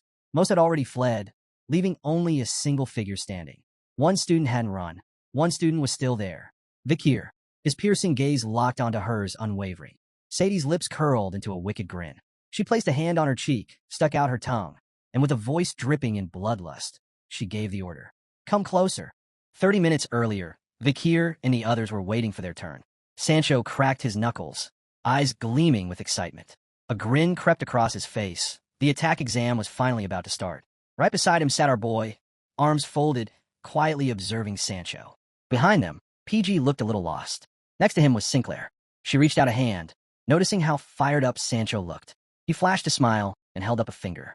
The one-on-one duel, he said, is a warrior's true calling. He was practically buzzing with energy, clearly eager for the exam to begin. PG stared at Sancho wide-eyed. My tutor told me, he muttered, if no one uses aura, then Sancho's the strongest among the Ice Corps. Vikir, meanwhile, was staring at the ground, lost in thought, until something pulled everyone's attention. A voice rang out, asking what Professor Suddy was doing. PG turned, confused, then shocked. There she was, Professor Suddy, standing in front of a student, holding a bottle of wine. The student stared, then snapped. Rage boiled over as he shouted, how can you be drinking at a time like this? Students' lives are on the line. Suddy didn't say a word. The student kept going. I can smell it from here. You're drunk. Without a care, Suddy raised the bottle to her lips and downed it in one go. To me, she said, you're just another annoying kid. She planted a hand on her hip and, wearing a devilish grin, bit into the glass bottle like it was a loaf of bread. The student's face drained of color. He backed away, trembling. Shards of glass filled Suddy's mouth. She ran her tongue across her cheek, licking up stray drops of wine, then wiped it with her hand. Her eyes locked onto the boy, cold and vicious. The alcohol's only 76%. Bit dramatic to call that drunk, don't you think? Sinclair covered her mouth, clearly shaken. PG stared in disbelief. This was the professor in charge of their test, the one from all those creepy rumors. And she was exactly as strange as they'd heard. Bakir, still calm. He'd seen plenty like her in his past life. Nothing surprising here. Suddy pulled out a paper, scanned the names, and jabbed a finger at one of them. A crooked smile spread across her face. Let's begin, she said. First up, Sancho Batteraria. Instead of panic, Sancho tightened his grip on his weapon and stood up, eyes burning with anticipation. Sinclair and Vakir rose to their feet. PG cupped his hands and shouted, "Be careful. There's a rumor. Students who take the exam with her don't come back to the academy." Sancho smiled and waved him off. "I'll be fine." Suddy summoned her golem. It appeared in front of her with a heavy thud. Sancho approached, studying it closely. "The will of a warrior can't be broken," he said, taking a firm stance and raising his axe. No fear in his eyes, only excitement. "I'm ready to learn, Professor." And just like that, the test began. Sancho launched into the air and came crashing down toward the golem like a meteor. Suddy watched him, then looked down, a slow grin forming. She echoed his words softly. "The will of a warrior is unbreakable." Sancho brought down his weapon with full force. But something changed. Sinclair gasped, her hand flying to her mouth. Her eyes widened. PG stumbled back, stunned. He stood frozen, mouth agape. Even Vakir, usually the calmest in the group, was shaken. What they had just witnessed was beyond anything they'd seen before. Sinclair and PG looked on, bewildered, trying to make sense of it, until the smoke cleared. And what they saw next struck them with a fear they had never known. Professor Suddy's golem loomed in the aftermath, towering over the arena with Sancho in its grip, dangling by the neck, unconscious and bloodied. The entire room fell silent. The golem held Sancho like a broken doll, and Suddy looked almost disappointed. Using both hands and two glowing magic circles, she continued to manipulate the golem. Her eyes sparkled with magical energy. Then, turning to the rest of the group with a grin, she asked mockingly, "So, does this mean Sancho's no longer qualified to be a warrior?" Vakir's expression darkened instantly. His gaze locked on Suddy, sharp and unblinking. He couldn't tell what this woman was really after, but he didn't like it. The golem released Sancho, and his limp body hit the ground with a thud. His friends didn't hesitate. They rushed to his side. Vakir and PG quickly hoisted him up, resting him across their shoulders. PG leaned in, urgently calling out his name. "Sancho, wake up!" Sinclair stepped forward, eyes locked on the professor. She raised a hand and demanded answers. "What do you think you're doing?" she said, voice firm. Her gaze didn't waver. "How could you strike a student so hard they passed out?" Suddy didn't flinch. "This exam," she said coolly, "is meant to prepare you for the real world." She lifted a finger and smiled confidently. "These are the exact words of the Academy's first president. Or are you planning to file a complaint in the middle of a real battle?" Then, with that same smile, she pointed straight at Sinclair. "You're next. Let's see what the leader of the Ice Corps can do." Sinclair's clenched fists trembled. She didn't know what this woman had planned, but it didn't feel like a normal exam anymore. Before she could respond, a voice called out from behind. "You can refuse." She turned, startled. Vakir was standing there, Sancho still leaning on his shoulder. He looked right at her. What she did wasn't fair. If you report it, the Academy might give you a second chance. Sinclair lowered her gaze, overwhelmed for a moment. Then she nodded, eyes burning with gratitude. "Thanks for looking out for me." But as she looked back up, that gratitude turned into something else, resolve. She clenched her fists tighter. "I won't back down. Not from the person who hurt my friend." The air went still. Suddy chuckled. "Why the dramatic face?" she mocked. "Let me fix it for you." That was all Sinclair needed. She snapped into position, battle-ready, eyes filled with fire. Her aura flared, magic circles spinning around her body as she lifted her hands to the sky. Energy surged around her like a storm ready to break loose. Suddy raised an eyebrow, momentarily caught off guard. "Third-class spells. At her age?" she whispered, clearly impressed, but also very entertained. "Not bad for the Academy's future ace." Her lips curled into a wicked smile. She guided the golem towards Sinclair. Without warning, the ground split beneath Sinclair. Suddy's golem burst upward, its fist rearing back. Sinclair, still mid-cast, barely had time to react. Her eyes went wide. "Ever experienced a mana backlash?" Suddy asked coldly. Just as Sinclair was about to unleash her spell, the magic was forcibly cut off. The golem's punch landed hard, slamming in her gut with brutal force. The spell's circles shattered around her. Mana burst out uncontrollably from her body, bleeding from her nose, pouring from her eyes and mouth. The pain was instant and unbearable. She had no time to scream. Sinclair collapsed to the ground, clutching her chest. Her entire body quaked, and drool dripped from the corner of her mouth. She was in agony. The golem stepped in close, studying her with eerie calm. Suddy tilted her head and asked, "So, how's it feel?" The pain was far worse than Sinclair had imagined. She couldn't even respond. Suddy's eyes narrowed, a wicked smile growing on her face. "If you're really unlucky," she whispered, "you might never use magic again." The thought seemed to delight her. After all, what fun would it be if the next heir to the Ice Core was rendered powerless? Especially since she was just a commoner. With a heavy thud, the golem kicked Sinclair hard, sending her body tumbling across the ground. She'd fought so hard for her position, and now she had to pray it hadn't all been for nothing. Watching this, PG's face twisted in worry. He couldn't just stand by. He bolted toward her, desperate to help. Vikir stood quietly, eyes locked on Sinclair with a serious, unreadable expression. But the exam wasn't stopping. It was time for the next challenger. PG. He took a breath, drew his sword, and stepped forward. On the outside, he wore a confident look, but inside fear gripped him tight. Still, he didn't back down. Suddy leaned on one hip and raised an arm lazily. "And who's this?" she asked. "Trash who doesn't even know how to hold a sword." PG broke into a sweat, but his eyes stayed steady. He gripped his sword tighter. He wasn't running. Not today.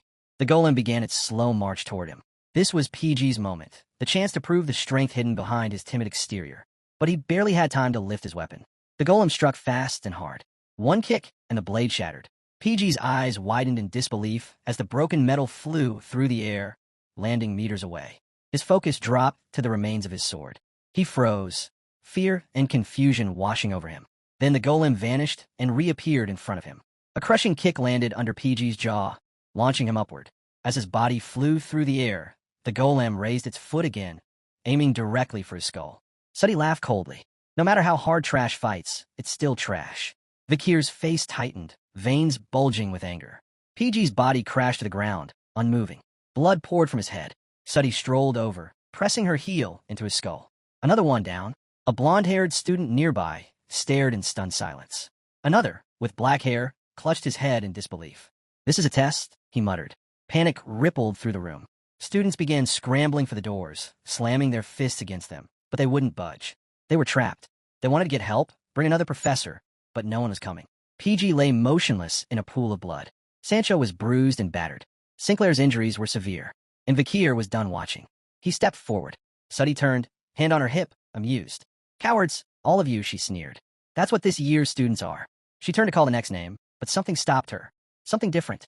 Vikir stood before her, arrows across his back, bow in hand. He didn't speak. He just stared at the ground, calm and still, ready.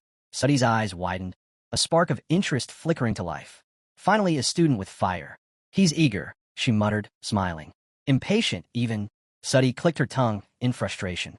She'd been saving the main course, and now it was stepping forward. Vikir stood in silence, still as stone. The students who'd been scrambling to escape stopped and turned their attention to him. This was him, the Academy's famed prodigy. Whispers said he was a high-ranking sword expert, a quiet force, a legend in the making. With eyes burning for revenge, Vikir reached behind him and pulled an arrow from his quiver. But Suddy wasn't worried. She was a graduate, after all, and even if he was a top-tier sword user, what chance did he stand in a one-on-one fight using a bow? Still, her eyes gleamed with twisted excitement. It was fun to crush the talented ones. The exam officially began. Suddy raised her hand and sent the golem charging forward. He was the best student in the academy. What better way to make a statement than to beat him into the ground? Vikir calmly knocked the arrow, one hand steady on the bow, the other gripping the shaft. The golem thundered toward him, arm raised, fingers stretching out to grab and crush. Suddy smiled. She could already imagine the sound of his bones breaking, his screams. But just before the golem reached him, Vikir moved. His eyes darkened, and with that hatred boiling inside him, he let the arrow fly. The shot seemed off. It veered. Suddy blinked. Then it hit. The arrow slammed into the golem's shoulder with staggering force, carving a deep gouge into its enchanted body. Gasps filled the room. Suddy's control faltered. The golem froze mid-step. Vikir looked straight at her. He hadn't missed. Not even close. The students at the door turned, mouths hanging open. He had stopped Suddy's golem effortlessly. But that wasn't all. The arrow hadn't just damaged the golem. It had pierced her. Suddy's eye, bloody, ruined, now had the arrow embedded in it. She let out a scream that echoed through the entire hall. collapsing to her knees in agony. One hand reached up to the arrow. Her mouth opened wide with the sound of pain and rage. Vakir stood tall, expression calm. He slowly lowered his bowstring, watching her with quiet satisfaction. Then, as if remembering to play the part, he shifted his face into one of mock concern. "Oh no," he said innocently. "I was aiming for the golem. I don't know how that happened." He smiled. Cold, sharp, cruel. "Professor, are you all right?" Suddy clutched her wounded eye, teeth clenched. Her body shook, not from pain alone, but from the seething fury building inside her. The arrow was lodged deep in Sadie's right eye. She clutched her face, grinding her teeth as the pain worsened, until she couldn't hold back a full-throated scream. Elsewhere, Moore Clan, who had been calmly controlling his own golem via magic circle, heard the scream. His head whipped around, confusion written all over his face. A chill ran down his spine. What is that lunatic doing now? Back inside the exam room, every student stood frozen, eyes wide, mouths hanging open. Shock rippled through the room. Moments later, Moore Clan, clearly alarmed, burst through the door that had mysteriously refused to open earlier. His eyes blazed with anger. He raised a hand and took a sharp look around. "Did she seriously lock the door again?" he growled. "Is she hurting the students?" Behind him, Tutor Bianca and Saintess Dolores stepped in, both taking in the chaotic scene with disbelief.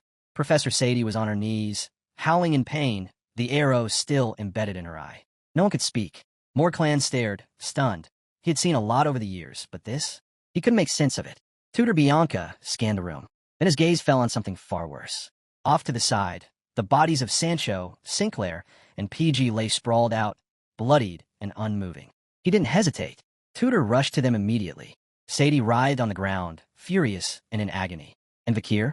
He began walking forward, calmly, silently, his bow still in hand. Moore Clan turned toward him. "What happened here?" he demanded. Behind them, Sadie's golem loomed, still and silent. Vakir stopped and answered, expression cool and honest. "During the exam, the golem charged at me. I panicked and fired an arrow, but it hit Professor Sadie instead." Moore Clan blinked, unsure. He turned to inspect the golem quietly, trying to decide if Vakir was telling the truth.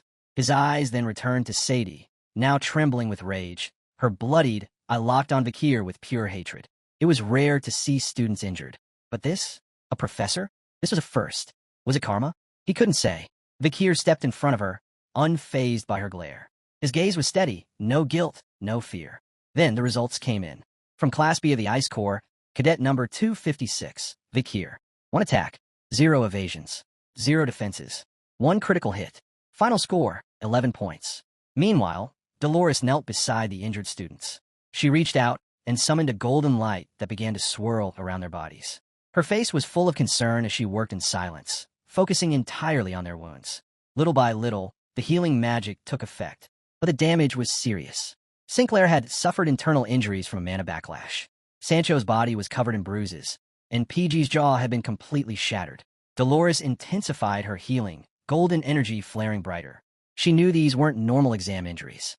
This had gone far beyond the bounds of any test. Tutor leaned in beside her, anxious. "Will they be all right?" Dolores looked up, eyes soft but serious. "Thanks to you calling me in time, they'll all recover fully. There won't be any lasting effects." Bianca stood behind them, quiet, watching. Tutor crouched beside the injured students, studying them closely, a frown growing on his face. Both Tutor and Bianca felt a wave of relief wash over them as the Saintess confirmed the students would recover. Dolores stood up, fists clenched, and turned her back to the injured. Her gaze drifted distant as she began to walk away from the group. Nearby, Professor Sadie sat on the stairs, one hand still pressed to her bleeding eye. She removed her hat and remained seated, breathing heavily. Dolores approached her, extending a hand with calm resolve. Her voice was composed but firm. "Let me take a look at your wound." Then her tone shifted, serious and direct. "When your condition improves, I'll be filing a disciplinary report with the student council. Excessive force against students will not be ignored." But Sadie didn't flinch. In fact, she smiled. A cold, wicked smile. "Oh, aren't you the Saintess from the renowned Quavades clan family?" Dolores hesitated, concern flashing in her eyes as she leaned forward, hand reaching to heal. Then, suddenly, Sadie yanked the arrow out of her own eye. Blood gushed from the wound, and Dolores froze in shock. Before she could react, Sadie shoved the bloodied arrow into her mouth, eyes gleaming with malicious delight. She grinned. "I'll pass on your healing." Gasps echoed across the room. The students recoiled, fear and revulsion creeping into their faces. Moore Clan, watching from nearby, clenched his teeth, and glared at her with growing rage. Still bleeding, Sadie slowly stood and turned her back to Dolores. As she walked away, she said calmly, "Go ahead and punish me, but you might want to wait for the day you have the authority to lift it."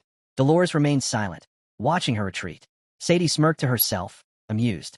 So many things delighted her lately, like the night bloodhound, stirring chaos across the empire. She passed close to Vikir, pausing just for a moment. Tilting her head up, she smiled. "You're Vikir, right?" He didn't look at her. His gaze remained fixed on the floor, lost in thought. She laughed softly, continuing past him. "I'll remember your name. We'll meet again." As her steps echoed down the hall, Vikir slowly raised his head. His eyes glinted, not with fear but anticipation. He was already looking forward to their next encounter. And with that, the long, brutal midterm exam came to an end. Later, the results were posted, and students crowded around to see the rankings. First place, Sinclair. Second, Leviathan de Grenouille. Third, Tudor. Fourth, Highbrow. Fifth, Bianca. Sixth, Middlebrow. Seventh, Sancho. Eighth, Lowbrow. Vikir, 21st. PG, 199th. Those who'd been injured or lost points during the attack exam with Professor Sadie were given a second chance, thanks to the intervention of the other instructors. Sancho, PG, and Sinclair were among them. With their scores restored, they returned to their usual spirits, especially Sinclair, who was now officially the top student of the first year. But no one was talking about first place. They were talking about him. A brown-haired boy walked calmly through the hallway. One student nudged another, pointing. "Hey, isn't that him?" All eyes followed the figure. It was Vikir. He passed by, quiet and collected. The hallway buzzed with whispers. He'd done what no one else could. Landed a direct hit on Professor Sadie. Destroyed her eye. The trauma she had left behind? Fading. He was the one who fought back.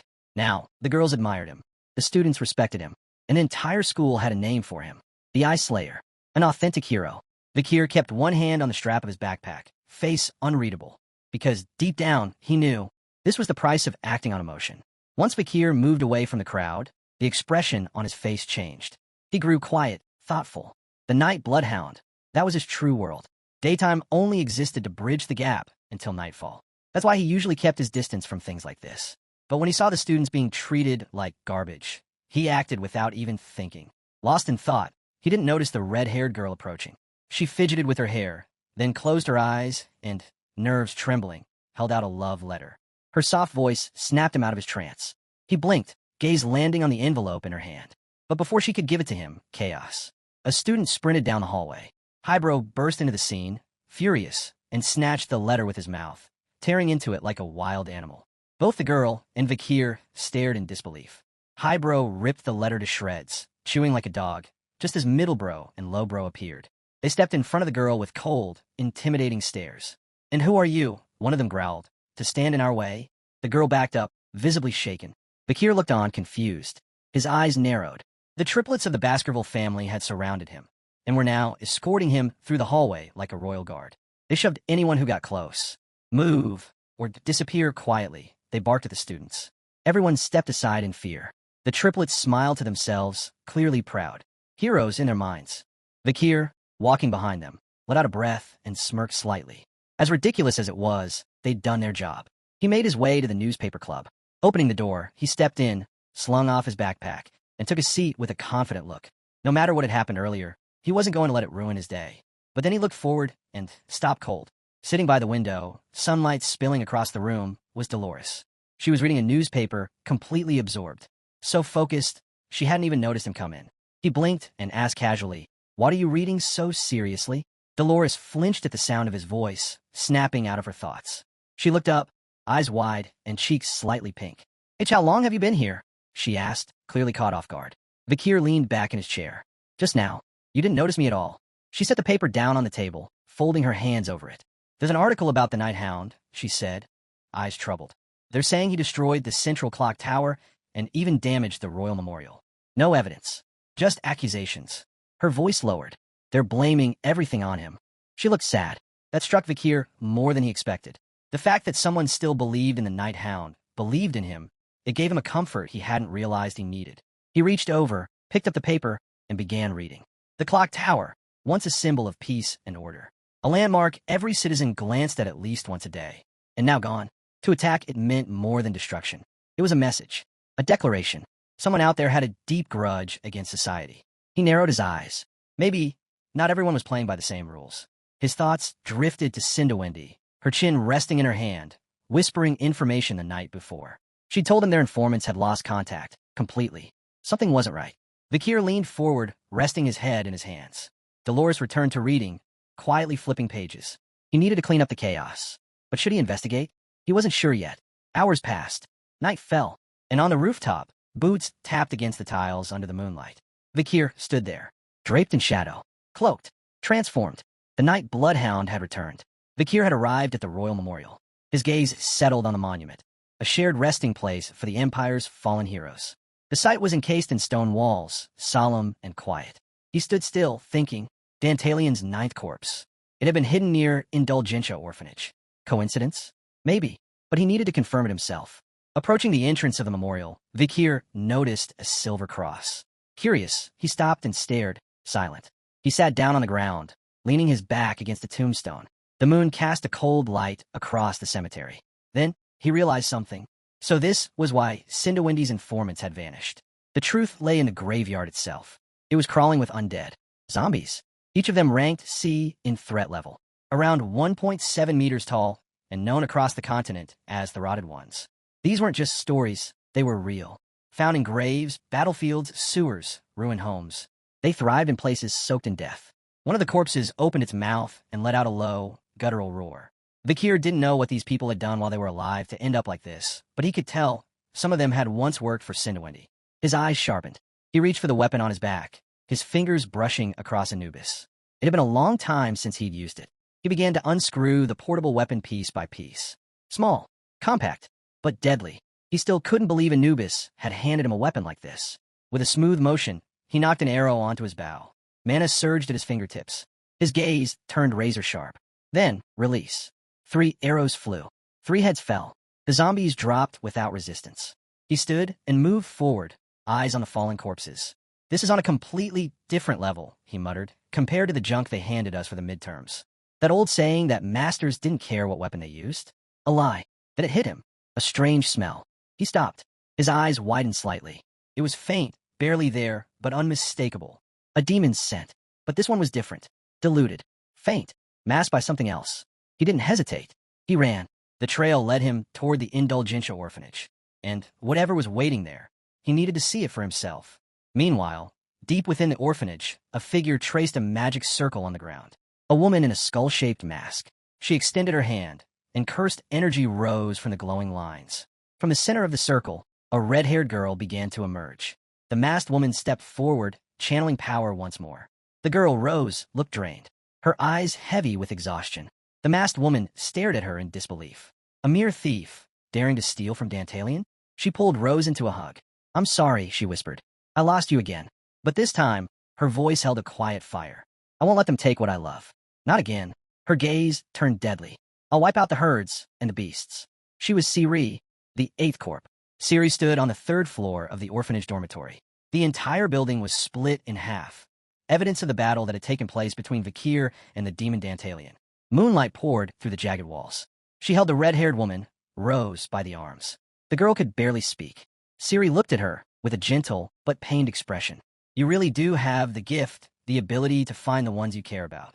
Sadness flickered in her eyes. She had found Rose, but not the other person she'd been searching for. No matter what she did, that other presence stayed hidden. Rose's eyes were clouded with fatigue. Siri reached up, tucking a loose strand of hair behind her ear. To fully control the power granted by her contract with a demon, she knew there was only one way forward. She had to cross the threshold of death completely. She was already halfway there. But to master all of Siri's abilities, she had to move fast. Then, footsteps, heavy boots, echoed down the corridor. Someone was approaching. A suffocating aura rolled in with each step. The pressure in the hallway thickened. A voice, low and sharp, gave a single command. "Don't move." Murderous intent filled the air. The moment that presence drew near, Siri froze. The energy flooding through the hallway paralyzed her in fear. Behind her, Rose didn't move, but her eyes widened, fear and confusion flashing across her face. Siri immediately stepped in front of her, arm outstretched in protection. Whoever this was had been watching them, and she hadn't even sensed it. That alone was terrifying. From the shadows, he emerged. Vikir. He stepped forward with his bow drawn, eyes glowing with hatred. A crackling mana arrow shimmered at his fingertips. "From here on," he said coldly, You'll only speak when I ask. If you move, you die. If you say anything I didn't ask, you die. The mana arrow pointed directly at her heart. Her scent, it wasn't right. It was both human and demon. So he asked the question straight. Are you human or demon? Siri stood calmly, still shielding Rose. I'm both, she answered. Vikir's eyes narrowed. He looked at Rose. He recognized her, Geronto, a former subordinate of Dantalion. But he'd killed her. Why was she still alive? Siri noticed the shift in his expression and spoke again. She's not Dantalion's subordinate. He stole something that belonged to me. His gaze darkened. Only one question remained. Vikir raised the glowing arrow higher. His voice, low and filled with fury. Is the demon one of the 10 elite corpses you made a contract with? Siri's eyes lit up, her expression hardening. She nodded. And what if he is? She asked sharply. What are you going to? She didn't finish the sentence. Because Vikir had already fired. The mana arrow roared through the air, straight for her eye.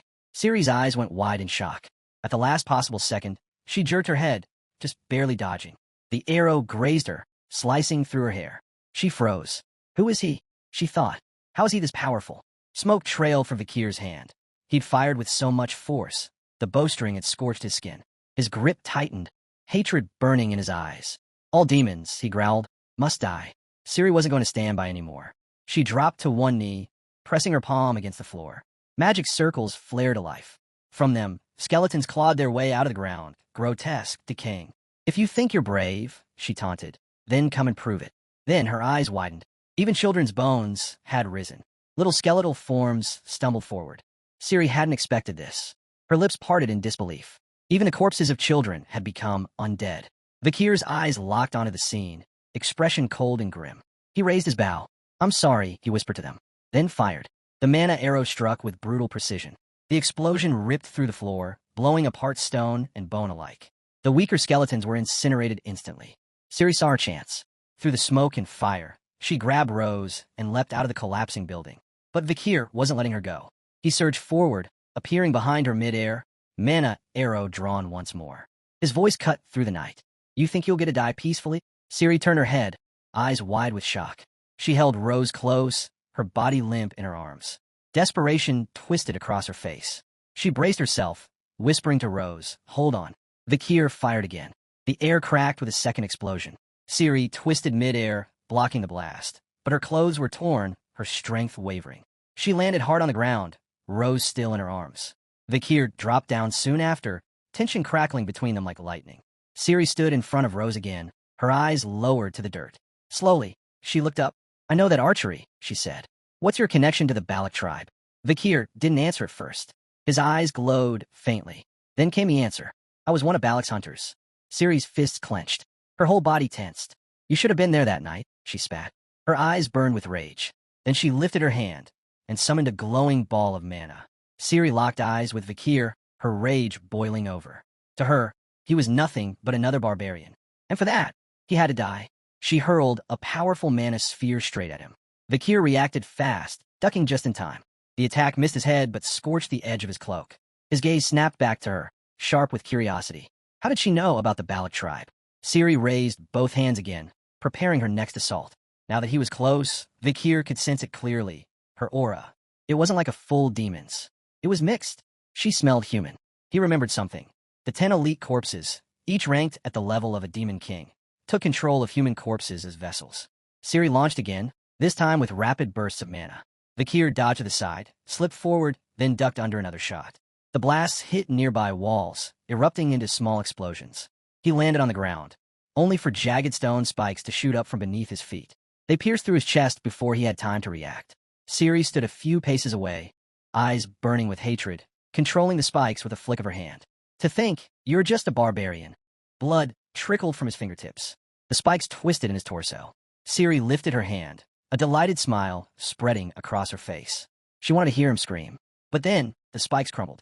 They shattered, crashing to the ground in pieces. Siri froze. What? Vikir stood up, the wounds on his chest, already healing. He clenched his fists. His glare burned into her. She stared in disbelief. Was he even human? Vikir coiled his bow and stepped forward, calm and sure. After clashing with you a few times. I get it now, he said coldly. You're not like the others. You're weaker. His eyes narrowed. You're only a half-demon. He holstered his bow and took a long, quiet look at her. There's no reason to keep talking. Siri didn't move. Her thoughts raced, unsure what to do. But Vikir already made up his mind. I'll kill you. She refused to let that happen. Slamming her palm into the ground, she summoned a massive magic circle. From it, something began to rise. A hulking golem. It roared as it emerged. A Frankenstein golem. Risk level, A+. Height, 8 meters. It had once been human, many humans. A monstrous mass of wasted flesh, shaped into the crude form of a man. A creature pulled from the tomb of the otherworld. It was known as Big Chunk of Meat. A disgusting, powerful abomination. The golem clenched its massive fists and charged at Vikir, roaring like a beast. Ciri extended her hand, energy surging into her palm. The golem was just a distraction. She was going to kill him with fire. But Vikir wasn't waiting. He drew the Beelzebub sword, its edge gleaming with a deadly aura. Just before the golem reached him, he launched forward and swung. One strike. The sword sliced through the monster's flesh like butter, splitting the golem clean in half. Ciri was still gathering her fire magic, but now, her eyes widened in shock. Vikir was staring at her, and his aura, blood-red, savage, was unmistakable. It was Baskerville. Her hand trembled. Still, she fired a fireball, powerful and glowing. But Vikir was already advancing. Her heart skipped a beat. Wait, she cried out. Too late. He appeared above her, sword raised, eyes glowing with deadly intent. Then he struck, the 7th Baskerville technique. His blade moved with precision, cutting through air like fate itself. Time seemed to freeze. Their eyes locked, and Ciri stood there, frozen, not because of the strike, but because of the question burning inside her. Why does he carry the aura of the Baskervilles? Vikir swung his blade at the incoming fireball. The impact created a massive explosion, an eruption of fire and force that ripped through the battlefield. The blast destroyed everything in its path.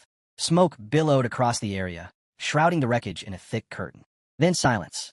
As the smoke began to thin, a deep crater came into view. At its center, Vikir stood, injured but unyielding. Blood trickled down his arm, his hand pressing over the wound. Part of his cloak was burned away, his mask cracked and torn. Ciri was on her knees, trembling. Her breath came in shallow bursts. She couldn't move. Vikir looked down at her, eyes narrowing. She was half-human. The failed spell had caused a violent mana backlash, crippling her from the inside. You lost focus, Vikir said quietly, right when you needed to strike. His voice held no mockery, only truth. Ciri's eyes were empty. She looked down at the dirt, her expression lost. Then, her voice broke through the silence, soft and shaky. Don't abandon me. She wasn't looking at him, just speaking to the ground. Vikir didn't flinch. He watched her carefully, calculating. Then he asked, calmly but firmly, why? Why did you make a deal with a demon? He raised the Beelzebub sword slowly, the blade glinting in the moonlight. His voice was low, steady. Every death has a reason. Ciri lowered her head. She was ready to die. Vikir stood still for a few long seconds, the sword hovering above her. Then, in a sudden, fluid motion, he brought the blade down toward her neck, and the blade of the Beelzebub sword began to glow. His gaze turned sharp and deadly. With a powerful swing, he brought the sword down, each step pulling him closer to Ciri. But Ciri couldn't move. Her body was wrecked, her strength gone. She lowered her head, bracing for the end. Then something shifted. Strands of red hair floated in the air. Just as Vikir's blade neared her, Rose stepped in front, hands stretched out, eyes down. Vikir froze, startled. His eyes widened, confused. Undead were known to be mindless, driven by jealousy for the living. They attacked without thought. But Rose didn't even look him in the eye. Despite being undead, something about her was different. Vikir noticed. He couldn't explain it, but she wasn't like the rest. Ciri stayed kneeling, paralyzed by mana backlash. Vikir's focus remained on her, unsure why neither the Corpse Queen nor this woman wanted to fight anymore. Suddenly, a beam of light lit up the crater. A guard's voice rang out. They've found the intruders. Vikir's eyes snapped wide, panic setting in. Would have given them away. He spun around, tension rising. Then he heard it. Ciri's voice. The guard had arrived. While he hesitated, Rose moved fast. She pulled the unconscious Ciri close, raising her hand to the sky. A spell activated, wrapping them in glowing blue energy. Vikir's eyes flared with fury. There was no more time to waste. He turned sharply, eyes locked on Rose, determination burning inside him. His fists clenched. He wouldn't let them escape. But he wasn't aiming for Rose. His sword was meant for Ciri. The glowing blade surged forward. Just before it could strike, Rose threw her arms around Essie, shielding her. The sword plunged straight through her back. Blood spilled from her lips as her body weakened, but the spell finished activating. In a flash, both vanished. Vikir stood there, staring at the vanishing energy trail, seething with rage. A sharp stomp echoed behind him. Professor Sadie had arrived, surrounded by armed guards. A spotlight fell on Vikir's last known position. Sadie stepped forward, one foot firmly on the ground, touching her head with a smirk. She called out to the night bloodhound to show himself. It was past midnight when they reached the crater, but Vikir was already gone. Sadie stood with her hands on her waist, scanning the area. "No one's here," she muttered, frustration building. She looked at the ground and muttered Vikir's name with contempt. One of the guards glanced over at her, confused by her shift in mood. Sadie clenched her jaw and, unable to hold back, delivered a fierce kick into the crater. She was furious. They were too late. The bloodhound had slipped away. Now, she wore an eye patch, thanks to Vikir. She still hadn't figured out how he got the upper hand. But then something caught her eye. Lying in the center of the crater was Vikir's mask. Her eyes widened. He had left it behind, and that only made her angrier. The truth was, Vikir had already slipped away, transforming into a dog to make his escape. By now, he was far from the orphanage dorms, sprinting full speed through the landscape, a grin tugging at his face. Morning arrived. Sunlight streamed through the academy windows, marking a new day. Anna clenched her fists with excitement. Her eyes lit up as she declared, "Now that exams are over, the real fun begins. Festival season is here." In front of her stood Vikir, Dolores, Sinclair, Bianca, Tudor, PG, and Sancho. With a bright smile, Anna glanced at each of them, then turned to reveal a rolling rack filled with costumes. Her eyes sparkled. "This year's theme," she said, practically bouncing with joy, "is a haunted house." Sinclair gasped, clasping her hands together with a delighted grin. Halloween vibes were in the air, and with exams behind them, this event was going to be a hit. Dolores covered her mouth, stunned and blushing. The idea of dressing up as a ghost? Adorably fun. Bianca tapped her chin, frowning slightly. "But I thought the academy didn't usually do this sort of thing." Tudor, arms crossed, turned to her with a thoughtful look. "She's right, this isn't standard." PG stayed calm as always. He looked at Sancho and said, "It's an ancient tradition. Not even the professors can get out of it." Sancho's eyes gleamed. He cracked his knuckles with a grin. "Tradition's tradition." Anna brought out 2 boxes and clapped. "Time to draw lots. Let's see who's dressing up as what kind of ghost." Sinclair and Dolores chatted excitedly as they leaned in. Behind them, Vikir stood silently, arms crossed. He lowered his head, eyes fixed on the floor, lost in thought. His mind drifted back to the moment Rose stepped between him and Ciri, taking the blow. Ciri, the 8th corpse. The corpse queen. He hadn't taken her out when she was weakened, barely using half her strength. That was a mistake. Other memories rushed in. The Baskerville Hounds. His brutal battle with the demon Andromalius. He needed the help of his family's knights to survive that one. Then came the fight with Dantalion. Dolores had been there too. Vikir may have been a top-ranking graduate. But could he defeat the 8th corpse at full strength? Alone? No, not yet. To face demons one by one, he needed more. He had to master the 7th and final technique of the Baskerville legacy. Only then could he reach the level of Swordmaster. He imagined a thick tome in front of him, a symbol burned into memory, and 2 fangs hidden in a shadowy maw. The 10th technique. Stalking ambush. 6-fong horizontal ambush. Twin teeth of wisdom. To master it, he'd need to understand the strange link between the 6th and 7th techniques, and fully unleash the ultimate annihilation move. The teachings were all there in the book titled Swordsmanship. To break past the 6 techniques wall, one had to abandon all traces of humanity. But to master the 7th, one had to reclaim those emotions again. In his past life, Vikir's body had been covered in scars. Vikir still couldn't wrap his head around it. Why abandon emotions, only to reclaim them later? It went against everything he'd learned in basic training, where future hounds were taught to kill off their feelings completely. But this wasn't about becoming a typical warrior anymore. He rested his hand under his jaw, deep in thought. A vision of his father, Hugo, appeared in his mind, standing strong with sword in hand, surrounded by a powerful aura. Vikir felt lost. How had Hugo become a swordmaster? While he sank deeper into thought, Dolores stepped forward and pulled a drawing lot from the box. Her eyes widened as she looked at it. That snapped Vikir out of his daze. Curious, he glanced over. Dolores studied the paper, then spoke. She'd have to dress up as the Night Hound. Anna covered her mouth in shock. The memory of the Night Bloodhound's recent attack on the Quad family's orphanage was still fresh. Her expression fell. "I'm so sorry," she whispered, guilt creeping in. But to her surprise, Dolores just smiled. "It's fine," she said gently, pressing the paper to her chest and closing her eyes. A soft blush rose to her cheeks.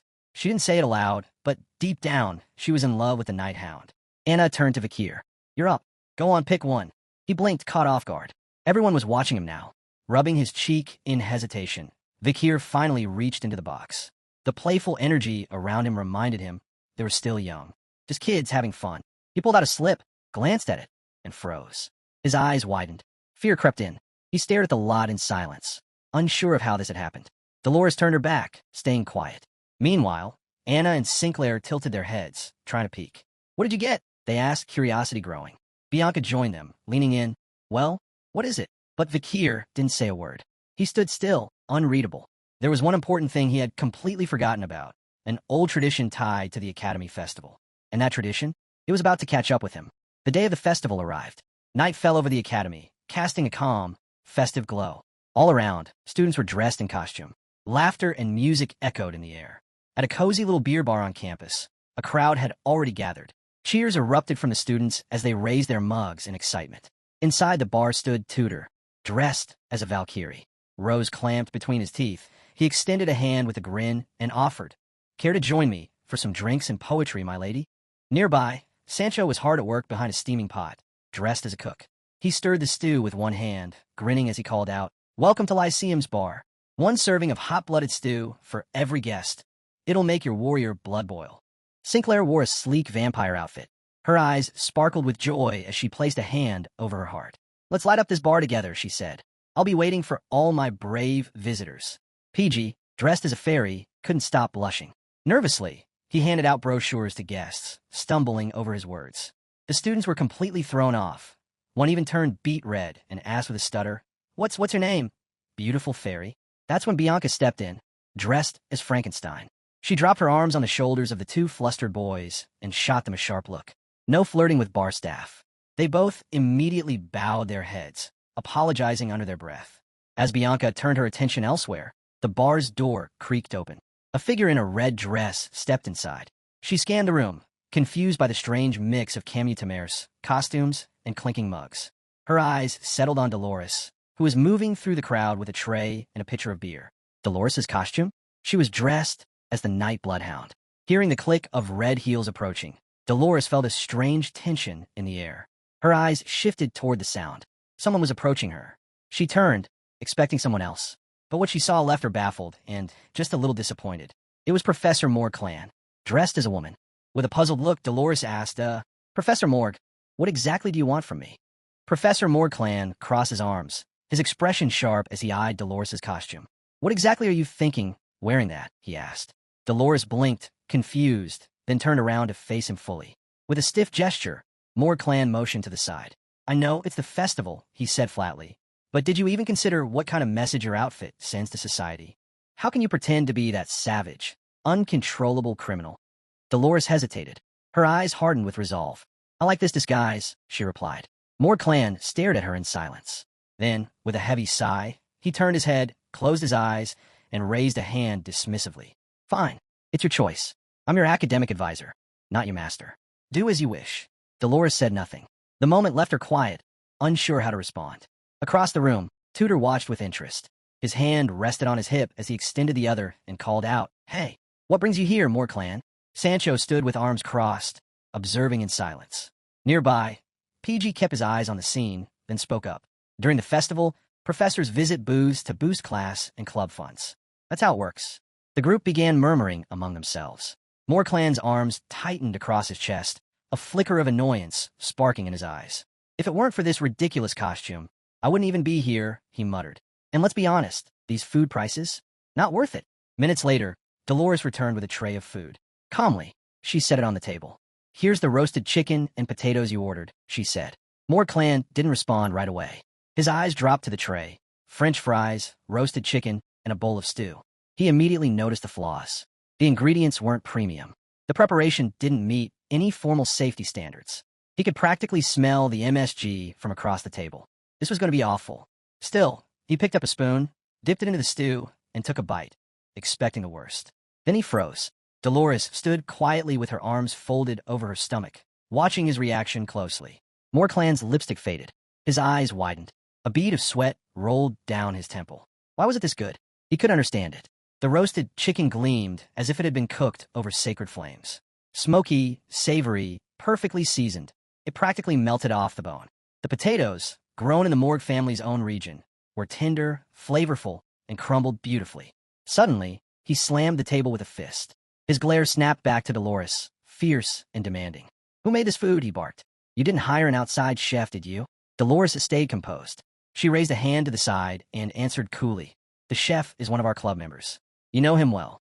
Inside the kitchen, standing before the grill, a figure worked with precision, calm and focused. Wearing red lipstick, dressed in a witch's outfit, and flipping food with absolute control. It was Vikir.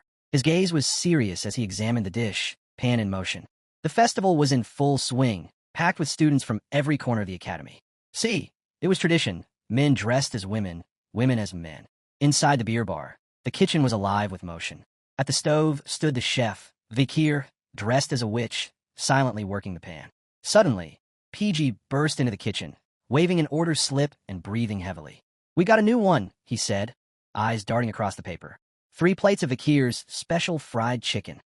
Without a word, Vikir nodded and got to work. But PG wasn't done. And 2 grilled sausages, 6 portions of stir-fried vegetables with sausage, 5 rice balls. Vikir's eyes lit up, full of resolve. He gripped the spatula with one hand, turned calmly toward PG, and said, "It'll all be ready in under 5 minutes." Outside, chaos was erupting. Their booth was swarming with commutamaires, so much that poor Tudor was being crushed under the growing wave of excited visitors. He flailed slightly, overwhelmed by the flood of eager male students, drawn in by the food's sudden fame. Then came the girls, rushing in like a stampede. Sinclair, pinned by the crowd, clenched her fists and forced herself to stay upright. The surge was too much to handle. She quickly shifted to taking orders, realizing it was the only way to keep things moving. In just moments, their little bar was bursting at the seams. Everyone wanted a bite of Chef Vikir's cooking, but Vikir paid no mind to the frenzy. He stayed locked into his work, focused on the pan in front of him.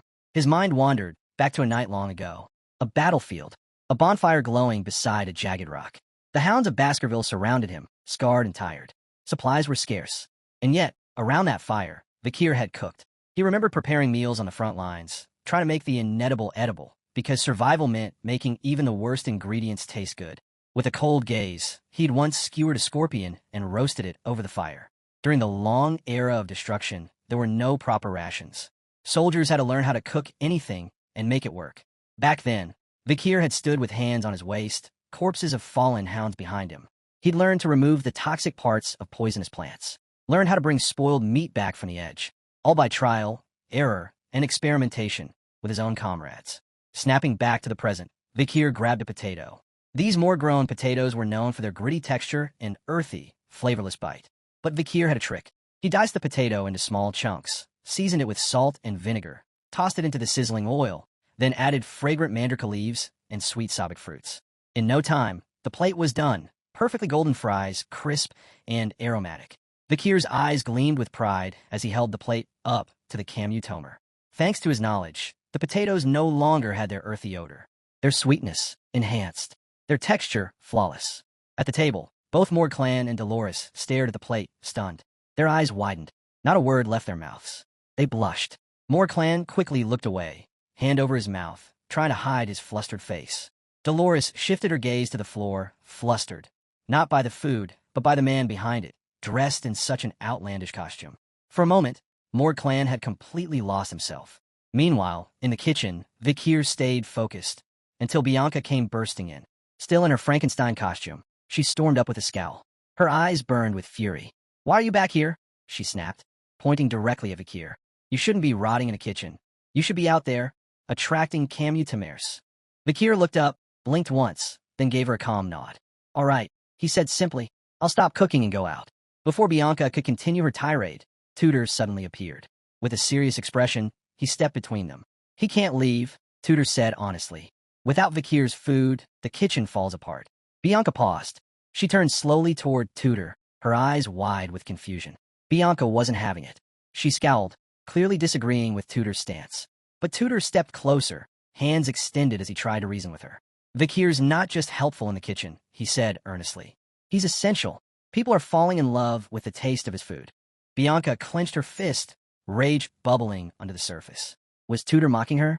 In her mind, Vikir's place wasn't behind a stove. He should have been out front, using that face of his to charm commutamaires. With his looks, she figured sales would double. maybe even triple. As they argued, a man sat quietly at a table nearby. Cap low, face covered by a mask, he dabbed the last bits of food from his lips with a napkin. His gaze drifted toward the bickering pair. Then his eyes lit up. A smile crept across his face. His hunch had been right. Setting his knife gently on the table, the man began to release mana. Though still in the kitchen, Vikir felt it immediately. His body tensed. Eyes wide with shock, he went on high alert. That mana, it was familiar. He followed the signature, turning his head sharply toward the dining room. Right as the man's mana surged again.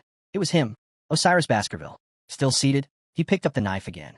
Eyes glowing with anticipation, he peeled off his mask, and Vikir was stunned. Why was Osiris here? Moments later, Vikir stepped out from behind the kitchen and found Osiris waiting behind the bar. Osiris smiled. It's been a while since I've come to this festival, he said, eyes warm. Back in my day, I dressed up as a woman too. Though, I don't think I looked nearly as good as you. Vikir blinked, totally thrown off. Brother? What are you doing here? Osiris crossed his arms and replied calmly. What kind of older brother wouldn't show up when his little brother's in trouble? Vikir didn't know what to say. He stood still, confused. Then Osiris's smile deepened. His cape rustled. He looked Vikir over and said, There's someone who's been dying to see you. From under the cape, something leapt out, small, fast, and in a fluffy rabbit costume. The little figure tackled Vikir in a tight hug. Vikir's eyes shot open in surprise. Pomerian, tears welled up in her eyes. Uncle, she cried, burying her face in his chest. Then her little fist started smacking his shoulders, scolding him through sobs. Why didn't you come home? Vikir tried to calm her down, holding her gently. Osiris just stood back, watching them with joy in his eyes. She missed you more than you know, he said with a soft laugh. With a smile, he explained, Father gave me a break so I could bring her here to the academy. Vikir held Pomerian close. That's when he realized something. She hadn't just shown up. She came with the vice-patriarch himself as her escort. Osiris nodded. Lately, she's been running the house. He chuckled and added, Last month, she climbed onto Hugo's shoulders and said she wanted blood bean chocolate. So Hugo wiped out the monster zone on the western front line and built a cocoa farm. Vikir stared, completely speechless.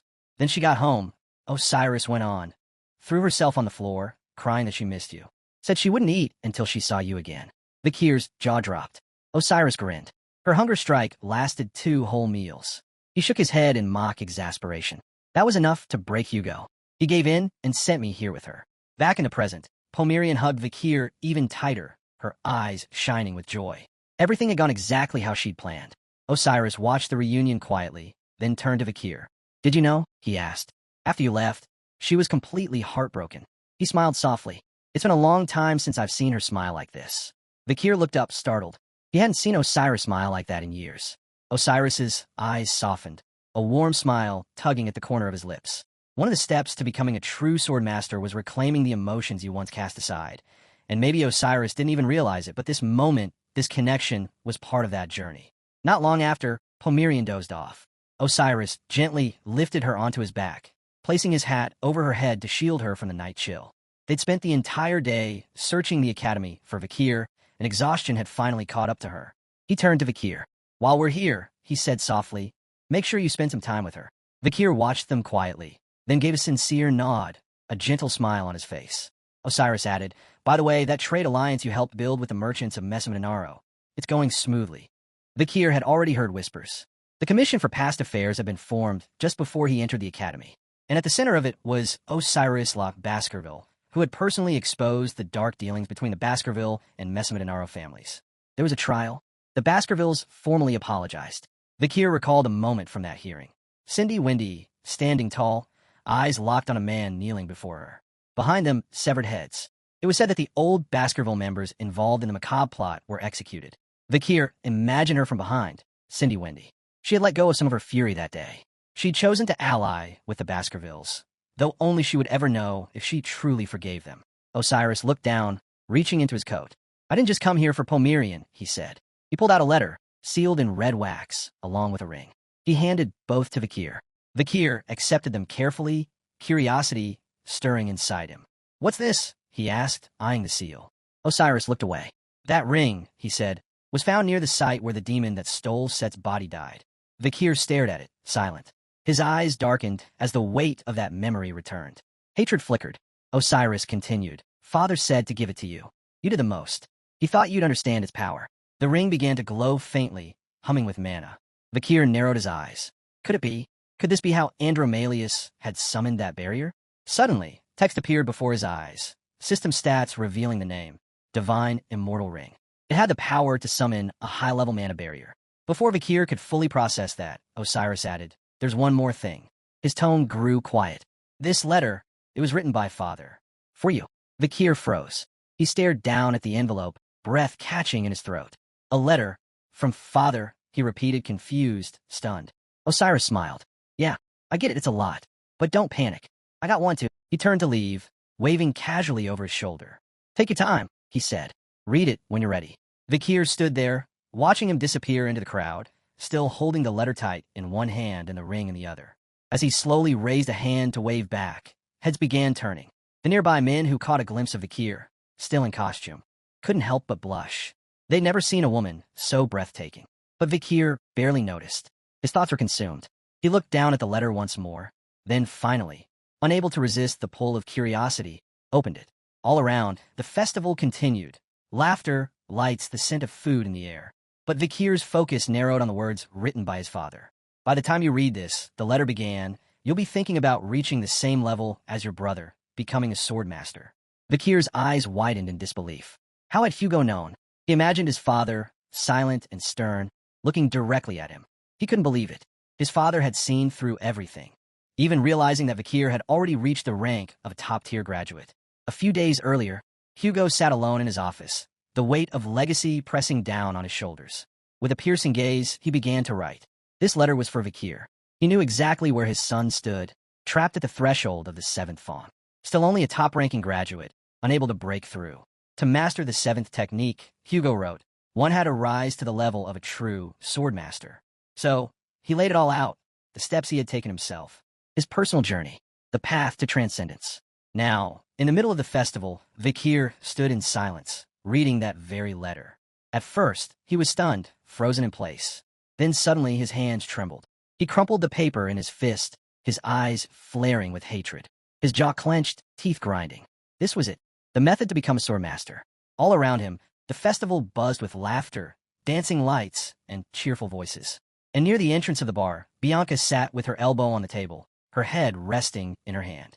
She sighed. Once again, she had to go out and promote their booth. Her eyes drifted shut for a moment, until something caught her attention. Long, flowing hair passed by in front of her. Her eyes flew open, widening. She sat up slightly, unable to look away. That hair, it was striking. Her gaze locked onto it. She blushed, and then, unexpectedly, a pang of jealousy. What was going on? Two women walked by, one with radiant red hair, the other with a mix of red and blue. She knew them instantly. Sarah and Rose. Sarah's fist was clenched. Her eyes were sharp as she moved through the crowd, her presence focused and unwavering. Meanwhile, Rose scanned the festival curiously, taking in the scenery. Even behind her mask, Bianca could tell. Rose was stunning. Then something changed. Mana began to rise around Sarah's body, radiating outward like a pulse. And just like that, every man in the area turned to look. She had their full attention. The festival was alive with energy, packed wall to wall, with people enjoying the night. Everywhere you looked, there were costumes, some dressed as heroes, others as animals. No one paid much attention as S and Rose slipped through the crowd and approached a food stand. Rose didn't waste any time. She pointed to a fruit skewer and a soft, cream-filled cake topped with strawberries. Her eyes were glued to the food, practically sparkling with hunger. She'd never seen anything like it. She took a bite, first of the skewer, then the cake. Watching her, Sarah lit up. She gently ruffled Rose's hair, smiling as she asked, "That good, huh?" Rose simply closed her eyes and nodded. Sarah turned her attention to the crowd around them. The vibrant costumes, the decorations, it all clicked. This was a Halloween festival. But while Rose was caught up in the joy of eating, Sarah stood quietly, lost in thought. What if none of it had ever happened? What if she'd never made that deal with the demon? In her mind, she imagined a different life, one where she and Osiris were laughing together. No contracts, no darkness. But reality hit hard. Without the demon's help, she would have never made it into the academy with him. Her gaze dropped to the ground, heavy with emotion, but she forced herself to shake it off. Now wasn't the time. She needed answers. Her thoughts drifted to Vakir. That chilling look in his eyes, the way he questioned her about the demon. He knew the name. Sarah, one of the 10 elite corpses. Her eyes narrowed, suspicious and intrigued. How could Vakir know something like that? To her, the Night Bloodhound was a terrifying mystery, a villain who had shaken the city to its core. The idea that he was connected to the 10 elite corpses didn't sit right with her. The crowd laughed, danced, celebrated around her, but Sarah couldn't relax. She watched in silence, certain of one thing. The night bloodhound was hunting the demon Sarah that lived inside her. Being in a place this crowded, she knew it would draw him out. She pressed a hand to her chest. Fear crept in as she remembered that sword. The way he'd sliced through her golem like it was nothing, wielding the Beelzebub sword. Back then, in the forest, her uncle had saved her. But that red aura, that brutal swordsmanship she'd faced against Fakir, it matched what she'd seen that night. There was only one way to be sure. She had to unmask the night bloodhound. Her hand clenched over her chest again. What if it really was him? That boy. What would he say if he saw her now? Had he changed? Had she? Someone in the crowd noticed her, his eyes filled with confusion, unsure of what he was sensing. Camu couldn't stop the feeling rising inside her. She wanted to see him. She needed to. But then, her thoughts were cut off. A voice, soft but commanding, told her stop. A hooded woman with flowing blue hair stepped forward, whispering that she shouldn't get lost in feelings that only brought pain. She promised to handle everything. Camu snapped out of her trance, eyes wide with shock. The festival was still, the moon hanging high above. Time had frozen. The woman with angelic wings stood there silently, watching her. And in that moment, Camu understood. She was looking at the demon Sarah. The demon stood still, quietly watching Camu. Camu pressed a hand to her chest, lost in thought. Then she looked up sharply, eyes blazing. Isn't this a breach of contract? Sarah didn't respond, just kept observing with curiosity. Camu wasn't done. She reminded her of the deal.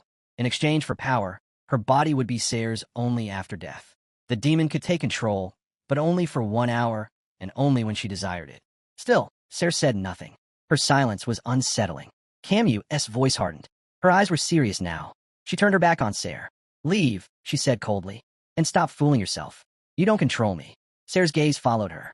She seemed deep in thought, until her expression twisted. A devilish grin crept across her face. Her true form began to surface. The angel wings dissolved. A demon tail whipped into view. Her hair grew longer, bluer. Horns pierced through her head. A third eye blinked open. She was no longer hiding. This was Sarah in her true form. She stepped forward, placed her hands on Camu's shoulders, and smiled darkly. Her eyes gleamed with malice. What can you really do alone? She whispered. They're gone. Every one of them. And you couldn't save a single one. Camu didn't flinch. Her fists clenched. Determination burned in her eyes. But Sarah wasn't finished. Her smile deepened. You stabbed the heart of the only one who ever cared for you. Your uncle. She leaned in. Everything you've done, failure. Camu's breath hitched. She looked down, her expression distant. Around them, time was frozen. Rose still frozen mid-bite with her fruit skewer. Sarah's voice pierced the silence. Thanks to me, you found your little sister. It was my power that let you see the ones you longed for. Camu brushed Sarah's hands off her shoulders, fists trembling. Her voice cracked. Then why couldn't I find the one person who mattered most? That stopped Sarah. Her eyes flickered, confused, surprised. Camu didn't look up. Her voice was low, but firm. The real reason I made the contract was to find his body. Sarah stepped forward again, curiosity flickering in her demonic eyes. You never found him? She asked. Camu shook her head. For 2 years, I searched the waters around Red and Black Mountain, but I never found him. Her eyes burned with fury now. She turned toward Sarah with a suffocating stare. Stay out my way. I've finally found a clue, and I won't let you ruin it. She focused her energy, grounding herself, refusing to fall into the demon's mind games. Slowly, time began to move again. Camu staggered slightly, breathing hard. She was drained, but still standing. Sarah stared at her, rage building behind her calm exterior. It infuriated her that Camu hadn't broken. Then, something caught Sarah's attention. She turned her head, eyes narrowing toward a nearby stall. She sniffed the air, blood, but not just any blood. Demonic blood. Her expression twisted with disgust. Something was off. Something dangerous. Run, she said coldly. Camu blinked, startled. There's a stench in the air, foul. That aura belongs to a demon hunter. Camu's heart dropped. Her eyes widened in disbelief. She froze. Then, her jaw clenched, fury bubbling up inside her. There wasn't a second to waste. She broke into a sprint, heading straight for the stall. She knew he was there. Sarah, the demon, watched her in disbelief. Why was Camu running toward danger instead of away from it? The intense aura of a demon hunter pulsed from the direction of the stall, but Camu didn't slow down. Sarah shouted after her, demanding to know what she was doing. But Camu ignored her, eyes locked ahead, her legs pushing through the crowd. That aura, it had to be him. It had to be the bloodhound. Suddenly, fireworks exploded in the sky, casting brilliant colors across the festival. The display didn't stop her. She was panting hard now, eyes wide, scanning through the chaos. And then she saw it. Near Vikir's stall, just beneath the glittering sky, stood someone wearing the Night Bloodhound's mask. Two figures stood at the entrance, talking. Camu froze, stunned. The Bloodhound was a woman? The one behind the mask was none other than Dolores. With a calm smile, Dolores turned to the man beside her. "Remember," she said gently, "if you can't follow the rules, you'll be removed. So enjoy your time here." A twisted smile crept across Camu's face. Her glare sharpened, filled with hatred. That woman was wearing his mask? Without hesitation, Camu raised her hand, mana crackling around her fingers. The fury inside her exploded. Slamming her palm to the ground, she unleashed a surge of dark magic. A giant circle lit up beneath her, spreading fast, an eerie glow trailing behind it. Then came the rumble. Bones tore through the ground as skeletons clawed their way up, forming a massive undead army. Dolores's eyes widened. She hadn't seen this coming. Around her, skeletons circled Sancho and PG, who clenched their fists, completely lost on what was happening. Screams erupted as terrified festival-goers ran from the horde of undead soldiers. The skeletons turned toward Bianca and Tudor. He stood his ground, fists clenched. Did that masked woman summon them? Bianca stepped forward, taking a defensive stance. That's black magic. It's forbidden by the Empire. Completely illegal. That's when it clicked for Tudor. This woman wasn't just reckless. She was a threat. More skeletons poured out from the glowing circle, but before they could strike, a wave of divine light surged through the air. It was Dolores. She lifted her hand to the sky, her body glowing with sacred power. "Members of Lyceum," she called out firmly, "protect the Camu Temers."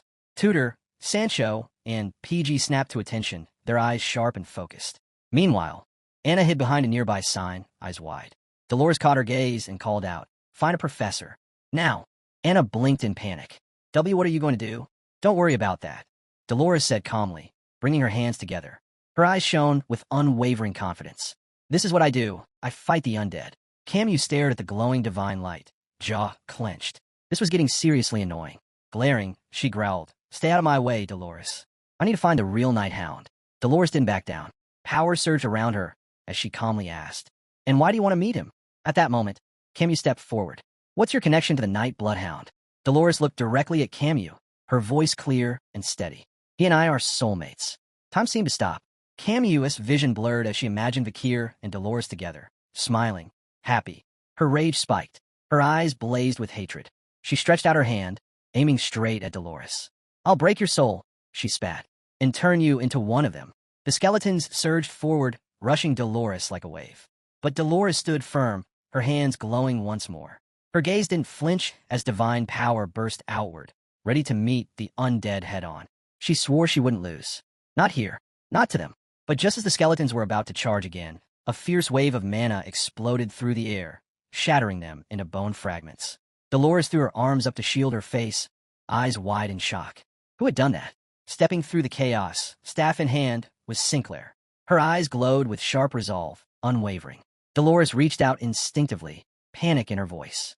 "This is too dangerous. Get out of here." But Sinclair stood her ground, placing herself between Dolores and Camu. "I'm not going anywhere," she said firmly. "I don't know why, but my gut tells me I have to fight her." Camu narrowed her eyes, fury bubbling over. She lashed out, unleashing a torrent of mana that roared toward them. Dolores and Sinclair braced themselves, unsure what was coming. But just in time, Sinclair raised her staff, summoning a barrier that held back the blast. Camu extended her hand again, power crackling around her fingers. Hatred burned in her eyes as she growled, "Call the Night Hound. Now, unless you want to die." Dolores stepped up, ready to support Sinclair. Behind a shield, Sinclair grit her teeth. She couldn't believe what she was seeing. Camu wasn't just raising undead. She was wielding high-level fire magic too.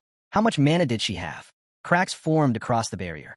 It trembled under the pressure, and both of them could see it. This shield wouldn't last much longer. Then they heard it, the steady crunch of boots on the ground. Camu kept firing, the mana storm growing more intense, until her eyes caught movement ahead. Her jaw dropped. Her hair began to lift as energy pulsed through the air. And then he appeared, the real Night Hound.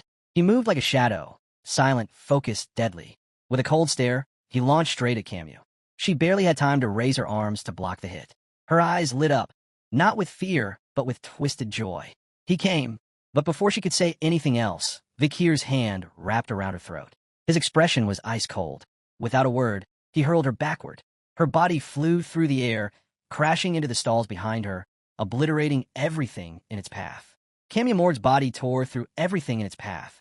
Festival stalls splintered, buildings collapsed. Chaos followed in her wake until she disappeared beneath the rubble. Dolores, still dressed in the Night Hound's costume, stood silently among the debris, stunned. Who was Morg? Someone that powerful, capable of summoning undead? Whispers spread through the crowd. People glanced at one another, voices rising in confused murmurs. A man pointed at the ruins and asked his friend if she'd just seen the Night Hound. She nodded slowly, eyes still locked on the devastation. Rose was in the crowd too, casually biting into a fruit skewer, a satisfied sparkle in her eyes. She smiled like she'd been waiting for this. Dolores stepped toward the shattered wall, carefully inspecting the scene. Behind Rose, someone sniffed the air and frowned. "Do you smell that? Like something rotting?" His friend hesitated, then shrugged. "No idea." Dolores slowly removed the Night Hound mask, her expression shifting. Her eyes narrowed with worry, her jaw slack with realization. He hadn't killed Morg. He'd taken her somewhere else, somewhere away from the festival to protect everyone. Folding her hands, she closed her eyes. Her thoughts were heavy, her voice silent. She prayed, please let him be safe. Meanwhile, far from the festival grounds, Morg's body crashed into a forest. Trees shattered, the ground split, and a thick curtain of smoke rose over the treetops. Moments later, she stood, shaking, laughing, eyes gleaming with wild joy. She loved this. She was thrilled to see the night bloodhound again. Vikir stepped from the smoke, his stare sharp and cold. Mana pulsed around him like a storm barely held back. "This ends here," he said flatly. Morg flinched. Her grin faded. She raised a hand, trying to calm him. "Wait, I just want to talk." He didn't wait. Vikir reached for his sword, Beelzebub's blade. Power surged through it as he drew it from its sheath. This time, he wasn't holding back. He advanced, each step full of purpose. She backed away, panic flashing across her face. But before the final blow could land, a voice shouted in the distance. Both froze. Knights appeared, weapons drawn, eyes scanning the area. Morg turned, startled. "We need to move." But Vikir didn't seem fazed. Instead, he held up his hand, revealing a glowing purple ring. "No need," he said calmly. His eyes shimmered with confidence as the ring began to glow. "This is a gift from a comrade. The Divine Immortal's ring. It creates a barrier." He activated it. A flash of light erupted, blinding, brilliant. Morg shielded her eyes instinctively. When the light faded, they were somewhere else entirely. A strange place. The air was still. Dozens of swords stood planted in the ground, surrounding massive stone statues. One a boy, the other a man. Morg looked around slowly. "What is this?" Vikir stared at the statues, fists clenched. His eyes burned with rage. The statues were unmistakable. Hugo as a young man, and Osiris as a child. They stood inside a space twisted by the mind of Set Le Baskerville, whose body had long since been taken by the demon Andromalius. Morg wandered further, curiosity lighting up her face. "A barrier," she whispered. But then she paused. Her gaze drifted to Vikir. She stared at him for a long moment, then smiled. This confirmed it. He was a Baskerville. Turning toward the ground, she called out to him gently. "Take off the mask. I need to confirm something." Vikir hesitated, silently watching her. But Morg's eyes darkened, filling with something else, hatred, despair, because she knew the truth. And the rules of the contract were already in motion. She couldn't take off her mask, couldn't say her name, couldn't reveal who she truly was. Not even now. All Morg could do was hope Vikir would cooperate. But when she looked up, her eyes went wide. His sword was already swinging at her. She barely dodged in time, skidding back with gritted teeth. "Wait, just listen." Vikir didn't stop. His attacks came hard and fast, relentless. She summoned a barrier, desperately blocking each blow, but his strikes didn't slow. His eyes burned with purpose. He wasn't letting her walk away this time. Seeing that expression, Morg clenched her fists. This wasn't just bad, this was terrifying. To her, he looked like a monster now, fast, merciless, and way too strong. She couldn't believe this was the same man from before. With one final swing, Vikir shattered her barrier. She threw her arms up to block, but the blade sliced through, leaving fresh cuts across her forearms. Blood dripped down, but she didn't flinch. Instead, her fury grew. Hatred lit up her eyes as she called out to the demon Siri. Siri appeared beside her, licking her finger with a curious look. "How much power do you want?" "Half." Snapped without hesitation. A wicked grin crept across Siri's face. "Then I want half a day." Didn't even blink. She nodded, deal made. Power surged through her, dark and volatile. She stretched out her hand, and the ground responded. Hands burst from the dirt, grabbing Vikir's legs. He looked down, confused, but before he could react, a magic circle formed beneath him, and a swarm of undead began clawing their way up. Camu Morg stood tall, and behind her, a monstrous creature emerged, two-headed, massive, reeking of death. She pointed at Vikir. "If you won't remove that mask," she growled, "then I'll rip it off myself." The monster charged, but time seemed to freeze. In a flash, Vikir broke free, his sword blazing. With a single, brutal swing, he tore the beast to pieces. As the monster crumbled, he locked eyes with her. He wasn't backing down. Camu Morg stumbled, eyes wide. That wasn't enough? Not even half of S's power could stop him? Desperate, she shouted for more. S grinned. 16 hours, the demon purred. "I'll pay it." Camu shouted. More power flooded into her. She raised her hands, and another magic circle glowed at her feet. This time, a massive undead serpent made of bones and rot lunged toward Vikir. He didn't flinch. He grabbed the serpent by its fangs, and with a brutal twist, snapped them like twigs. His gaze locked back on her, sharper than ever. Camu Morg froze in place. She couldn't believe it. Still not enough? She clenched her fists and summoned another magic circle. "More," she screamed. Ciri's smile widened. 20 more hours. She didn't hesitate. Another serpent. More monsters. She hurled everything she had at him. But Vikir moved like lightning, slicing through every last one. He paused for a second, watching her closely. Something didn't add up. These weren't serious attacks. They were rushed, frantic, sloppy. She wasn't trying to kill him. She was trying to slow him down. His eyes narrowed. Camu Morg's frustration boiled over. "Why isn't this working?" she yelled. She summoned yet another undead serpent. Vikir leapt again, tore it apart just like the rest. Her head dropped. She was out of ideas, but not out of desperation. "More," she whispered. S was still beside her, smiling like a cat watching a mouse. "Then I want 20 more hours." "I need more," Camu Morg said through gritted teeth. The demon S's eyes gleamed with twisted delight. A sinister grin stretched across her face. 20 more hours, she whispered. Without hesitation, Camu agreed. With S's power coursing through her, she summoned a swirling horde of ghosts. They flew straight at Vikir, shrieking as they closed in around him. Vikir stood still, trying to make sense of what was happening. Then, fists clenched, he struck out with sheer force. Right before the ghostly swarm swallowed him whole in a storm of smoke and shadow. Camu Morg dropped to her knees, panting, struggling to catch her breath. Behind her, S watched with a curious expression, saying nothing. As the smoke settled, Camu lifted her head. High above, the ghosts circled, Vikir trapped in their center. She looked up at him and spoke softly. "Just take off the mask, Artie, please." He didn't answer. Instead, his eyes shifted downward. Silent. Focused. Then, with a sudden burst of energy, Vikir slashed through the ghostly prison, sending fragments of spirit matter scattering across the sky. He landed gracefully, sword in hand.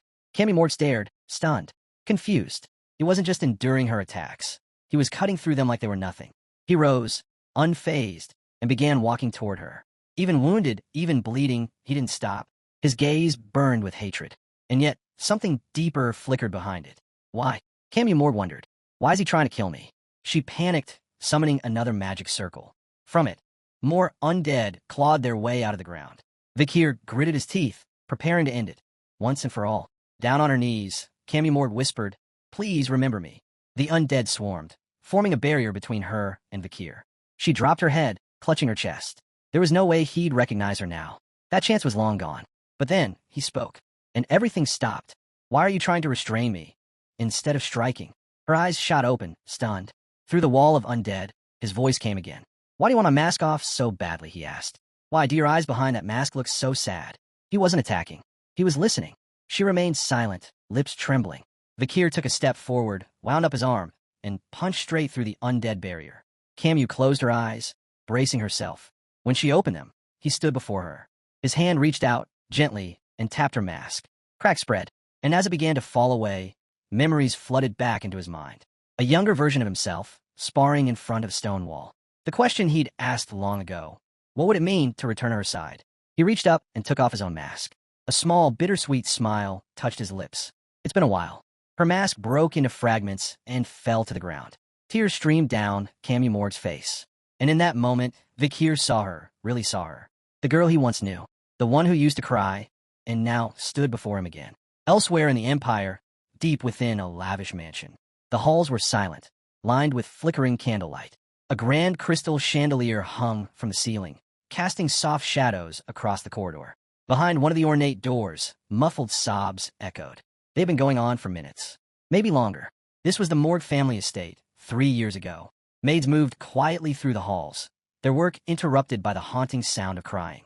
One maid paused, hand pressed to her chest, her face clouded with sorrow. "She's still crying," she whispered. "She hasn't eaten in days." Another maid looked over, concerned. Is she blaming herself for what happened in the battle? Outside, the aftermath of the barbarian assault was still visible. Soldiers moved slowly, their bodies wrapped in bandages, some with broken limbs, others with heads covered in blood-soaked cloth. The pain of the past still lingered, and for Camus Morgue, it had never left. One of the maids sighed, voice soft as she explained to her friend, "It's only natural Camus Morgue feels guilty. A lot of people were hurt, many died, just trying to rescue her from the barbarians." The other maid, holding a plate, looked down, her eyes filled with sorrow. She glanced toward Camus Morgue's door, then spoke in a hushed tone. "But do you know why she's really like this?" The others leaned in, curiosity rising. With tears in her eyes, the maid whispered the truth. Camus Morgue was devastated because Vikir Baskerville was gone. Her voice cracked as she continued. She loved him more than anything. Losing him, it must feel like losing a part of herself. Hearing those words, another maid covered her face and began to sob. Her friend reached over and gently placed a hand on her shoulder, trying to console her. As the two wept, the maid with the plate walked closer to Camus Morgue's room, calling softly through the door, "Please stop torturing yourself. Try to rest. You need to heal." But before she could say more, the sound of footsteps echoed down the hall. Boots. A presence. Water suddenly swirled into the air, and shimmering bubbles formed around the maids' heads. They gasped, eyes wide, confused, until panic set in. The air was thinning. Their bodies started to float. They were suffocating. From the shadows stepped a man with cold white hair, Camus Morgue's uncle, Adolphe Morgue. His eyes locked onto the maids, burning with rage. They were gossiping, digging into things that weren't theirs to discuss, disrespecting the very privacy they were meant to protect. That was unforgivable. His fury surged. The water bubbles expanded. The maids clawed at their throats, wide-eyed with terror. Just before they passed out, Adolphe flicked his wrist, and the bubbles burst, collapsing in a splash of mist.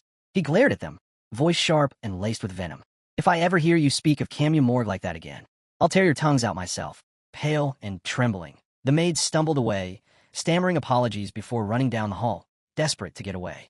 Adolphe turned back, toward the door. He stared at it in silence for a long moment, his expression softening. Finally, he stepped forward. "It's me," he said quietly. Hand on the doorknob, he opened it slowly. The room inside was dim, lit only by the soft glow of the window. Curtains fluttered as the wind pushed in. The atmosphere was heavy. Adolphe walked in and sat on the edge of the bed. Beneath the covers, Camus Morgue trembled, crying softly. He placed a hand on the blanket, voice gentle. "I heard you haven't eaten, not even a little.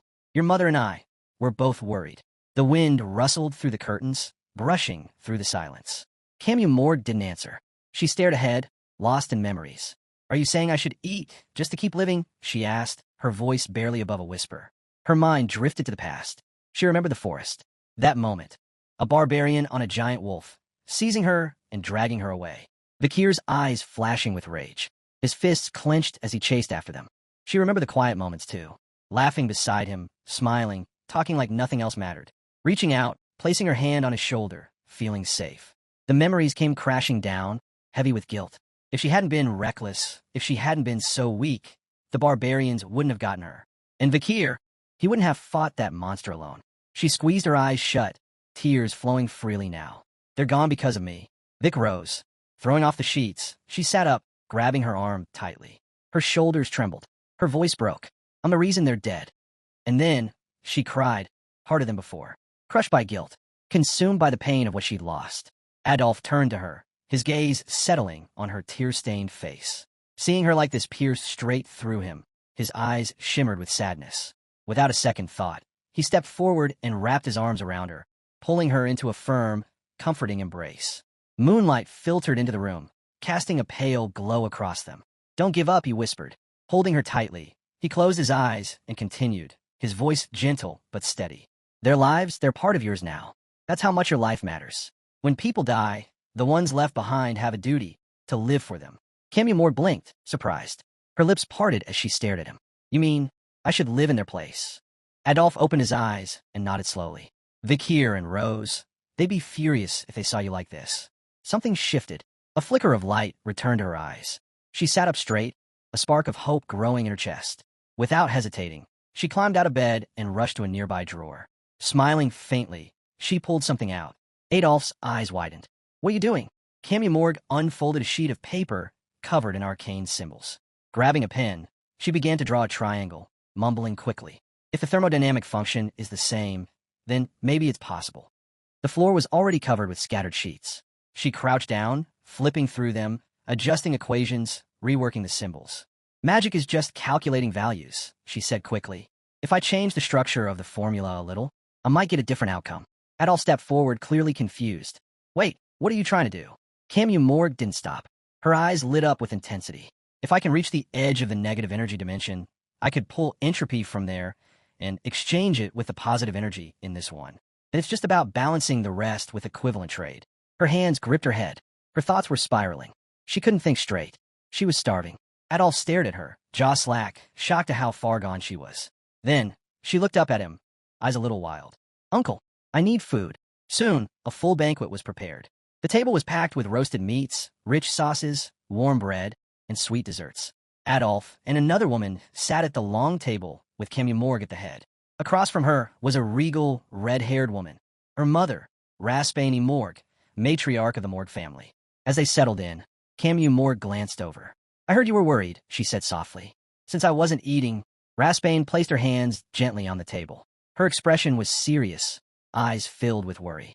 "It's been days since you've even held a spoon." "Of course I'm worried." Before she could say more, Camille Morgue cut in, smiling. "I promise I won't make you worry again. But I need something in return." Raspain arched an eyebrow. "What kind of request?" Camille Morgue took a deep breath. "I want permission to mobilize the Morgue family's army to search the forest." Raspain paused, eyes narrowing slightly as she studied her daughter. Adolph immediately tensed, his hand rising. "The forest? Do you have any idea how dangerous that place is?" he said sharply, his voice laced with concern. But Raspain remained calm. She looked into her daughter's eyes, then nodded slowly. "You have permission," she said. "On one condition, don't skip any more meals." Adolph turned toward her, stunned. His eyes widened in disbelief. Raspain, but she didn't waver. She was trusting her daughter, and this time, she was putting that trust into action. Adolph turned to his sister with a tense expression. "Raspain, you need to think this through carefully." But before he could finish, Arani cut him off. "She's not done yet," she said firmly.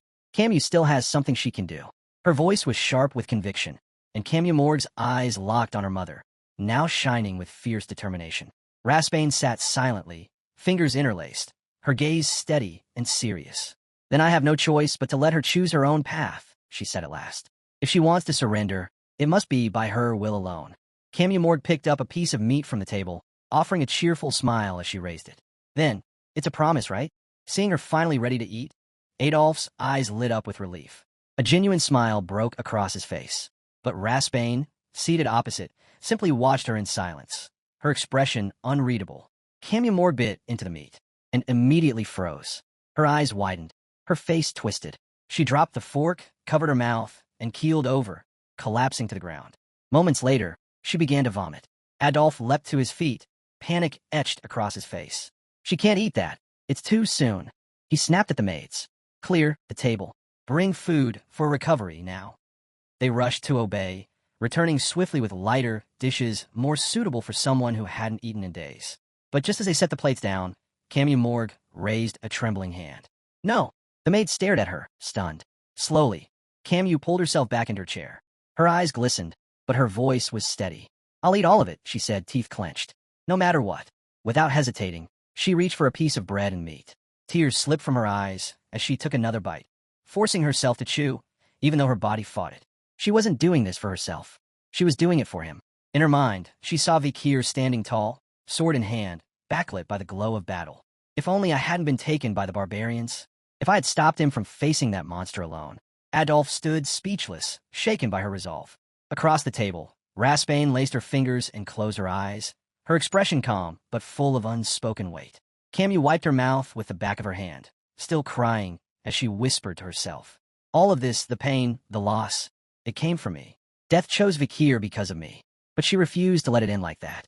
She reached for a chicken thigh, lifting it with a determined hand. "Wait for me, Vikir," she whispered. That same night, Word spread across the morgue estate like wildfire. The vice matriarch, long sunken in despair, was on the move again. But no one expected how she would move. Beneath the moonlit sky, deep in the heart of the city, was the morgue family's forbidden ground, the Hall of Darkness. Inside, seated upon a shadow-cloaked throne, a man with glowing red eyes stared into the void. His name was Snake Morgue, the family's head sorcerer and leader of the Hall of Darkness. Hatred burned in his eyes. The door creaked open. A figure in a hood stepped inside, silent, steady. Snake's gaze narrowed. The vice matriarch of the Hall of Light? What brings you to this place? The figure stepped forward, lowering her hood. It was Camu Morgue. Her face was pale, her eyes sunken with exhaustion. But behind those dark circles, her stare gleamed with malice. A slow, twisted smile formed across her lips. I want to defect, she said. I'm leaving the Hall of Light. Snake's eyes widened. He stared at her in silence, stunned. He and Adolf were brothers, opposite forces in the Morgue family. The Hall of Light, the family's public face, full of order and tradition. And now, the vice matriarch of that very hall had walked into the heart of its shadow, willingly. The Hall of Darkness, hidden beneath the surface of the Morgue family legacy, was where secrets festered and forbidden magic took form. It was the domain of black witchcraft, of silent experiments kept far from the eyes of the Empire. Snake Morgue sat upon his throne, eyes sharp with suspicion. His voice dropped to a grave tone. You know what it means to join this place, don't you? Camu Morgue raised her hands, expression calm, resolute. I do, she said. I'm ready to live in the shadows. To leave behind my title, my mother, my uncle, everything. Snake leaned forward slightly, studying her. I heard you've mobilized the family army, he said, voice quiet but cutting. Are you planning to resurrect Vikir? Using black magic? Camu Morgue's smile was faint, sorrowful. Her eyes, filled with despair, didn't flinch. Yes, she replied softly. With a perfect resurrection spell. Snake's eyes widened. The perfect resurrection? That was no ordinary incantation. It was ancient, a branch of forbidden black magic powerful enough to bring the dead back completely. His tone darkened. You do realize that spell is foreign magic, outlawed by both the Morgue family and the Empire? He stared down at the floor, brows furrowed. With a heavy breath, he extended one hand to the side, then firmly denied her. You cannot join the Hall of Darkness. Leave. Silence. Camu Morgue looked at him without blinking, her expression unreadable. Then she smiled. A dangerous, wicked smile. She raised her hand, and the air began to shift. A powerful spirit erupted into the room, summoned at her command. Snake's eyes went wide in disbelief. She controlled it? No, this wasn't possible. Spirits of that caliber required years of black magic training under masters. Yet here she was commanding one effortlessly. Terror flickered in Snake's eyes as he stared at the entity. She hadn't just dabbled in black magic. She'd mastered it. Alone. His mind reeled. A power like that, raw, inherited, awakened, it was something that appeared only once in a century. Just like her mother. Snake gazed downward, the weight of realization settling over him. After a long silence, he finally stood. Fists clenched tightly at his sides. He spoke with conviction. If you join the Hall of Darkness, my word is law. You will follow it without question. His red eyes met hers. Are you ready? Without hesitation, Camu Morgue dropped to one knee. She placed her hand over her chest and looked up at him with fierce, unwavering resolve. I don't care what I lose, she said. If that's what it takes to save Akir, I'll give all. The night sky was clear, and the moon hung high above, casting a pale glow over the world. Far below, hidden in the shadows, lay the Morgue family's Hall of Darkness.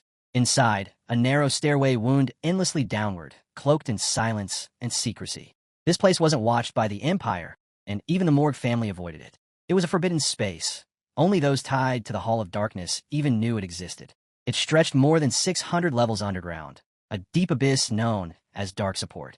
From the very bottom, a wave of sinister energy began to rise. Slowly, steadily, it crept toward the surface. On floor 666, two figures stood in the dim glow, Camu Morgue and Snake. With a simple motion, she raised her hand, conjuring a glowing magic circle. From its center, an undead creature crawled out. Snake folded his arms and silently watched. The undead was broken, missing parts of its body, moving sluggishly, but it was alive. It turned its head, confused, searching the dark hall. Camu Morgue's eyes were tired, shadows beneath them. Yet she smiled, pointing at the creature with a mix of pride and mischief. She turned to Snake and asked what he thought.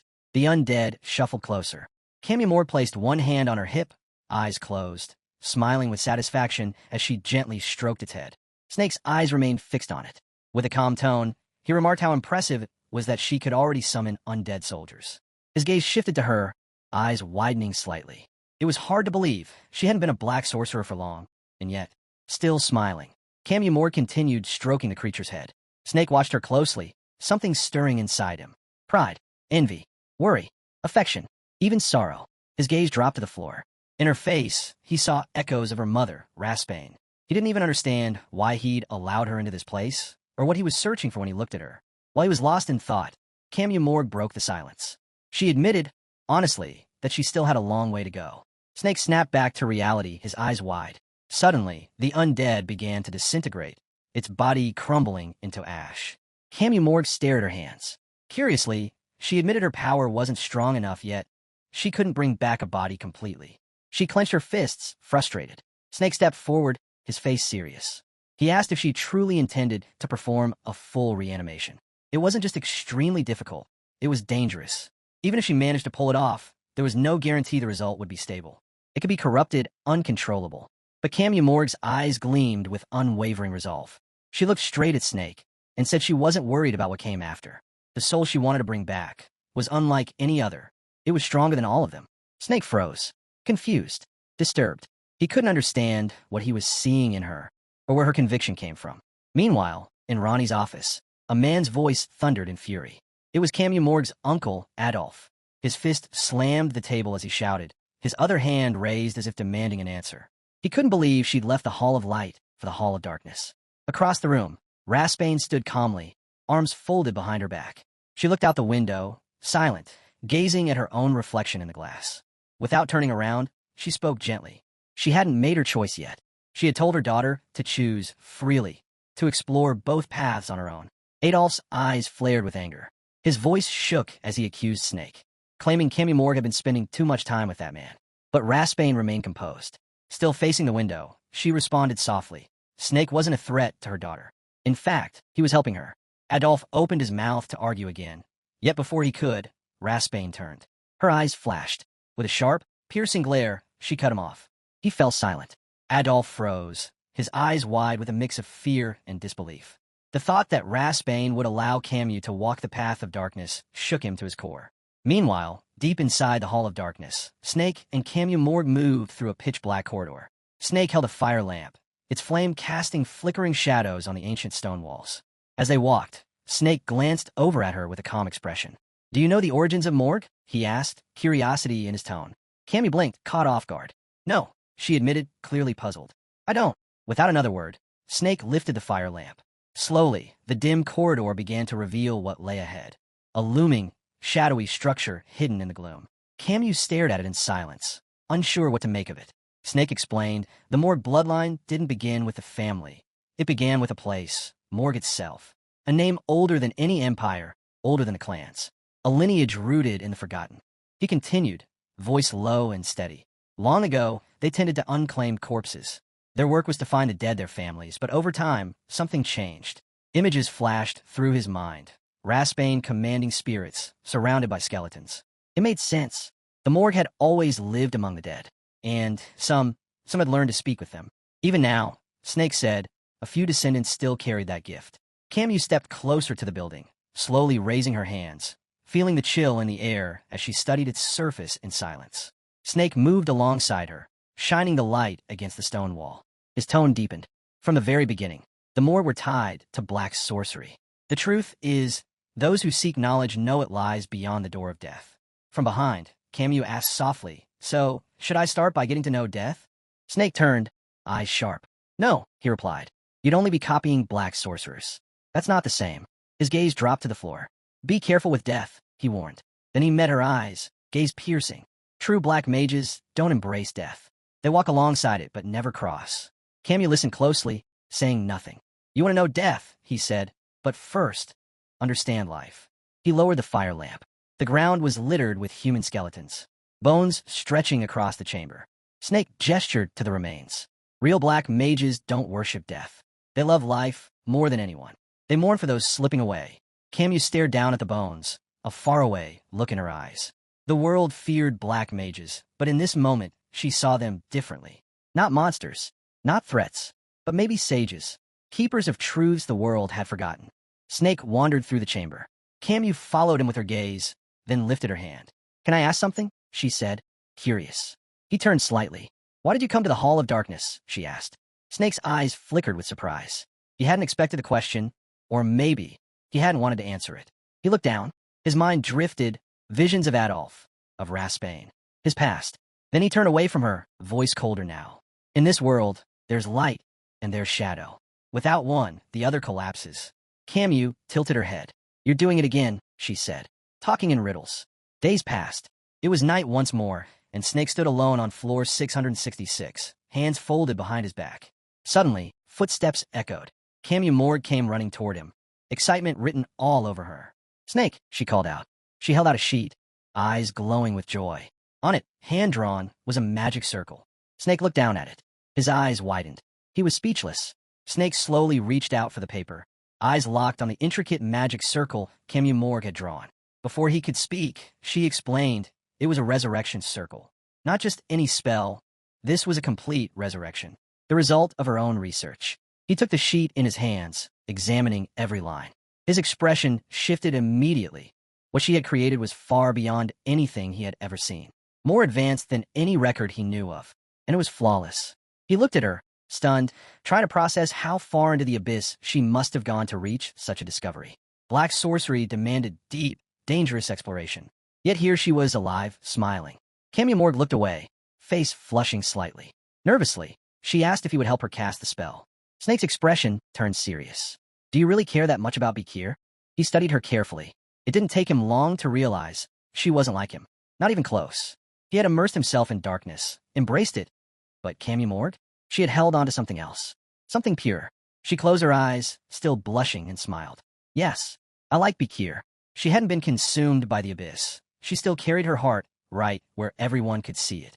Snake looked down, a faint smile tugging at his lips. In that moment, he realized she was better than him, stronger in a different way. He took a step closer. "We'll do it together," he said. They began gathering everything they needed. Buckets of water, wooden barrels, various rare components. Snake stood with his arms crossed, watching silently. His gaze lingered on the barrels, knowing exactly who they were trying to bring back. And he couldn't forget. Bakir hadn't been harmless. Camu Morg, dark circles under her eyes, reached for the barrels. She explained calmly that the Baskerville clan had helped her gather Bakir's blood and some of his hair. She pulled out a spirit sphere, revealing she'd also collected wandering souls from the forest. Snake nodded. If she had even a small piece of Bakir's physical body, part of his soul might respond. From there, it would just be a matter of filtering the right fragments. He crouched and started drawing the circle himself. Then, pausing, he turned to her. "Do you know the paradox of Theseus' ship?" She looked at him, puzzled. He continued, "Even if you restore his body, his memories, his mind might not come back. He may not be the same." Camu Morg didn't hesitate. While sketching the final lines into the circle, she answered firmly, "We'll think about that after we succeed." When a magic circle was done, both of them stood. At its center, the barrels containing Bakir's remains sat silently. She stepped forward. "Let's begin." Snake's eyes narrowed. "Are you sure you're not rushing this?" Camu Morg raised her hand, her voice calm but resolute. "I've waited long enough." Her eyes began to glow, mana pulsing from her body. With a serious look, she asked for his help, one last time. Snake watched as the room filled with her mana. Without a word, he raised his hand too. His own energy surged outward. The circle responded instantly. A storm of mana, thunder, and raw power erupted. Evil energy spiraled outward like a living thing, tearing through the chamber. Camu Morg shielded her face with one arm, gritting her teeth. Snake was stunned. The circle, it was perfect. For the first time, it felt like black witchcraft itself had reached a true breakthrough. The darkness coalesced, focused entirely on the center of the circle. And then it happened. Bakir's figure began to form from the swirling chaos. His eyes opened, full of bloodlust. He locked onto Camu Morg. Her breath caught in her throat. Her eyes sparkled with tears. She couldn't believe it. He was back. With trembling hands and a bright smile, she stepped forward, starting to run to him. But then, more energy burst from the circle. A sudden, violent surge. Bakir's body exploded, shattering the floor beneath them. Chunks of stone and debris flew through the air. Camu Morg gasped, pain rushing through her as her mana twisted violently inside her. She fell to her knees, coughing up blood. Snake rushed forward, arm raised to block the debris. His eyes burned with alarm as he saw her collapse. The last of the energy began to fade from the air, and Camu Morg's body started falling toward the ground. Blood pooled beneath her. Camu Morg's vision blurred, darkening at the edges. Her eyes fluttered, trying to stay open, but her strength was slipping fast.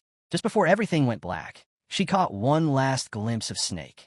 That's when she realized this was a mana rebound, a backlash from a spell. She'd failed. The thought stung harder than the pain in her body. Her magic had been perfect, hadn't it? Her eyes slowly opened again. But this time, she wasn't in the chamber anymore. A single door stood in front of her, glowing faintly as light poured through the cracks. She stared at it, unsure if she was alive, or if she had crossed into death. Why had the spell failed? She'd followed every step, used every fragment of Bekir's body she could find. Was it the age of the remains? Had his soul already passed on? Found peace? Maybe Bekir had already let go of this world. Maybe he'd chosen to leave all his hatred behind and move on. Her heart ached. Her eyes shimmered with sorrow. If none of it mattered in the end, if she'd fought for nothing, then what was the point? Tears welled up and spilled down her cheeks. A soft touch wiped them away.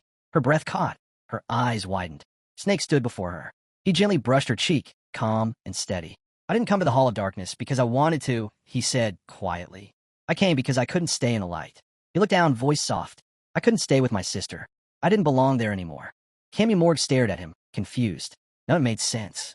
But Snake smiled, not bitter, just honest. When I saw you, someone who still wears their heart so openly, it reminded me of what I'd lost. He placed his hand gently on her shoulder. His eyes met hers, and there was something real in his gaze. If I'd only had the courage to believe in something impossible, he said, maybe things would be different. He gave her a light push. Don't lose that hope. Not like I did. Her eyes widened as she stumbled backward, falling. She fell into water, weightless, sinking slowly as Snake's voice echoed around her. I hope you find him, he said. I hope you find the one you love.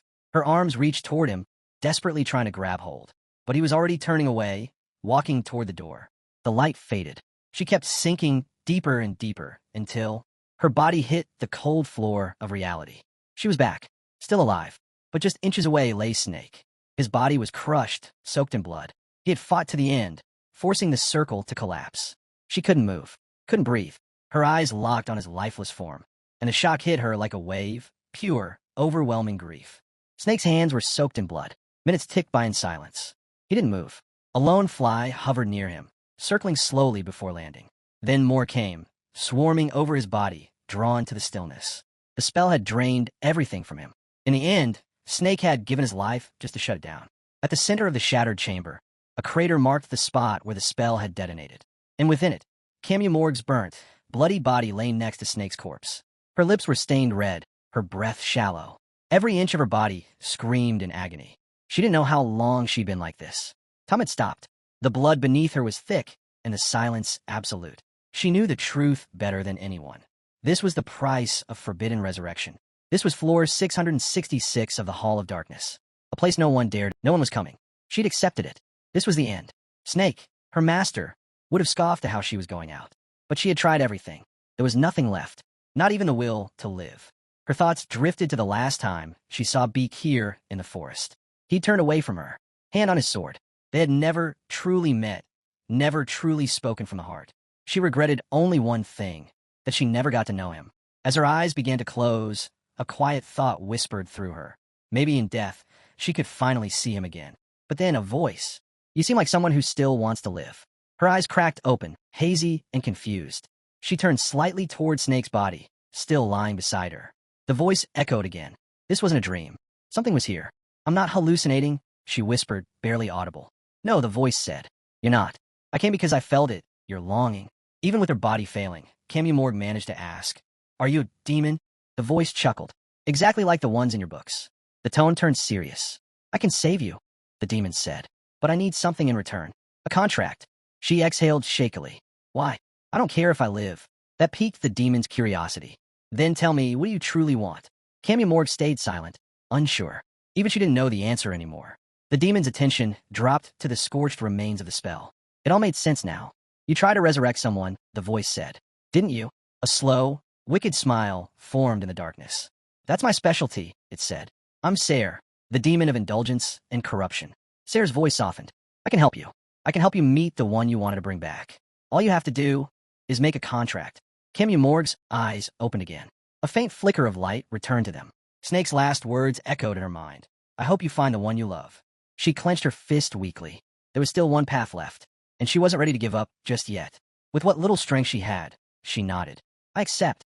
A sharp grin lit up Sarah's unseen face. At once, Kimmy Morg's eyes began to glow, not with pain, but with purpose. She had believed her journey ended here, but now she would keep going. The night was calm. The moon hung high over the Morg family's castle, casting silver light across the land. A figure staggered toward the gate, wounded but alive. The guards at the entrance recognized her at once. Camu Morg. They rushed forward, helping her through. Behind them, heavy footsteps echoed. Adolf, panting, arrived with several others. His eyes widened in shock when he saw her. You're back, he said, breathless. Do you have any idea how worried we were? Camu Morg didn't answer. Her hair had changed. She lowered her gaze, avoiding his eyes. A sadness lingered on her face. Adolf stared at her in disbelief. What happened to your hair? Where were you for 10 days? Don't tell me that damn snake had something to do with this. But Camu Morg walked past him in silence. Adolf froze. His jaw dropped. He turned to the guards, confused. What had happened to her? From the shadows, Sarah whispered in amusement. How cold, ignoring your poor uncle like that. Camu Morg didn't break stride. Her tone was ice. If you want to keep your contract, she muttered. Shut up. She walked beneath the crystal chandelier in the hallway, eyes steady. If Sarah wanted to stay alive, she'd have to prove her worth. Sarah only smiled. And so, their contract began. In exchange for helping her find Bekir in Baskerville, Sarah would lend Camu Morg a portion of her power. But in return, she would lose control of her body for 1 hour every day, completely unconscious during that time. On top of that, she was forbidden from ever speaking of Sarah or the demonic world. Not long after, they met again deep in the forest. Camu extended her hand, calling forth the dark power that now flowed through her. Evil energy rippled through the air as she activated her abilities. 2 gifts had been granted to her, Sarah's power to track and the power to resurrect. Holding a single strand of red hair, Camu let it fall to the forest floor. Then, reaching forward, she summoned her power. A body began to stir. A figure took shape. Sarah stood beside her, arms crossed, watching in silence. Moments later, a girl with red hair opened her eyes. It was Rose. Camu Morg dropped to her knees, eyes welling with tears. She wrapped her arms around her cousin tightly. Rose, who had once fallen to the barbarians, now breathed again. Days later, they returned to the Hall of Darkness. Candles flickered around them. A fresh magic circle glowed on the ground. Sarah floated above it, weaving through spirits with ease. For Camu, it was like witnessing an entirely new world. And for the first time, she saw something that even Sarah could not feel. Bekir's soul was nowhere. Not a trace. Camu Morg stared at the ground, but her hands didn't shake. Her eyes, once again, began to glow, not with despair but determination. She wouldn't stop now. By day, she used sword training as an ex-Scamu to care for Rose. By night, she moved silently through the darkness, chasing whispers of Bekir's soul. Her mother and Adolf didn't ask questions. They watched her from a distance, but never stepped in. She had stopped thinking about them, stopped thinking about anything else. Only one name remained in her heart, Bekir. One night, deep inside the Hall of Darkness, she heard it. Laughter, cold and echoing. She turned sharply, eyes wide with alarm. Behind her stood a man in an elegant suit, calm, composed, and unfamiliar. Her expression hardened. Who are you? How did you get in here? The man's smile didn't fade, and his eyes burned with something far more sinister. Camu Morg spun around, her eyes sharp. How did you get in here? She demanded. The figure standing before her didn't flinch. A smile crept across his lips. My business isn't with you, he said calmly. But then his eyes began to glow, deep and twisted, radiating something dark. That's when he dropped the facade. His true form emerged. Anilon, a demon. His grin widened with amusement as he extended a hand toward her. His voice carried weight. Bring me Sarah. That was all he said. And after that day, Rose vanished. Sarah, watching with glowing eyes and a pleased smile, didn't seem surprised at all. She turned to Camu Morg casually, as if nothing had happened. My ally, the Ninth Corpse, said he needed a servant, she said. So he took Rose. Her smile didn't fade. Once that guy disappears, well, let's just say he's hard to find.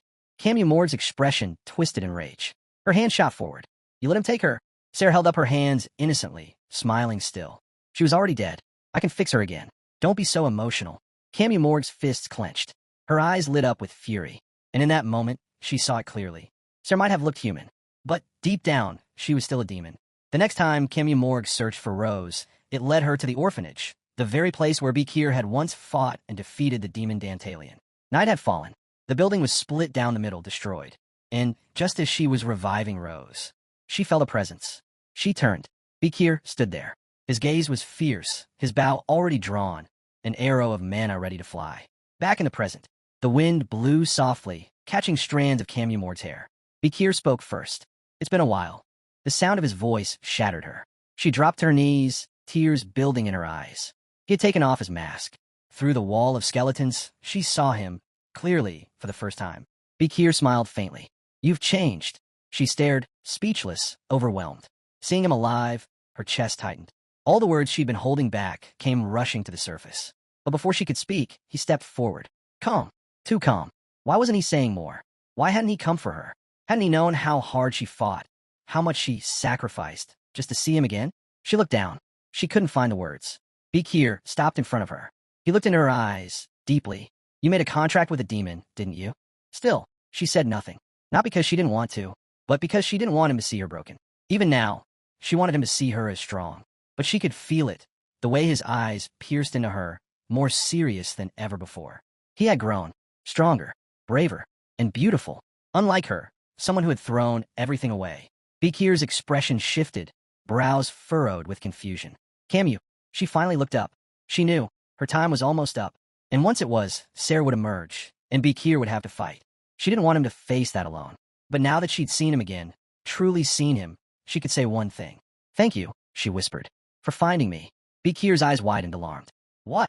Before he could finish, a glowing magic circle appeared beneath her. Dark energy crackled. Spikes burst from the ground, aiming straight for her. Tears fell down Camumord's cheeks, but her smile remained. Eyes glistening with both sorrow and joy, she whispered. 100 points, Bakir. The spikes launched. 100 out of 100, Bakir. Camumord smiled softly as the spikes surged upward from the magic circle below. She closed her eyes.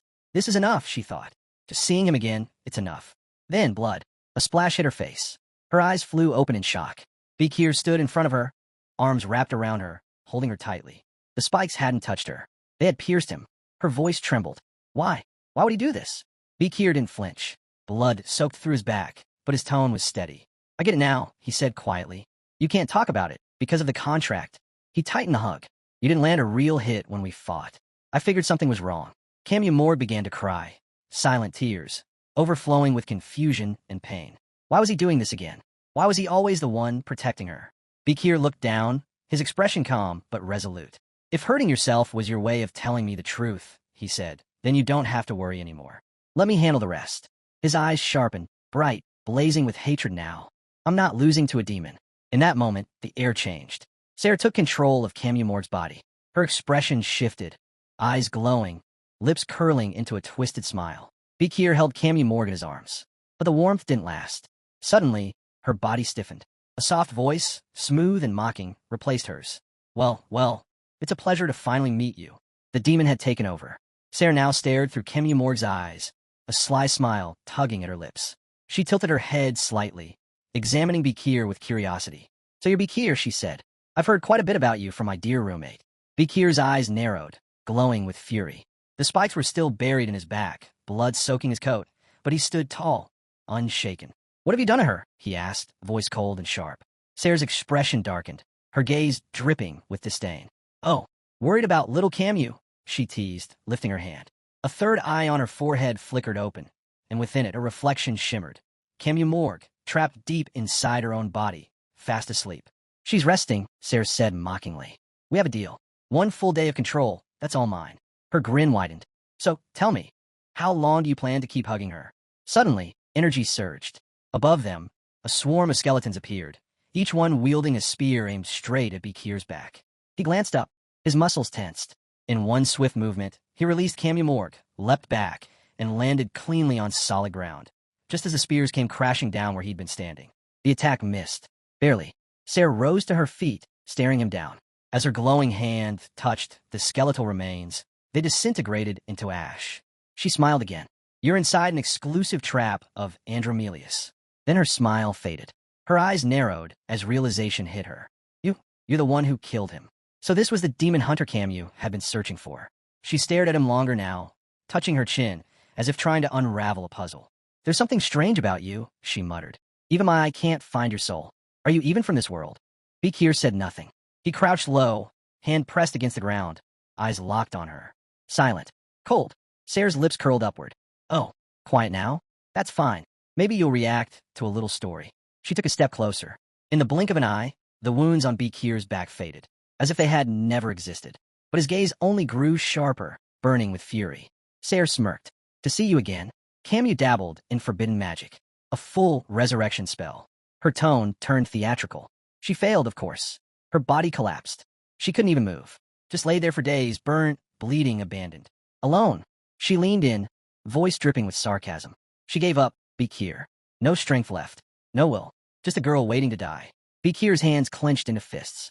Want to know something funny? Sayre purred. She raised a finger and pointed to herself. Right before she could die, I appeared. A demon offering hope. Bekir's rage flickered in his eyes, undeniable now. And when she formed that contract, Sayre added with a chuckle, you should have heard the way she whispered your name. She grinned cruelly. It was heartbreaking. She began mimicking Camus Morg's voice, her expression mocking, yet hollow. I miss him. I'm sorry. I sent him away. If I hadn't been captured, none of this would have happened. I wish I had died instead. Bekir's breathing grew heavier.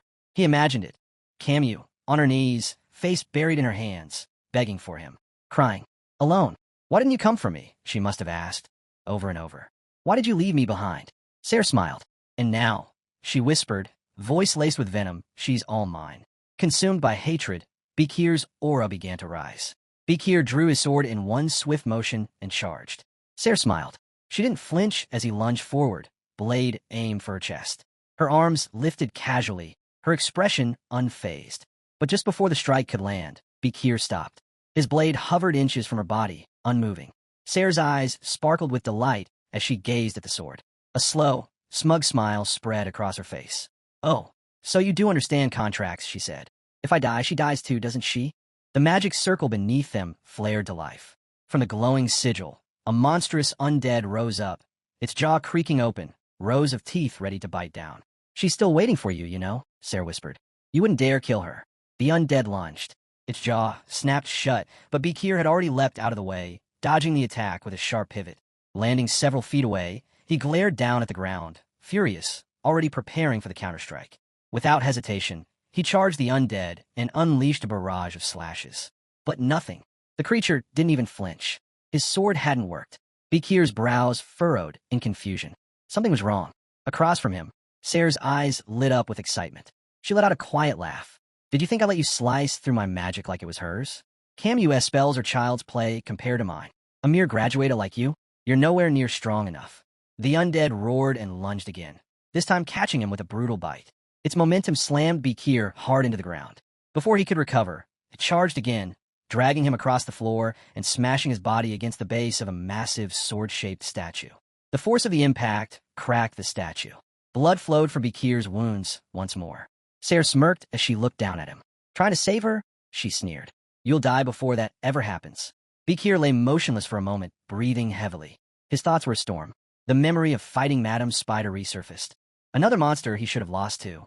But he hadn't. He gripped his sword tightly. She made a contract with a demon. To save me? He never imagined her future, once full of promise, would be twisted into this. He could see it now, a knight raising their sword, not against a demon, but against the one who summoned it. He had always known the truth. To kill a contracted demon, you had to kill the contractor first. His hand trembled. His eyes locked onto Sayre. Even now, he didn't understand why he had said what he did. But he knew he wouldn't lose to her. While he was deep in thought, Sayre's tail snaked around his ankle. Before he could react, it yanked him upward and slammed him violently into another statue. Cracks spread across the marble. Still, Bekir clenched his fists and held on. In his mind, he imagined a scale. On one side, Camus Morg. On the other, her family, the world, the looming war with the barbarians. He knew what was at stake. If he didn't stop the 10 elite corpses, humanity would fall. It was Camus or everyone else. There was no room for both. But then, flashes of Camus Morg's life rushed through his mind. Her loneliness, her sacrifices, her smile. His gaze began to glow, not with rage, but with hope. Even if there was only a sliver of it, he wanted to believe in it. He had to. Sayre, perched now in the hand of the undead, stared down at him. She approached slowly, almost curiously. This is the guy who defeated the 9th and the 10th corpse, she said, frowning. Doesn't look like much. Her eyes flickered with evil. She raised her clawed hand. Did you know, Bekir? She whispered. You're the reason the door to the demonic realm still hasn't opened. You're the delay. He didn't respond. He couldn't move. She struck. Her claw plunged into his chest, driving straight through him. The statue behind him shattered from the force of the blow. Smoke and dust rose all around. Sarah didn't stop. She drove her claw deeper, piercing flesh, bone, everything. Bakir screamed. His mouth opened in agony as the pain overwhelmed him. His body trembled. His strength was fading. But his hand still tried to move. Sarah's rage flared. How was he still standing? Still thinking about saving Camille Morgue? To her, Bakir was nothing more than a lowly graduator, a weak human clinging to some hopeless dream. Her eyes glowed with a malevolent light as she smiled coldly. A pathetic human waiting for a miracle. The word miracle echoed in his mind. And that's when Bakir moved. Without warning, he raised his trembling hands and grabbed Sarah's horns. Her eyes widened, stunned. What are you? His grip tightened, teeth clenched, blood dripping down his chest. I like the sound of that, he said, his voice low and raw. Before she could react, crack, he slammed his forehead into hers with all his strength. Sarah's body jerked back, trembling from the force. Her eyes lit up, not with fury, but with fear. Her jaw hung open in disbelief. Then came a second headbutt, harder, sharper, fiercer. Bakir didn't stop. He held her horns tightly, eyes burning with unshakable will. Camille, can you hear me? Sarah still had her claw embedded in his chest, but he didn't let go. I can't do this alone, he whispered. I can't cut her down and save everyone at the same time. His voice echoed inside her. Deep within Sarah's body, Camille Morgue remained trapped, unconscious. But your contract, he said, it's not absolute. I know you can resist it. You're a master of magic. You can do this. Inside the darkness, Camue's soul trembled, but didn't awaken. Bakir gritted his teeth. Your soul may burn for breaking the contract, but I'll kill this demon right here, right now. His voice grew louder, filled with resolve. We'll create a miracle together. Sarah's composure shattered. Her eyes burned with rage. With a furious scream, she ripped her claw from his chest and kicked him with full force. Bakir's body flew across the room, bouncing violently off the stone floor until it crashed into another statue. Dust and fragments rained down. Sarah floated down, landing with a heavy thud. Her expression was ice. She walked toward him, step by step. You'll make a fine undead soldier, she hissed. You'll replace the 9th and 10th corpses. And together, we'll wipe out humanity. She extended her arms, dark power building around her. But Bakir moved. He pressed his hand against the ground and slowly pushed himself up. Blood smeared across his chest, dripping from his chin. He stood and wiped the blood from his mouth. I'm going to kill you, he muttered. His eyes locked on the ground, then to the statue nearby. A memory flashed in his mind, a letter. One he had doubted from the start. And now, it was the only thread of hope he had left. He drew his sword again. Step by step, he began walking toward the demon. His gaze shifted to the statue of Hugo. He never would have imagined that Hugo Le Baskerville, of all people, would be the one to help him now. Across from him, Sarah snarled and shed her disguise. Her true form emerged, monstrous and twisted. She raised a massive scythe, her voice thunderous. Die. Bakir's eyes didn't waver. His grip tightened around the hilt of his blade. I never thought I'd become a sword master, he said under his breath. But here I am. In the center of Sarah's third eye, he saw her. Camille Morgue, still bound inside, still waiting. He stared deeply, carefully, vowing from the bottom of his soul. A few days ago, Hugo sat down at his desk, pulled out a pen, and began writing a letter addressed to Bakir. He knew Bakir's potential. As one of the highest-ranked graduates, Bakir had the talent to unleash even a reckless 7th technique. But to master it, he needed to take it further. He'd need to become a sword master. Bathed in warm sunlight, streaming through the office window, Hugo continued writing. He poured his journey onto the page, the path he took to become what few ever achieve. He pictured himself gripping his blade, eyes locked on the goal, his focus unwavering. He had achieved sword mastery not long after Bakir was born. Images of Ranana and Penelope flashed through his mind. After losing them, he spiraled. Consumed by grief, he drowned himself in the one thing left, his sword. Day in, day out, he swung it. In the training hall, alone. He'd started young, and over the years, his form sharpened, refined by time and discipline. By then, he had already become a top-ranking graduate. But sword mastery wasn't a title you earned with rank. It was forged with endless repetition. One day, after countless hours of training, Hugo gripped his blade harder than ever before, then let it drop. He stared at his hands, eyes wide, sweat beading. They were covered in calluses and cuts. Still, it wasn't enough. No matter how much he swung that sword, the peak remained out of reach. Clinging to hope like a man grabbing a burning nail, Hugo turned to the vast library of 10,000 epistles and found something. An ancient text left behind by a forgotten swordmaster. Inside was a magic circle and a revelation. To become a graduator, you must shed all emotions. But to become a sword master, you must reclaim them. Hugo's world began to crack. Everything he had buried deep down, he now had to dig back up. Joy, rage, sorrow, delight. He forced himself to feel again. He practiced. He experimented. Laughed when he should have cried. Scowled when he should have smiled. The cost was high. His emotional compass shattered. The road to sword mastery twisted into a maze. Still, Hugo pushed forward. But the sword alone no longer satisfied the hunger inside him. To quench it, he revived his lineage. He had children. Many. He remembered them. Tiny figures crawling across a land littered with blades. According to family tradition, he sent them to the cradle of swords. Then, one day, something happened. He was watching when one of the little ones suddenly leapt into the water. Alarm shot through the group. The butler and others on the shore stiffened. Why would a child who knew nothing fight so hard? Why endure the pain of the cold water biting into his skin? Hugo felt it, something stir in his chest. His heart pounded. Mana surged from within. He was overwhelmed. Pride at the talent before him. Fury at sending such a young soul into suffering. Sadness for his pain. And a bright, burning hope for what that child might become. Without a second thought, Hugo dove into the water, his emotions crashing around him like waves. He grabbed the boy by the foot and hauled him out. In that instant, he understood. The next day, he awoke to find he had become a sword master. Back in the present, Hugo kept writing. His expression, calm yet firm. Everything, Pomerian, the swordmaster's path, the emotions he'd rediscovered, was a gift from Vikir. And now he was passing it on. He believed in Vikir, trusted that he could reach that height. Back in the middle of the battle, Serre surged with mana, channeling it through her body as she swung violently, unleashing a barrage of strikes. Vikir raised both arms, crossing them over his chest. Using the bees above sword, he blocked the onslaught, but the sheer force behind it made his eyes widen. She wasn't just strong, she was overwhelming. And then something inside him snapped. Rage flickered in Vikir's eyes. Rage fueled by the realization that Hugo was nothing like the man he once knew. On the other side, the demon Serre grinned, her gaze brimming with malice. She tightened her fist, summoning a massive magic circle that pulsed with dark energy. To shatter that spell, Vikir would need to ascend, to become a sword master. But without the power of the saints, it had to come from within. His own awakening. Serre raised her hand. Suddenly, the ground erupted. A twisted circle formed beneath him, launching skeletal spikes straight into Vikir's body. They hit hard, lifting him off the ground and tossing him into the air. Clenching his teeth, blood dripped from his mouth. Just like Hugo said, anger and sorrow lived inside him. The spikes left a deep, gaping wound across his chest. His body slammed into the ground, bouncing against the shattered earth. Serre watched with twisted delight, her smile wide. She thought it was over. That Vikir was weak. But then her smile vanished. Her joy turned to fury.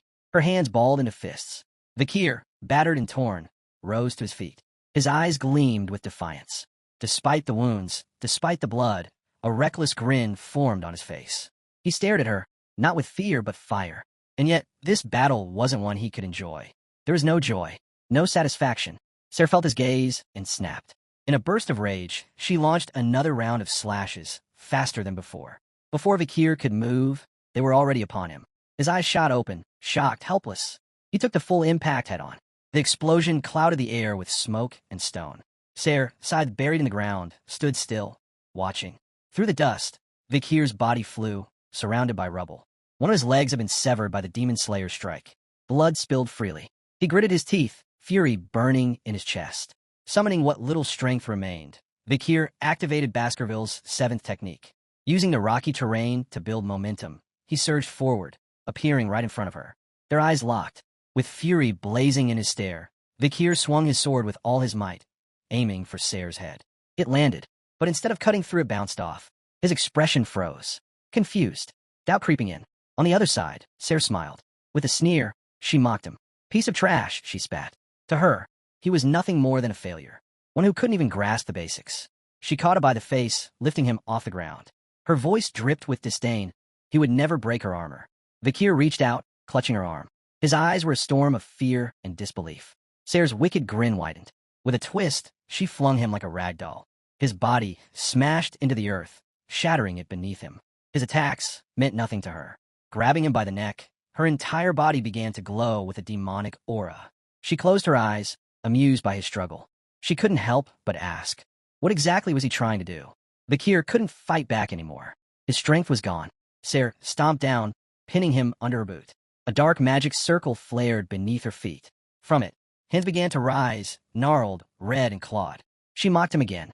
Did you really think Camus would wake up and defy the demon's contract? More crimson hands burst from the circle. One wrapped around Vakir's head, locking him in place.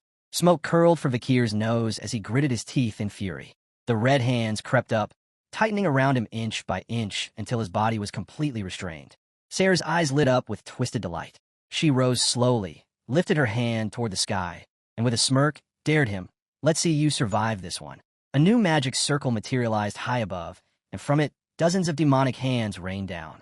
They slammed into Vakir, the impact shaking the battlefield and filling the air with smoke. The blast left a massive crater. In the center, Vakir.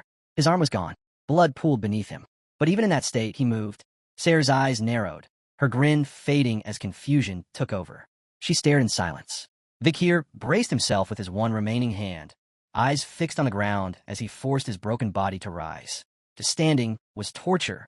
Even with the salamander's healing abilities, his body refused to regenerate. Still, he pushed forward. And in that moment, he remembered Camia Morgue. Her tearful eyes, her broken voice asking, "Why am I alone again?" His whole body trembled. But he stood. The smoke cleared. One-armed, covered in blood, Vakir gripped the bees above sword and began walking, step by step, toward the demon. Then a voice rang out. "Idiot, Camio."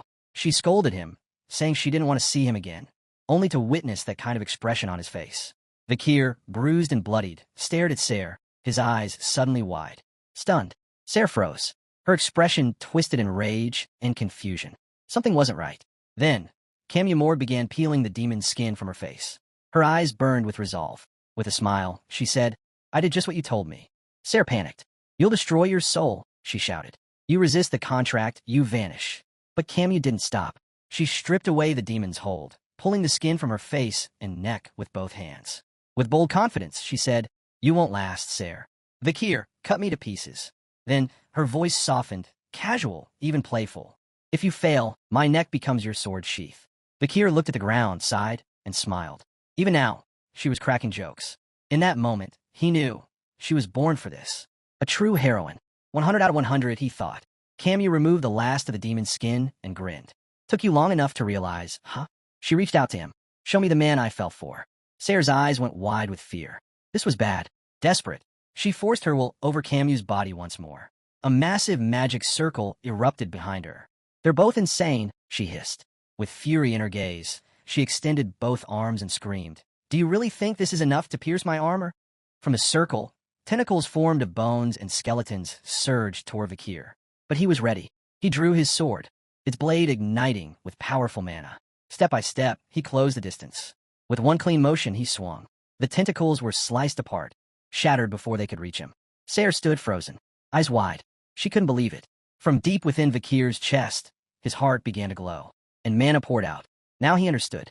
This is what Hugo meant when he spoke of the heart, how it could carry so many emotions all at once.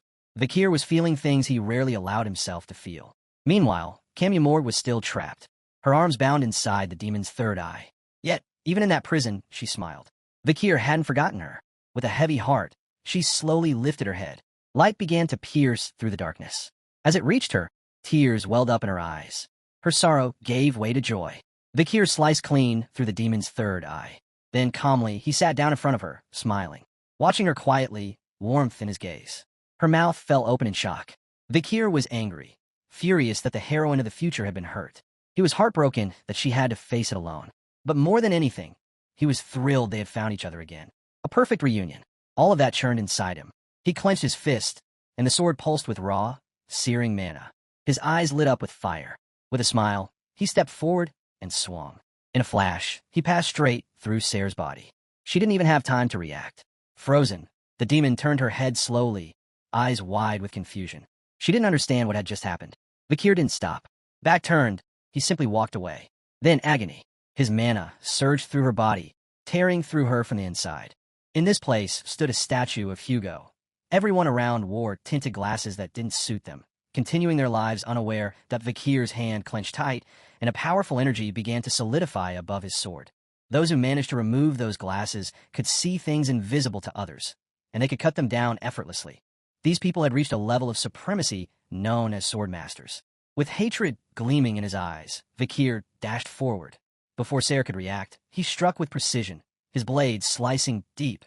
Slowly, the demonic aura wrapped around Camus Morg's body began to peel away. Control was returning to her. The dark energy turned to ash, and Ser's eyes widened in disbelief. She stared at Vikir, stunned that she'd lost. Fury lit up her gaze. She had failed to open the gate. In seconds. The demon's power faded completely, and her body crumbled into ashes. Vikir stood bloodied, missing an arm from the brutal fight. Smoke curled from his shoulder as he stared up at the crimson sky. Lost in thought, he felt outdated, like wearing clothes from a past life. His strength, vision, and clarity had evolved far beyond what the saint's mana ever gave him. Then worry filled his eyes. He turned, searching, and there she was, Camus Morg, lying still on the ground. As the wind stirred, Vikir began walking toward her, longing to feel something from their reunion. But just as he reached her side, a strange sensation overwhelmed him, and his body froze. Moments later, he collapsed beside her, unconscious. On the crater floor, the divine immortal's ring began to glow. A violet light pulsed from it, rising and striking the red sky above. The barrier that had sealed them and started to dissolve. Neither Vikir nor Camus Morg, lost in unconsciousness, noticed anything. The ground beneath them vanished. They were returned, teleported back to the real world. It was night. The moon glowed high above. Hours passed, but Vikir didn't stir. From his clothes, the little spider crawled out. It bounced up to his arm, watching him closely. She tried to wake him with her tiny jumps, but grew tired and lay down beside him. Then something caught her eye. Her gaze froze in confusion and wonder. It was Rose. She stood silently, her eyes locked on Vikir. Thoughts swirled behind her glowing stare. She didn't move, she didn't speak. She just watched, unsure what to do next. Noticing Rose's gaze, the little spider stood upright, fury in her eyes. She let out a defiant roar. There was no way she'd let anyone hurt Vikir. Rose paused, weighed her options, and then made her move. But instead of attacking, she gently lifted Camus Morg's limp arm over her shoulder and helped her up. The spider, puzzled, watched in silence. Her anger gave way to confusion. Vikir still hadn't moved. Rose turned, carrying Camus Morg, and began to walk away. Just then, a trembling hand pressed against the ground. Vikir, struggling, pushed himself up. He clutched his injured arm and called out, voice weak, asking her to wait. Hearing him, Rose stopped. Her eyes widened, surprised he was awake. Seeing Camus Morg able to move reassured Vikir. She was alive, and that was enough. Relief washed over him. Curiosity flickered in Rose's eyes as she turned to face him. Smoke began to rise in the distance. Vikir, gripping his wound, looked down, his thoughts heavy. He knew this wasn't the time for reunions. They had to leave this place, fast. He reached into his pocket and pulled something out. With a quiet tone, he said he had a favor to ask. He tossed the object to Rose. She caught it, her expression shifting to surprise. Then he smiled, soft but certain. He said Camus Morg would know where to find him, if she still wanted to. Rose stared at what he'd given her, eyes gleaming with curiosity. Without another word, she turned and walked off, Camus Morg still resting on her shoulder. The little spider climbed onto Vikir's shoulder. Together, they silently watched Rose disappear into the distance. Back at the festival, a sudden shout broke through the crowd. A man, oddly dressed in a woman's costume, ran toward the center, gasping for breath. Curious students quickly gathered around him. He announced startling news. The villain who had attacked the academy was the Night Hound. Gasps spread through the crowd. Someone asked about the damage. Surprisingly, the man revealed there was none. She, dressed as Frankenstein, stared at the ground, worry creeping in. She realized the girl in the skull mask had been a black mage. Tudor, wearing the Valkyrie outfit, rubbed his chin in thought. She might be right. It did seem like the black mage had been fighting the Night Hound, not siding with him. Embarrassed, he admitted he hadn't dared to get involved. PG, in his fairy costume, looked shaken. His eyes widened in fear. He'd been so terrified, he thought he was going to faint. Another tutor, dressed as a martial arts master, glanced to the side. With a serious look, he confessed the Night Hound was the most violent person he'd ever seen. While they were all distracted, Vikir, still standing, watched quietly. The one in the witch costume stepped forward, confessing that he'd been so scared he could barely breathe. Then, all eyes turned to Vikir. Gasps spread through the crowd. "Where were you?" someone asked, concern etched in every face. They admitted they'd been worried sick. Vikir touched his head, unsure how to answer. Dolores crossed her arms, her tone sharp. She said they'd searched the whole street and hadn't seen him once. She knew him. He wasn't the type to leave his friends behind. Sinclair, in a vampire costume, stood silent, watching him closely. Vikir looked uneasy. He didn't know what to say. Then, out of nowhere, a voice called him over to a group in skirts approached. High Burrow, Middle Burrow, and Low Burrow, each dressed as maids. Low Burrow planted his hands on his hips, frustration clear. What would happen to us if you keep pulling stunts like that? Don't do that again. Middle Burrow, gripping a broom like a weapon, echoed the warning. High Burrow's eyes gleamed with intensity. He too ordered Vikir not to go it alone again. They clenched their teeth and boxed him in. Sinclair couldn't help but smile. She thought, looks like he's building a gang. Dolores blinked, realization dawning. Once again, she'd misunderstood everything. As minutes passed, the first rays of sunlight broke through the clouds. Vikir looked up at the sky, his thoughts elsewhere. Was she going to be okay? The sun rose slowly over the horizon. Everyone stood quietly, taking in the peaceful moment. Vikir waited, hopeful he longed to see Camus Morgue again. Elsewhere in the city, inside an old, abandoned church, something stirred. At the center stood a glowing sphere, and next to it, Rose. From within the sphere, a drenched figure stepped out. It was Camus Morgue. She placed her hand on the sphere's surface and slowly walked out, her expression distant. Rose turned toward her, silent. Camus Morgue stared down at her own hands. Her body was a mess that Sayre's madness had shattered their contract. Because of that, she never got to properly see Vikir. She believed he was dead, like a fool. Fury welled up inside her. Rose stood quietly, offering no words. Camus Morgue sank into her thoughts. She remembered everything he had done for her. Hands pressed against her cheeks, she flushed. Even while wounded, he'd done everything to protect her. She remembered ripping away the demon's skin from her neck. She saw his smile in her mind, and realized he'd stayed by her side. This time, she hadn't faced the battle alone. Eyes closing, gentle smile formed on her face. They had done this together. They didn't give up, but the exhaustion was catching up with her. Dark circles shadowed her eyes. Dark circles under her eyes. Camus Morgue turned to the side and asked herself, was Vikir the kind of man worth risking everything for?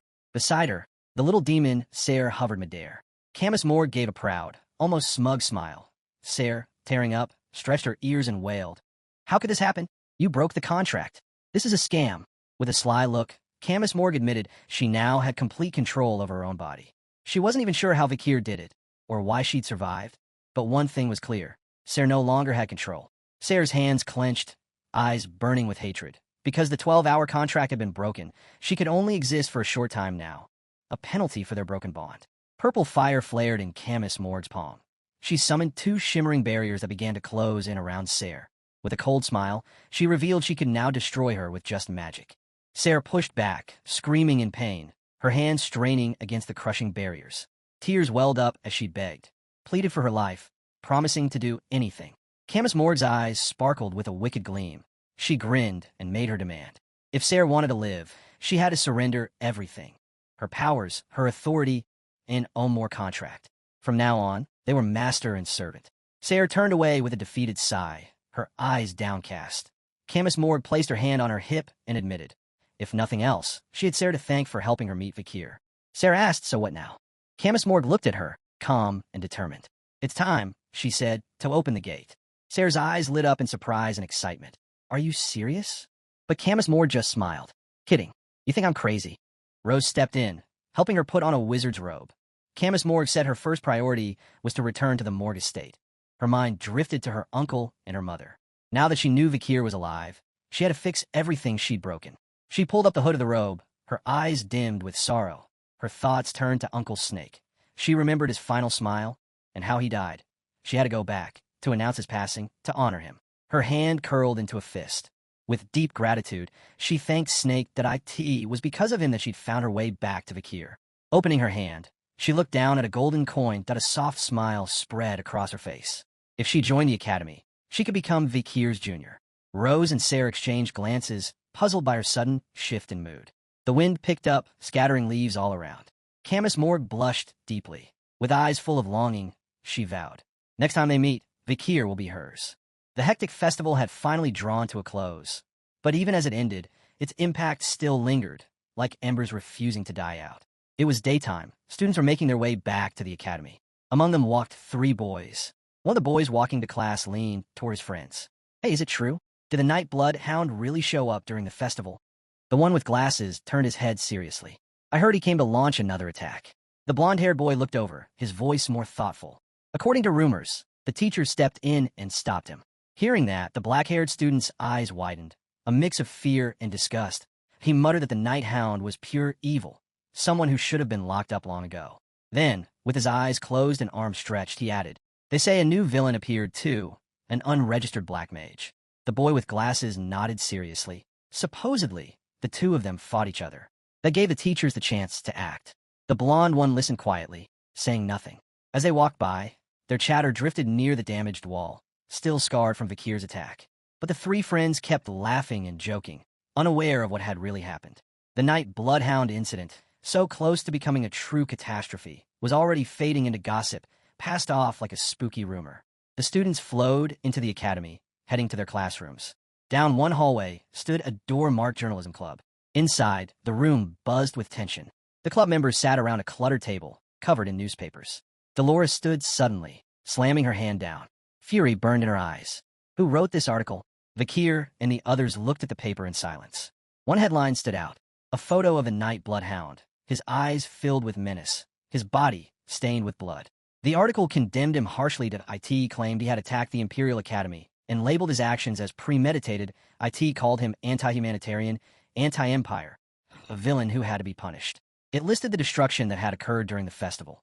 The Imperial Bank, the Capitol's clock tower, the Indulgentia Orphanage, the National Cemetery. Dolores grabbed the article, her grip tight.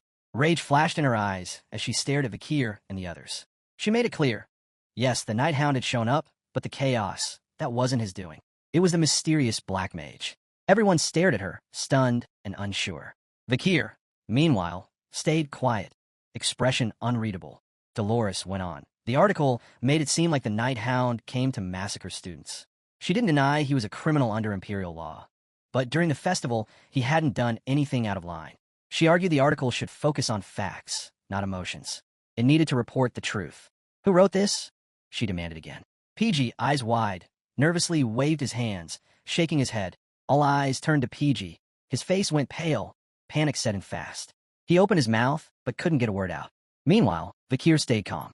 He quietly studied the articles on the table, saying nothing. Dolores locked her eyes on him, something clicking in her expression. Then it hit her. You wrote it, she said. Vakir nodded. He explained that he'd followed instructions from Professor Banshee Morg, the club's advisor. Dolores slammed both hands on the table. Fury boiled beneath her calm. All this had happened while she wasn't even there. Vakir remained composed. He reminded her that during the festival, she was tied up with student council work. Her expression faltered. Confused, she sighed and dug into her pocket. Just because I wasn't around, she said, doesn't mean you should publish something without checking the facts. She pulled out 3 folded articles and slapped them onto the table. These are official reports from the Imperial Guard, she said, placing a hand over them. They came out this morning.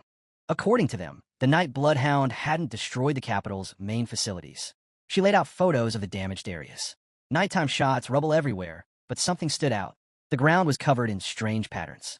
No sword marks. Instead, they looked like tracks, massive, winding ones. Almost like a giant snake crawled through, she said. In her mind, she pictured a woman, wielding a whip, wrapped in a white snake with glowing purple eyes. Her name? MS Ouroboros. An unknown villain. Identity presumed female. And no clear motive. No known weapon. All witnesses gone. The room froze. Tutors and Sancho went rigid, eyes wide, clearly shaken. Dolores, still with one hand on the table, raised 3 fingers with the other. We have 3 villains here, she said, voice sharp. Stop blaming everything on the Night Bloodhound. Each of them committed different crimes. Learn the difference. Vakir stayed quiet. Then, after a pause, he nodded. Truth was, it didn't really matter to him. His article was more about shaping perception. If suspicion ever fell on him, he wanted people to think he and the Night Hound were enemies. Tutor leaned forward, resting his head on his hands, curiosity and unease mixing in his eyes. Where did MS Ouroboros even come from? He muttered. Sancho, arms crossed, added calmly. All we know are those snake-like marks. That's it. Sinclair lifted her hand, eyebrows raised. How do we even know she's a woman? Dolores stared at the table, expression serious, voice low. She imagined a rock, wearing lipstick.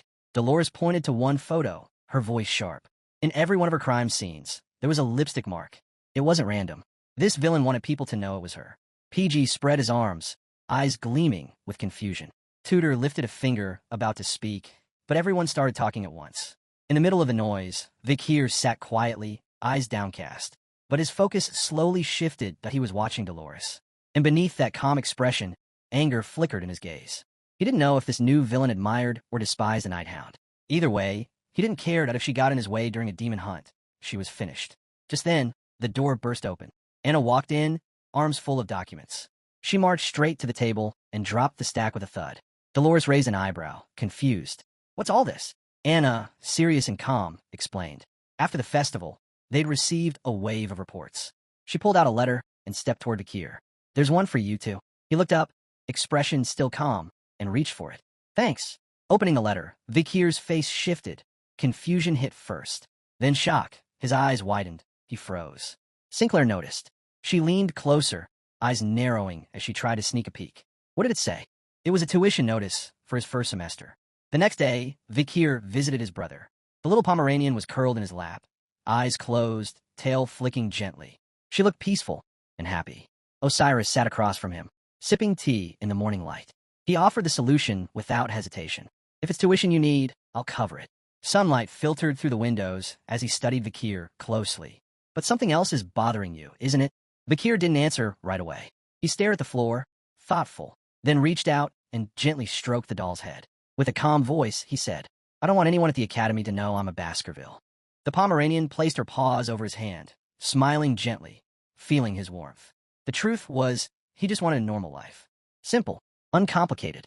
But now, with rumors flying and suspicions rising, things were getting harder.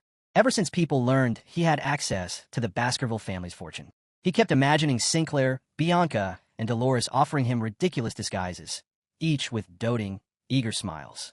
He only had a week left before the enrollment deadline, but he didn't want to take any of the odd jobs the girls had suggested. Vikir shut his eyes, anxiety creeping in. Missing the full scholarship, because of his behavior, had created problems he couldn't ignore. Osiris took a slow sip of tea, still watching him. And then, his eyes lit up with sudden realization. Could it be? Was Vikir trying to become one of those legendary figures? A powerful hero, hiding his true strength? He remembered something from their childhood. He stood in front of a tree, arms crossed, a faint blush on his cheeks. He imagined himself battling a horde of monsters, emerging victorious with secret strength finally revealed. Once upon a time, he too had dreamed of being that kind of hero, the hidden powerhouse living among the ordinary, waiting for the perfect moment to shine. Meanwhile, the little Pomeranian on Vikir's lap had drifted off, out like a light. Osiris, calm and thoughtful, looked at his younger brother. "Why not try monster hunting part-time?" Vikir blinked, surprised. Osiris explained further. He could visit the Explorers Guild, find a reliable partner, and start small. He wanted to give Vikir the chance to pursue something real, something that could bring him closer to his dream. Vikir touched his chin, unsure. Would this really help? As he sank into thought, one name came to mind. A legendary explorer. He pictured a swordsman with a ponytail, a quiet hero who played a vital role during the era of ruin. Most of what Vikir knew about demons came from this man's research. He even helped shape the foundation of monster ecogeography. But the swordsman had met a tragic end. With no allies and no affiliations, he had been left to die during a brutal battle. Vikir smiled softly. If that man was still alive, he wanted to earn his trust, not just for himself, but for the future. He turned to Osiris. "Thanks, I'll do it." Osiris lit up with joy, visibly proud of his little brother. Elsewhere in the city, the Sherpa Guide Guild buzzed with activity. Evening had fallen when someone shouted, "The Guildmaster's back." A few members ran out to greet him. "How was today's hunt?" one of them asked. The blond man stepped forward and stomped the ground hard. Everyone froze. On his back was the body of a giant boar. He slung it down with a grin and jabbed his thumb at the beast. "Total success," he said, eyes gleaming with confidence. His name was Miniature Pincher, known to everyone as Mini Pin. The other guild members gathered around the boar, stunned. Yep, graduate through a whole different league. Mini Pin stretched and made his way to the guild's main building. He needed a break. Inside his office, he dropped into a chair and opened a book, but couldn't focus. He leaned forward, resting his head on the table. Money was tight. Again, there wasn't enough to cover food and pay for the guild staff. His face darkened with frustration. The big mercenary guilds were crushing him. And with no outside support, things felt hopeless. It all went back to a mistake he made long ago, that a scam he fell for when chasing his dream. If it hadn't happened, maybe things would be different now. He stood slowly, guilt weighing him down. Mini Pin opened a drawer and pulled out a towel. He wiped the sweat from his face, feeling like a fool. but somewhere deep inside, he still clung to a sliver of hope. He closed his eyes, hands clasped together. In his mind, the symbol of the Baskerville family appeared, his long-held dream to join them. Then footsteps echoed nearby. Someone in brown boots approached, their face hidden beneath a hood. They walked straight to the giant boar's body and asked, "Anyone know where Minnie Pin is?" Heads turned.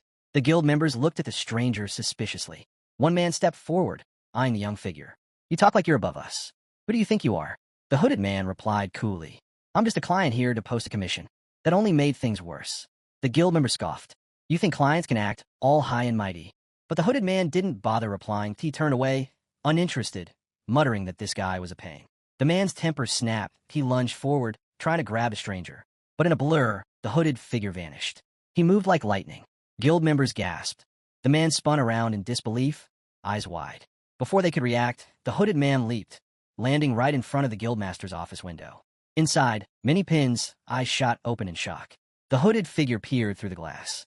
"Is this the guildmaster's office?" His gaze scanned Minnie Pin's build. "Guessing that's you." Minnie Pin jumped to his feet, completely stunned. "Who are you?" The stranger sat on the windowsill. "I'm here to make a commission." Minnie Pin stared, sweat forming again. The man climbed inside and walked toward him, holding out a piece of paper. It was his commission request. Minnie Pin took it carefully, studying the document. Whoever this guy was, he was fast. Too fast for him to react at a serious threat. "You can't just show up like this," he said, still reading, but then his eyes widened. Shock hit him like a wave. The hooded man began to lower his hood and revealed his face. He wasn't here to meet Minnie Pin. He was here to hire him. The guide he wanted was Minnie Pin himself. Minnie Pin's entire body tensed. His mouth went dry. He remembered this boy, the one who had visited the Baskerville estate countless times, pleading to become one of their vassals. He would never forget that face. And now, standing right in front of him, was Vikir. A few hours later, night had fallen. Minnie Pin and Vikir walked through the village side by side. Minnie Pin flipped through the commission report. According to it, Vikir was affiliated with the Colosseum Academy, and his reason for seeking a guide? Simple. He wanted help hunting monsters. Minnie Pin watched Vikir with a serious gaze, but couldn't hide the blush creeping across his face. He was stunned. This boy was really from the Baskerville family? Without hesitation, Minnie Pin stood in front of him and bowed deeply. To him, this was an honor, working alongside a member of the iron-blooded sword family. Vikir blinked, unsure how to react. Minnie Pin's respectful attitude caught him off guard. With a heartfelt expression, Minnie Pin admitted something he'd always kept inside. He'd dreamed of meeting someone from the Baskervilles his whole life. Vikir looked at him closely and spoke firmly. "Keep your voice down. Calm yourself." Minnie Pin quickly apologized, cheeks still red, and confessed that his dream had always been to join the Baskervilles. That made Vikir pause. So even in this timeline, he's been dreaming about this for a long time. Minnie Pin's fists tightened. He smiled with excitement as he spoke. The Baskervilles, the monster slayers of the Western Front, the iron-blooded sword family. If I could join them, I'd finally learn their invincible fencing. But then his smile faded. With a heavy sigh, he rubbed his head and admitted his mistake. All he ever wanted was a house and a little land, something to give his wife a better life. But he'd been scammed by dishonest brokers. His dreams had crumbled. Vikir's gaze turned serious. He knew Minnie Pin wasn't weak. Despite his humble appearance, he was a top-tier graduate, someone strong enough to stand among the elite mercenaries. Vikir looked down, a small smile on his lips. "I can help you make that dream real," he said. "But that depends on you." Minnie Pin's eyes lit up in disbelief.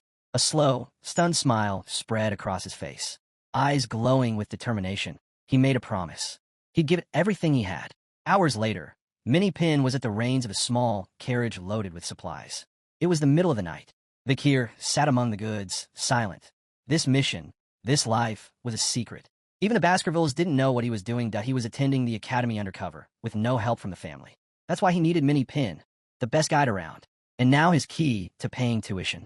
When Minnie Pin heard this, he covered his mouth in disbelief.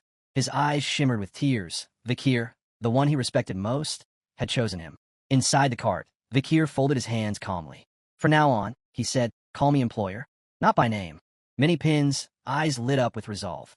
He nodded firmly, fist clenched. "Understand. Employer." Vikir looked at him curiously. "I'm a student at the academy, which monsters wouldn't draw much attention, even if I hunted a lot of them."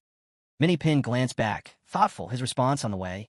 He turned to Vikir with a grin and explained that the null wasn't exactly powerful, but it could fetch a decent price. These creatures had the head of a hyena and the squat body of a dwarf, usually sticking to the highlands on the edge of the ecliptic. Alone, They were only ranked at a C++ threat level, but grouped together, they could spike all the way up to a maximum A. Minnie Pin, who was manning the trade cart, went on. Since these monsters were weak in one-on-one fights, even a first-year academy student could take them down with ease. That made them perfect targets, low risk, high reward. Plus, the Imperial family had labeled them ecosystem pests, meaning there was a bounty for each one taken out. Their skin, meat, and even bones could be sold. Vikir started paying closer attention to Minnie Pin. This guy knew his stuff. A few hours later, they reached the Null's territory. The cart came to a halt. The place was crawling with them. Some wielded rusted swords. Others just roamed the area, all of them looking ready to snap. Vikir and Minnie Pin crouched behind a bush, eyes locked on the colony. Minnie Pin started pointing out different groups, explaining that Nulls were drawn to shiny objects. Hunters would often scatter glass beads to lure them in before ambushing. Vikir, sitting silently beside him, watched the monsters with a calm but focused stare. He realized that this tactic only worked for small packs, not the kind of numbers they were facing now. Minnie Pin turned to him, eyes wide in surprise. Vikir's assessment was spot on. Suddenly, a snake hiding in the tree above locked onto them, poised to strike. But before it could make a move, a brutal slash came out of nowhere, slicing its head clean off. Minnie Pin froze, stunned. Vikir didn't even have a sword. How did he do that? As the snake's head hit the dirt, Vikir casually pointed behind him with his thumb. Then, with a curious look, he asked if there was oil in the barrels on the cart. Still sweating from shock, Minnie Pin nodded. Blood oozed from the snake's body. Vikir's strike had been surgical. A small grin played on his lips. Those barrels of oil were all they needed to wipe out the entire colony without a drawn-out fight. Minnie Pin stared at him, speechless. The Imperial punitive force had abandoned this area. Yet Vikir planned to take down the whole nest with nothing but oil? It sounded insane. Vikir's eyes gleamed as he focused on the monsters, his grin growing wider. Minnie Pin was baffled. He had no idea what Vikir was planning, but it clearly wasn't normal. Following Vikir's lead, Minnie Pin hauled a few oil barrels toward the cave where the Nulls had taken shelter. The monsters hadn't sensed Vikir's presence and wandered deeper inside. He crept toward the entrance, keeping low and hidden, observing every move. Moments later, the Nulls turned around, eyes flaring with rage. Minnie Pin's heart pounded. He had no clue how Vikir planned to deal with all of them, especially without a real plan. If they didn't act fast, the Nulls could spill into nearby villages. Vikir stood at the cave entrance, deep in thought. Minnie Pin watched him, curiosity flickering in his eyes. He knew Vikir wouldn't overlook something that's serious. Under the moonlight, Vikir began walking toward the cave. Minnie Pin followed closely, wondering how he planned to wipe out an entire colony of Nulls. They placed the oil barrels right at the mouth of the cave. No words were exchanged, just silence, tension, and Vikir's eyes burning with intensity. He looked down at the ground, recalling that this was only one of 3 entrances to the Null's lair. This path led to the weaker ones. Closing his eyes, he crouched down and pressed his palm to the earth. A wave of mana surged from his body, flowing beneath the surface. His focus sharpened. In his mind, visions of a grand banquet and flying wine glasses danced, images tied to the power of swordmasters. As his energy seeped into the ground, nothing seemed to happen at first. Then, small explosions rumbled across the mountain peak. The ground quaked. Minnie Pin stiffened, eyes wide with confusion. What had Vikir just triggered? Moments later, angry Nulls burst out of the cave, charging straight at them, their eyes wild with fury. Minnie Pin didn't hesitate. He hurled the barrels of oil directly at them. The monsters froze, jaws dropping in disbelief as the barrels struck and burst, dousing them in oil. One after another, Minnie Pin kept flinging barrels, each splash soaking the incoming swarm. Vikir stood there with a lit torch, a smirk creeping onto his face. It was the same trick he'd once tried in the forest, though back then it had failed. But this time was different. These weren't the Madam's beasts. These were just Nulls. With the horde drenched in oil and closing in fast, Vikir tossed the torch. The moment the flame touched the ground, fire erupted. The blaze roared to life, engulfing the monsters. Screams tore through the night. In a confined space like this, fire was deadly. Smoke choked the air, and with no escape routes left, it swept through the entire den. The cave burned. From outside, Vikir and Minnie Pin stood in silence, watching the fire do its work. Minnie Pin stared, stunned. Vikir hadn't hesitated for even a second. He had incinerated an entire colony without blinking. That cold precision shook him. This man was far more ruthless and more calculated than he'd ever imagined. Sensing the gaze on him, Vikir turned slightly. His eyes were calm, unreadable. Minnie Pin felt something shift inside. Awe, respect, maybe both. He's kinda cool, he muttered to himself, his eyes gleaming. Vikir glanced over, confused, and awkwardly scratched his head. Hours passed. Smoke poured from the mountain. When they finally ventured inside with a torch, the cave was nothing but scorched remains. Null corpses were everywhere. Minnie-Pin stepped forward and began inspecting them carefully, his expression turning serious. Minnie-Pin noted that the Nulls had likely died from smoke inhalation, a conclusion drawn from his years of experience in monster hunting. It was something he'd picked up for Vikir over time. With a calm demeanor, Vikir started walking deeper into the cave, reminding Minnie-Pin not to get too comfortable. Some Nulls could still be alive, so they had to stay alert. Minnie-Pin clutched his chest, oddly touched by Vikir's concern. Meanwhile, Vikir looked at him and felt a strange sense of déjà vu. Minnie-Pin's expression reminded him of Secretary General Chihuahua. The two of them moved cautiously through the dark cave, stepping over charred monster remains. Suddenly, Minnie-Pin stopped. His eyes locked on a peculiar rock formation. Without hesitation, he swung his sword at it. Vikir turned, raising an eyebrow. "What is it?" he asked. Minnie-Pin struck again, revealing marks on the rock that looked unnatural. "These aren't random," he said, slashing harder. The rock cracked open, exposing a hidden passageway. Both of them froze, staring at the opening in shock. Inside was a room gleaming with gold coins, piled high. Vikir stepped in, scanning the room. It didn't take him long to figure out. This wasn't just loot. Someone had turned this into a vault. Minnie-Pin hesitated, suggesting the coins might just be the Null's collection of shiny objects. But Vikir picked up a coin, studied it for a moment, then tossed another toward Minnie-Pin. Minnie-Pin caught it, confused. "These aren't bank-issued," Vikir said. "No serial numbers. The Nulls couldn't have gotten these on their own." Minnie-Pin blinked, unsure what to say. Who in their right mind would store treasure here? Vikir dropped the torch to the ground and stood tall. One thing was clear, someone had stashed these coins here. And that someone was powerful enough to slaughter an entire Null colony and take the lair for themselves. Just then, a sharp clicking sound echoed from the cave entrance. A woman in heels stepped over a Null corpse, unfazed. She licked her hands slowly, eyes scanning the cave with casual amusement. "Well," she said with a sly grin, "looks like some rats broke into my PG bank." Vikir stood there, still holding the coin, expression unreadable. Minnie-Pin stared at the coin in his hand, completely stunned. The cave was littered with bodies, and now a mysterious woman had shown up, eyeing the aftermath without a word. She moved closer to the hidden vault entrance. Vikir turned back to the treasure room. Whoever was using this place as a stash had to be incredibly strong. Someone who could take down all these monsters without breaking a sweat. Minnie-Pin examined the gold again, uncertain. Was this all stolen from a bank? Vikir nodded. That was the only thing that made sense. No regular person would have access to untraceable coins like these. His eyes narrowed as a chilling thought crossed his mind. He could already picture the headline in the paper. Vikir suddenly remembered a recent news piece, one he'd written himself. It had been about a string of high-profile heists. The culprit? A copycat of the infamous Hound. This criminal had hit key targets in the imperial capital, destroying entire facilities, vanishing with their riches, and leaving behind only chaos. One of those targets had been a major bank. All the witnesses were found dead, and the only clues left at the scene? A set of high-heel footprints, and strange, winding marks resembling those of a massive snake. That was when people started calling her the Ouroboros. Back in the cave, the woman lashed out with her whip, sending it cracking through the air. But Vikir moved just in time. He tilted his head, narrowly dodging the strike as it slammed into the cave wall, carving a deep, snake-like groove. Vikir didn't flinch.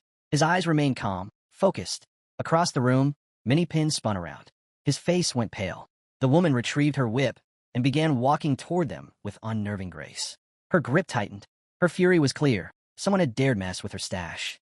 Minnie-Pin stood frozen, caught between confusion and fear. Vikir quickly pieced it together. This woman wasn't just some rogue fighter. She was the robber from the headlines. Her smile widened, and her fist clenched. Vikir's eyes locked onto the wall. The whip marks, just like the ones from the crime scenes. And now it was clear, those snake tracks had always been from a whip. She was also using magic to alter her voice. She extended her hand and, with a twisted smile, asked aloud whether this was bad luck or good luck. Her eyes burned with fury as she stared Vikir down, unsure what he was doing here. But whatever it was, she didn't like it. Vikir was thrown off. Why was she so focused on him? Minnie-Pin, overwhelmed, reached for his sword. Vikir kept his eyes on the woman. Something had shifted in her demeanor. She seemed to realize something. Did she recognize him? She touched her mask and laughed, clearly thrilled. What were the odds? Vikir had walked straight into her treasure vault. With a wicked grin, she unleashed her mana. A fierce surge of energy exploded around her. Minnie-Pin drew his blade, confused but ready. Vikir, still calm, analyzed her power. It was intense, well beyond the level of a graduator. Minnie-Pin didn't stand a chance. Vikir knew it had to be him. He was the only one here who could face her. But new worry crept in. If he revealed his full strength now, and she survived, she'd know exactly who he was. And that could bring even greater danger later. Vikir stood motionless, unsure of his next move. The Ouroboros' aura pulsed through the cave like a storm, thick with pressure. But even with the tension crackling in the air, Vikir stayed calm, eyes thoughtful as he silently weighed his options. Minnie-Pin glanced over at him and frowned. Vikir looked distracted, like his mind was racing. It was true. Vikir had been hailed as a genius, a hero. But facing a foe stronger than a graduata, that was no small thing. Minnie-Pin stepped forward, placing himself between Vikir and the advancing enemy. His voice was steady, sincere. The Imperial Guard should be patrolling near the mountain base by now. Vikir snapped out his thoughts. His eyes widened. That was it. They had a chance. Drawing his sword, Minnie-Pin summoned his mana. Golden energy surged around him, swirling with fierce intensity. He gritted his teeth, gaze locked forward. "I'll buy you time," he said, filled with determination. "Get to the entrance, call for help. I'll hold her off." Vikir hesitated, confused by the sudden bravery. Minnie-Pin just smiled. "Even if it was short, I'm glad I met you." And with that, he charged. His mana flared bright as he rushed the Ouroboros, sword ready. She didn't move. She just stood there, watching. Minnie-Pin swung with everything he had, but she ducked at the last second, and his blade slammed into the ground. He growled, frustrated, and attacked again, only for her to leap back, dodging cleanly once more. His second strike smashed against the cave wall. She calmly infused her whip with mana, her grin returning. She looked like she was enjoying this. Then she lashed out. The whip snapped upward, catching Minnie-Pin under the jaw. The force of it sent him reeling, slicing deep into his face and stunning him instantly. He staggered back, blood dripping, sword slipping from his hand. His legs trembled, his body barely holding on. For a second, everything went dark. The pain was unbearable, like his body was being torn apart. Even though he was a graduator, the difference between them was massive. She was on a completely different level. But even so, Minnie-Pin lifted his head, eyes burning with defiance. He raised his arms to guard and began focusing every ounce of his energy. Golden mana burst from his body once more. But she wasn't done. The Ouroboros struck again, and again. Each whip crack left fresh wounds, slicing through skin and muscle. Still, Minnie-Pin didn't move. He stood tall, enduring it. In that moment, all he could think of was Vikir. That guy, he was going to become a sword master one day. He couldn't die here. Not like this. A faint smile crossed Minnie-Pin's lips. The Ouroboros froze. Her eyes widened in confusion and, just for a moment, fear. She didn't understand. Why was he smiling? Minnie-Pin's eyes were blazing with fury and purpose as he stared her down. Minnie-Pin charged one last time, ready to give his life for Vikir. But just as he committed to the strike, Vikir's voice cut through the air. "Don't throw your life away." At that moment, Vikir launched a string of spider silk. It flew through the air and stuck to the Ouroboros' mask, catching her off guard. She panicked. Minnie-Pin froze, jaw clenched. He didn't know what Vikir had just done, but it was working. The Ouroboros grabbed at her mask, snarling. She didn't know what this sticky mess was, but she knew she had to get it off fast. While she was distracted, Vikir appeared behind her. His eyes flared with cold resolve. Without hesitation, he delivered a brutal kick to her ribs. The impact made her stagger, teeth gritted in pain as blood spilled from her mouth. The force of the blow hurled her into the cave wall, shrouding the space in smoke and shaking the whole mountain. Vikir placed a steady hand on Minnie-Pin's shoulder. "You're strong," he said quietly. Minnie-Pin turned, stunned. He didn't expect praise. Not now, not from him. On the ground, coughing up blood, the Ouroboros clutched her side. She couldn't believe it. His strength wasn't normal, far beyond what she'd anticipated. Minnie-Pin was too injured to move. Without a word, Vikir lifted him onto his back. His eyes were sharp. He knew this wasn't over. One strike wasn't enough to bring her down, and he couldn't afford to reveal his true level. Not to her, not even to Minnie-Pin. He made his choice. With Minnie-Pin on his back, Vikir headed toward the cave's exit. The Ouroboros, still grounded, hissed after them. "Where do you think you're going?" They didn't stop. Moments later, the moonlight broke through the trees as they emerged from the cave. Vikir turned and looked back, eyes glinting with defiance. "You should run. We'll be back," with the Imperial Guard. Trembling with rage, the Ouroboros clawed at the dirt. She could feel her fury bubbling over. Vikir smiled calmly. "Next time, if you plan on touching my coin box, you better be ready to pay for it." With that, he turned away, Still reeling, she clenched her teeth. Bastard, she muttered through the pain. Minutes passed. Minnie Pin had fallen unconscious. Vikir continued walking through the forest under the glow of the moon, carrying his injured companion on his back. A faint smile touched his lips. He had thought he'd already lived enough, but here he was, still discovering parts of himself he didn't know existed. As he walked, memories of Chihuahua and Minnie Pin flickered in his mind, reminders of the people who had stood by him. And then, like a quiet whisper, the image of his past self surfaced. Under the moonlit sky, he made his way toward the area where the Imperial Guard was stationed. Minnie Pin, so loyal and unflinching, reminded him of who he used to be. Night had fallen completely. It wasn't long before the knights of the Imperial Guard reached the cave entrance. What they saw left them speechless. The cave was swarming with knights. On the floor lay a massive pile of null corpses. The sight left everyone speechless. Someone had taken down an entire colony of monsters. In the shadows, Vikir stood quietly, his hood pulled low, observing the scene with a calm gaze. The operation to destroy the null nest officially concluded with the Imperial Guard arrival. By the time they reached the site, Miss Ouroboros was gone, leaving behind a fortune in gold. The knights wasted no time. With carts in tow, they began collecting the treasure, stuffing bags full of coins and hauling them out of the cave. Throughout the night, the loot was loaded into their carriages. Just like that, everything was confiscated by the Empire. Morning came. Minnie Pin lay in bed, his face wrapped in bandages, but his eyes sparkled with quiet joy.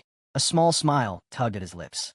Not long after, Vikir walked in carrying 2 heavy bags full of coins.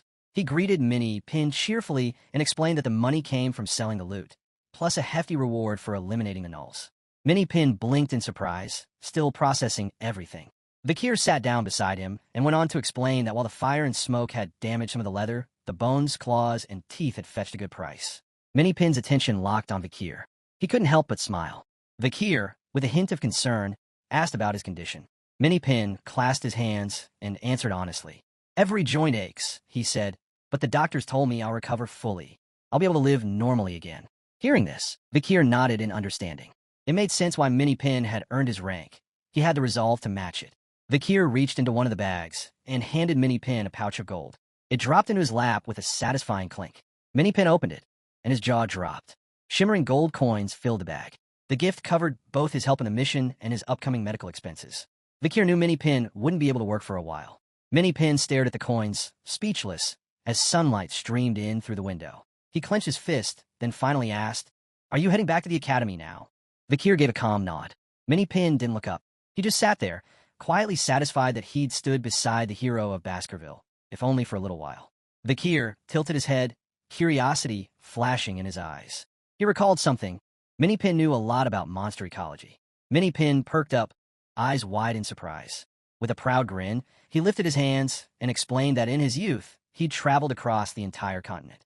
He knew all about monster behaviors, their nesting grounds, and even the unique traits of subspecies variants. Minnie Pin proudly explained that he didn't just know about monster habitats.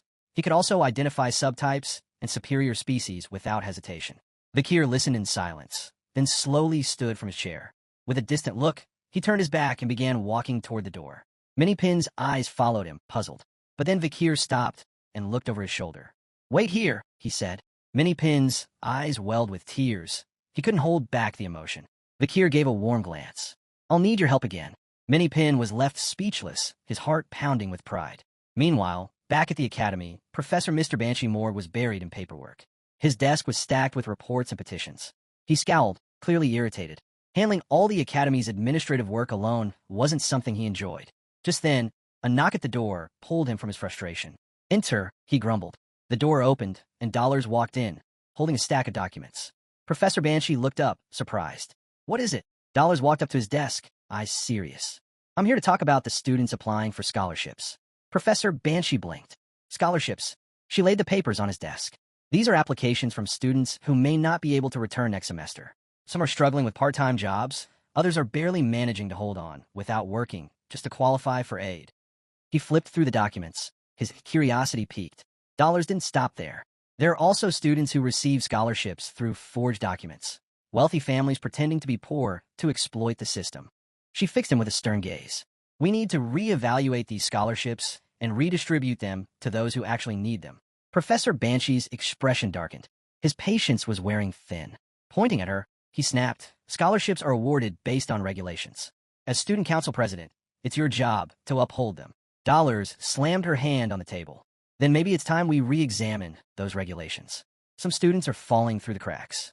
Professor Banshee scowled. So, I should do the work twice? Who's going to pay me double for that? Her patience was thinning too.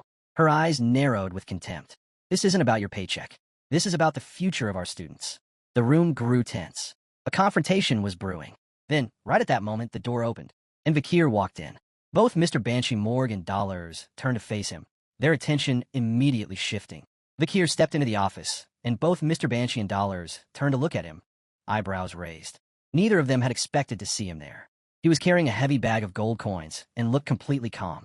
Professor Banshee sneered, noting Vakir's unannounced entrance. Did your parents never teach you how to knock? He mocked. That struck a memory. Vakir briefly thought back to his father, Hugo, the one who had drilled manners into him. Their family motto had always been, respect the strong. A small smile tugged at his lips. Vakir looked down silent. Dollars watched him puzzled. Something about his presence felt different. Professor Banshee Morg rubbed his face, sighing. What is it now? Don't tell me you're here to complain about not getting a scholarship too. Vakir didn't respond. Instead, he calmly approached the desk and set the bag of coins down in front of the professor. Dollars leaned forward, curious. Professor Banshee stared at the bag, his mind already guessing what was inside. Vakir opened it, revealing a pile of glinting gold coins. I came to pay my tuition, he said simply. Professor Banshee's eyes went wide. Where did you get all this? Adjusting his glasses, Vakir explained. I happened to take part in the expedition against the Nulls. A fire broke out while I was resting, and it, wiped out the entire colony. Professor Banshee narrowed his eyes, clearly suspicious. That story makes no sense. You can ask Minnie-Pin. He was with me. Vakir replied evenly. Now, does this cover next semester's tuition? Professor Banshee examined the coins more closely, running them through his fingers. His eyes widened even further. This could pay for all 4 years. Vakir nodded. The rest is for tuition too. Dollars couldn't take her eyes off him. She was starting to sweat. Professor Banshee leaned back, clearly flustered. This is too much for tuition. What are you trying to do? Buy a building? Become a professor? But Vakir remained calm. Use the remainder of the money for students who can't afford to continue.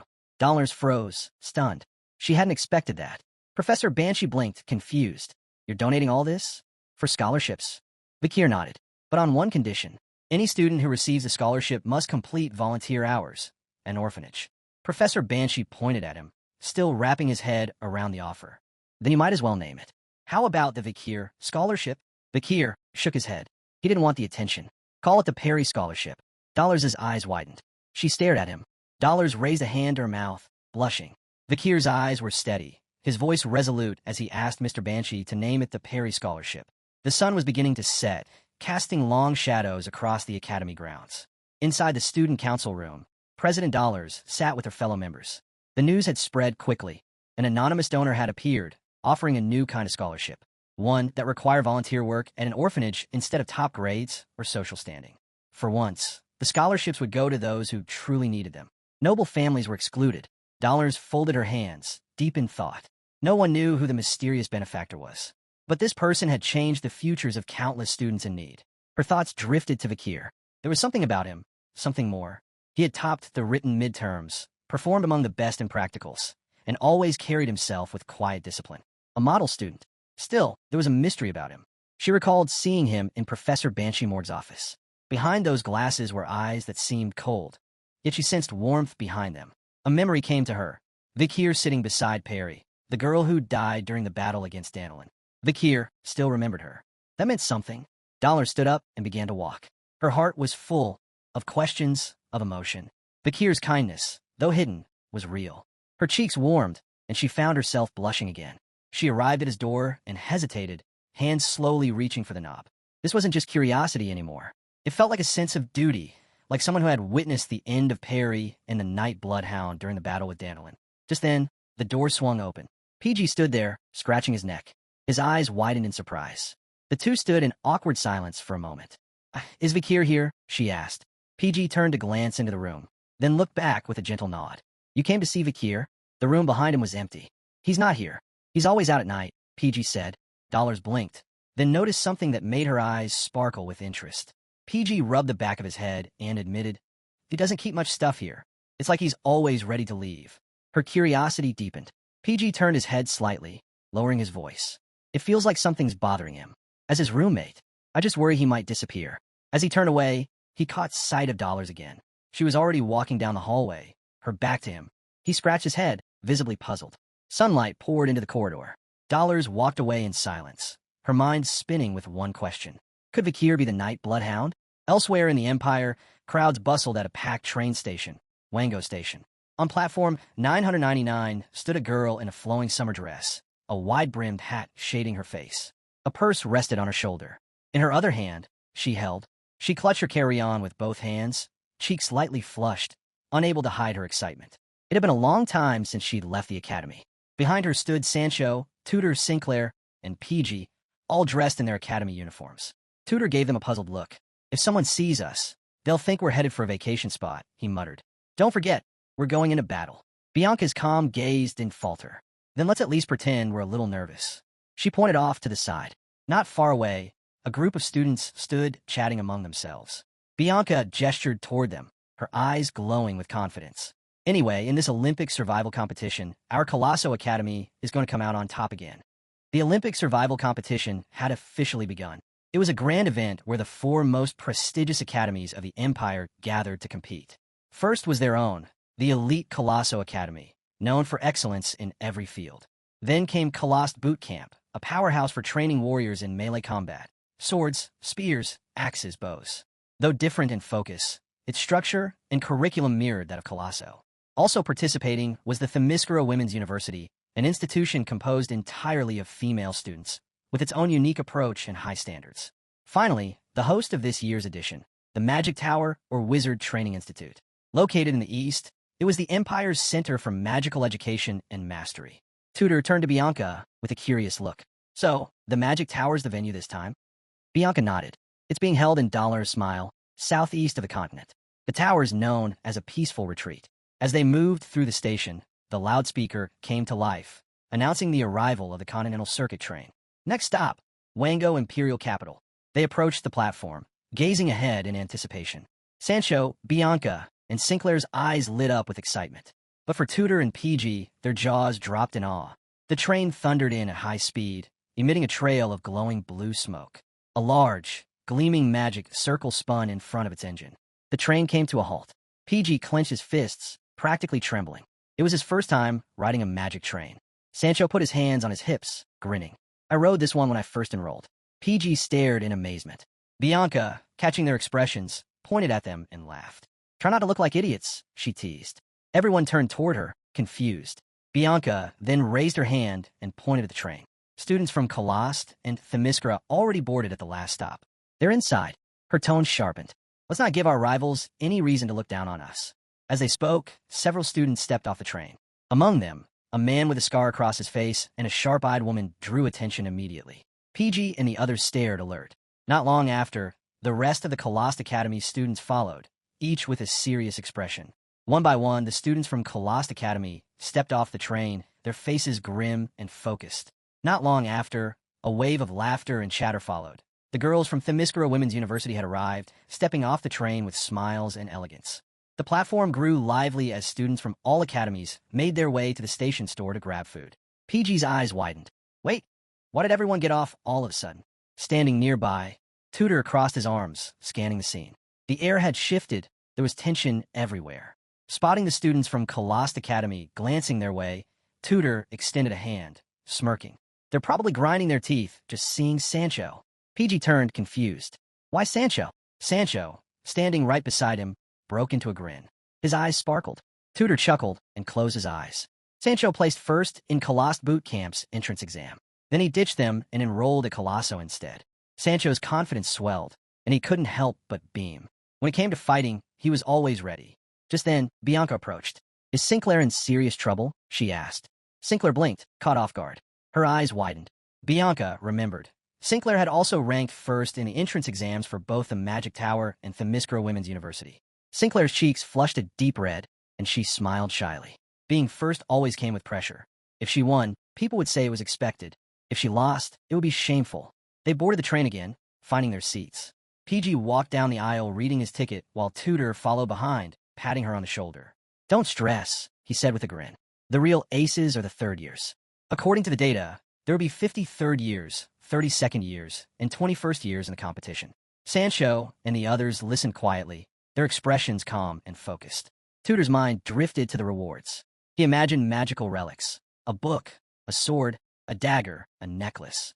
It was said that the top 10 finishers in the competition could choose one treasure from the shared vault of all 4 academies. He was determined to claim one. They reached their seats, stashed their luggage, and settled in. Tutor crossed his arms and sighed. It's a shame Vakir isn't with us.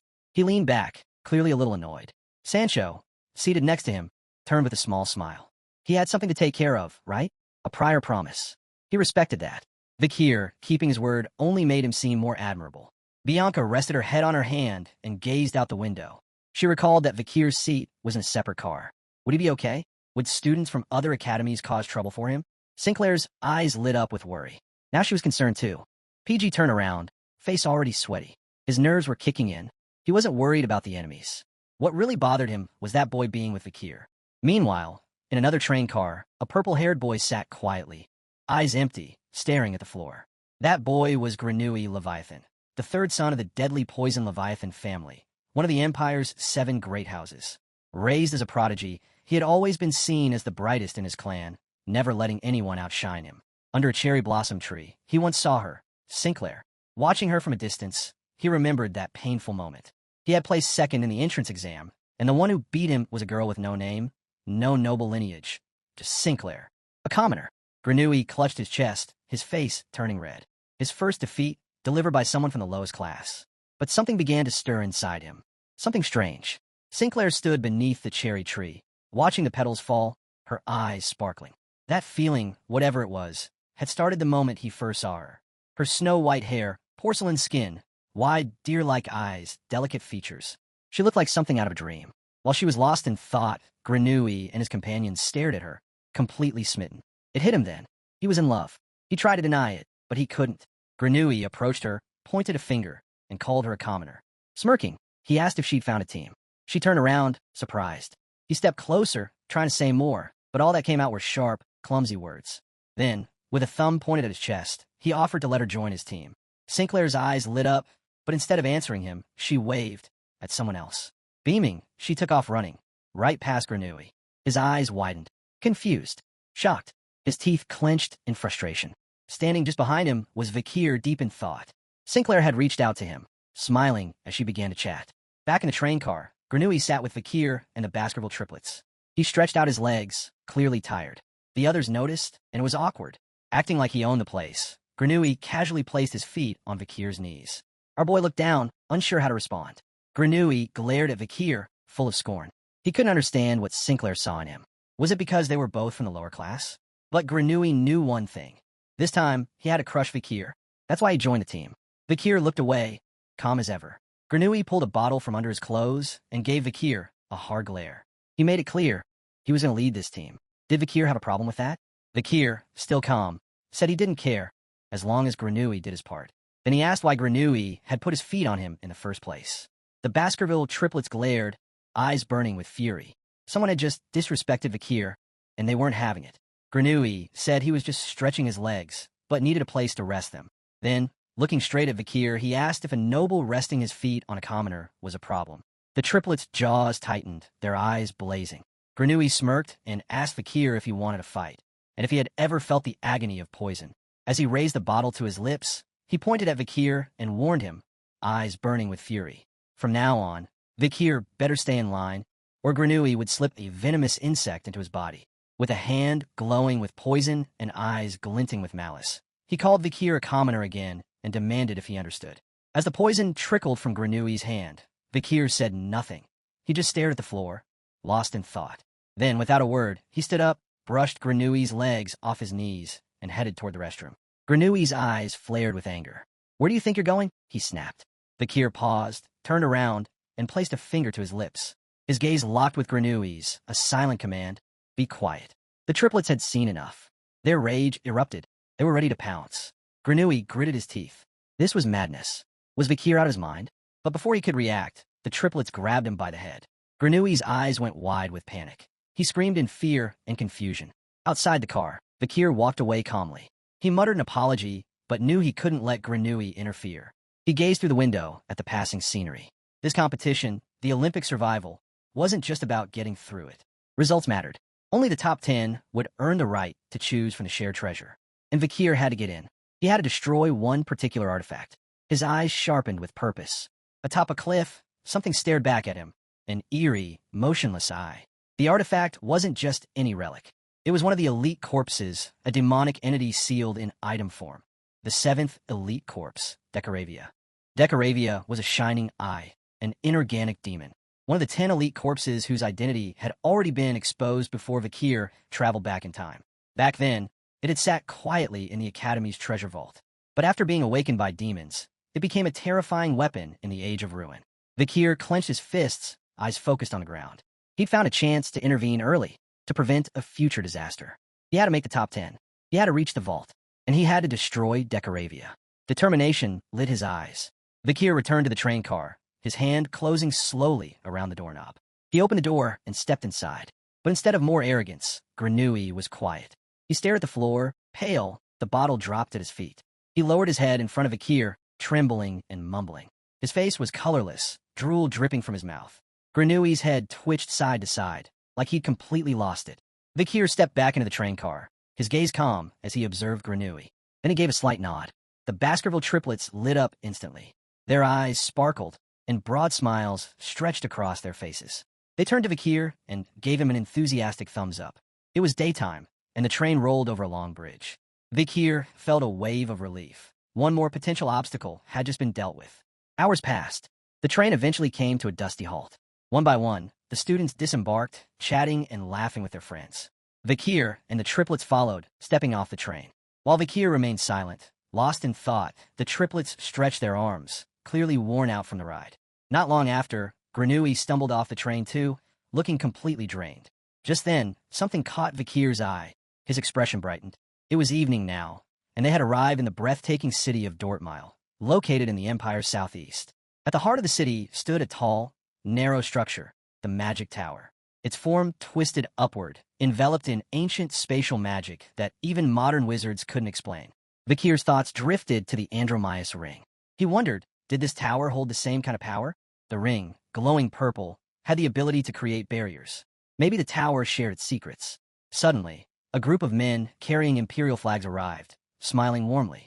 A green-haired man stepped forward and extended a hand, greeting them like old friends. This year, he was reunited with the students again, this time as an academy representative. His attention turned to Dollars, whose eyes gleamed with resolve. With a soft smile, she placed her hands on her stomach. She represented Coliseum Academy. Next was a man wearing a wolf pelt on his head, arms crossed, eyes gleaming. He was Jurassico, the fierce representative of Boot Camp Colost. Then came a brown-haired woman with one hand on her hip. She smiled as well. This was Lovegood Malini from Viziro Women's University. Dollars approached, smiling brightly. "How's everyone doing?" Lovegood Malini glanced her way. "Looks like you haven't changed at all," she replied with a grin. Jurassico nodded. "It's been just under a year." The green-haired man raised a finger. "Actually, 11 months, 3 days, 11 hours, 43 minutes, and 12 seconds. Jurassico chuckled, eyes sparkling. "Still calling yourself Arrogant Smart Pant, huh?" The name clearly amused him. Arrogant Smart Pant adjusted his glasses, gaze sharp. A name like mine is tough for muscle-bound brains to grasp. He was the Magic Tower's representative. Bianca looked at them, visibly puzzled. She couldn't believe someone was actually named Arrogant Smart Pant. Sinclair, her face a mix of fear and disappointment, leaned in and explained. "It's tradition at the Magic Tower. The elders give you a baptismal nickname." She continued. They wanted to call him Little Soft Cotton, but he threatened to quit if they did. His real name's probably something like Hohenheim. Still confused, Arrogant Smart Pant raised his finger. Arrogant Smart Pant poked a finger into his ear and casually glanced to the side. His real name? Philippus Aurelius Theophrastus Bombastus von Hohenheim. But honestly, Arrogant Smart Pant had a better ring to it.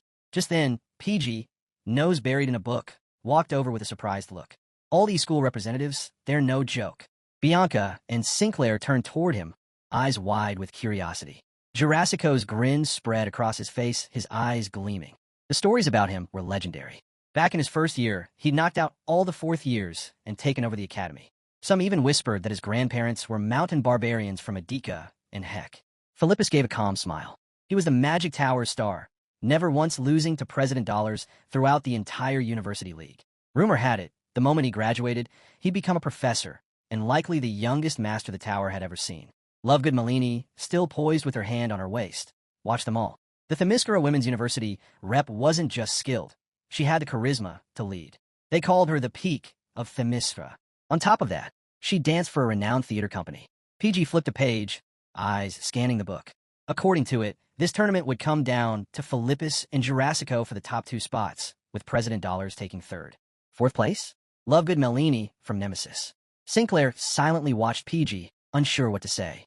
Bianca, visibly confused, finally asked, "Where did you get all this?" Before he could answer, a hand reached out, Philippus again. Standing in the sunlight, one hand on his waist, he gave them a confident look. "Getting here was a hassle. Let me take you to your lodgings." Several hours later, night had fallen. Stars dotted the sky. Sinclair, Bianca, PG, Sancho, and Tudor arrived at their accommodations. Their heads tilted up, and their eyes lit up with wonder. A massive mushroom-shaped lodge stood before them. It was stunning. None of them expected to stay somewhere like this. Soon after, the Magic Tower chefs served up a feast. Meats, fish, sweets. Everything looked incredible. Tudor had changed into fresh clothes, and now sat with fork and knife in hand, grinning as he eyed the buffet. It was way better than he'd expected. PG, sitting next to Sinclair, looked around, puzzled. "Hey, has anyone seen Vikir?" he asked, starting to sound worried. Bianca, now serious, pointed across the room. Vikir was there, quietly sitting at the table. Tudor put his fork down. "Don't worry about Vikir," he said. "Worry about yourself." All around, students ate quietly. Each academy had brought a total of 100 students, 21st years, 32nd years, and 53rd years.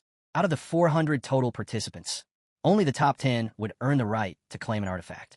Bianca rested her head on her hand, eyes narrowing to the side, clearly irritated. Tudor caught her expression and tilted his head, puzzled by her sudden mood. At that moment, one student walked up to the buffet, only to find it empty. A smug-looking guy from Boot Camp Colossus had piled every last bite onto his own plate and walked off, smiling. The Colossus students were stuffing their plates full, acting like they owned the place. Bianca's gaze locked onto them. She was fuming. Sharing the lodge with these brutes was bad enough. Their lack of basic manners made it worse. With wide grins, the Colossus crew shoved others aside and lined up for seconds. According to them, meals were about rotation, fast and constant. Meat had to keep coming, non-stop. They believed the first 5 minutes were all that mattered. Miss that window, and you go hungry. For them, more always beat better. One girl was nearly knocked to the ground, until Sancho appeared, catching her by the shoulder, just in time. She looked up at him gratefully. Seizing the moment while the Vangians were distracted, Sancho stepped forward. Calm but firm, he told them straight. If they took everything, there'd be nothing left for anyone else. The Vangians turned, curious at first, then serious. Sancho held out his hand. "You're cutting the line," he said, "and making it hard for everyone." Tudor and PG froze, eyes wide, jaws hanging. They didn't expect that. One guy with a ponytail raised the kitchen tongs and pointed them at Sancho. He stared hard. "What line?" he scoffed. "And why are Colosso Academy kids whining like this?" The girl ducked behind Sancho, but he stayed calm. Even as his anger bubbled, he kept it in check. Losing his cool might cost him muscle, and he couldn't afford that. The Colossus guy's expression darkened. He clenched his jaw, staring at Sancho. He hadn't recognized him at first. Sancho's academy uniform had thrown him off. Then, with a sneer, he called Sancho a coward. "You ran off after the Colossus entrance exam." Sancho sighed, gently pushing the tongs aside. "Actually," he said, "I placed first at Colossus, but 5th at Colosso. I chose to come here because I knew I'd learn more." He folded his arms, eyes steady. "Now who are you?" The Colossus student clenched his fists, rage building. "I'm Balasin," he snapped. "We met during the exam." Tudor, still stunned, muttered under his breath. Like Sancho would remember someone like that. Bianca stepped forward with a half-smile, extending her hand. "Even the top of Colossus has things to learn at Colosso." Sancho closed his eyes and chuckled. "Let's stop mocking the weak." That was the final straw. Balasin crushed the tongs in his hand, face red with fury. "I'm Balasin, leader of Colossus' first years," he shouted, pointing a trembling finger at Sancho. Balasin pointed straight at Sancho. "Call out your best fighter." The room fell silent. Sancho and the others didn't respond right away. They just glanced at each other, quietly thinking. But not far away, someone else had already caught everyone's attention. Vikir. He sat calmly at his table, quietly eating. One by one, heads turned toward him. Even Balasin noticed the shift. Vikir hadn't flinched or looked up. Still, Balasin marched over and slammed his hand down on the table right in front of him. The noise echoed, but Vikir didn't react. He stayed still, calm as ever. Balasin's eyes flared. So, you're the strongest first year here? Vikir looked down, silent. Balasin's outburst had destroyed his meal, food he had just carefully finished preparing. That alone made Vikir tighten his grip, trying to keep his composure. Balasin leaned over the table, glaring directly at him. The tension in the room shot up. All eyes were locked on the scene, students frozen, wide-eyed, sensing something was about to explode. With clenched teeth, Balasin repeated his question. You're really the top first year at Colosso? Still, Vikir said nothing, just stared at the floor. Without waiting for a response, Balasin sat down across from him and slammed his elbow on the table. His eyes gleamed with challenge and hate. No mana, just strength. Arm wrestle me. Vikir remained motionless, his face unreadable. Seeing that, Balasin smirked. What's wrong? Scared? It's okay. You can admit it. If you're really the best Colosso's got. I'm not impressed. Bianca, PG, Sinclair, and Tudor, all four flared up at once. Their eyes burned with fury as they glared at Balasin. But then someone stepped in. Dollars. She slammed her hands onto the table, her expression sharp. Balasin looked up, surprised. Vikir turned his attention to her, confused for a moment. Everyone suddenly recognized who she was. Dollars Luan Quo Vadis, president of the student council at Colosso Academy. With a serious tone, she said, no more games. I won't allow any fighting between schools before the tournament begins. Balasin went quiet. His gaze dropped. Dollars continued. This isn't some playground brawl. Get to bed. You'll need the energy. Just then, footsteps echoed through the room. A towering man approached and placed a firm hand on Balasin's shoulder. He looked over at Dollars, grinning.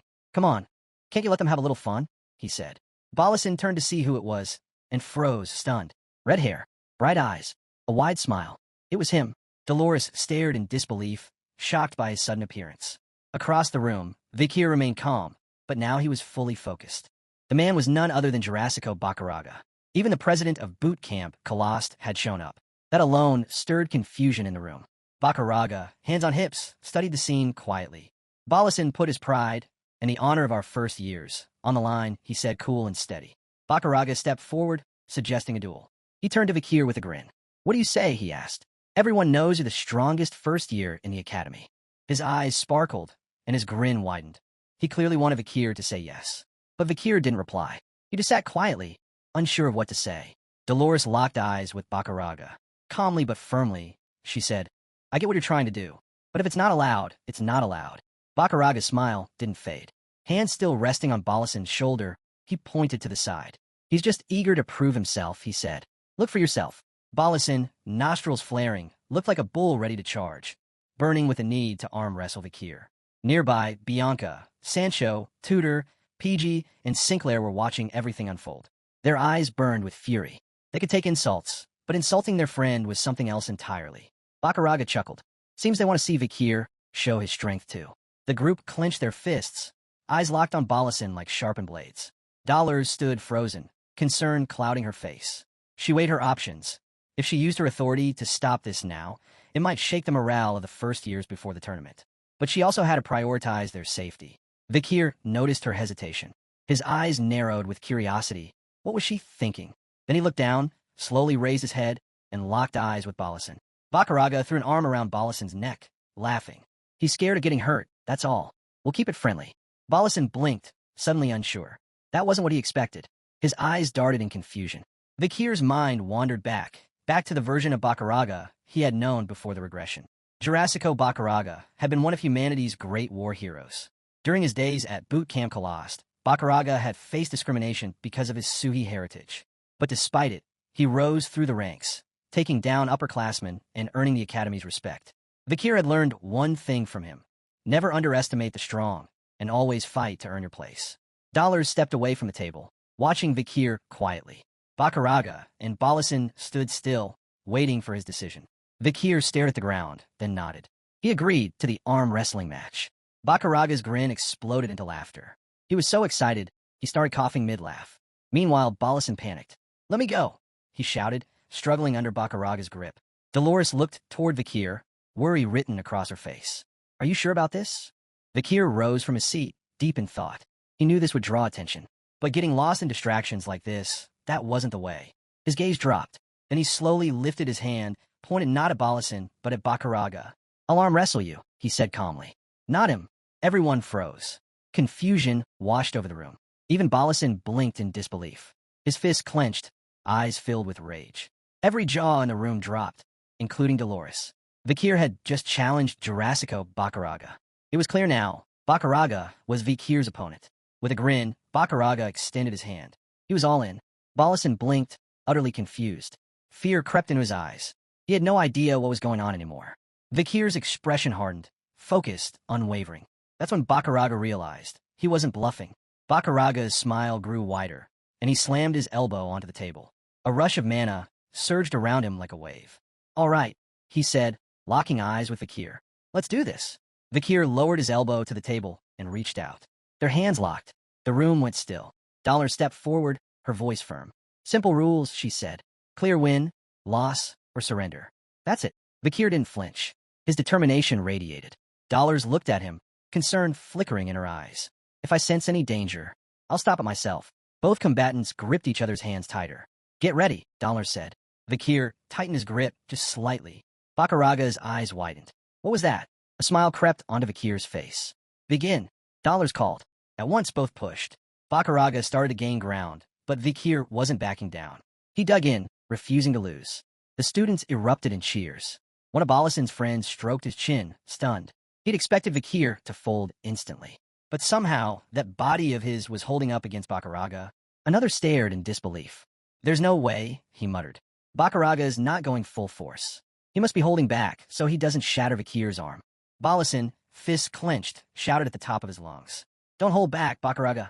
PG threw his hands over his head, eyes wide. "Is he going to be okay?" Sinclair watched, her eyes filled with a mix of worry and awe. Tudor was stunned. He'd sensed Vikir was powerful, especially during his match with Nefali. But this? Holding his own against Bakaraga? Even Sancho looked shaken. "How strong is this guy?" he muttered. Tudor leaned in closer, watching carefully. "If Bakaraga is not holding back," he said, "then Vikir might actually win this." The tension at the table climbed. Bakaraga gritted his teeth. He wasn't about to let this go. His hand trembled, shaking under the strain. He stared at Vikir, struggling to understand. This strength, he thought. Where is it coming from? He had planned to take it easy. Control the force. Keep it clean. But the moment he gripped Vikir's hand, everything changed. In his mind, he pictured Vikir's muscles wrapped in mana. The tension running from his shoulders down through his triceps. The perfect grip angle. His hand seemed designed to amplify the force of his forearm. Bakaraga realized something important. While he might outweigh Vikir, the boy's technique was in a league of its own. It felt like trying to drag a mountain. A rocky, immovable mountain. It felt like trying to drag a mountain, a massive, unmovable, rocky peak. Bakaraga's face dripped with sweat, yet he smiled. The way Vikir used his strength, it was like watching a seasoned warrior. Someone who'd seen it all. Bakaraga thought, he's as experienced as my own father. But how? He couldn't help but wonder, who is this guy? Vikir stared at the floor, then quietly spoke in Bakaraga's native tongue. "I'm a hunting ground." Bakaraga froze. His eyes widened in shock. Vikir lifted his gaze, eyes glowing. The hunting ground of Balak. And just like that, the warm-up was over. Vikir surged with full power, slamming Bakaraga's arm to the table with such force that smoke burst from the impact. Bakaraga gritted his teeth. Dollars covered her face, stunned. Dust and wind whipped around them. Nobody could see a thing. Then the dust cleared. The table was split. Vikir was lying on the ground. Bakaraga was still on his feet. Gasps spread across the room. No one knew who had won. Bakaraga blinked and stared at his hand in confusion. He was about to speak when Vikir, seated on the ground, calmly declared, "I lost." Cheers erupted. Students clapped and hollered for Vikir, for how long he held out, and how he dared to go head-to-head with someone like Bakaraga. Bakaraga clenched his fist. He knew the truth. Vikir had let him win. He stepped toward him. Vikir looked up, eyes glowing with silent resolve. They clasped hands. In the language of the forest tribes, Bakaraga said, "You are the pride of the deep woods." A smile tugged at his lips. "I'll never forget you." He raised Vikir's arm into the air for all to see. "This strength for him to endure my power. It's no small thing." Vikir said nothing, just stood silently. Sancho's eyes sparkled, and a grin stretched across his face. This is what friendship between men looks like. Tudor folded his arms, grinning. Bakaraga's the real deal. A man's man. PG's fist clenched, heart pounding. I can't wait for the tournament to begin. Night fell. The first day, full of heat, pride, and raw energy, finally came to a close. And at last, the University League was about to begin. Inside the tower, in the office of the Magic Tower's administration, the atmosphere was heavy with anticipation. The master of the Magic Tower, Bearded Whale, gently stroked his beard. "It's an honor to have you all here this year," he said. Seated before him were the academy heads, a brown-haired woman, Hippolyte, director of Themyscira Women's University, a rugged, scar-faced man, Vachilios, general of Boot Camp Colost, and Banshee Morg, deputy director of Colosso Academy. They all sat around a glowing hologram. Bearded Whale nodded. "Thank you for coming to the Magic Tower. I truly appreciate it." Hippolyte pointed at the hologram. "That extra eye of the Magic Tower," she said. "It's always incredible." Vachilios couldn't hold back a smile. Through the glowing hologram, they could see all the students inside. Bearded Whale smiled. "It's true. You can see everything all 400 of them are doing." On the hologram, red dots lit up the map. This year's survival arena was clear, the red and black mountain. Everyone leaned in, watching closely. Somewhere on that chaotic battlefield was Vakir. Behind him, monsters lurked in the shadows, eyes gleaming with hunger. Bearded Whale turned to the others. "Aren't you curious?" he asked. "To see how they'll survive in a place like that." It was daytime. The sun hung high above. This was it, the first day of the Survival Olympiad. The tournament had begun inside the Magic Tower, a realm of endless dimensions where space itself twisted beyond comprehension. This year's map was brutal, the jungle of the Red and Black Mountain. Night fell. Sancho and the others grabbed their weapons and dashed through the dense jungle. Determination flashed in their eyes. Each of them had an assigned HP shield. If it hit 0, they were out. Teams from each academy had been scattered randomly across the terrain. And the most important rule? Adapt, survive, and keep that shield intact. Suddenly, the ground shook. A massive stomp echoed. Something heavy was gaining momentum. PG turned toward the noise, eyes widening in fear. A giant monster burst through the trees, its eyes blazing with fury. It roared.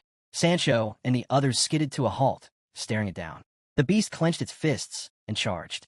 It slammed into the ground with tremendous force, shattering the earth. Sinclair stepped forward, eyes sharp. With a swift motion, she raised her staff and summoned a barrier, shielding the team from the devastating blow. Sancho gripped his axe, standing firm in front. He was the tank. Sinclair, the healer. PG, the strategist. Tudor, the DPS. Bianca, the archer. One of the game's survival rules allowed teams to flee from magical beasts or hunt them down for points. PG turned to Tudor, serious. "We hold its attention until the next strike. Sancho, when your shield's down, pull back and guard Sinclair and Bianca." Tudor gave a sharp nod. PG looked to Sinclair and Bianca. "When we distract it, go for the vital points." Sinclair tightened her grip on her staff. Bianca readied her bow. Both nodded in sync. The monster let out a furious howl and charged again. They sprinted forward, ready to face it head-on. The beast lunged, fists swinging wildly. Tudor jumped, dodging to the side as its fist crashed into stone. PG ducked and rolled, narrowly avoiding a blow. The monster roared in rage, striking the ground with relentless fury. But in that chaos, Sinclair saw the opening. She extended her hands, casting a buff on Bianca. Bianca rose to her feet, bow drawn, eyes locked on the monster's weak points. Sancho stepped forward again, shielding them from harm. Seconds ticked by. Bianca still hadn't loosed her arrow. Tudor glanced at her, confused. Sinclair gripped her staff tighter, closed her eyes, and focused. A magical charge rippled around her. Bianca's eyes lit up. She was aiming, fully focused, pouring all her energy into the arrow's tip. "Almost ready," she murmured. Then she fired. The arrow blazed through the air and struck the monster hard, punching through its body. The beast staggered, groaned, and finally collapsed lifeless. PG spun around, eyes wide in shock. That monster had been dangerously close. Tudor stared at the corpse, eyebrows raised. Did she delay on purpose? Bianca placed her hands on her hips and tilted her head. "Tisish, probably shouldn't have wasted the effort saving you," she muttered smugly. "Next time, I might shoot even later." But when she opened her eyes, her confidence faltered. She saw Sinclair and Sancho's expressions, pure panic. "Run!" they shouted at Tudor and PG. Tudor and PG turned, puzzled, then froze. A massive burst of fire was racing toward them. It hit. Flames exploded, engulfing the area in a thunderous blast. Through the smoke, a hand stretched forward, its owner seething with rage. "Insects," he sneered. It was Philippus, surrounded by roaring fire. His expression oozed arrogance. Colosso Academy students, thinking they rank above the Magic Tower? His current HP, 83. This survival tournament didn't just count beasts as targets. People could add to your points, too. Elsewhere in the jungle, Granui stumbled forward, sweating, exhausted. His HP, 77. Wiping his face with his sleeve, he groaned. Just walking here sapped his strength. What kind of nightmare jungle is this? He looked around, irritated. Where the hell is everyone? Images of Vakir and the Baskerville triplets flashed through his mind. Granui's eye twitched in frustration. They probably ran off without a plan, idiots. Maybe they've already been knocked out and teleported away. He gritted his teeth, thinking back to the train car. If I hadn't let my guard down, I'd have taught them a real lesson. Then, a strange scent wafted through the air. His stomach growled. He blushed, surprised by how hungry he was. Food. He wiped the drool from his chin and followed the smell with a grin. Who makes food in the middle of a monster-filled jungle? He mumbled. Might as well put up a sign that says, free meal. Come get me. In the distance, he spotted a campfire. Jackpot. He took a step closer. Snap. Granui's eyes shot down. Too late. A rope sprang up, wrapped around his ankle, and yanked him into the air. Upside down and flailing, he screamed, No, no, no. Let me down. Granui thrashed like a madman, dangling upside down. Who the hell set this trap? Get me down right now. An archer stepped out of the shadows, puzzled to see who had triggered it. Granui's eyes locked on them, and then widened in disbelief. It was Vakir and the Baskerville triplets. Shock hit him hard. Vakir stood there with 100 HP. The triplets, 95, 96, and 97. Vakir looked down, calm and unreadable. The triplets, arms crossed, stared at Granui with disdain. For Granui, this was pure humiliation. They disabled the trap and let him down. He dusted himself off and awkwardly sat by the bonfire with them, forcing a smile. While the triplets stayed quiet, they began roasting meat over the fire. Granui's eyes wandered. He noticed the tent. His mind buzzed. Food? A campfire? A tent? Who set all this up? The triplets caught him staring. High Burrow answered his unspoken question. The commoner. Vakir did all of it. Middle and Low Burrow nodded in agreement. Granui pointed at Vakir, scoffing. A commoner did this? Come on, don't joke. He couldn't believe it. Vakir said nothing, still gazing at the ground. The triplets glared, their eyes flaring with anger. Granui quickly raised his hands. I'm just asking how he managed it. The aroma of meat drifted to him, and his stomach growled. He clenched his teeth in frustration. Why am I, a member of one of the 7 great houses, worrying about a damn commoner? He thought bitterly, and those idiotic triplets are actually backing him up. Granui let out a long sigh, hand over his stomach. Vakir and the others silently observed. The triplets started laughing. The humiliation burned inside Granui. He wanted to disappear. Then Vakir held out a piece of roasted meat, right to his face. We're cooking it to lure monsters, he said. But if you're hungry, we've already eaten. Granui stared, stunned. His mouth watered. Slowly, he reached out and took it. Why are you being generous? Vakir's eyes twinkled with a sly glint. He smiled. Because you're the team leader. Granui blinked, confused. But Vakir knew what he was doing. He understood Granui's poison abilities could be useful in the jungle. If nothing else, he might come in handy later. Granui lowered his gaze, eyes misting over. That damn commoner, he thought. Maybe he's better than I gave him credit for. He took a bite of the meat, tears streaming down his cheeks. His HP jumped from 77 to 90. Vakir and the triplets stood watching him quietly. Then, thwack, an arrow sliced through the air, striking a monster's leg as it tried to flee. The arrow that pierced the fleeing monster's leg. It came from Vakir. Beside him stood Granui, hands raised, pouring poison into the air with fierce determination. The triplets' eyes gleamed with energy. Without hesitation, they charged. The monster, a hulking horned bear, let out a furious roar. It turned to face them, but the triplets were already slicing into it, fast and ruthless. Blood spilled. Wounds opened. Moments later, the beast dropped to the ground dead. Vakir glanced at the body. That's the 30th, he said calmly. The triplets grinned. This is too easy. But Vakir kept his eyes on the ground. 30 beasts wouldn't be enough. If I want to make top 10, he thought, I'll need to hunt more. Granui tilted his head, puzzled. Why is he going after monsters? Students are worth more points. He stared at Vakir, whose gaze had gone distant. What's he thinking? Granui wondered. Vakir's eyes narrowed, glowing with quiet intensity. This felt familiar. The survival system. The monster scores.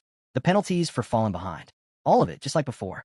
Even back then, he'd avoided attention, hunted in silence, and ended up ranked first. That testing ground had felt like home. But now, things were different. Stronger. Sharper. Since becoming a sword master, his senses had grown. And from a moment he entered the red and black mountain, something had been nagging at him. A warning. He looked back at the ground. Something's wrong. Suddenly, his instincts flared. Something was coming. Fast. The triplets moved without needing a word.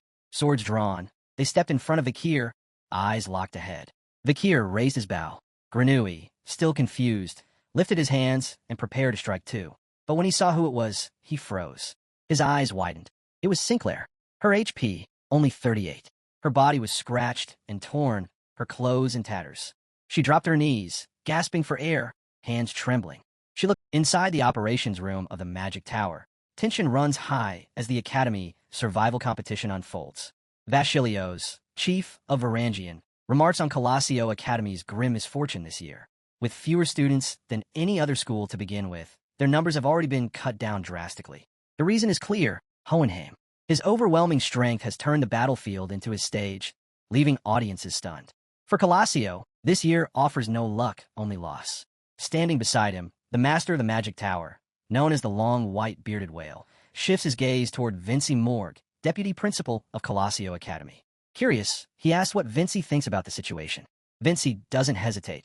He reminds the master that the venue chosen for this year's competition is his responsibility. And then he strikes with a sharp question. Was this battleground ever truly safe? He lays out his concerns. Normally, the Magic Tower generates a standard force for these events, filled with manageable monsters fit for students to fight. But this time, the chosen battleground isn't ordinary. It's a restricted zone, a volatile land where the environment itself twists and shifts. Monsters evolve unpredictably, and with time, even stronger entities begin to appear. This isn't just challenging, it's dangerous, far beyond what young competitors should face. Vinci recalls a tragedy from years ago. According to reports from his own family, an S-rank monster once surfaced in this very zone, claiming countless lives. If such a creature were to emerge again, he warns, the system of the Magic Tower may not be able to contain it. His demand is straightforward. Are there real countermeasures in place if the worst should happen? But the master dismisses his warnings without hesitation. To him, that S-rank monster is nothing more than a rumor, an exaggerated tale spread by the Morgue family, who just so happen to oppose the Magic Tower. He insists that their current system guarantees balance. Every summoned creature is scaled to the student's level. Without the presence of a sword master or a mage of the seventh circle, summoning a being too powerful is impossible. And if danger ever crosses the line, the safeguards will trigger. Once a student's shield reaches 0, they're instantly teleported back to the lobby. And should the system detect an irregularity, the entire event will be suspended. To the master, this proves there's no risk worth worrying about. Vinci refuses to back down. He continues pressing on the flaws and hidden dangers, but the Magic Tower's master doesn't budge. Their words clash like their factions have always done, revealing the deep rivalry that's been simmering for years. Meanwhile, far inside the forest battleground, Colossio's remaining students. The situation only grows worse. Vikir soon learns that many of his comrades, Tudor, PG, Bianca, and Sancho, have already fallen.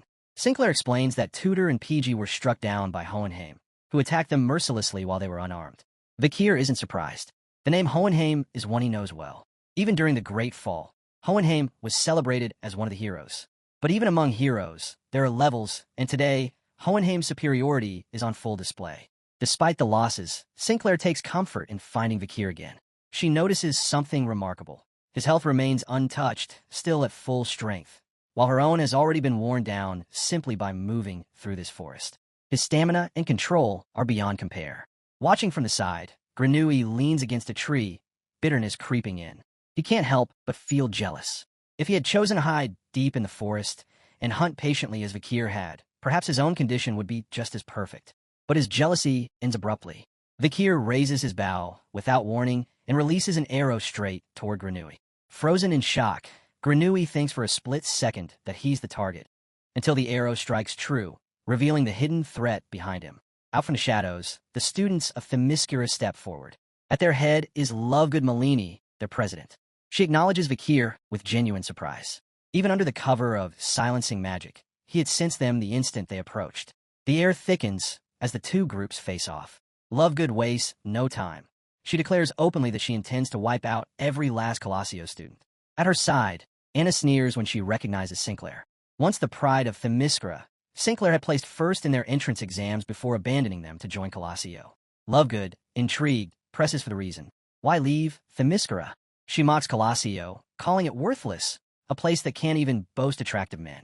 Her words drip with scorn, until her eyes land on Vikir. Suddenly, her voice falters. His presence catches her off guard, his appearance unlike anyone she has seen. For a brief moment, she is captivated. But before she can say more, Sinclair steps in front of him. The gesture is enough to flip admiration into fury.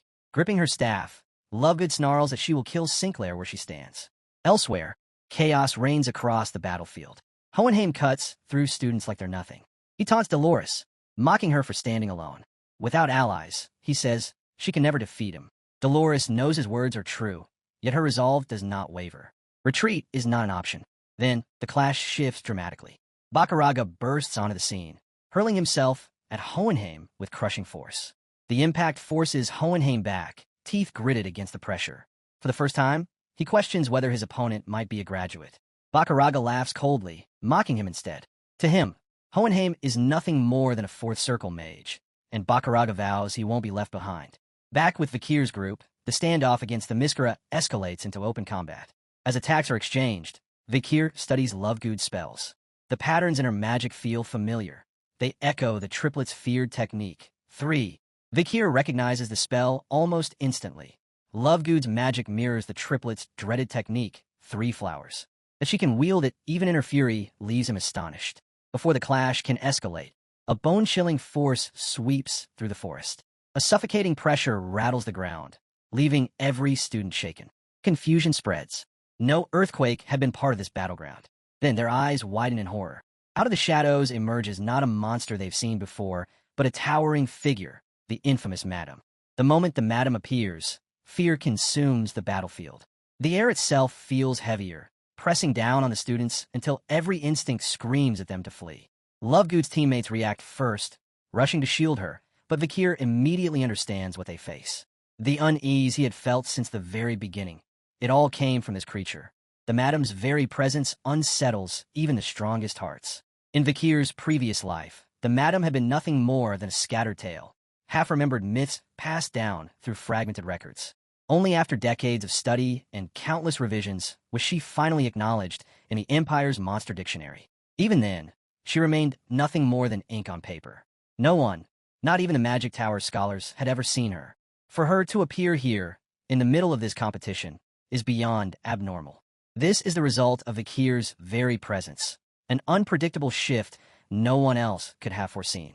Lovegood is the first to feel the weight of that reality. As the Madam steps forward, her body locks up, paralyzed with dread. She cannot move. She cannot even raise a hand. The strike would have ended her instantly, had Anna not thrown herself into the path. Anna's shield takes the blow, but the sheer force tears through her defense, crushing her to the ground. She collapses, unconscious, without even realizing how badly she's been hurt. Granui, watching from the sidelines, trembles uncontrollably as the Madam passes him by. The reaction makes it clear. Ordinary students are powerless before such a presence. Vikir studies her movements. The Madam is not roaming aimlessly. She is heading straight toward the densest gatherings of students. The realization unsettles him deeply. Something of this magnitude should never have been allowed inside the competition. How could the management team fail to stop this? Back in the operations room of the Magic Tower, Vinci Mord's composure finally breaks. He grabs the master of the tower by the collar, shouting for the event to be stopped immediately. But the master only responds with chilling calm. Intervention, he explains, is no longer possible. When the system of the tower encounters an entity beyond its control, it collapses into overload. At that point, nothing can be pulled out and nothing from outside can reach in. The competition has already reached that stage. The only way forward is for the system itself to stabilize, and that will only happen once. The tower's master finishes. The only way the system can stabilize is for the students themselves to eliminate the monster. Once the Madam falls, the tower will return to normal. On the battlefield, Dolores crouches beside Anna and checks her over. After a quick assessment, she reports that Anna will survive. The worst of the blow was absorbed when her shield collapsed, and though she's unconscious, rest will bring her back. Lovegood allows a brief exhale, but the relief is small. They watch the Madam move on, and Dolores points out the problem. The creature is heading straight for where many students are still clustered. Vikir studies the Madam closely, scanning every detail. She moves on 8 legs, each step reverberating through the soil. Classified S rank, she carries the same destructive potential as a natural disaster. Yet Vikir notices discrepancies compared to the Madam he once faced outside the tower. This one emits no poison, dozens of eyes are missing, and her armored shell is full of gaps and weaknesses. From that, Vikir concludes she isn't the original madam, but an imitation, an image summoned by the magic tower. Even so, this imperfect copy is far beyond what unprepared students should face. They lack the raw power. First and foremost, they lack the will. If fear holds them frozen, strategy will be useless. Something changes when Lovegood stands.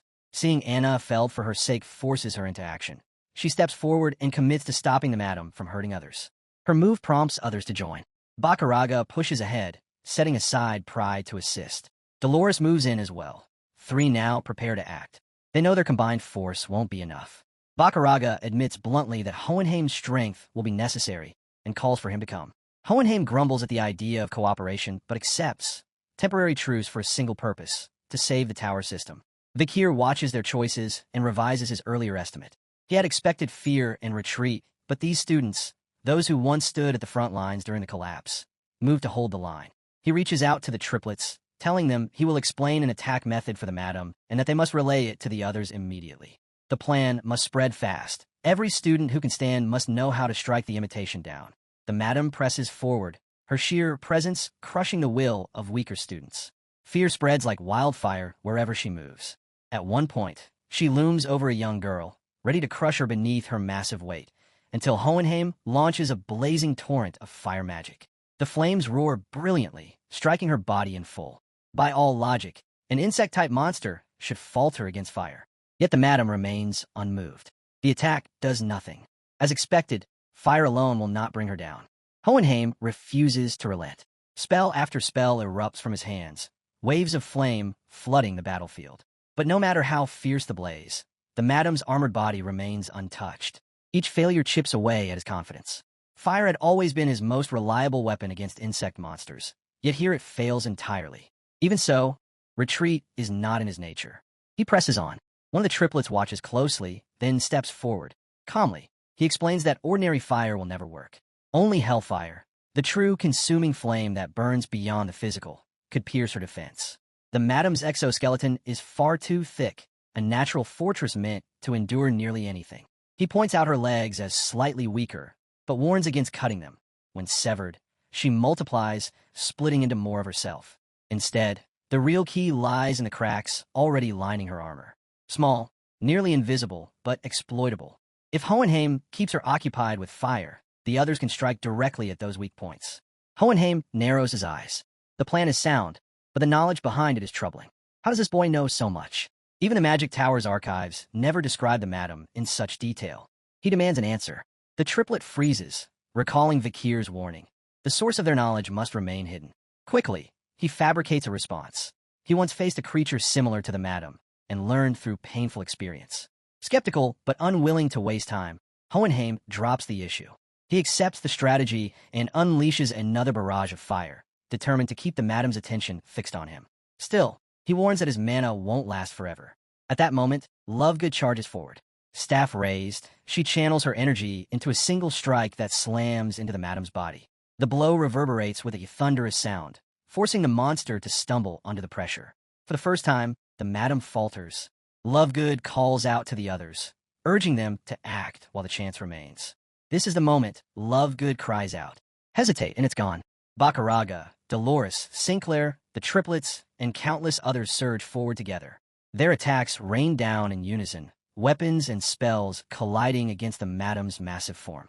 The combined onslaught drives her back, step by step, until her footing gives way. With a thunderous crash, the beast tumbles over the cliff's edge, vanishing into the thick smoke that rises from below. For a heartbeat, silence takes hold. All eyes fix on the smoke, waiting, straining to believe it might be over. Bakaraga grips his sword tightly, replaying the moment when his blade cut into her body. The sensation had been real, solid. Could be possible, had they done it? But hope is fleeting. The ground trembles, and from the depths, she climbs again. The madam's colossal frame reemerges with dreadful ease, towering higher than before, utterly unharmed. The sight crushes their brief optimism, leaving them stunned, unable to speak. Then, fury erupts. The madam unleashes a blast of raw energy, a wave that rips through the battlefield. The students stagger under its weight, teeth clenched, bodies straining to withstand it. Yet none fall. Not this time. The triplets remember Vikir's words. He had warned them this would happen, that ordinary strikes could never end her. That victory was nearly impossible. But he had also reminded them of a truth. Everyone fears death, but worse than death is standing by, doing nothing, while comrades fall. To carry strength and refuse to use it, that is the heavier sin. That is why they must fight, no matter the odds. Clinging to that truth, the students rise again. Lovegood steps forward first, pouring every shred of her magic into a merciless assault. The ground quakes beneath the madam's weight, cracks splitting the earth, explosions of power bursting outward. Bakuraga and the triplets watch with wide eyes. Could this be an aura explosion? The signal is coming. When Vikir gives the word, they must all strike together. No hesitation. Vikir's calm voice cuts through the chaos. The signal is given. The triplets carry his command across the field, calling every student into formation. The plan is simple. While the madam falters, every single one of them must unleash their greatest attack at once. They steel themselves. The final cue comes. And then, they charge. Blades flash. Spells ignite. Every reserve of strength, every ounce of determination, slams into the madam in a single, united storm of power. For the first time, their strikes do not scatter. They converge. Vikir watches as their courage lights the battlefield. In their eyes, he sees no retreat, no despair. They do not flee from the impossible. They rush headlong into it, steady and unshaken. Their hearts burn steady. Watching them charge without hesitation, Vikir realizes the truth. They are destined to become real heroes one day. Gripping his bow, he decides to act. The path to heroism must be theirs to walk, but what he can give them are the chances to fight with purpose. He draws an arrow, steady and precise, and releases it. The shot tears through the air, striking the madam with devastating force. The impact rattles even the bravest students as they watch the monster stagger under the combined storm of courage and strategy. Every student bears witness as Vikir's arrow finds its mark.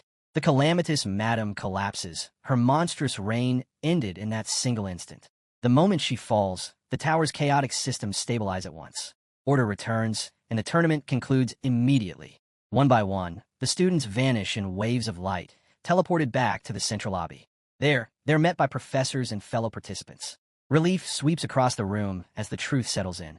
Against all odds, not a single life was lost. To many, it feels like a miracle. But those who know better understand. It was thanks to the 10 young students who stood against an enemy far beyond their reach. The results stunned the academics. Several of the top 10 are first years, and even more astonishing, every single one hails from Colosio Academy, the very academy that confronted the madam head-on. The official report later confirms what everyone feared. The madam was no ordinary monster, but an S-rank calamity, a being so powerful her presence alone forced the tower's systems into overload, cutting off outside observation. That she appeared inside a student competition is declared an unprecedented disaster. And yet, doubts remain. The strongest among the survivors was only a fourth circle mage. Most were far weaker. For such combatants to slay an S-rank defies reason. Their testimonies claim the battlefield itself collapsed at a decisive moment, giving them a rare opening to strike. Officials accept this explanation, ruling the madam's fall as an accident of circumstance rather than a legitimate victory. The weight of responsibility lands squarely on the tower's master, the long, white-bearded whale. He issues a formal apology and announces his resignation at the end of the tournament cycle. Publicly, the matter is closed. Privately, unease lingers. Back in the lobby, however, the students celebrate. Survival itself is worth honoring. Tutor raises his voice, praising Vikir and Sinclair for reaching the top 10, something no one expected from first years. Sancho admits the encounter left unseen scars, but he joins in the pride as tankards are lifted high. Laughter and cheers fill the air as names are called out in triumph. When Vikir and Sinclair's placements are announced, 8th and 9th place, the room erupts in astonishment and applause. But the celebration does not last. 2 nobles step forward, their eyes fixed firmly on Vikir. The nobles offer their thanks to Vikir and Sinclair for saving them, but their gratitude drips with arrogance. They remark how unusual it is for commoners, people without noble upbringing or refinement, to have been their protectors. Their condescension sparks outrage. Bianca, unwilling to tolerate such disdain, lashes out. She grabs one of the nobles by the collar, fury burning in her words, until Sancho pulls her back to keep the situation from exploding further. The nobles retreat in haste, but Bianca's voice cuts after them. She condemns their hypocrisy, declaring that those who value status above life itself are unworthy of being saved. Vikir notices something unusual. Sinclair remains silent. Normally, she would joke or brush off insults like these. But now, Her downcast eyes and unspoken thoughts reveal how deeply the noble's words cut her. For once, her silence speaks louder than anything she might have said. Attention soon shifts as the results are finalized. With the first stage over, the top 10 advance to the next trial. This stage centers on the apprentice system, where participants must take on quests tied to the Empire's 7 great families. Success brings rewards, artifacts of immense power, safeguarded by the universities. Normally, students have no choice in which family they serve to prevent favoritism. But Vikir and Sinclair, unaffiliated with any house, are exceptions. Bianca cautions them about one family in particular, the Baskervilles, the iron-blooded sword. Their reputation is notorious, ruthless, unrelenting, their trials known to end in death. Many challengers never returned. Despite her warning, Vikir chooses them without hesitation, stepping willingly onto one of the most dangerous paths. Not long after, he boarded a train bound for his assignment. In his hand, the parchment details a challenge of the highest order. The shocked faces of his companions linger in his memory, but his resolve does not waver. This trial is more than survival. It is the last step toward facing Decarvia of the 7th Elite Corps and toward earning recognition from Hugo, the Baskerville patriarch himself. In his pocket rests a letter from Hugo, delivered by his brother Osiris. It contains guidance on the path to becoming a swordmaster, yet its message unsettles him. Why would a man he once deceived offer support instead of punishment? The Hugo he remembers before regression and the one he now sees feel like two different men. And yet, it was Hugo's influence that helped Vikir rise to supremacy. To find the truth, Vikir knows he must face him directly. When that meeting comes, Vikir is taken aback. Hugo's appearance has softened, his hair carefully styled with a feminine touch. The reason is soon revealed. His granddaughter, Pomerian, delights in arranging it, and her presence lingers throughout his office. She had wanted to meet Vikir, but had fallen asleep before the chance came. Hugo indulges her fully, determined that she experience the youth and happiness she deserves. The discussion returns to the letter. Vikir realizes the truth. Hugo discovered his hidden power because supreme mastery brings perception beyond ordinary senses. At that level, no secret can remain concealed. The thought lingers in Vikir's mind. Perhaps Hugo is testing him, measuring how far he can climb. But when praise comes, something inside him shifts. Until now, he has only stood before Hugo as a subordinate to his patriarch. Yet in this moment, the rigid distance fades. For the first time, he sees not only the head of the Baskervilles, but also a father. And that, he realizes, is a good thing. Then Hugo speaks words that change everything. He names Vikir as senator, an appointment that shakes him to the core. Within the Baskerville clan, a senator's rank stands equal to the 7 great pillars, second only to Hugo himself and the vice-patriarch. In all the family's long history, few have reached such heights. When Hugo adds that Vikir is the youngest senator in 100 years, the enormity of the moment settles over him. Vikir accepts with quiet gratitude, vowing to fulfill the role with everything he has. This is not just a title. A senator carries real power, the authority to appoint aides freely, to shape influence within the clan. Though Vikir never sought authority for its own sake, he cannot ignore the paths this position opens before him. Yet even as the honor sinks in, he notices the weight on Hugo's shoulders.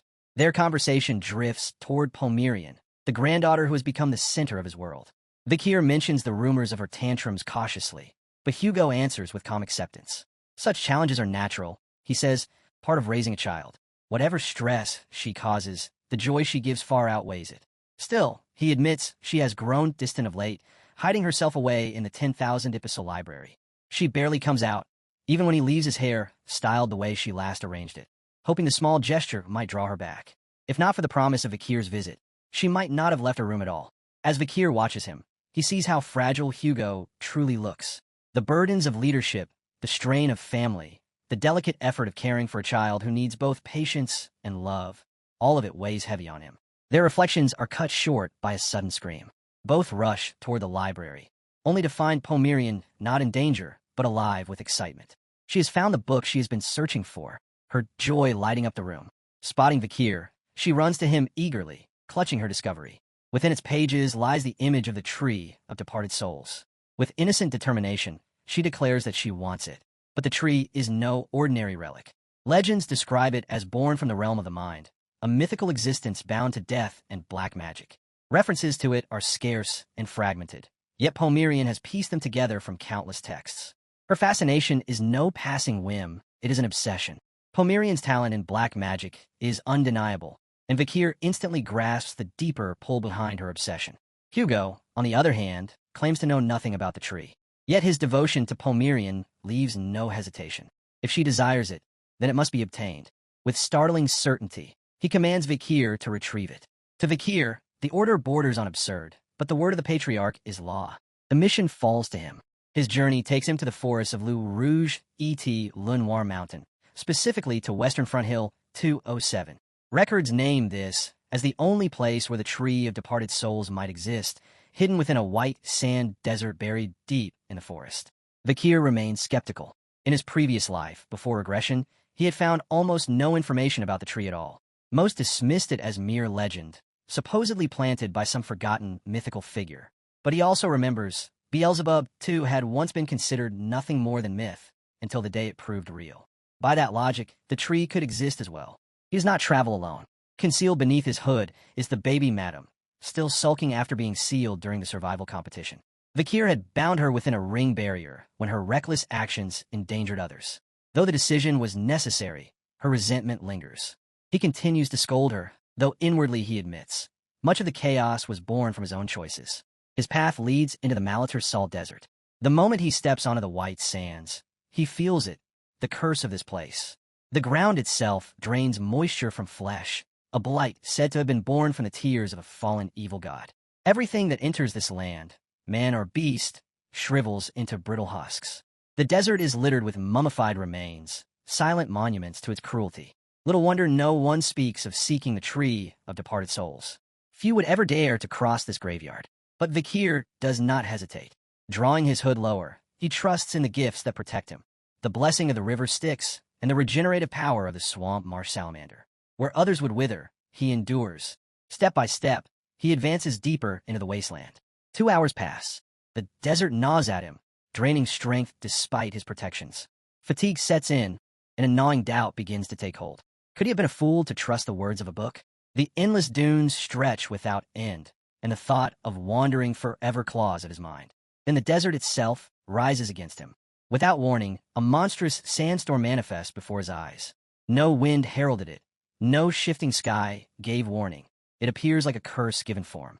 Beneath his hood, the baby madam trembles, terrified. Vikir understands the truth immediately.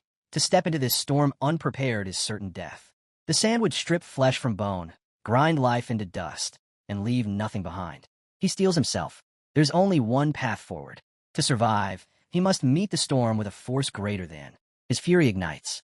Channeling the martial art passed down through his clan, he unleashes the 7th form of the Baskervilles.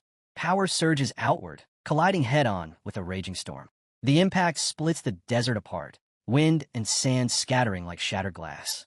Thunderous echoes fade into silence, leaving only the harsh rasp of Vikir's breath, his chest burning from the strain.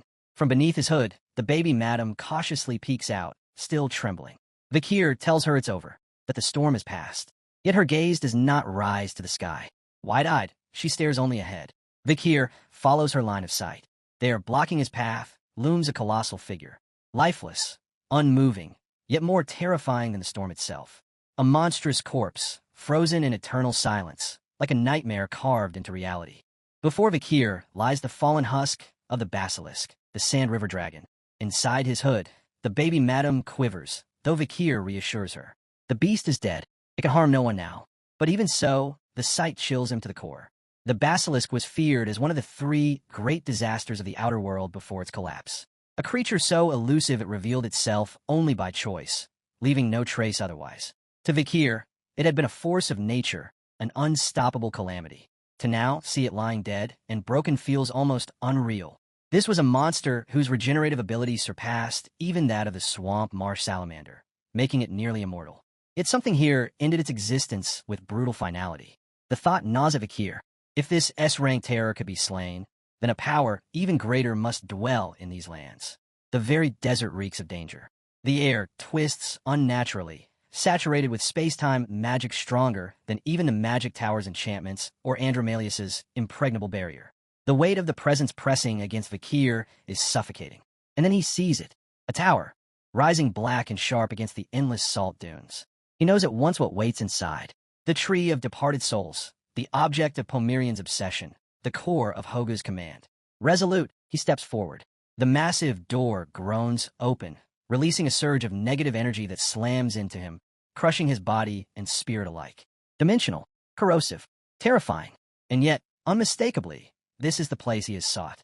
The baby madam peeks from his hood, but recoils instantly, overwhelmed by the sinister air saturating the tower. Deeper he walks, the more the weight grows. The chamber before him mirrors the cradle of swords, but in reverse. Here, blades do not thrust downward into the earth. Instead, they are driven upward, all of them stabbing defiantly toward the heavens. The eerie resemblance to his own Baskerville heritage unsettles Vikir. Could this place be connected to his bloodline? Vikir's footsteps carry him into a vast hall. At its center rises the tree of departed souls, its roots anchored deep, its presence radiating a ghostly force unlike anything he has ever felt. Before it sits a lone figure upon a throne, clad in knight's armor, regal in posture, yet lifeless. No mana, no breath, nothing but an empty shell. The weight of his presence, however, has not faded. Vikir glances back in his mind to the slain basilisk outside. Could this knight have been its executioner? The thought lingers, but he sets it aside. His task comes first. Answers can wait. Hugo will provide them later if needed.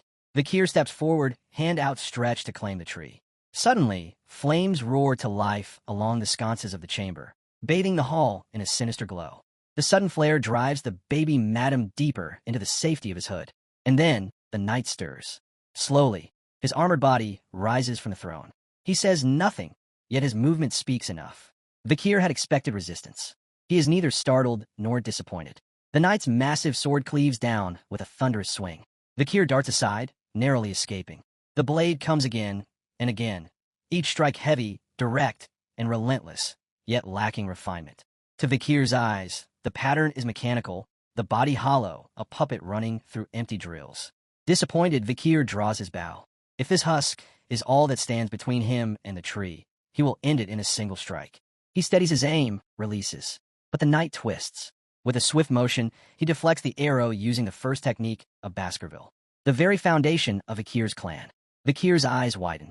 This lifeless husk just executed the signature technique of his family with flawless precision. And it doesn't end there.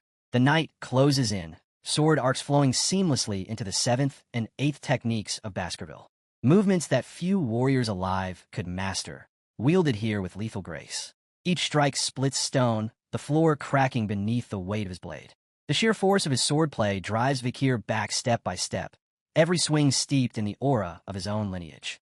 Vikir strains against the storm. His muscles ache, his lungs burn, but the greater burden is the weight of realization. This knight does not fight as a mere phantom.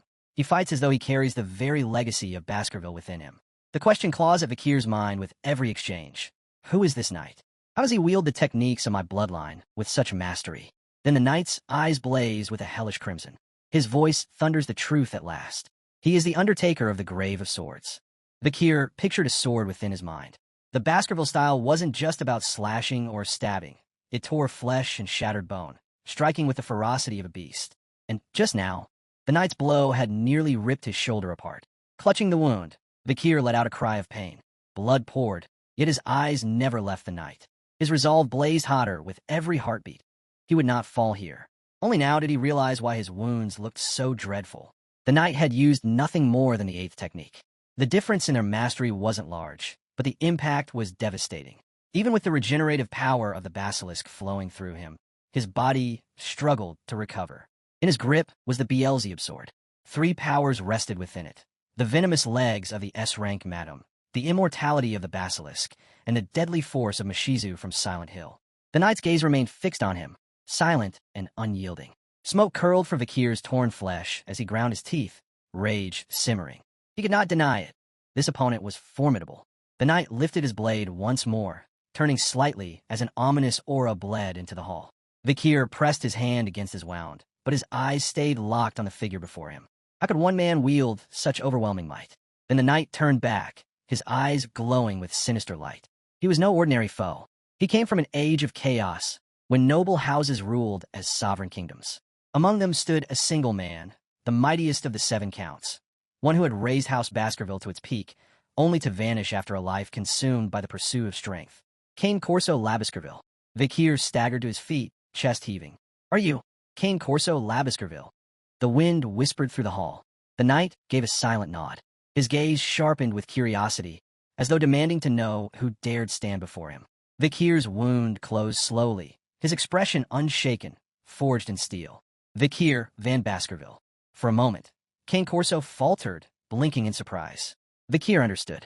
A son of the Van bloodline, not of the direct L line, had already reached the supreme stage before adulthood. Fighting back his frustration, he lowered his gaze and remained silent. But Cane Corso's eyes had already seen what he carried. The Beelzebub sword, a relic long thought lost. He had also noticed Vikir's unnatural regeneration, his body knitting itself together even after enduring the 8th technique. With quiet recognition, Cane acknowledged the boy's strength. Yet Vikir's stare hardened. To him, the remarkable one was not himself, but Cane Corso. At first, he hadn't even been able to grasp the essence of the 8th technique. Now, Cane began to move. Step by step, his body exuded a crushing aura that weighed upon the hall. Vikir braced himself. The true battle was only beginning. Vikir realized the truth. Until the knight revealed himself, even his sharpened senses had failed to detect a single trace of Cane's life force. Now, the aura pouring out of him felt like it was peeling his very skin away. Flashes burned in Vikir's mind. Cane unleashing the 8th technique, a force so immense he could never withstand it. In that instant, the conclusion was undeniable. Defeating this man was impossible. Still gripping his bleeding wound, Vikir steadied himself and observed Cane closely. This was the very founder of the lurking ambusher technique. Just how deep did his strength truly run? Cane lifted his sword in both hands, his grip iron tight. Then, with a brutal strike, he drove the blade into the ground, splitting stone apart. Dust and debris exploded outward as the crushing weight of his presence grew heavier still. Slowly, he began unwinding the bandages wrapped around his face. His gaze lowered, and in a voice heavy with memory, he spoke. To reach the 7th technique, he had embraced a storm of clashing emotions. Vikir's eyes widened, his body trembling. What he saw defied belief. The final strip of cloth fell away. The air turned sharp with tension. Half his face was burned beyond recognition, parts of his skull exposed, a living testament to unending battle. His eyes burned with unshakable resolve as he revealed the truth. It was during his clash with the basilisk, standing at the precipice of death, that he had mastered the 8th technique. Later, within the tower, faced with death once again, he broke beyond that limit. He had stepped across the final threshold. Cane had reached the 9th level of swordsmanship, the peak of the swordmaster. But unlike others, he had gone even further. In his pursuit of strength, he had embraced death itself. He had become a death knight. Once, he was a noble warrior driven by will and power. Now, he was a being consumed by the abyss. From the shadows beyond death, he drew endless mana, a flow that would remain until his body disintegrated and his soul was erased. His size, his rank, his very origin, completely beyond measure. Vikir's throat tightened. Terror, unlike anything before, gripped him. This was the 9th form, the absolute peak of swordsmanship. Cane remained silent, watching him without expression, a man who had accepted death itself to perfect his blade. At last, he lowered his gaze and spoke again. The lurking ambusher, he admitted, was not his own creation. He had discovered it in an ancient text. Then, extending his hand, he revealed something more. He had never crossed into the 10th form. To reach that stage, one had to die completely and be reborn anew. Though Cane had indeed fallen once, he had never returned to life. From the hollow of his skull, strange energy seeped outward, clinging to him like a shadow. His eyes softened, and he confessed, as a Death Knights could never know resurrection. Once bound to that state, release was impossible. And so Cane had remained here, chained to this place, unable to leave. Vikir's expression tightened, bewilderment flashing across his face. How could someone of Cane's caliber be imprisoned here? What kind of place was this? Who had the strength to seal him? The torchlight flickered against the stone walls as Cane lowered his gaze, lost in thought. Then he admitted what Vikir had long suspected. He knew nothing. And that was to be expected. None alive beyond these walls had knowledge of this place. But then Cane's tone shifted, heavy with sorrow. He revealed the truth. This was the tomb of the stab blade, the place where the life and death of the first Baskerville had been eternally entwined. Vikir's breath grew heavy as he listened, silent and still. Cane explained further. The cradle that gave birth to the very first Baskerville had been called the cradle of the stab blade. Here, that same ancestor had met his end. This tomb was both beginning and end, a place where fate guided chosen heirs to uncover the truth of the sword. Only a true Baskerville could meet death within these walls. And the fact that Vikir had arrived here was no accident. Destiny itself had led him. Vikir's chest constricted. His mind churned with confusion. Questions colliding in a storm he couldn't sort through. Fixing his gaze on Cain, he demanded clarity. Cain's eyes grew distant. He spoke of chains, of being bound to the throne, shackled by the tower itself. The grave of blades had cursed him with a role, eternal guardian, forever welcoming the one destined to come. The moment sunlight pierced the doorway and Vikir stepped inside, Cain understood. This boy was the one chosen by fate. As guardian, he was bound to guide the true heir toward the 10th style. He had waited through endless years for one bearing the Baskervilles' true bloodline. Only such a person could end his existence, an existence where even death had abandoned him. By now, Vikir's wound had fully closed. With calm resolve, he asked if Cain truly believed him to be that heir. Cain rested both hands on the pommel of his sword. His eyes steady, his voice unwavering, he declared that Vikir carried the potential to reach the pinnacle of Baskerville's 10 forms. But that path demanded battle. Vikir must fight him, must taste death itself, and surpass it. Cain pulled his sword free from the earth. Its blade flared with deadly light as he proclaimed, Vikir would not leave this place until their battle was decided. Cain would kill him, and Vikir, in turn, must kill him by attaining the 10th form. That was the fate decreed by the tower. But Vikir only smirked, his eyes hard with resolve. Raising his blade, he rejected the very idea. To him, fate was meaningless. The only thing worth believing in was his own will. Power surged from his body. Adopting a fierce stance, Vikir promised to cut Cain. Vikir swore he would cut Cain down with everything he had, and walk out of this place alive. Cain stood silent, unmoving, but his acceptance of the challenge was clear. The duel was set. Grinding his teeth, Vikir launched forward. In an instant, he was at Cain's front.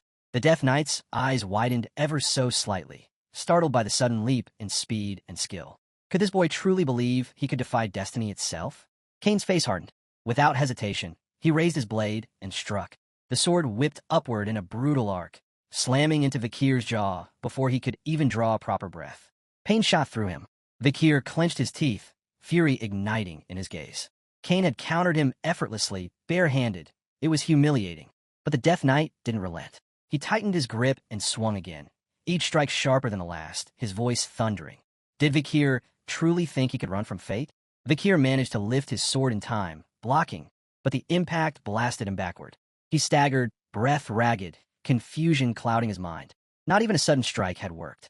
Then Cain's voice cut through the silence, sharp and merciless. Do you think you can pause to breathe in the middle of a battle for your life? Vikir's heart jolted. By the time he looked up, Cain was already on him, moving like lightning, his blade a hair's breadth from cutting him down. Steel met steel as Vikir barely managed to intercept with the Beelzebub sword. His arms shook, teeth grinding. Cain's speed was unreal. The gulf between them felt impossible to close. But surrender wasn't an option. If the difference was too great, then he would close it with the one technique he had always relied upon, through both lives, before and after his return. Vikir's gaze sharpened. He unleashed the 4th Baskerville technique. Cain noticed instantly. His grip tightened, and with flawless precision he answered with the 5th technique, raw power bursting from his blade like a raging storm. Before Vikir could steady himself, Cain's strike came crashing down. The devastating slash ripped into him, as if to declare destiny itself unavoidable. Agony tore through Vikir's body. His mouth opened in a raw scream. Yet even in torment, he refused to bow. His eyes shone with defiance as he lunged forward again, pouring every ounce of mana into his blade. His gaze locked on Cain. This time, he would wield the 6th Baskerville technique. But Cain didn't dodge. He didn't step back. Instead, he charged straight in, his sword drawn to release the 7th technique. The clash was catastrophic. Vikir's strike never even reached completion. Cain's blade pierced clean through his chest, surging with mana like a spear. The impact hurled him across the chamber. He slammed against the statue of his sword, blood bursting from his wounds as he collapsed, choking and gasping for air. Nothing worked. Every move, every strike, Cain dismantled them with ease.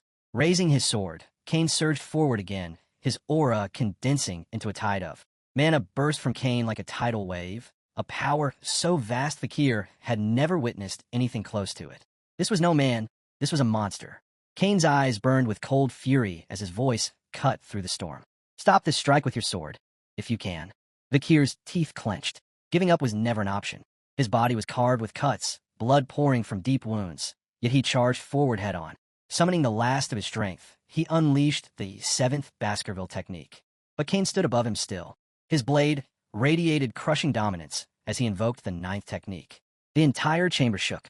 An ocean of mana roared outward, swallowing space whole. His slash cut through the air with flawless precision, its sheer weight tearing reality itself. Vikir's chest tightened. His heart thundered. He knew instantly this was something he could not block. Panic seized him as the strike descended. The blade collided. His eyes widened in horror as Kane's mana surged into him, tearing through his body from the inside out. Every vein, every nerve, every inch of flesh burned in searing agony.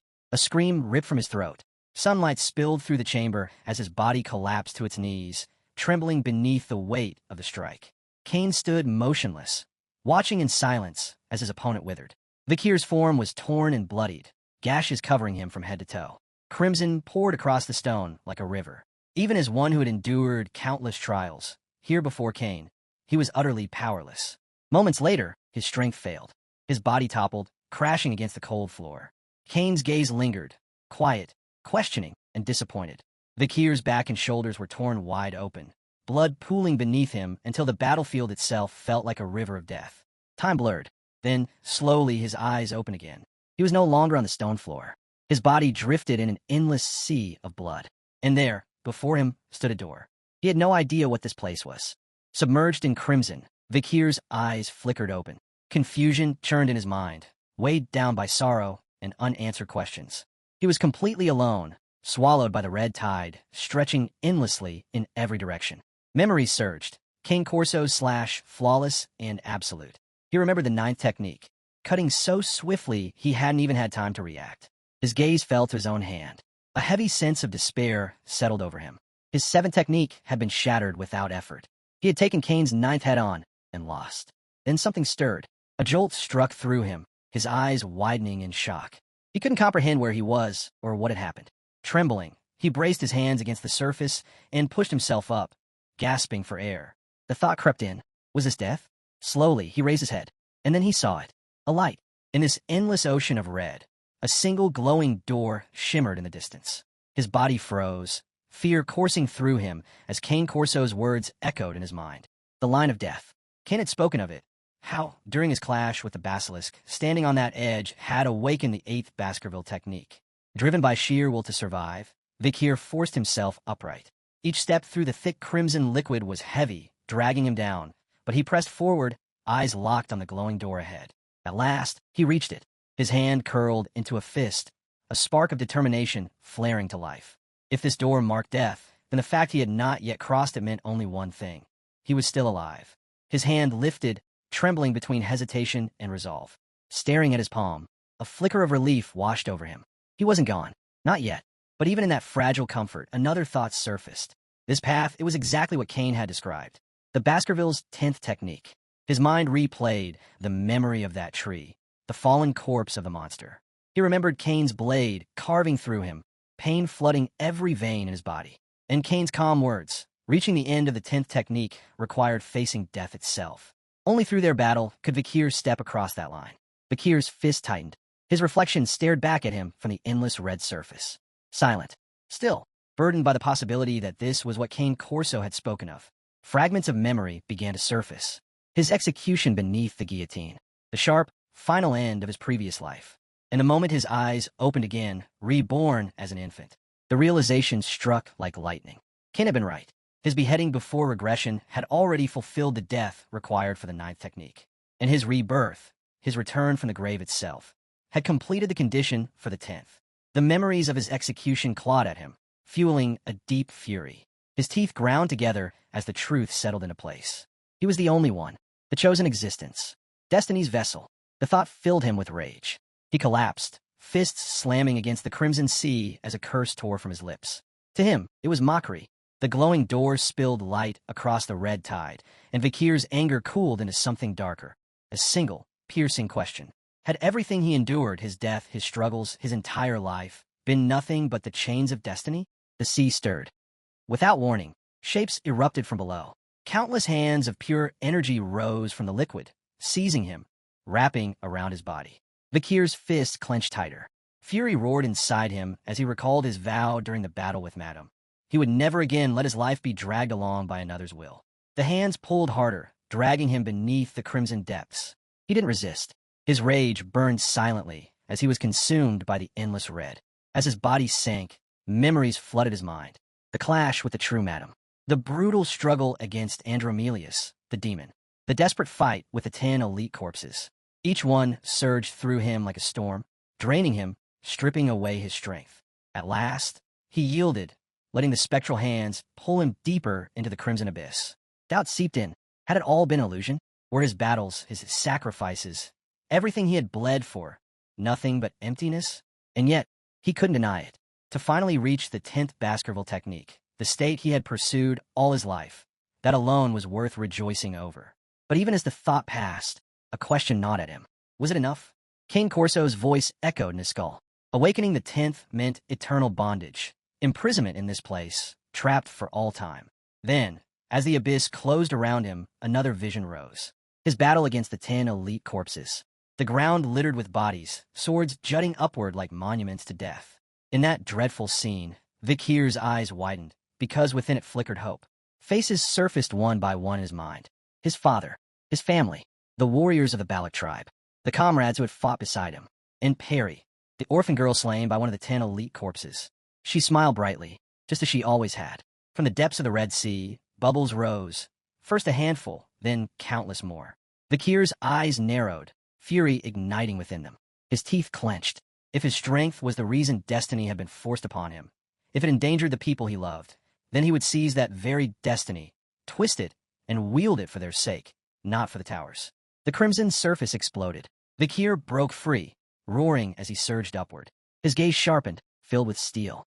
His place was not here. His place was with them, and he would live to stand at their side again. Summoning every shred of will, he called upon the sea around him. The red liquid twisted violently, spiraling into a raging tornado. Faster and faster it spun, until it reshaped itself into a single blade, a sword born of blood. Its aura radiated crushing mana, suffocating and absolute. Vikir reached out, his hand steady. This was no ordinary weapon. This was the proof of one who had walked the line of death and returned. His grip closed around the hilt, the weapon blazing with light. His eyes hardened, unwavering. This was the 8th technique, the key to the door of death. Without hesitation, Vikir raised the blade. With the weight of his vow burning in his chest, he drove it forward, thrusting the blood-forged sword deep into the glowing door. The weapon turned like a key in his hands. In that instant, the glowing door exploded with radiant light, so bright it could blind even the most seasoned swordmaster. Meanwhile, in reality, Vikir's body lay broken inside a massive crater, carved by the Death Knight's devastating strike. Blood spread across the stone, his frame torn and motionless. Cane Corso stood over him, his gaze cold, heavy with disappointment. To him, the boy was finished. With nothing more to see, the Death Knight turned, retreating toward his throne. Seconds passed. Glancing back once more, Cane finally spoke, his tone carrying a rare edge of respect. Vikir was extraordinary. Of that, there was no doubt. But in the end, he had failed to awaken. And then, Vikir stirred. A surge of mana burst from his body, divine in its weight, shaking the chamber. Cane froze. His eyes widened, disbelief shattering his composure. That aura, it was unmistakable. The 8th technique. The rookie had done it. While Cane's mind reeled, Vikir moved. His figure blurred, eyes burning like embers, appearing behind the Death Knight in a flash. His blade gleamed as it cut toward Cane's back. Cane reacted on instinct, steel hissing as he unsheathed his sword. Their blades collided with a violent crash that echoed across the chamber. Sparks scattered as the impact hurled Vikir back, but Cane himself staggered several steps, his stance broken.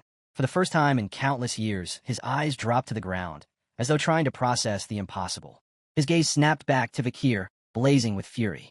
That brat, someone who had only just awakened the 8th form, had forced him back. Even so, his voice rang cold and sharp. This was only the 8th. His destiny was the 10th. But before he could say more, Vikir's voice cut through the air. He shouted his acceptance of that destiny. If the 10th form awaited him, then he would face it when the time came. But now, his head lifted, his breath ragged, he declared something else. He had unfinished business beyond these walls. And for that reason alone, he must live. Cane's eyes narrowed. What was this boy talking about? What things demanded such resolve? Yet, as he studied him, understanding crept in. The mana pouring from Vikir wasn't just instinct. It wasn't simple will to survive. It was purpose, a vow binding him to life itself. Still, Cane's grip tightened on his sword. His voice dropped into a cold warning. As long as the tower bound him, Vikir would never escape. And then it happened. The massive door groaned and swung open. Both warriors froze, their gazes drawn to it, shock breaking through their hardened faces. The door yawned wide, flooding the chamber with sunlight and rushing wind. Cain fell silent, his expression unreadable. The door had opened on its own. Could such a thing even be possible? Vikir's stance shifted, his blade raised, eyes sharpening. Suspicion cut across his face. Was this a trick? Or was Cain planning to use this as a distraction to strike? No. As the winds roared through the tower, his reply was firm. That was never his intent. Perhaps the fight had dragged on this long, because the tower itself willed it so. Closing his eyes, Cain told Vikir to leave. The boy was right. His path did not end here. The tower demanded he move forward, beyond these walls. But Cain's voice carried weight, for while the tower granted Vikir freedom, it chained him here forever. His own release was uncertain. Then Vikir's voice cut through the storm. Do you want me to kill you with the 10th Baskerville technique? Cain's eyes flew open, startled at the question. But Vikir's gaze didn't waver. He gave his word. Once he mastered the 10th technique, he would return. With this very sword, he would sever Cain's chains. Until that day, he would have to wait. A slow smile broke across Cain's lips. Destiny always found its way, so he would wait.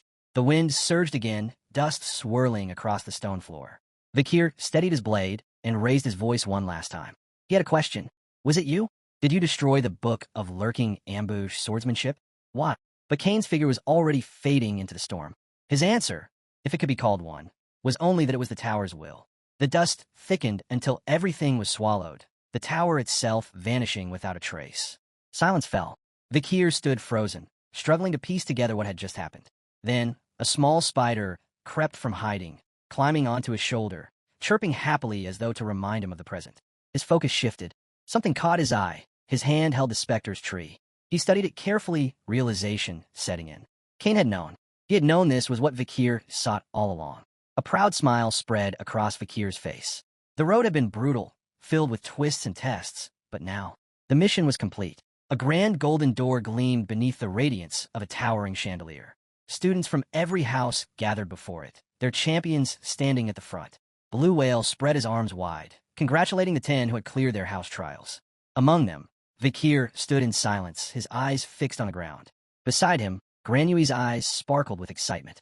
Across the way, Sinclair clenched her fists, her face flushed with anticipation. Blue Whale's voice grew solemn as he addressed the finalists. He spoke with respect, honoring their success in passing the second stage of apprenticeship. And then, to ensure their efforts would not be wasted, he explained carefully. Blue Whale lifted a finger toward the ceiling, his voice steady as he explained the rules. The vault behind the golden door, where countless artifacts slumbered, opened only once a year. Today, for just 5 hours. Once time ran out, the door would seal shut, and no power in the world could force it open again until the next competition. The Baskerville triplets exchanged startled glances, their eyes gleaming at the revelation. But Blue Whale's tone sharpened as he reminded them. This was an absolute law. If anyone failed to exit before the time was up, no one could save them, no matter what. He bowed slightly, then shifted his focus, his words carrying particular weight. His gaze locked onto one figure in the crowd, Vikir. Drawn from his thoughts, Vikir looked up, caught off guard by the sudden attention. Blue Whale's eyes burned with frustration as he lashed out. He scolded Vikir for arriving so late, accusing him of nearly ruining everything. Because of his delay, the group had almost lost their chance to enter. If you keep track of time like this, you'll end up locked inside forever, he barked. Grenouille and Sinclair exchanged uneasy smiles, trying to ease the tension, but Blue Whale wasn't finished. His voice rose. If you knew you'd be late, you could have at least sent word. Do you realize how worried we were? We were about to file a missing person report. He reminded Vikir sharply that the responsibility of Tower Lord was not to be taken lightly. The entire tournament hinged on his actions, yet here he was careless. At that, Sinclair pressed a hand to her mouth, her shoulders trembling as she stifled a laugh. But Vikir said nothing. He remained silent, confusion clouding his face as his eyes sank back to the ground. In his mind, images resurfaced. The tower where King Corso was imprisoned, the grave of swords where time itself had felt frozen. To him, not a single day had passed. But outside, 10 days were already gone. The battle with Cain had taken place in the deepest depths, and the thought clawed at him. If time warped so severely below, then what kind of force might exist above? Slowly, he lifted his head, his gaze locking on the towering golden door. Something about it unsettled him. From its surface pulsed an ominous energy, demonic in nature. Vikir stepped forward, approaching the corpses of the 10 elites sprawled before it. The door groaned, then began to shift. With a thunderous rumble, it swung open. A torrent of radiant blue light burst forth, flooding the hall with blinding brilliance. The countdown had begun. 5 hours, 30 minutes before the gate sealed again. All around, professors and headmasters fell silent, their eyes locked on the spectacle. Vasilios, the chief of Venian, leaned forward, astonishment clear in his stare. Nearby, Hippolyta, the headmaster of Teaser, rested her chin in her hand, her expression curious as she wondered aloud what kind of artifacts would surface this year. Blue Whale glanced her way and spoke calmly. The students, he reminded her, did not choose the artifacts. It was the artifacts themselves that judged worthiness, deciding who could carry them beyond the Golden Gate. Vinci Morgue sat in silence, his gaze heavy and unreadable. Blue Whale carried on with a gentle smile, explaining that whatever item each student returned with, it meant they had already been acknowledged. He hoped the headmasters would welcome them warmly, with celebration, not criticism. Hippolyta's lips curved in quiet agreement, her eyes closing as she nodded. Vasilios remained silent, hiding his thoughts. But Vinci Morgue's silence felt different. His hands clenched tightly as he recalled Blue Whale's desperate plea during Madam's appearance. The way he had begged for victory for the Mage Tower. Now, hearing him speak as though he supported all houses equally, it fell off. Uneasy, Blue Whale caught the look and faltered briefly, sensing the tension. But Vinci Morgue only leaned back, his eyes glinting with curiosity as he wondered just how many would be chosen this year. The silence was broken at last as figures stepped out of the glowing portal. First was Philippus, gripping a radiant staff. Behind him came Lovig Goodmerlin, then Bakura, Sinclair, and the Baskerville triplets, all moving toward the waiting professors. Hippolyta leaned forward, eager, and asked them to report their artifacts' abilities. Philippus proudly lifted his staff, its surface shimmering faintly. His voice brimmed with excitement as he declared it had been forged from the scale of a pink dragon, amplifying his mana to staggering levels. Next, Lovig Goodmerlin stepped up, grinning as she revealed a delicate, heart-shaped hairpin. She explained its power.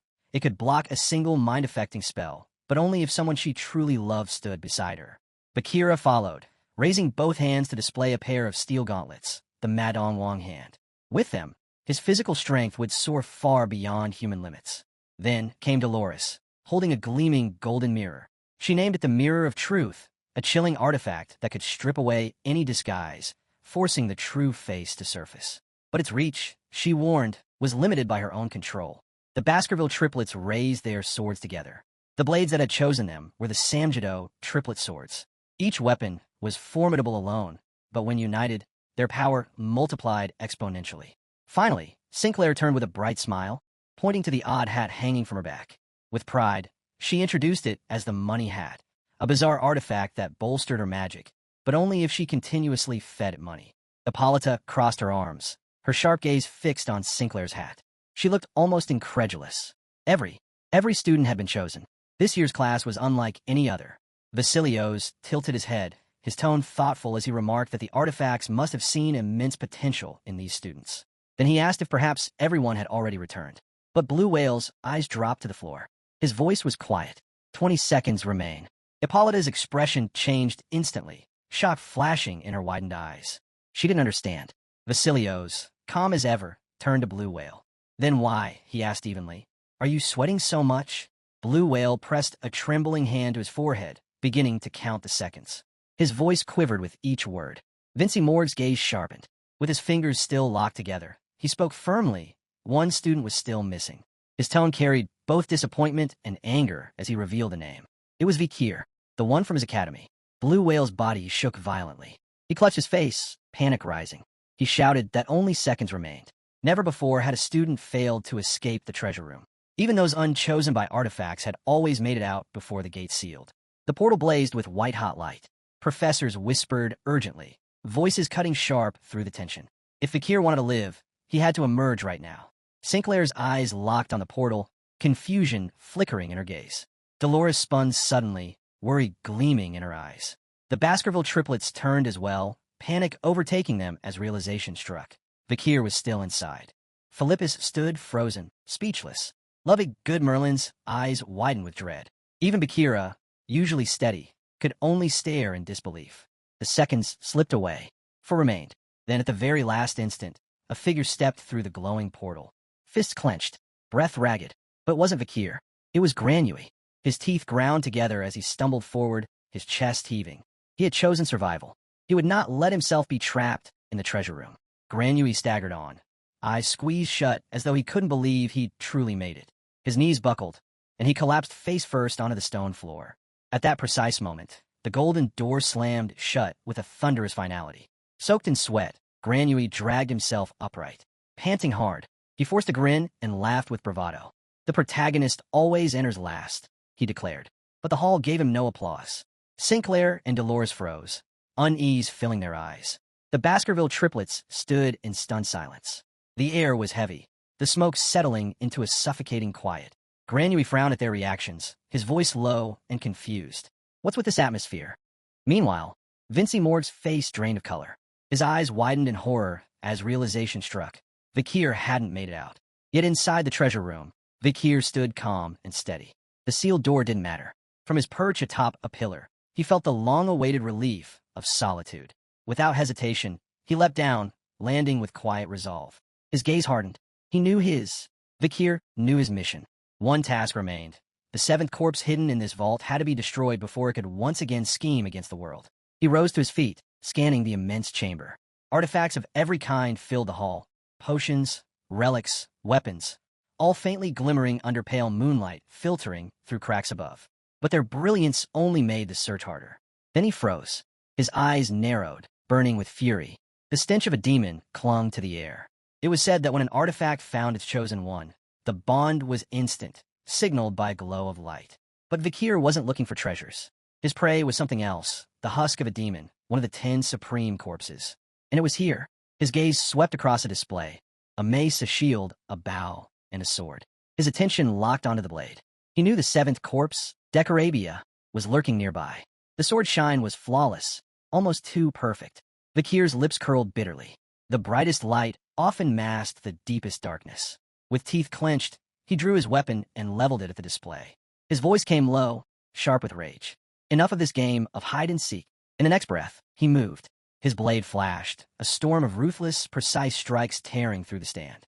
Shards of wood and metal scattered across the chamber floor. But he didn't relax. His grip only tightened. And he was right. From behind the wreckage, something stirred. The demon Decorabia awakened. Its massive eye snapped open, glowing with sickly light. Malice poured into the chamber as its gaze locked onto him, the air thickening under its killing intent. Vikir steadied himself, refusing to give even an inch. The demon's eye burned brighter, and a mocking voice rolled through the chamber, dripping contempt. It called him weak, ignorant, demanding to know if he was the fool who dared disturb its slumber. This was the 7th corpse, Decorabia, an S+ rank calamity, a sworn enemy of humanity, one of the 10 disasters that could never be slain by ordinary means. Vikir finally arrives at the resting place of the 7th corpse. The ancient remains of Decorabia lie preserved in perfect stillness, untouched for 1,000 years, surrounded by relics of forgotten ages. Without hesitation, Vikir raises his sword and brings it down. Steel slices through the silence. The corpse, dormant for centuries, begins to stir. A body that should never have moved again trembles, awakening as power surges back into it. Vikir studies the creature closely. It is not what it once was. Its strength has grown beyond measure, not by its own nature alone, but through centuries of feeding. The relics that surrounded it have poured their mana into the corpse, swelling its form and deepening its aura. It had hidden this truth all along, waiting for the moment of revival to reveal its true might. Vikir remembers thinking he could destroy it while it slept, but now he understands. It had never been defenseless. Decorabia rises, a guttural growl filling the chamber. His voice follows, declaring that his power has returned, that he can now open the abyssal gate and bring ruin to mankind. But the moment his gaze locks onto Vikir, the certainty in his words falters. A human stands before him. The corpse freezes, unable to grasp what he sees. He demands to know who this intruder is. The revelation shakes him. The very idea that a mere human is responsible for his awakening is something he cannot accept. The air around Vikir burns with a dark, corrupted aura, carrying the scent of demonic power.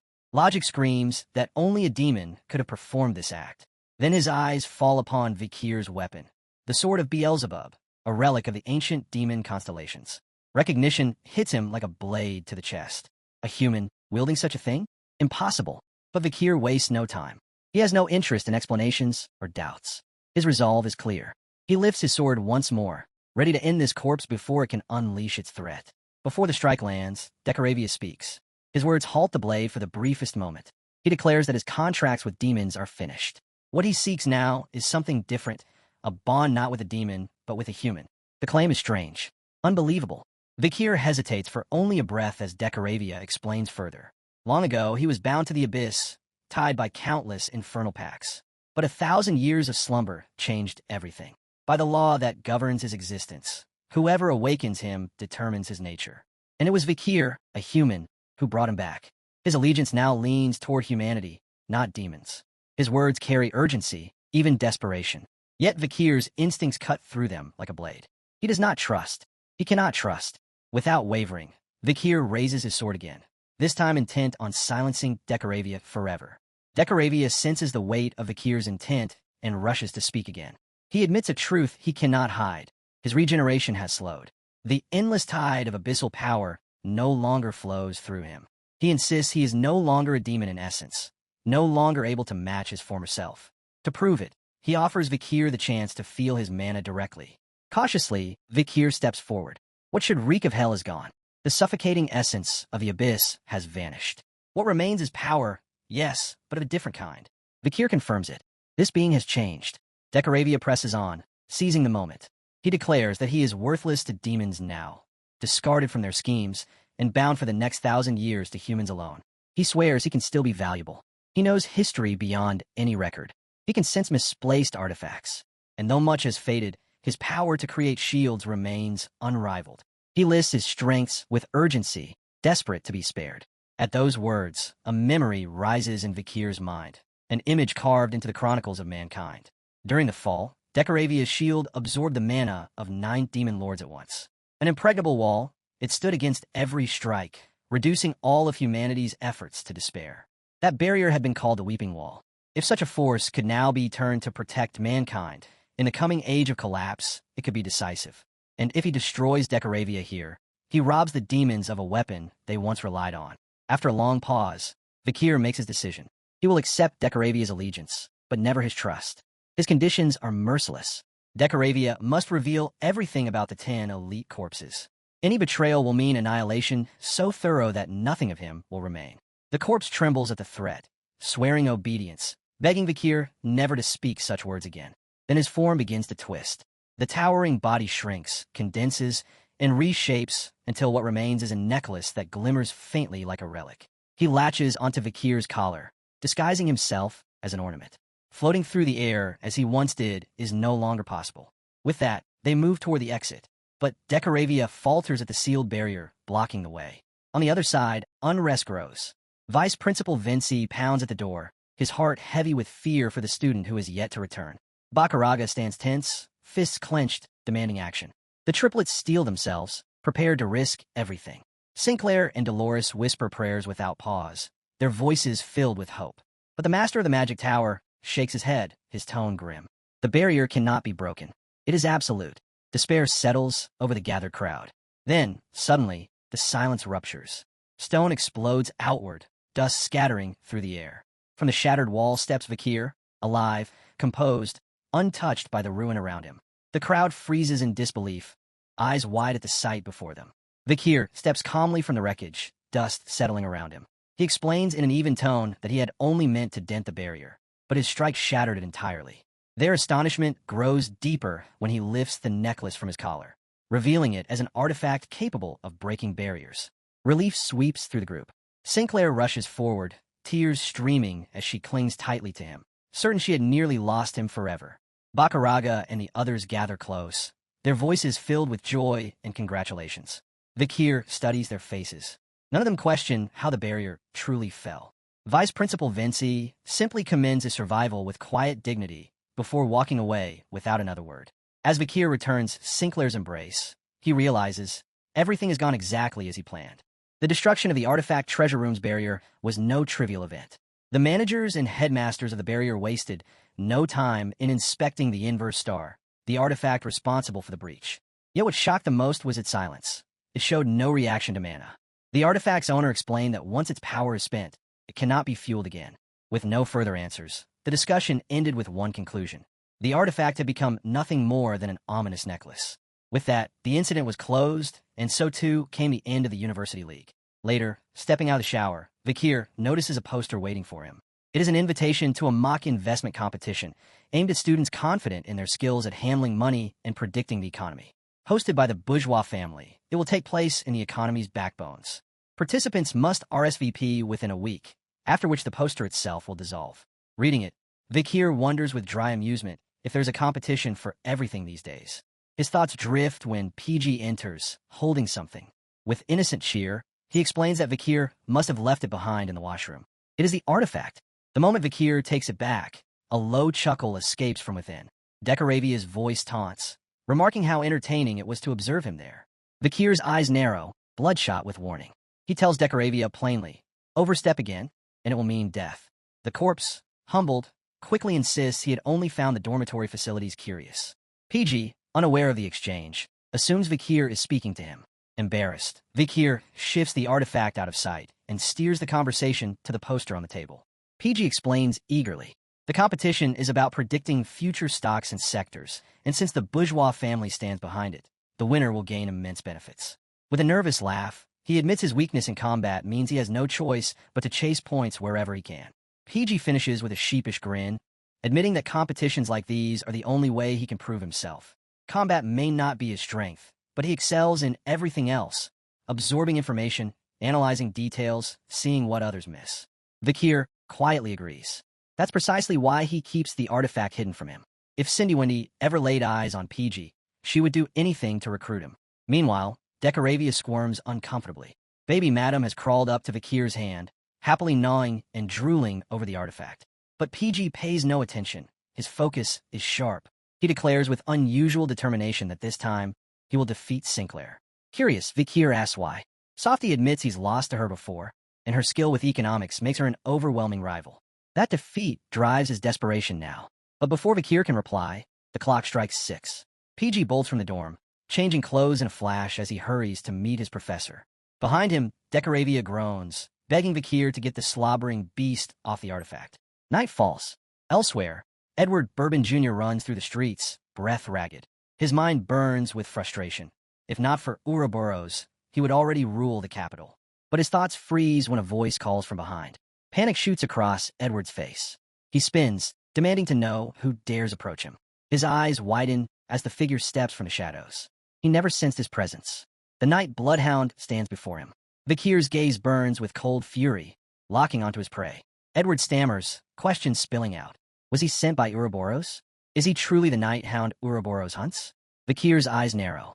His reply is sharp. He has no idea what Edward is talking about. But then, with deliberate weight, he adds, perhaps Edward should be addressed by his priestly name, Saint Bourbon. The words strike like a blade. Edward freezes, stunned. He cannot comprehend how this stranger knows. Vikir steps closer, voice steady. He lays bare Edward's hidden life. A high-ranking graduate, a priest of the northern pseudo-cult known as Ohm. 25 years ago, he murdered his cousin, desecrated her, and offered her as sacrifice for his first demon pact. Since then, he spread ruin across countless families, climbing the cult's ranks before joining the demon army to strike against Quo Vadis. Edward grips his axe tighter, his silence heavy. His weapon rises high into the air. Vikir does not stop. He continues. Edward, armed with deep knowledge of scripture, infiltrated the temple itself, using faith as his disguise, scripture as his weapon, betrayal as his creed. Vikir doesn't stop there. He lays it all bare. Edward wasn't just a traitor in life, but a serpent during the Holy War itself. He stirred an uprising behind the Allied forces' backs, striking when humanity's heroes, Tudo Lamacha, Don Quixote, Bianca F.O. Usher, and countless others, needed unity most. His betrayal left scars that still burn. The Night Hound asks one simple question. Was he wrong? Edward's tongue flicks out as he sneers. He admits the truth about being a priest, about his cousin and the vile act that began his path. But the rest? Lies, he claims. He denies it all. Before his words even fade, he lunges forward, axe raised high. But Vikir is faster. In a blur, his blade sings. Edward's head falls, severed clean in a single strike. To Vikir, the verdict is simple. Even setting aside crimes yet to unfold, Edward was filth. As he turns to leave, The scent halts him. Faint, but unmistakable, the stench of a demon. Searching Edward's corpse, he finds a poster tucked into his pocket. An exemption issued by the Old Testament faction. Confusion grips him. These exemptions should have ceased when he killed the ninth corpse, Dantalion. Yet this reeks of demon energy. Thick, potent.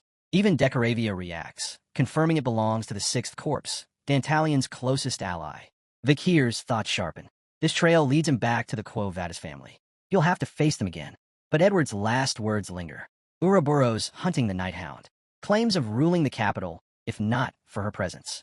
That woman isn't simply prowling for power. She's chasing criminals, and she wants him. To Vikir, the meaning is clear. She's relentless, dangerous, perhaps even unhinged. Hours later, silence returns to the city. High heels click softly on the rooftop above the bloodstained street. Ouroboros appears, shadow draped in moonlight. Her eyes fall on Edward's body, and she smiles faintly. She knows. The Night Hound has been here. She lifts Edward's severed head, studying it with quiet amusement. Her thoughts drift, her anticipation rising. Should she wait a little longer? She hopes, more than anything, to see his glorious figure with her own eyes. Morning came. Dawn broke across the capital, and the streets swelled with life. Workers hurried to their jobs, while others gathered in clusters, chatting and laughing. Rows of merchants set up their stalls, filling the air with chatter and hawkers' calls. At one stall, masks of every kind hung neatly on display. A cloaked man stepped forward, scanning them. "Something catch your eye?" the vendor asked warmly. Without hesitation, the man chose one, paid, and left with a polite smile. The vendor waved him off, none the wiser. That man was Vikir. Arms folded, he strolled leisurely down the bustling street. A faint smile tugged at his lips. He hadn't expected the capital to be this crowded. But then again, it was the weekend. Something ahead caught his attention. He slowed, gaze fixed on a temple overflowing with people. It was the Quoides Temple, the second branch of the Old Testament faction. A priest stood at the entrance, planting a sign in the ground as he proclaimed a special offer. For that day only, confessions and forgiveness would be granted at half the usual price. The crowd stirred instantly, murmurs spreading in surprise. Vikir drew closer, curious. Just then, a couple exited the temple. The man wore a relieved smile, his voice light as he admitted he had carried unbearable guilt until now. But after today, he finally felt free. The woman beside him tilted her head, calm and curious. Because of something in the past, the man's grin sharpened. Yes, it was about the time he had been drunk, driving a carriage, and ran over a child. Vikir froze mid-step, his body tensing. Was he hearing this correctly? The woman frowned. But didn't the child die? The man extended his hand, his eyes gleaming coldly. The death, he said, was simply bad luck. It had haunted him for years, stealing his sleep. So he came here to repent. And today, of all days, indulgences were on sale. His twisted smile widened as he boasted about buying an expensive one. To him, that meant the debt was gone. The grieving family was owed nothing. To him, it was worth celebrating. The woman's lips curved as well. She reassured him softly that everything was fine now, and no matter what had happened, her beloved was still a good man. Around Vikir's neck, even the pendant drabia stirred uneasily. Its voice whispered to him, could such people even be called human? Aside from appearances, they were no different than demons. What had this world become? At the gates, a long line stretched across the courtyard. Everyone wanted their chance to buy indulgences at a discount. A man at the entrance read names from a list, one by one. Vikir stepped closer, watching silently, his thoughts heavy. When his turn came, he entered. Inside, before the statue of Christ, a priest greeted him warmly.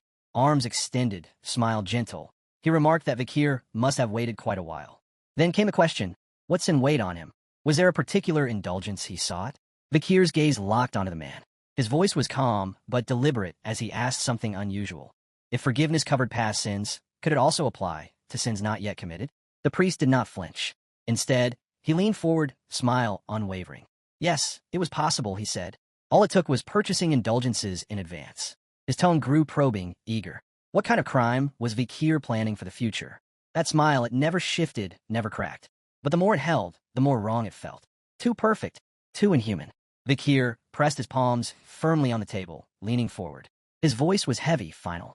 The sin I speak of is no ordinary one. It's monstrous, unforgivable.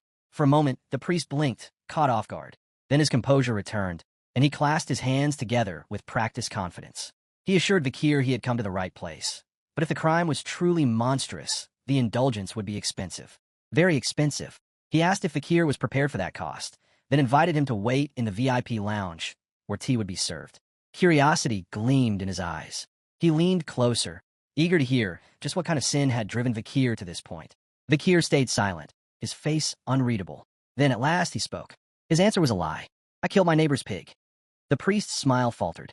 That's all. But Vikir's tone was steady, almost solemn. A pig was a living being.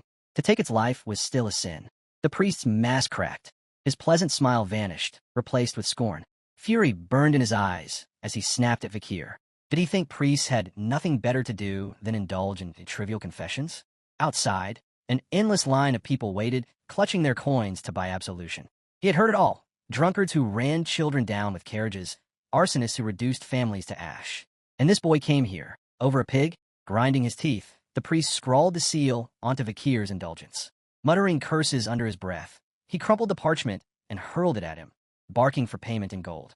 He ordered Vikir to take it and leave, and warned him never to return to this temple again. Unmoved, Vikir picked up the indulgence. His face betrayed nothing.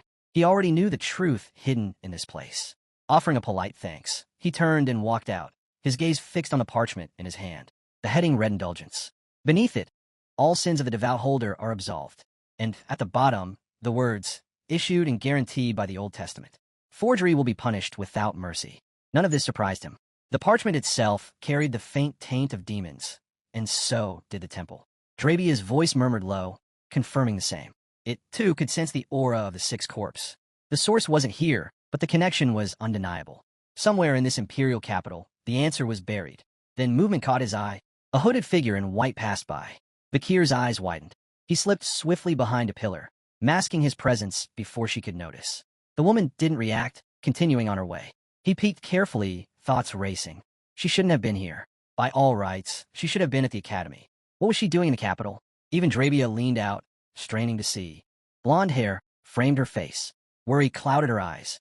It was Dolores. Dolores stepped into the long line outside the temple, closing her eyes as she exhaled a weary breath of relief. She lowered her gaze, uncertainty flickering in her eyes. Perhaps she should have walked in boldly, pretending she was just curious. Moving like this, hidden under a cloak, might actually draw more suspicion, especially for someone who bore the title of saint. Still, she clenched her fists tightly. Her disguise was flawless. No one would recognize her. Even so, the women nearby cast curious glances her way, unsettled by her anxious posture. Dolores steadied herself and carefully swept her eyes across the crowd. Every soul here had come for one thing, to buy indulgences. Her chest ached, sorrow weighing down her expression. After the fall of Quilty of House Indulgencia. No, after the death of Dantalion. The ledgers have been exposed, the corruption of the Old Testament faction laid bare for the world to see. The indulgence trade should have collapsed. Yet here it was, flourishing openly without shame. She knew Quo Vadis was crumbling, torn apart by the rift between the Old Testament and the New Testament factions. While they fought, pseudo-religions had spread unchecked across the empire. Dolores pictured the grand temple of Quo Vadis, wondering bitterly how the Old Testament faction still clung to its wealth. Without the Indulgencia family, their strongest financial backers, where was this river of coin flowing from? Was it still indulgences alone? Or had they discovered a new well of power? Her fists trembled. She had come to find the truth, yet the answers remained hidden. Then a voice rang out, announcing a new arrival. The crowd stirred, gasps, and whispers rising all around. From a carriage stepped a man in boots polished to a shine, his presence radiating authority. Cardinal Bert of the Rune Order, the leader of the Old Testament faction in Quo Vadis. He greeted the people with practiced warmth, his smile gentle, his words smooth. Dolores froze. Her eyes went wide, her pulse spiking. Bert here? Fear crashed through her. Without hesitation, she slipped out of line, her nerves unraveling. She turned sharply, moving to leave immediately. Her abrupt retreat drew Bert's attention. His smile flickered, his brow creasing slightly. His eyes followed her, narrowing as she disappeared into the crowd. He said nothing, but his frown lingered. Turning to one of his priests, he spoke in a low voice. Something weighed on him. Before entering the temple, he commanded his lieutenant to sweep the area carefully. The priest bowed his head deeply, eyes closed in reverence, accepting the order without question. As Bert prepared to step inside, the crowd erupted, clamoring for his blessing. Guards surged forward, forming a wall of steel to hold the people back. Meanwhile, Dolores slipped deeper into the temple itself. She climbed quickly to the second floor, her heart hammering, her fists clenched tight. Fury burned within her. Bert was no ordinary cardinal of the Old Testament faction. He was her father. Their rift had only deepened after she uncovered the link between the demon Quilty and her father's indulgence records. As a follower of the New Testament, facing the corruption within the Old Testament, and within her own family, had torn their bond to pieces. Lost in thought, Dolores didn't notice where she was walking. She collided hard with a hooded figure and toppled backward onto the floor. Flustered, she bowed her head quickly, apologizing. She admitted she hadn't been watching, though the impact had felt less like hitting a person and more like striking a wall.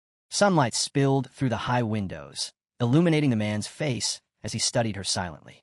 Before either of them could move, two guards appeared, axes in hand. One pointed directly at them, shouting for their arrest. Dolores twisted on the ground, eyes widening in shock. The man extended his hand toward her. She froze, uncertain, but his grip was firm, decisive. Without a word, he pulled her up and sprinted forward, dragging her along with him. The guards thundered after them, barking orders to stop. Sunlight cut across the stairwell as they dashed upward, armored boots clanging close behind. But the chase ended abruptly. More guards surged ahead, blocking their path. Their expressions were hard, voices sharp as they commanded the intruders to stand still. Then, a heavier presence filled the stairwell.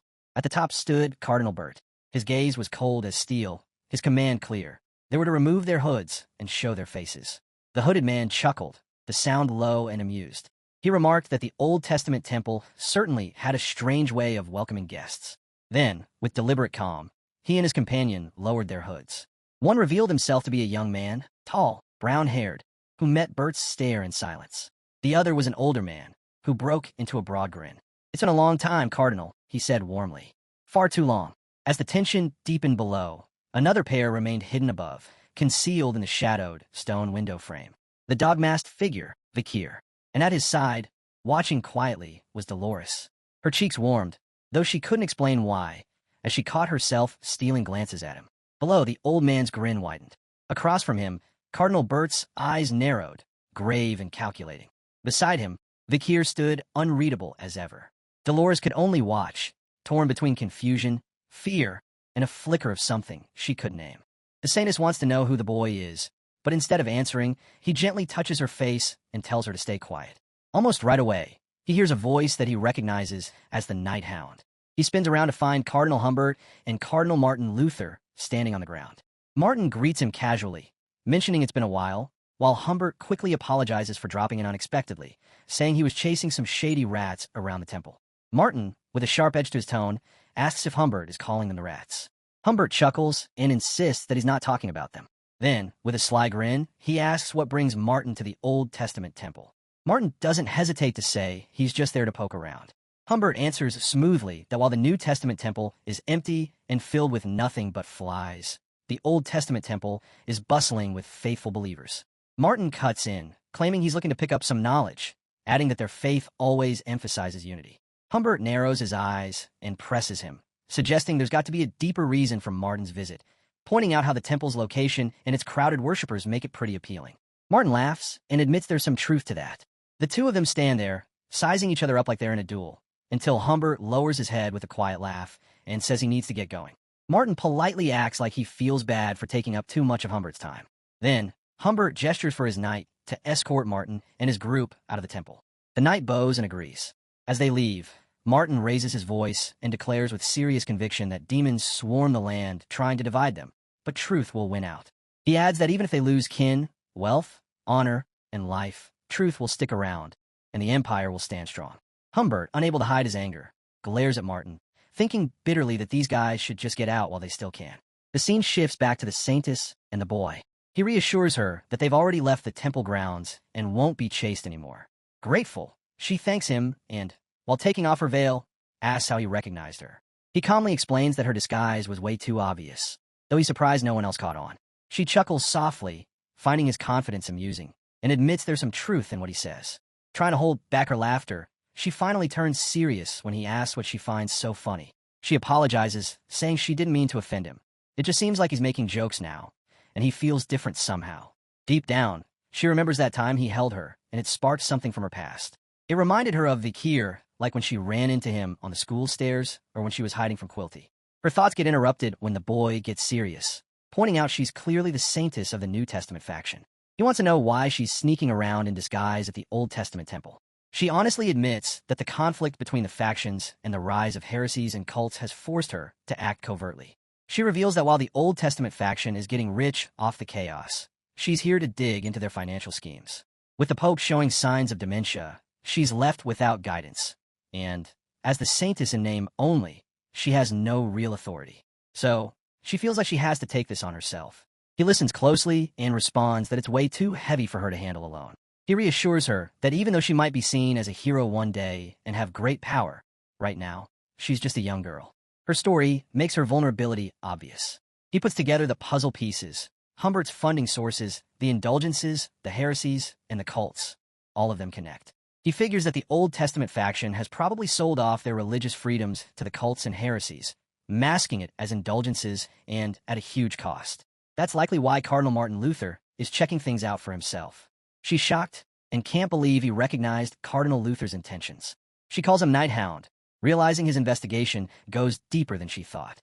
Trembling with the weight of the truth, she asks if this all ties back to the demons.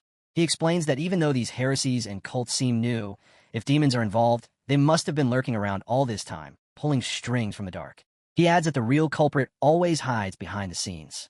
Her heart aches thinking about how he's been fighting alone, bearing the pain silently. Suddenly, she runs up to him, grabs his hand with determination, and pleads for him to let her help. She admits she's weak, but still wants to be of use. He looks at her closely, asking if she can still cast those powerful blessings like she did in the battle against Dentalian. She nods, and he says the top priority is to wipe out the heretics and cults linked to the Old Testament faction because he's got a plan to take them out all at once. She's taken aback, wanting to know how he plans to do that. Without a second thought, he lifts a finger towards her and says he'll need her body. Shock waves through her, and she instinctively wraps her arms around herself, trembling at his words. But he just looks at her with steady resolve. The scene kicks off at the Quo Vadis New Testament sect temple, located just outside the main city. Suddenly, someone pipes up, saying it's been a minute since they all gathered. A guy in a white outfit steps up and praises his leader, claiming he seems to get younger every day. Another person chimes in, saying the leader's presence looks even more powerful, but he does seem a bit thinner now. With a cheeky grin, he asks if the weight loss is due to his new girlfriend. Charles, the head of the Manson sect, sheepishly admits she was already married, but when he whispered sweet promises of freedom through their beliefs, she ditched her vows to follow him.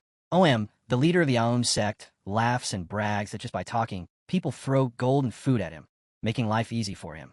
Then Elmani, the head of the New World sect, jumps in, saying nobody would dare to go against God's words. He waves around a page with an invite to a sacrament feast from the Quo Vadis New Testament sect, claiming it means they're finally recognized as an official group. Owen backs this up, saying the feast, where they eat bread and drink white wine, represents sharing the saints' flesh and blood, and it basically means they're teaming up. Charles pipes in, saying it's about time the New Testament folks came around and reached out for support, calling it a lucky break. Elmani sneers, adding that these supposedly righteous New Testament people have figured out they can't beat the Old Testament sect without some cash backing. The three leaders head deeper into the temple, and suddenly, they stop in shock as a girl steps into view. She's wearing a mask and is tangled up in a rope that looks like a snake.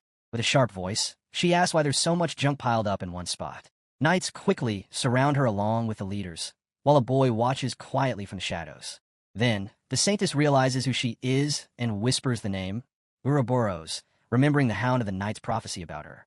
The sect members want to know how she got here, and she responds with disdain, saying she came following reports of the Hound but only found a bunch of rotting garbage.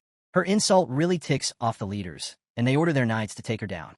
The soldiers charge at her with their weapons up, but the rope in her hand whips around and sends them flying before smashing them down to the ground.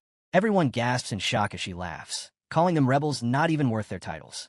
Oam tries to say something, but Charles interrupts, raising a hand and declaring that she's got some nerve acting so boldly in front of the gods. He claims to be the divine leader of the Manson sect and tells her that she can become his 21st wife if she wants to avoid punishment. Without missing a beat, she lashes out with her rope, crushing him instantly as blood spills everywhere. She mocks him for pretending to be a god when he can't even defend himself against one attack. Elmani yells back, insisting he fears no one and that he's the true god reborn in this world.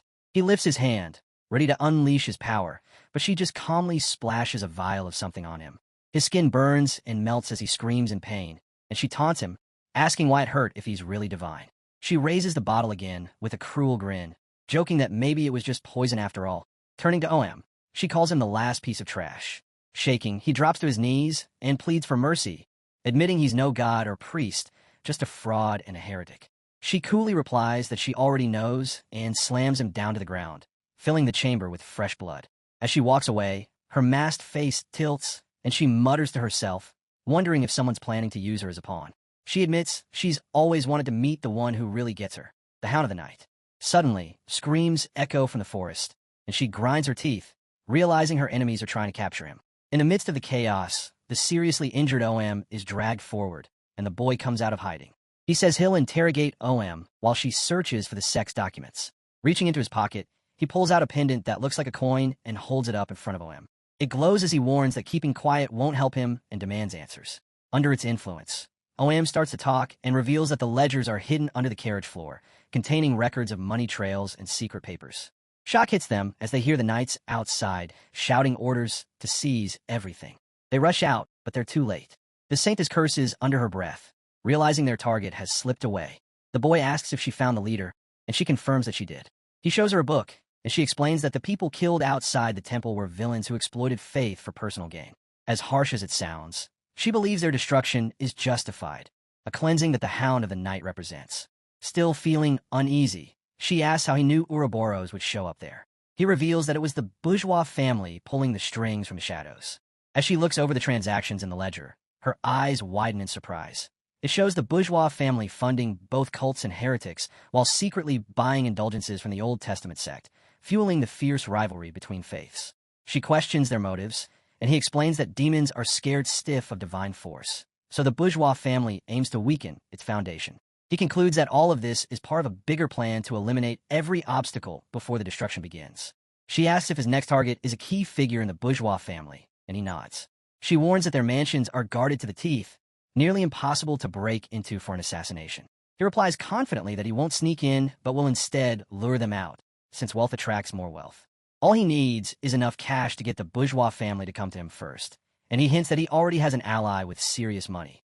As he takes off her mask, a figure with glowing red eyes steps out of the shadows, trembling with emotion. It's someone who calls him little brother and says how much they've missed him. He freezes in dread, thinking bitterly that this twist of fate can only lead to trouble. A few days later, Vikir found himself regretting that statement. A woman's voice rang out, bright and teasing. "Ah, my little brother, you didn't even write to me." Before he could respond, she grabbed his cheeks and began stretching them mercilessly. Her long dark hair shimmered as she leaned in, grinning from ear to ear. "I've missed you so much," she said, her tone dripping with playful affection.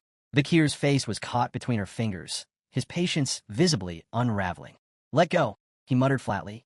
She only laughed, ignoring his protests completely. From the side, Sancho, Tudor, and PG stood frozen, mouths slightly open, unable to process what they were seeing. Vikir groaned, resigned to his fate, while the woman continued to ruffle his hair like a mischievous older sister. As her laughter echoed through the room, Vikir sighed deeply and muttered under his breath. "This isn't what I meant." Tudor blurted out the thought that had been sitting on everyone's tongue. "I can't believe Vikir actually has a family." PG immediately leaned toward him and whispered, "You probably shouldn't say that out loud." Sancho, still trying to piece things together, added, "It's just..." Vikir's never mentioned anything about himself before, not even once. So seeing this, it's kind of surreal. Tudor scratched the back of his neck, flustered. "Yeah, I don't even know why I'm this surprised." Meanwhile, the woman was still going strong, leaning in close, her teasing relentless. "Well," she said, eyes glinting mischievously, "should we share a kiss? It's been so long, little brother." Vikir's expression didn't change. His patience, however, was clearly at its limit. When his friends finally decided to leave, still whispering and throwing him stunned glances as they slipped out, the entire room seemed to exhale. The laughter vanished. The atmosphere shifted. The woman sat across from Vikir at a wooden table, the playfulness gone from her eyes. "So," Vikir said flatly, "they're gone." She nodded, resting her chin on her hand. "I had to come in person," she said, sounding tired. "The message I brought was too important to send through anyone else." Then she flinched, pressing a hand to her forehead. For a brief moment, her face flickered, her features aligning perfectly with Cindy Wendy's, the faint red bump on her forehead glowing in irritation. She grumbled under her breath. Honestly, what kind of brother hits his visiting sister just for being affectionate? Vikir didn't answer. Before he could, she continued, her tone now calm and practical. I had to act over the top earlier. It was the only way to keep suspicion off us. No one could suspect we're actually related. Her posture straightened. She crossed one leg over the other, the arrogance returning like armor. Anyway, you should be grateful I even came. I had other things to do, you know. Vikir's reply was sharp, cutting through her theatrics. That's enough, he said. His voice turned cold. How's the trade with the sea natives? The shift in tone made her sit up immediately, expression turning serious. It's going smoothly, she replied. 3 major trades so far, no problems. Vikir nodded once. Good. The silence that followed hung heavy between them. Then his red eye flickered faintly in the dim light. Any word from the Balak tribe? Cindy Windy closed her eyes, shaking her head slowly. Nothing. They vanished. They used to show up at every exchange, but this time, not even a trace. We're still searching. Vikir leaned back, thoughtful. Something wasn't right. A memory rose in his mind. The piercing, commanding gaze of the white-haired leader of the Balak tribe. With a figure like that leading them, disappearance seemed unthinkable. Still, something had happened. Cindy Winnie broke the silence again. She reached into her bag and set a heavy pouch on the table between them. Here, as requested, the war funds. When Vikir untied it, golden light spilled across the table. The coins shimmered, catching the faint glow of the candlelight. Once the matter of gold was done, Cindy Windy folded her hands together, her expression darkening. The air around her shifted once more. No longer playful, no longer businesslike. There's one more thing, she said, her voice low. Something you need to hear. Her crimson eyes gleamed sharply as she spoke the name. The head of the bourgeois family, Bartholomew de Bourgeois, a hard-faced man with a thick beard. Her words lingered in the air like a curse, heavy and final. Her next words hit like a hammer. Bartholomew de Bourgeois is the demon. Vikir froze. His hands clenched together as the weight of her words sank in. He had long suspected that the corruption within Quo Vadis, one of the Empire's 7 great families, had to stem from a source of immense power, someone seated high above the rest. Still, hearing it confirmed made the truth settle cold in his chest. Cindy Windy's voice remained steady, though the tension in her tone was clear. The bourgeois family is the wealthiest in the entire empire, she said. If you plan to approach them, that bag of gold won't even make them blink. I can bring more funds if you need it. Vikir shook his head.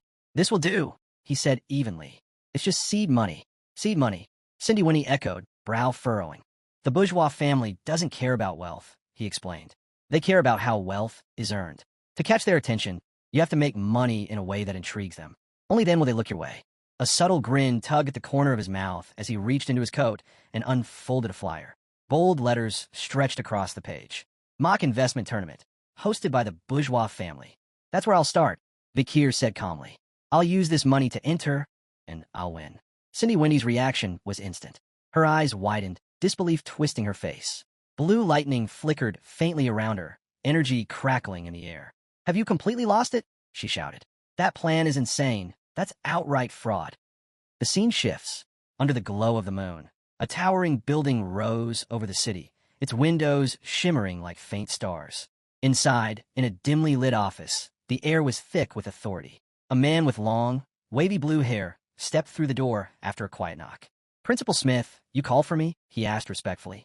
Behind the desk stood a tall man with broad shoulders and golden hair cascading down his back. At his side rested a magnificent blade, the sword of winter. Winston Smith, principal of Colossio Academy, turned slowly to face him, his presence commanding yet calm. For a moment, Vinci Morgue, the man who had entered, let his gaze settle on the sword. The fact that the well was unsheathed could mean only one thing. The principal had just returned from the field. Inwardly, Vinci recalled the legends surrounding the man before him. A swordsman whose strength was said to rival the patriarchs of the Empire's greatest warrior clans. Winston gave a faint, knowing smile. It seems your vacation ended earlier than planned, he said. Please, take a seat. Vinci obeyed, though tension lingered in his shoulders. The principal wasted no time. I've heard that Professor Sadie has been causing quite a bit of trouble during my absence. Vinci's composure cracked instantly, frustration flashing in his eyes. Trouble, he repeated, his tone edged with disbelief. That's putting it mildly. He leaned forward, voice rising as he began listing her offenses one after another. Her constant laziness, her drinking during lectures, even reports of her attacking students outright. Finally, his hand slammed against the desk. To be blunt, he said, voice trembling with restrained anger. She's no professor. She's a criminal who belongs in Novel Vague prison. Principal Smith lifted a calm hand, motioning for silence. His smile stayed polite, though the edges were starting to tighten. Let's not be too quick to judge, Professor Morg. He went on to explain that Sadie was the final descendant of the Marquis family, a bloodline that carried a notorious reputation long before the Empire was ever unified. The last head of that family, he added, was currently locked away in New Velvetic. Even so, Smith spoke with quiet confidence. He said he believed everyone carried a spark of goodness inside them, including Professor Sadie. Vincey's patience was thinning fast. To him, the principal's faith in people sounded like wishful thinking. Principal, he said sharply, final exams and the parent-teacher meetings are right around the corner. If she causes another mess like during the midterms, we'll be in serious trouble. Smith paused, thinking it over, then replied in his usual even tone. Then keep her out of anything public. No practical work for now. Vincey felt his jaw tighten. So that was it. No punishment, no lecture, not even a warning. Just another free pass. He forced a stiff smile, though irritation burned beneath it. Once again, she walks away untouched. Rising from his chair, Vincey spoke crisply. Understood, Principal. If that's your decision, I'll handle it. His words were clipped, his posture rigid. Without waiting for a response, he turned and walked out, the door closing firmly behind him. Inside, Principal Smith stayed seated, the moonlight spilling across his desk in silver streaks. His gaze lingered on the chair Vincey had just left empty. The room was quiet. Only the faint hum of the night filled the air as he sat deep in thought. The scene fades. A bright room comes into view. The Oracle Mock Investment Club buzzes with activity. Papers shuffle, chalk moves fast across the board, and energy fills the space. PG burst through the door, out of breath but smiling wide, clutching a stack of files. Vice President Dolores, about everything you asked for, all the personal data and recent moves of the bourgeois family's young masters. At the front, Sinclair points proudly at a board packed with charts and diagrams. And I've finished mapping out the full framework for the mock investment tournament, schedules, systems, and all. Standing at the head of the table, Dolores surveys them both with quiet satisfaction. Excellent work, she says, her tone steady. Yet in her eyes, a sharp determination flickers beneath the calm. The story flashes back. In a dim storage room, Dolores sits across from Vakir, who hides his identity under the guise of the Night Hound. Between them rests a heavy bag filled with gold coins that gleam faintly in the dark. Dolores stares in disbelief. Where did you get all this? Vakir's answer is simple. Didn't I mention before? I have a very wealthy friend. He lays out the plan. This gold is just their first step. They'll turn it into something bigger, a fortune impossible for the bourgeois family to ignore. Since he can't move openly under his real name, Doeris will take the lead from here. I'll show you how to make the money, Vakir said, his tone firm and steady. But you'll need a team, just a few people you can trust. They'll handle the records, logistics, and coordination. Pick two who can actually deliver. Back to the present. Dolores's gaze drifted across the lively clubroom, landing on PG and Sinclair, the two she'd chosen after outshining over 100 candidates. Across the room, the pair bickered playfully. It wasn't 100, Sinclair corrected smugly. It was 108. Dolores smiled faintly, but the weight pressing on her chest grew heavier. They had no idea what kind of storm they were stepping into. Beneath the table, her hand clenched tightly. I'll protect them, she thought. Whatever it takes. Then PG raised his hand, curiosity etched across his face. Vice President? The tournament's just a mock investment, right? Why do we need real money? Dolores leaned forward slightly, confidence flickering in her eyes like a spark waiting to catch flame. Because, she said evenly, we're not simulating investments this time. She paused, letting the words linger. We're making real ones. The room went silent. PG and Sinclair froze, eyes wide. Our real investments? They shouted together, voices echoing off the walls. Dolores didn't waver. Her voice carried steady conviction as she continued. We're not just aiming to win the mock tournament. We're going to earn actual profit while doing it. Her words hung in the air, electric, dangerous. Then, with a composed smile, she added, don't worry. If anything goes wrong, I'll take full responsibility. But deep down, she knew that wasn't the truth. The real risk, the real danger, belonged to the one watching quietly from the shadows, the Night Hound. Across the table, PG and Sinclair leaned toward each other, whispering. You don't think she's scamming us, right? PG muttered nervously. Sinclair shook her head at once. No chance. Vice President Dolores isn't like that. After a moment's hesitation, both turned back to her, their eyes full of renewed faith. If you believe in this, Vice President, Sinclair said firmly, then we'll follow you all the way. PG nodded, grinning. And honestly, using real money sounds kind of thrilling. Dolores felt her chest tighten. Their trust, so pure, so undeserved, hit her like a wave. She managed a soft smile and nodded. Then PG brightened again. Oh, We should ask my buddy Vikir to join us. He's been really into economics lately. Dolores blinked, caught off guard. Vikir, she repeated, trying to sound casual as a bead of sweat traced down her temple. PG, completely unaware, went on cheerfully. Yeah, he reads the finance section every morning. He's the kind of guy who makes everyone feel calm just by being around. Sinclair clapped her hands. That's perfect. With Vikir on board, we'd be unstoppable. Dolores hesitated. For a long moment, the room seemed to hold its breath. Finally, she turned slightly away, hiding her expression. All right, she said quietly. PG, next time you see him, invite him to join the club. PG scratched the back of his head. Sure thing. Sinclair was nearly bursting with excitement. Yes, this is going to be incredible. Beside her, PG tilted his head, studying Dolores with a puzzled frown. Weird. You got that same look again. Dolores raised an eyebrow. What look? The one you had when you showed up at our dorm looking for Vikir, PG said offhandedly. Dolores froze for a heartbeat. Then, without missing another, she gathered the papers on the table and spoke briskly. That's all for today.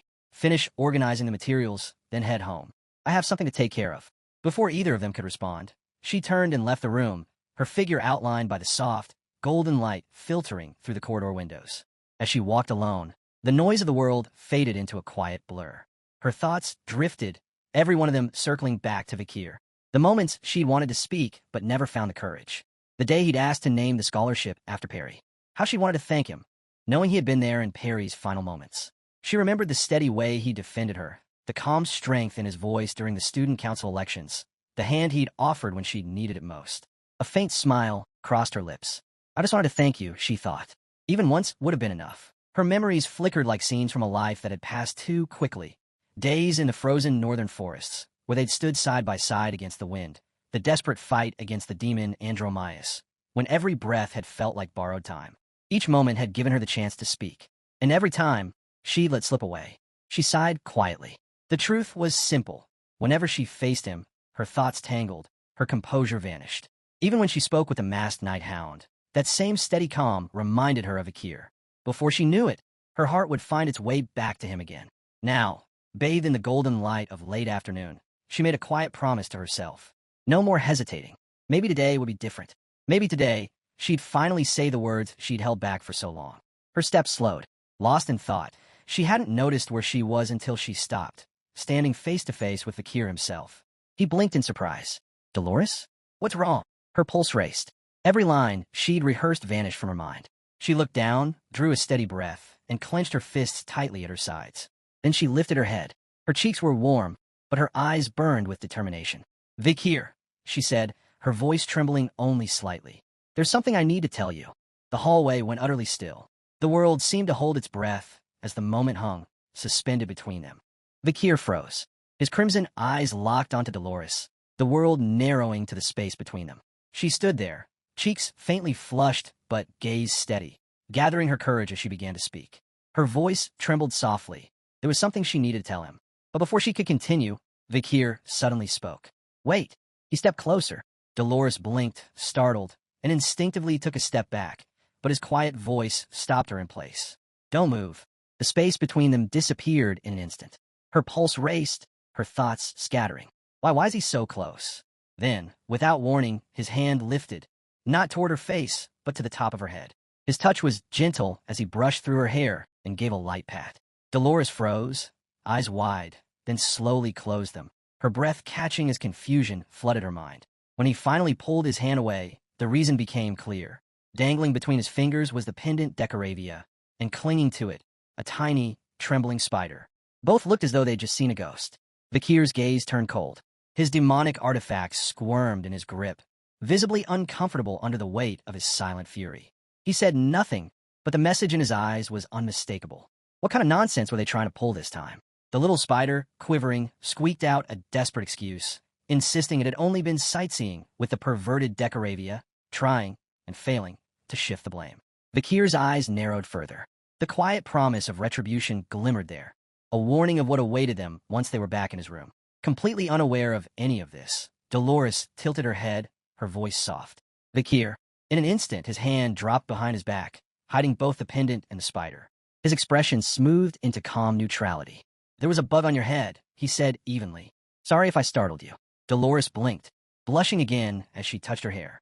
Oh, it's fine. Really. Thank you. For a moment, she stood there, trying to recall what she'd meant to say. But the courage that had carried her this far was gone. When Vikir asked what it was she wanted to tell him, panic set in. Her face turned crimson as she waved her hands frantically. It's nothing. Really. Nothing weird at all. Inside, she scolded herself. Idiot. What are you thinking? Desperate to steer the conversation elsewhere, she blurted, are you interested in the mock investment tournament? Vikir tilted his head slightly. The one that's coming up soon? Why, yes, she replied quickly. PG, Sinclair, and I form a club for it. We were hoping you might want to join us. He shook his head once. I appreciate it, but I already have responsibilities with the newspaper. I don't have time for other clubs. Dolores's smile faltered, her voice softening. I see.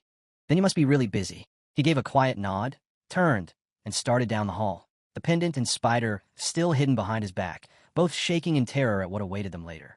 Dolores forced her tone to stay cheerful as she called after him. Take care, Vic here. He lifted a hand in silent acknowledgement without turning back. Their paths split, footsteps fading in opposite directions, leaving only the echo of what might have been. Just as they were about to part ways completely, Vikir's voice cut through the quiet hallway. Dolores! She stopped, turning in surprise. He looked back over his shoulder, his tone calm and even. Good luck in the competition. For a heartbeat, she just stood there, frozen. Then her face flushed red as the words sank in. Teach, thank you, she stammered softly, her hand brushing through her hair as she tried to hide her smile. Her chest felt light, fluttering with a nervous but unfamiliar warmth. 2 weeks later, a blinding shimmer of gold filled the great hall. Coins glittered under the morning light, piled into shining mountains that seemed to stretch forever. Dolores, PG, and Sinclair stood at the center of it all, completely speechless. PG was the first to break the silence, his voice cracking in disbelief. This is insane. I've never seen this much money in my life. Dolores, how did you pull this off in just 2 weeks? Dolores didn't answer right away. Her eyes reflected the gold around her, as if trying to convince herself it was real. I didn't think the Night Hound's plan would actually work this well. The scene flashed back. In a dimly lit room, Dolores sat across from the Night Hound. His voice was low but steady, his instructions precise. First, he began, you'll need 960 investors, the gullible kind. Then divide them into 2 groups of 480 each. He leaned forward slightly, shadows cutting across his mask. To the first group, tell them a certain stock will rise. To the second, tell them it will fall. Dolores listened intently, her pen flying across the page as she took notes. Then, he continued, wait for the results. One prediction will be right. Keep the group that got it correct and repeat the process. Split them again, half one prediction, half the opposite. Do this 5 times. He paused before adding, after 5 rounds, only around 30 investors will remain, the ones who always got the right answer. They'll believe the Oracle Club's predictions are perfect. Dolores frowned slightly. And the others? They'll lose faith and walk away, he said flatly. But those last 30, they'll become true believers. To them, it'll look like you never make a mistake. A faint smile curved his lips. Once word of your perfect record spreads, you won't need to chase investors anymore. They'll come to you, throwing money at your feet. And that was exactly how it happened. The Night Hound's final words echoed in her memory, clear as if he were still in the room. When the money starts flooding in, gather it all, along with the seed funds I gave you, and invest everything into the Cindy Merchant Group. Dolores had hesitated back then, her voice tight with unease. All of it? That's too risky. If it fails, we lose everything, and the investors will come after us. Her concern had been genuine, but the Night Hound's calm never faltered. His confidence was absolute. His plan, sharp, dangerous, and methodical, had worked. At least for now. The flashback continued. Dolores's hesitation lingered, but the Night Hound's voice carried absolute certainty. His crimson eyes glimmered faintly in the dim light. Don't worry, he said evenly. The Cindy Winnie Merchant Group is in capable hands. I can vouch for the one managing it. Their skill in business is second to none. Leaning back slightly, he continued, his tone calm yet assured. The profits you'll see from this investment will exceed anything you've ever imagined. Back to the present. Dolores stood motionless, staring at the golden mountains piled high before her. The plan had worked, exactly as he'd said it would. The success felt almost unreal, like a dream she hadn't yet woken from. PG and Sinclair, however, were far from calm. Their laughter filled the vast hall as they dove into the glittering heaps of coins. They tossed handfuls of gold into the air, laughing wildly, then collapsed backward to make money angels, their joy echoing off the marble walls. Dolores watched them quietly, a faint smile tugging at her lips. But beneath her calm expression, questions stirred. Who is a night hound, really? How could anyone predict all this with such precision? That night, the moon hung full and bright above the academy, casting a pale glow across the quiet corridors. Dolores moved silently through the halls, dressed in a simple nightgown, her footsteps light as she slipped through the shadows. At the end of the passage, she reached a narrow, high window. Carefully, she pushed it open and peered outside. There he was, the night hound, standing in the moonlight below, his figure outlined in silver. "I'm a bit late," he said casually, his voice calm as ever. Dolores smiled faintly. "That's all right. I was delayed too. I had to make sure no one saw me leave." Moments later, they sat together atop the academy's rooftop, the moon hanging high above them. The night wind carried their quiet voices through the still air. "Did you have trouble finding this place?" she asked, glancing at him. "It's not marked on any map." "Not particularly," he replied. "Finding it wasn't difficult." His answer made her pause. If it was that easy for him, does it mean he's connected to the academy somehow? Without thinking, her hand slipped in her sleeve, pulling out a small, ornate mirror, the mirror of truth. Its surface shimmered faintly, said to reveal anyone's true identity. For a moment, she hesitated, the urge to raise it toward him strong. Her fingers tightened around the mirror, then slowly loosened. No, if he's keeping his identity secret, there must be a reason. I'll trust him. When the time comes, he'll tell me himself. Quietly, she slipped the mirror back into her sleeve. The night hound broke the silence first. Where did the plan go? Dolores's eyes brightened instantly. It was a complete success. The profits are unbelievable. I never thought it would work so perfectly. He gave a slow nod, his expression unreadable beneath the moonlight. "You really are something," she said, her voice filled with genuine awe. "I knew you were strong, but I didn't realize you had such a talent for finance too." He turned his gaze toward the glowing rooftops below, his voice calm but laced with quiet resolve. "Don't get too comfortable," he said. "There's still one final step before the real battle begins." Dolores blinked, taken aback. "Final step? What do you mean?" The night hound's tone deepened, his words carrying quiet weight. "To bring down the bourgeois family, we'll need someone on the inside, a person close enough to know their secrets, yet opposed to the current family head, Bartholomew." His crimson eyes glimmered under the moonlight as he gazed out over the sleeping city. "Find that person," he said softly, "and the bourgeois family will fall." Dolores frowned, doubt flickering in her eyes.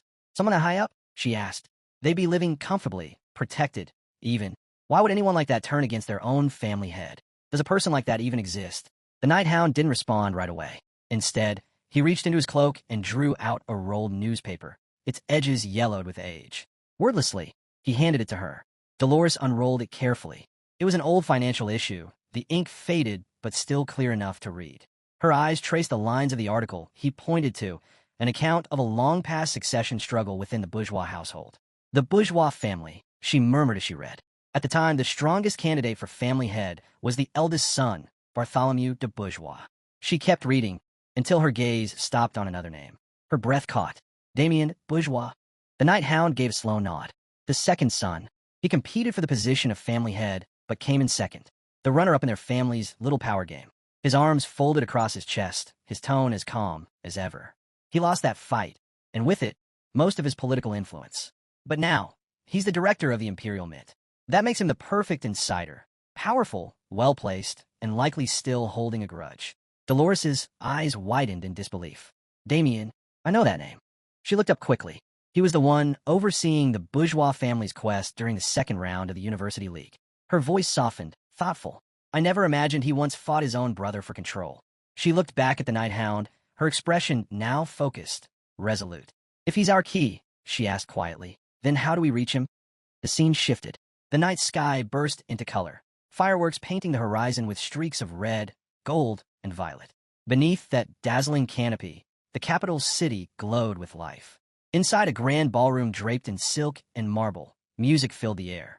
Laughter rippled through the crowd as nobles and officials in elegant attire mingled beneath the sweeping chandeliers.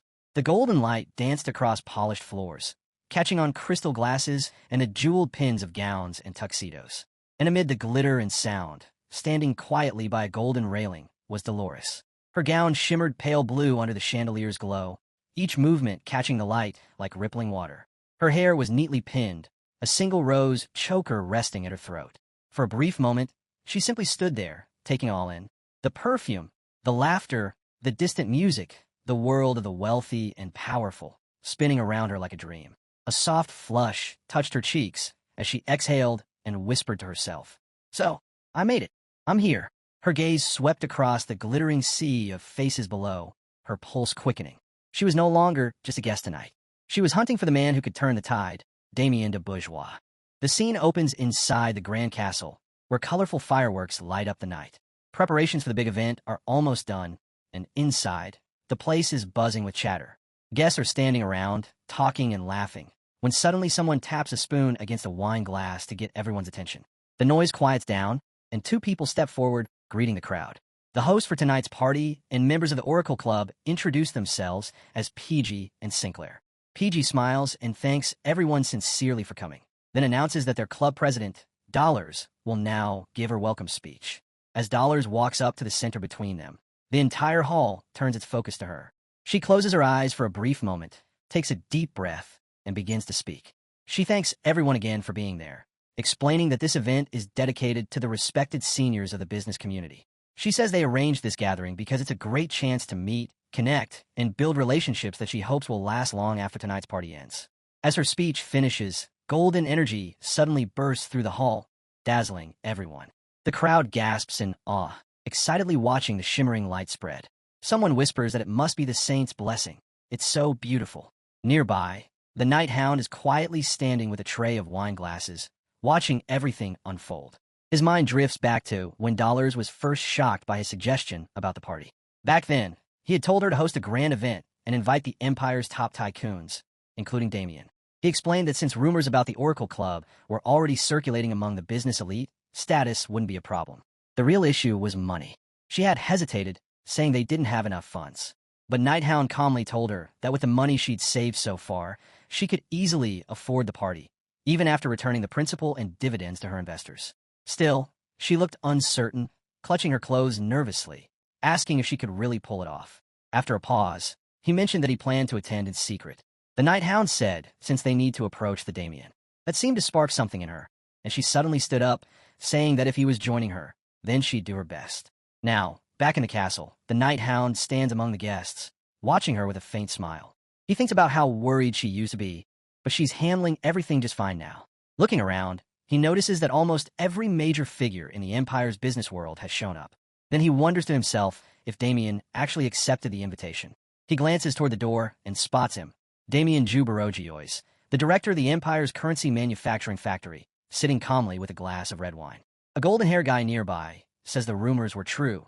The Oracle Club didn't just crush the mock investment comp, but even made real profits. Another laughs, saying hosting it at the fancy Obelia banquet hall shows how successful they've gotten. He adds that the club members must have realized that money is everything, that with enough of it, anything's possible. Someone else disagrees, saying that while money is powerful, it's not absolute. There are things in this world that no amount of money can fix, like bringing the dead back to life. Hearing this, Damien freezes for a moment.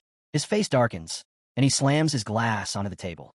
The man with golden hair asks where he's going, and Damien replies that he's just feeling a bit hot from drinking and needs to cool off. As he walks out, the others exchange glances, noting how that last comment clearly struck a nerve. And Nighthound, standing beside them, watches the whole thing unfold. Later that night, Damien stands alone on the rooftop, staring up at the starry sky. The Nighthound approaches quietly and asks if he believes there are really things in this world that money can't buy. Damien turns his head slightly, curious why he's asking now. The Nighthound apologizes, saying he didn't mean to intrude, but their earlier conversation caught his attention. Before he can continue, Damien cuts in, saying that yes, there are many things money can't buy. Money is just a tool to achieve goals.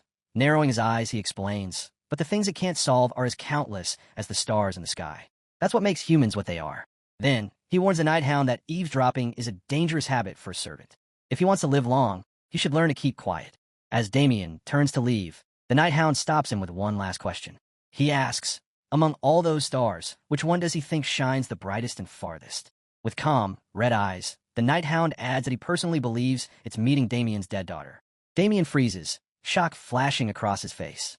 In an instant, he draws his sword, eyes blazing with anger, and says that the boy clearly didn't understand his warning. He raises his blade, saying he'll take one of his arms as punishment for running his mouth. But before he can strike, the Nighthound lifts his arm, and red energy bursts forth, glowing intensely. Damien's eyes widened in disbelief. The boy looks at him calmly and says, "Don't you want to see your daughter again?" Grinding his teeth, Damien goes in swinging, saying his life's got no value, but Hound instantly spreads that red aura. Damien's fury builds as he demands to know who this person really is. The boy stands his ground and answers calmly. He says he is the Hound, and he has come to make a deal with Damien. He tells him that he can help him see his dead daughter, Juliet. But Damien quickly replies, saying that Hound must be mistaken because his daughter isn't dead. Hound freezes in shock, thinking this can't be right. According to Cindy Wendy's intel, Juliet died in a carriage accident when she was a child. Damien gives him a cold look and says that lying won't help him escape the situation. Hound repeats the same words back at him, saying he also can't get out of this by lying. Damien slams his sword into the ground and says that there's no point hiding the truth anymore, so he'll tell him a story. He starts by explaining that in the Baroggio's family, there's a saying, "Jus non videre," to exist without being seen. It's the creed of the family heir and the beginning of their tragedy. The true heir of the Baroggio's family is sealed away, living under a commoner's identity. They must prove themselves in the capital using only their abilities, without relying on family privilege or status, so they don't grow up spoiled and entitled. Both Damien and his older brother have daughters who were sent into society this way, hiding who they truly are. Damien says he trusted his daughter, Juliet. She was incredibly talented, and when she returned after proving herself, he planned to use her success to regain everything from his brother and rise to power within the family. But that dream fell apart. Juliet came to him one day, begging for money to treat Romeo, a poor soldier she'd fallen in love with while volunteering. She was ready to give up her position as heir for him. Damien remembers being furious. He thought Romeo had ruined his daughter's future, the very future he'd built for her. He recalls her crying and begging him, saying Romeo would die without treatment. But instead of helping, Damien ordered his men to take Romeo away. That day it was raining. In his anger, Damien beat Romeo nearly to death, thinking that Juliet would come to her senses if she saw the man she loved suffer. He shouted at her, telling her that because of her childish and reckless choices, she had thrown away her chance to be the heir and would live branded as a failure. Juliet, heartbroken, yelled back that Romeo was precious to her, that he was the only one who accepted her and made her happy, when she'd spent her whole life trying to restore her father's honor. Then, with a face full of hatred and pain, she screamed that he had destroyed the only person who made her truly happy. It was the first time Damien ever saw such anger in her eyes, anger directed at him. She left with Romeo in a carriage, looking like she'd never come back. Panicking, Damien chased after her with the garrison. But then came the accident. The horse was spooked by thunder, the road was wet, and the carriage lost control. When Damien reached them, he found Juliet alive in Romeo's arms, but Romeo had died protecting her. Later, when Juliet woke and learned of Romeo's death, she fainted from shock and never regained consciousness. Damien's voice breaks as he says that he's tried everything, medicine, poison, even divine power, but nothing has worked. His tears dropping like water, whispering that if he could just see her smile one more time and apologize sincerely, he'd give up everything he has. Hound watches quietly as Damien says that if there's a way to convey his apology to Juliet, he's willing to do it. Damien lifts his head, eyes full of desperate hope, and Hound asks if he would truly give up everything. A month later, at Damien's estate, he brings Hound to a room and says his daughter Juliet is there. Hound sees her lying motionless and feels a strange sense of familiarity. Damien warns him that their deal must stay secret, asking why he brought someone else with him. Hound explains that the girl he brought is a talented mage who can call out to souls. Her name is Pomerian, and he vouches for her power. Hound kneels beside her and gently tells Pomerian to do her best and not be scared. She nods, saying she can use the tree branch he gave her. Pomerian climbs onto the table, raises the branch toward Juliet, and suddenly purple energy bursts out. Candles around the room flare to life as the air fills with magic. Damien watches in disbelief as the energy gathers around his daughter, and slowly, Juliet's consciousness starts to awaken. Then Damien gasps. Juliet's form flickers with light, and beside her, another figure appears. Damien falls to his knees and whispers, "Juliet, Romeo, is it you?" Both figures stand surrounded by glowing purple energy. Tears stream down Damien's face as he breaks down, saying he was wrong, that he ignored Juliet's feelings and destroyed her happiness because of his pride.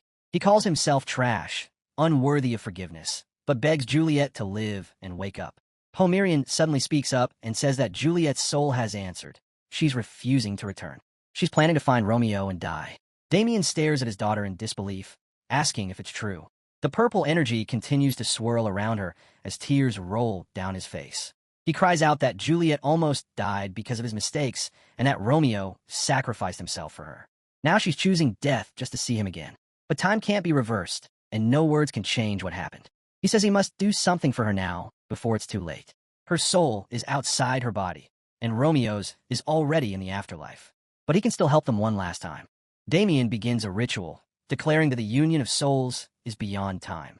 He asks if the bride and groom accept their eternal fate to be together and promise to love and embrace each other forever. Juliet and Romeo, glowing in golden light, hold hands and answer yes. Juliet says she loves Romeo, and Romeo says he loves her too. Damien, crying, declares them husband and wife. Juliet turns toward her father, smiling through tears, and hugs him tightly. She thanks him for choosing her and for making her happy. Damien hugs her back, sobbing, and tells her to stay happy and live peacefully with Romeo in the other world. He says he loves her deeply. Juliet whispers that she loves him too. Then she lies down among the flowers, peaceful at last, while her father stands alone, watching her with tears in his eyes. The scene begins with Damien standing near his daughter, tears streaming down his face. As he weeps, he gently holds her hand. Pomerian, watching him, asks Night Hound why the man is crying. Night Hound replies that maybe it's because he feels grateful, sorry, and loves her deeply. Pomerian tilts her head and says that if he loves her and is thankful, then shouldn't he be smiling instead of crying? Night Hound pauses for a moment, then tells her that when she grows up, she'll experience many things and eventually understand why. Pomerian sighs, saying that sounds like it's going to be tough, uncle. Just then, Damien, still emotional, and thanks them, saying he was able to do everything he could for his daughter as her father. Night Hound tells him there's no need to thank them, but instead asks if there's something Damien should give him. Damien immediately kneels before him and swears to give everything he owns, asking what Night Hound desires. Night Hound calmly says he wants the head of the Baroggioi's family patriarch, Bartholomew. The scene shifts to a dark night where three figures stand together. A voice says she'll help with the mission. Damien, standing beside the Saintess and Night Hound, greets her politely. The Saintess smiles, saying she remembers him from the Uni League and the last party, never imagining they'd meet again like this. She adds that it's an honor and wonders how he managed to make Director Damien their insider. Damien shakes her hand, while Night Hound, standing behind, cuts straight to the point. He says they're here to plan the assassination of Bartholomew, the Baroggioi's patriarch. Damien agrees and explains that he arranged this meeting for that reason.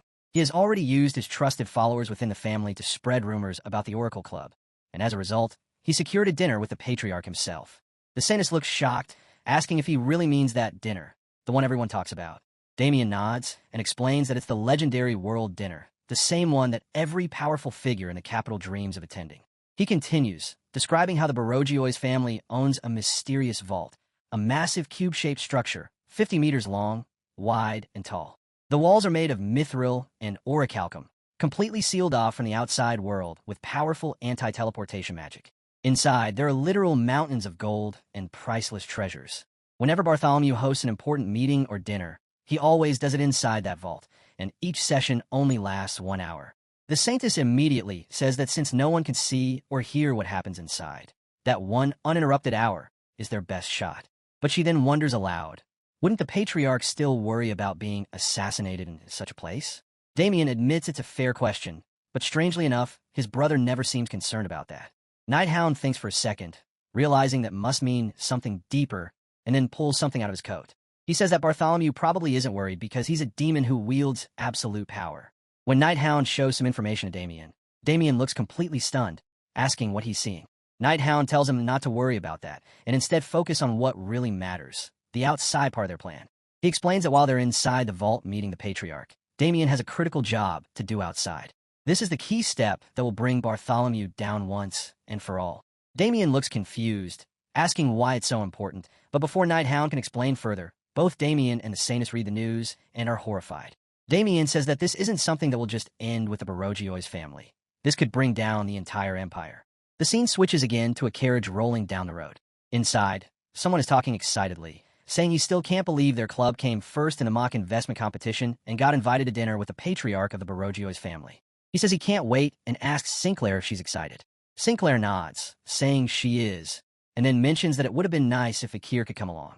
The boy curiously asks about Vakir, and Sinclair explains that Vakir was supposed to visit her house, but it didn't work out. The boy teases her a little, saying it's rare they even get to eat together nowadays, and Sinclair laughs it off. Then the boy proudly shows her a paper filled with questions he wants to ask the patriarch.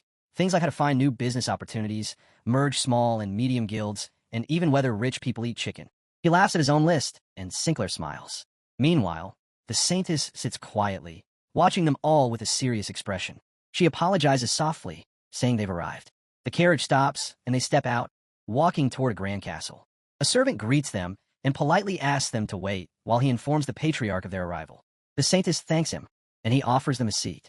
The boy sits down on the couch, amazed at how luxurious the place looks, saying this sofa is 100 times softer than their dorm beds. Sinclair agrees.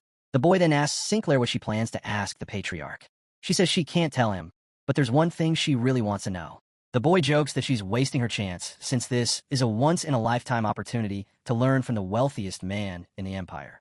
As they talk, the Saintess stands silently, her hands trembling and tears forming in her eyes. She pours something quietly into a jug, thinking to herself that she needs to put them to sleep before dinner begins. As she finishes, the boy starts talking about the gifts they brought and says they should check if everything's okay. The Saintess panics and yells for him to wait. The boy looks confused. Then she says she will check the trunks. Trying to calm him, the Saintess offers them tea, saying they should rest and drink before dinner. They both sit and sip in their cups. A few moments later, Sinclair says she's suddenly feeling sleepy. The boy agrees, saying it must be from exhaustion. The Saintess smirks quietly to herself, thinking, yes, it's working. Sinclair tries to fight it off, saying she'll drink some cold water to stay awake. But before she can move, the Saintess stands up as the door opens. A servant appears, saying the patriarch is ready to meet them. The Saintess tells him that her clubmates are just tired from nerves, so they fell asleep after having tea. She says she'll represent the club and attend the dinner alone. The man nods respectfully and agrees to escort her. As they walk through the grand hallway, the Saintess suddenly stops in front of gigantic doors. Her heart races as she realizes this must be the vault. The doors themselves feel almost alive, like they were made for something not human. The man tells her that she'll have to enter alone and that he'll leave the gifts outside. She nods nervously as the massive doors creak open. Inside, everything is pitch dark. She takes a cautious step and calls out, asking if anyone's there. Then, out of nowhere, she trips and falls hard, landing on the ground with a groan, complaining about her butt. She touches something cold and realizes she's holding coins. Her eyes widen as the lights slowly flicker on, revealing mountains of gold coins surrounding her in every direction. She stands there frozen, stunned by the overwhelming sight. Then a voice echoes through the vault, calm and heavy. Bartholomew steps forward, his presence almost unreal, and says, "Welcome, Saintess," or should I say, President of the Oracle Club. The candlelight spreads across piles of gold coins, jewels, and all kinds of expensive golden items scattered everywhere. The scene opens inside a huge dining hall where the Saintess sits across from him. She's nervous, her hands slightly shaking. She looks at him and thinks that this man is the richest person not just in the capital, but probably in the whole world. He's the head of the bourgeois family, one of the 7 great families, Bartholomew Jew bourgeois. But in her mind, she knows there's more to his real identity. Just as she's thinking about it, he interrupts her thoughts and tells her that her skills are amazing. She nervously asks what he means. He explains that he's gone through the records of her investments. While calmly eating with his fork, he tells her she invested a huge amount of money into Cindy Wendy, a trader farm in the western jungle. Most people would hesitate before making such a risky move, but her boldness and sharp judgment seriously impress him. He even says the person he should learn from is right in front of him.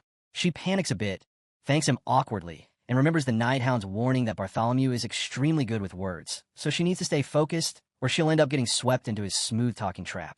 She snaps out of it, realizing she almost fell for it, and tells him he's exaggerating. Bartholomew pauses and looks at her. Then he mentions that Cardinal Humbert just visited him. He adds that lately he's been meeting key figures from the Quo Vadis family. The Saintess panics inside, thinking about how Humbert is secretly connected to cults and heretics, and now Bartholomew has added the bourgeois family to that list. He asks if she's uncomfortable. She apologizes, but he continues anyway, saying she's affiliated with the New Testament faction, right? She confirms it. He tells her he has a deep relationship with priests from the Old Testament faction, and he's upset thinking that's the reason she keeps her distance from him. He says he wants to become closer to the New Testament priests too. But the New Testament faction sees his connections with the old faction and the wealth his family has gathered as something evil and horrible. Because of that, none of their good deeds get acknowledged. He urges her to think about it and asks if using a large amount of money for a great cause isn't meaningful on its own. She questions what he means by cause and then says that apparently humans and demons have completely different meanings for that word. Bartholomew is shocked and asks what she means. She slams her hand on the table and starts listing everything he has done. Quilty. No, that's not the right. What he really did was join forces with the demon Dantalion and use orphans as prey. He abused a ridiculous exemption system, corrupted the Quo Vadis family from the inside, controlled countless heretics and cults to create internal division, and is trying to seize full control over the holy Quo Vadis family. She yells by saying the only reason he can call all that a noble cause is because he's a demon. Bartholomew's eyes turn pitch black as he closes them, and then suddenly he bursts out laughing. His laughter shakes the entire hall. The piles of gold tremble violently, coins sliding everywhere. The sound pierces into her head. She yells and asks if he isn't afraid of someone who came here knowing his real identity. Bartholomew laughs harder and says, afraid? Of course not. There isn't a single human in the world who can scare him. While saying this, he starts transforming into his demon form. He walks closer to the saint, his eyes changing, and as he stands right in front of her, suddenly a carriage breaks and a pair of glowing red eyes appear behind him. He turns quickly, confused by the sudden, overwhelming pressure. From the massive piles of gold, a dark red aura bursts out. It's the Night Hound. He tells Bartholomew the human he should fear is already standing right here. The saintess panics again, shocked that a human can release such a terrifying aura. She can even smell demon blood on him. She wonders if this means what she thinks it means. Bartholomew recognizes him and asks if he's the Night Hound, the one wreaking havoc across the capital. The Night Hound lifts his hand and throws a punch, saying he's here to kill Bartholomew, head of the bourgeois family. Energy surges upward from the mountains of coins. The Night Hound charges at him and says, or should I call you the Sixth Corpse? A huge blast erupts between the piles of gold. The saintess shuts her eyes as the force explodes around them. Bartholomew grits his teeth and says he understands now. The Night Hound can use a blade.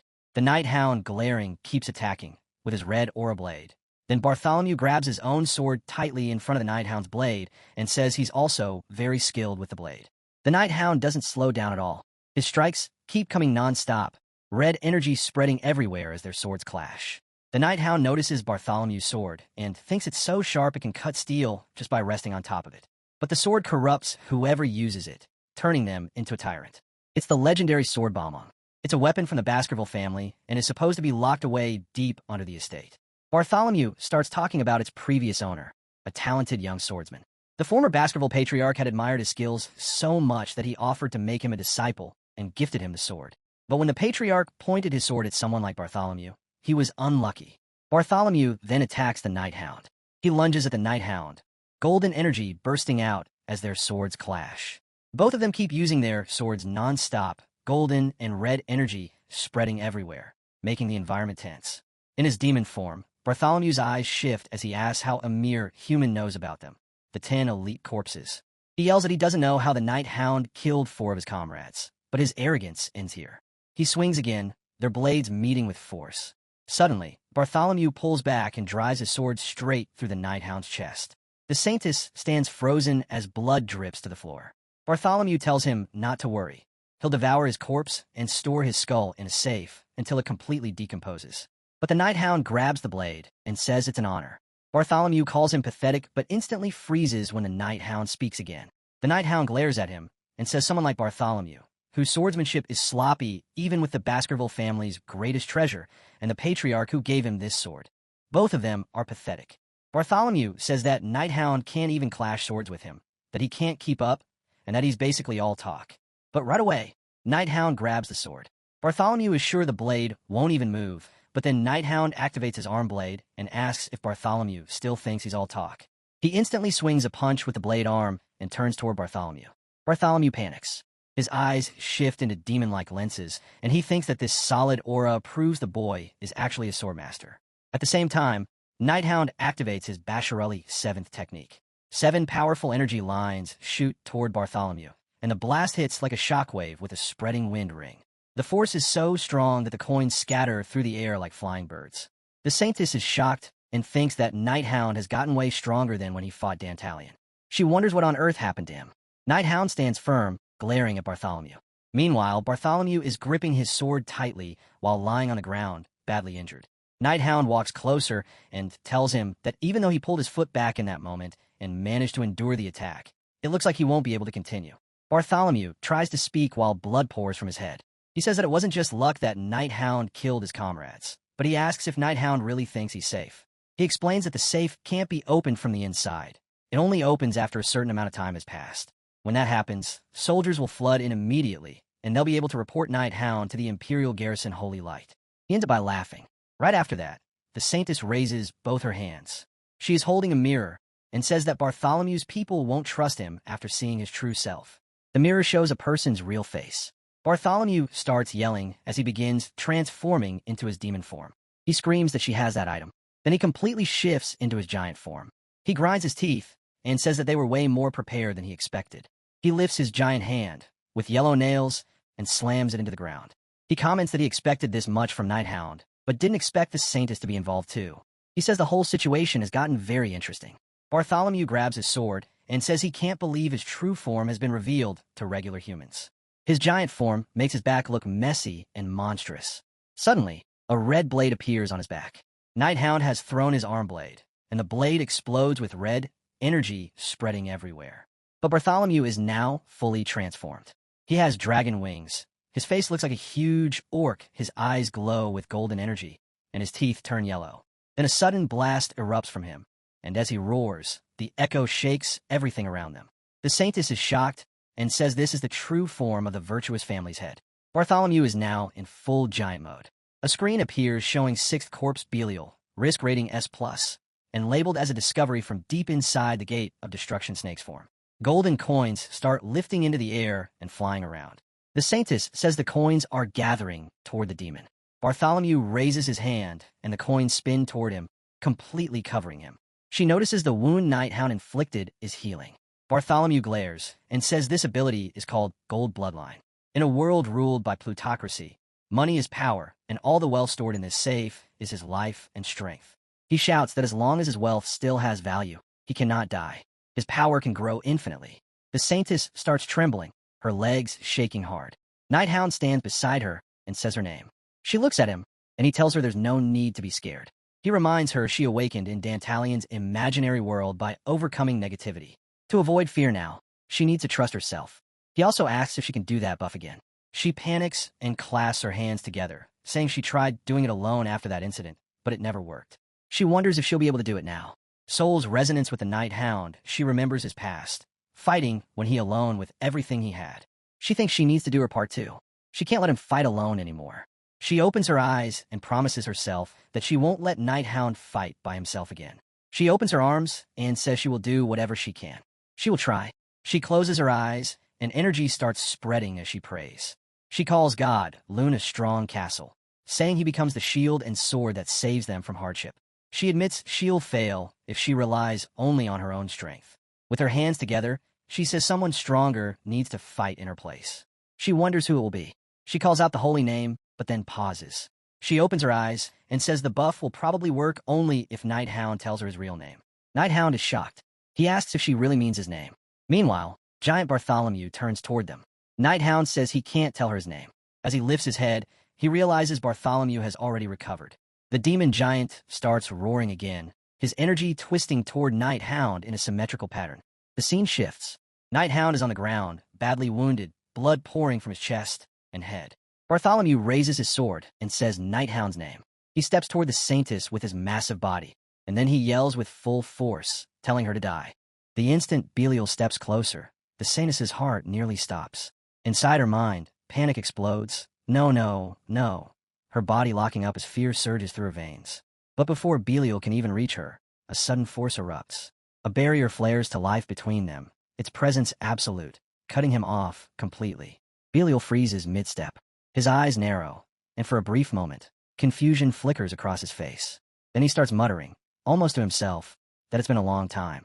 His voice rises as he shouts, asking if that's really Belial standing there. But just as quickly, his tone shifts again. His brows knit together, and he growls, questioning whether it's actually Decoravia instead. Anger twists his expression into something feral. He roars at Decoravia, demanding to know if he's forgotten their grand mission, the opening of the gate. His voice trembles with fury as he accuses him of betrayal, of abandoning their cause to side with a mere human. From within the barrier, a single glowing eye opens. Its voice answers calmly, almost lazily, as if Belial's rage is nothing more than background noise. It says betrayal isn't the right word. It never truly belonged to anyone in the first place. But now, it explains, it exists under a contract with this human, and its purpose changes entirely based on the contractor's needs. Behind the barrier, Saintess stands frozen. Shock drains all color from her face, her lips parting, but no words coming out. The barrier continues, stating that for the next 1,000 years, it will serve as a shield for the beautiful womb. Then pauses, awkwardly correcting itself, to protect all humans. Belial snaps. His eyes blaze as he screams again, demanding whether Decoravia truly believes it can withstand the fury of its own kind. He warns that Decoravia has no understanding of the endless hatred waiting to pour out once the gate of destruction opens. The glowing eye remains unbothered. It replies that it will think about that when the time comes. Then it adds casually that the 10 Elite Corps are already losing power. Turning the accusation back on him, it tells Belial that he's the one posturing, and asks if he can't feel that cold, prickling sensation crawling up the back of his neck. Belial falters. Confusion flickers across his face. And in that moment, the Nighthound strikes. Out of nowhere, he lunges from behind, his attack crashing into Belial's back. The blow lands, but it isn't deep enough. Nighthound straightens and approaches slowly, eyes locked onto his target, irritation simmering beneath his calm. He had aimed to behead him. The cut was too shallow. Belial, his golden form now smeared and broken, collapses onto the ground. He screams and cries out in disbelief, shouting that Nighthound should be dead. His organs have been shredded. There was no way he should still be standing. His voice cracks as he demands to know how this is possible. Nighthound doesn't answer. He simply stands there, unmoving, blood dripping steadily from his body and soaking into his clothes. A status screen materializes in the air, displaying a Beelzebub glutton of files with 3 available slots. Belial's eyes widen as understanding finally dawns on him. He laughs weakly and mutters that he knew it. Nighthound was never a normal human. The Saintess spots him at that moment. Her eyes widen in shock as she whispers his name. Panic surges back in her chest as she turns toward the barrier, pleading for it to let her out so she can help him. Decoravia refuses politely. He explains that he was ordered to protect the beauty. He clears his throat and corrects himself. The Saintess, acting against that order, he says, would mean he can no longer act freely. Tears spill down her face as she shakes her head, asking what he means by that. Then she suddenly stops. Her eyes widen once more as she feels it. Nighthound's mana, surging just behind the shield. She suddenly realizes it. The mana she felt wasn't coming from Nighthound directly. It was flowing from the barrier itself. Her breath catches as she presses her hand against the shield, staring through it at him, and a thought hits her hard. This barrier, it's protecting her because of Nighthound. Her gaze shifts past the shield, and what she sees makes her heart pound. Violent explosions rip across the battlefield. Nighthound is locked in relentless combat with Belial, blades flashing without pause as golden coins spill and scatter everywhere.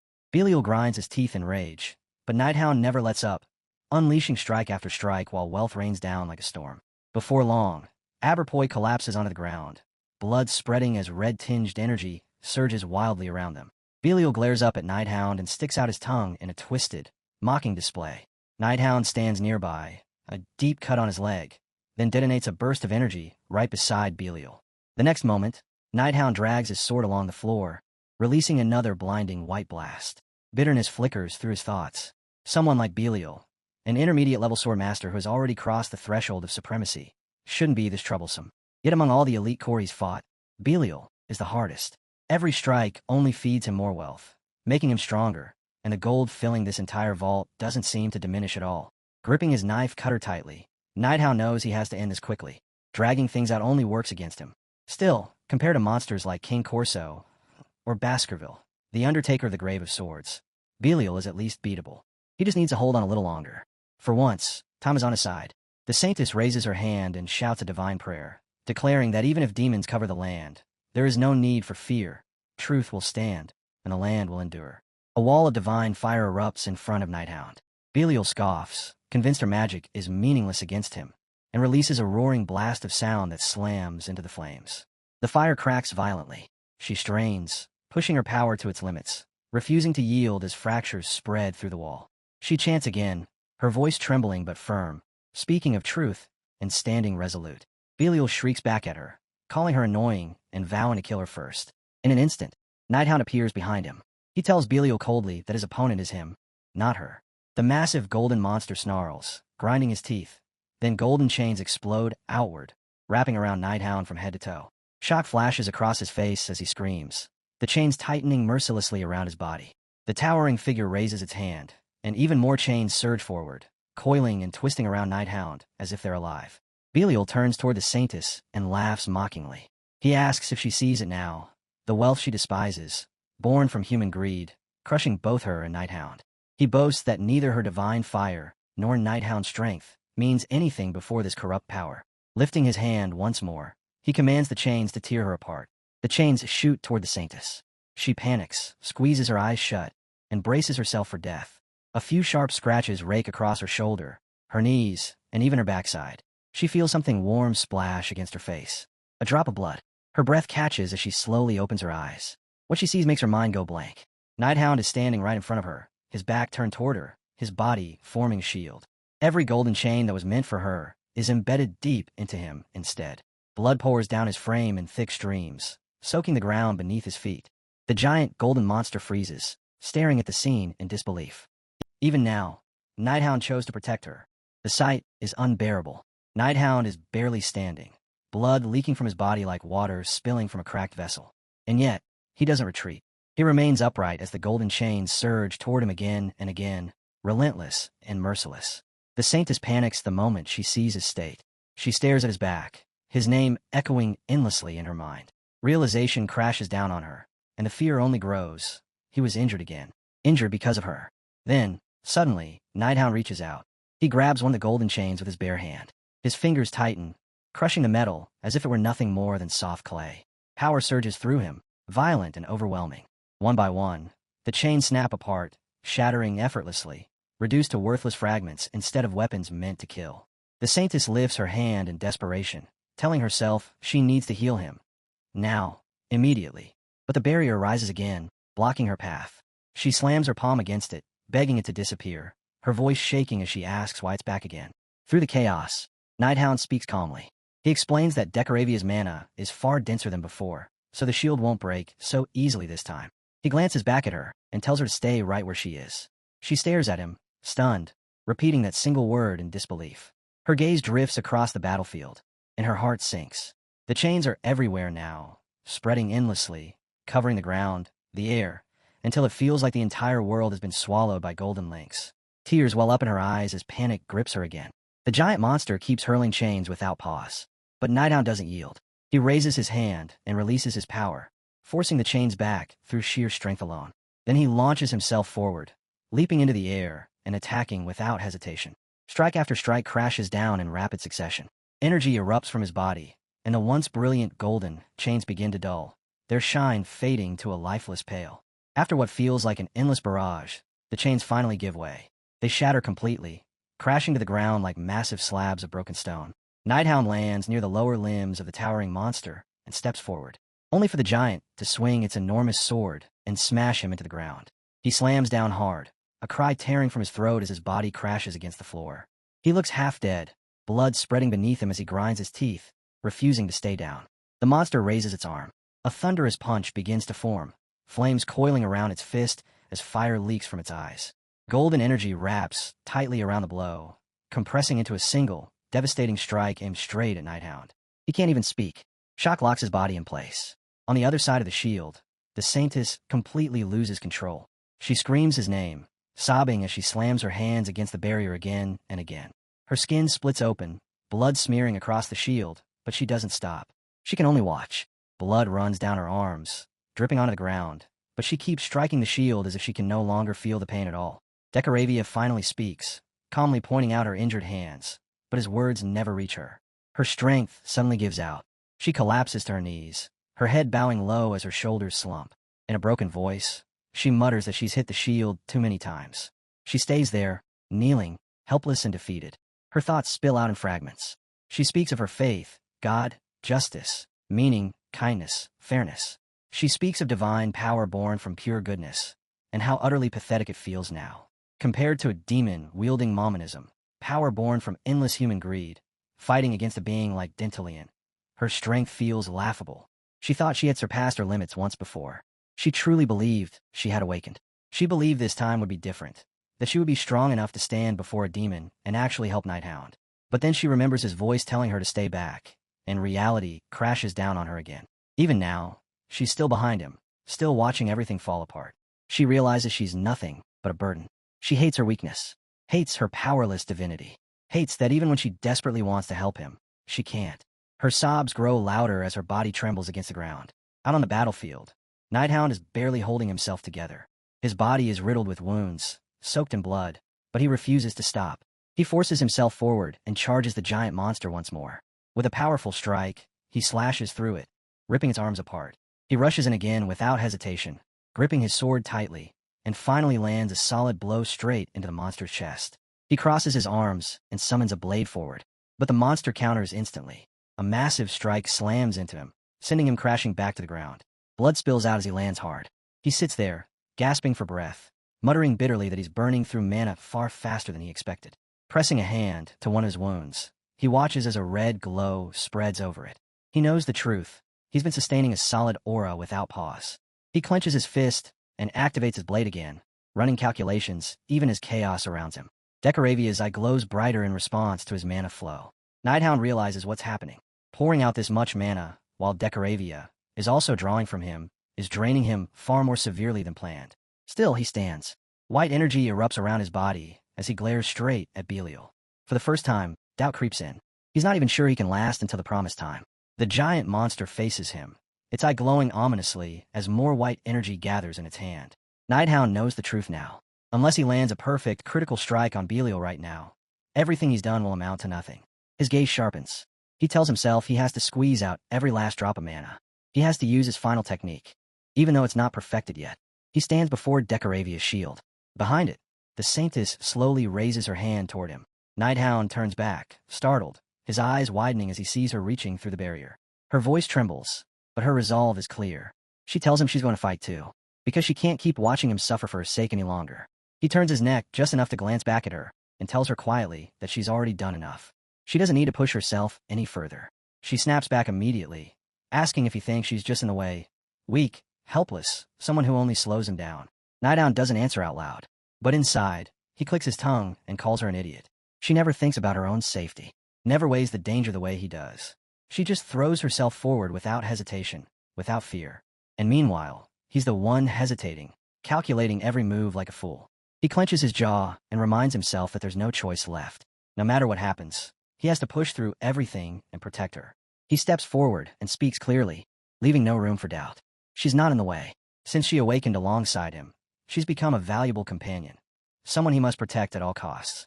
Her eyes widen in shock, and suddenly, her mind drifts far away. She remembers herself running down a staircase long ago, tears streaming down her face as she throws herself into a man's arms. She tells him about a nightmare, one where a great evil swallowed the entire world, dragging everyone into misery. She remembers crying as she admitted she was afraid that her divine power was too weak to save anyone. The man held her gently and told her she felt that way because she cared deeply about others. He said divine power is born from faith in God and belief in oneself. He explained that this kind of power is lonely, painful, and slow to build. But one day, when her trust in others meets her faith in herself, when she meets a true companion who walks beside her instead of ahead of her, her power would reach heights she could never imagine. Reality crashes back in. The piles of stone tremble. Mountains of gold shake violently as coins scatter across the battlefield. Belial roars in irritation, declaring that this touching little exchange is over. A massive wave of golden energy surges forward, rolling toward Nighthound like a tidal flood. Belial mocks him, laughing that no amount of pathetic strength could ever stop an endless tide of gold. Nighthound stands his ground. Behind him, the Saintess watches silently. She thinks about Godloon's strength. Then another thought follows. Leon is both a shield and a weapon sent to protect the world from disaster. And finally, she understands. As long as she relies only on her own strength, she will always fall short. She wants to share the weight he carries. She wants to become someone he can rely on, just as much as she relies on him. A true general doesn't fight alone. A true general fights beside her, not always ahead of her. And if he truly believes in her, if he truly sees her as an ally instead of someone fragile he must protect, then she wants to know his true name. She raises her voice and calls out, asking for the general's holy name. Nighthound reacts instantly. He lifts his hand, removes his mask, and reveals his face. His voice is steady as he speaks a single word. Van. She freezes. Panic and shock collide as her eyes widen, her breath hitching in her chest. Van turns back toward the battlefield and repeats it with unwavering certainty. My name is Van. The scene opens with our boy turning his neck slightly as the Saintess stares at him, finally realizing just how much power a name truly holds. In her mind, she knows that names carry mysterious power, an unseen energy capable of twisting cause and effect, sending ripples through yin and yang simply by being spoken. Gold energy churns violently around them like a raging storm as she looks at him and softly whispers his holy name. Van. Her eyes close gently. She repeats it again, slower this time. Van. Letting the name sink deep into the world itself. At that very moment, Belial unleashes a massive surge of golden energy. He stands tall, a cruel smirk spreading across his face as he mocks the sight before him. He sneers that he never imagined Nighthound would be buried under a literal wave of gold, calling it the kind of glamorous death humans fantasize about. Then, with chilling indifference, he adds that the world will be told Saintess Dolores died after being taken hostage by Nighthound. As his words fade, the scattered gold coins across the battlefield begin to tremble. They shake violently, rattling against one another, as if something enormous is struggling to break free beneath them. Belial stiffens. His expression twists as panic creeps in. He feels it too. His eyes dart around as he mutters in disbelief, wondering what this vibration could possibly be. Then it happens. A burst of energy explodes outward.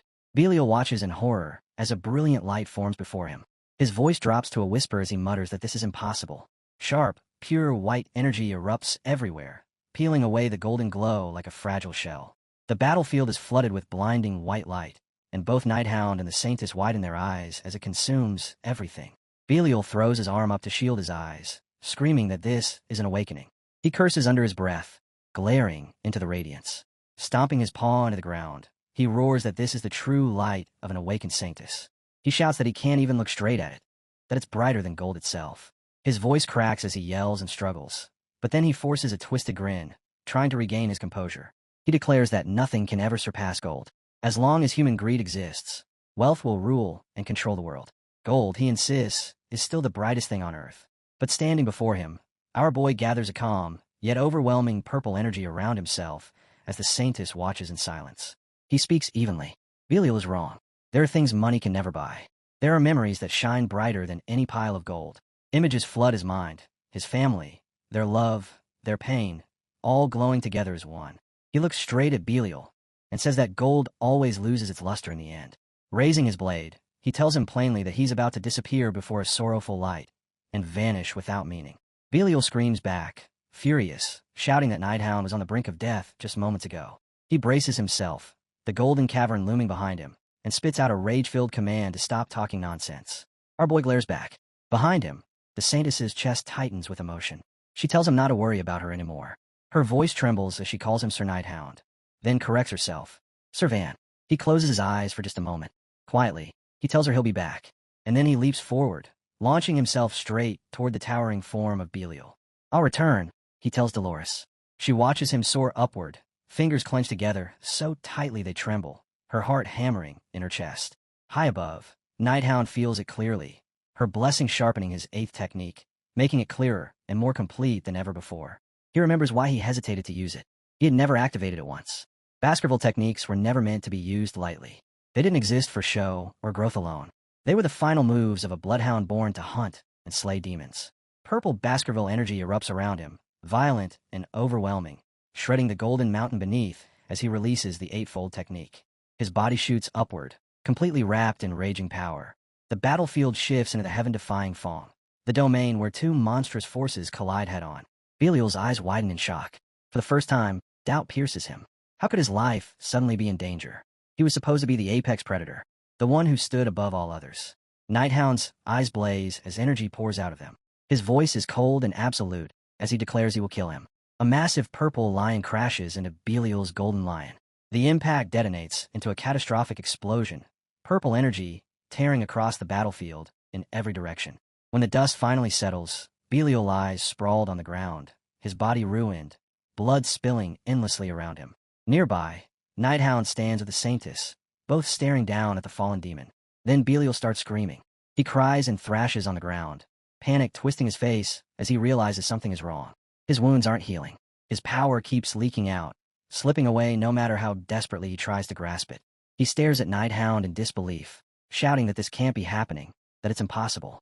Gold coins spill and roll across the ground as his strength collapses completely.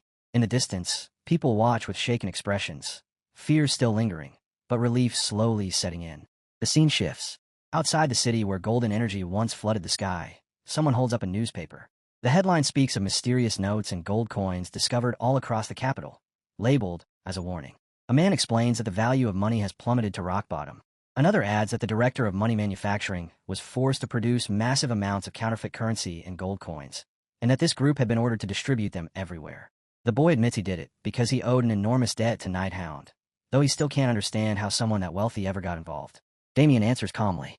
Night Hound did something for him that money could never buy, something that allowed him to take revenge on a family he despised. The boy nods, admitting that's why he was willing to give up everything he had. Damien agrees quietly. He says he was once in the same position and understands completely. In the end, they all teamed up with a terrifying man. But the counterfeit coins were created with magic, meaning they won't last long. The chaos will fade within the hour. The scene returns to the present. Night Hound stands over the dying Belial, knowing that this brief window matters, that even a short moment can twist fate itself. He looks down at the demon and knows it's over. Belial has no gold left to absorb, no power left to heal, no room left to grow. Night Hound speaks coldly, telling him that all his wealth was worthless in the end. He tells Belial to stretch out his neck. Suddenly, Belial starts laughing. Night Hound pauses and asks him what's so funny. Belial lets out a twisted laugh and asks if he really thought there wouldn't be safety measures in place. In the next instant, his entire body shifts, turning an eerie shade of blue. A violent burst of blue energy spreads outward as he declares that everything in this world has a price. Killing him, he claims, demands payment, and that curse will crush the killer and claim their life in return. The Saintess screams that it's nonsense, shouting that there's no way killing a demon could be considered a sin. Belial, lying there with his arms and legs severed, laughs weakly and insists otherwise. He snarls that Leon's doctrine states demons were created by Leon himself. Killing any living being, he claims, is a sin, and no one would ever sacrifice their own life for the sake of the world. He screams at Night Hound, demanding to know what he thinks he's doing. Night Hound answers calmly. He says the price for killing a pig has already been paid. Then he reveals the exemption card. Belial's face drains of color. His eyes bulge as panic overtakes him. Night Hound raises his sword. Belial begins to wail and sob, his voice breaking, but the blade comes down without hesitation. It slices cleanly through his neck, tearing through what remains of his body. His head goes flying and rolls across the ground, coming to a stop right in front of someone's feet. Silence follows. Night Hound and the Saintess stand there together, staring at the aftermath. She's frozen in shock, unable to form a single word. In the stillness, both of them slowly lift their gaze and whisper the same name at the same time. Sinclair. The Sinclairs stand there in total shock, every one of them thinking the same thing. It all feels like some bizarre dream. Just moments ago, Sinclair had seen it with her own eyes. A monstrous, boar-headed creature clashing with the Night Hound, while President Dolores stood nearby, glowing as if wrapped in pure light. The entire scene unfolded right as she was waking up, leaving her mind unable to tell whether she was dreaming or fully conscious. The monster had poured everything it had into blocking the Night Hound's attack. In the moment its strength ran dry, its body shrank, reverting back into a human form. The Night Hound didn't hesitate. He swung his blade. The head came off cleanly, rolling across the ground until it stopped right at her feet, blood trailing behind it. And in that moment, Sinclair understood. This wasn't a dream. Everything she was seeing was real. Reality snaps fully into place. She's standing there now, awake, present. Everyone else is too. The Saintess stares at her, confusion tightening her expression. She's certain Sinclair shouldn't be here. She remembers clearly. She made Sinclair drink the drug tea, made sure she was asleep, then sent her back to the academy with Piggy. And yet, here she is. Sinclair stands silently, her head lowered, completely overwhelmed. Finally, she speaks. She asks what's going on. She asks why the Saintess is standing beside the Night Hound. Then, before anyone can answer, she grabs her hair in frustration and cries out, her voice shaking as she demands to know. Why did the Night Hound just kill the patriarch of the bourgeois family? She was yelling and crying, her eyes wide open, her voice breaking as she desperately demanded to know why. The Saintess stepped closer and gently placed a hand on her shoulder, telling her to stop looking down and look at her. She promised she would explain everything. She admitted she didn't know when Sinclair had woken up or how much she had seen, but she told her the truth as calmly as she could, that the patriarch was actually a demon disguised as a human, someone who had hurt many people. Sinclair snapped. She shouted at the Saintess to get away from her. The Saintess froze on the spot, shock crashing over her so suddenly that she couldn't even process what had just happened. After a brief pause, she tried again, softly calling Sinclair's name. Our boy had been standing there in silence, watching the situation spiral out of control. The moment he sensed how dangerous things were becoming, he spoke up. He said the door to the safe would open soon and that they needed to leave immediately. The Saintess turned to him, then looked back at Sinclair. She tried one last time, telling her it was too dangerous for her to stay here, that she needed to come with them. Sinclair shouted back, her voice sharp and shaking. She asked if the Saintess wasn't actually the one in the most danger right now. She said that if she stayed here and told everyone what she had seen, everything could change. Our boy stepped forward. He said it plainly. He was the one who killed the patriarch. The saintess knew nothing. She had only been taken hostage by him. That was what would be written in the papers. Sinclair's hand began to glow. Energy gathered around her fingers as she warned him that if he kept talking, she would stop him herself. Anger flared through our boy. Zinc-colored energy erupted from his body as he fired back, asking if she was really planning to kill him. A circular field of that dull, metallic energy spread around him as he stood there, stunned by how far things had escalated. And then, memories flooded his mind. Everything from before his regression came rushing back. He remembered what little he had known of Sinclair's future. She had always been called a genius, an elite among elites. She graduated from the academy, and then vanished completely from history. No records, no traces. That was all he had known. But now, deeper memories surfaced. He remembered her approving him, smiling as she said she wanted to get closer to him. Remembered her saying she was a year younger, but didn't care. Remembered her wondering aloud if what they shared was fate. He said her name softly. Sinclair. Her strength crumbled instantly. She broke down, crying, confessing that she truly believed he would never come back. He stood there, frozen. A cold thought crossed his mind. Should he kill her? What if she became an obstacle? What if she ruined everything? Should he end it here, before things went any further? His fist clenched, energy tightening as he prepared to strike. Night Hound. The saintess called out from behind him. Before he could react, the door burst open. Sinclair was still standing in front of him, her zinc circle blazing brightly. A man stormed inside, locked eyes with our boy, pointed straight at him, and demanded to know what the Night Hound was doing there. Both the saintess and our boy turned toward the intruders. And then Damien rushed in right behind them, his expression tense as he asked what the hell was going on. Voices immediately rose around him. Sir Damien, why are you here? Damien stepped forward, and the moment his eyes landed on the severed head lying on the floor, his breath caught. He recognized it instantly. Bartholomew. So it was true. The Night Hound really had done it. Our boy met his gaze without flinching. Damien straightened and raised his voice, shouting that this was an assassination. He pointed directly at the Night Hound and declared that he had taken the saintess hostage and murdered the patriarch. Turning sharply, he ordered the guards to rescue the saintess at once and capture the Night Hound. As our boy shifted to move, Sinclair stepped in front of him again, blocking his path. He told her calmly that he wasn't going anywhere. He asked her to decide what to believe based only on what she had seen and heard with her own eyes. Then he activated his sword. Red energy burst outward, flooding the space. He brought the blade down, releasing a massive wave of white energy that detonated through the safe. Smoke and debris exploded in all directions, swallowing everything. Shouts rang out instantly. People yelled that he had disappeared, ordering everyone to seal the exits and not let him escape. Sinclair remained standing where she was, hands clenched so tightly they trembled. Only now did the weight of it hit her. She was in real danger. Damien approached her and asked if she was all right after everything that had happened. The head butler reported that the other students had already returned to the academy. Damien paused, thinking it over. The Night Hound had never specified which students would visit, but he dismissed the thought. It didn't matter now. He told Sinclair that the area would soon collapse or be sealed off, and that guards were waiting outside the safe to escort her back. She turned away without a word. Damien watched her back and wondered if she was traumatized. It would make sense. She had just witnessed the patriarch's death with her own eyes. He couldn't help but think about it. The man who ruled over the family, who stood at the very top of the world looking down on everyone else, had died like this. Then Damien's expression hardened. The thing that had been inside that vault, it wasn't human anymore. He stared at the ruined safe, flames and smoke rising from twisted metal. The Night Hound had destroyed a vault reinforced with mithril and orichalcum, materials designed to withstand the strongest impacts in existence. He remembered something the Night Hound once told him, that he was a demon with absolute power. If Bartholomew truly possessed a demon's power, then... Enough. A voice cut in from behind him. Sinclair spoke, her tone sharp as she accused Damien of being the one who brought the Night Hound and the Saintess into the safe to assassinate the patriarch. Damien reacted instantly.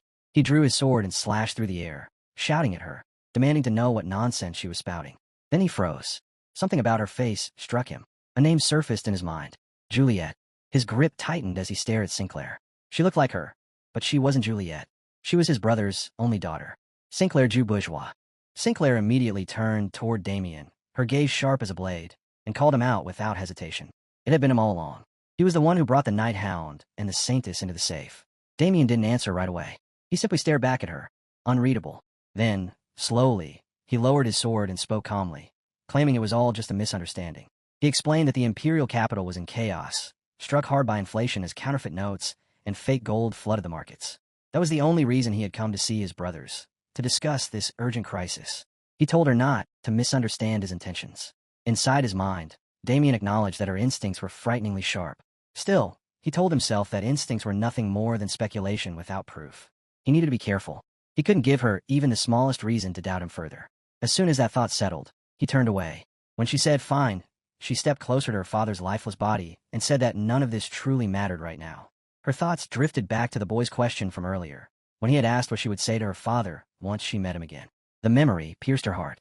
She said there had only ever been one thing she wanted to ask him. Her eyes trembled, filling with pain, as she admitted she would never get her answer now. She wanted to know why he had abandoned her. The moment those words left her mouth, Damien spoke again, asking if that was all. He said Juliet had asked him the exact same question when he had thrown her out into society with nothing but the identity of a commoner. Sinclair froze. "Juliet," she repeated, her eyes widening in shock. Damien clenched his teeth and continued. He said her father, and the entire family, had never abandoned her. He spoke of the Barogius family creed, ease non videre, existing without revealing oneself. It was their tradition. The next leader had to prove themselves alone in the imperial capital, without relying on their parents. Damien said she should have known this long ago. He genuinely didn't understand why Bartholomew had never explained it to her. Sinclair's eyes widened once more. No words came out. In her mind, she whispered, "Father," and a terrible doubt crept into her chest. What if the one who had cast her away wasn't truly her father, but the demon? The father she remembered had been a demon. But that couldn't be right. Demons didn't exist. And if everything she had seen or heard back then was nothing more than hallucinations, then what was real? She couldn't tell anymore. The only person who might know the truth was the Night Hound. She remembered his words, telling her to decide what she believed based on what she herself had seen and heard. That memory pushed her forward. She said she needed to see him again. Moving closer to her father's body, she whispered a quiet goodbye. Then she straightened herself and declared that from this moment on, she would take over the family. The scene shifted. Outside, voices rang out as orders were shouted in every direction, telling the guards to search every corner. The culprit couldn't have left the territory yet. They couldn't let him escape. Above them all, hidden on the roof, the Night Hound and the Saintess remained perfectly still. The boy murmured that the longer they waited, the tighter the net would become. The Saintess hesitated before speaking, her voice low. She wondered if leaving Sinclair behind had truly been the right choice. The Night Hound told her not to worry about Sinclair's safety. It was extremely unlikely she would be treated as an accomplice just for being present at the scene. Damien had already insisted that he alone was responsible. On top of that, someone had begun spreading the rumor that the Night Hound had taken the Saintess hostage and assassinated the Patriarch. Even so, the Night Hound said Sinclair was smart. She wouldn't talk, and even if she tried to tell others what really happened inside the safe, no one would believe her. They would only think she had lost her mind. The Saintess fell silent, her surprise written clearly on her face. The Night Hound added that the only living person who still connected Quo and the Barogius family's patriarch was still out there. She reacted with a small, confused hum. Her thoughts drifted to the past, and she quietly asked herself why Cardinal Humbert had appeared to visit her. The Night Hound's gaze sharpened as he asked if she was afraid of him. She didn't answer right away. She simply looked down and said it felt pathetic. She had overcome her fear of a demon, and even awakened, yet she was still afraid of her father. The Night Hound told her it wasn't pathetic at all. Tears welled up in her eyes. She began to cry and asked if he would listen to her story.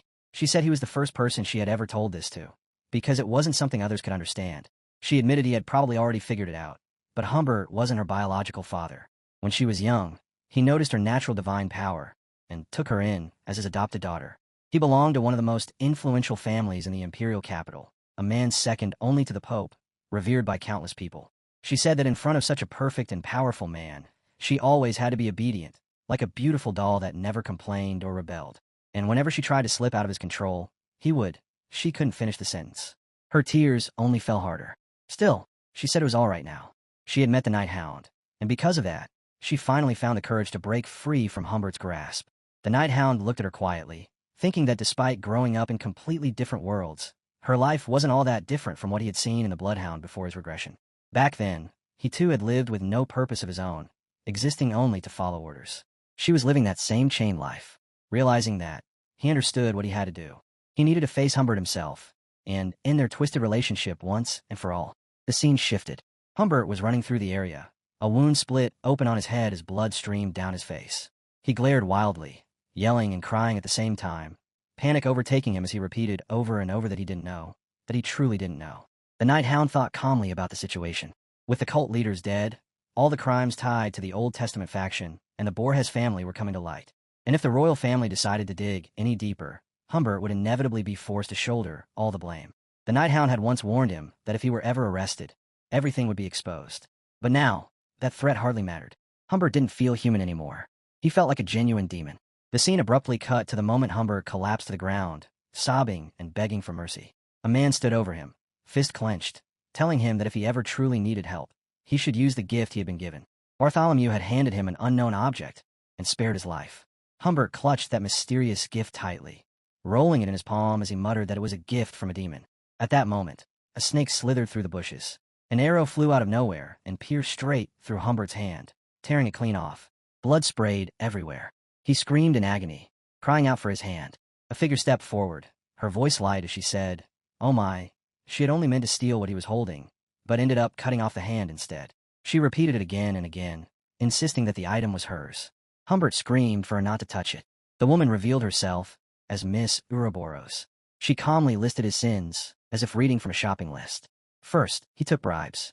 Then, he used children as tools. And now, he had sided with a demon. She reminded him that he was supposed to be a clergyman. She sighed, saying the entire situation was a complete disaster. But then she smiled and added that it wasn't all bad, because she enjoyed collecting villains like him. Humbert stared at her in terror and asked what she meant. At that instant, a rope dropped from above and wrapped tightly around his neck. It constricted immediately, dragging him upward. He screamed and sobbed as she calmly told him not to worry, that she would teach him as well. She welcomed him back to the old era. Hearing that, he panicked. The old era. She clarified it was the age of burning stakes, a time when the truly strong ruled. The imperial capital descended into absolute chaos. People were stunned by the assassination of Bartholomew the Conglomerate, the deaths of the Borgia family's leaders, and the sudden disappearance of both the Divine Quo and Cardinal Humbert of the Verdi family. To make matters worse, the Night Hound was officially declared the mastermind behind it all. According to the investigation, the Night Hound had interfered during the very first feast between Bartholomew and the students. The report claimed that the only reason all the students survived that incident was because Bartholomew had sacrificed himself, standing as a heroic shield until the very end. Unfortunately, most of the students who had been rescued couldn't remember a single thing about what had happened that day. Damien, now acting as the temporary patriarch of the Borgia family, stepped forward and addressed the public. He assured everyone that the incident would be resolved swiftly, that once an heir was officially chosen, everything would settle down. And just like that, the case was declared closed. Meanwhile, despite the assassination of the Bartholomew family's patriarch and the disappearance of Chio Verdi, the academy wasted no time. Classes that had been suspended were abruptly resumed, final exams were pushed forward, and preparations for parent visitations began immediately. Students and teachers alike barely had time to catch their breath. The scene shifted back to the academy grounds. A student stepped into the courtyard, glanced around at the crowded hall and the people gathering near the entrance, and muttered that this must be the school's arboretum. He wondered aloud why Headmaster Winston had approved such a massive construction project right after everyone returned. If anything, it made the campus feel even more hectic than usual. Another student chimed in, saying the place smelled far more floral than before, only for the guy beside him to pinch his nose and complain that all he could smell was manure. A younger boy eagerly explained that the academy was undergoing large-scale beautification for the upcoming student events and parent visitations. He pointed out that the stack boxes were mana stones meant for the drill hall, since the magic walls had malfunctioned during the last midterms. They were also preparing for the final ranking battles. It did feel excessive, he admitted, but with so many powerful families coming, the school probably wanted everything to look perfect. A long-haired man nearby scoffed quietly, muttering that it was all just for show. Someone suddenly asked if anyone had spoken to Sinclair recently. They had heard he'd moved dorms to Bianca. The student in question sighed and explained, for what felt like the 100th time, that they hadn't fought. She had simply stopped replying to him a few days ago and started looking exhausted all the time, so he thought it would be better to give her some space and temporarily change rooms. The younger boy, Ben, added that she hadn't been attending lessons lately either. He barely ever saw her leave her dorm except to train, and he wondered if something serious had actually happened. At that moment, the saintess herself appeared, President Dolores stepping into view and greeting them warmly. They asked how she was doing and why she was dressed that way. She explained that all competitions and events were managed by the student council, and as part of its leadership, she had to wear this outfit. The students laughed and said it suited her.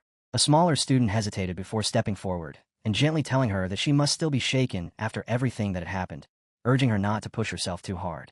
The saintess let out a light laugh and said she was fine. After all, her eyes had been covered by some kind of blindfold during the entire incident, so she hadn't fully seen what was going on anyway.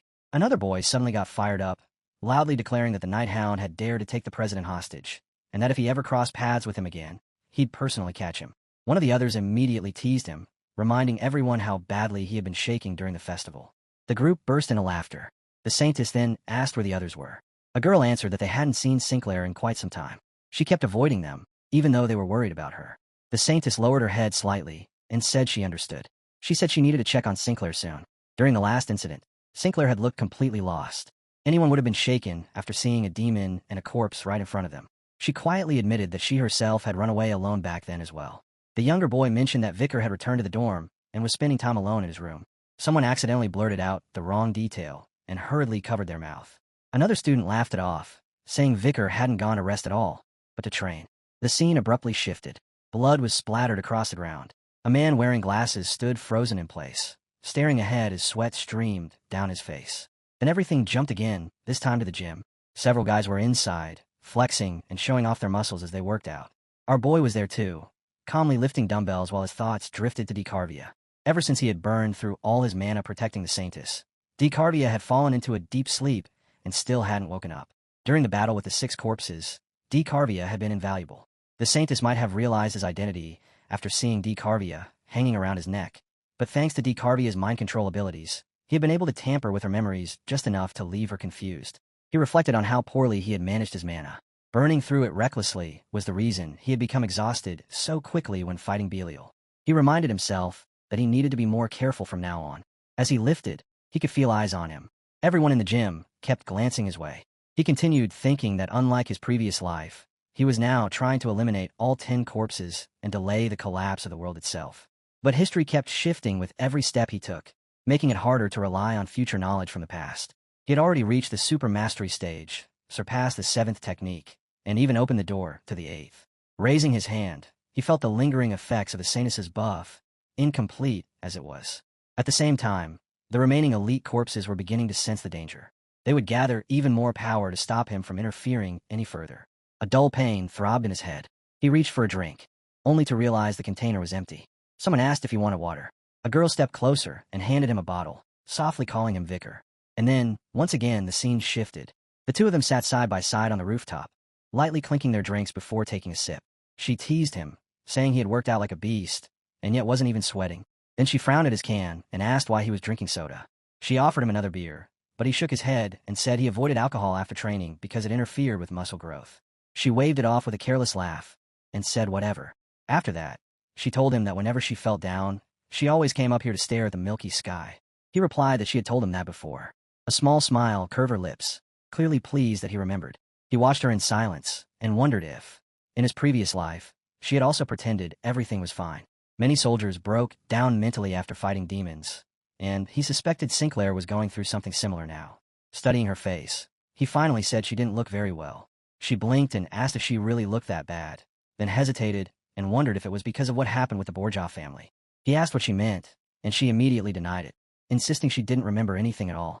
He started to question why she was acting this way, but before he could finish, her face crumpled and tears suddenly began to fall.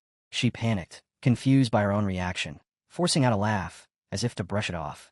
She kept saying she was fine, that she was really fine, yet the tears refused to stop.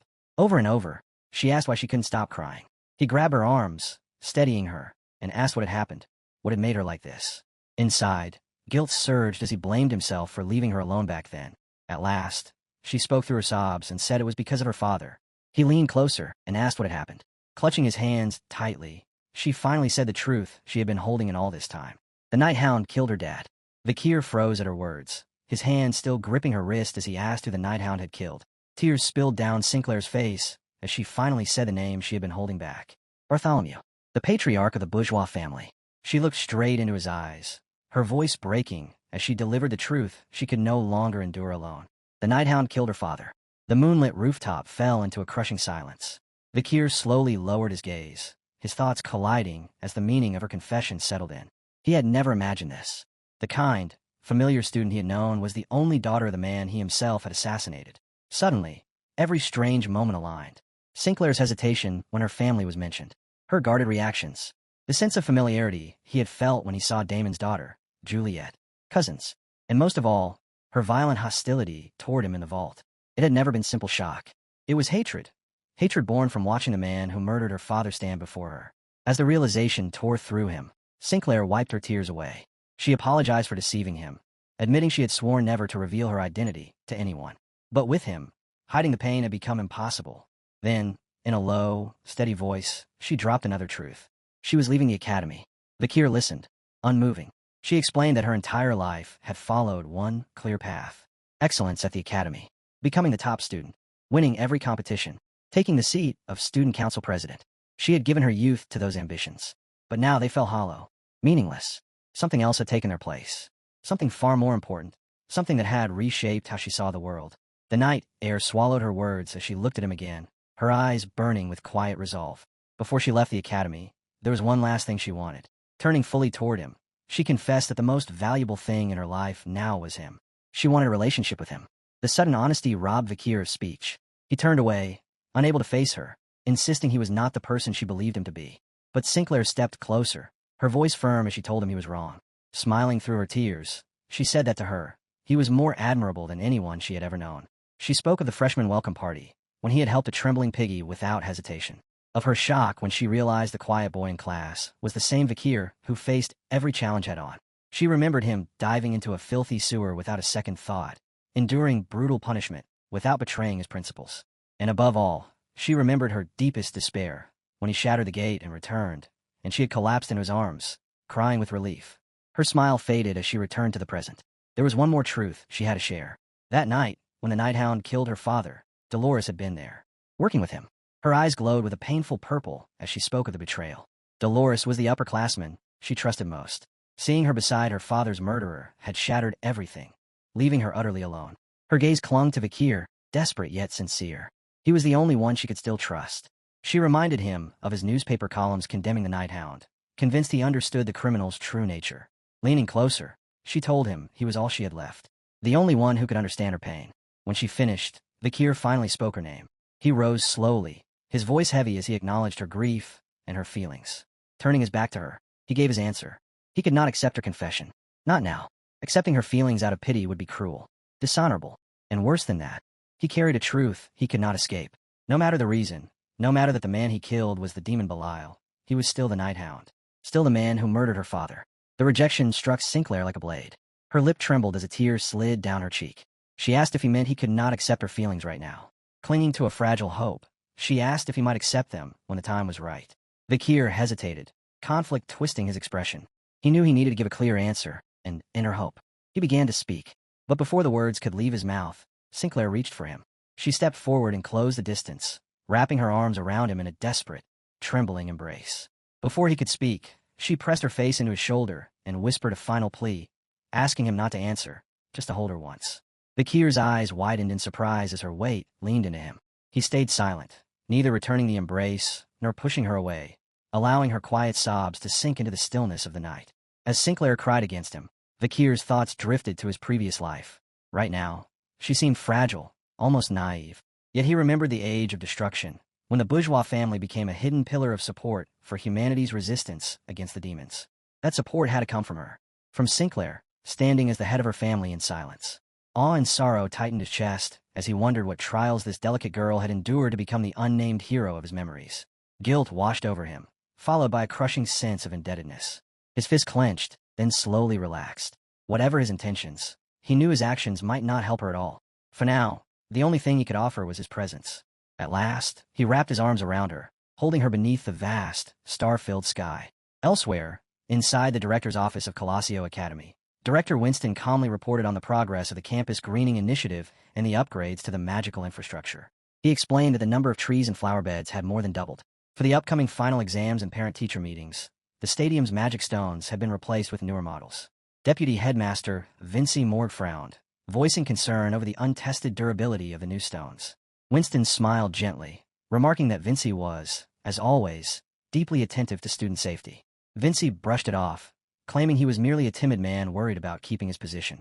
Winston disagreed, saying he knew that wasn't true. Sliding a small, ornate box across the desk, he added that he had worked hard to meet Vinci's expectations. Vinci opened the box, his eyes widening in surprise. Inside lay a green bracelet set with a softly glowing purple gem. Winston explained it was a special key capable of bypassing the Academy's new magical barriers, suggesting students wear them to avoid security issues. Vinci examined the artifact, noting its magical structure, and asked whether it could be mass-produced. Winston confirmed that student versions were already completed, and that more could be made for professors if resources permitted. Though it didn't fully resolve his concerns about durability, Vinci admitted it was a useful precaution and accepted the plan, placing the bracelet back into the box. The mood shifted as Winston's expression grew serious. He said there was another matter to discuss, one not included in the official report. The tension in the room thickened as he revealed it concerned Professor Sada's dismissal. Vinci stiffened, asking why the issue was being raised again, believing it had already been settled. Winston explained that a formal complaint had been filed against a Capitol Guard officer for dereliction of duty. The accusation ignited Vinci's anger. He slammed his hands on the desk, ranting that the officer endlessly filed reports while avoiding real work like searches and arrests, even losing critical security information. This, he declared, was more than negligence. It disgraced both the guard and the academy, and he demanded severe punishment. Winston raised a hand, calmly stopping him. He agreed that punishment was necessary. But when Vinci suggested firing the officer outright, Winston turned toward the window. His voice hardened as he stated that while discipline was required, he alone would decide the outcome. Furious at being overruled, Vinci shouted that it was absurd. Winston cut him off without turning around, firmly ending the meeting and instructing him to leave for the day. Vinci stormed out, his mind racing as he marched down the corridor. His suspicions solidified. Director Winston was hiding something, and his refusal to allow Vinci control over the matter was a clear warning to stay away. His determined stride halted when a group of men appeared ahead of him. One asked if he had found what he was looking for. A man wearing a brown jacket with a fur collar handed Vinci a folder, telling him to read the documents inside. Vinci opened it to a historical report. It detailed a bloody incident from 35 years ago, shortly after the Empire's unification. A massive coup, led by the heads of 47 noble families. His expression darkened as he read about the massacre and the invasion of the imperial palace. The rebellion failed. 46 of the family heads were executed, while the survivors were imprisoned in the high-security prison known as VAG. Vinci looked up and asked why this particular record mattered. The man answered with a chilling conclusion. He believed both Director Winston and Professor Sod were connected to the incident of the 47 families, the most horrific event in the Empire's history. A week later, Venetia, the capital of the great Empire Rock, buzzes with energy as Coliseo Academy hosts its parent-student joint lesson. And because it's one of the most prestigious academies in the world, it pulls in the Empire's 7 great families along with nobles from every district, turning the city into a tide of visitors and anticipation. Everywhere, students and guests glow with excitement. Yet their focus never drifts from the main attraction, the grand final ranking match that will decide the final exam standings. From the first-year Ice Corps, Tudor and Bianca are there. From the first-year Fire Corps, Grenell and Sinclair stand among the crowd. And from the third-year Fire Corps, one participant remains shady and unknown while the other is Dolores, and all of them watch the ranking match without a word. Even in the crowd, Sinclair stands out, while a boy watches her quietly from a distance, his mind returning to her apology for being clingy and to the request she'd said she wanted to make one last time. She had reminded him of something he once said, that maybe, someday, after he achieved every goal he'd set and gained even a little freedom, he might accept her confession. And the moment she said it, our hero was caught off guard, his eyes widening because he'd never truly considered a future that existed beyond the reach of his ambitions. To him, those goals stretched endlessly ahead, so far away they felt like a distant world. Still, after a brief pause to think, he had admitted that if the day ever came when he accomplished everything he'd set out to do, then she might be right, and he might finally have some freedom. And at that, she turned away and said that was enough for her, because even if he rejected her feelings, she would still wait since she was the one who liked him, and she decided she would keep waiting even if he told her not to. Our hero had called out to her, and she stopped, lowering her head and saying nothing, while he told her not to throw away everything she'd worked so hard for, because all of it was meaningful and valuable. She stayed quiet for a moment longer, then turned back toward him with tears gathering in her eyes as she agreed, and thanked him. Now, standing before the ranking board, our hero finds himself replaying that conversation as he watches the rankings in silence. And in that quiet he realizes what she wants. She wants to face him in a ranking match before she leaves the academy. And he understands this is the road she has chosen, just as he recognizes that his own time at the academy is drawing to a close. And in the memories passed down among the heroes of Kulo's academy, there's a dark incident known as the Kulo's tragedy, an event from before the time of the fall that remains one of that era's greatest disasters, caused by a demon. And after that day the world was forced to understand again that a demon brings destruction on an enormous scale. Our hero believes only about 6 months remain before that catastrophe draws near, and before it arrives, he must complete everything he still needs to do here, and ready himself for the coming fall. Once his preparations are finished, he intends to leave the academy behind and head for his next destination, Nouvelle Vague, the world's harshest prison, a place infamous for endless hardship and brutal trials. And as that decision settles in, the hero realizes there's somewhere he must go, so he turns and quietly walks away, leaving the other students standing there like motionless spectators. The scene shifts to the garrison, where a blue sphere envelops the arena as a protective barrier, and inside it the commentators work to soothe the parents while announcing that the final match for each year is about to begin. The opening bout is set, first year ice core, Tudor versus Bianca. Out among the spectators, a man roars toward Bianca, demanding victory at any cost as he reminds her that her father's honor and the family name rest on this battle, and he even warns her not to come back if she loses. This man is Cervantes, a spearman from a noble family. Not far from him, another man listens without a word until he lets out an arrogant laugh, complaining that the racket is unbearable, loud enough to make his eardrums feel like they might burst, and he asks a servant who that rude family is and what their standing might be. This is Roderick, the patriarch of the Bandadas family. Down in the arena, Tudor offers an apology in advance, then declares he will defeat Bianca because his father is watching, and Bianca answers that her own father is watching too, so she won't hold back either. Tudor bristles at that, irritated as he questions whether she truly believes she's been going easy on him despite ranking lower during the midterms, but Bianca insists she really did hold back, calls him an idiot, and explains that if his score had been lower he would have complained endlessly, and she had no desire to listen to it. Tudor flares up in fury, denying his ever whined, and he warns her she won't regret this later, only for Bianca to snap right back and tell him the exact same thing. Both of them blaze with fighting spirit as the tension inside the arena climbs higher and higher. From a distance, Grinnell watches and feels only disappointment, thinking that students of the 7 great families ought to show more dignity instead of humiliating themselves like this. And she turns towards Sinclair to declare that before the fire core match even begins, she'll seize the summa cum laude position for herself. She refuses to let Sinclair take that honor, or the role of interim student council president, and she expects no objections. Sinclair says nothing. Grinnell assumes that her confident words and her calculated, deliberate attitude should make her resolve unmistakable, that it should force Sinclair to acknowledge her as a rival worth taking seriously, and she expects that pushing this hard will at least earn a flicker of interest. Yet instead, Sinclair calmly calls her childish, a blunt response that jolts Grinnell, and when Sinclair repeats the judgment without the slightest hesitation, Grinnell begins to tremble with anger, forcing herself to stay composed as the match draws near.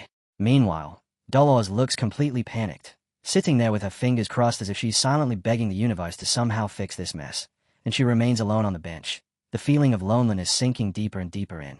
Dolores can't stop her thoughts from spiraling, turning the same worries over and over as she wonders what she's even supposed to say to Sinclair, and then her mind drags her back to that day, the moment she shoved Sinclair and told her to get away, only for Sinclair to snap back with the exact same force, telling Dolores to get away from her too.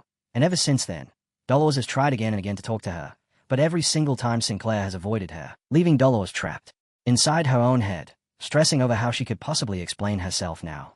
While she's still sitting there drowning in that overthinking, our boy suddenly shows up, and the instant Dolores sees him she thinks of Vikir and gets oddly excited, a tiny spark of hope flickering to life inside her, until another thought strikes right after. Sinclair seems really close to Vikir, so maybe, if Dolores can ask Vikir for a favor, she might finally get a chance to speak to Sinclair. She knows it feels a little underhanded, but she's convinced she has no other choice left. She springs to her feet and rushes to call out Vikir's name, not even managing to finish saying it properly before Pomerian abruptly appears, and at the very same time a small child comes sprinting toward our boy, shouting Daddy Vikir at the top of her lungs, charging straight into him and wrapping her arms around him in a tight, fearless hug. Our boy looks down at her, and the child laughs, saying she missed him, calling him Daddy again. The students nearby freeze in disbelief, then all start reacting at once. Did she seriously just call a student Daddy? Oh my gosh. He looks younger than my daughter. And someone points out that their faces look alike, because they really do resemble each other, while another person tells someone to wait for the professor as the crowd boils with shock and chatter.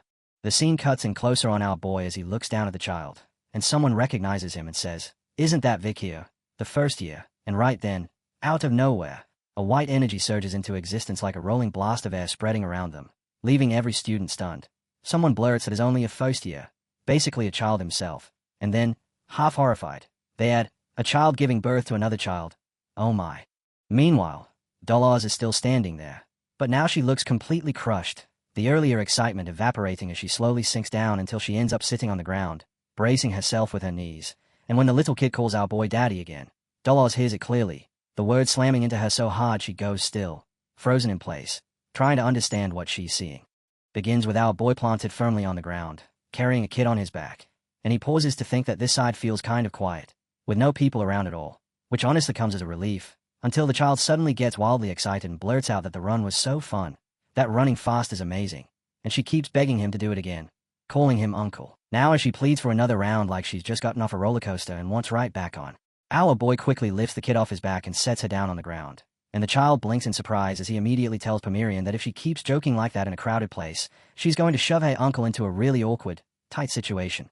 Pomerian looks up at him and asks if uncle is mad, saying she only wanted to do it again, and then she apologizes right away. He gently lays his hand over Hayes and tells her it's fine, explaining that he just has something important going on so he can't mess around right now. And he reassures her that he isn't angry, before asking why she's wandering around alone when he clearly remembers hearing she was supposed to come with Osiris. So where is he? Pomerian says Big Uncle went to get the entrant bracelet, and while she was waiting she played hide-and-seek with the Burrow uncles, but she really wanted to see Uncle Vickers as fast as possible, so she secretly snuck in by herself. And our boy is instantly shocked as he remembers Pomerian saying earlier that she wanted to go, and it all clicks at once. This sounds like she's just put Hugo in a terrible position, because if he finds out they lost Pomerian inside this enormous academy, it's going to explode into the worst kind of disaster. He asks her if they seriously lost her during hide-and-seek, and then, deciding there's no time to waste, he tells her they're going to find Big Uncle together, and she happily agrees with an eager yes. But as they start walking, our boy suddenly stops dead, and when she notices and asks what's wrong, he narrows his eyes and stays ahead, thinking that someone managed to sneak up on him without him noticing. Right then, a voice behind him says she's thirsty, and our boy snaps his neck around as the old woman repeats that she said she's thirsty, and he watches her with a careful glare because something about her feels familiar, until recognition hits. This woman is tied to the Lunar Church's Pope and is the matriarch of the Quo Vadis family, someone who has lived for more than 200 years, reaching all the way back to the Warring States era before the Empire was united and surviving into the present day. Among the very few traditionalist saints still alive, she is the oldest, not merely important but practically a living legend. Never call you in Quo Vadis. Staring at her, our boy's thoughts race. Why is she here right now? When before he regressed he'd only known her through history books because at this exact point in time she was supposed to already be dead, with the records claiming an insider poisoned her after her powers weakened. Yet now, right in front of him, history is plainly different. So he starts wondering whether this shift in history is somehow the ripple effect of what he's done since regressing. Because if she's truly still alive, then the Pope's influence could become an enormous advantage for mankind's future. But before he can fully sort through that thought, he jerks back to the present as she waves a pot right in front of his face, loudly demanding water and barking, "Give me water, boy." And our boy can only stand there, stunned and silent, while his mind flashes to what the saintess once said, that the current Pope isn't in her right mind. So he honestly never expected her to be any real help at all.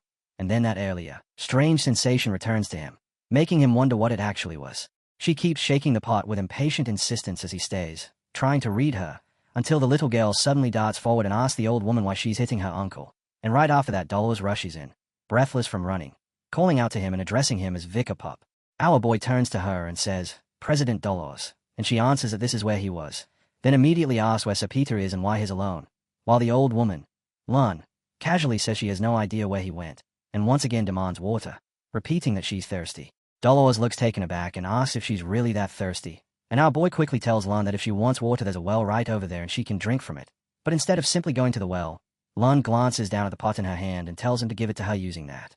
Our boy frowns in confusion and points out the obverse, that the pot has a huge hole in it, so big even kids can see it, and he explains that if she tries to carry water in something like that, it'll all leak out.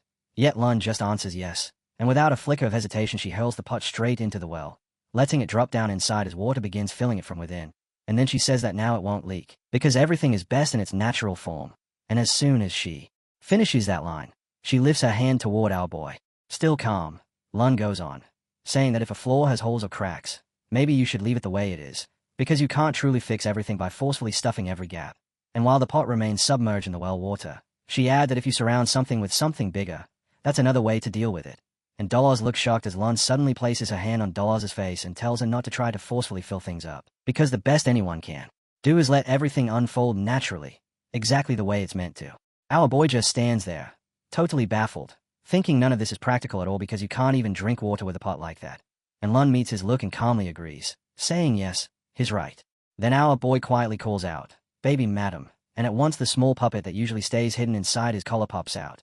He gives it a simple order, "Web it," and baby madam instantly spins webbing that seals the big hole in the pot completely, after which our boy lowers the pot into the well again, fills it properly this time, and lifts it back up, telling Lun that if she's thirsty, the water is right in front of her and this is the only tool they have to use, and pointing out that even if the pot had a hole, you should still do everything you can to gather the water instead of just giving up.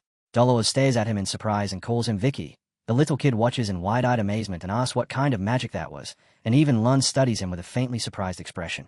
Just then someone calls out to him as Pop, and a man walks up to Dolores saying this is where she was, telling her she scared the life out of him.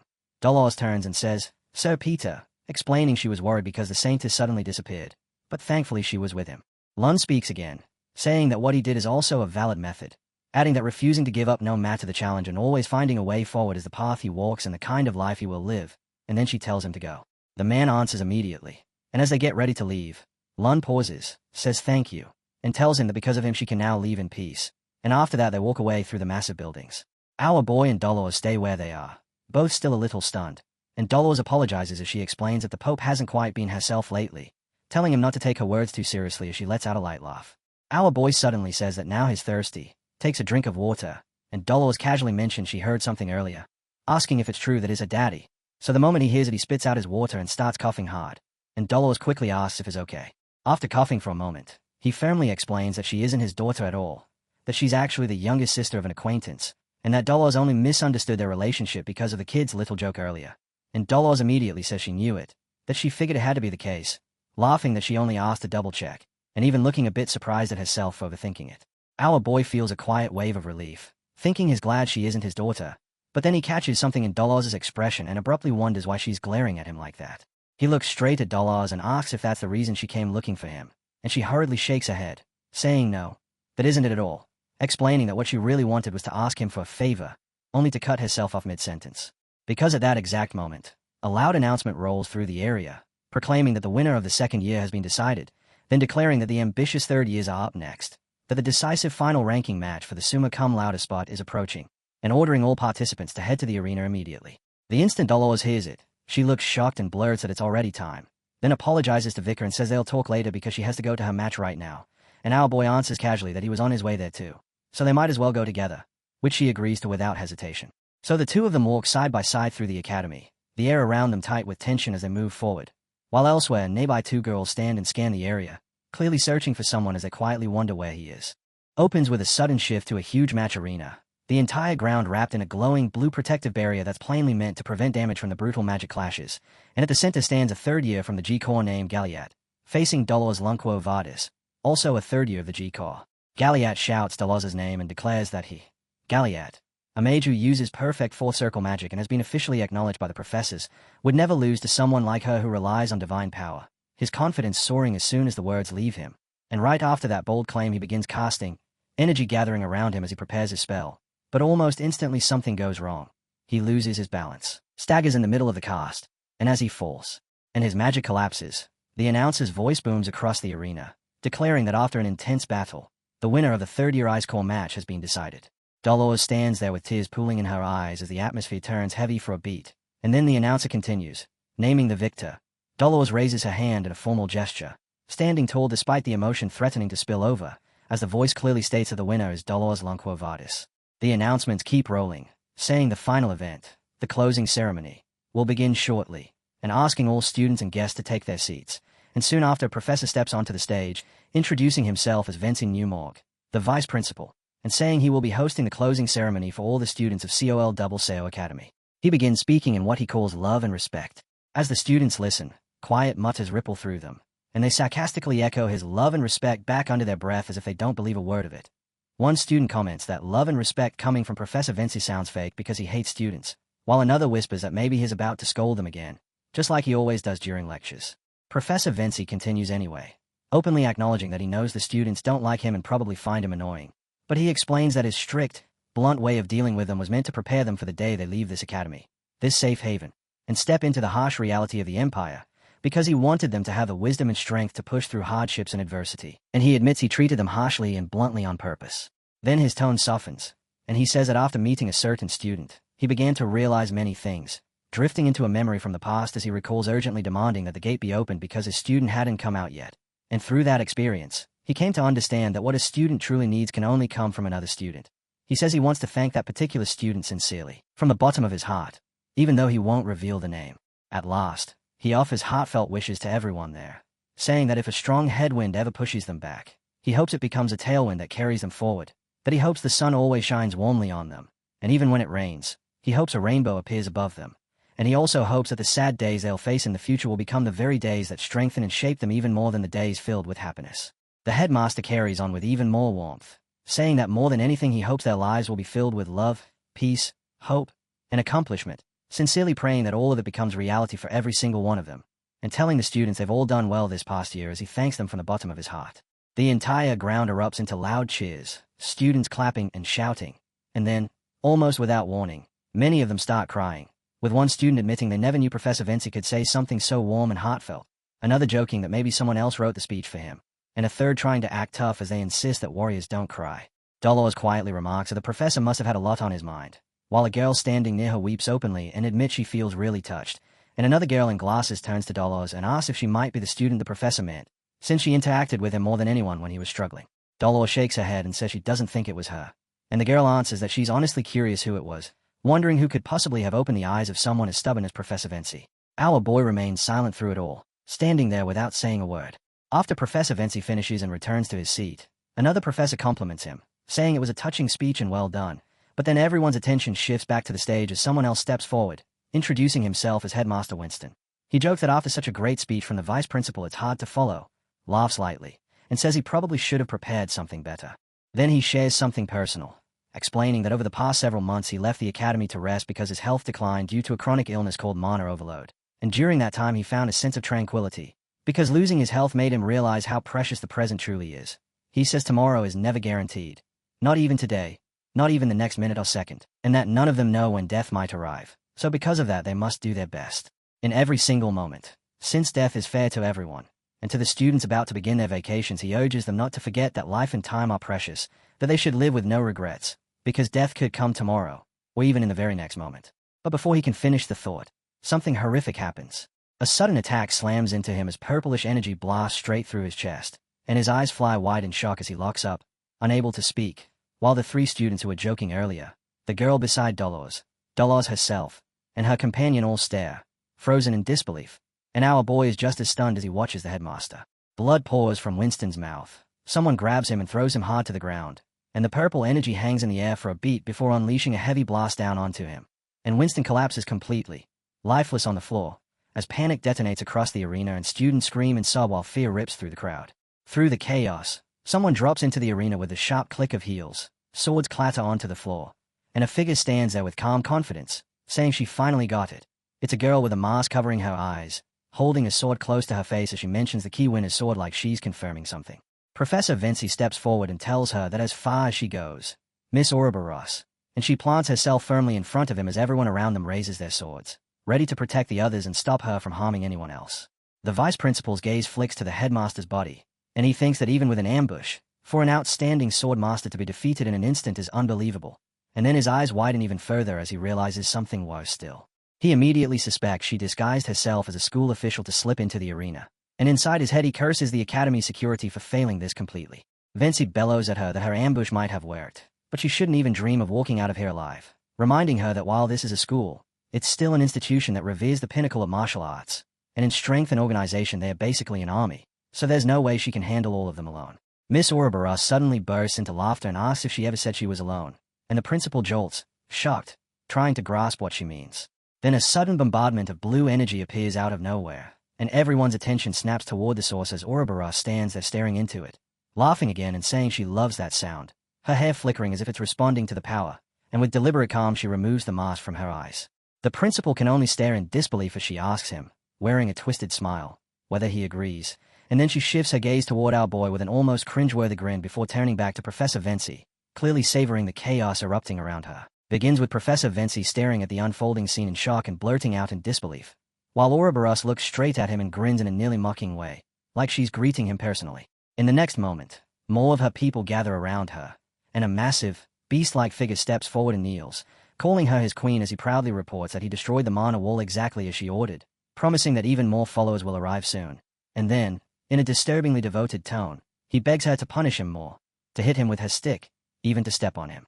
Professor Vinci is visibly rattled as he demands to know who these people are, and Ouroboros smirks and tells him they're wanted criminals, personally trained by her for this day, casually asking if he likes them.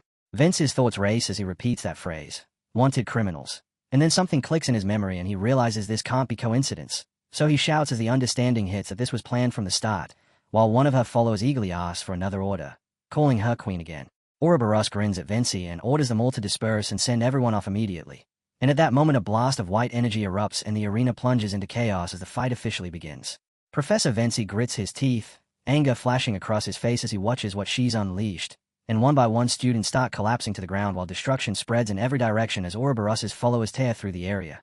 The protective barrier activates, glowing with energy as people scramble behind it for safety, and the purple energy keeps pulsing violently around them.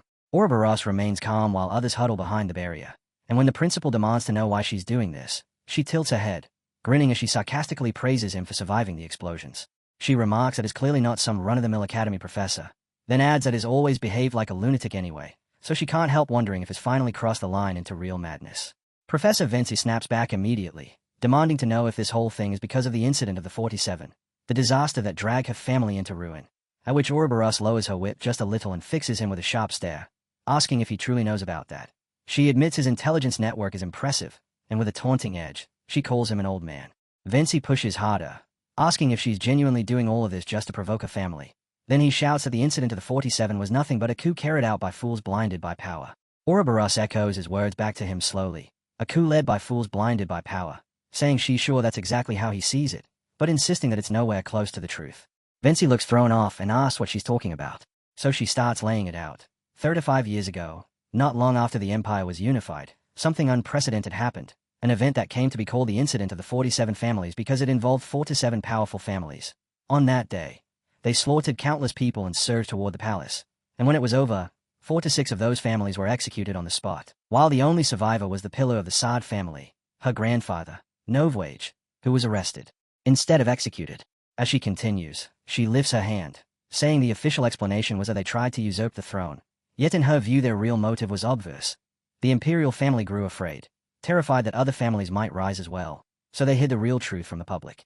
Then, without warning, she seizes someone nearby and declares that this is an era where only the strong survive.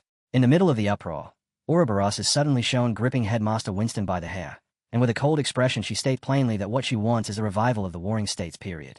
Professor Vinci just stares at her and repeats it like he can't believe what he heard, asking about the Warring States period, and she explains that once the Empire was unified, peace arrived, and in that peaceful age, strength stopped being the absolute law. Justice and structured power took the place of raw might. Weak people were allowed to reach high positions if they worked hard enough, and some could even overtake those who were naturally strong. And the 4 to 7 families couldn't accept that reality, because to her, peace turned humans into livestock. Those who lost their strength became easy prey to be plundered, and in her eyes they were trash hiding behind human skin. Professor Vinci shouts that she's insane, accusing her of killing Winston for beliefs that twisted, and he reminds her that during the incident of the 4 to 7, Winston stepped forward to protect others even though he could have been condemned just for being associated with them. He even went as far as sponsoring her path so she could become a professor, reaching out to a girl who lost her entire family in a single day, and Vinci demands to know if this is really how she chooses to repay that compassion. Ouroboros shrieks for him to shut up, then lays out the truth. Winston was the one who arrested her grandfather. The minor congestion Winston suffered wasn't some random ailment, but the result of injuries he took while fighting him. And on top of that, because Winston was the public face of the school, she says he had to die. She keeps going, saying Vinci once claimed the Academy worshipped the pinnacle of martial arts. But she calls that pure nonsense, because in her eyes the Academy is nothing more than a pathetic institution that hides true martial arts. It pacifies martial artists by handing them government posts and dangling promises of success, then turns those tame fighters into tools. And she insists the entire system as it stands is rotten at its foundation. Strength should stand as the symbol of power. Weakness should be eradicated, and to cleanse this trash-filled world they need a natural disaster as mighty as a typhoon, a disaster she's more than willing to become. With her whip clenched tight, she warns Vinci not to even think about winning, swearing she'll force him to accept her vision. And then she breaks into hysterics, yelling and crying at once, repeating over and over that she will become the natural disaster. Then a red light slams down into the battlefield, and everything around them starts to crack and shatter. Her eyes fly wide as the screams of her followers reach her ears. And there, planted in the middle of the chaos, stands a young man gripping a blood-stained sword, his eyes glowing red as he stays straight ahead. Ouroboros shouts in shock as she realizes the men around her have already been cut down, and she spits a curse, demanding to know where they even came from, while her remaining followers turn toward the boy with sneers, saying it doesn't matter because only one of them can truly fight anyway, and claiming he'll die the moment he surrenders. The boy doesn't flinch or shift, staying perfectly steady as their focus locks fully onto him, and someone nearby recognizes him at once, saying he's the young lord of the Baskerville family, the Sword Bird, and that it's unbelievable to reach such a level at such a young age. Another voice agrees, saying this is exactly what you'd expect from someone of the Iron Blood Sword family, and they add that they can't allow their junior to surpass them because it's a matter of their children's safety. And as one of them lifts a crossbow, he says he wholeheartedly agrees, the group laughing with easy confidence. Osiris stands his ground and orders the others to take Pomerian to the safe zone, and they answer together, calling him brother and agreeing at once. As they escort Pomerian away, the boy steps forward and declares that he will kill anyone who stands in his way. Golden energy coats his sword as he glazes ahead, and he calls out the Baskerville 6 technique. Then, in a heartbeat, a brutal surge of red energy detonates outward, and everything it touches is carved apart, bodies and debris dropping across the ground. Meanwhile, Professor Vinci shouts that they aren't fighting this battle alone, because all the strong families across the empire are standing with them, and he demands to know if she still can't grasp that the power to take is far weaker than the power to protect. Ouroboros answers with a mocking laugh, slowly repeating the phrase, power to protect, then claims she can simply destroy whatever it is they're trying so hard to protect, finishing with a sarcastic question. So, is she wrong? As her followers continue laying waste to everything around them, a small child cries out for her mother, and the mother whips around in panic toward her child, only for one of the giant, beast-like followers to lumber up and remark that they are still alive. The creature asks what they think they're going to do now, saying its queen ordered it to kill every weak person. The little girl is swallowed by terror, trembling as she thinks desperately that this can't be real, and then she breaks down completely, crying uncontrollably, shaking her head, and pleading in fear. As the giant beast turns toward the little girl, poised to strike, someone suddenly appears out of nowhere and drives a knife into the creature's back. The beast locks up in shock, then roars as it twists around, and it's Galliette, swinging his nail swords with precise movements, holding the massive monster at bay. Right after that, someone calls out to Tudor, and he staggers forward, panting, admitting he just killed one of the beasts, while Bianca nearby snaps at him to get a grip, scolding him for almost letting someone else die, calling his name, Bianca, trying to keep him focused. At the same time, another voice cuts in, warning everyone to wait, and the group turns their heads and finally sees the bigger picture, as a little boy observes nervously that they're in serious trouble because they are completely surrounded. Giant beasts ring the area on all sides, and the little kid goes rigid, tears running down her face as she begs for help, crying out for someone, anyone, to save her. Bianca immediately steps in front of her to shield her, telling her not to worry and reassuring her that they are strong, that they will protect both her and her mother no matter what. And as they plant themselves before the beast with swords ready, they promise she has nothing to fear. The lead beast's glowing blue eyes swivel toward them as it snarls the order to kill, and the group tightens up, hands clamped around their weapons as the beast lifts its massive hand. In answer, the surrounding beasts shift into position from all four sides, and the group notices the floor is scattered with dangerous spikes, panic threatening to rise. Then, suddenly, someone in white shoes strides confidently into the chaos, scoffing at the attacking beasts and calling them stupidly weak while criticizing them for almost killing her. And right after that another beast appears, a girl whose hair seems to float in the air, as she issues a command to Saya, ordering the beast to absorb all the souls of the fallen and place them into 3 containers for the departed. Saya obediently replies okay, and starts carrying out her instructions. The girl's attention snaps to something that doesn't add up, because only 4 souls have been absorbed even though 5 people have died, and she calls out to Saya on the spot, accusing it of stealing 1 soul for itself. Saya denies it, but she answers with a hard threat. If it doesn't cooperate properly, she'll kill it. Meanwhile, the students trapped in the chaos stare around in shock, gratitude washing over them, until one of them finally manages to speak and thanks the mysterious girl for saving their lives. She replies evenly that she hasn't even introduced herself yet, and with hair flickering like flames, she reaches out her hand and introduces herself as Camus Mogg, a first-year transfer student from the Fire Corps. That only stuns them more, a transfer student, right at the end of the school term, and Camus immediately gestures to the girl beside her, introducing her as well, saying this is Roz Mogg, also a first-year transferee, while the students whisper among themselves, trying to process what they're hearing, one of them even blurting out whether they've really just been saved. Camus lifts her voice again, hinting that the students might already know about something, or someone, and a boy asks where she means, as the rest trade confused looks, still reeling from the sudden rescue. Meanwhile, elsewhere in the chaos, our boy is locked in a brutal fight with an Ouroboros follower, and when he lands a finishing blow, the follower cries out in shock, shouting "My queen," clinging to that loyalty even as they go down. And though the battlefield is still a mess, the group's determination and skill are beginning to push the tide in their favor. Our boy holds his ground, gripping the enemy tight, his stance unshakable, and then, all at once, something catches his ear, his eyes snap toward it, and he freezes, stunned by what he's noticing. The scene cuts to Ouroboros facing Professor Vinci, and she taunts him, asking why he doesn't just give up and come over to her side, saying she's willing to consider their shared history before things go south. Vinci glares back and refuses, insisting she should just kill him if that's what she wants. Ouroboros lets out a sharp, almost cruel laugh, mocking him with a "really," before declaring, "Then die," and her followers pivot toward Vinci and surge in with terrifying speed, several rushing him at once to strike him down, only for a glowing red light to rip horizontally across the battlefield at the last second, as Nighthound appears and swiftly cuts down Ouroboros's followers. Professor Vinci can only stare, shocked, still trying to process the sudden intervention, while Ouroboros simply smiles and turns her gaze toward Nighthound. The figure raises a finger and calmly points them in a direction, telling them to run that way because there's an escape route. And Vinci, still disbelieving, demands to know why he's helping them, pointing out that he should be on Ouroboros's side, only for Nighthound to answer in an icy voice that if anyone remains within his sight, he'll kill them all. The fleeing students panic as they realize he's a criminal just like Ouroboros, but with no other option they run anyway. And as they escape, Vince's thoughts spin faster and faster, because he notices something about the bracelet on Nighthound's wrist and can't shake the suspicion it sparks. Meanwhile, Nighthound stands directly before Ouroboros, and she greets him with open excitement, saying she's been waiting to finally meet the infamous Nighthound, then asking whether he's developed an interest in the old era, the valiant steers period, where power decides everything and only the strongest live. Her gaze slides over the injured students and she laughs, claiming she can sense the predator inside him, that he carries the same scent she does. Nighthound doesn't budge, saying flatly that he has no interest in joining her or her low-class delusions. And for a moment Ouroboros is thrown by his refusal, only for Nighthound to add that because she's committed such trashy acts, she's going to have to pay the price.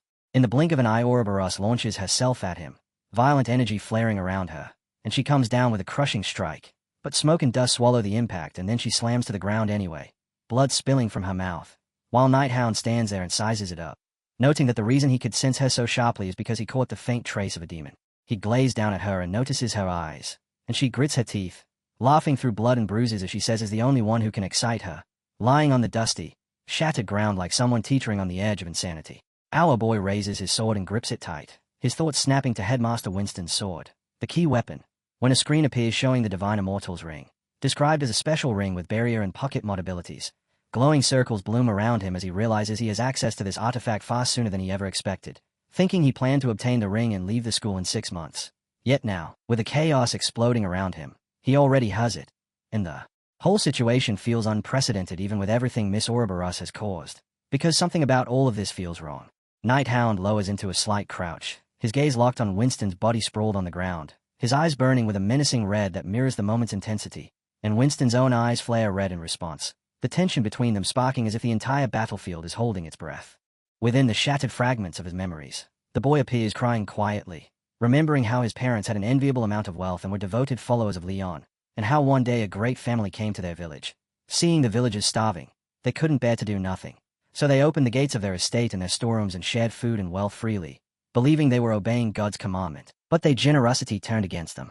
A mob flooded in, their desperate hunger hardening into ruthless violence as they stomped through, looted, and smashed everything they could reach, taking everything from him. And amid that chaos the boy collapsed and fainted, barely surviving the massacre, only to wake to a scene that felt like pure hell, as the voice in his head told him to deny 3 things: God, humans, and even himself. And this became his first denial, because he could no longer trust God, not with scars and his heart cut that deep. Time moved on, and he learned to live by building walls around himself, sealing his heart off from the world as a way to guard against everything outside. Yet little by little that frozen place inside him began to soften because a beautiful girl still walked up to him anyway, refusing to be pushed back by his coldness, fearlessly breaking through each barrier he raised. And in the time he spent with her he started to feel faith and human love again, letting warmth seep back into places he thought would never thaw. Then an unprecedented revolt spread across the empire, called the 47 Cop DT, and in the brutal process of hunting down and capturing the rebels, he was gravely wounded, barely able to keep himself upright, but he still survived, held together by the kindness of the woman who became his wife as she nursed him, cared for him, and guided him through recovery. And as the years passed he eventually rose all the way to become the headmaster of the academy.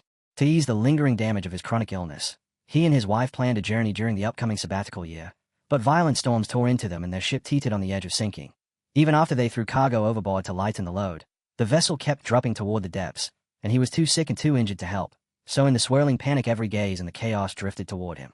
In that desperate instant he looked at his wife and understood the plea in her eyes, the silent begging for him to pretend he didn't know her. Yet before he could even respond someone seized her, her hair flickering like fire, and he couldn't fight back or resist anything as he was hurled overboard, slammed into the dark crushing water below, and while the cold swallowed him whole and dragged him into the abyss, he heard that haunting voice again, echoing deep inside his soul. Deny God, deny humans, deny yourself. And he says that becomes his second denial. He thinks he has died, But when he opens his eyes again, is lying on a sandbank with every injury completely healed, and he tells himself he can't just abandon life. Because even if God deserted him and his wife betrayed him, there's still someone out there. Maybe she's the one waiting. Or maybe he was the one waiting for her. A child, the descendant of a war criminal who led the coup. And yet she's the one he personally stepped forward to save, shielding her from execution and taking her in as his own. With no children of his own, he raises her as if she were truly his, teaching her according to God's guidance and according to his late wife's belief that humans are capable of kindness.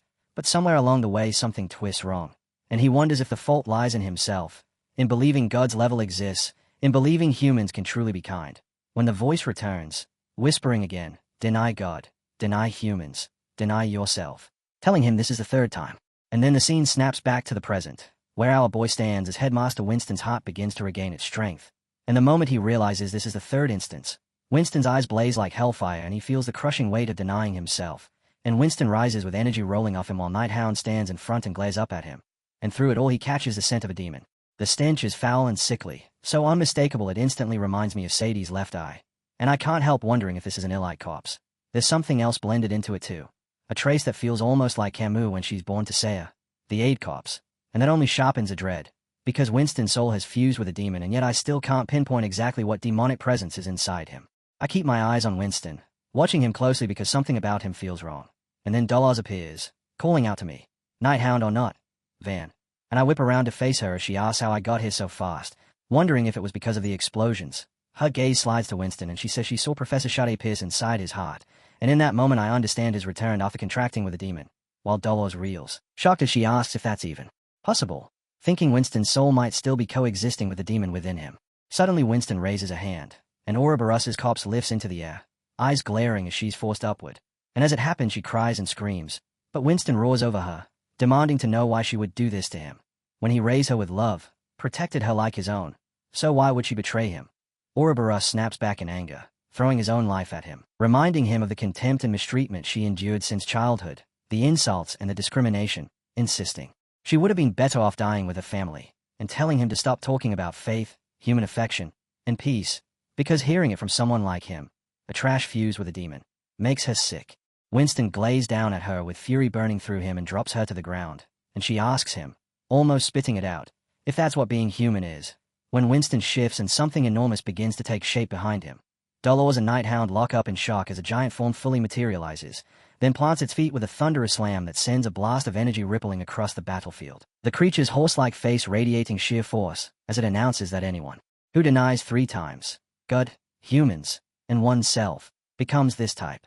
A screen flashes into view, showing the 5th Elite corpse, Mjuja, with a risk rating of S, and the air tightens instantly, the energy around them practically vibrating under the weight of what has just appeared, as Dolores and Hound stare on, finally grasping the true scale of what they are up against.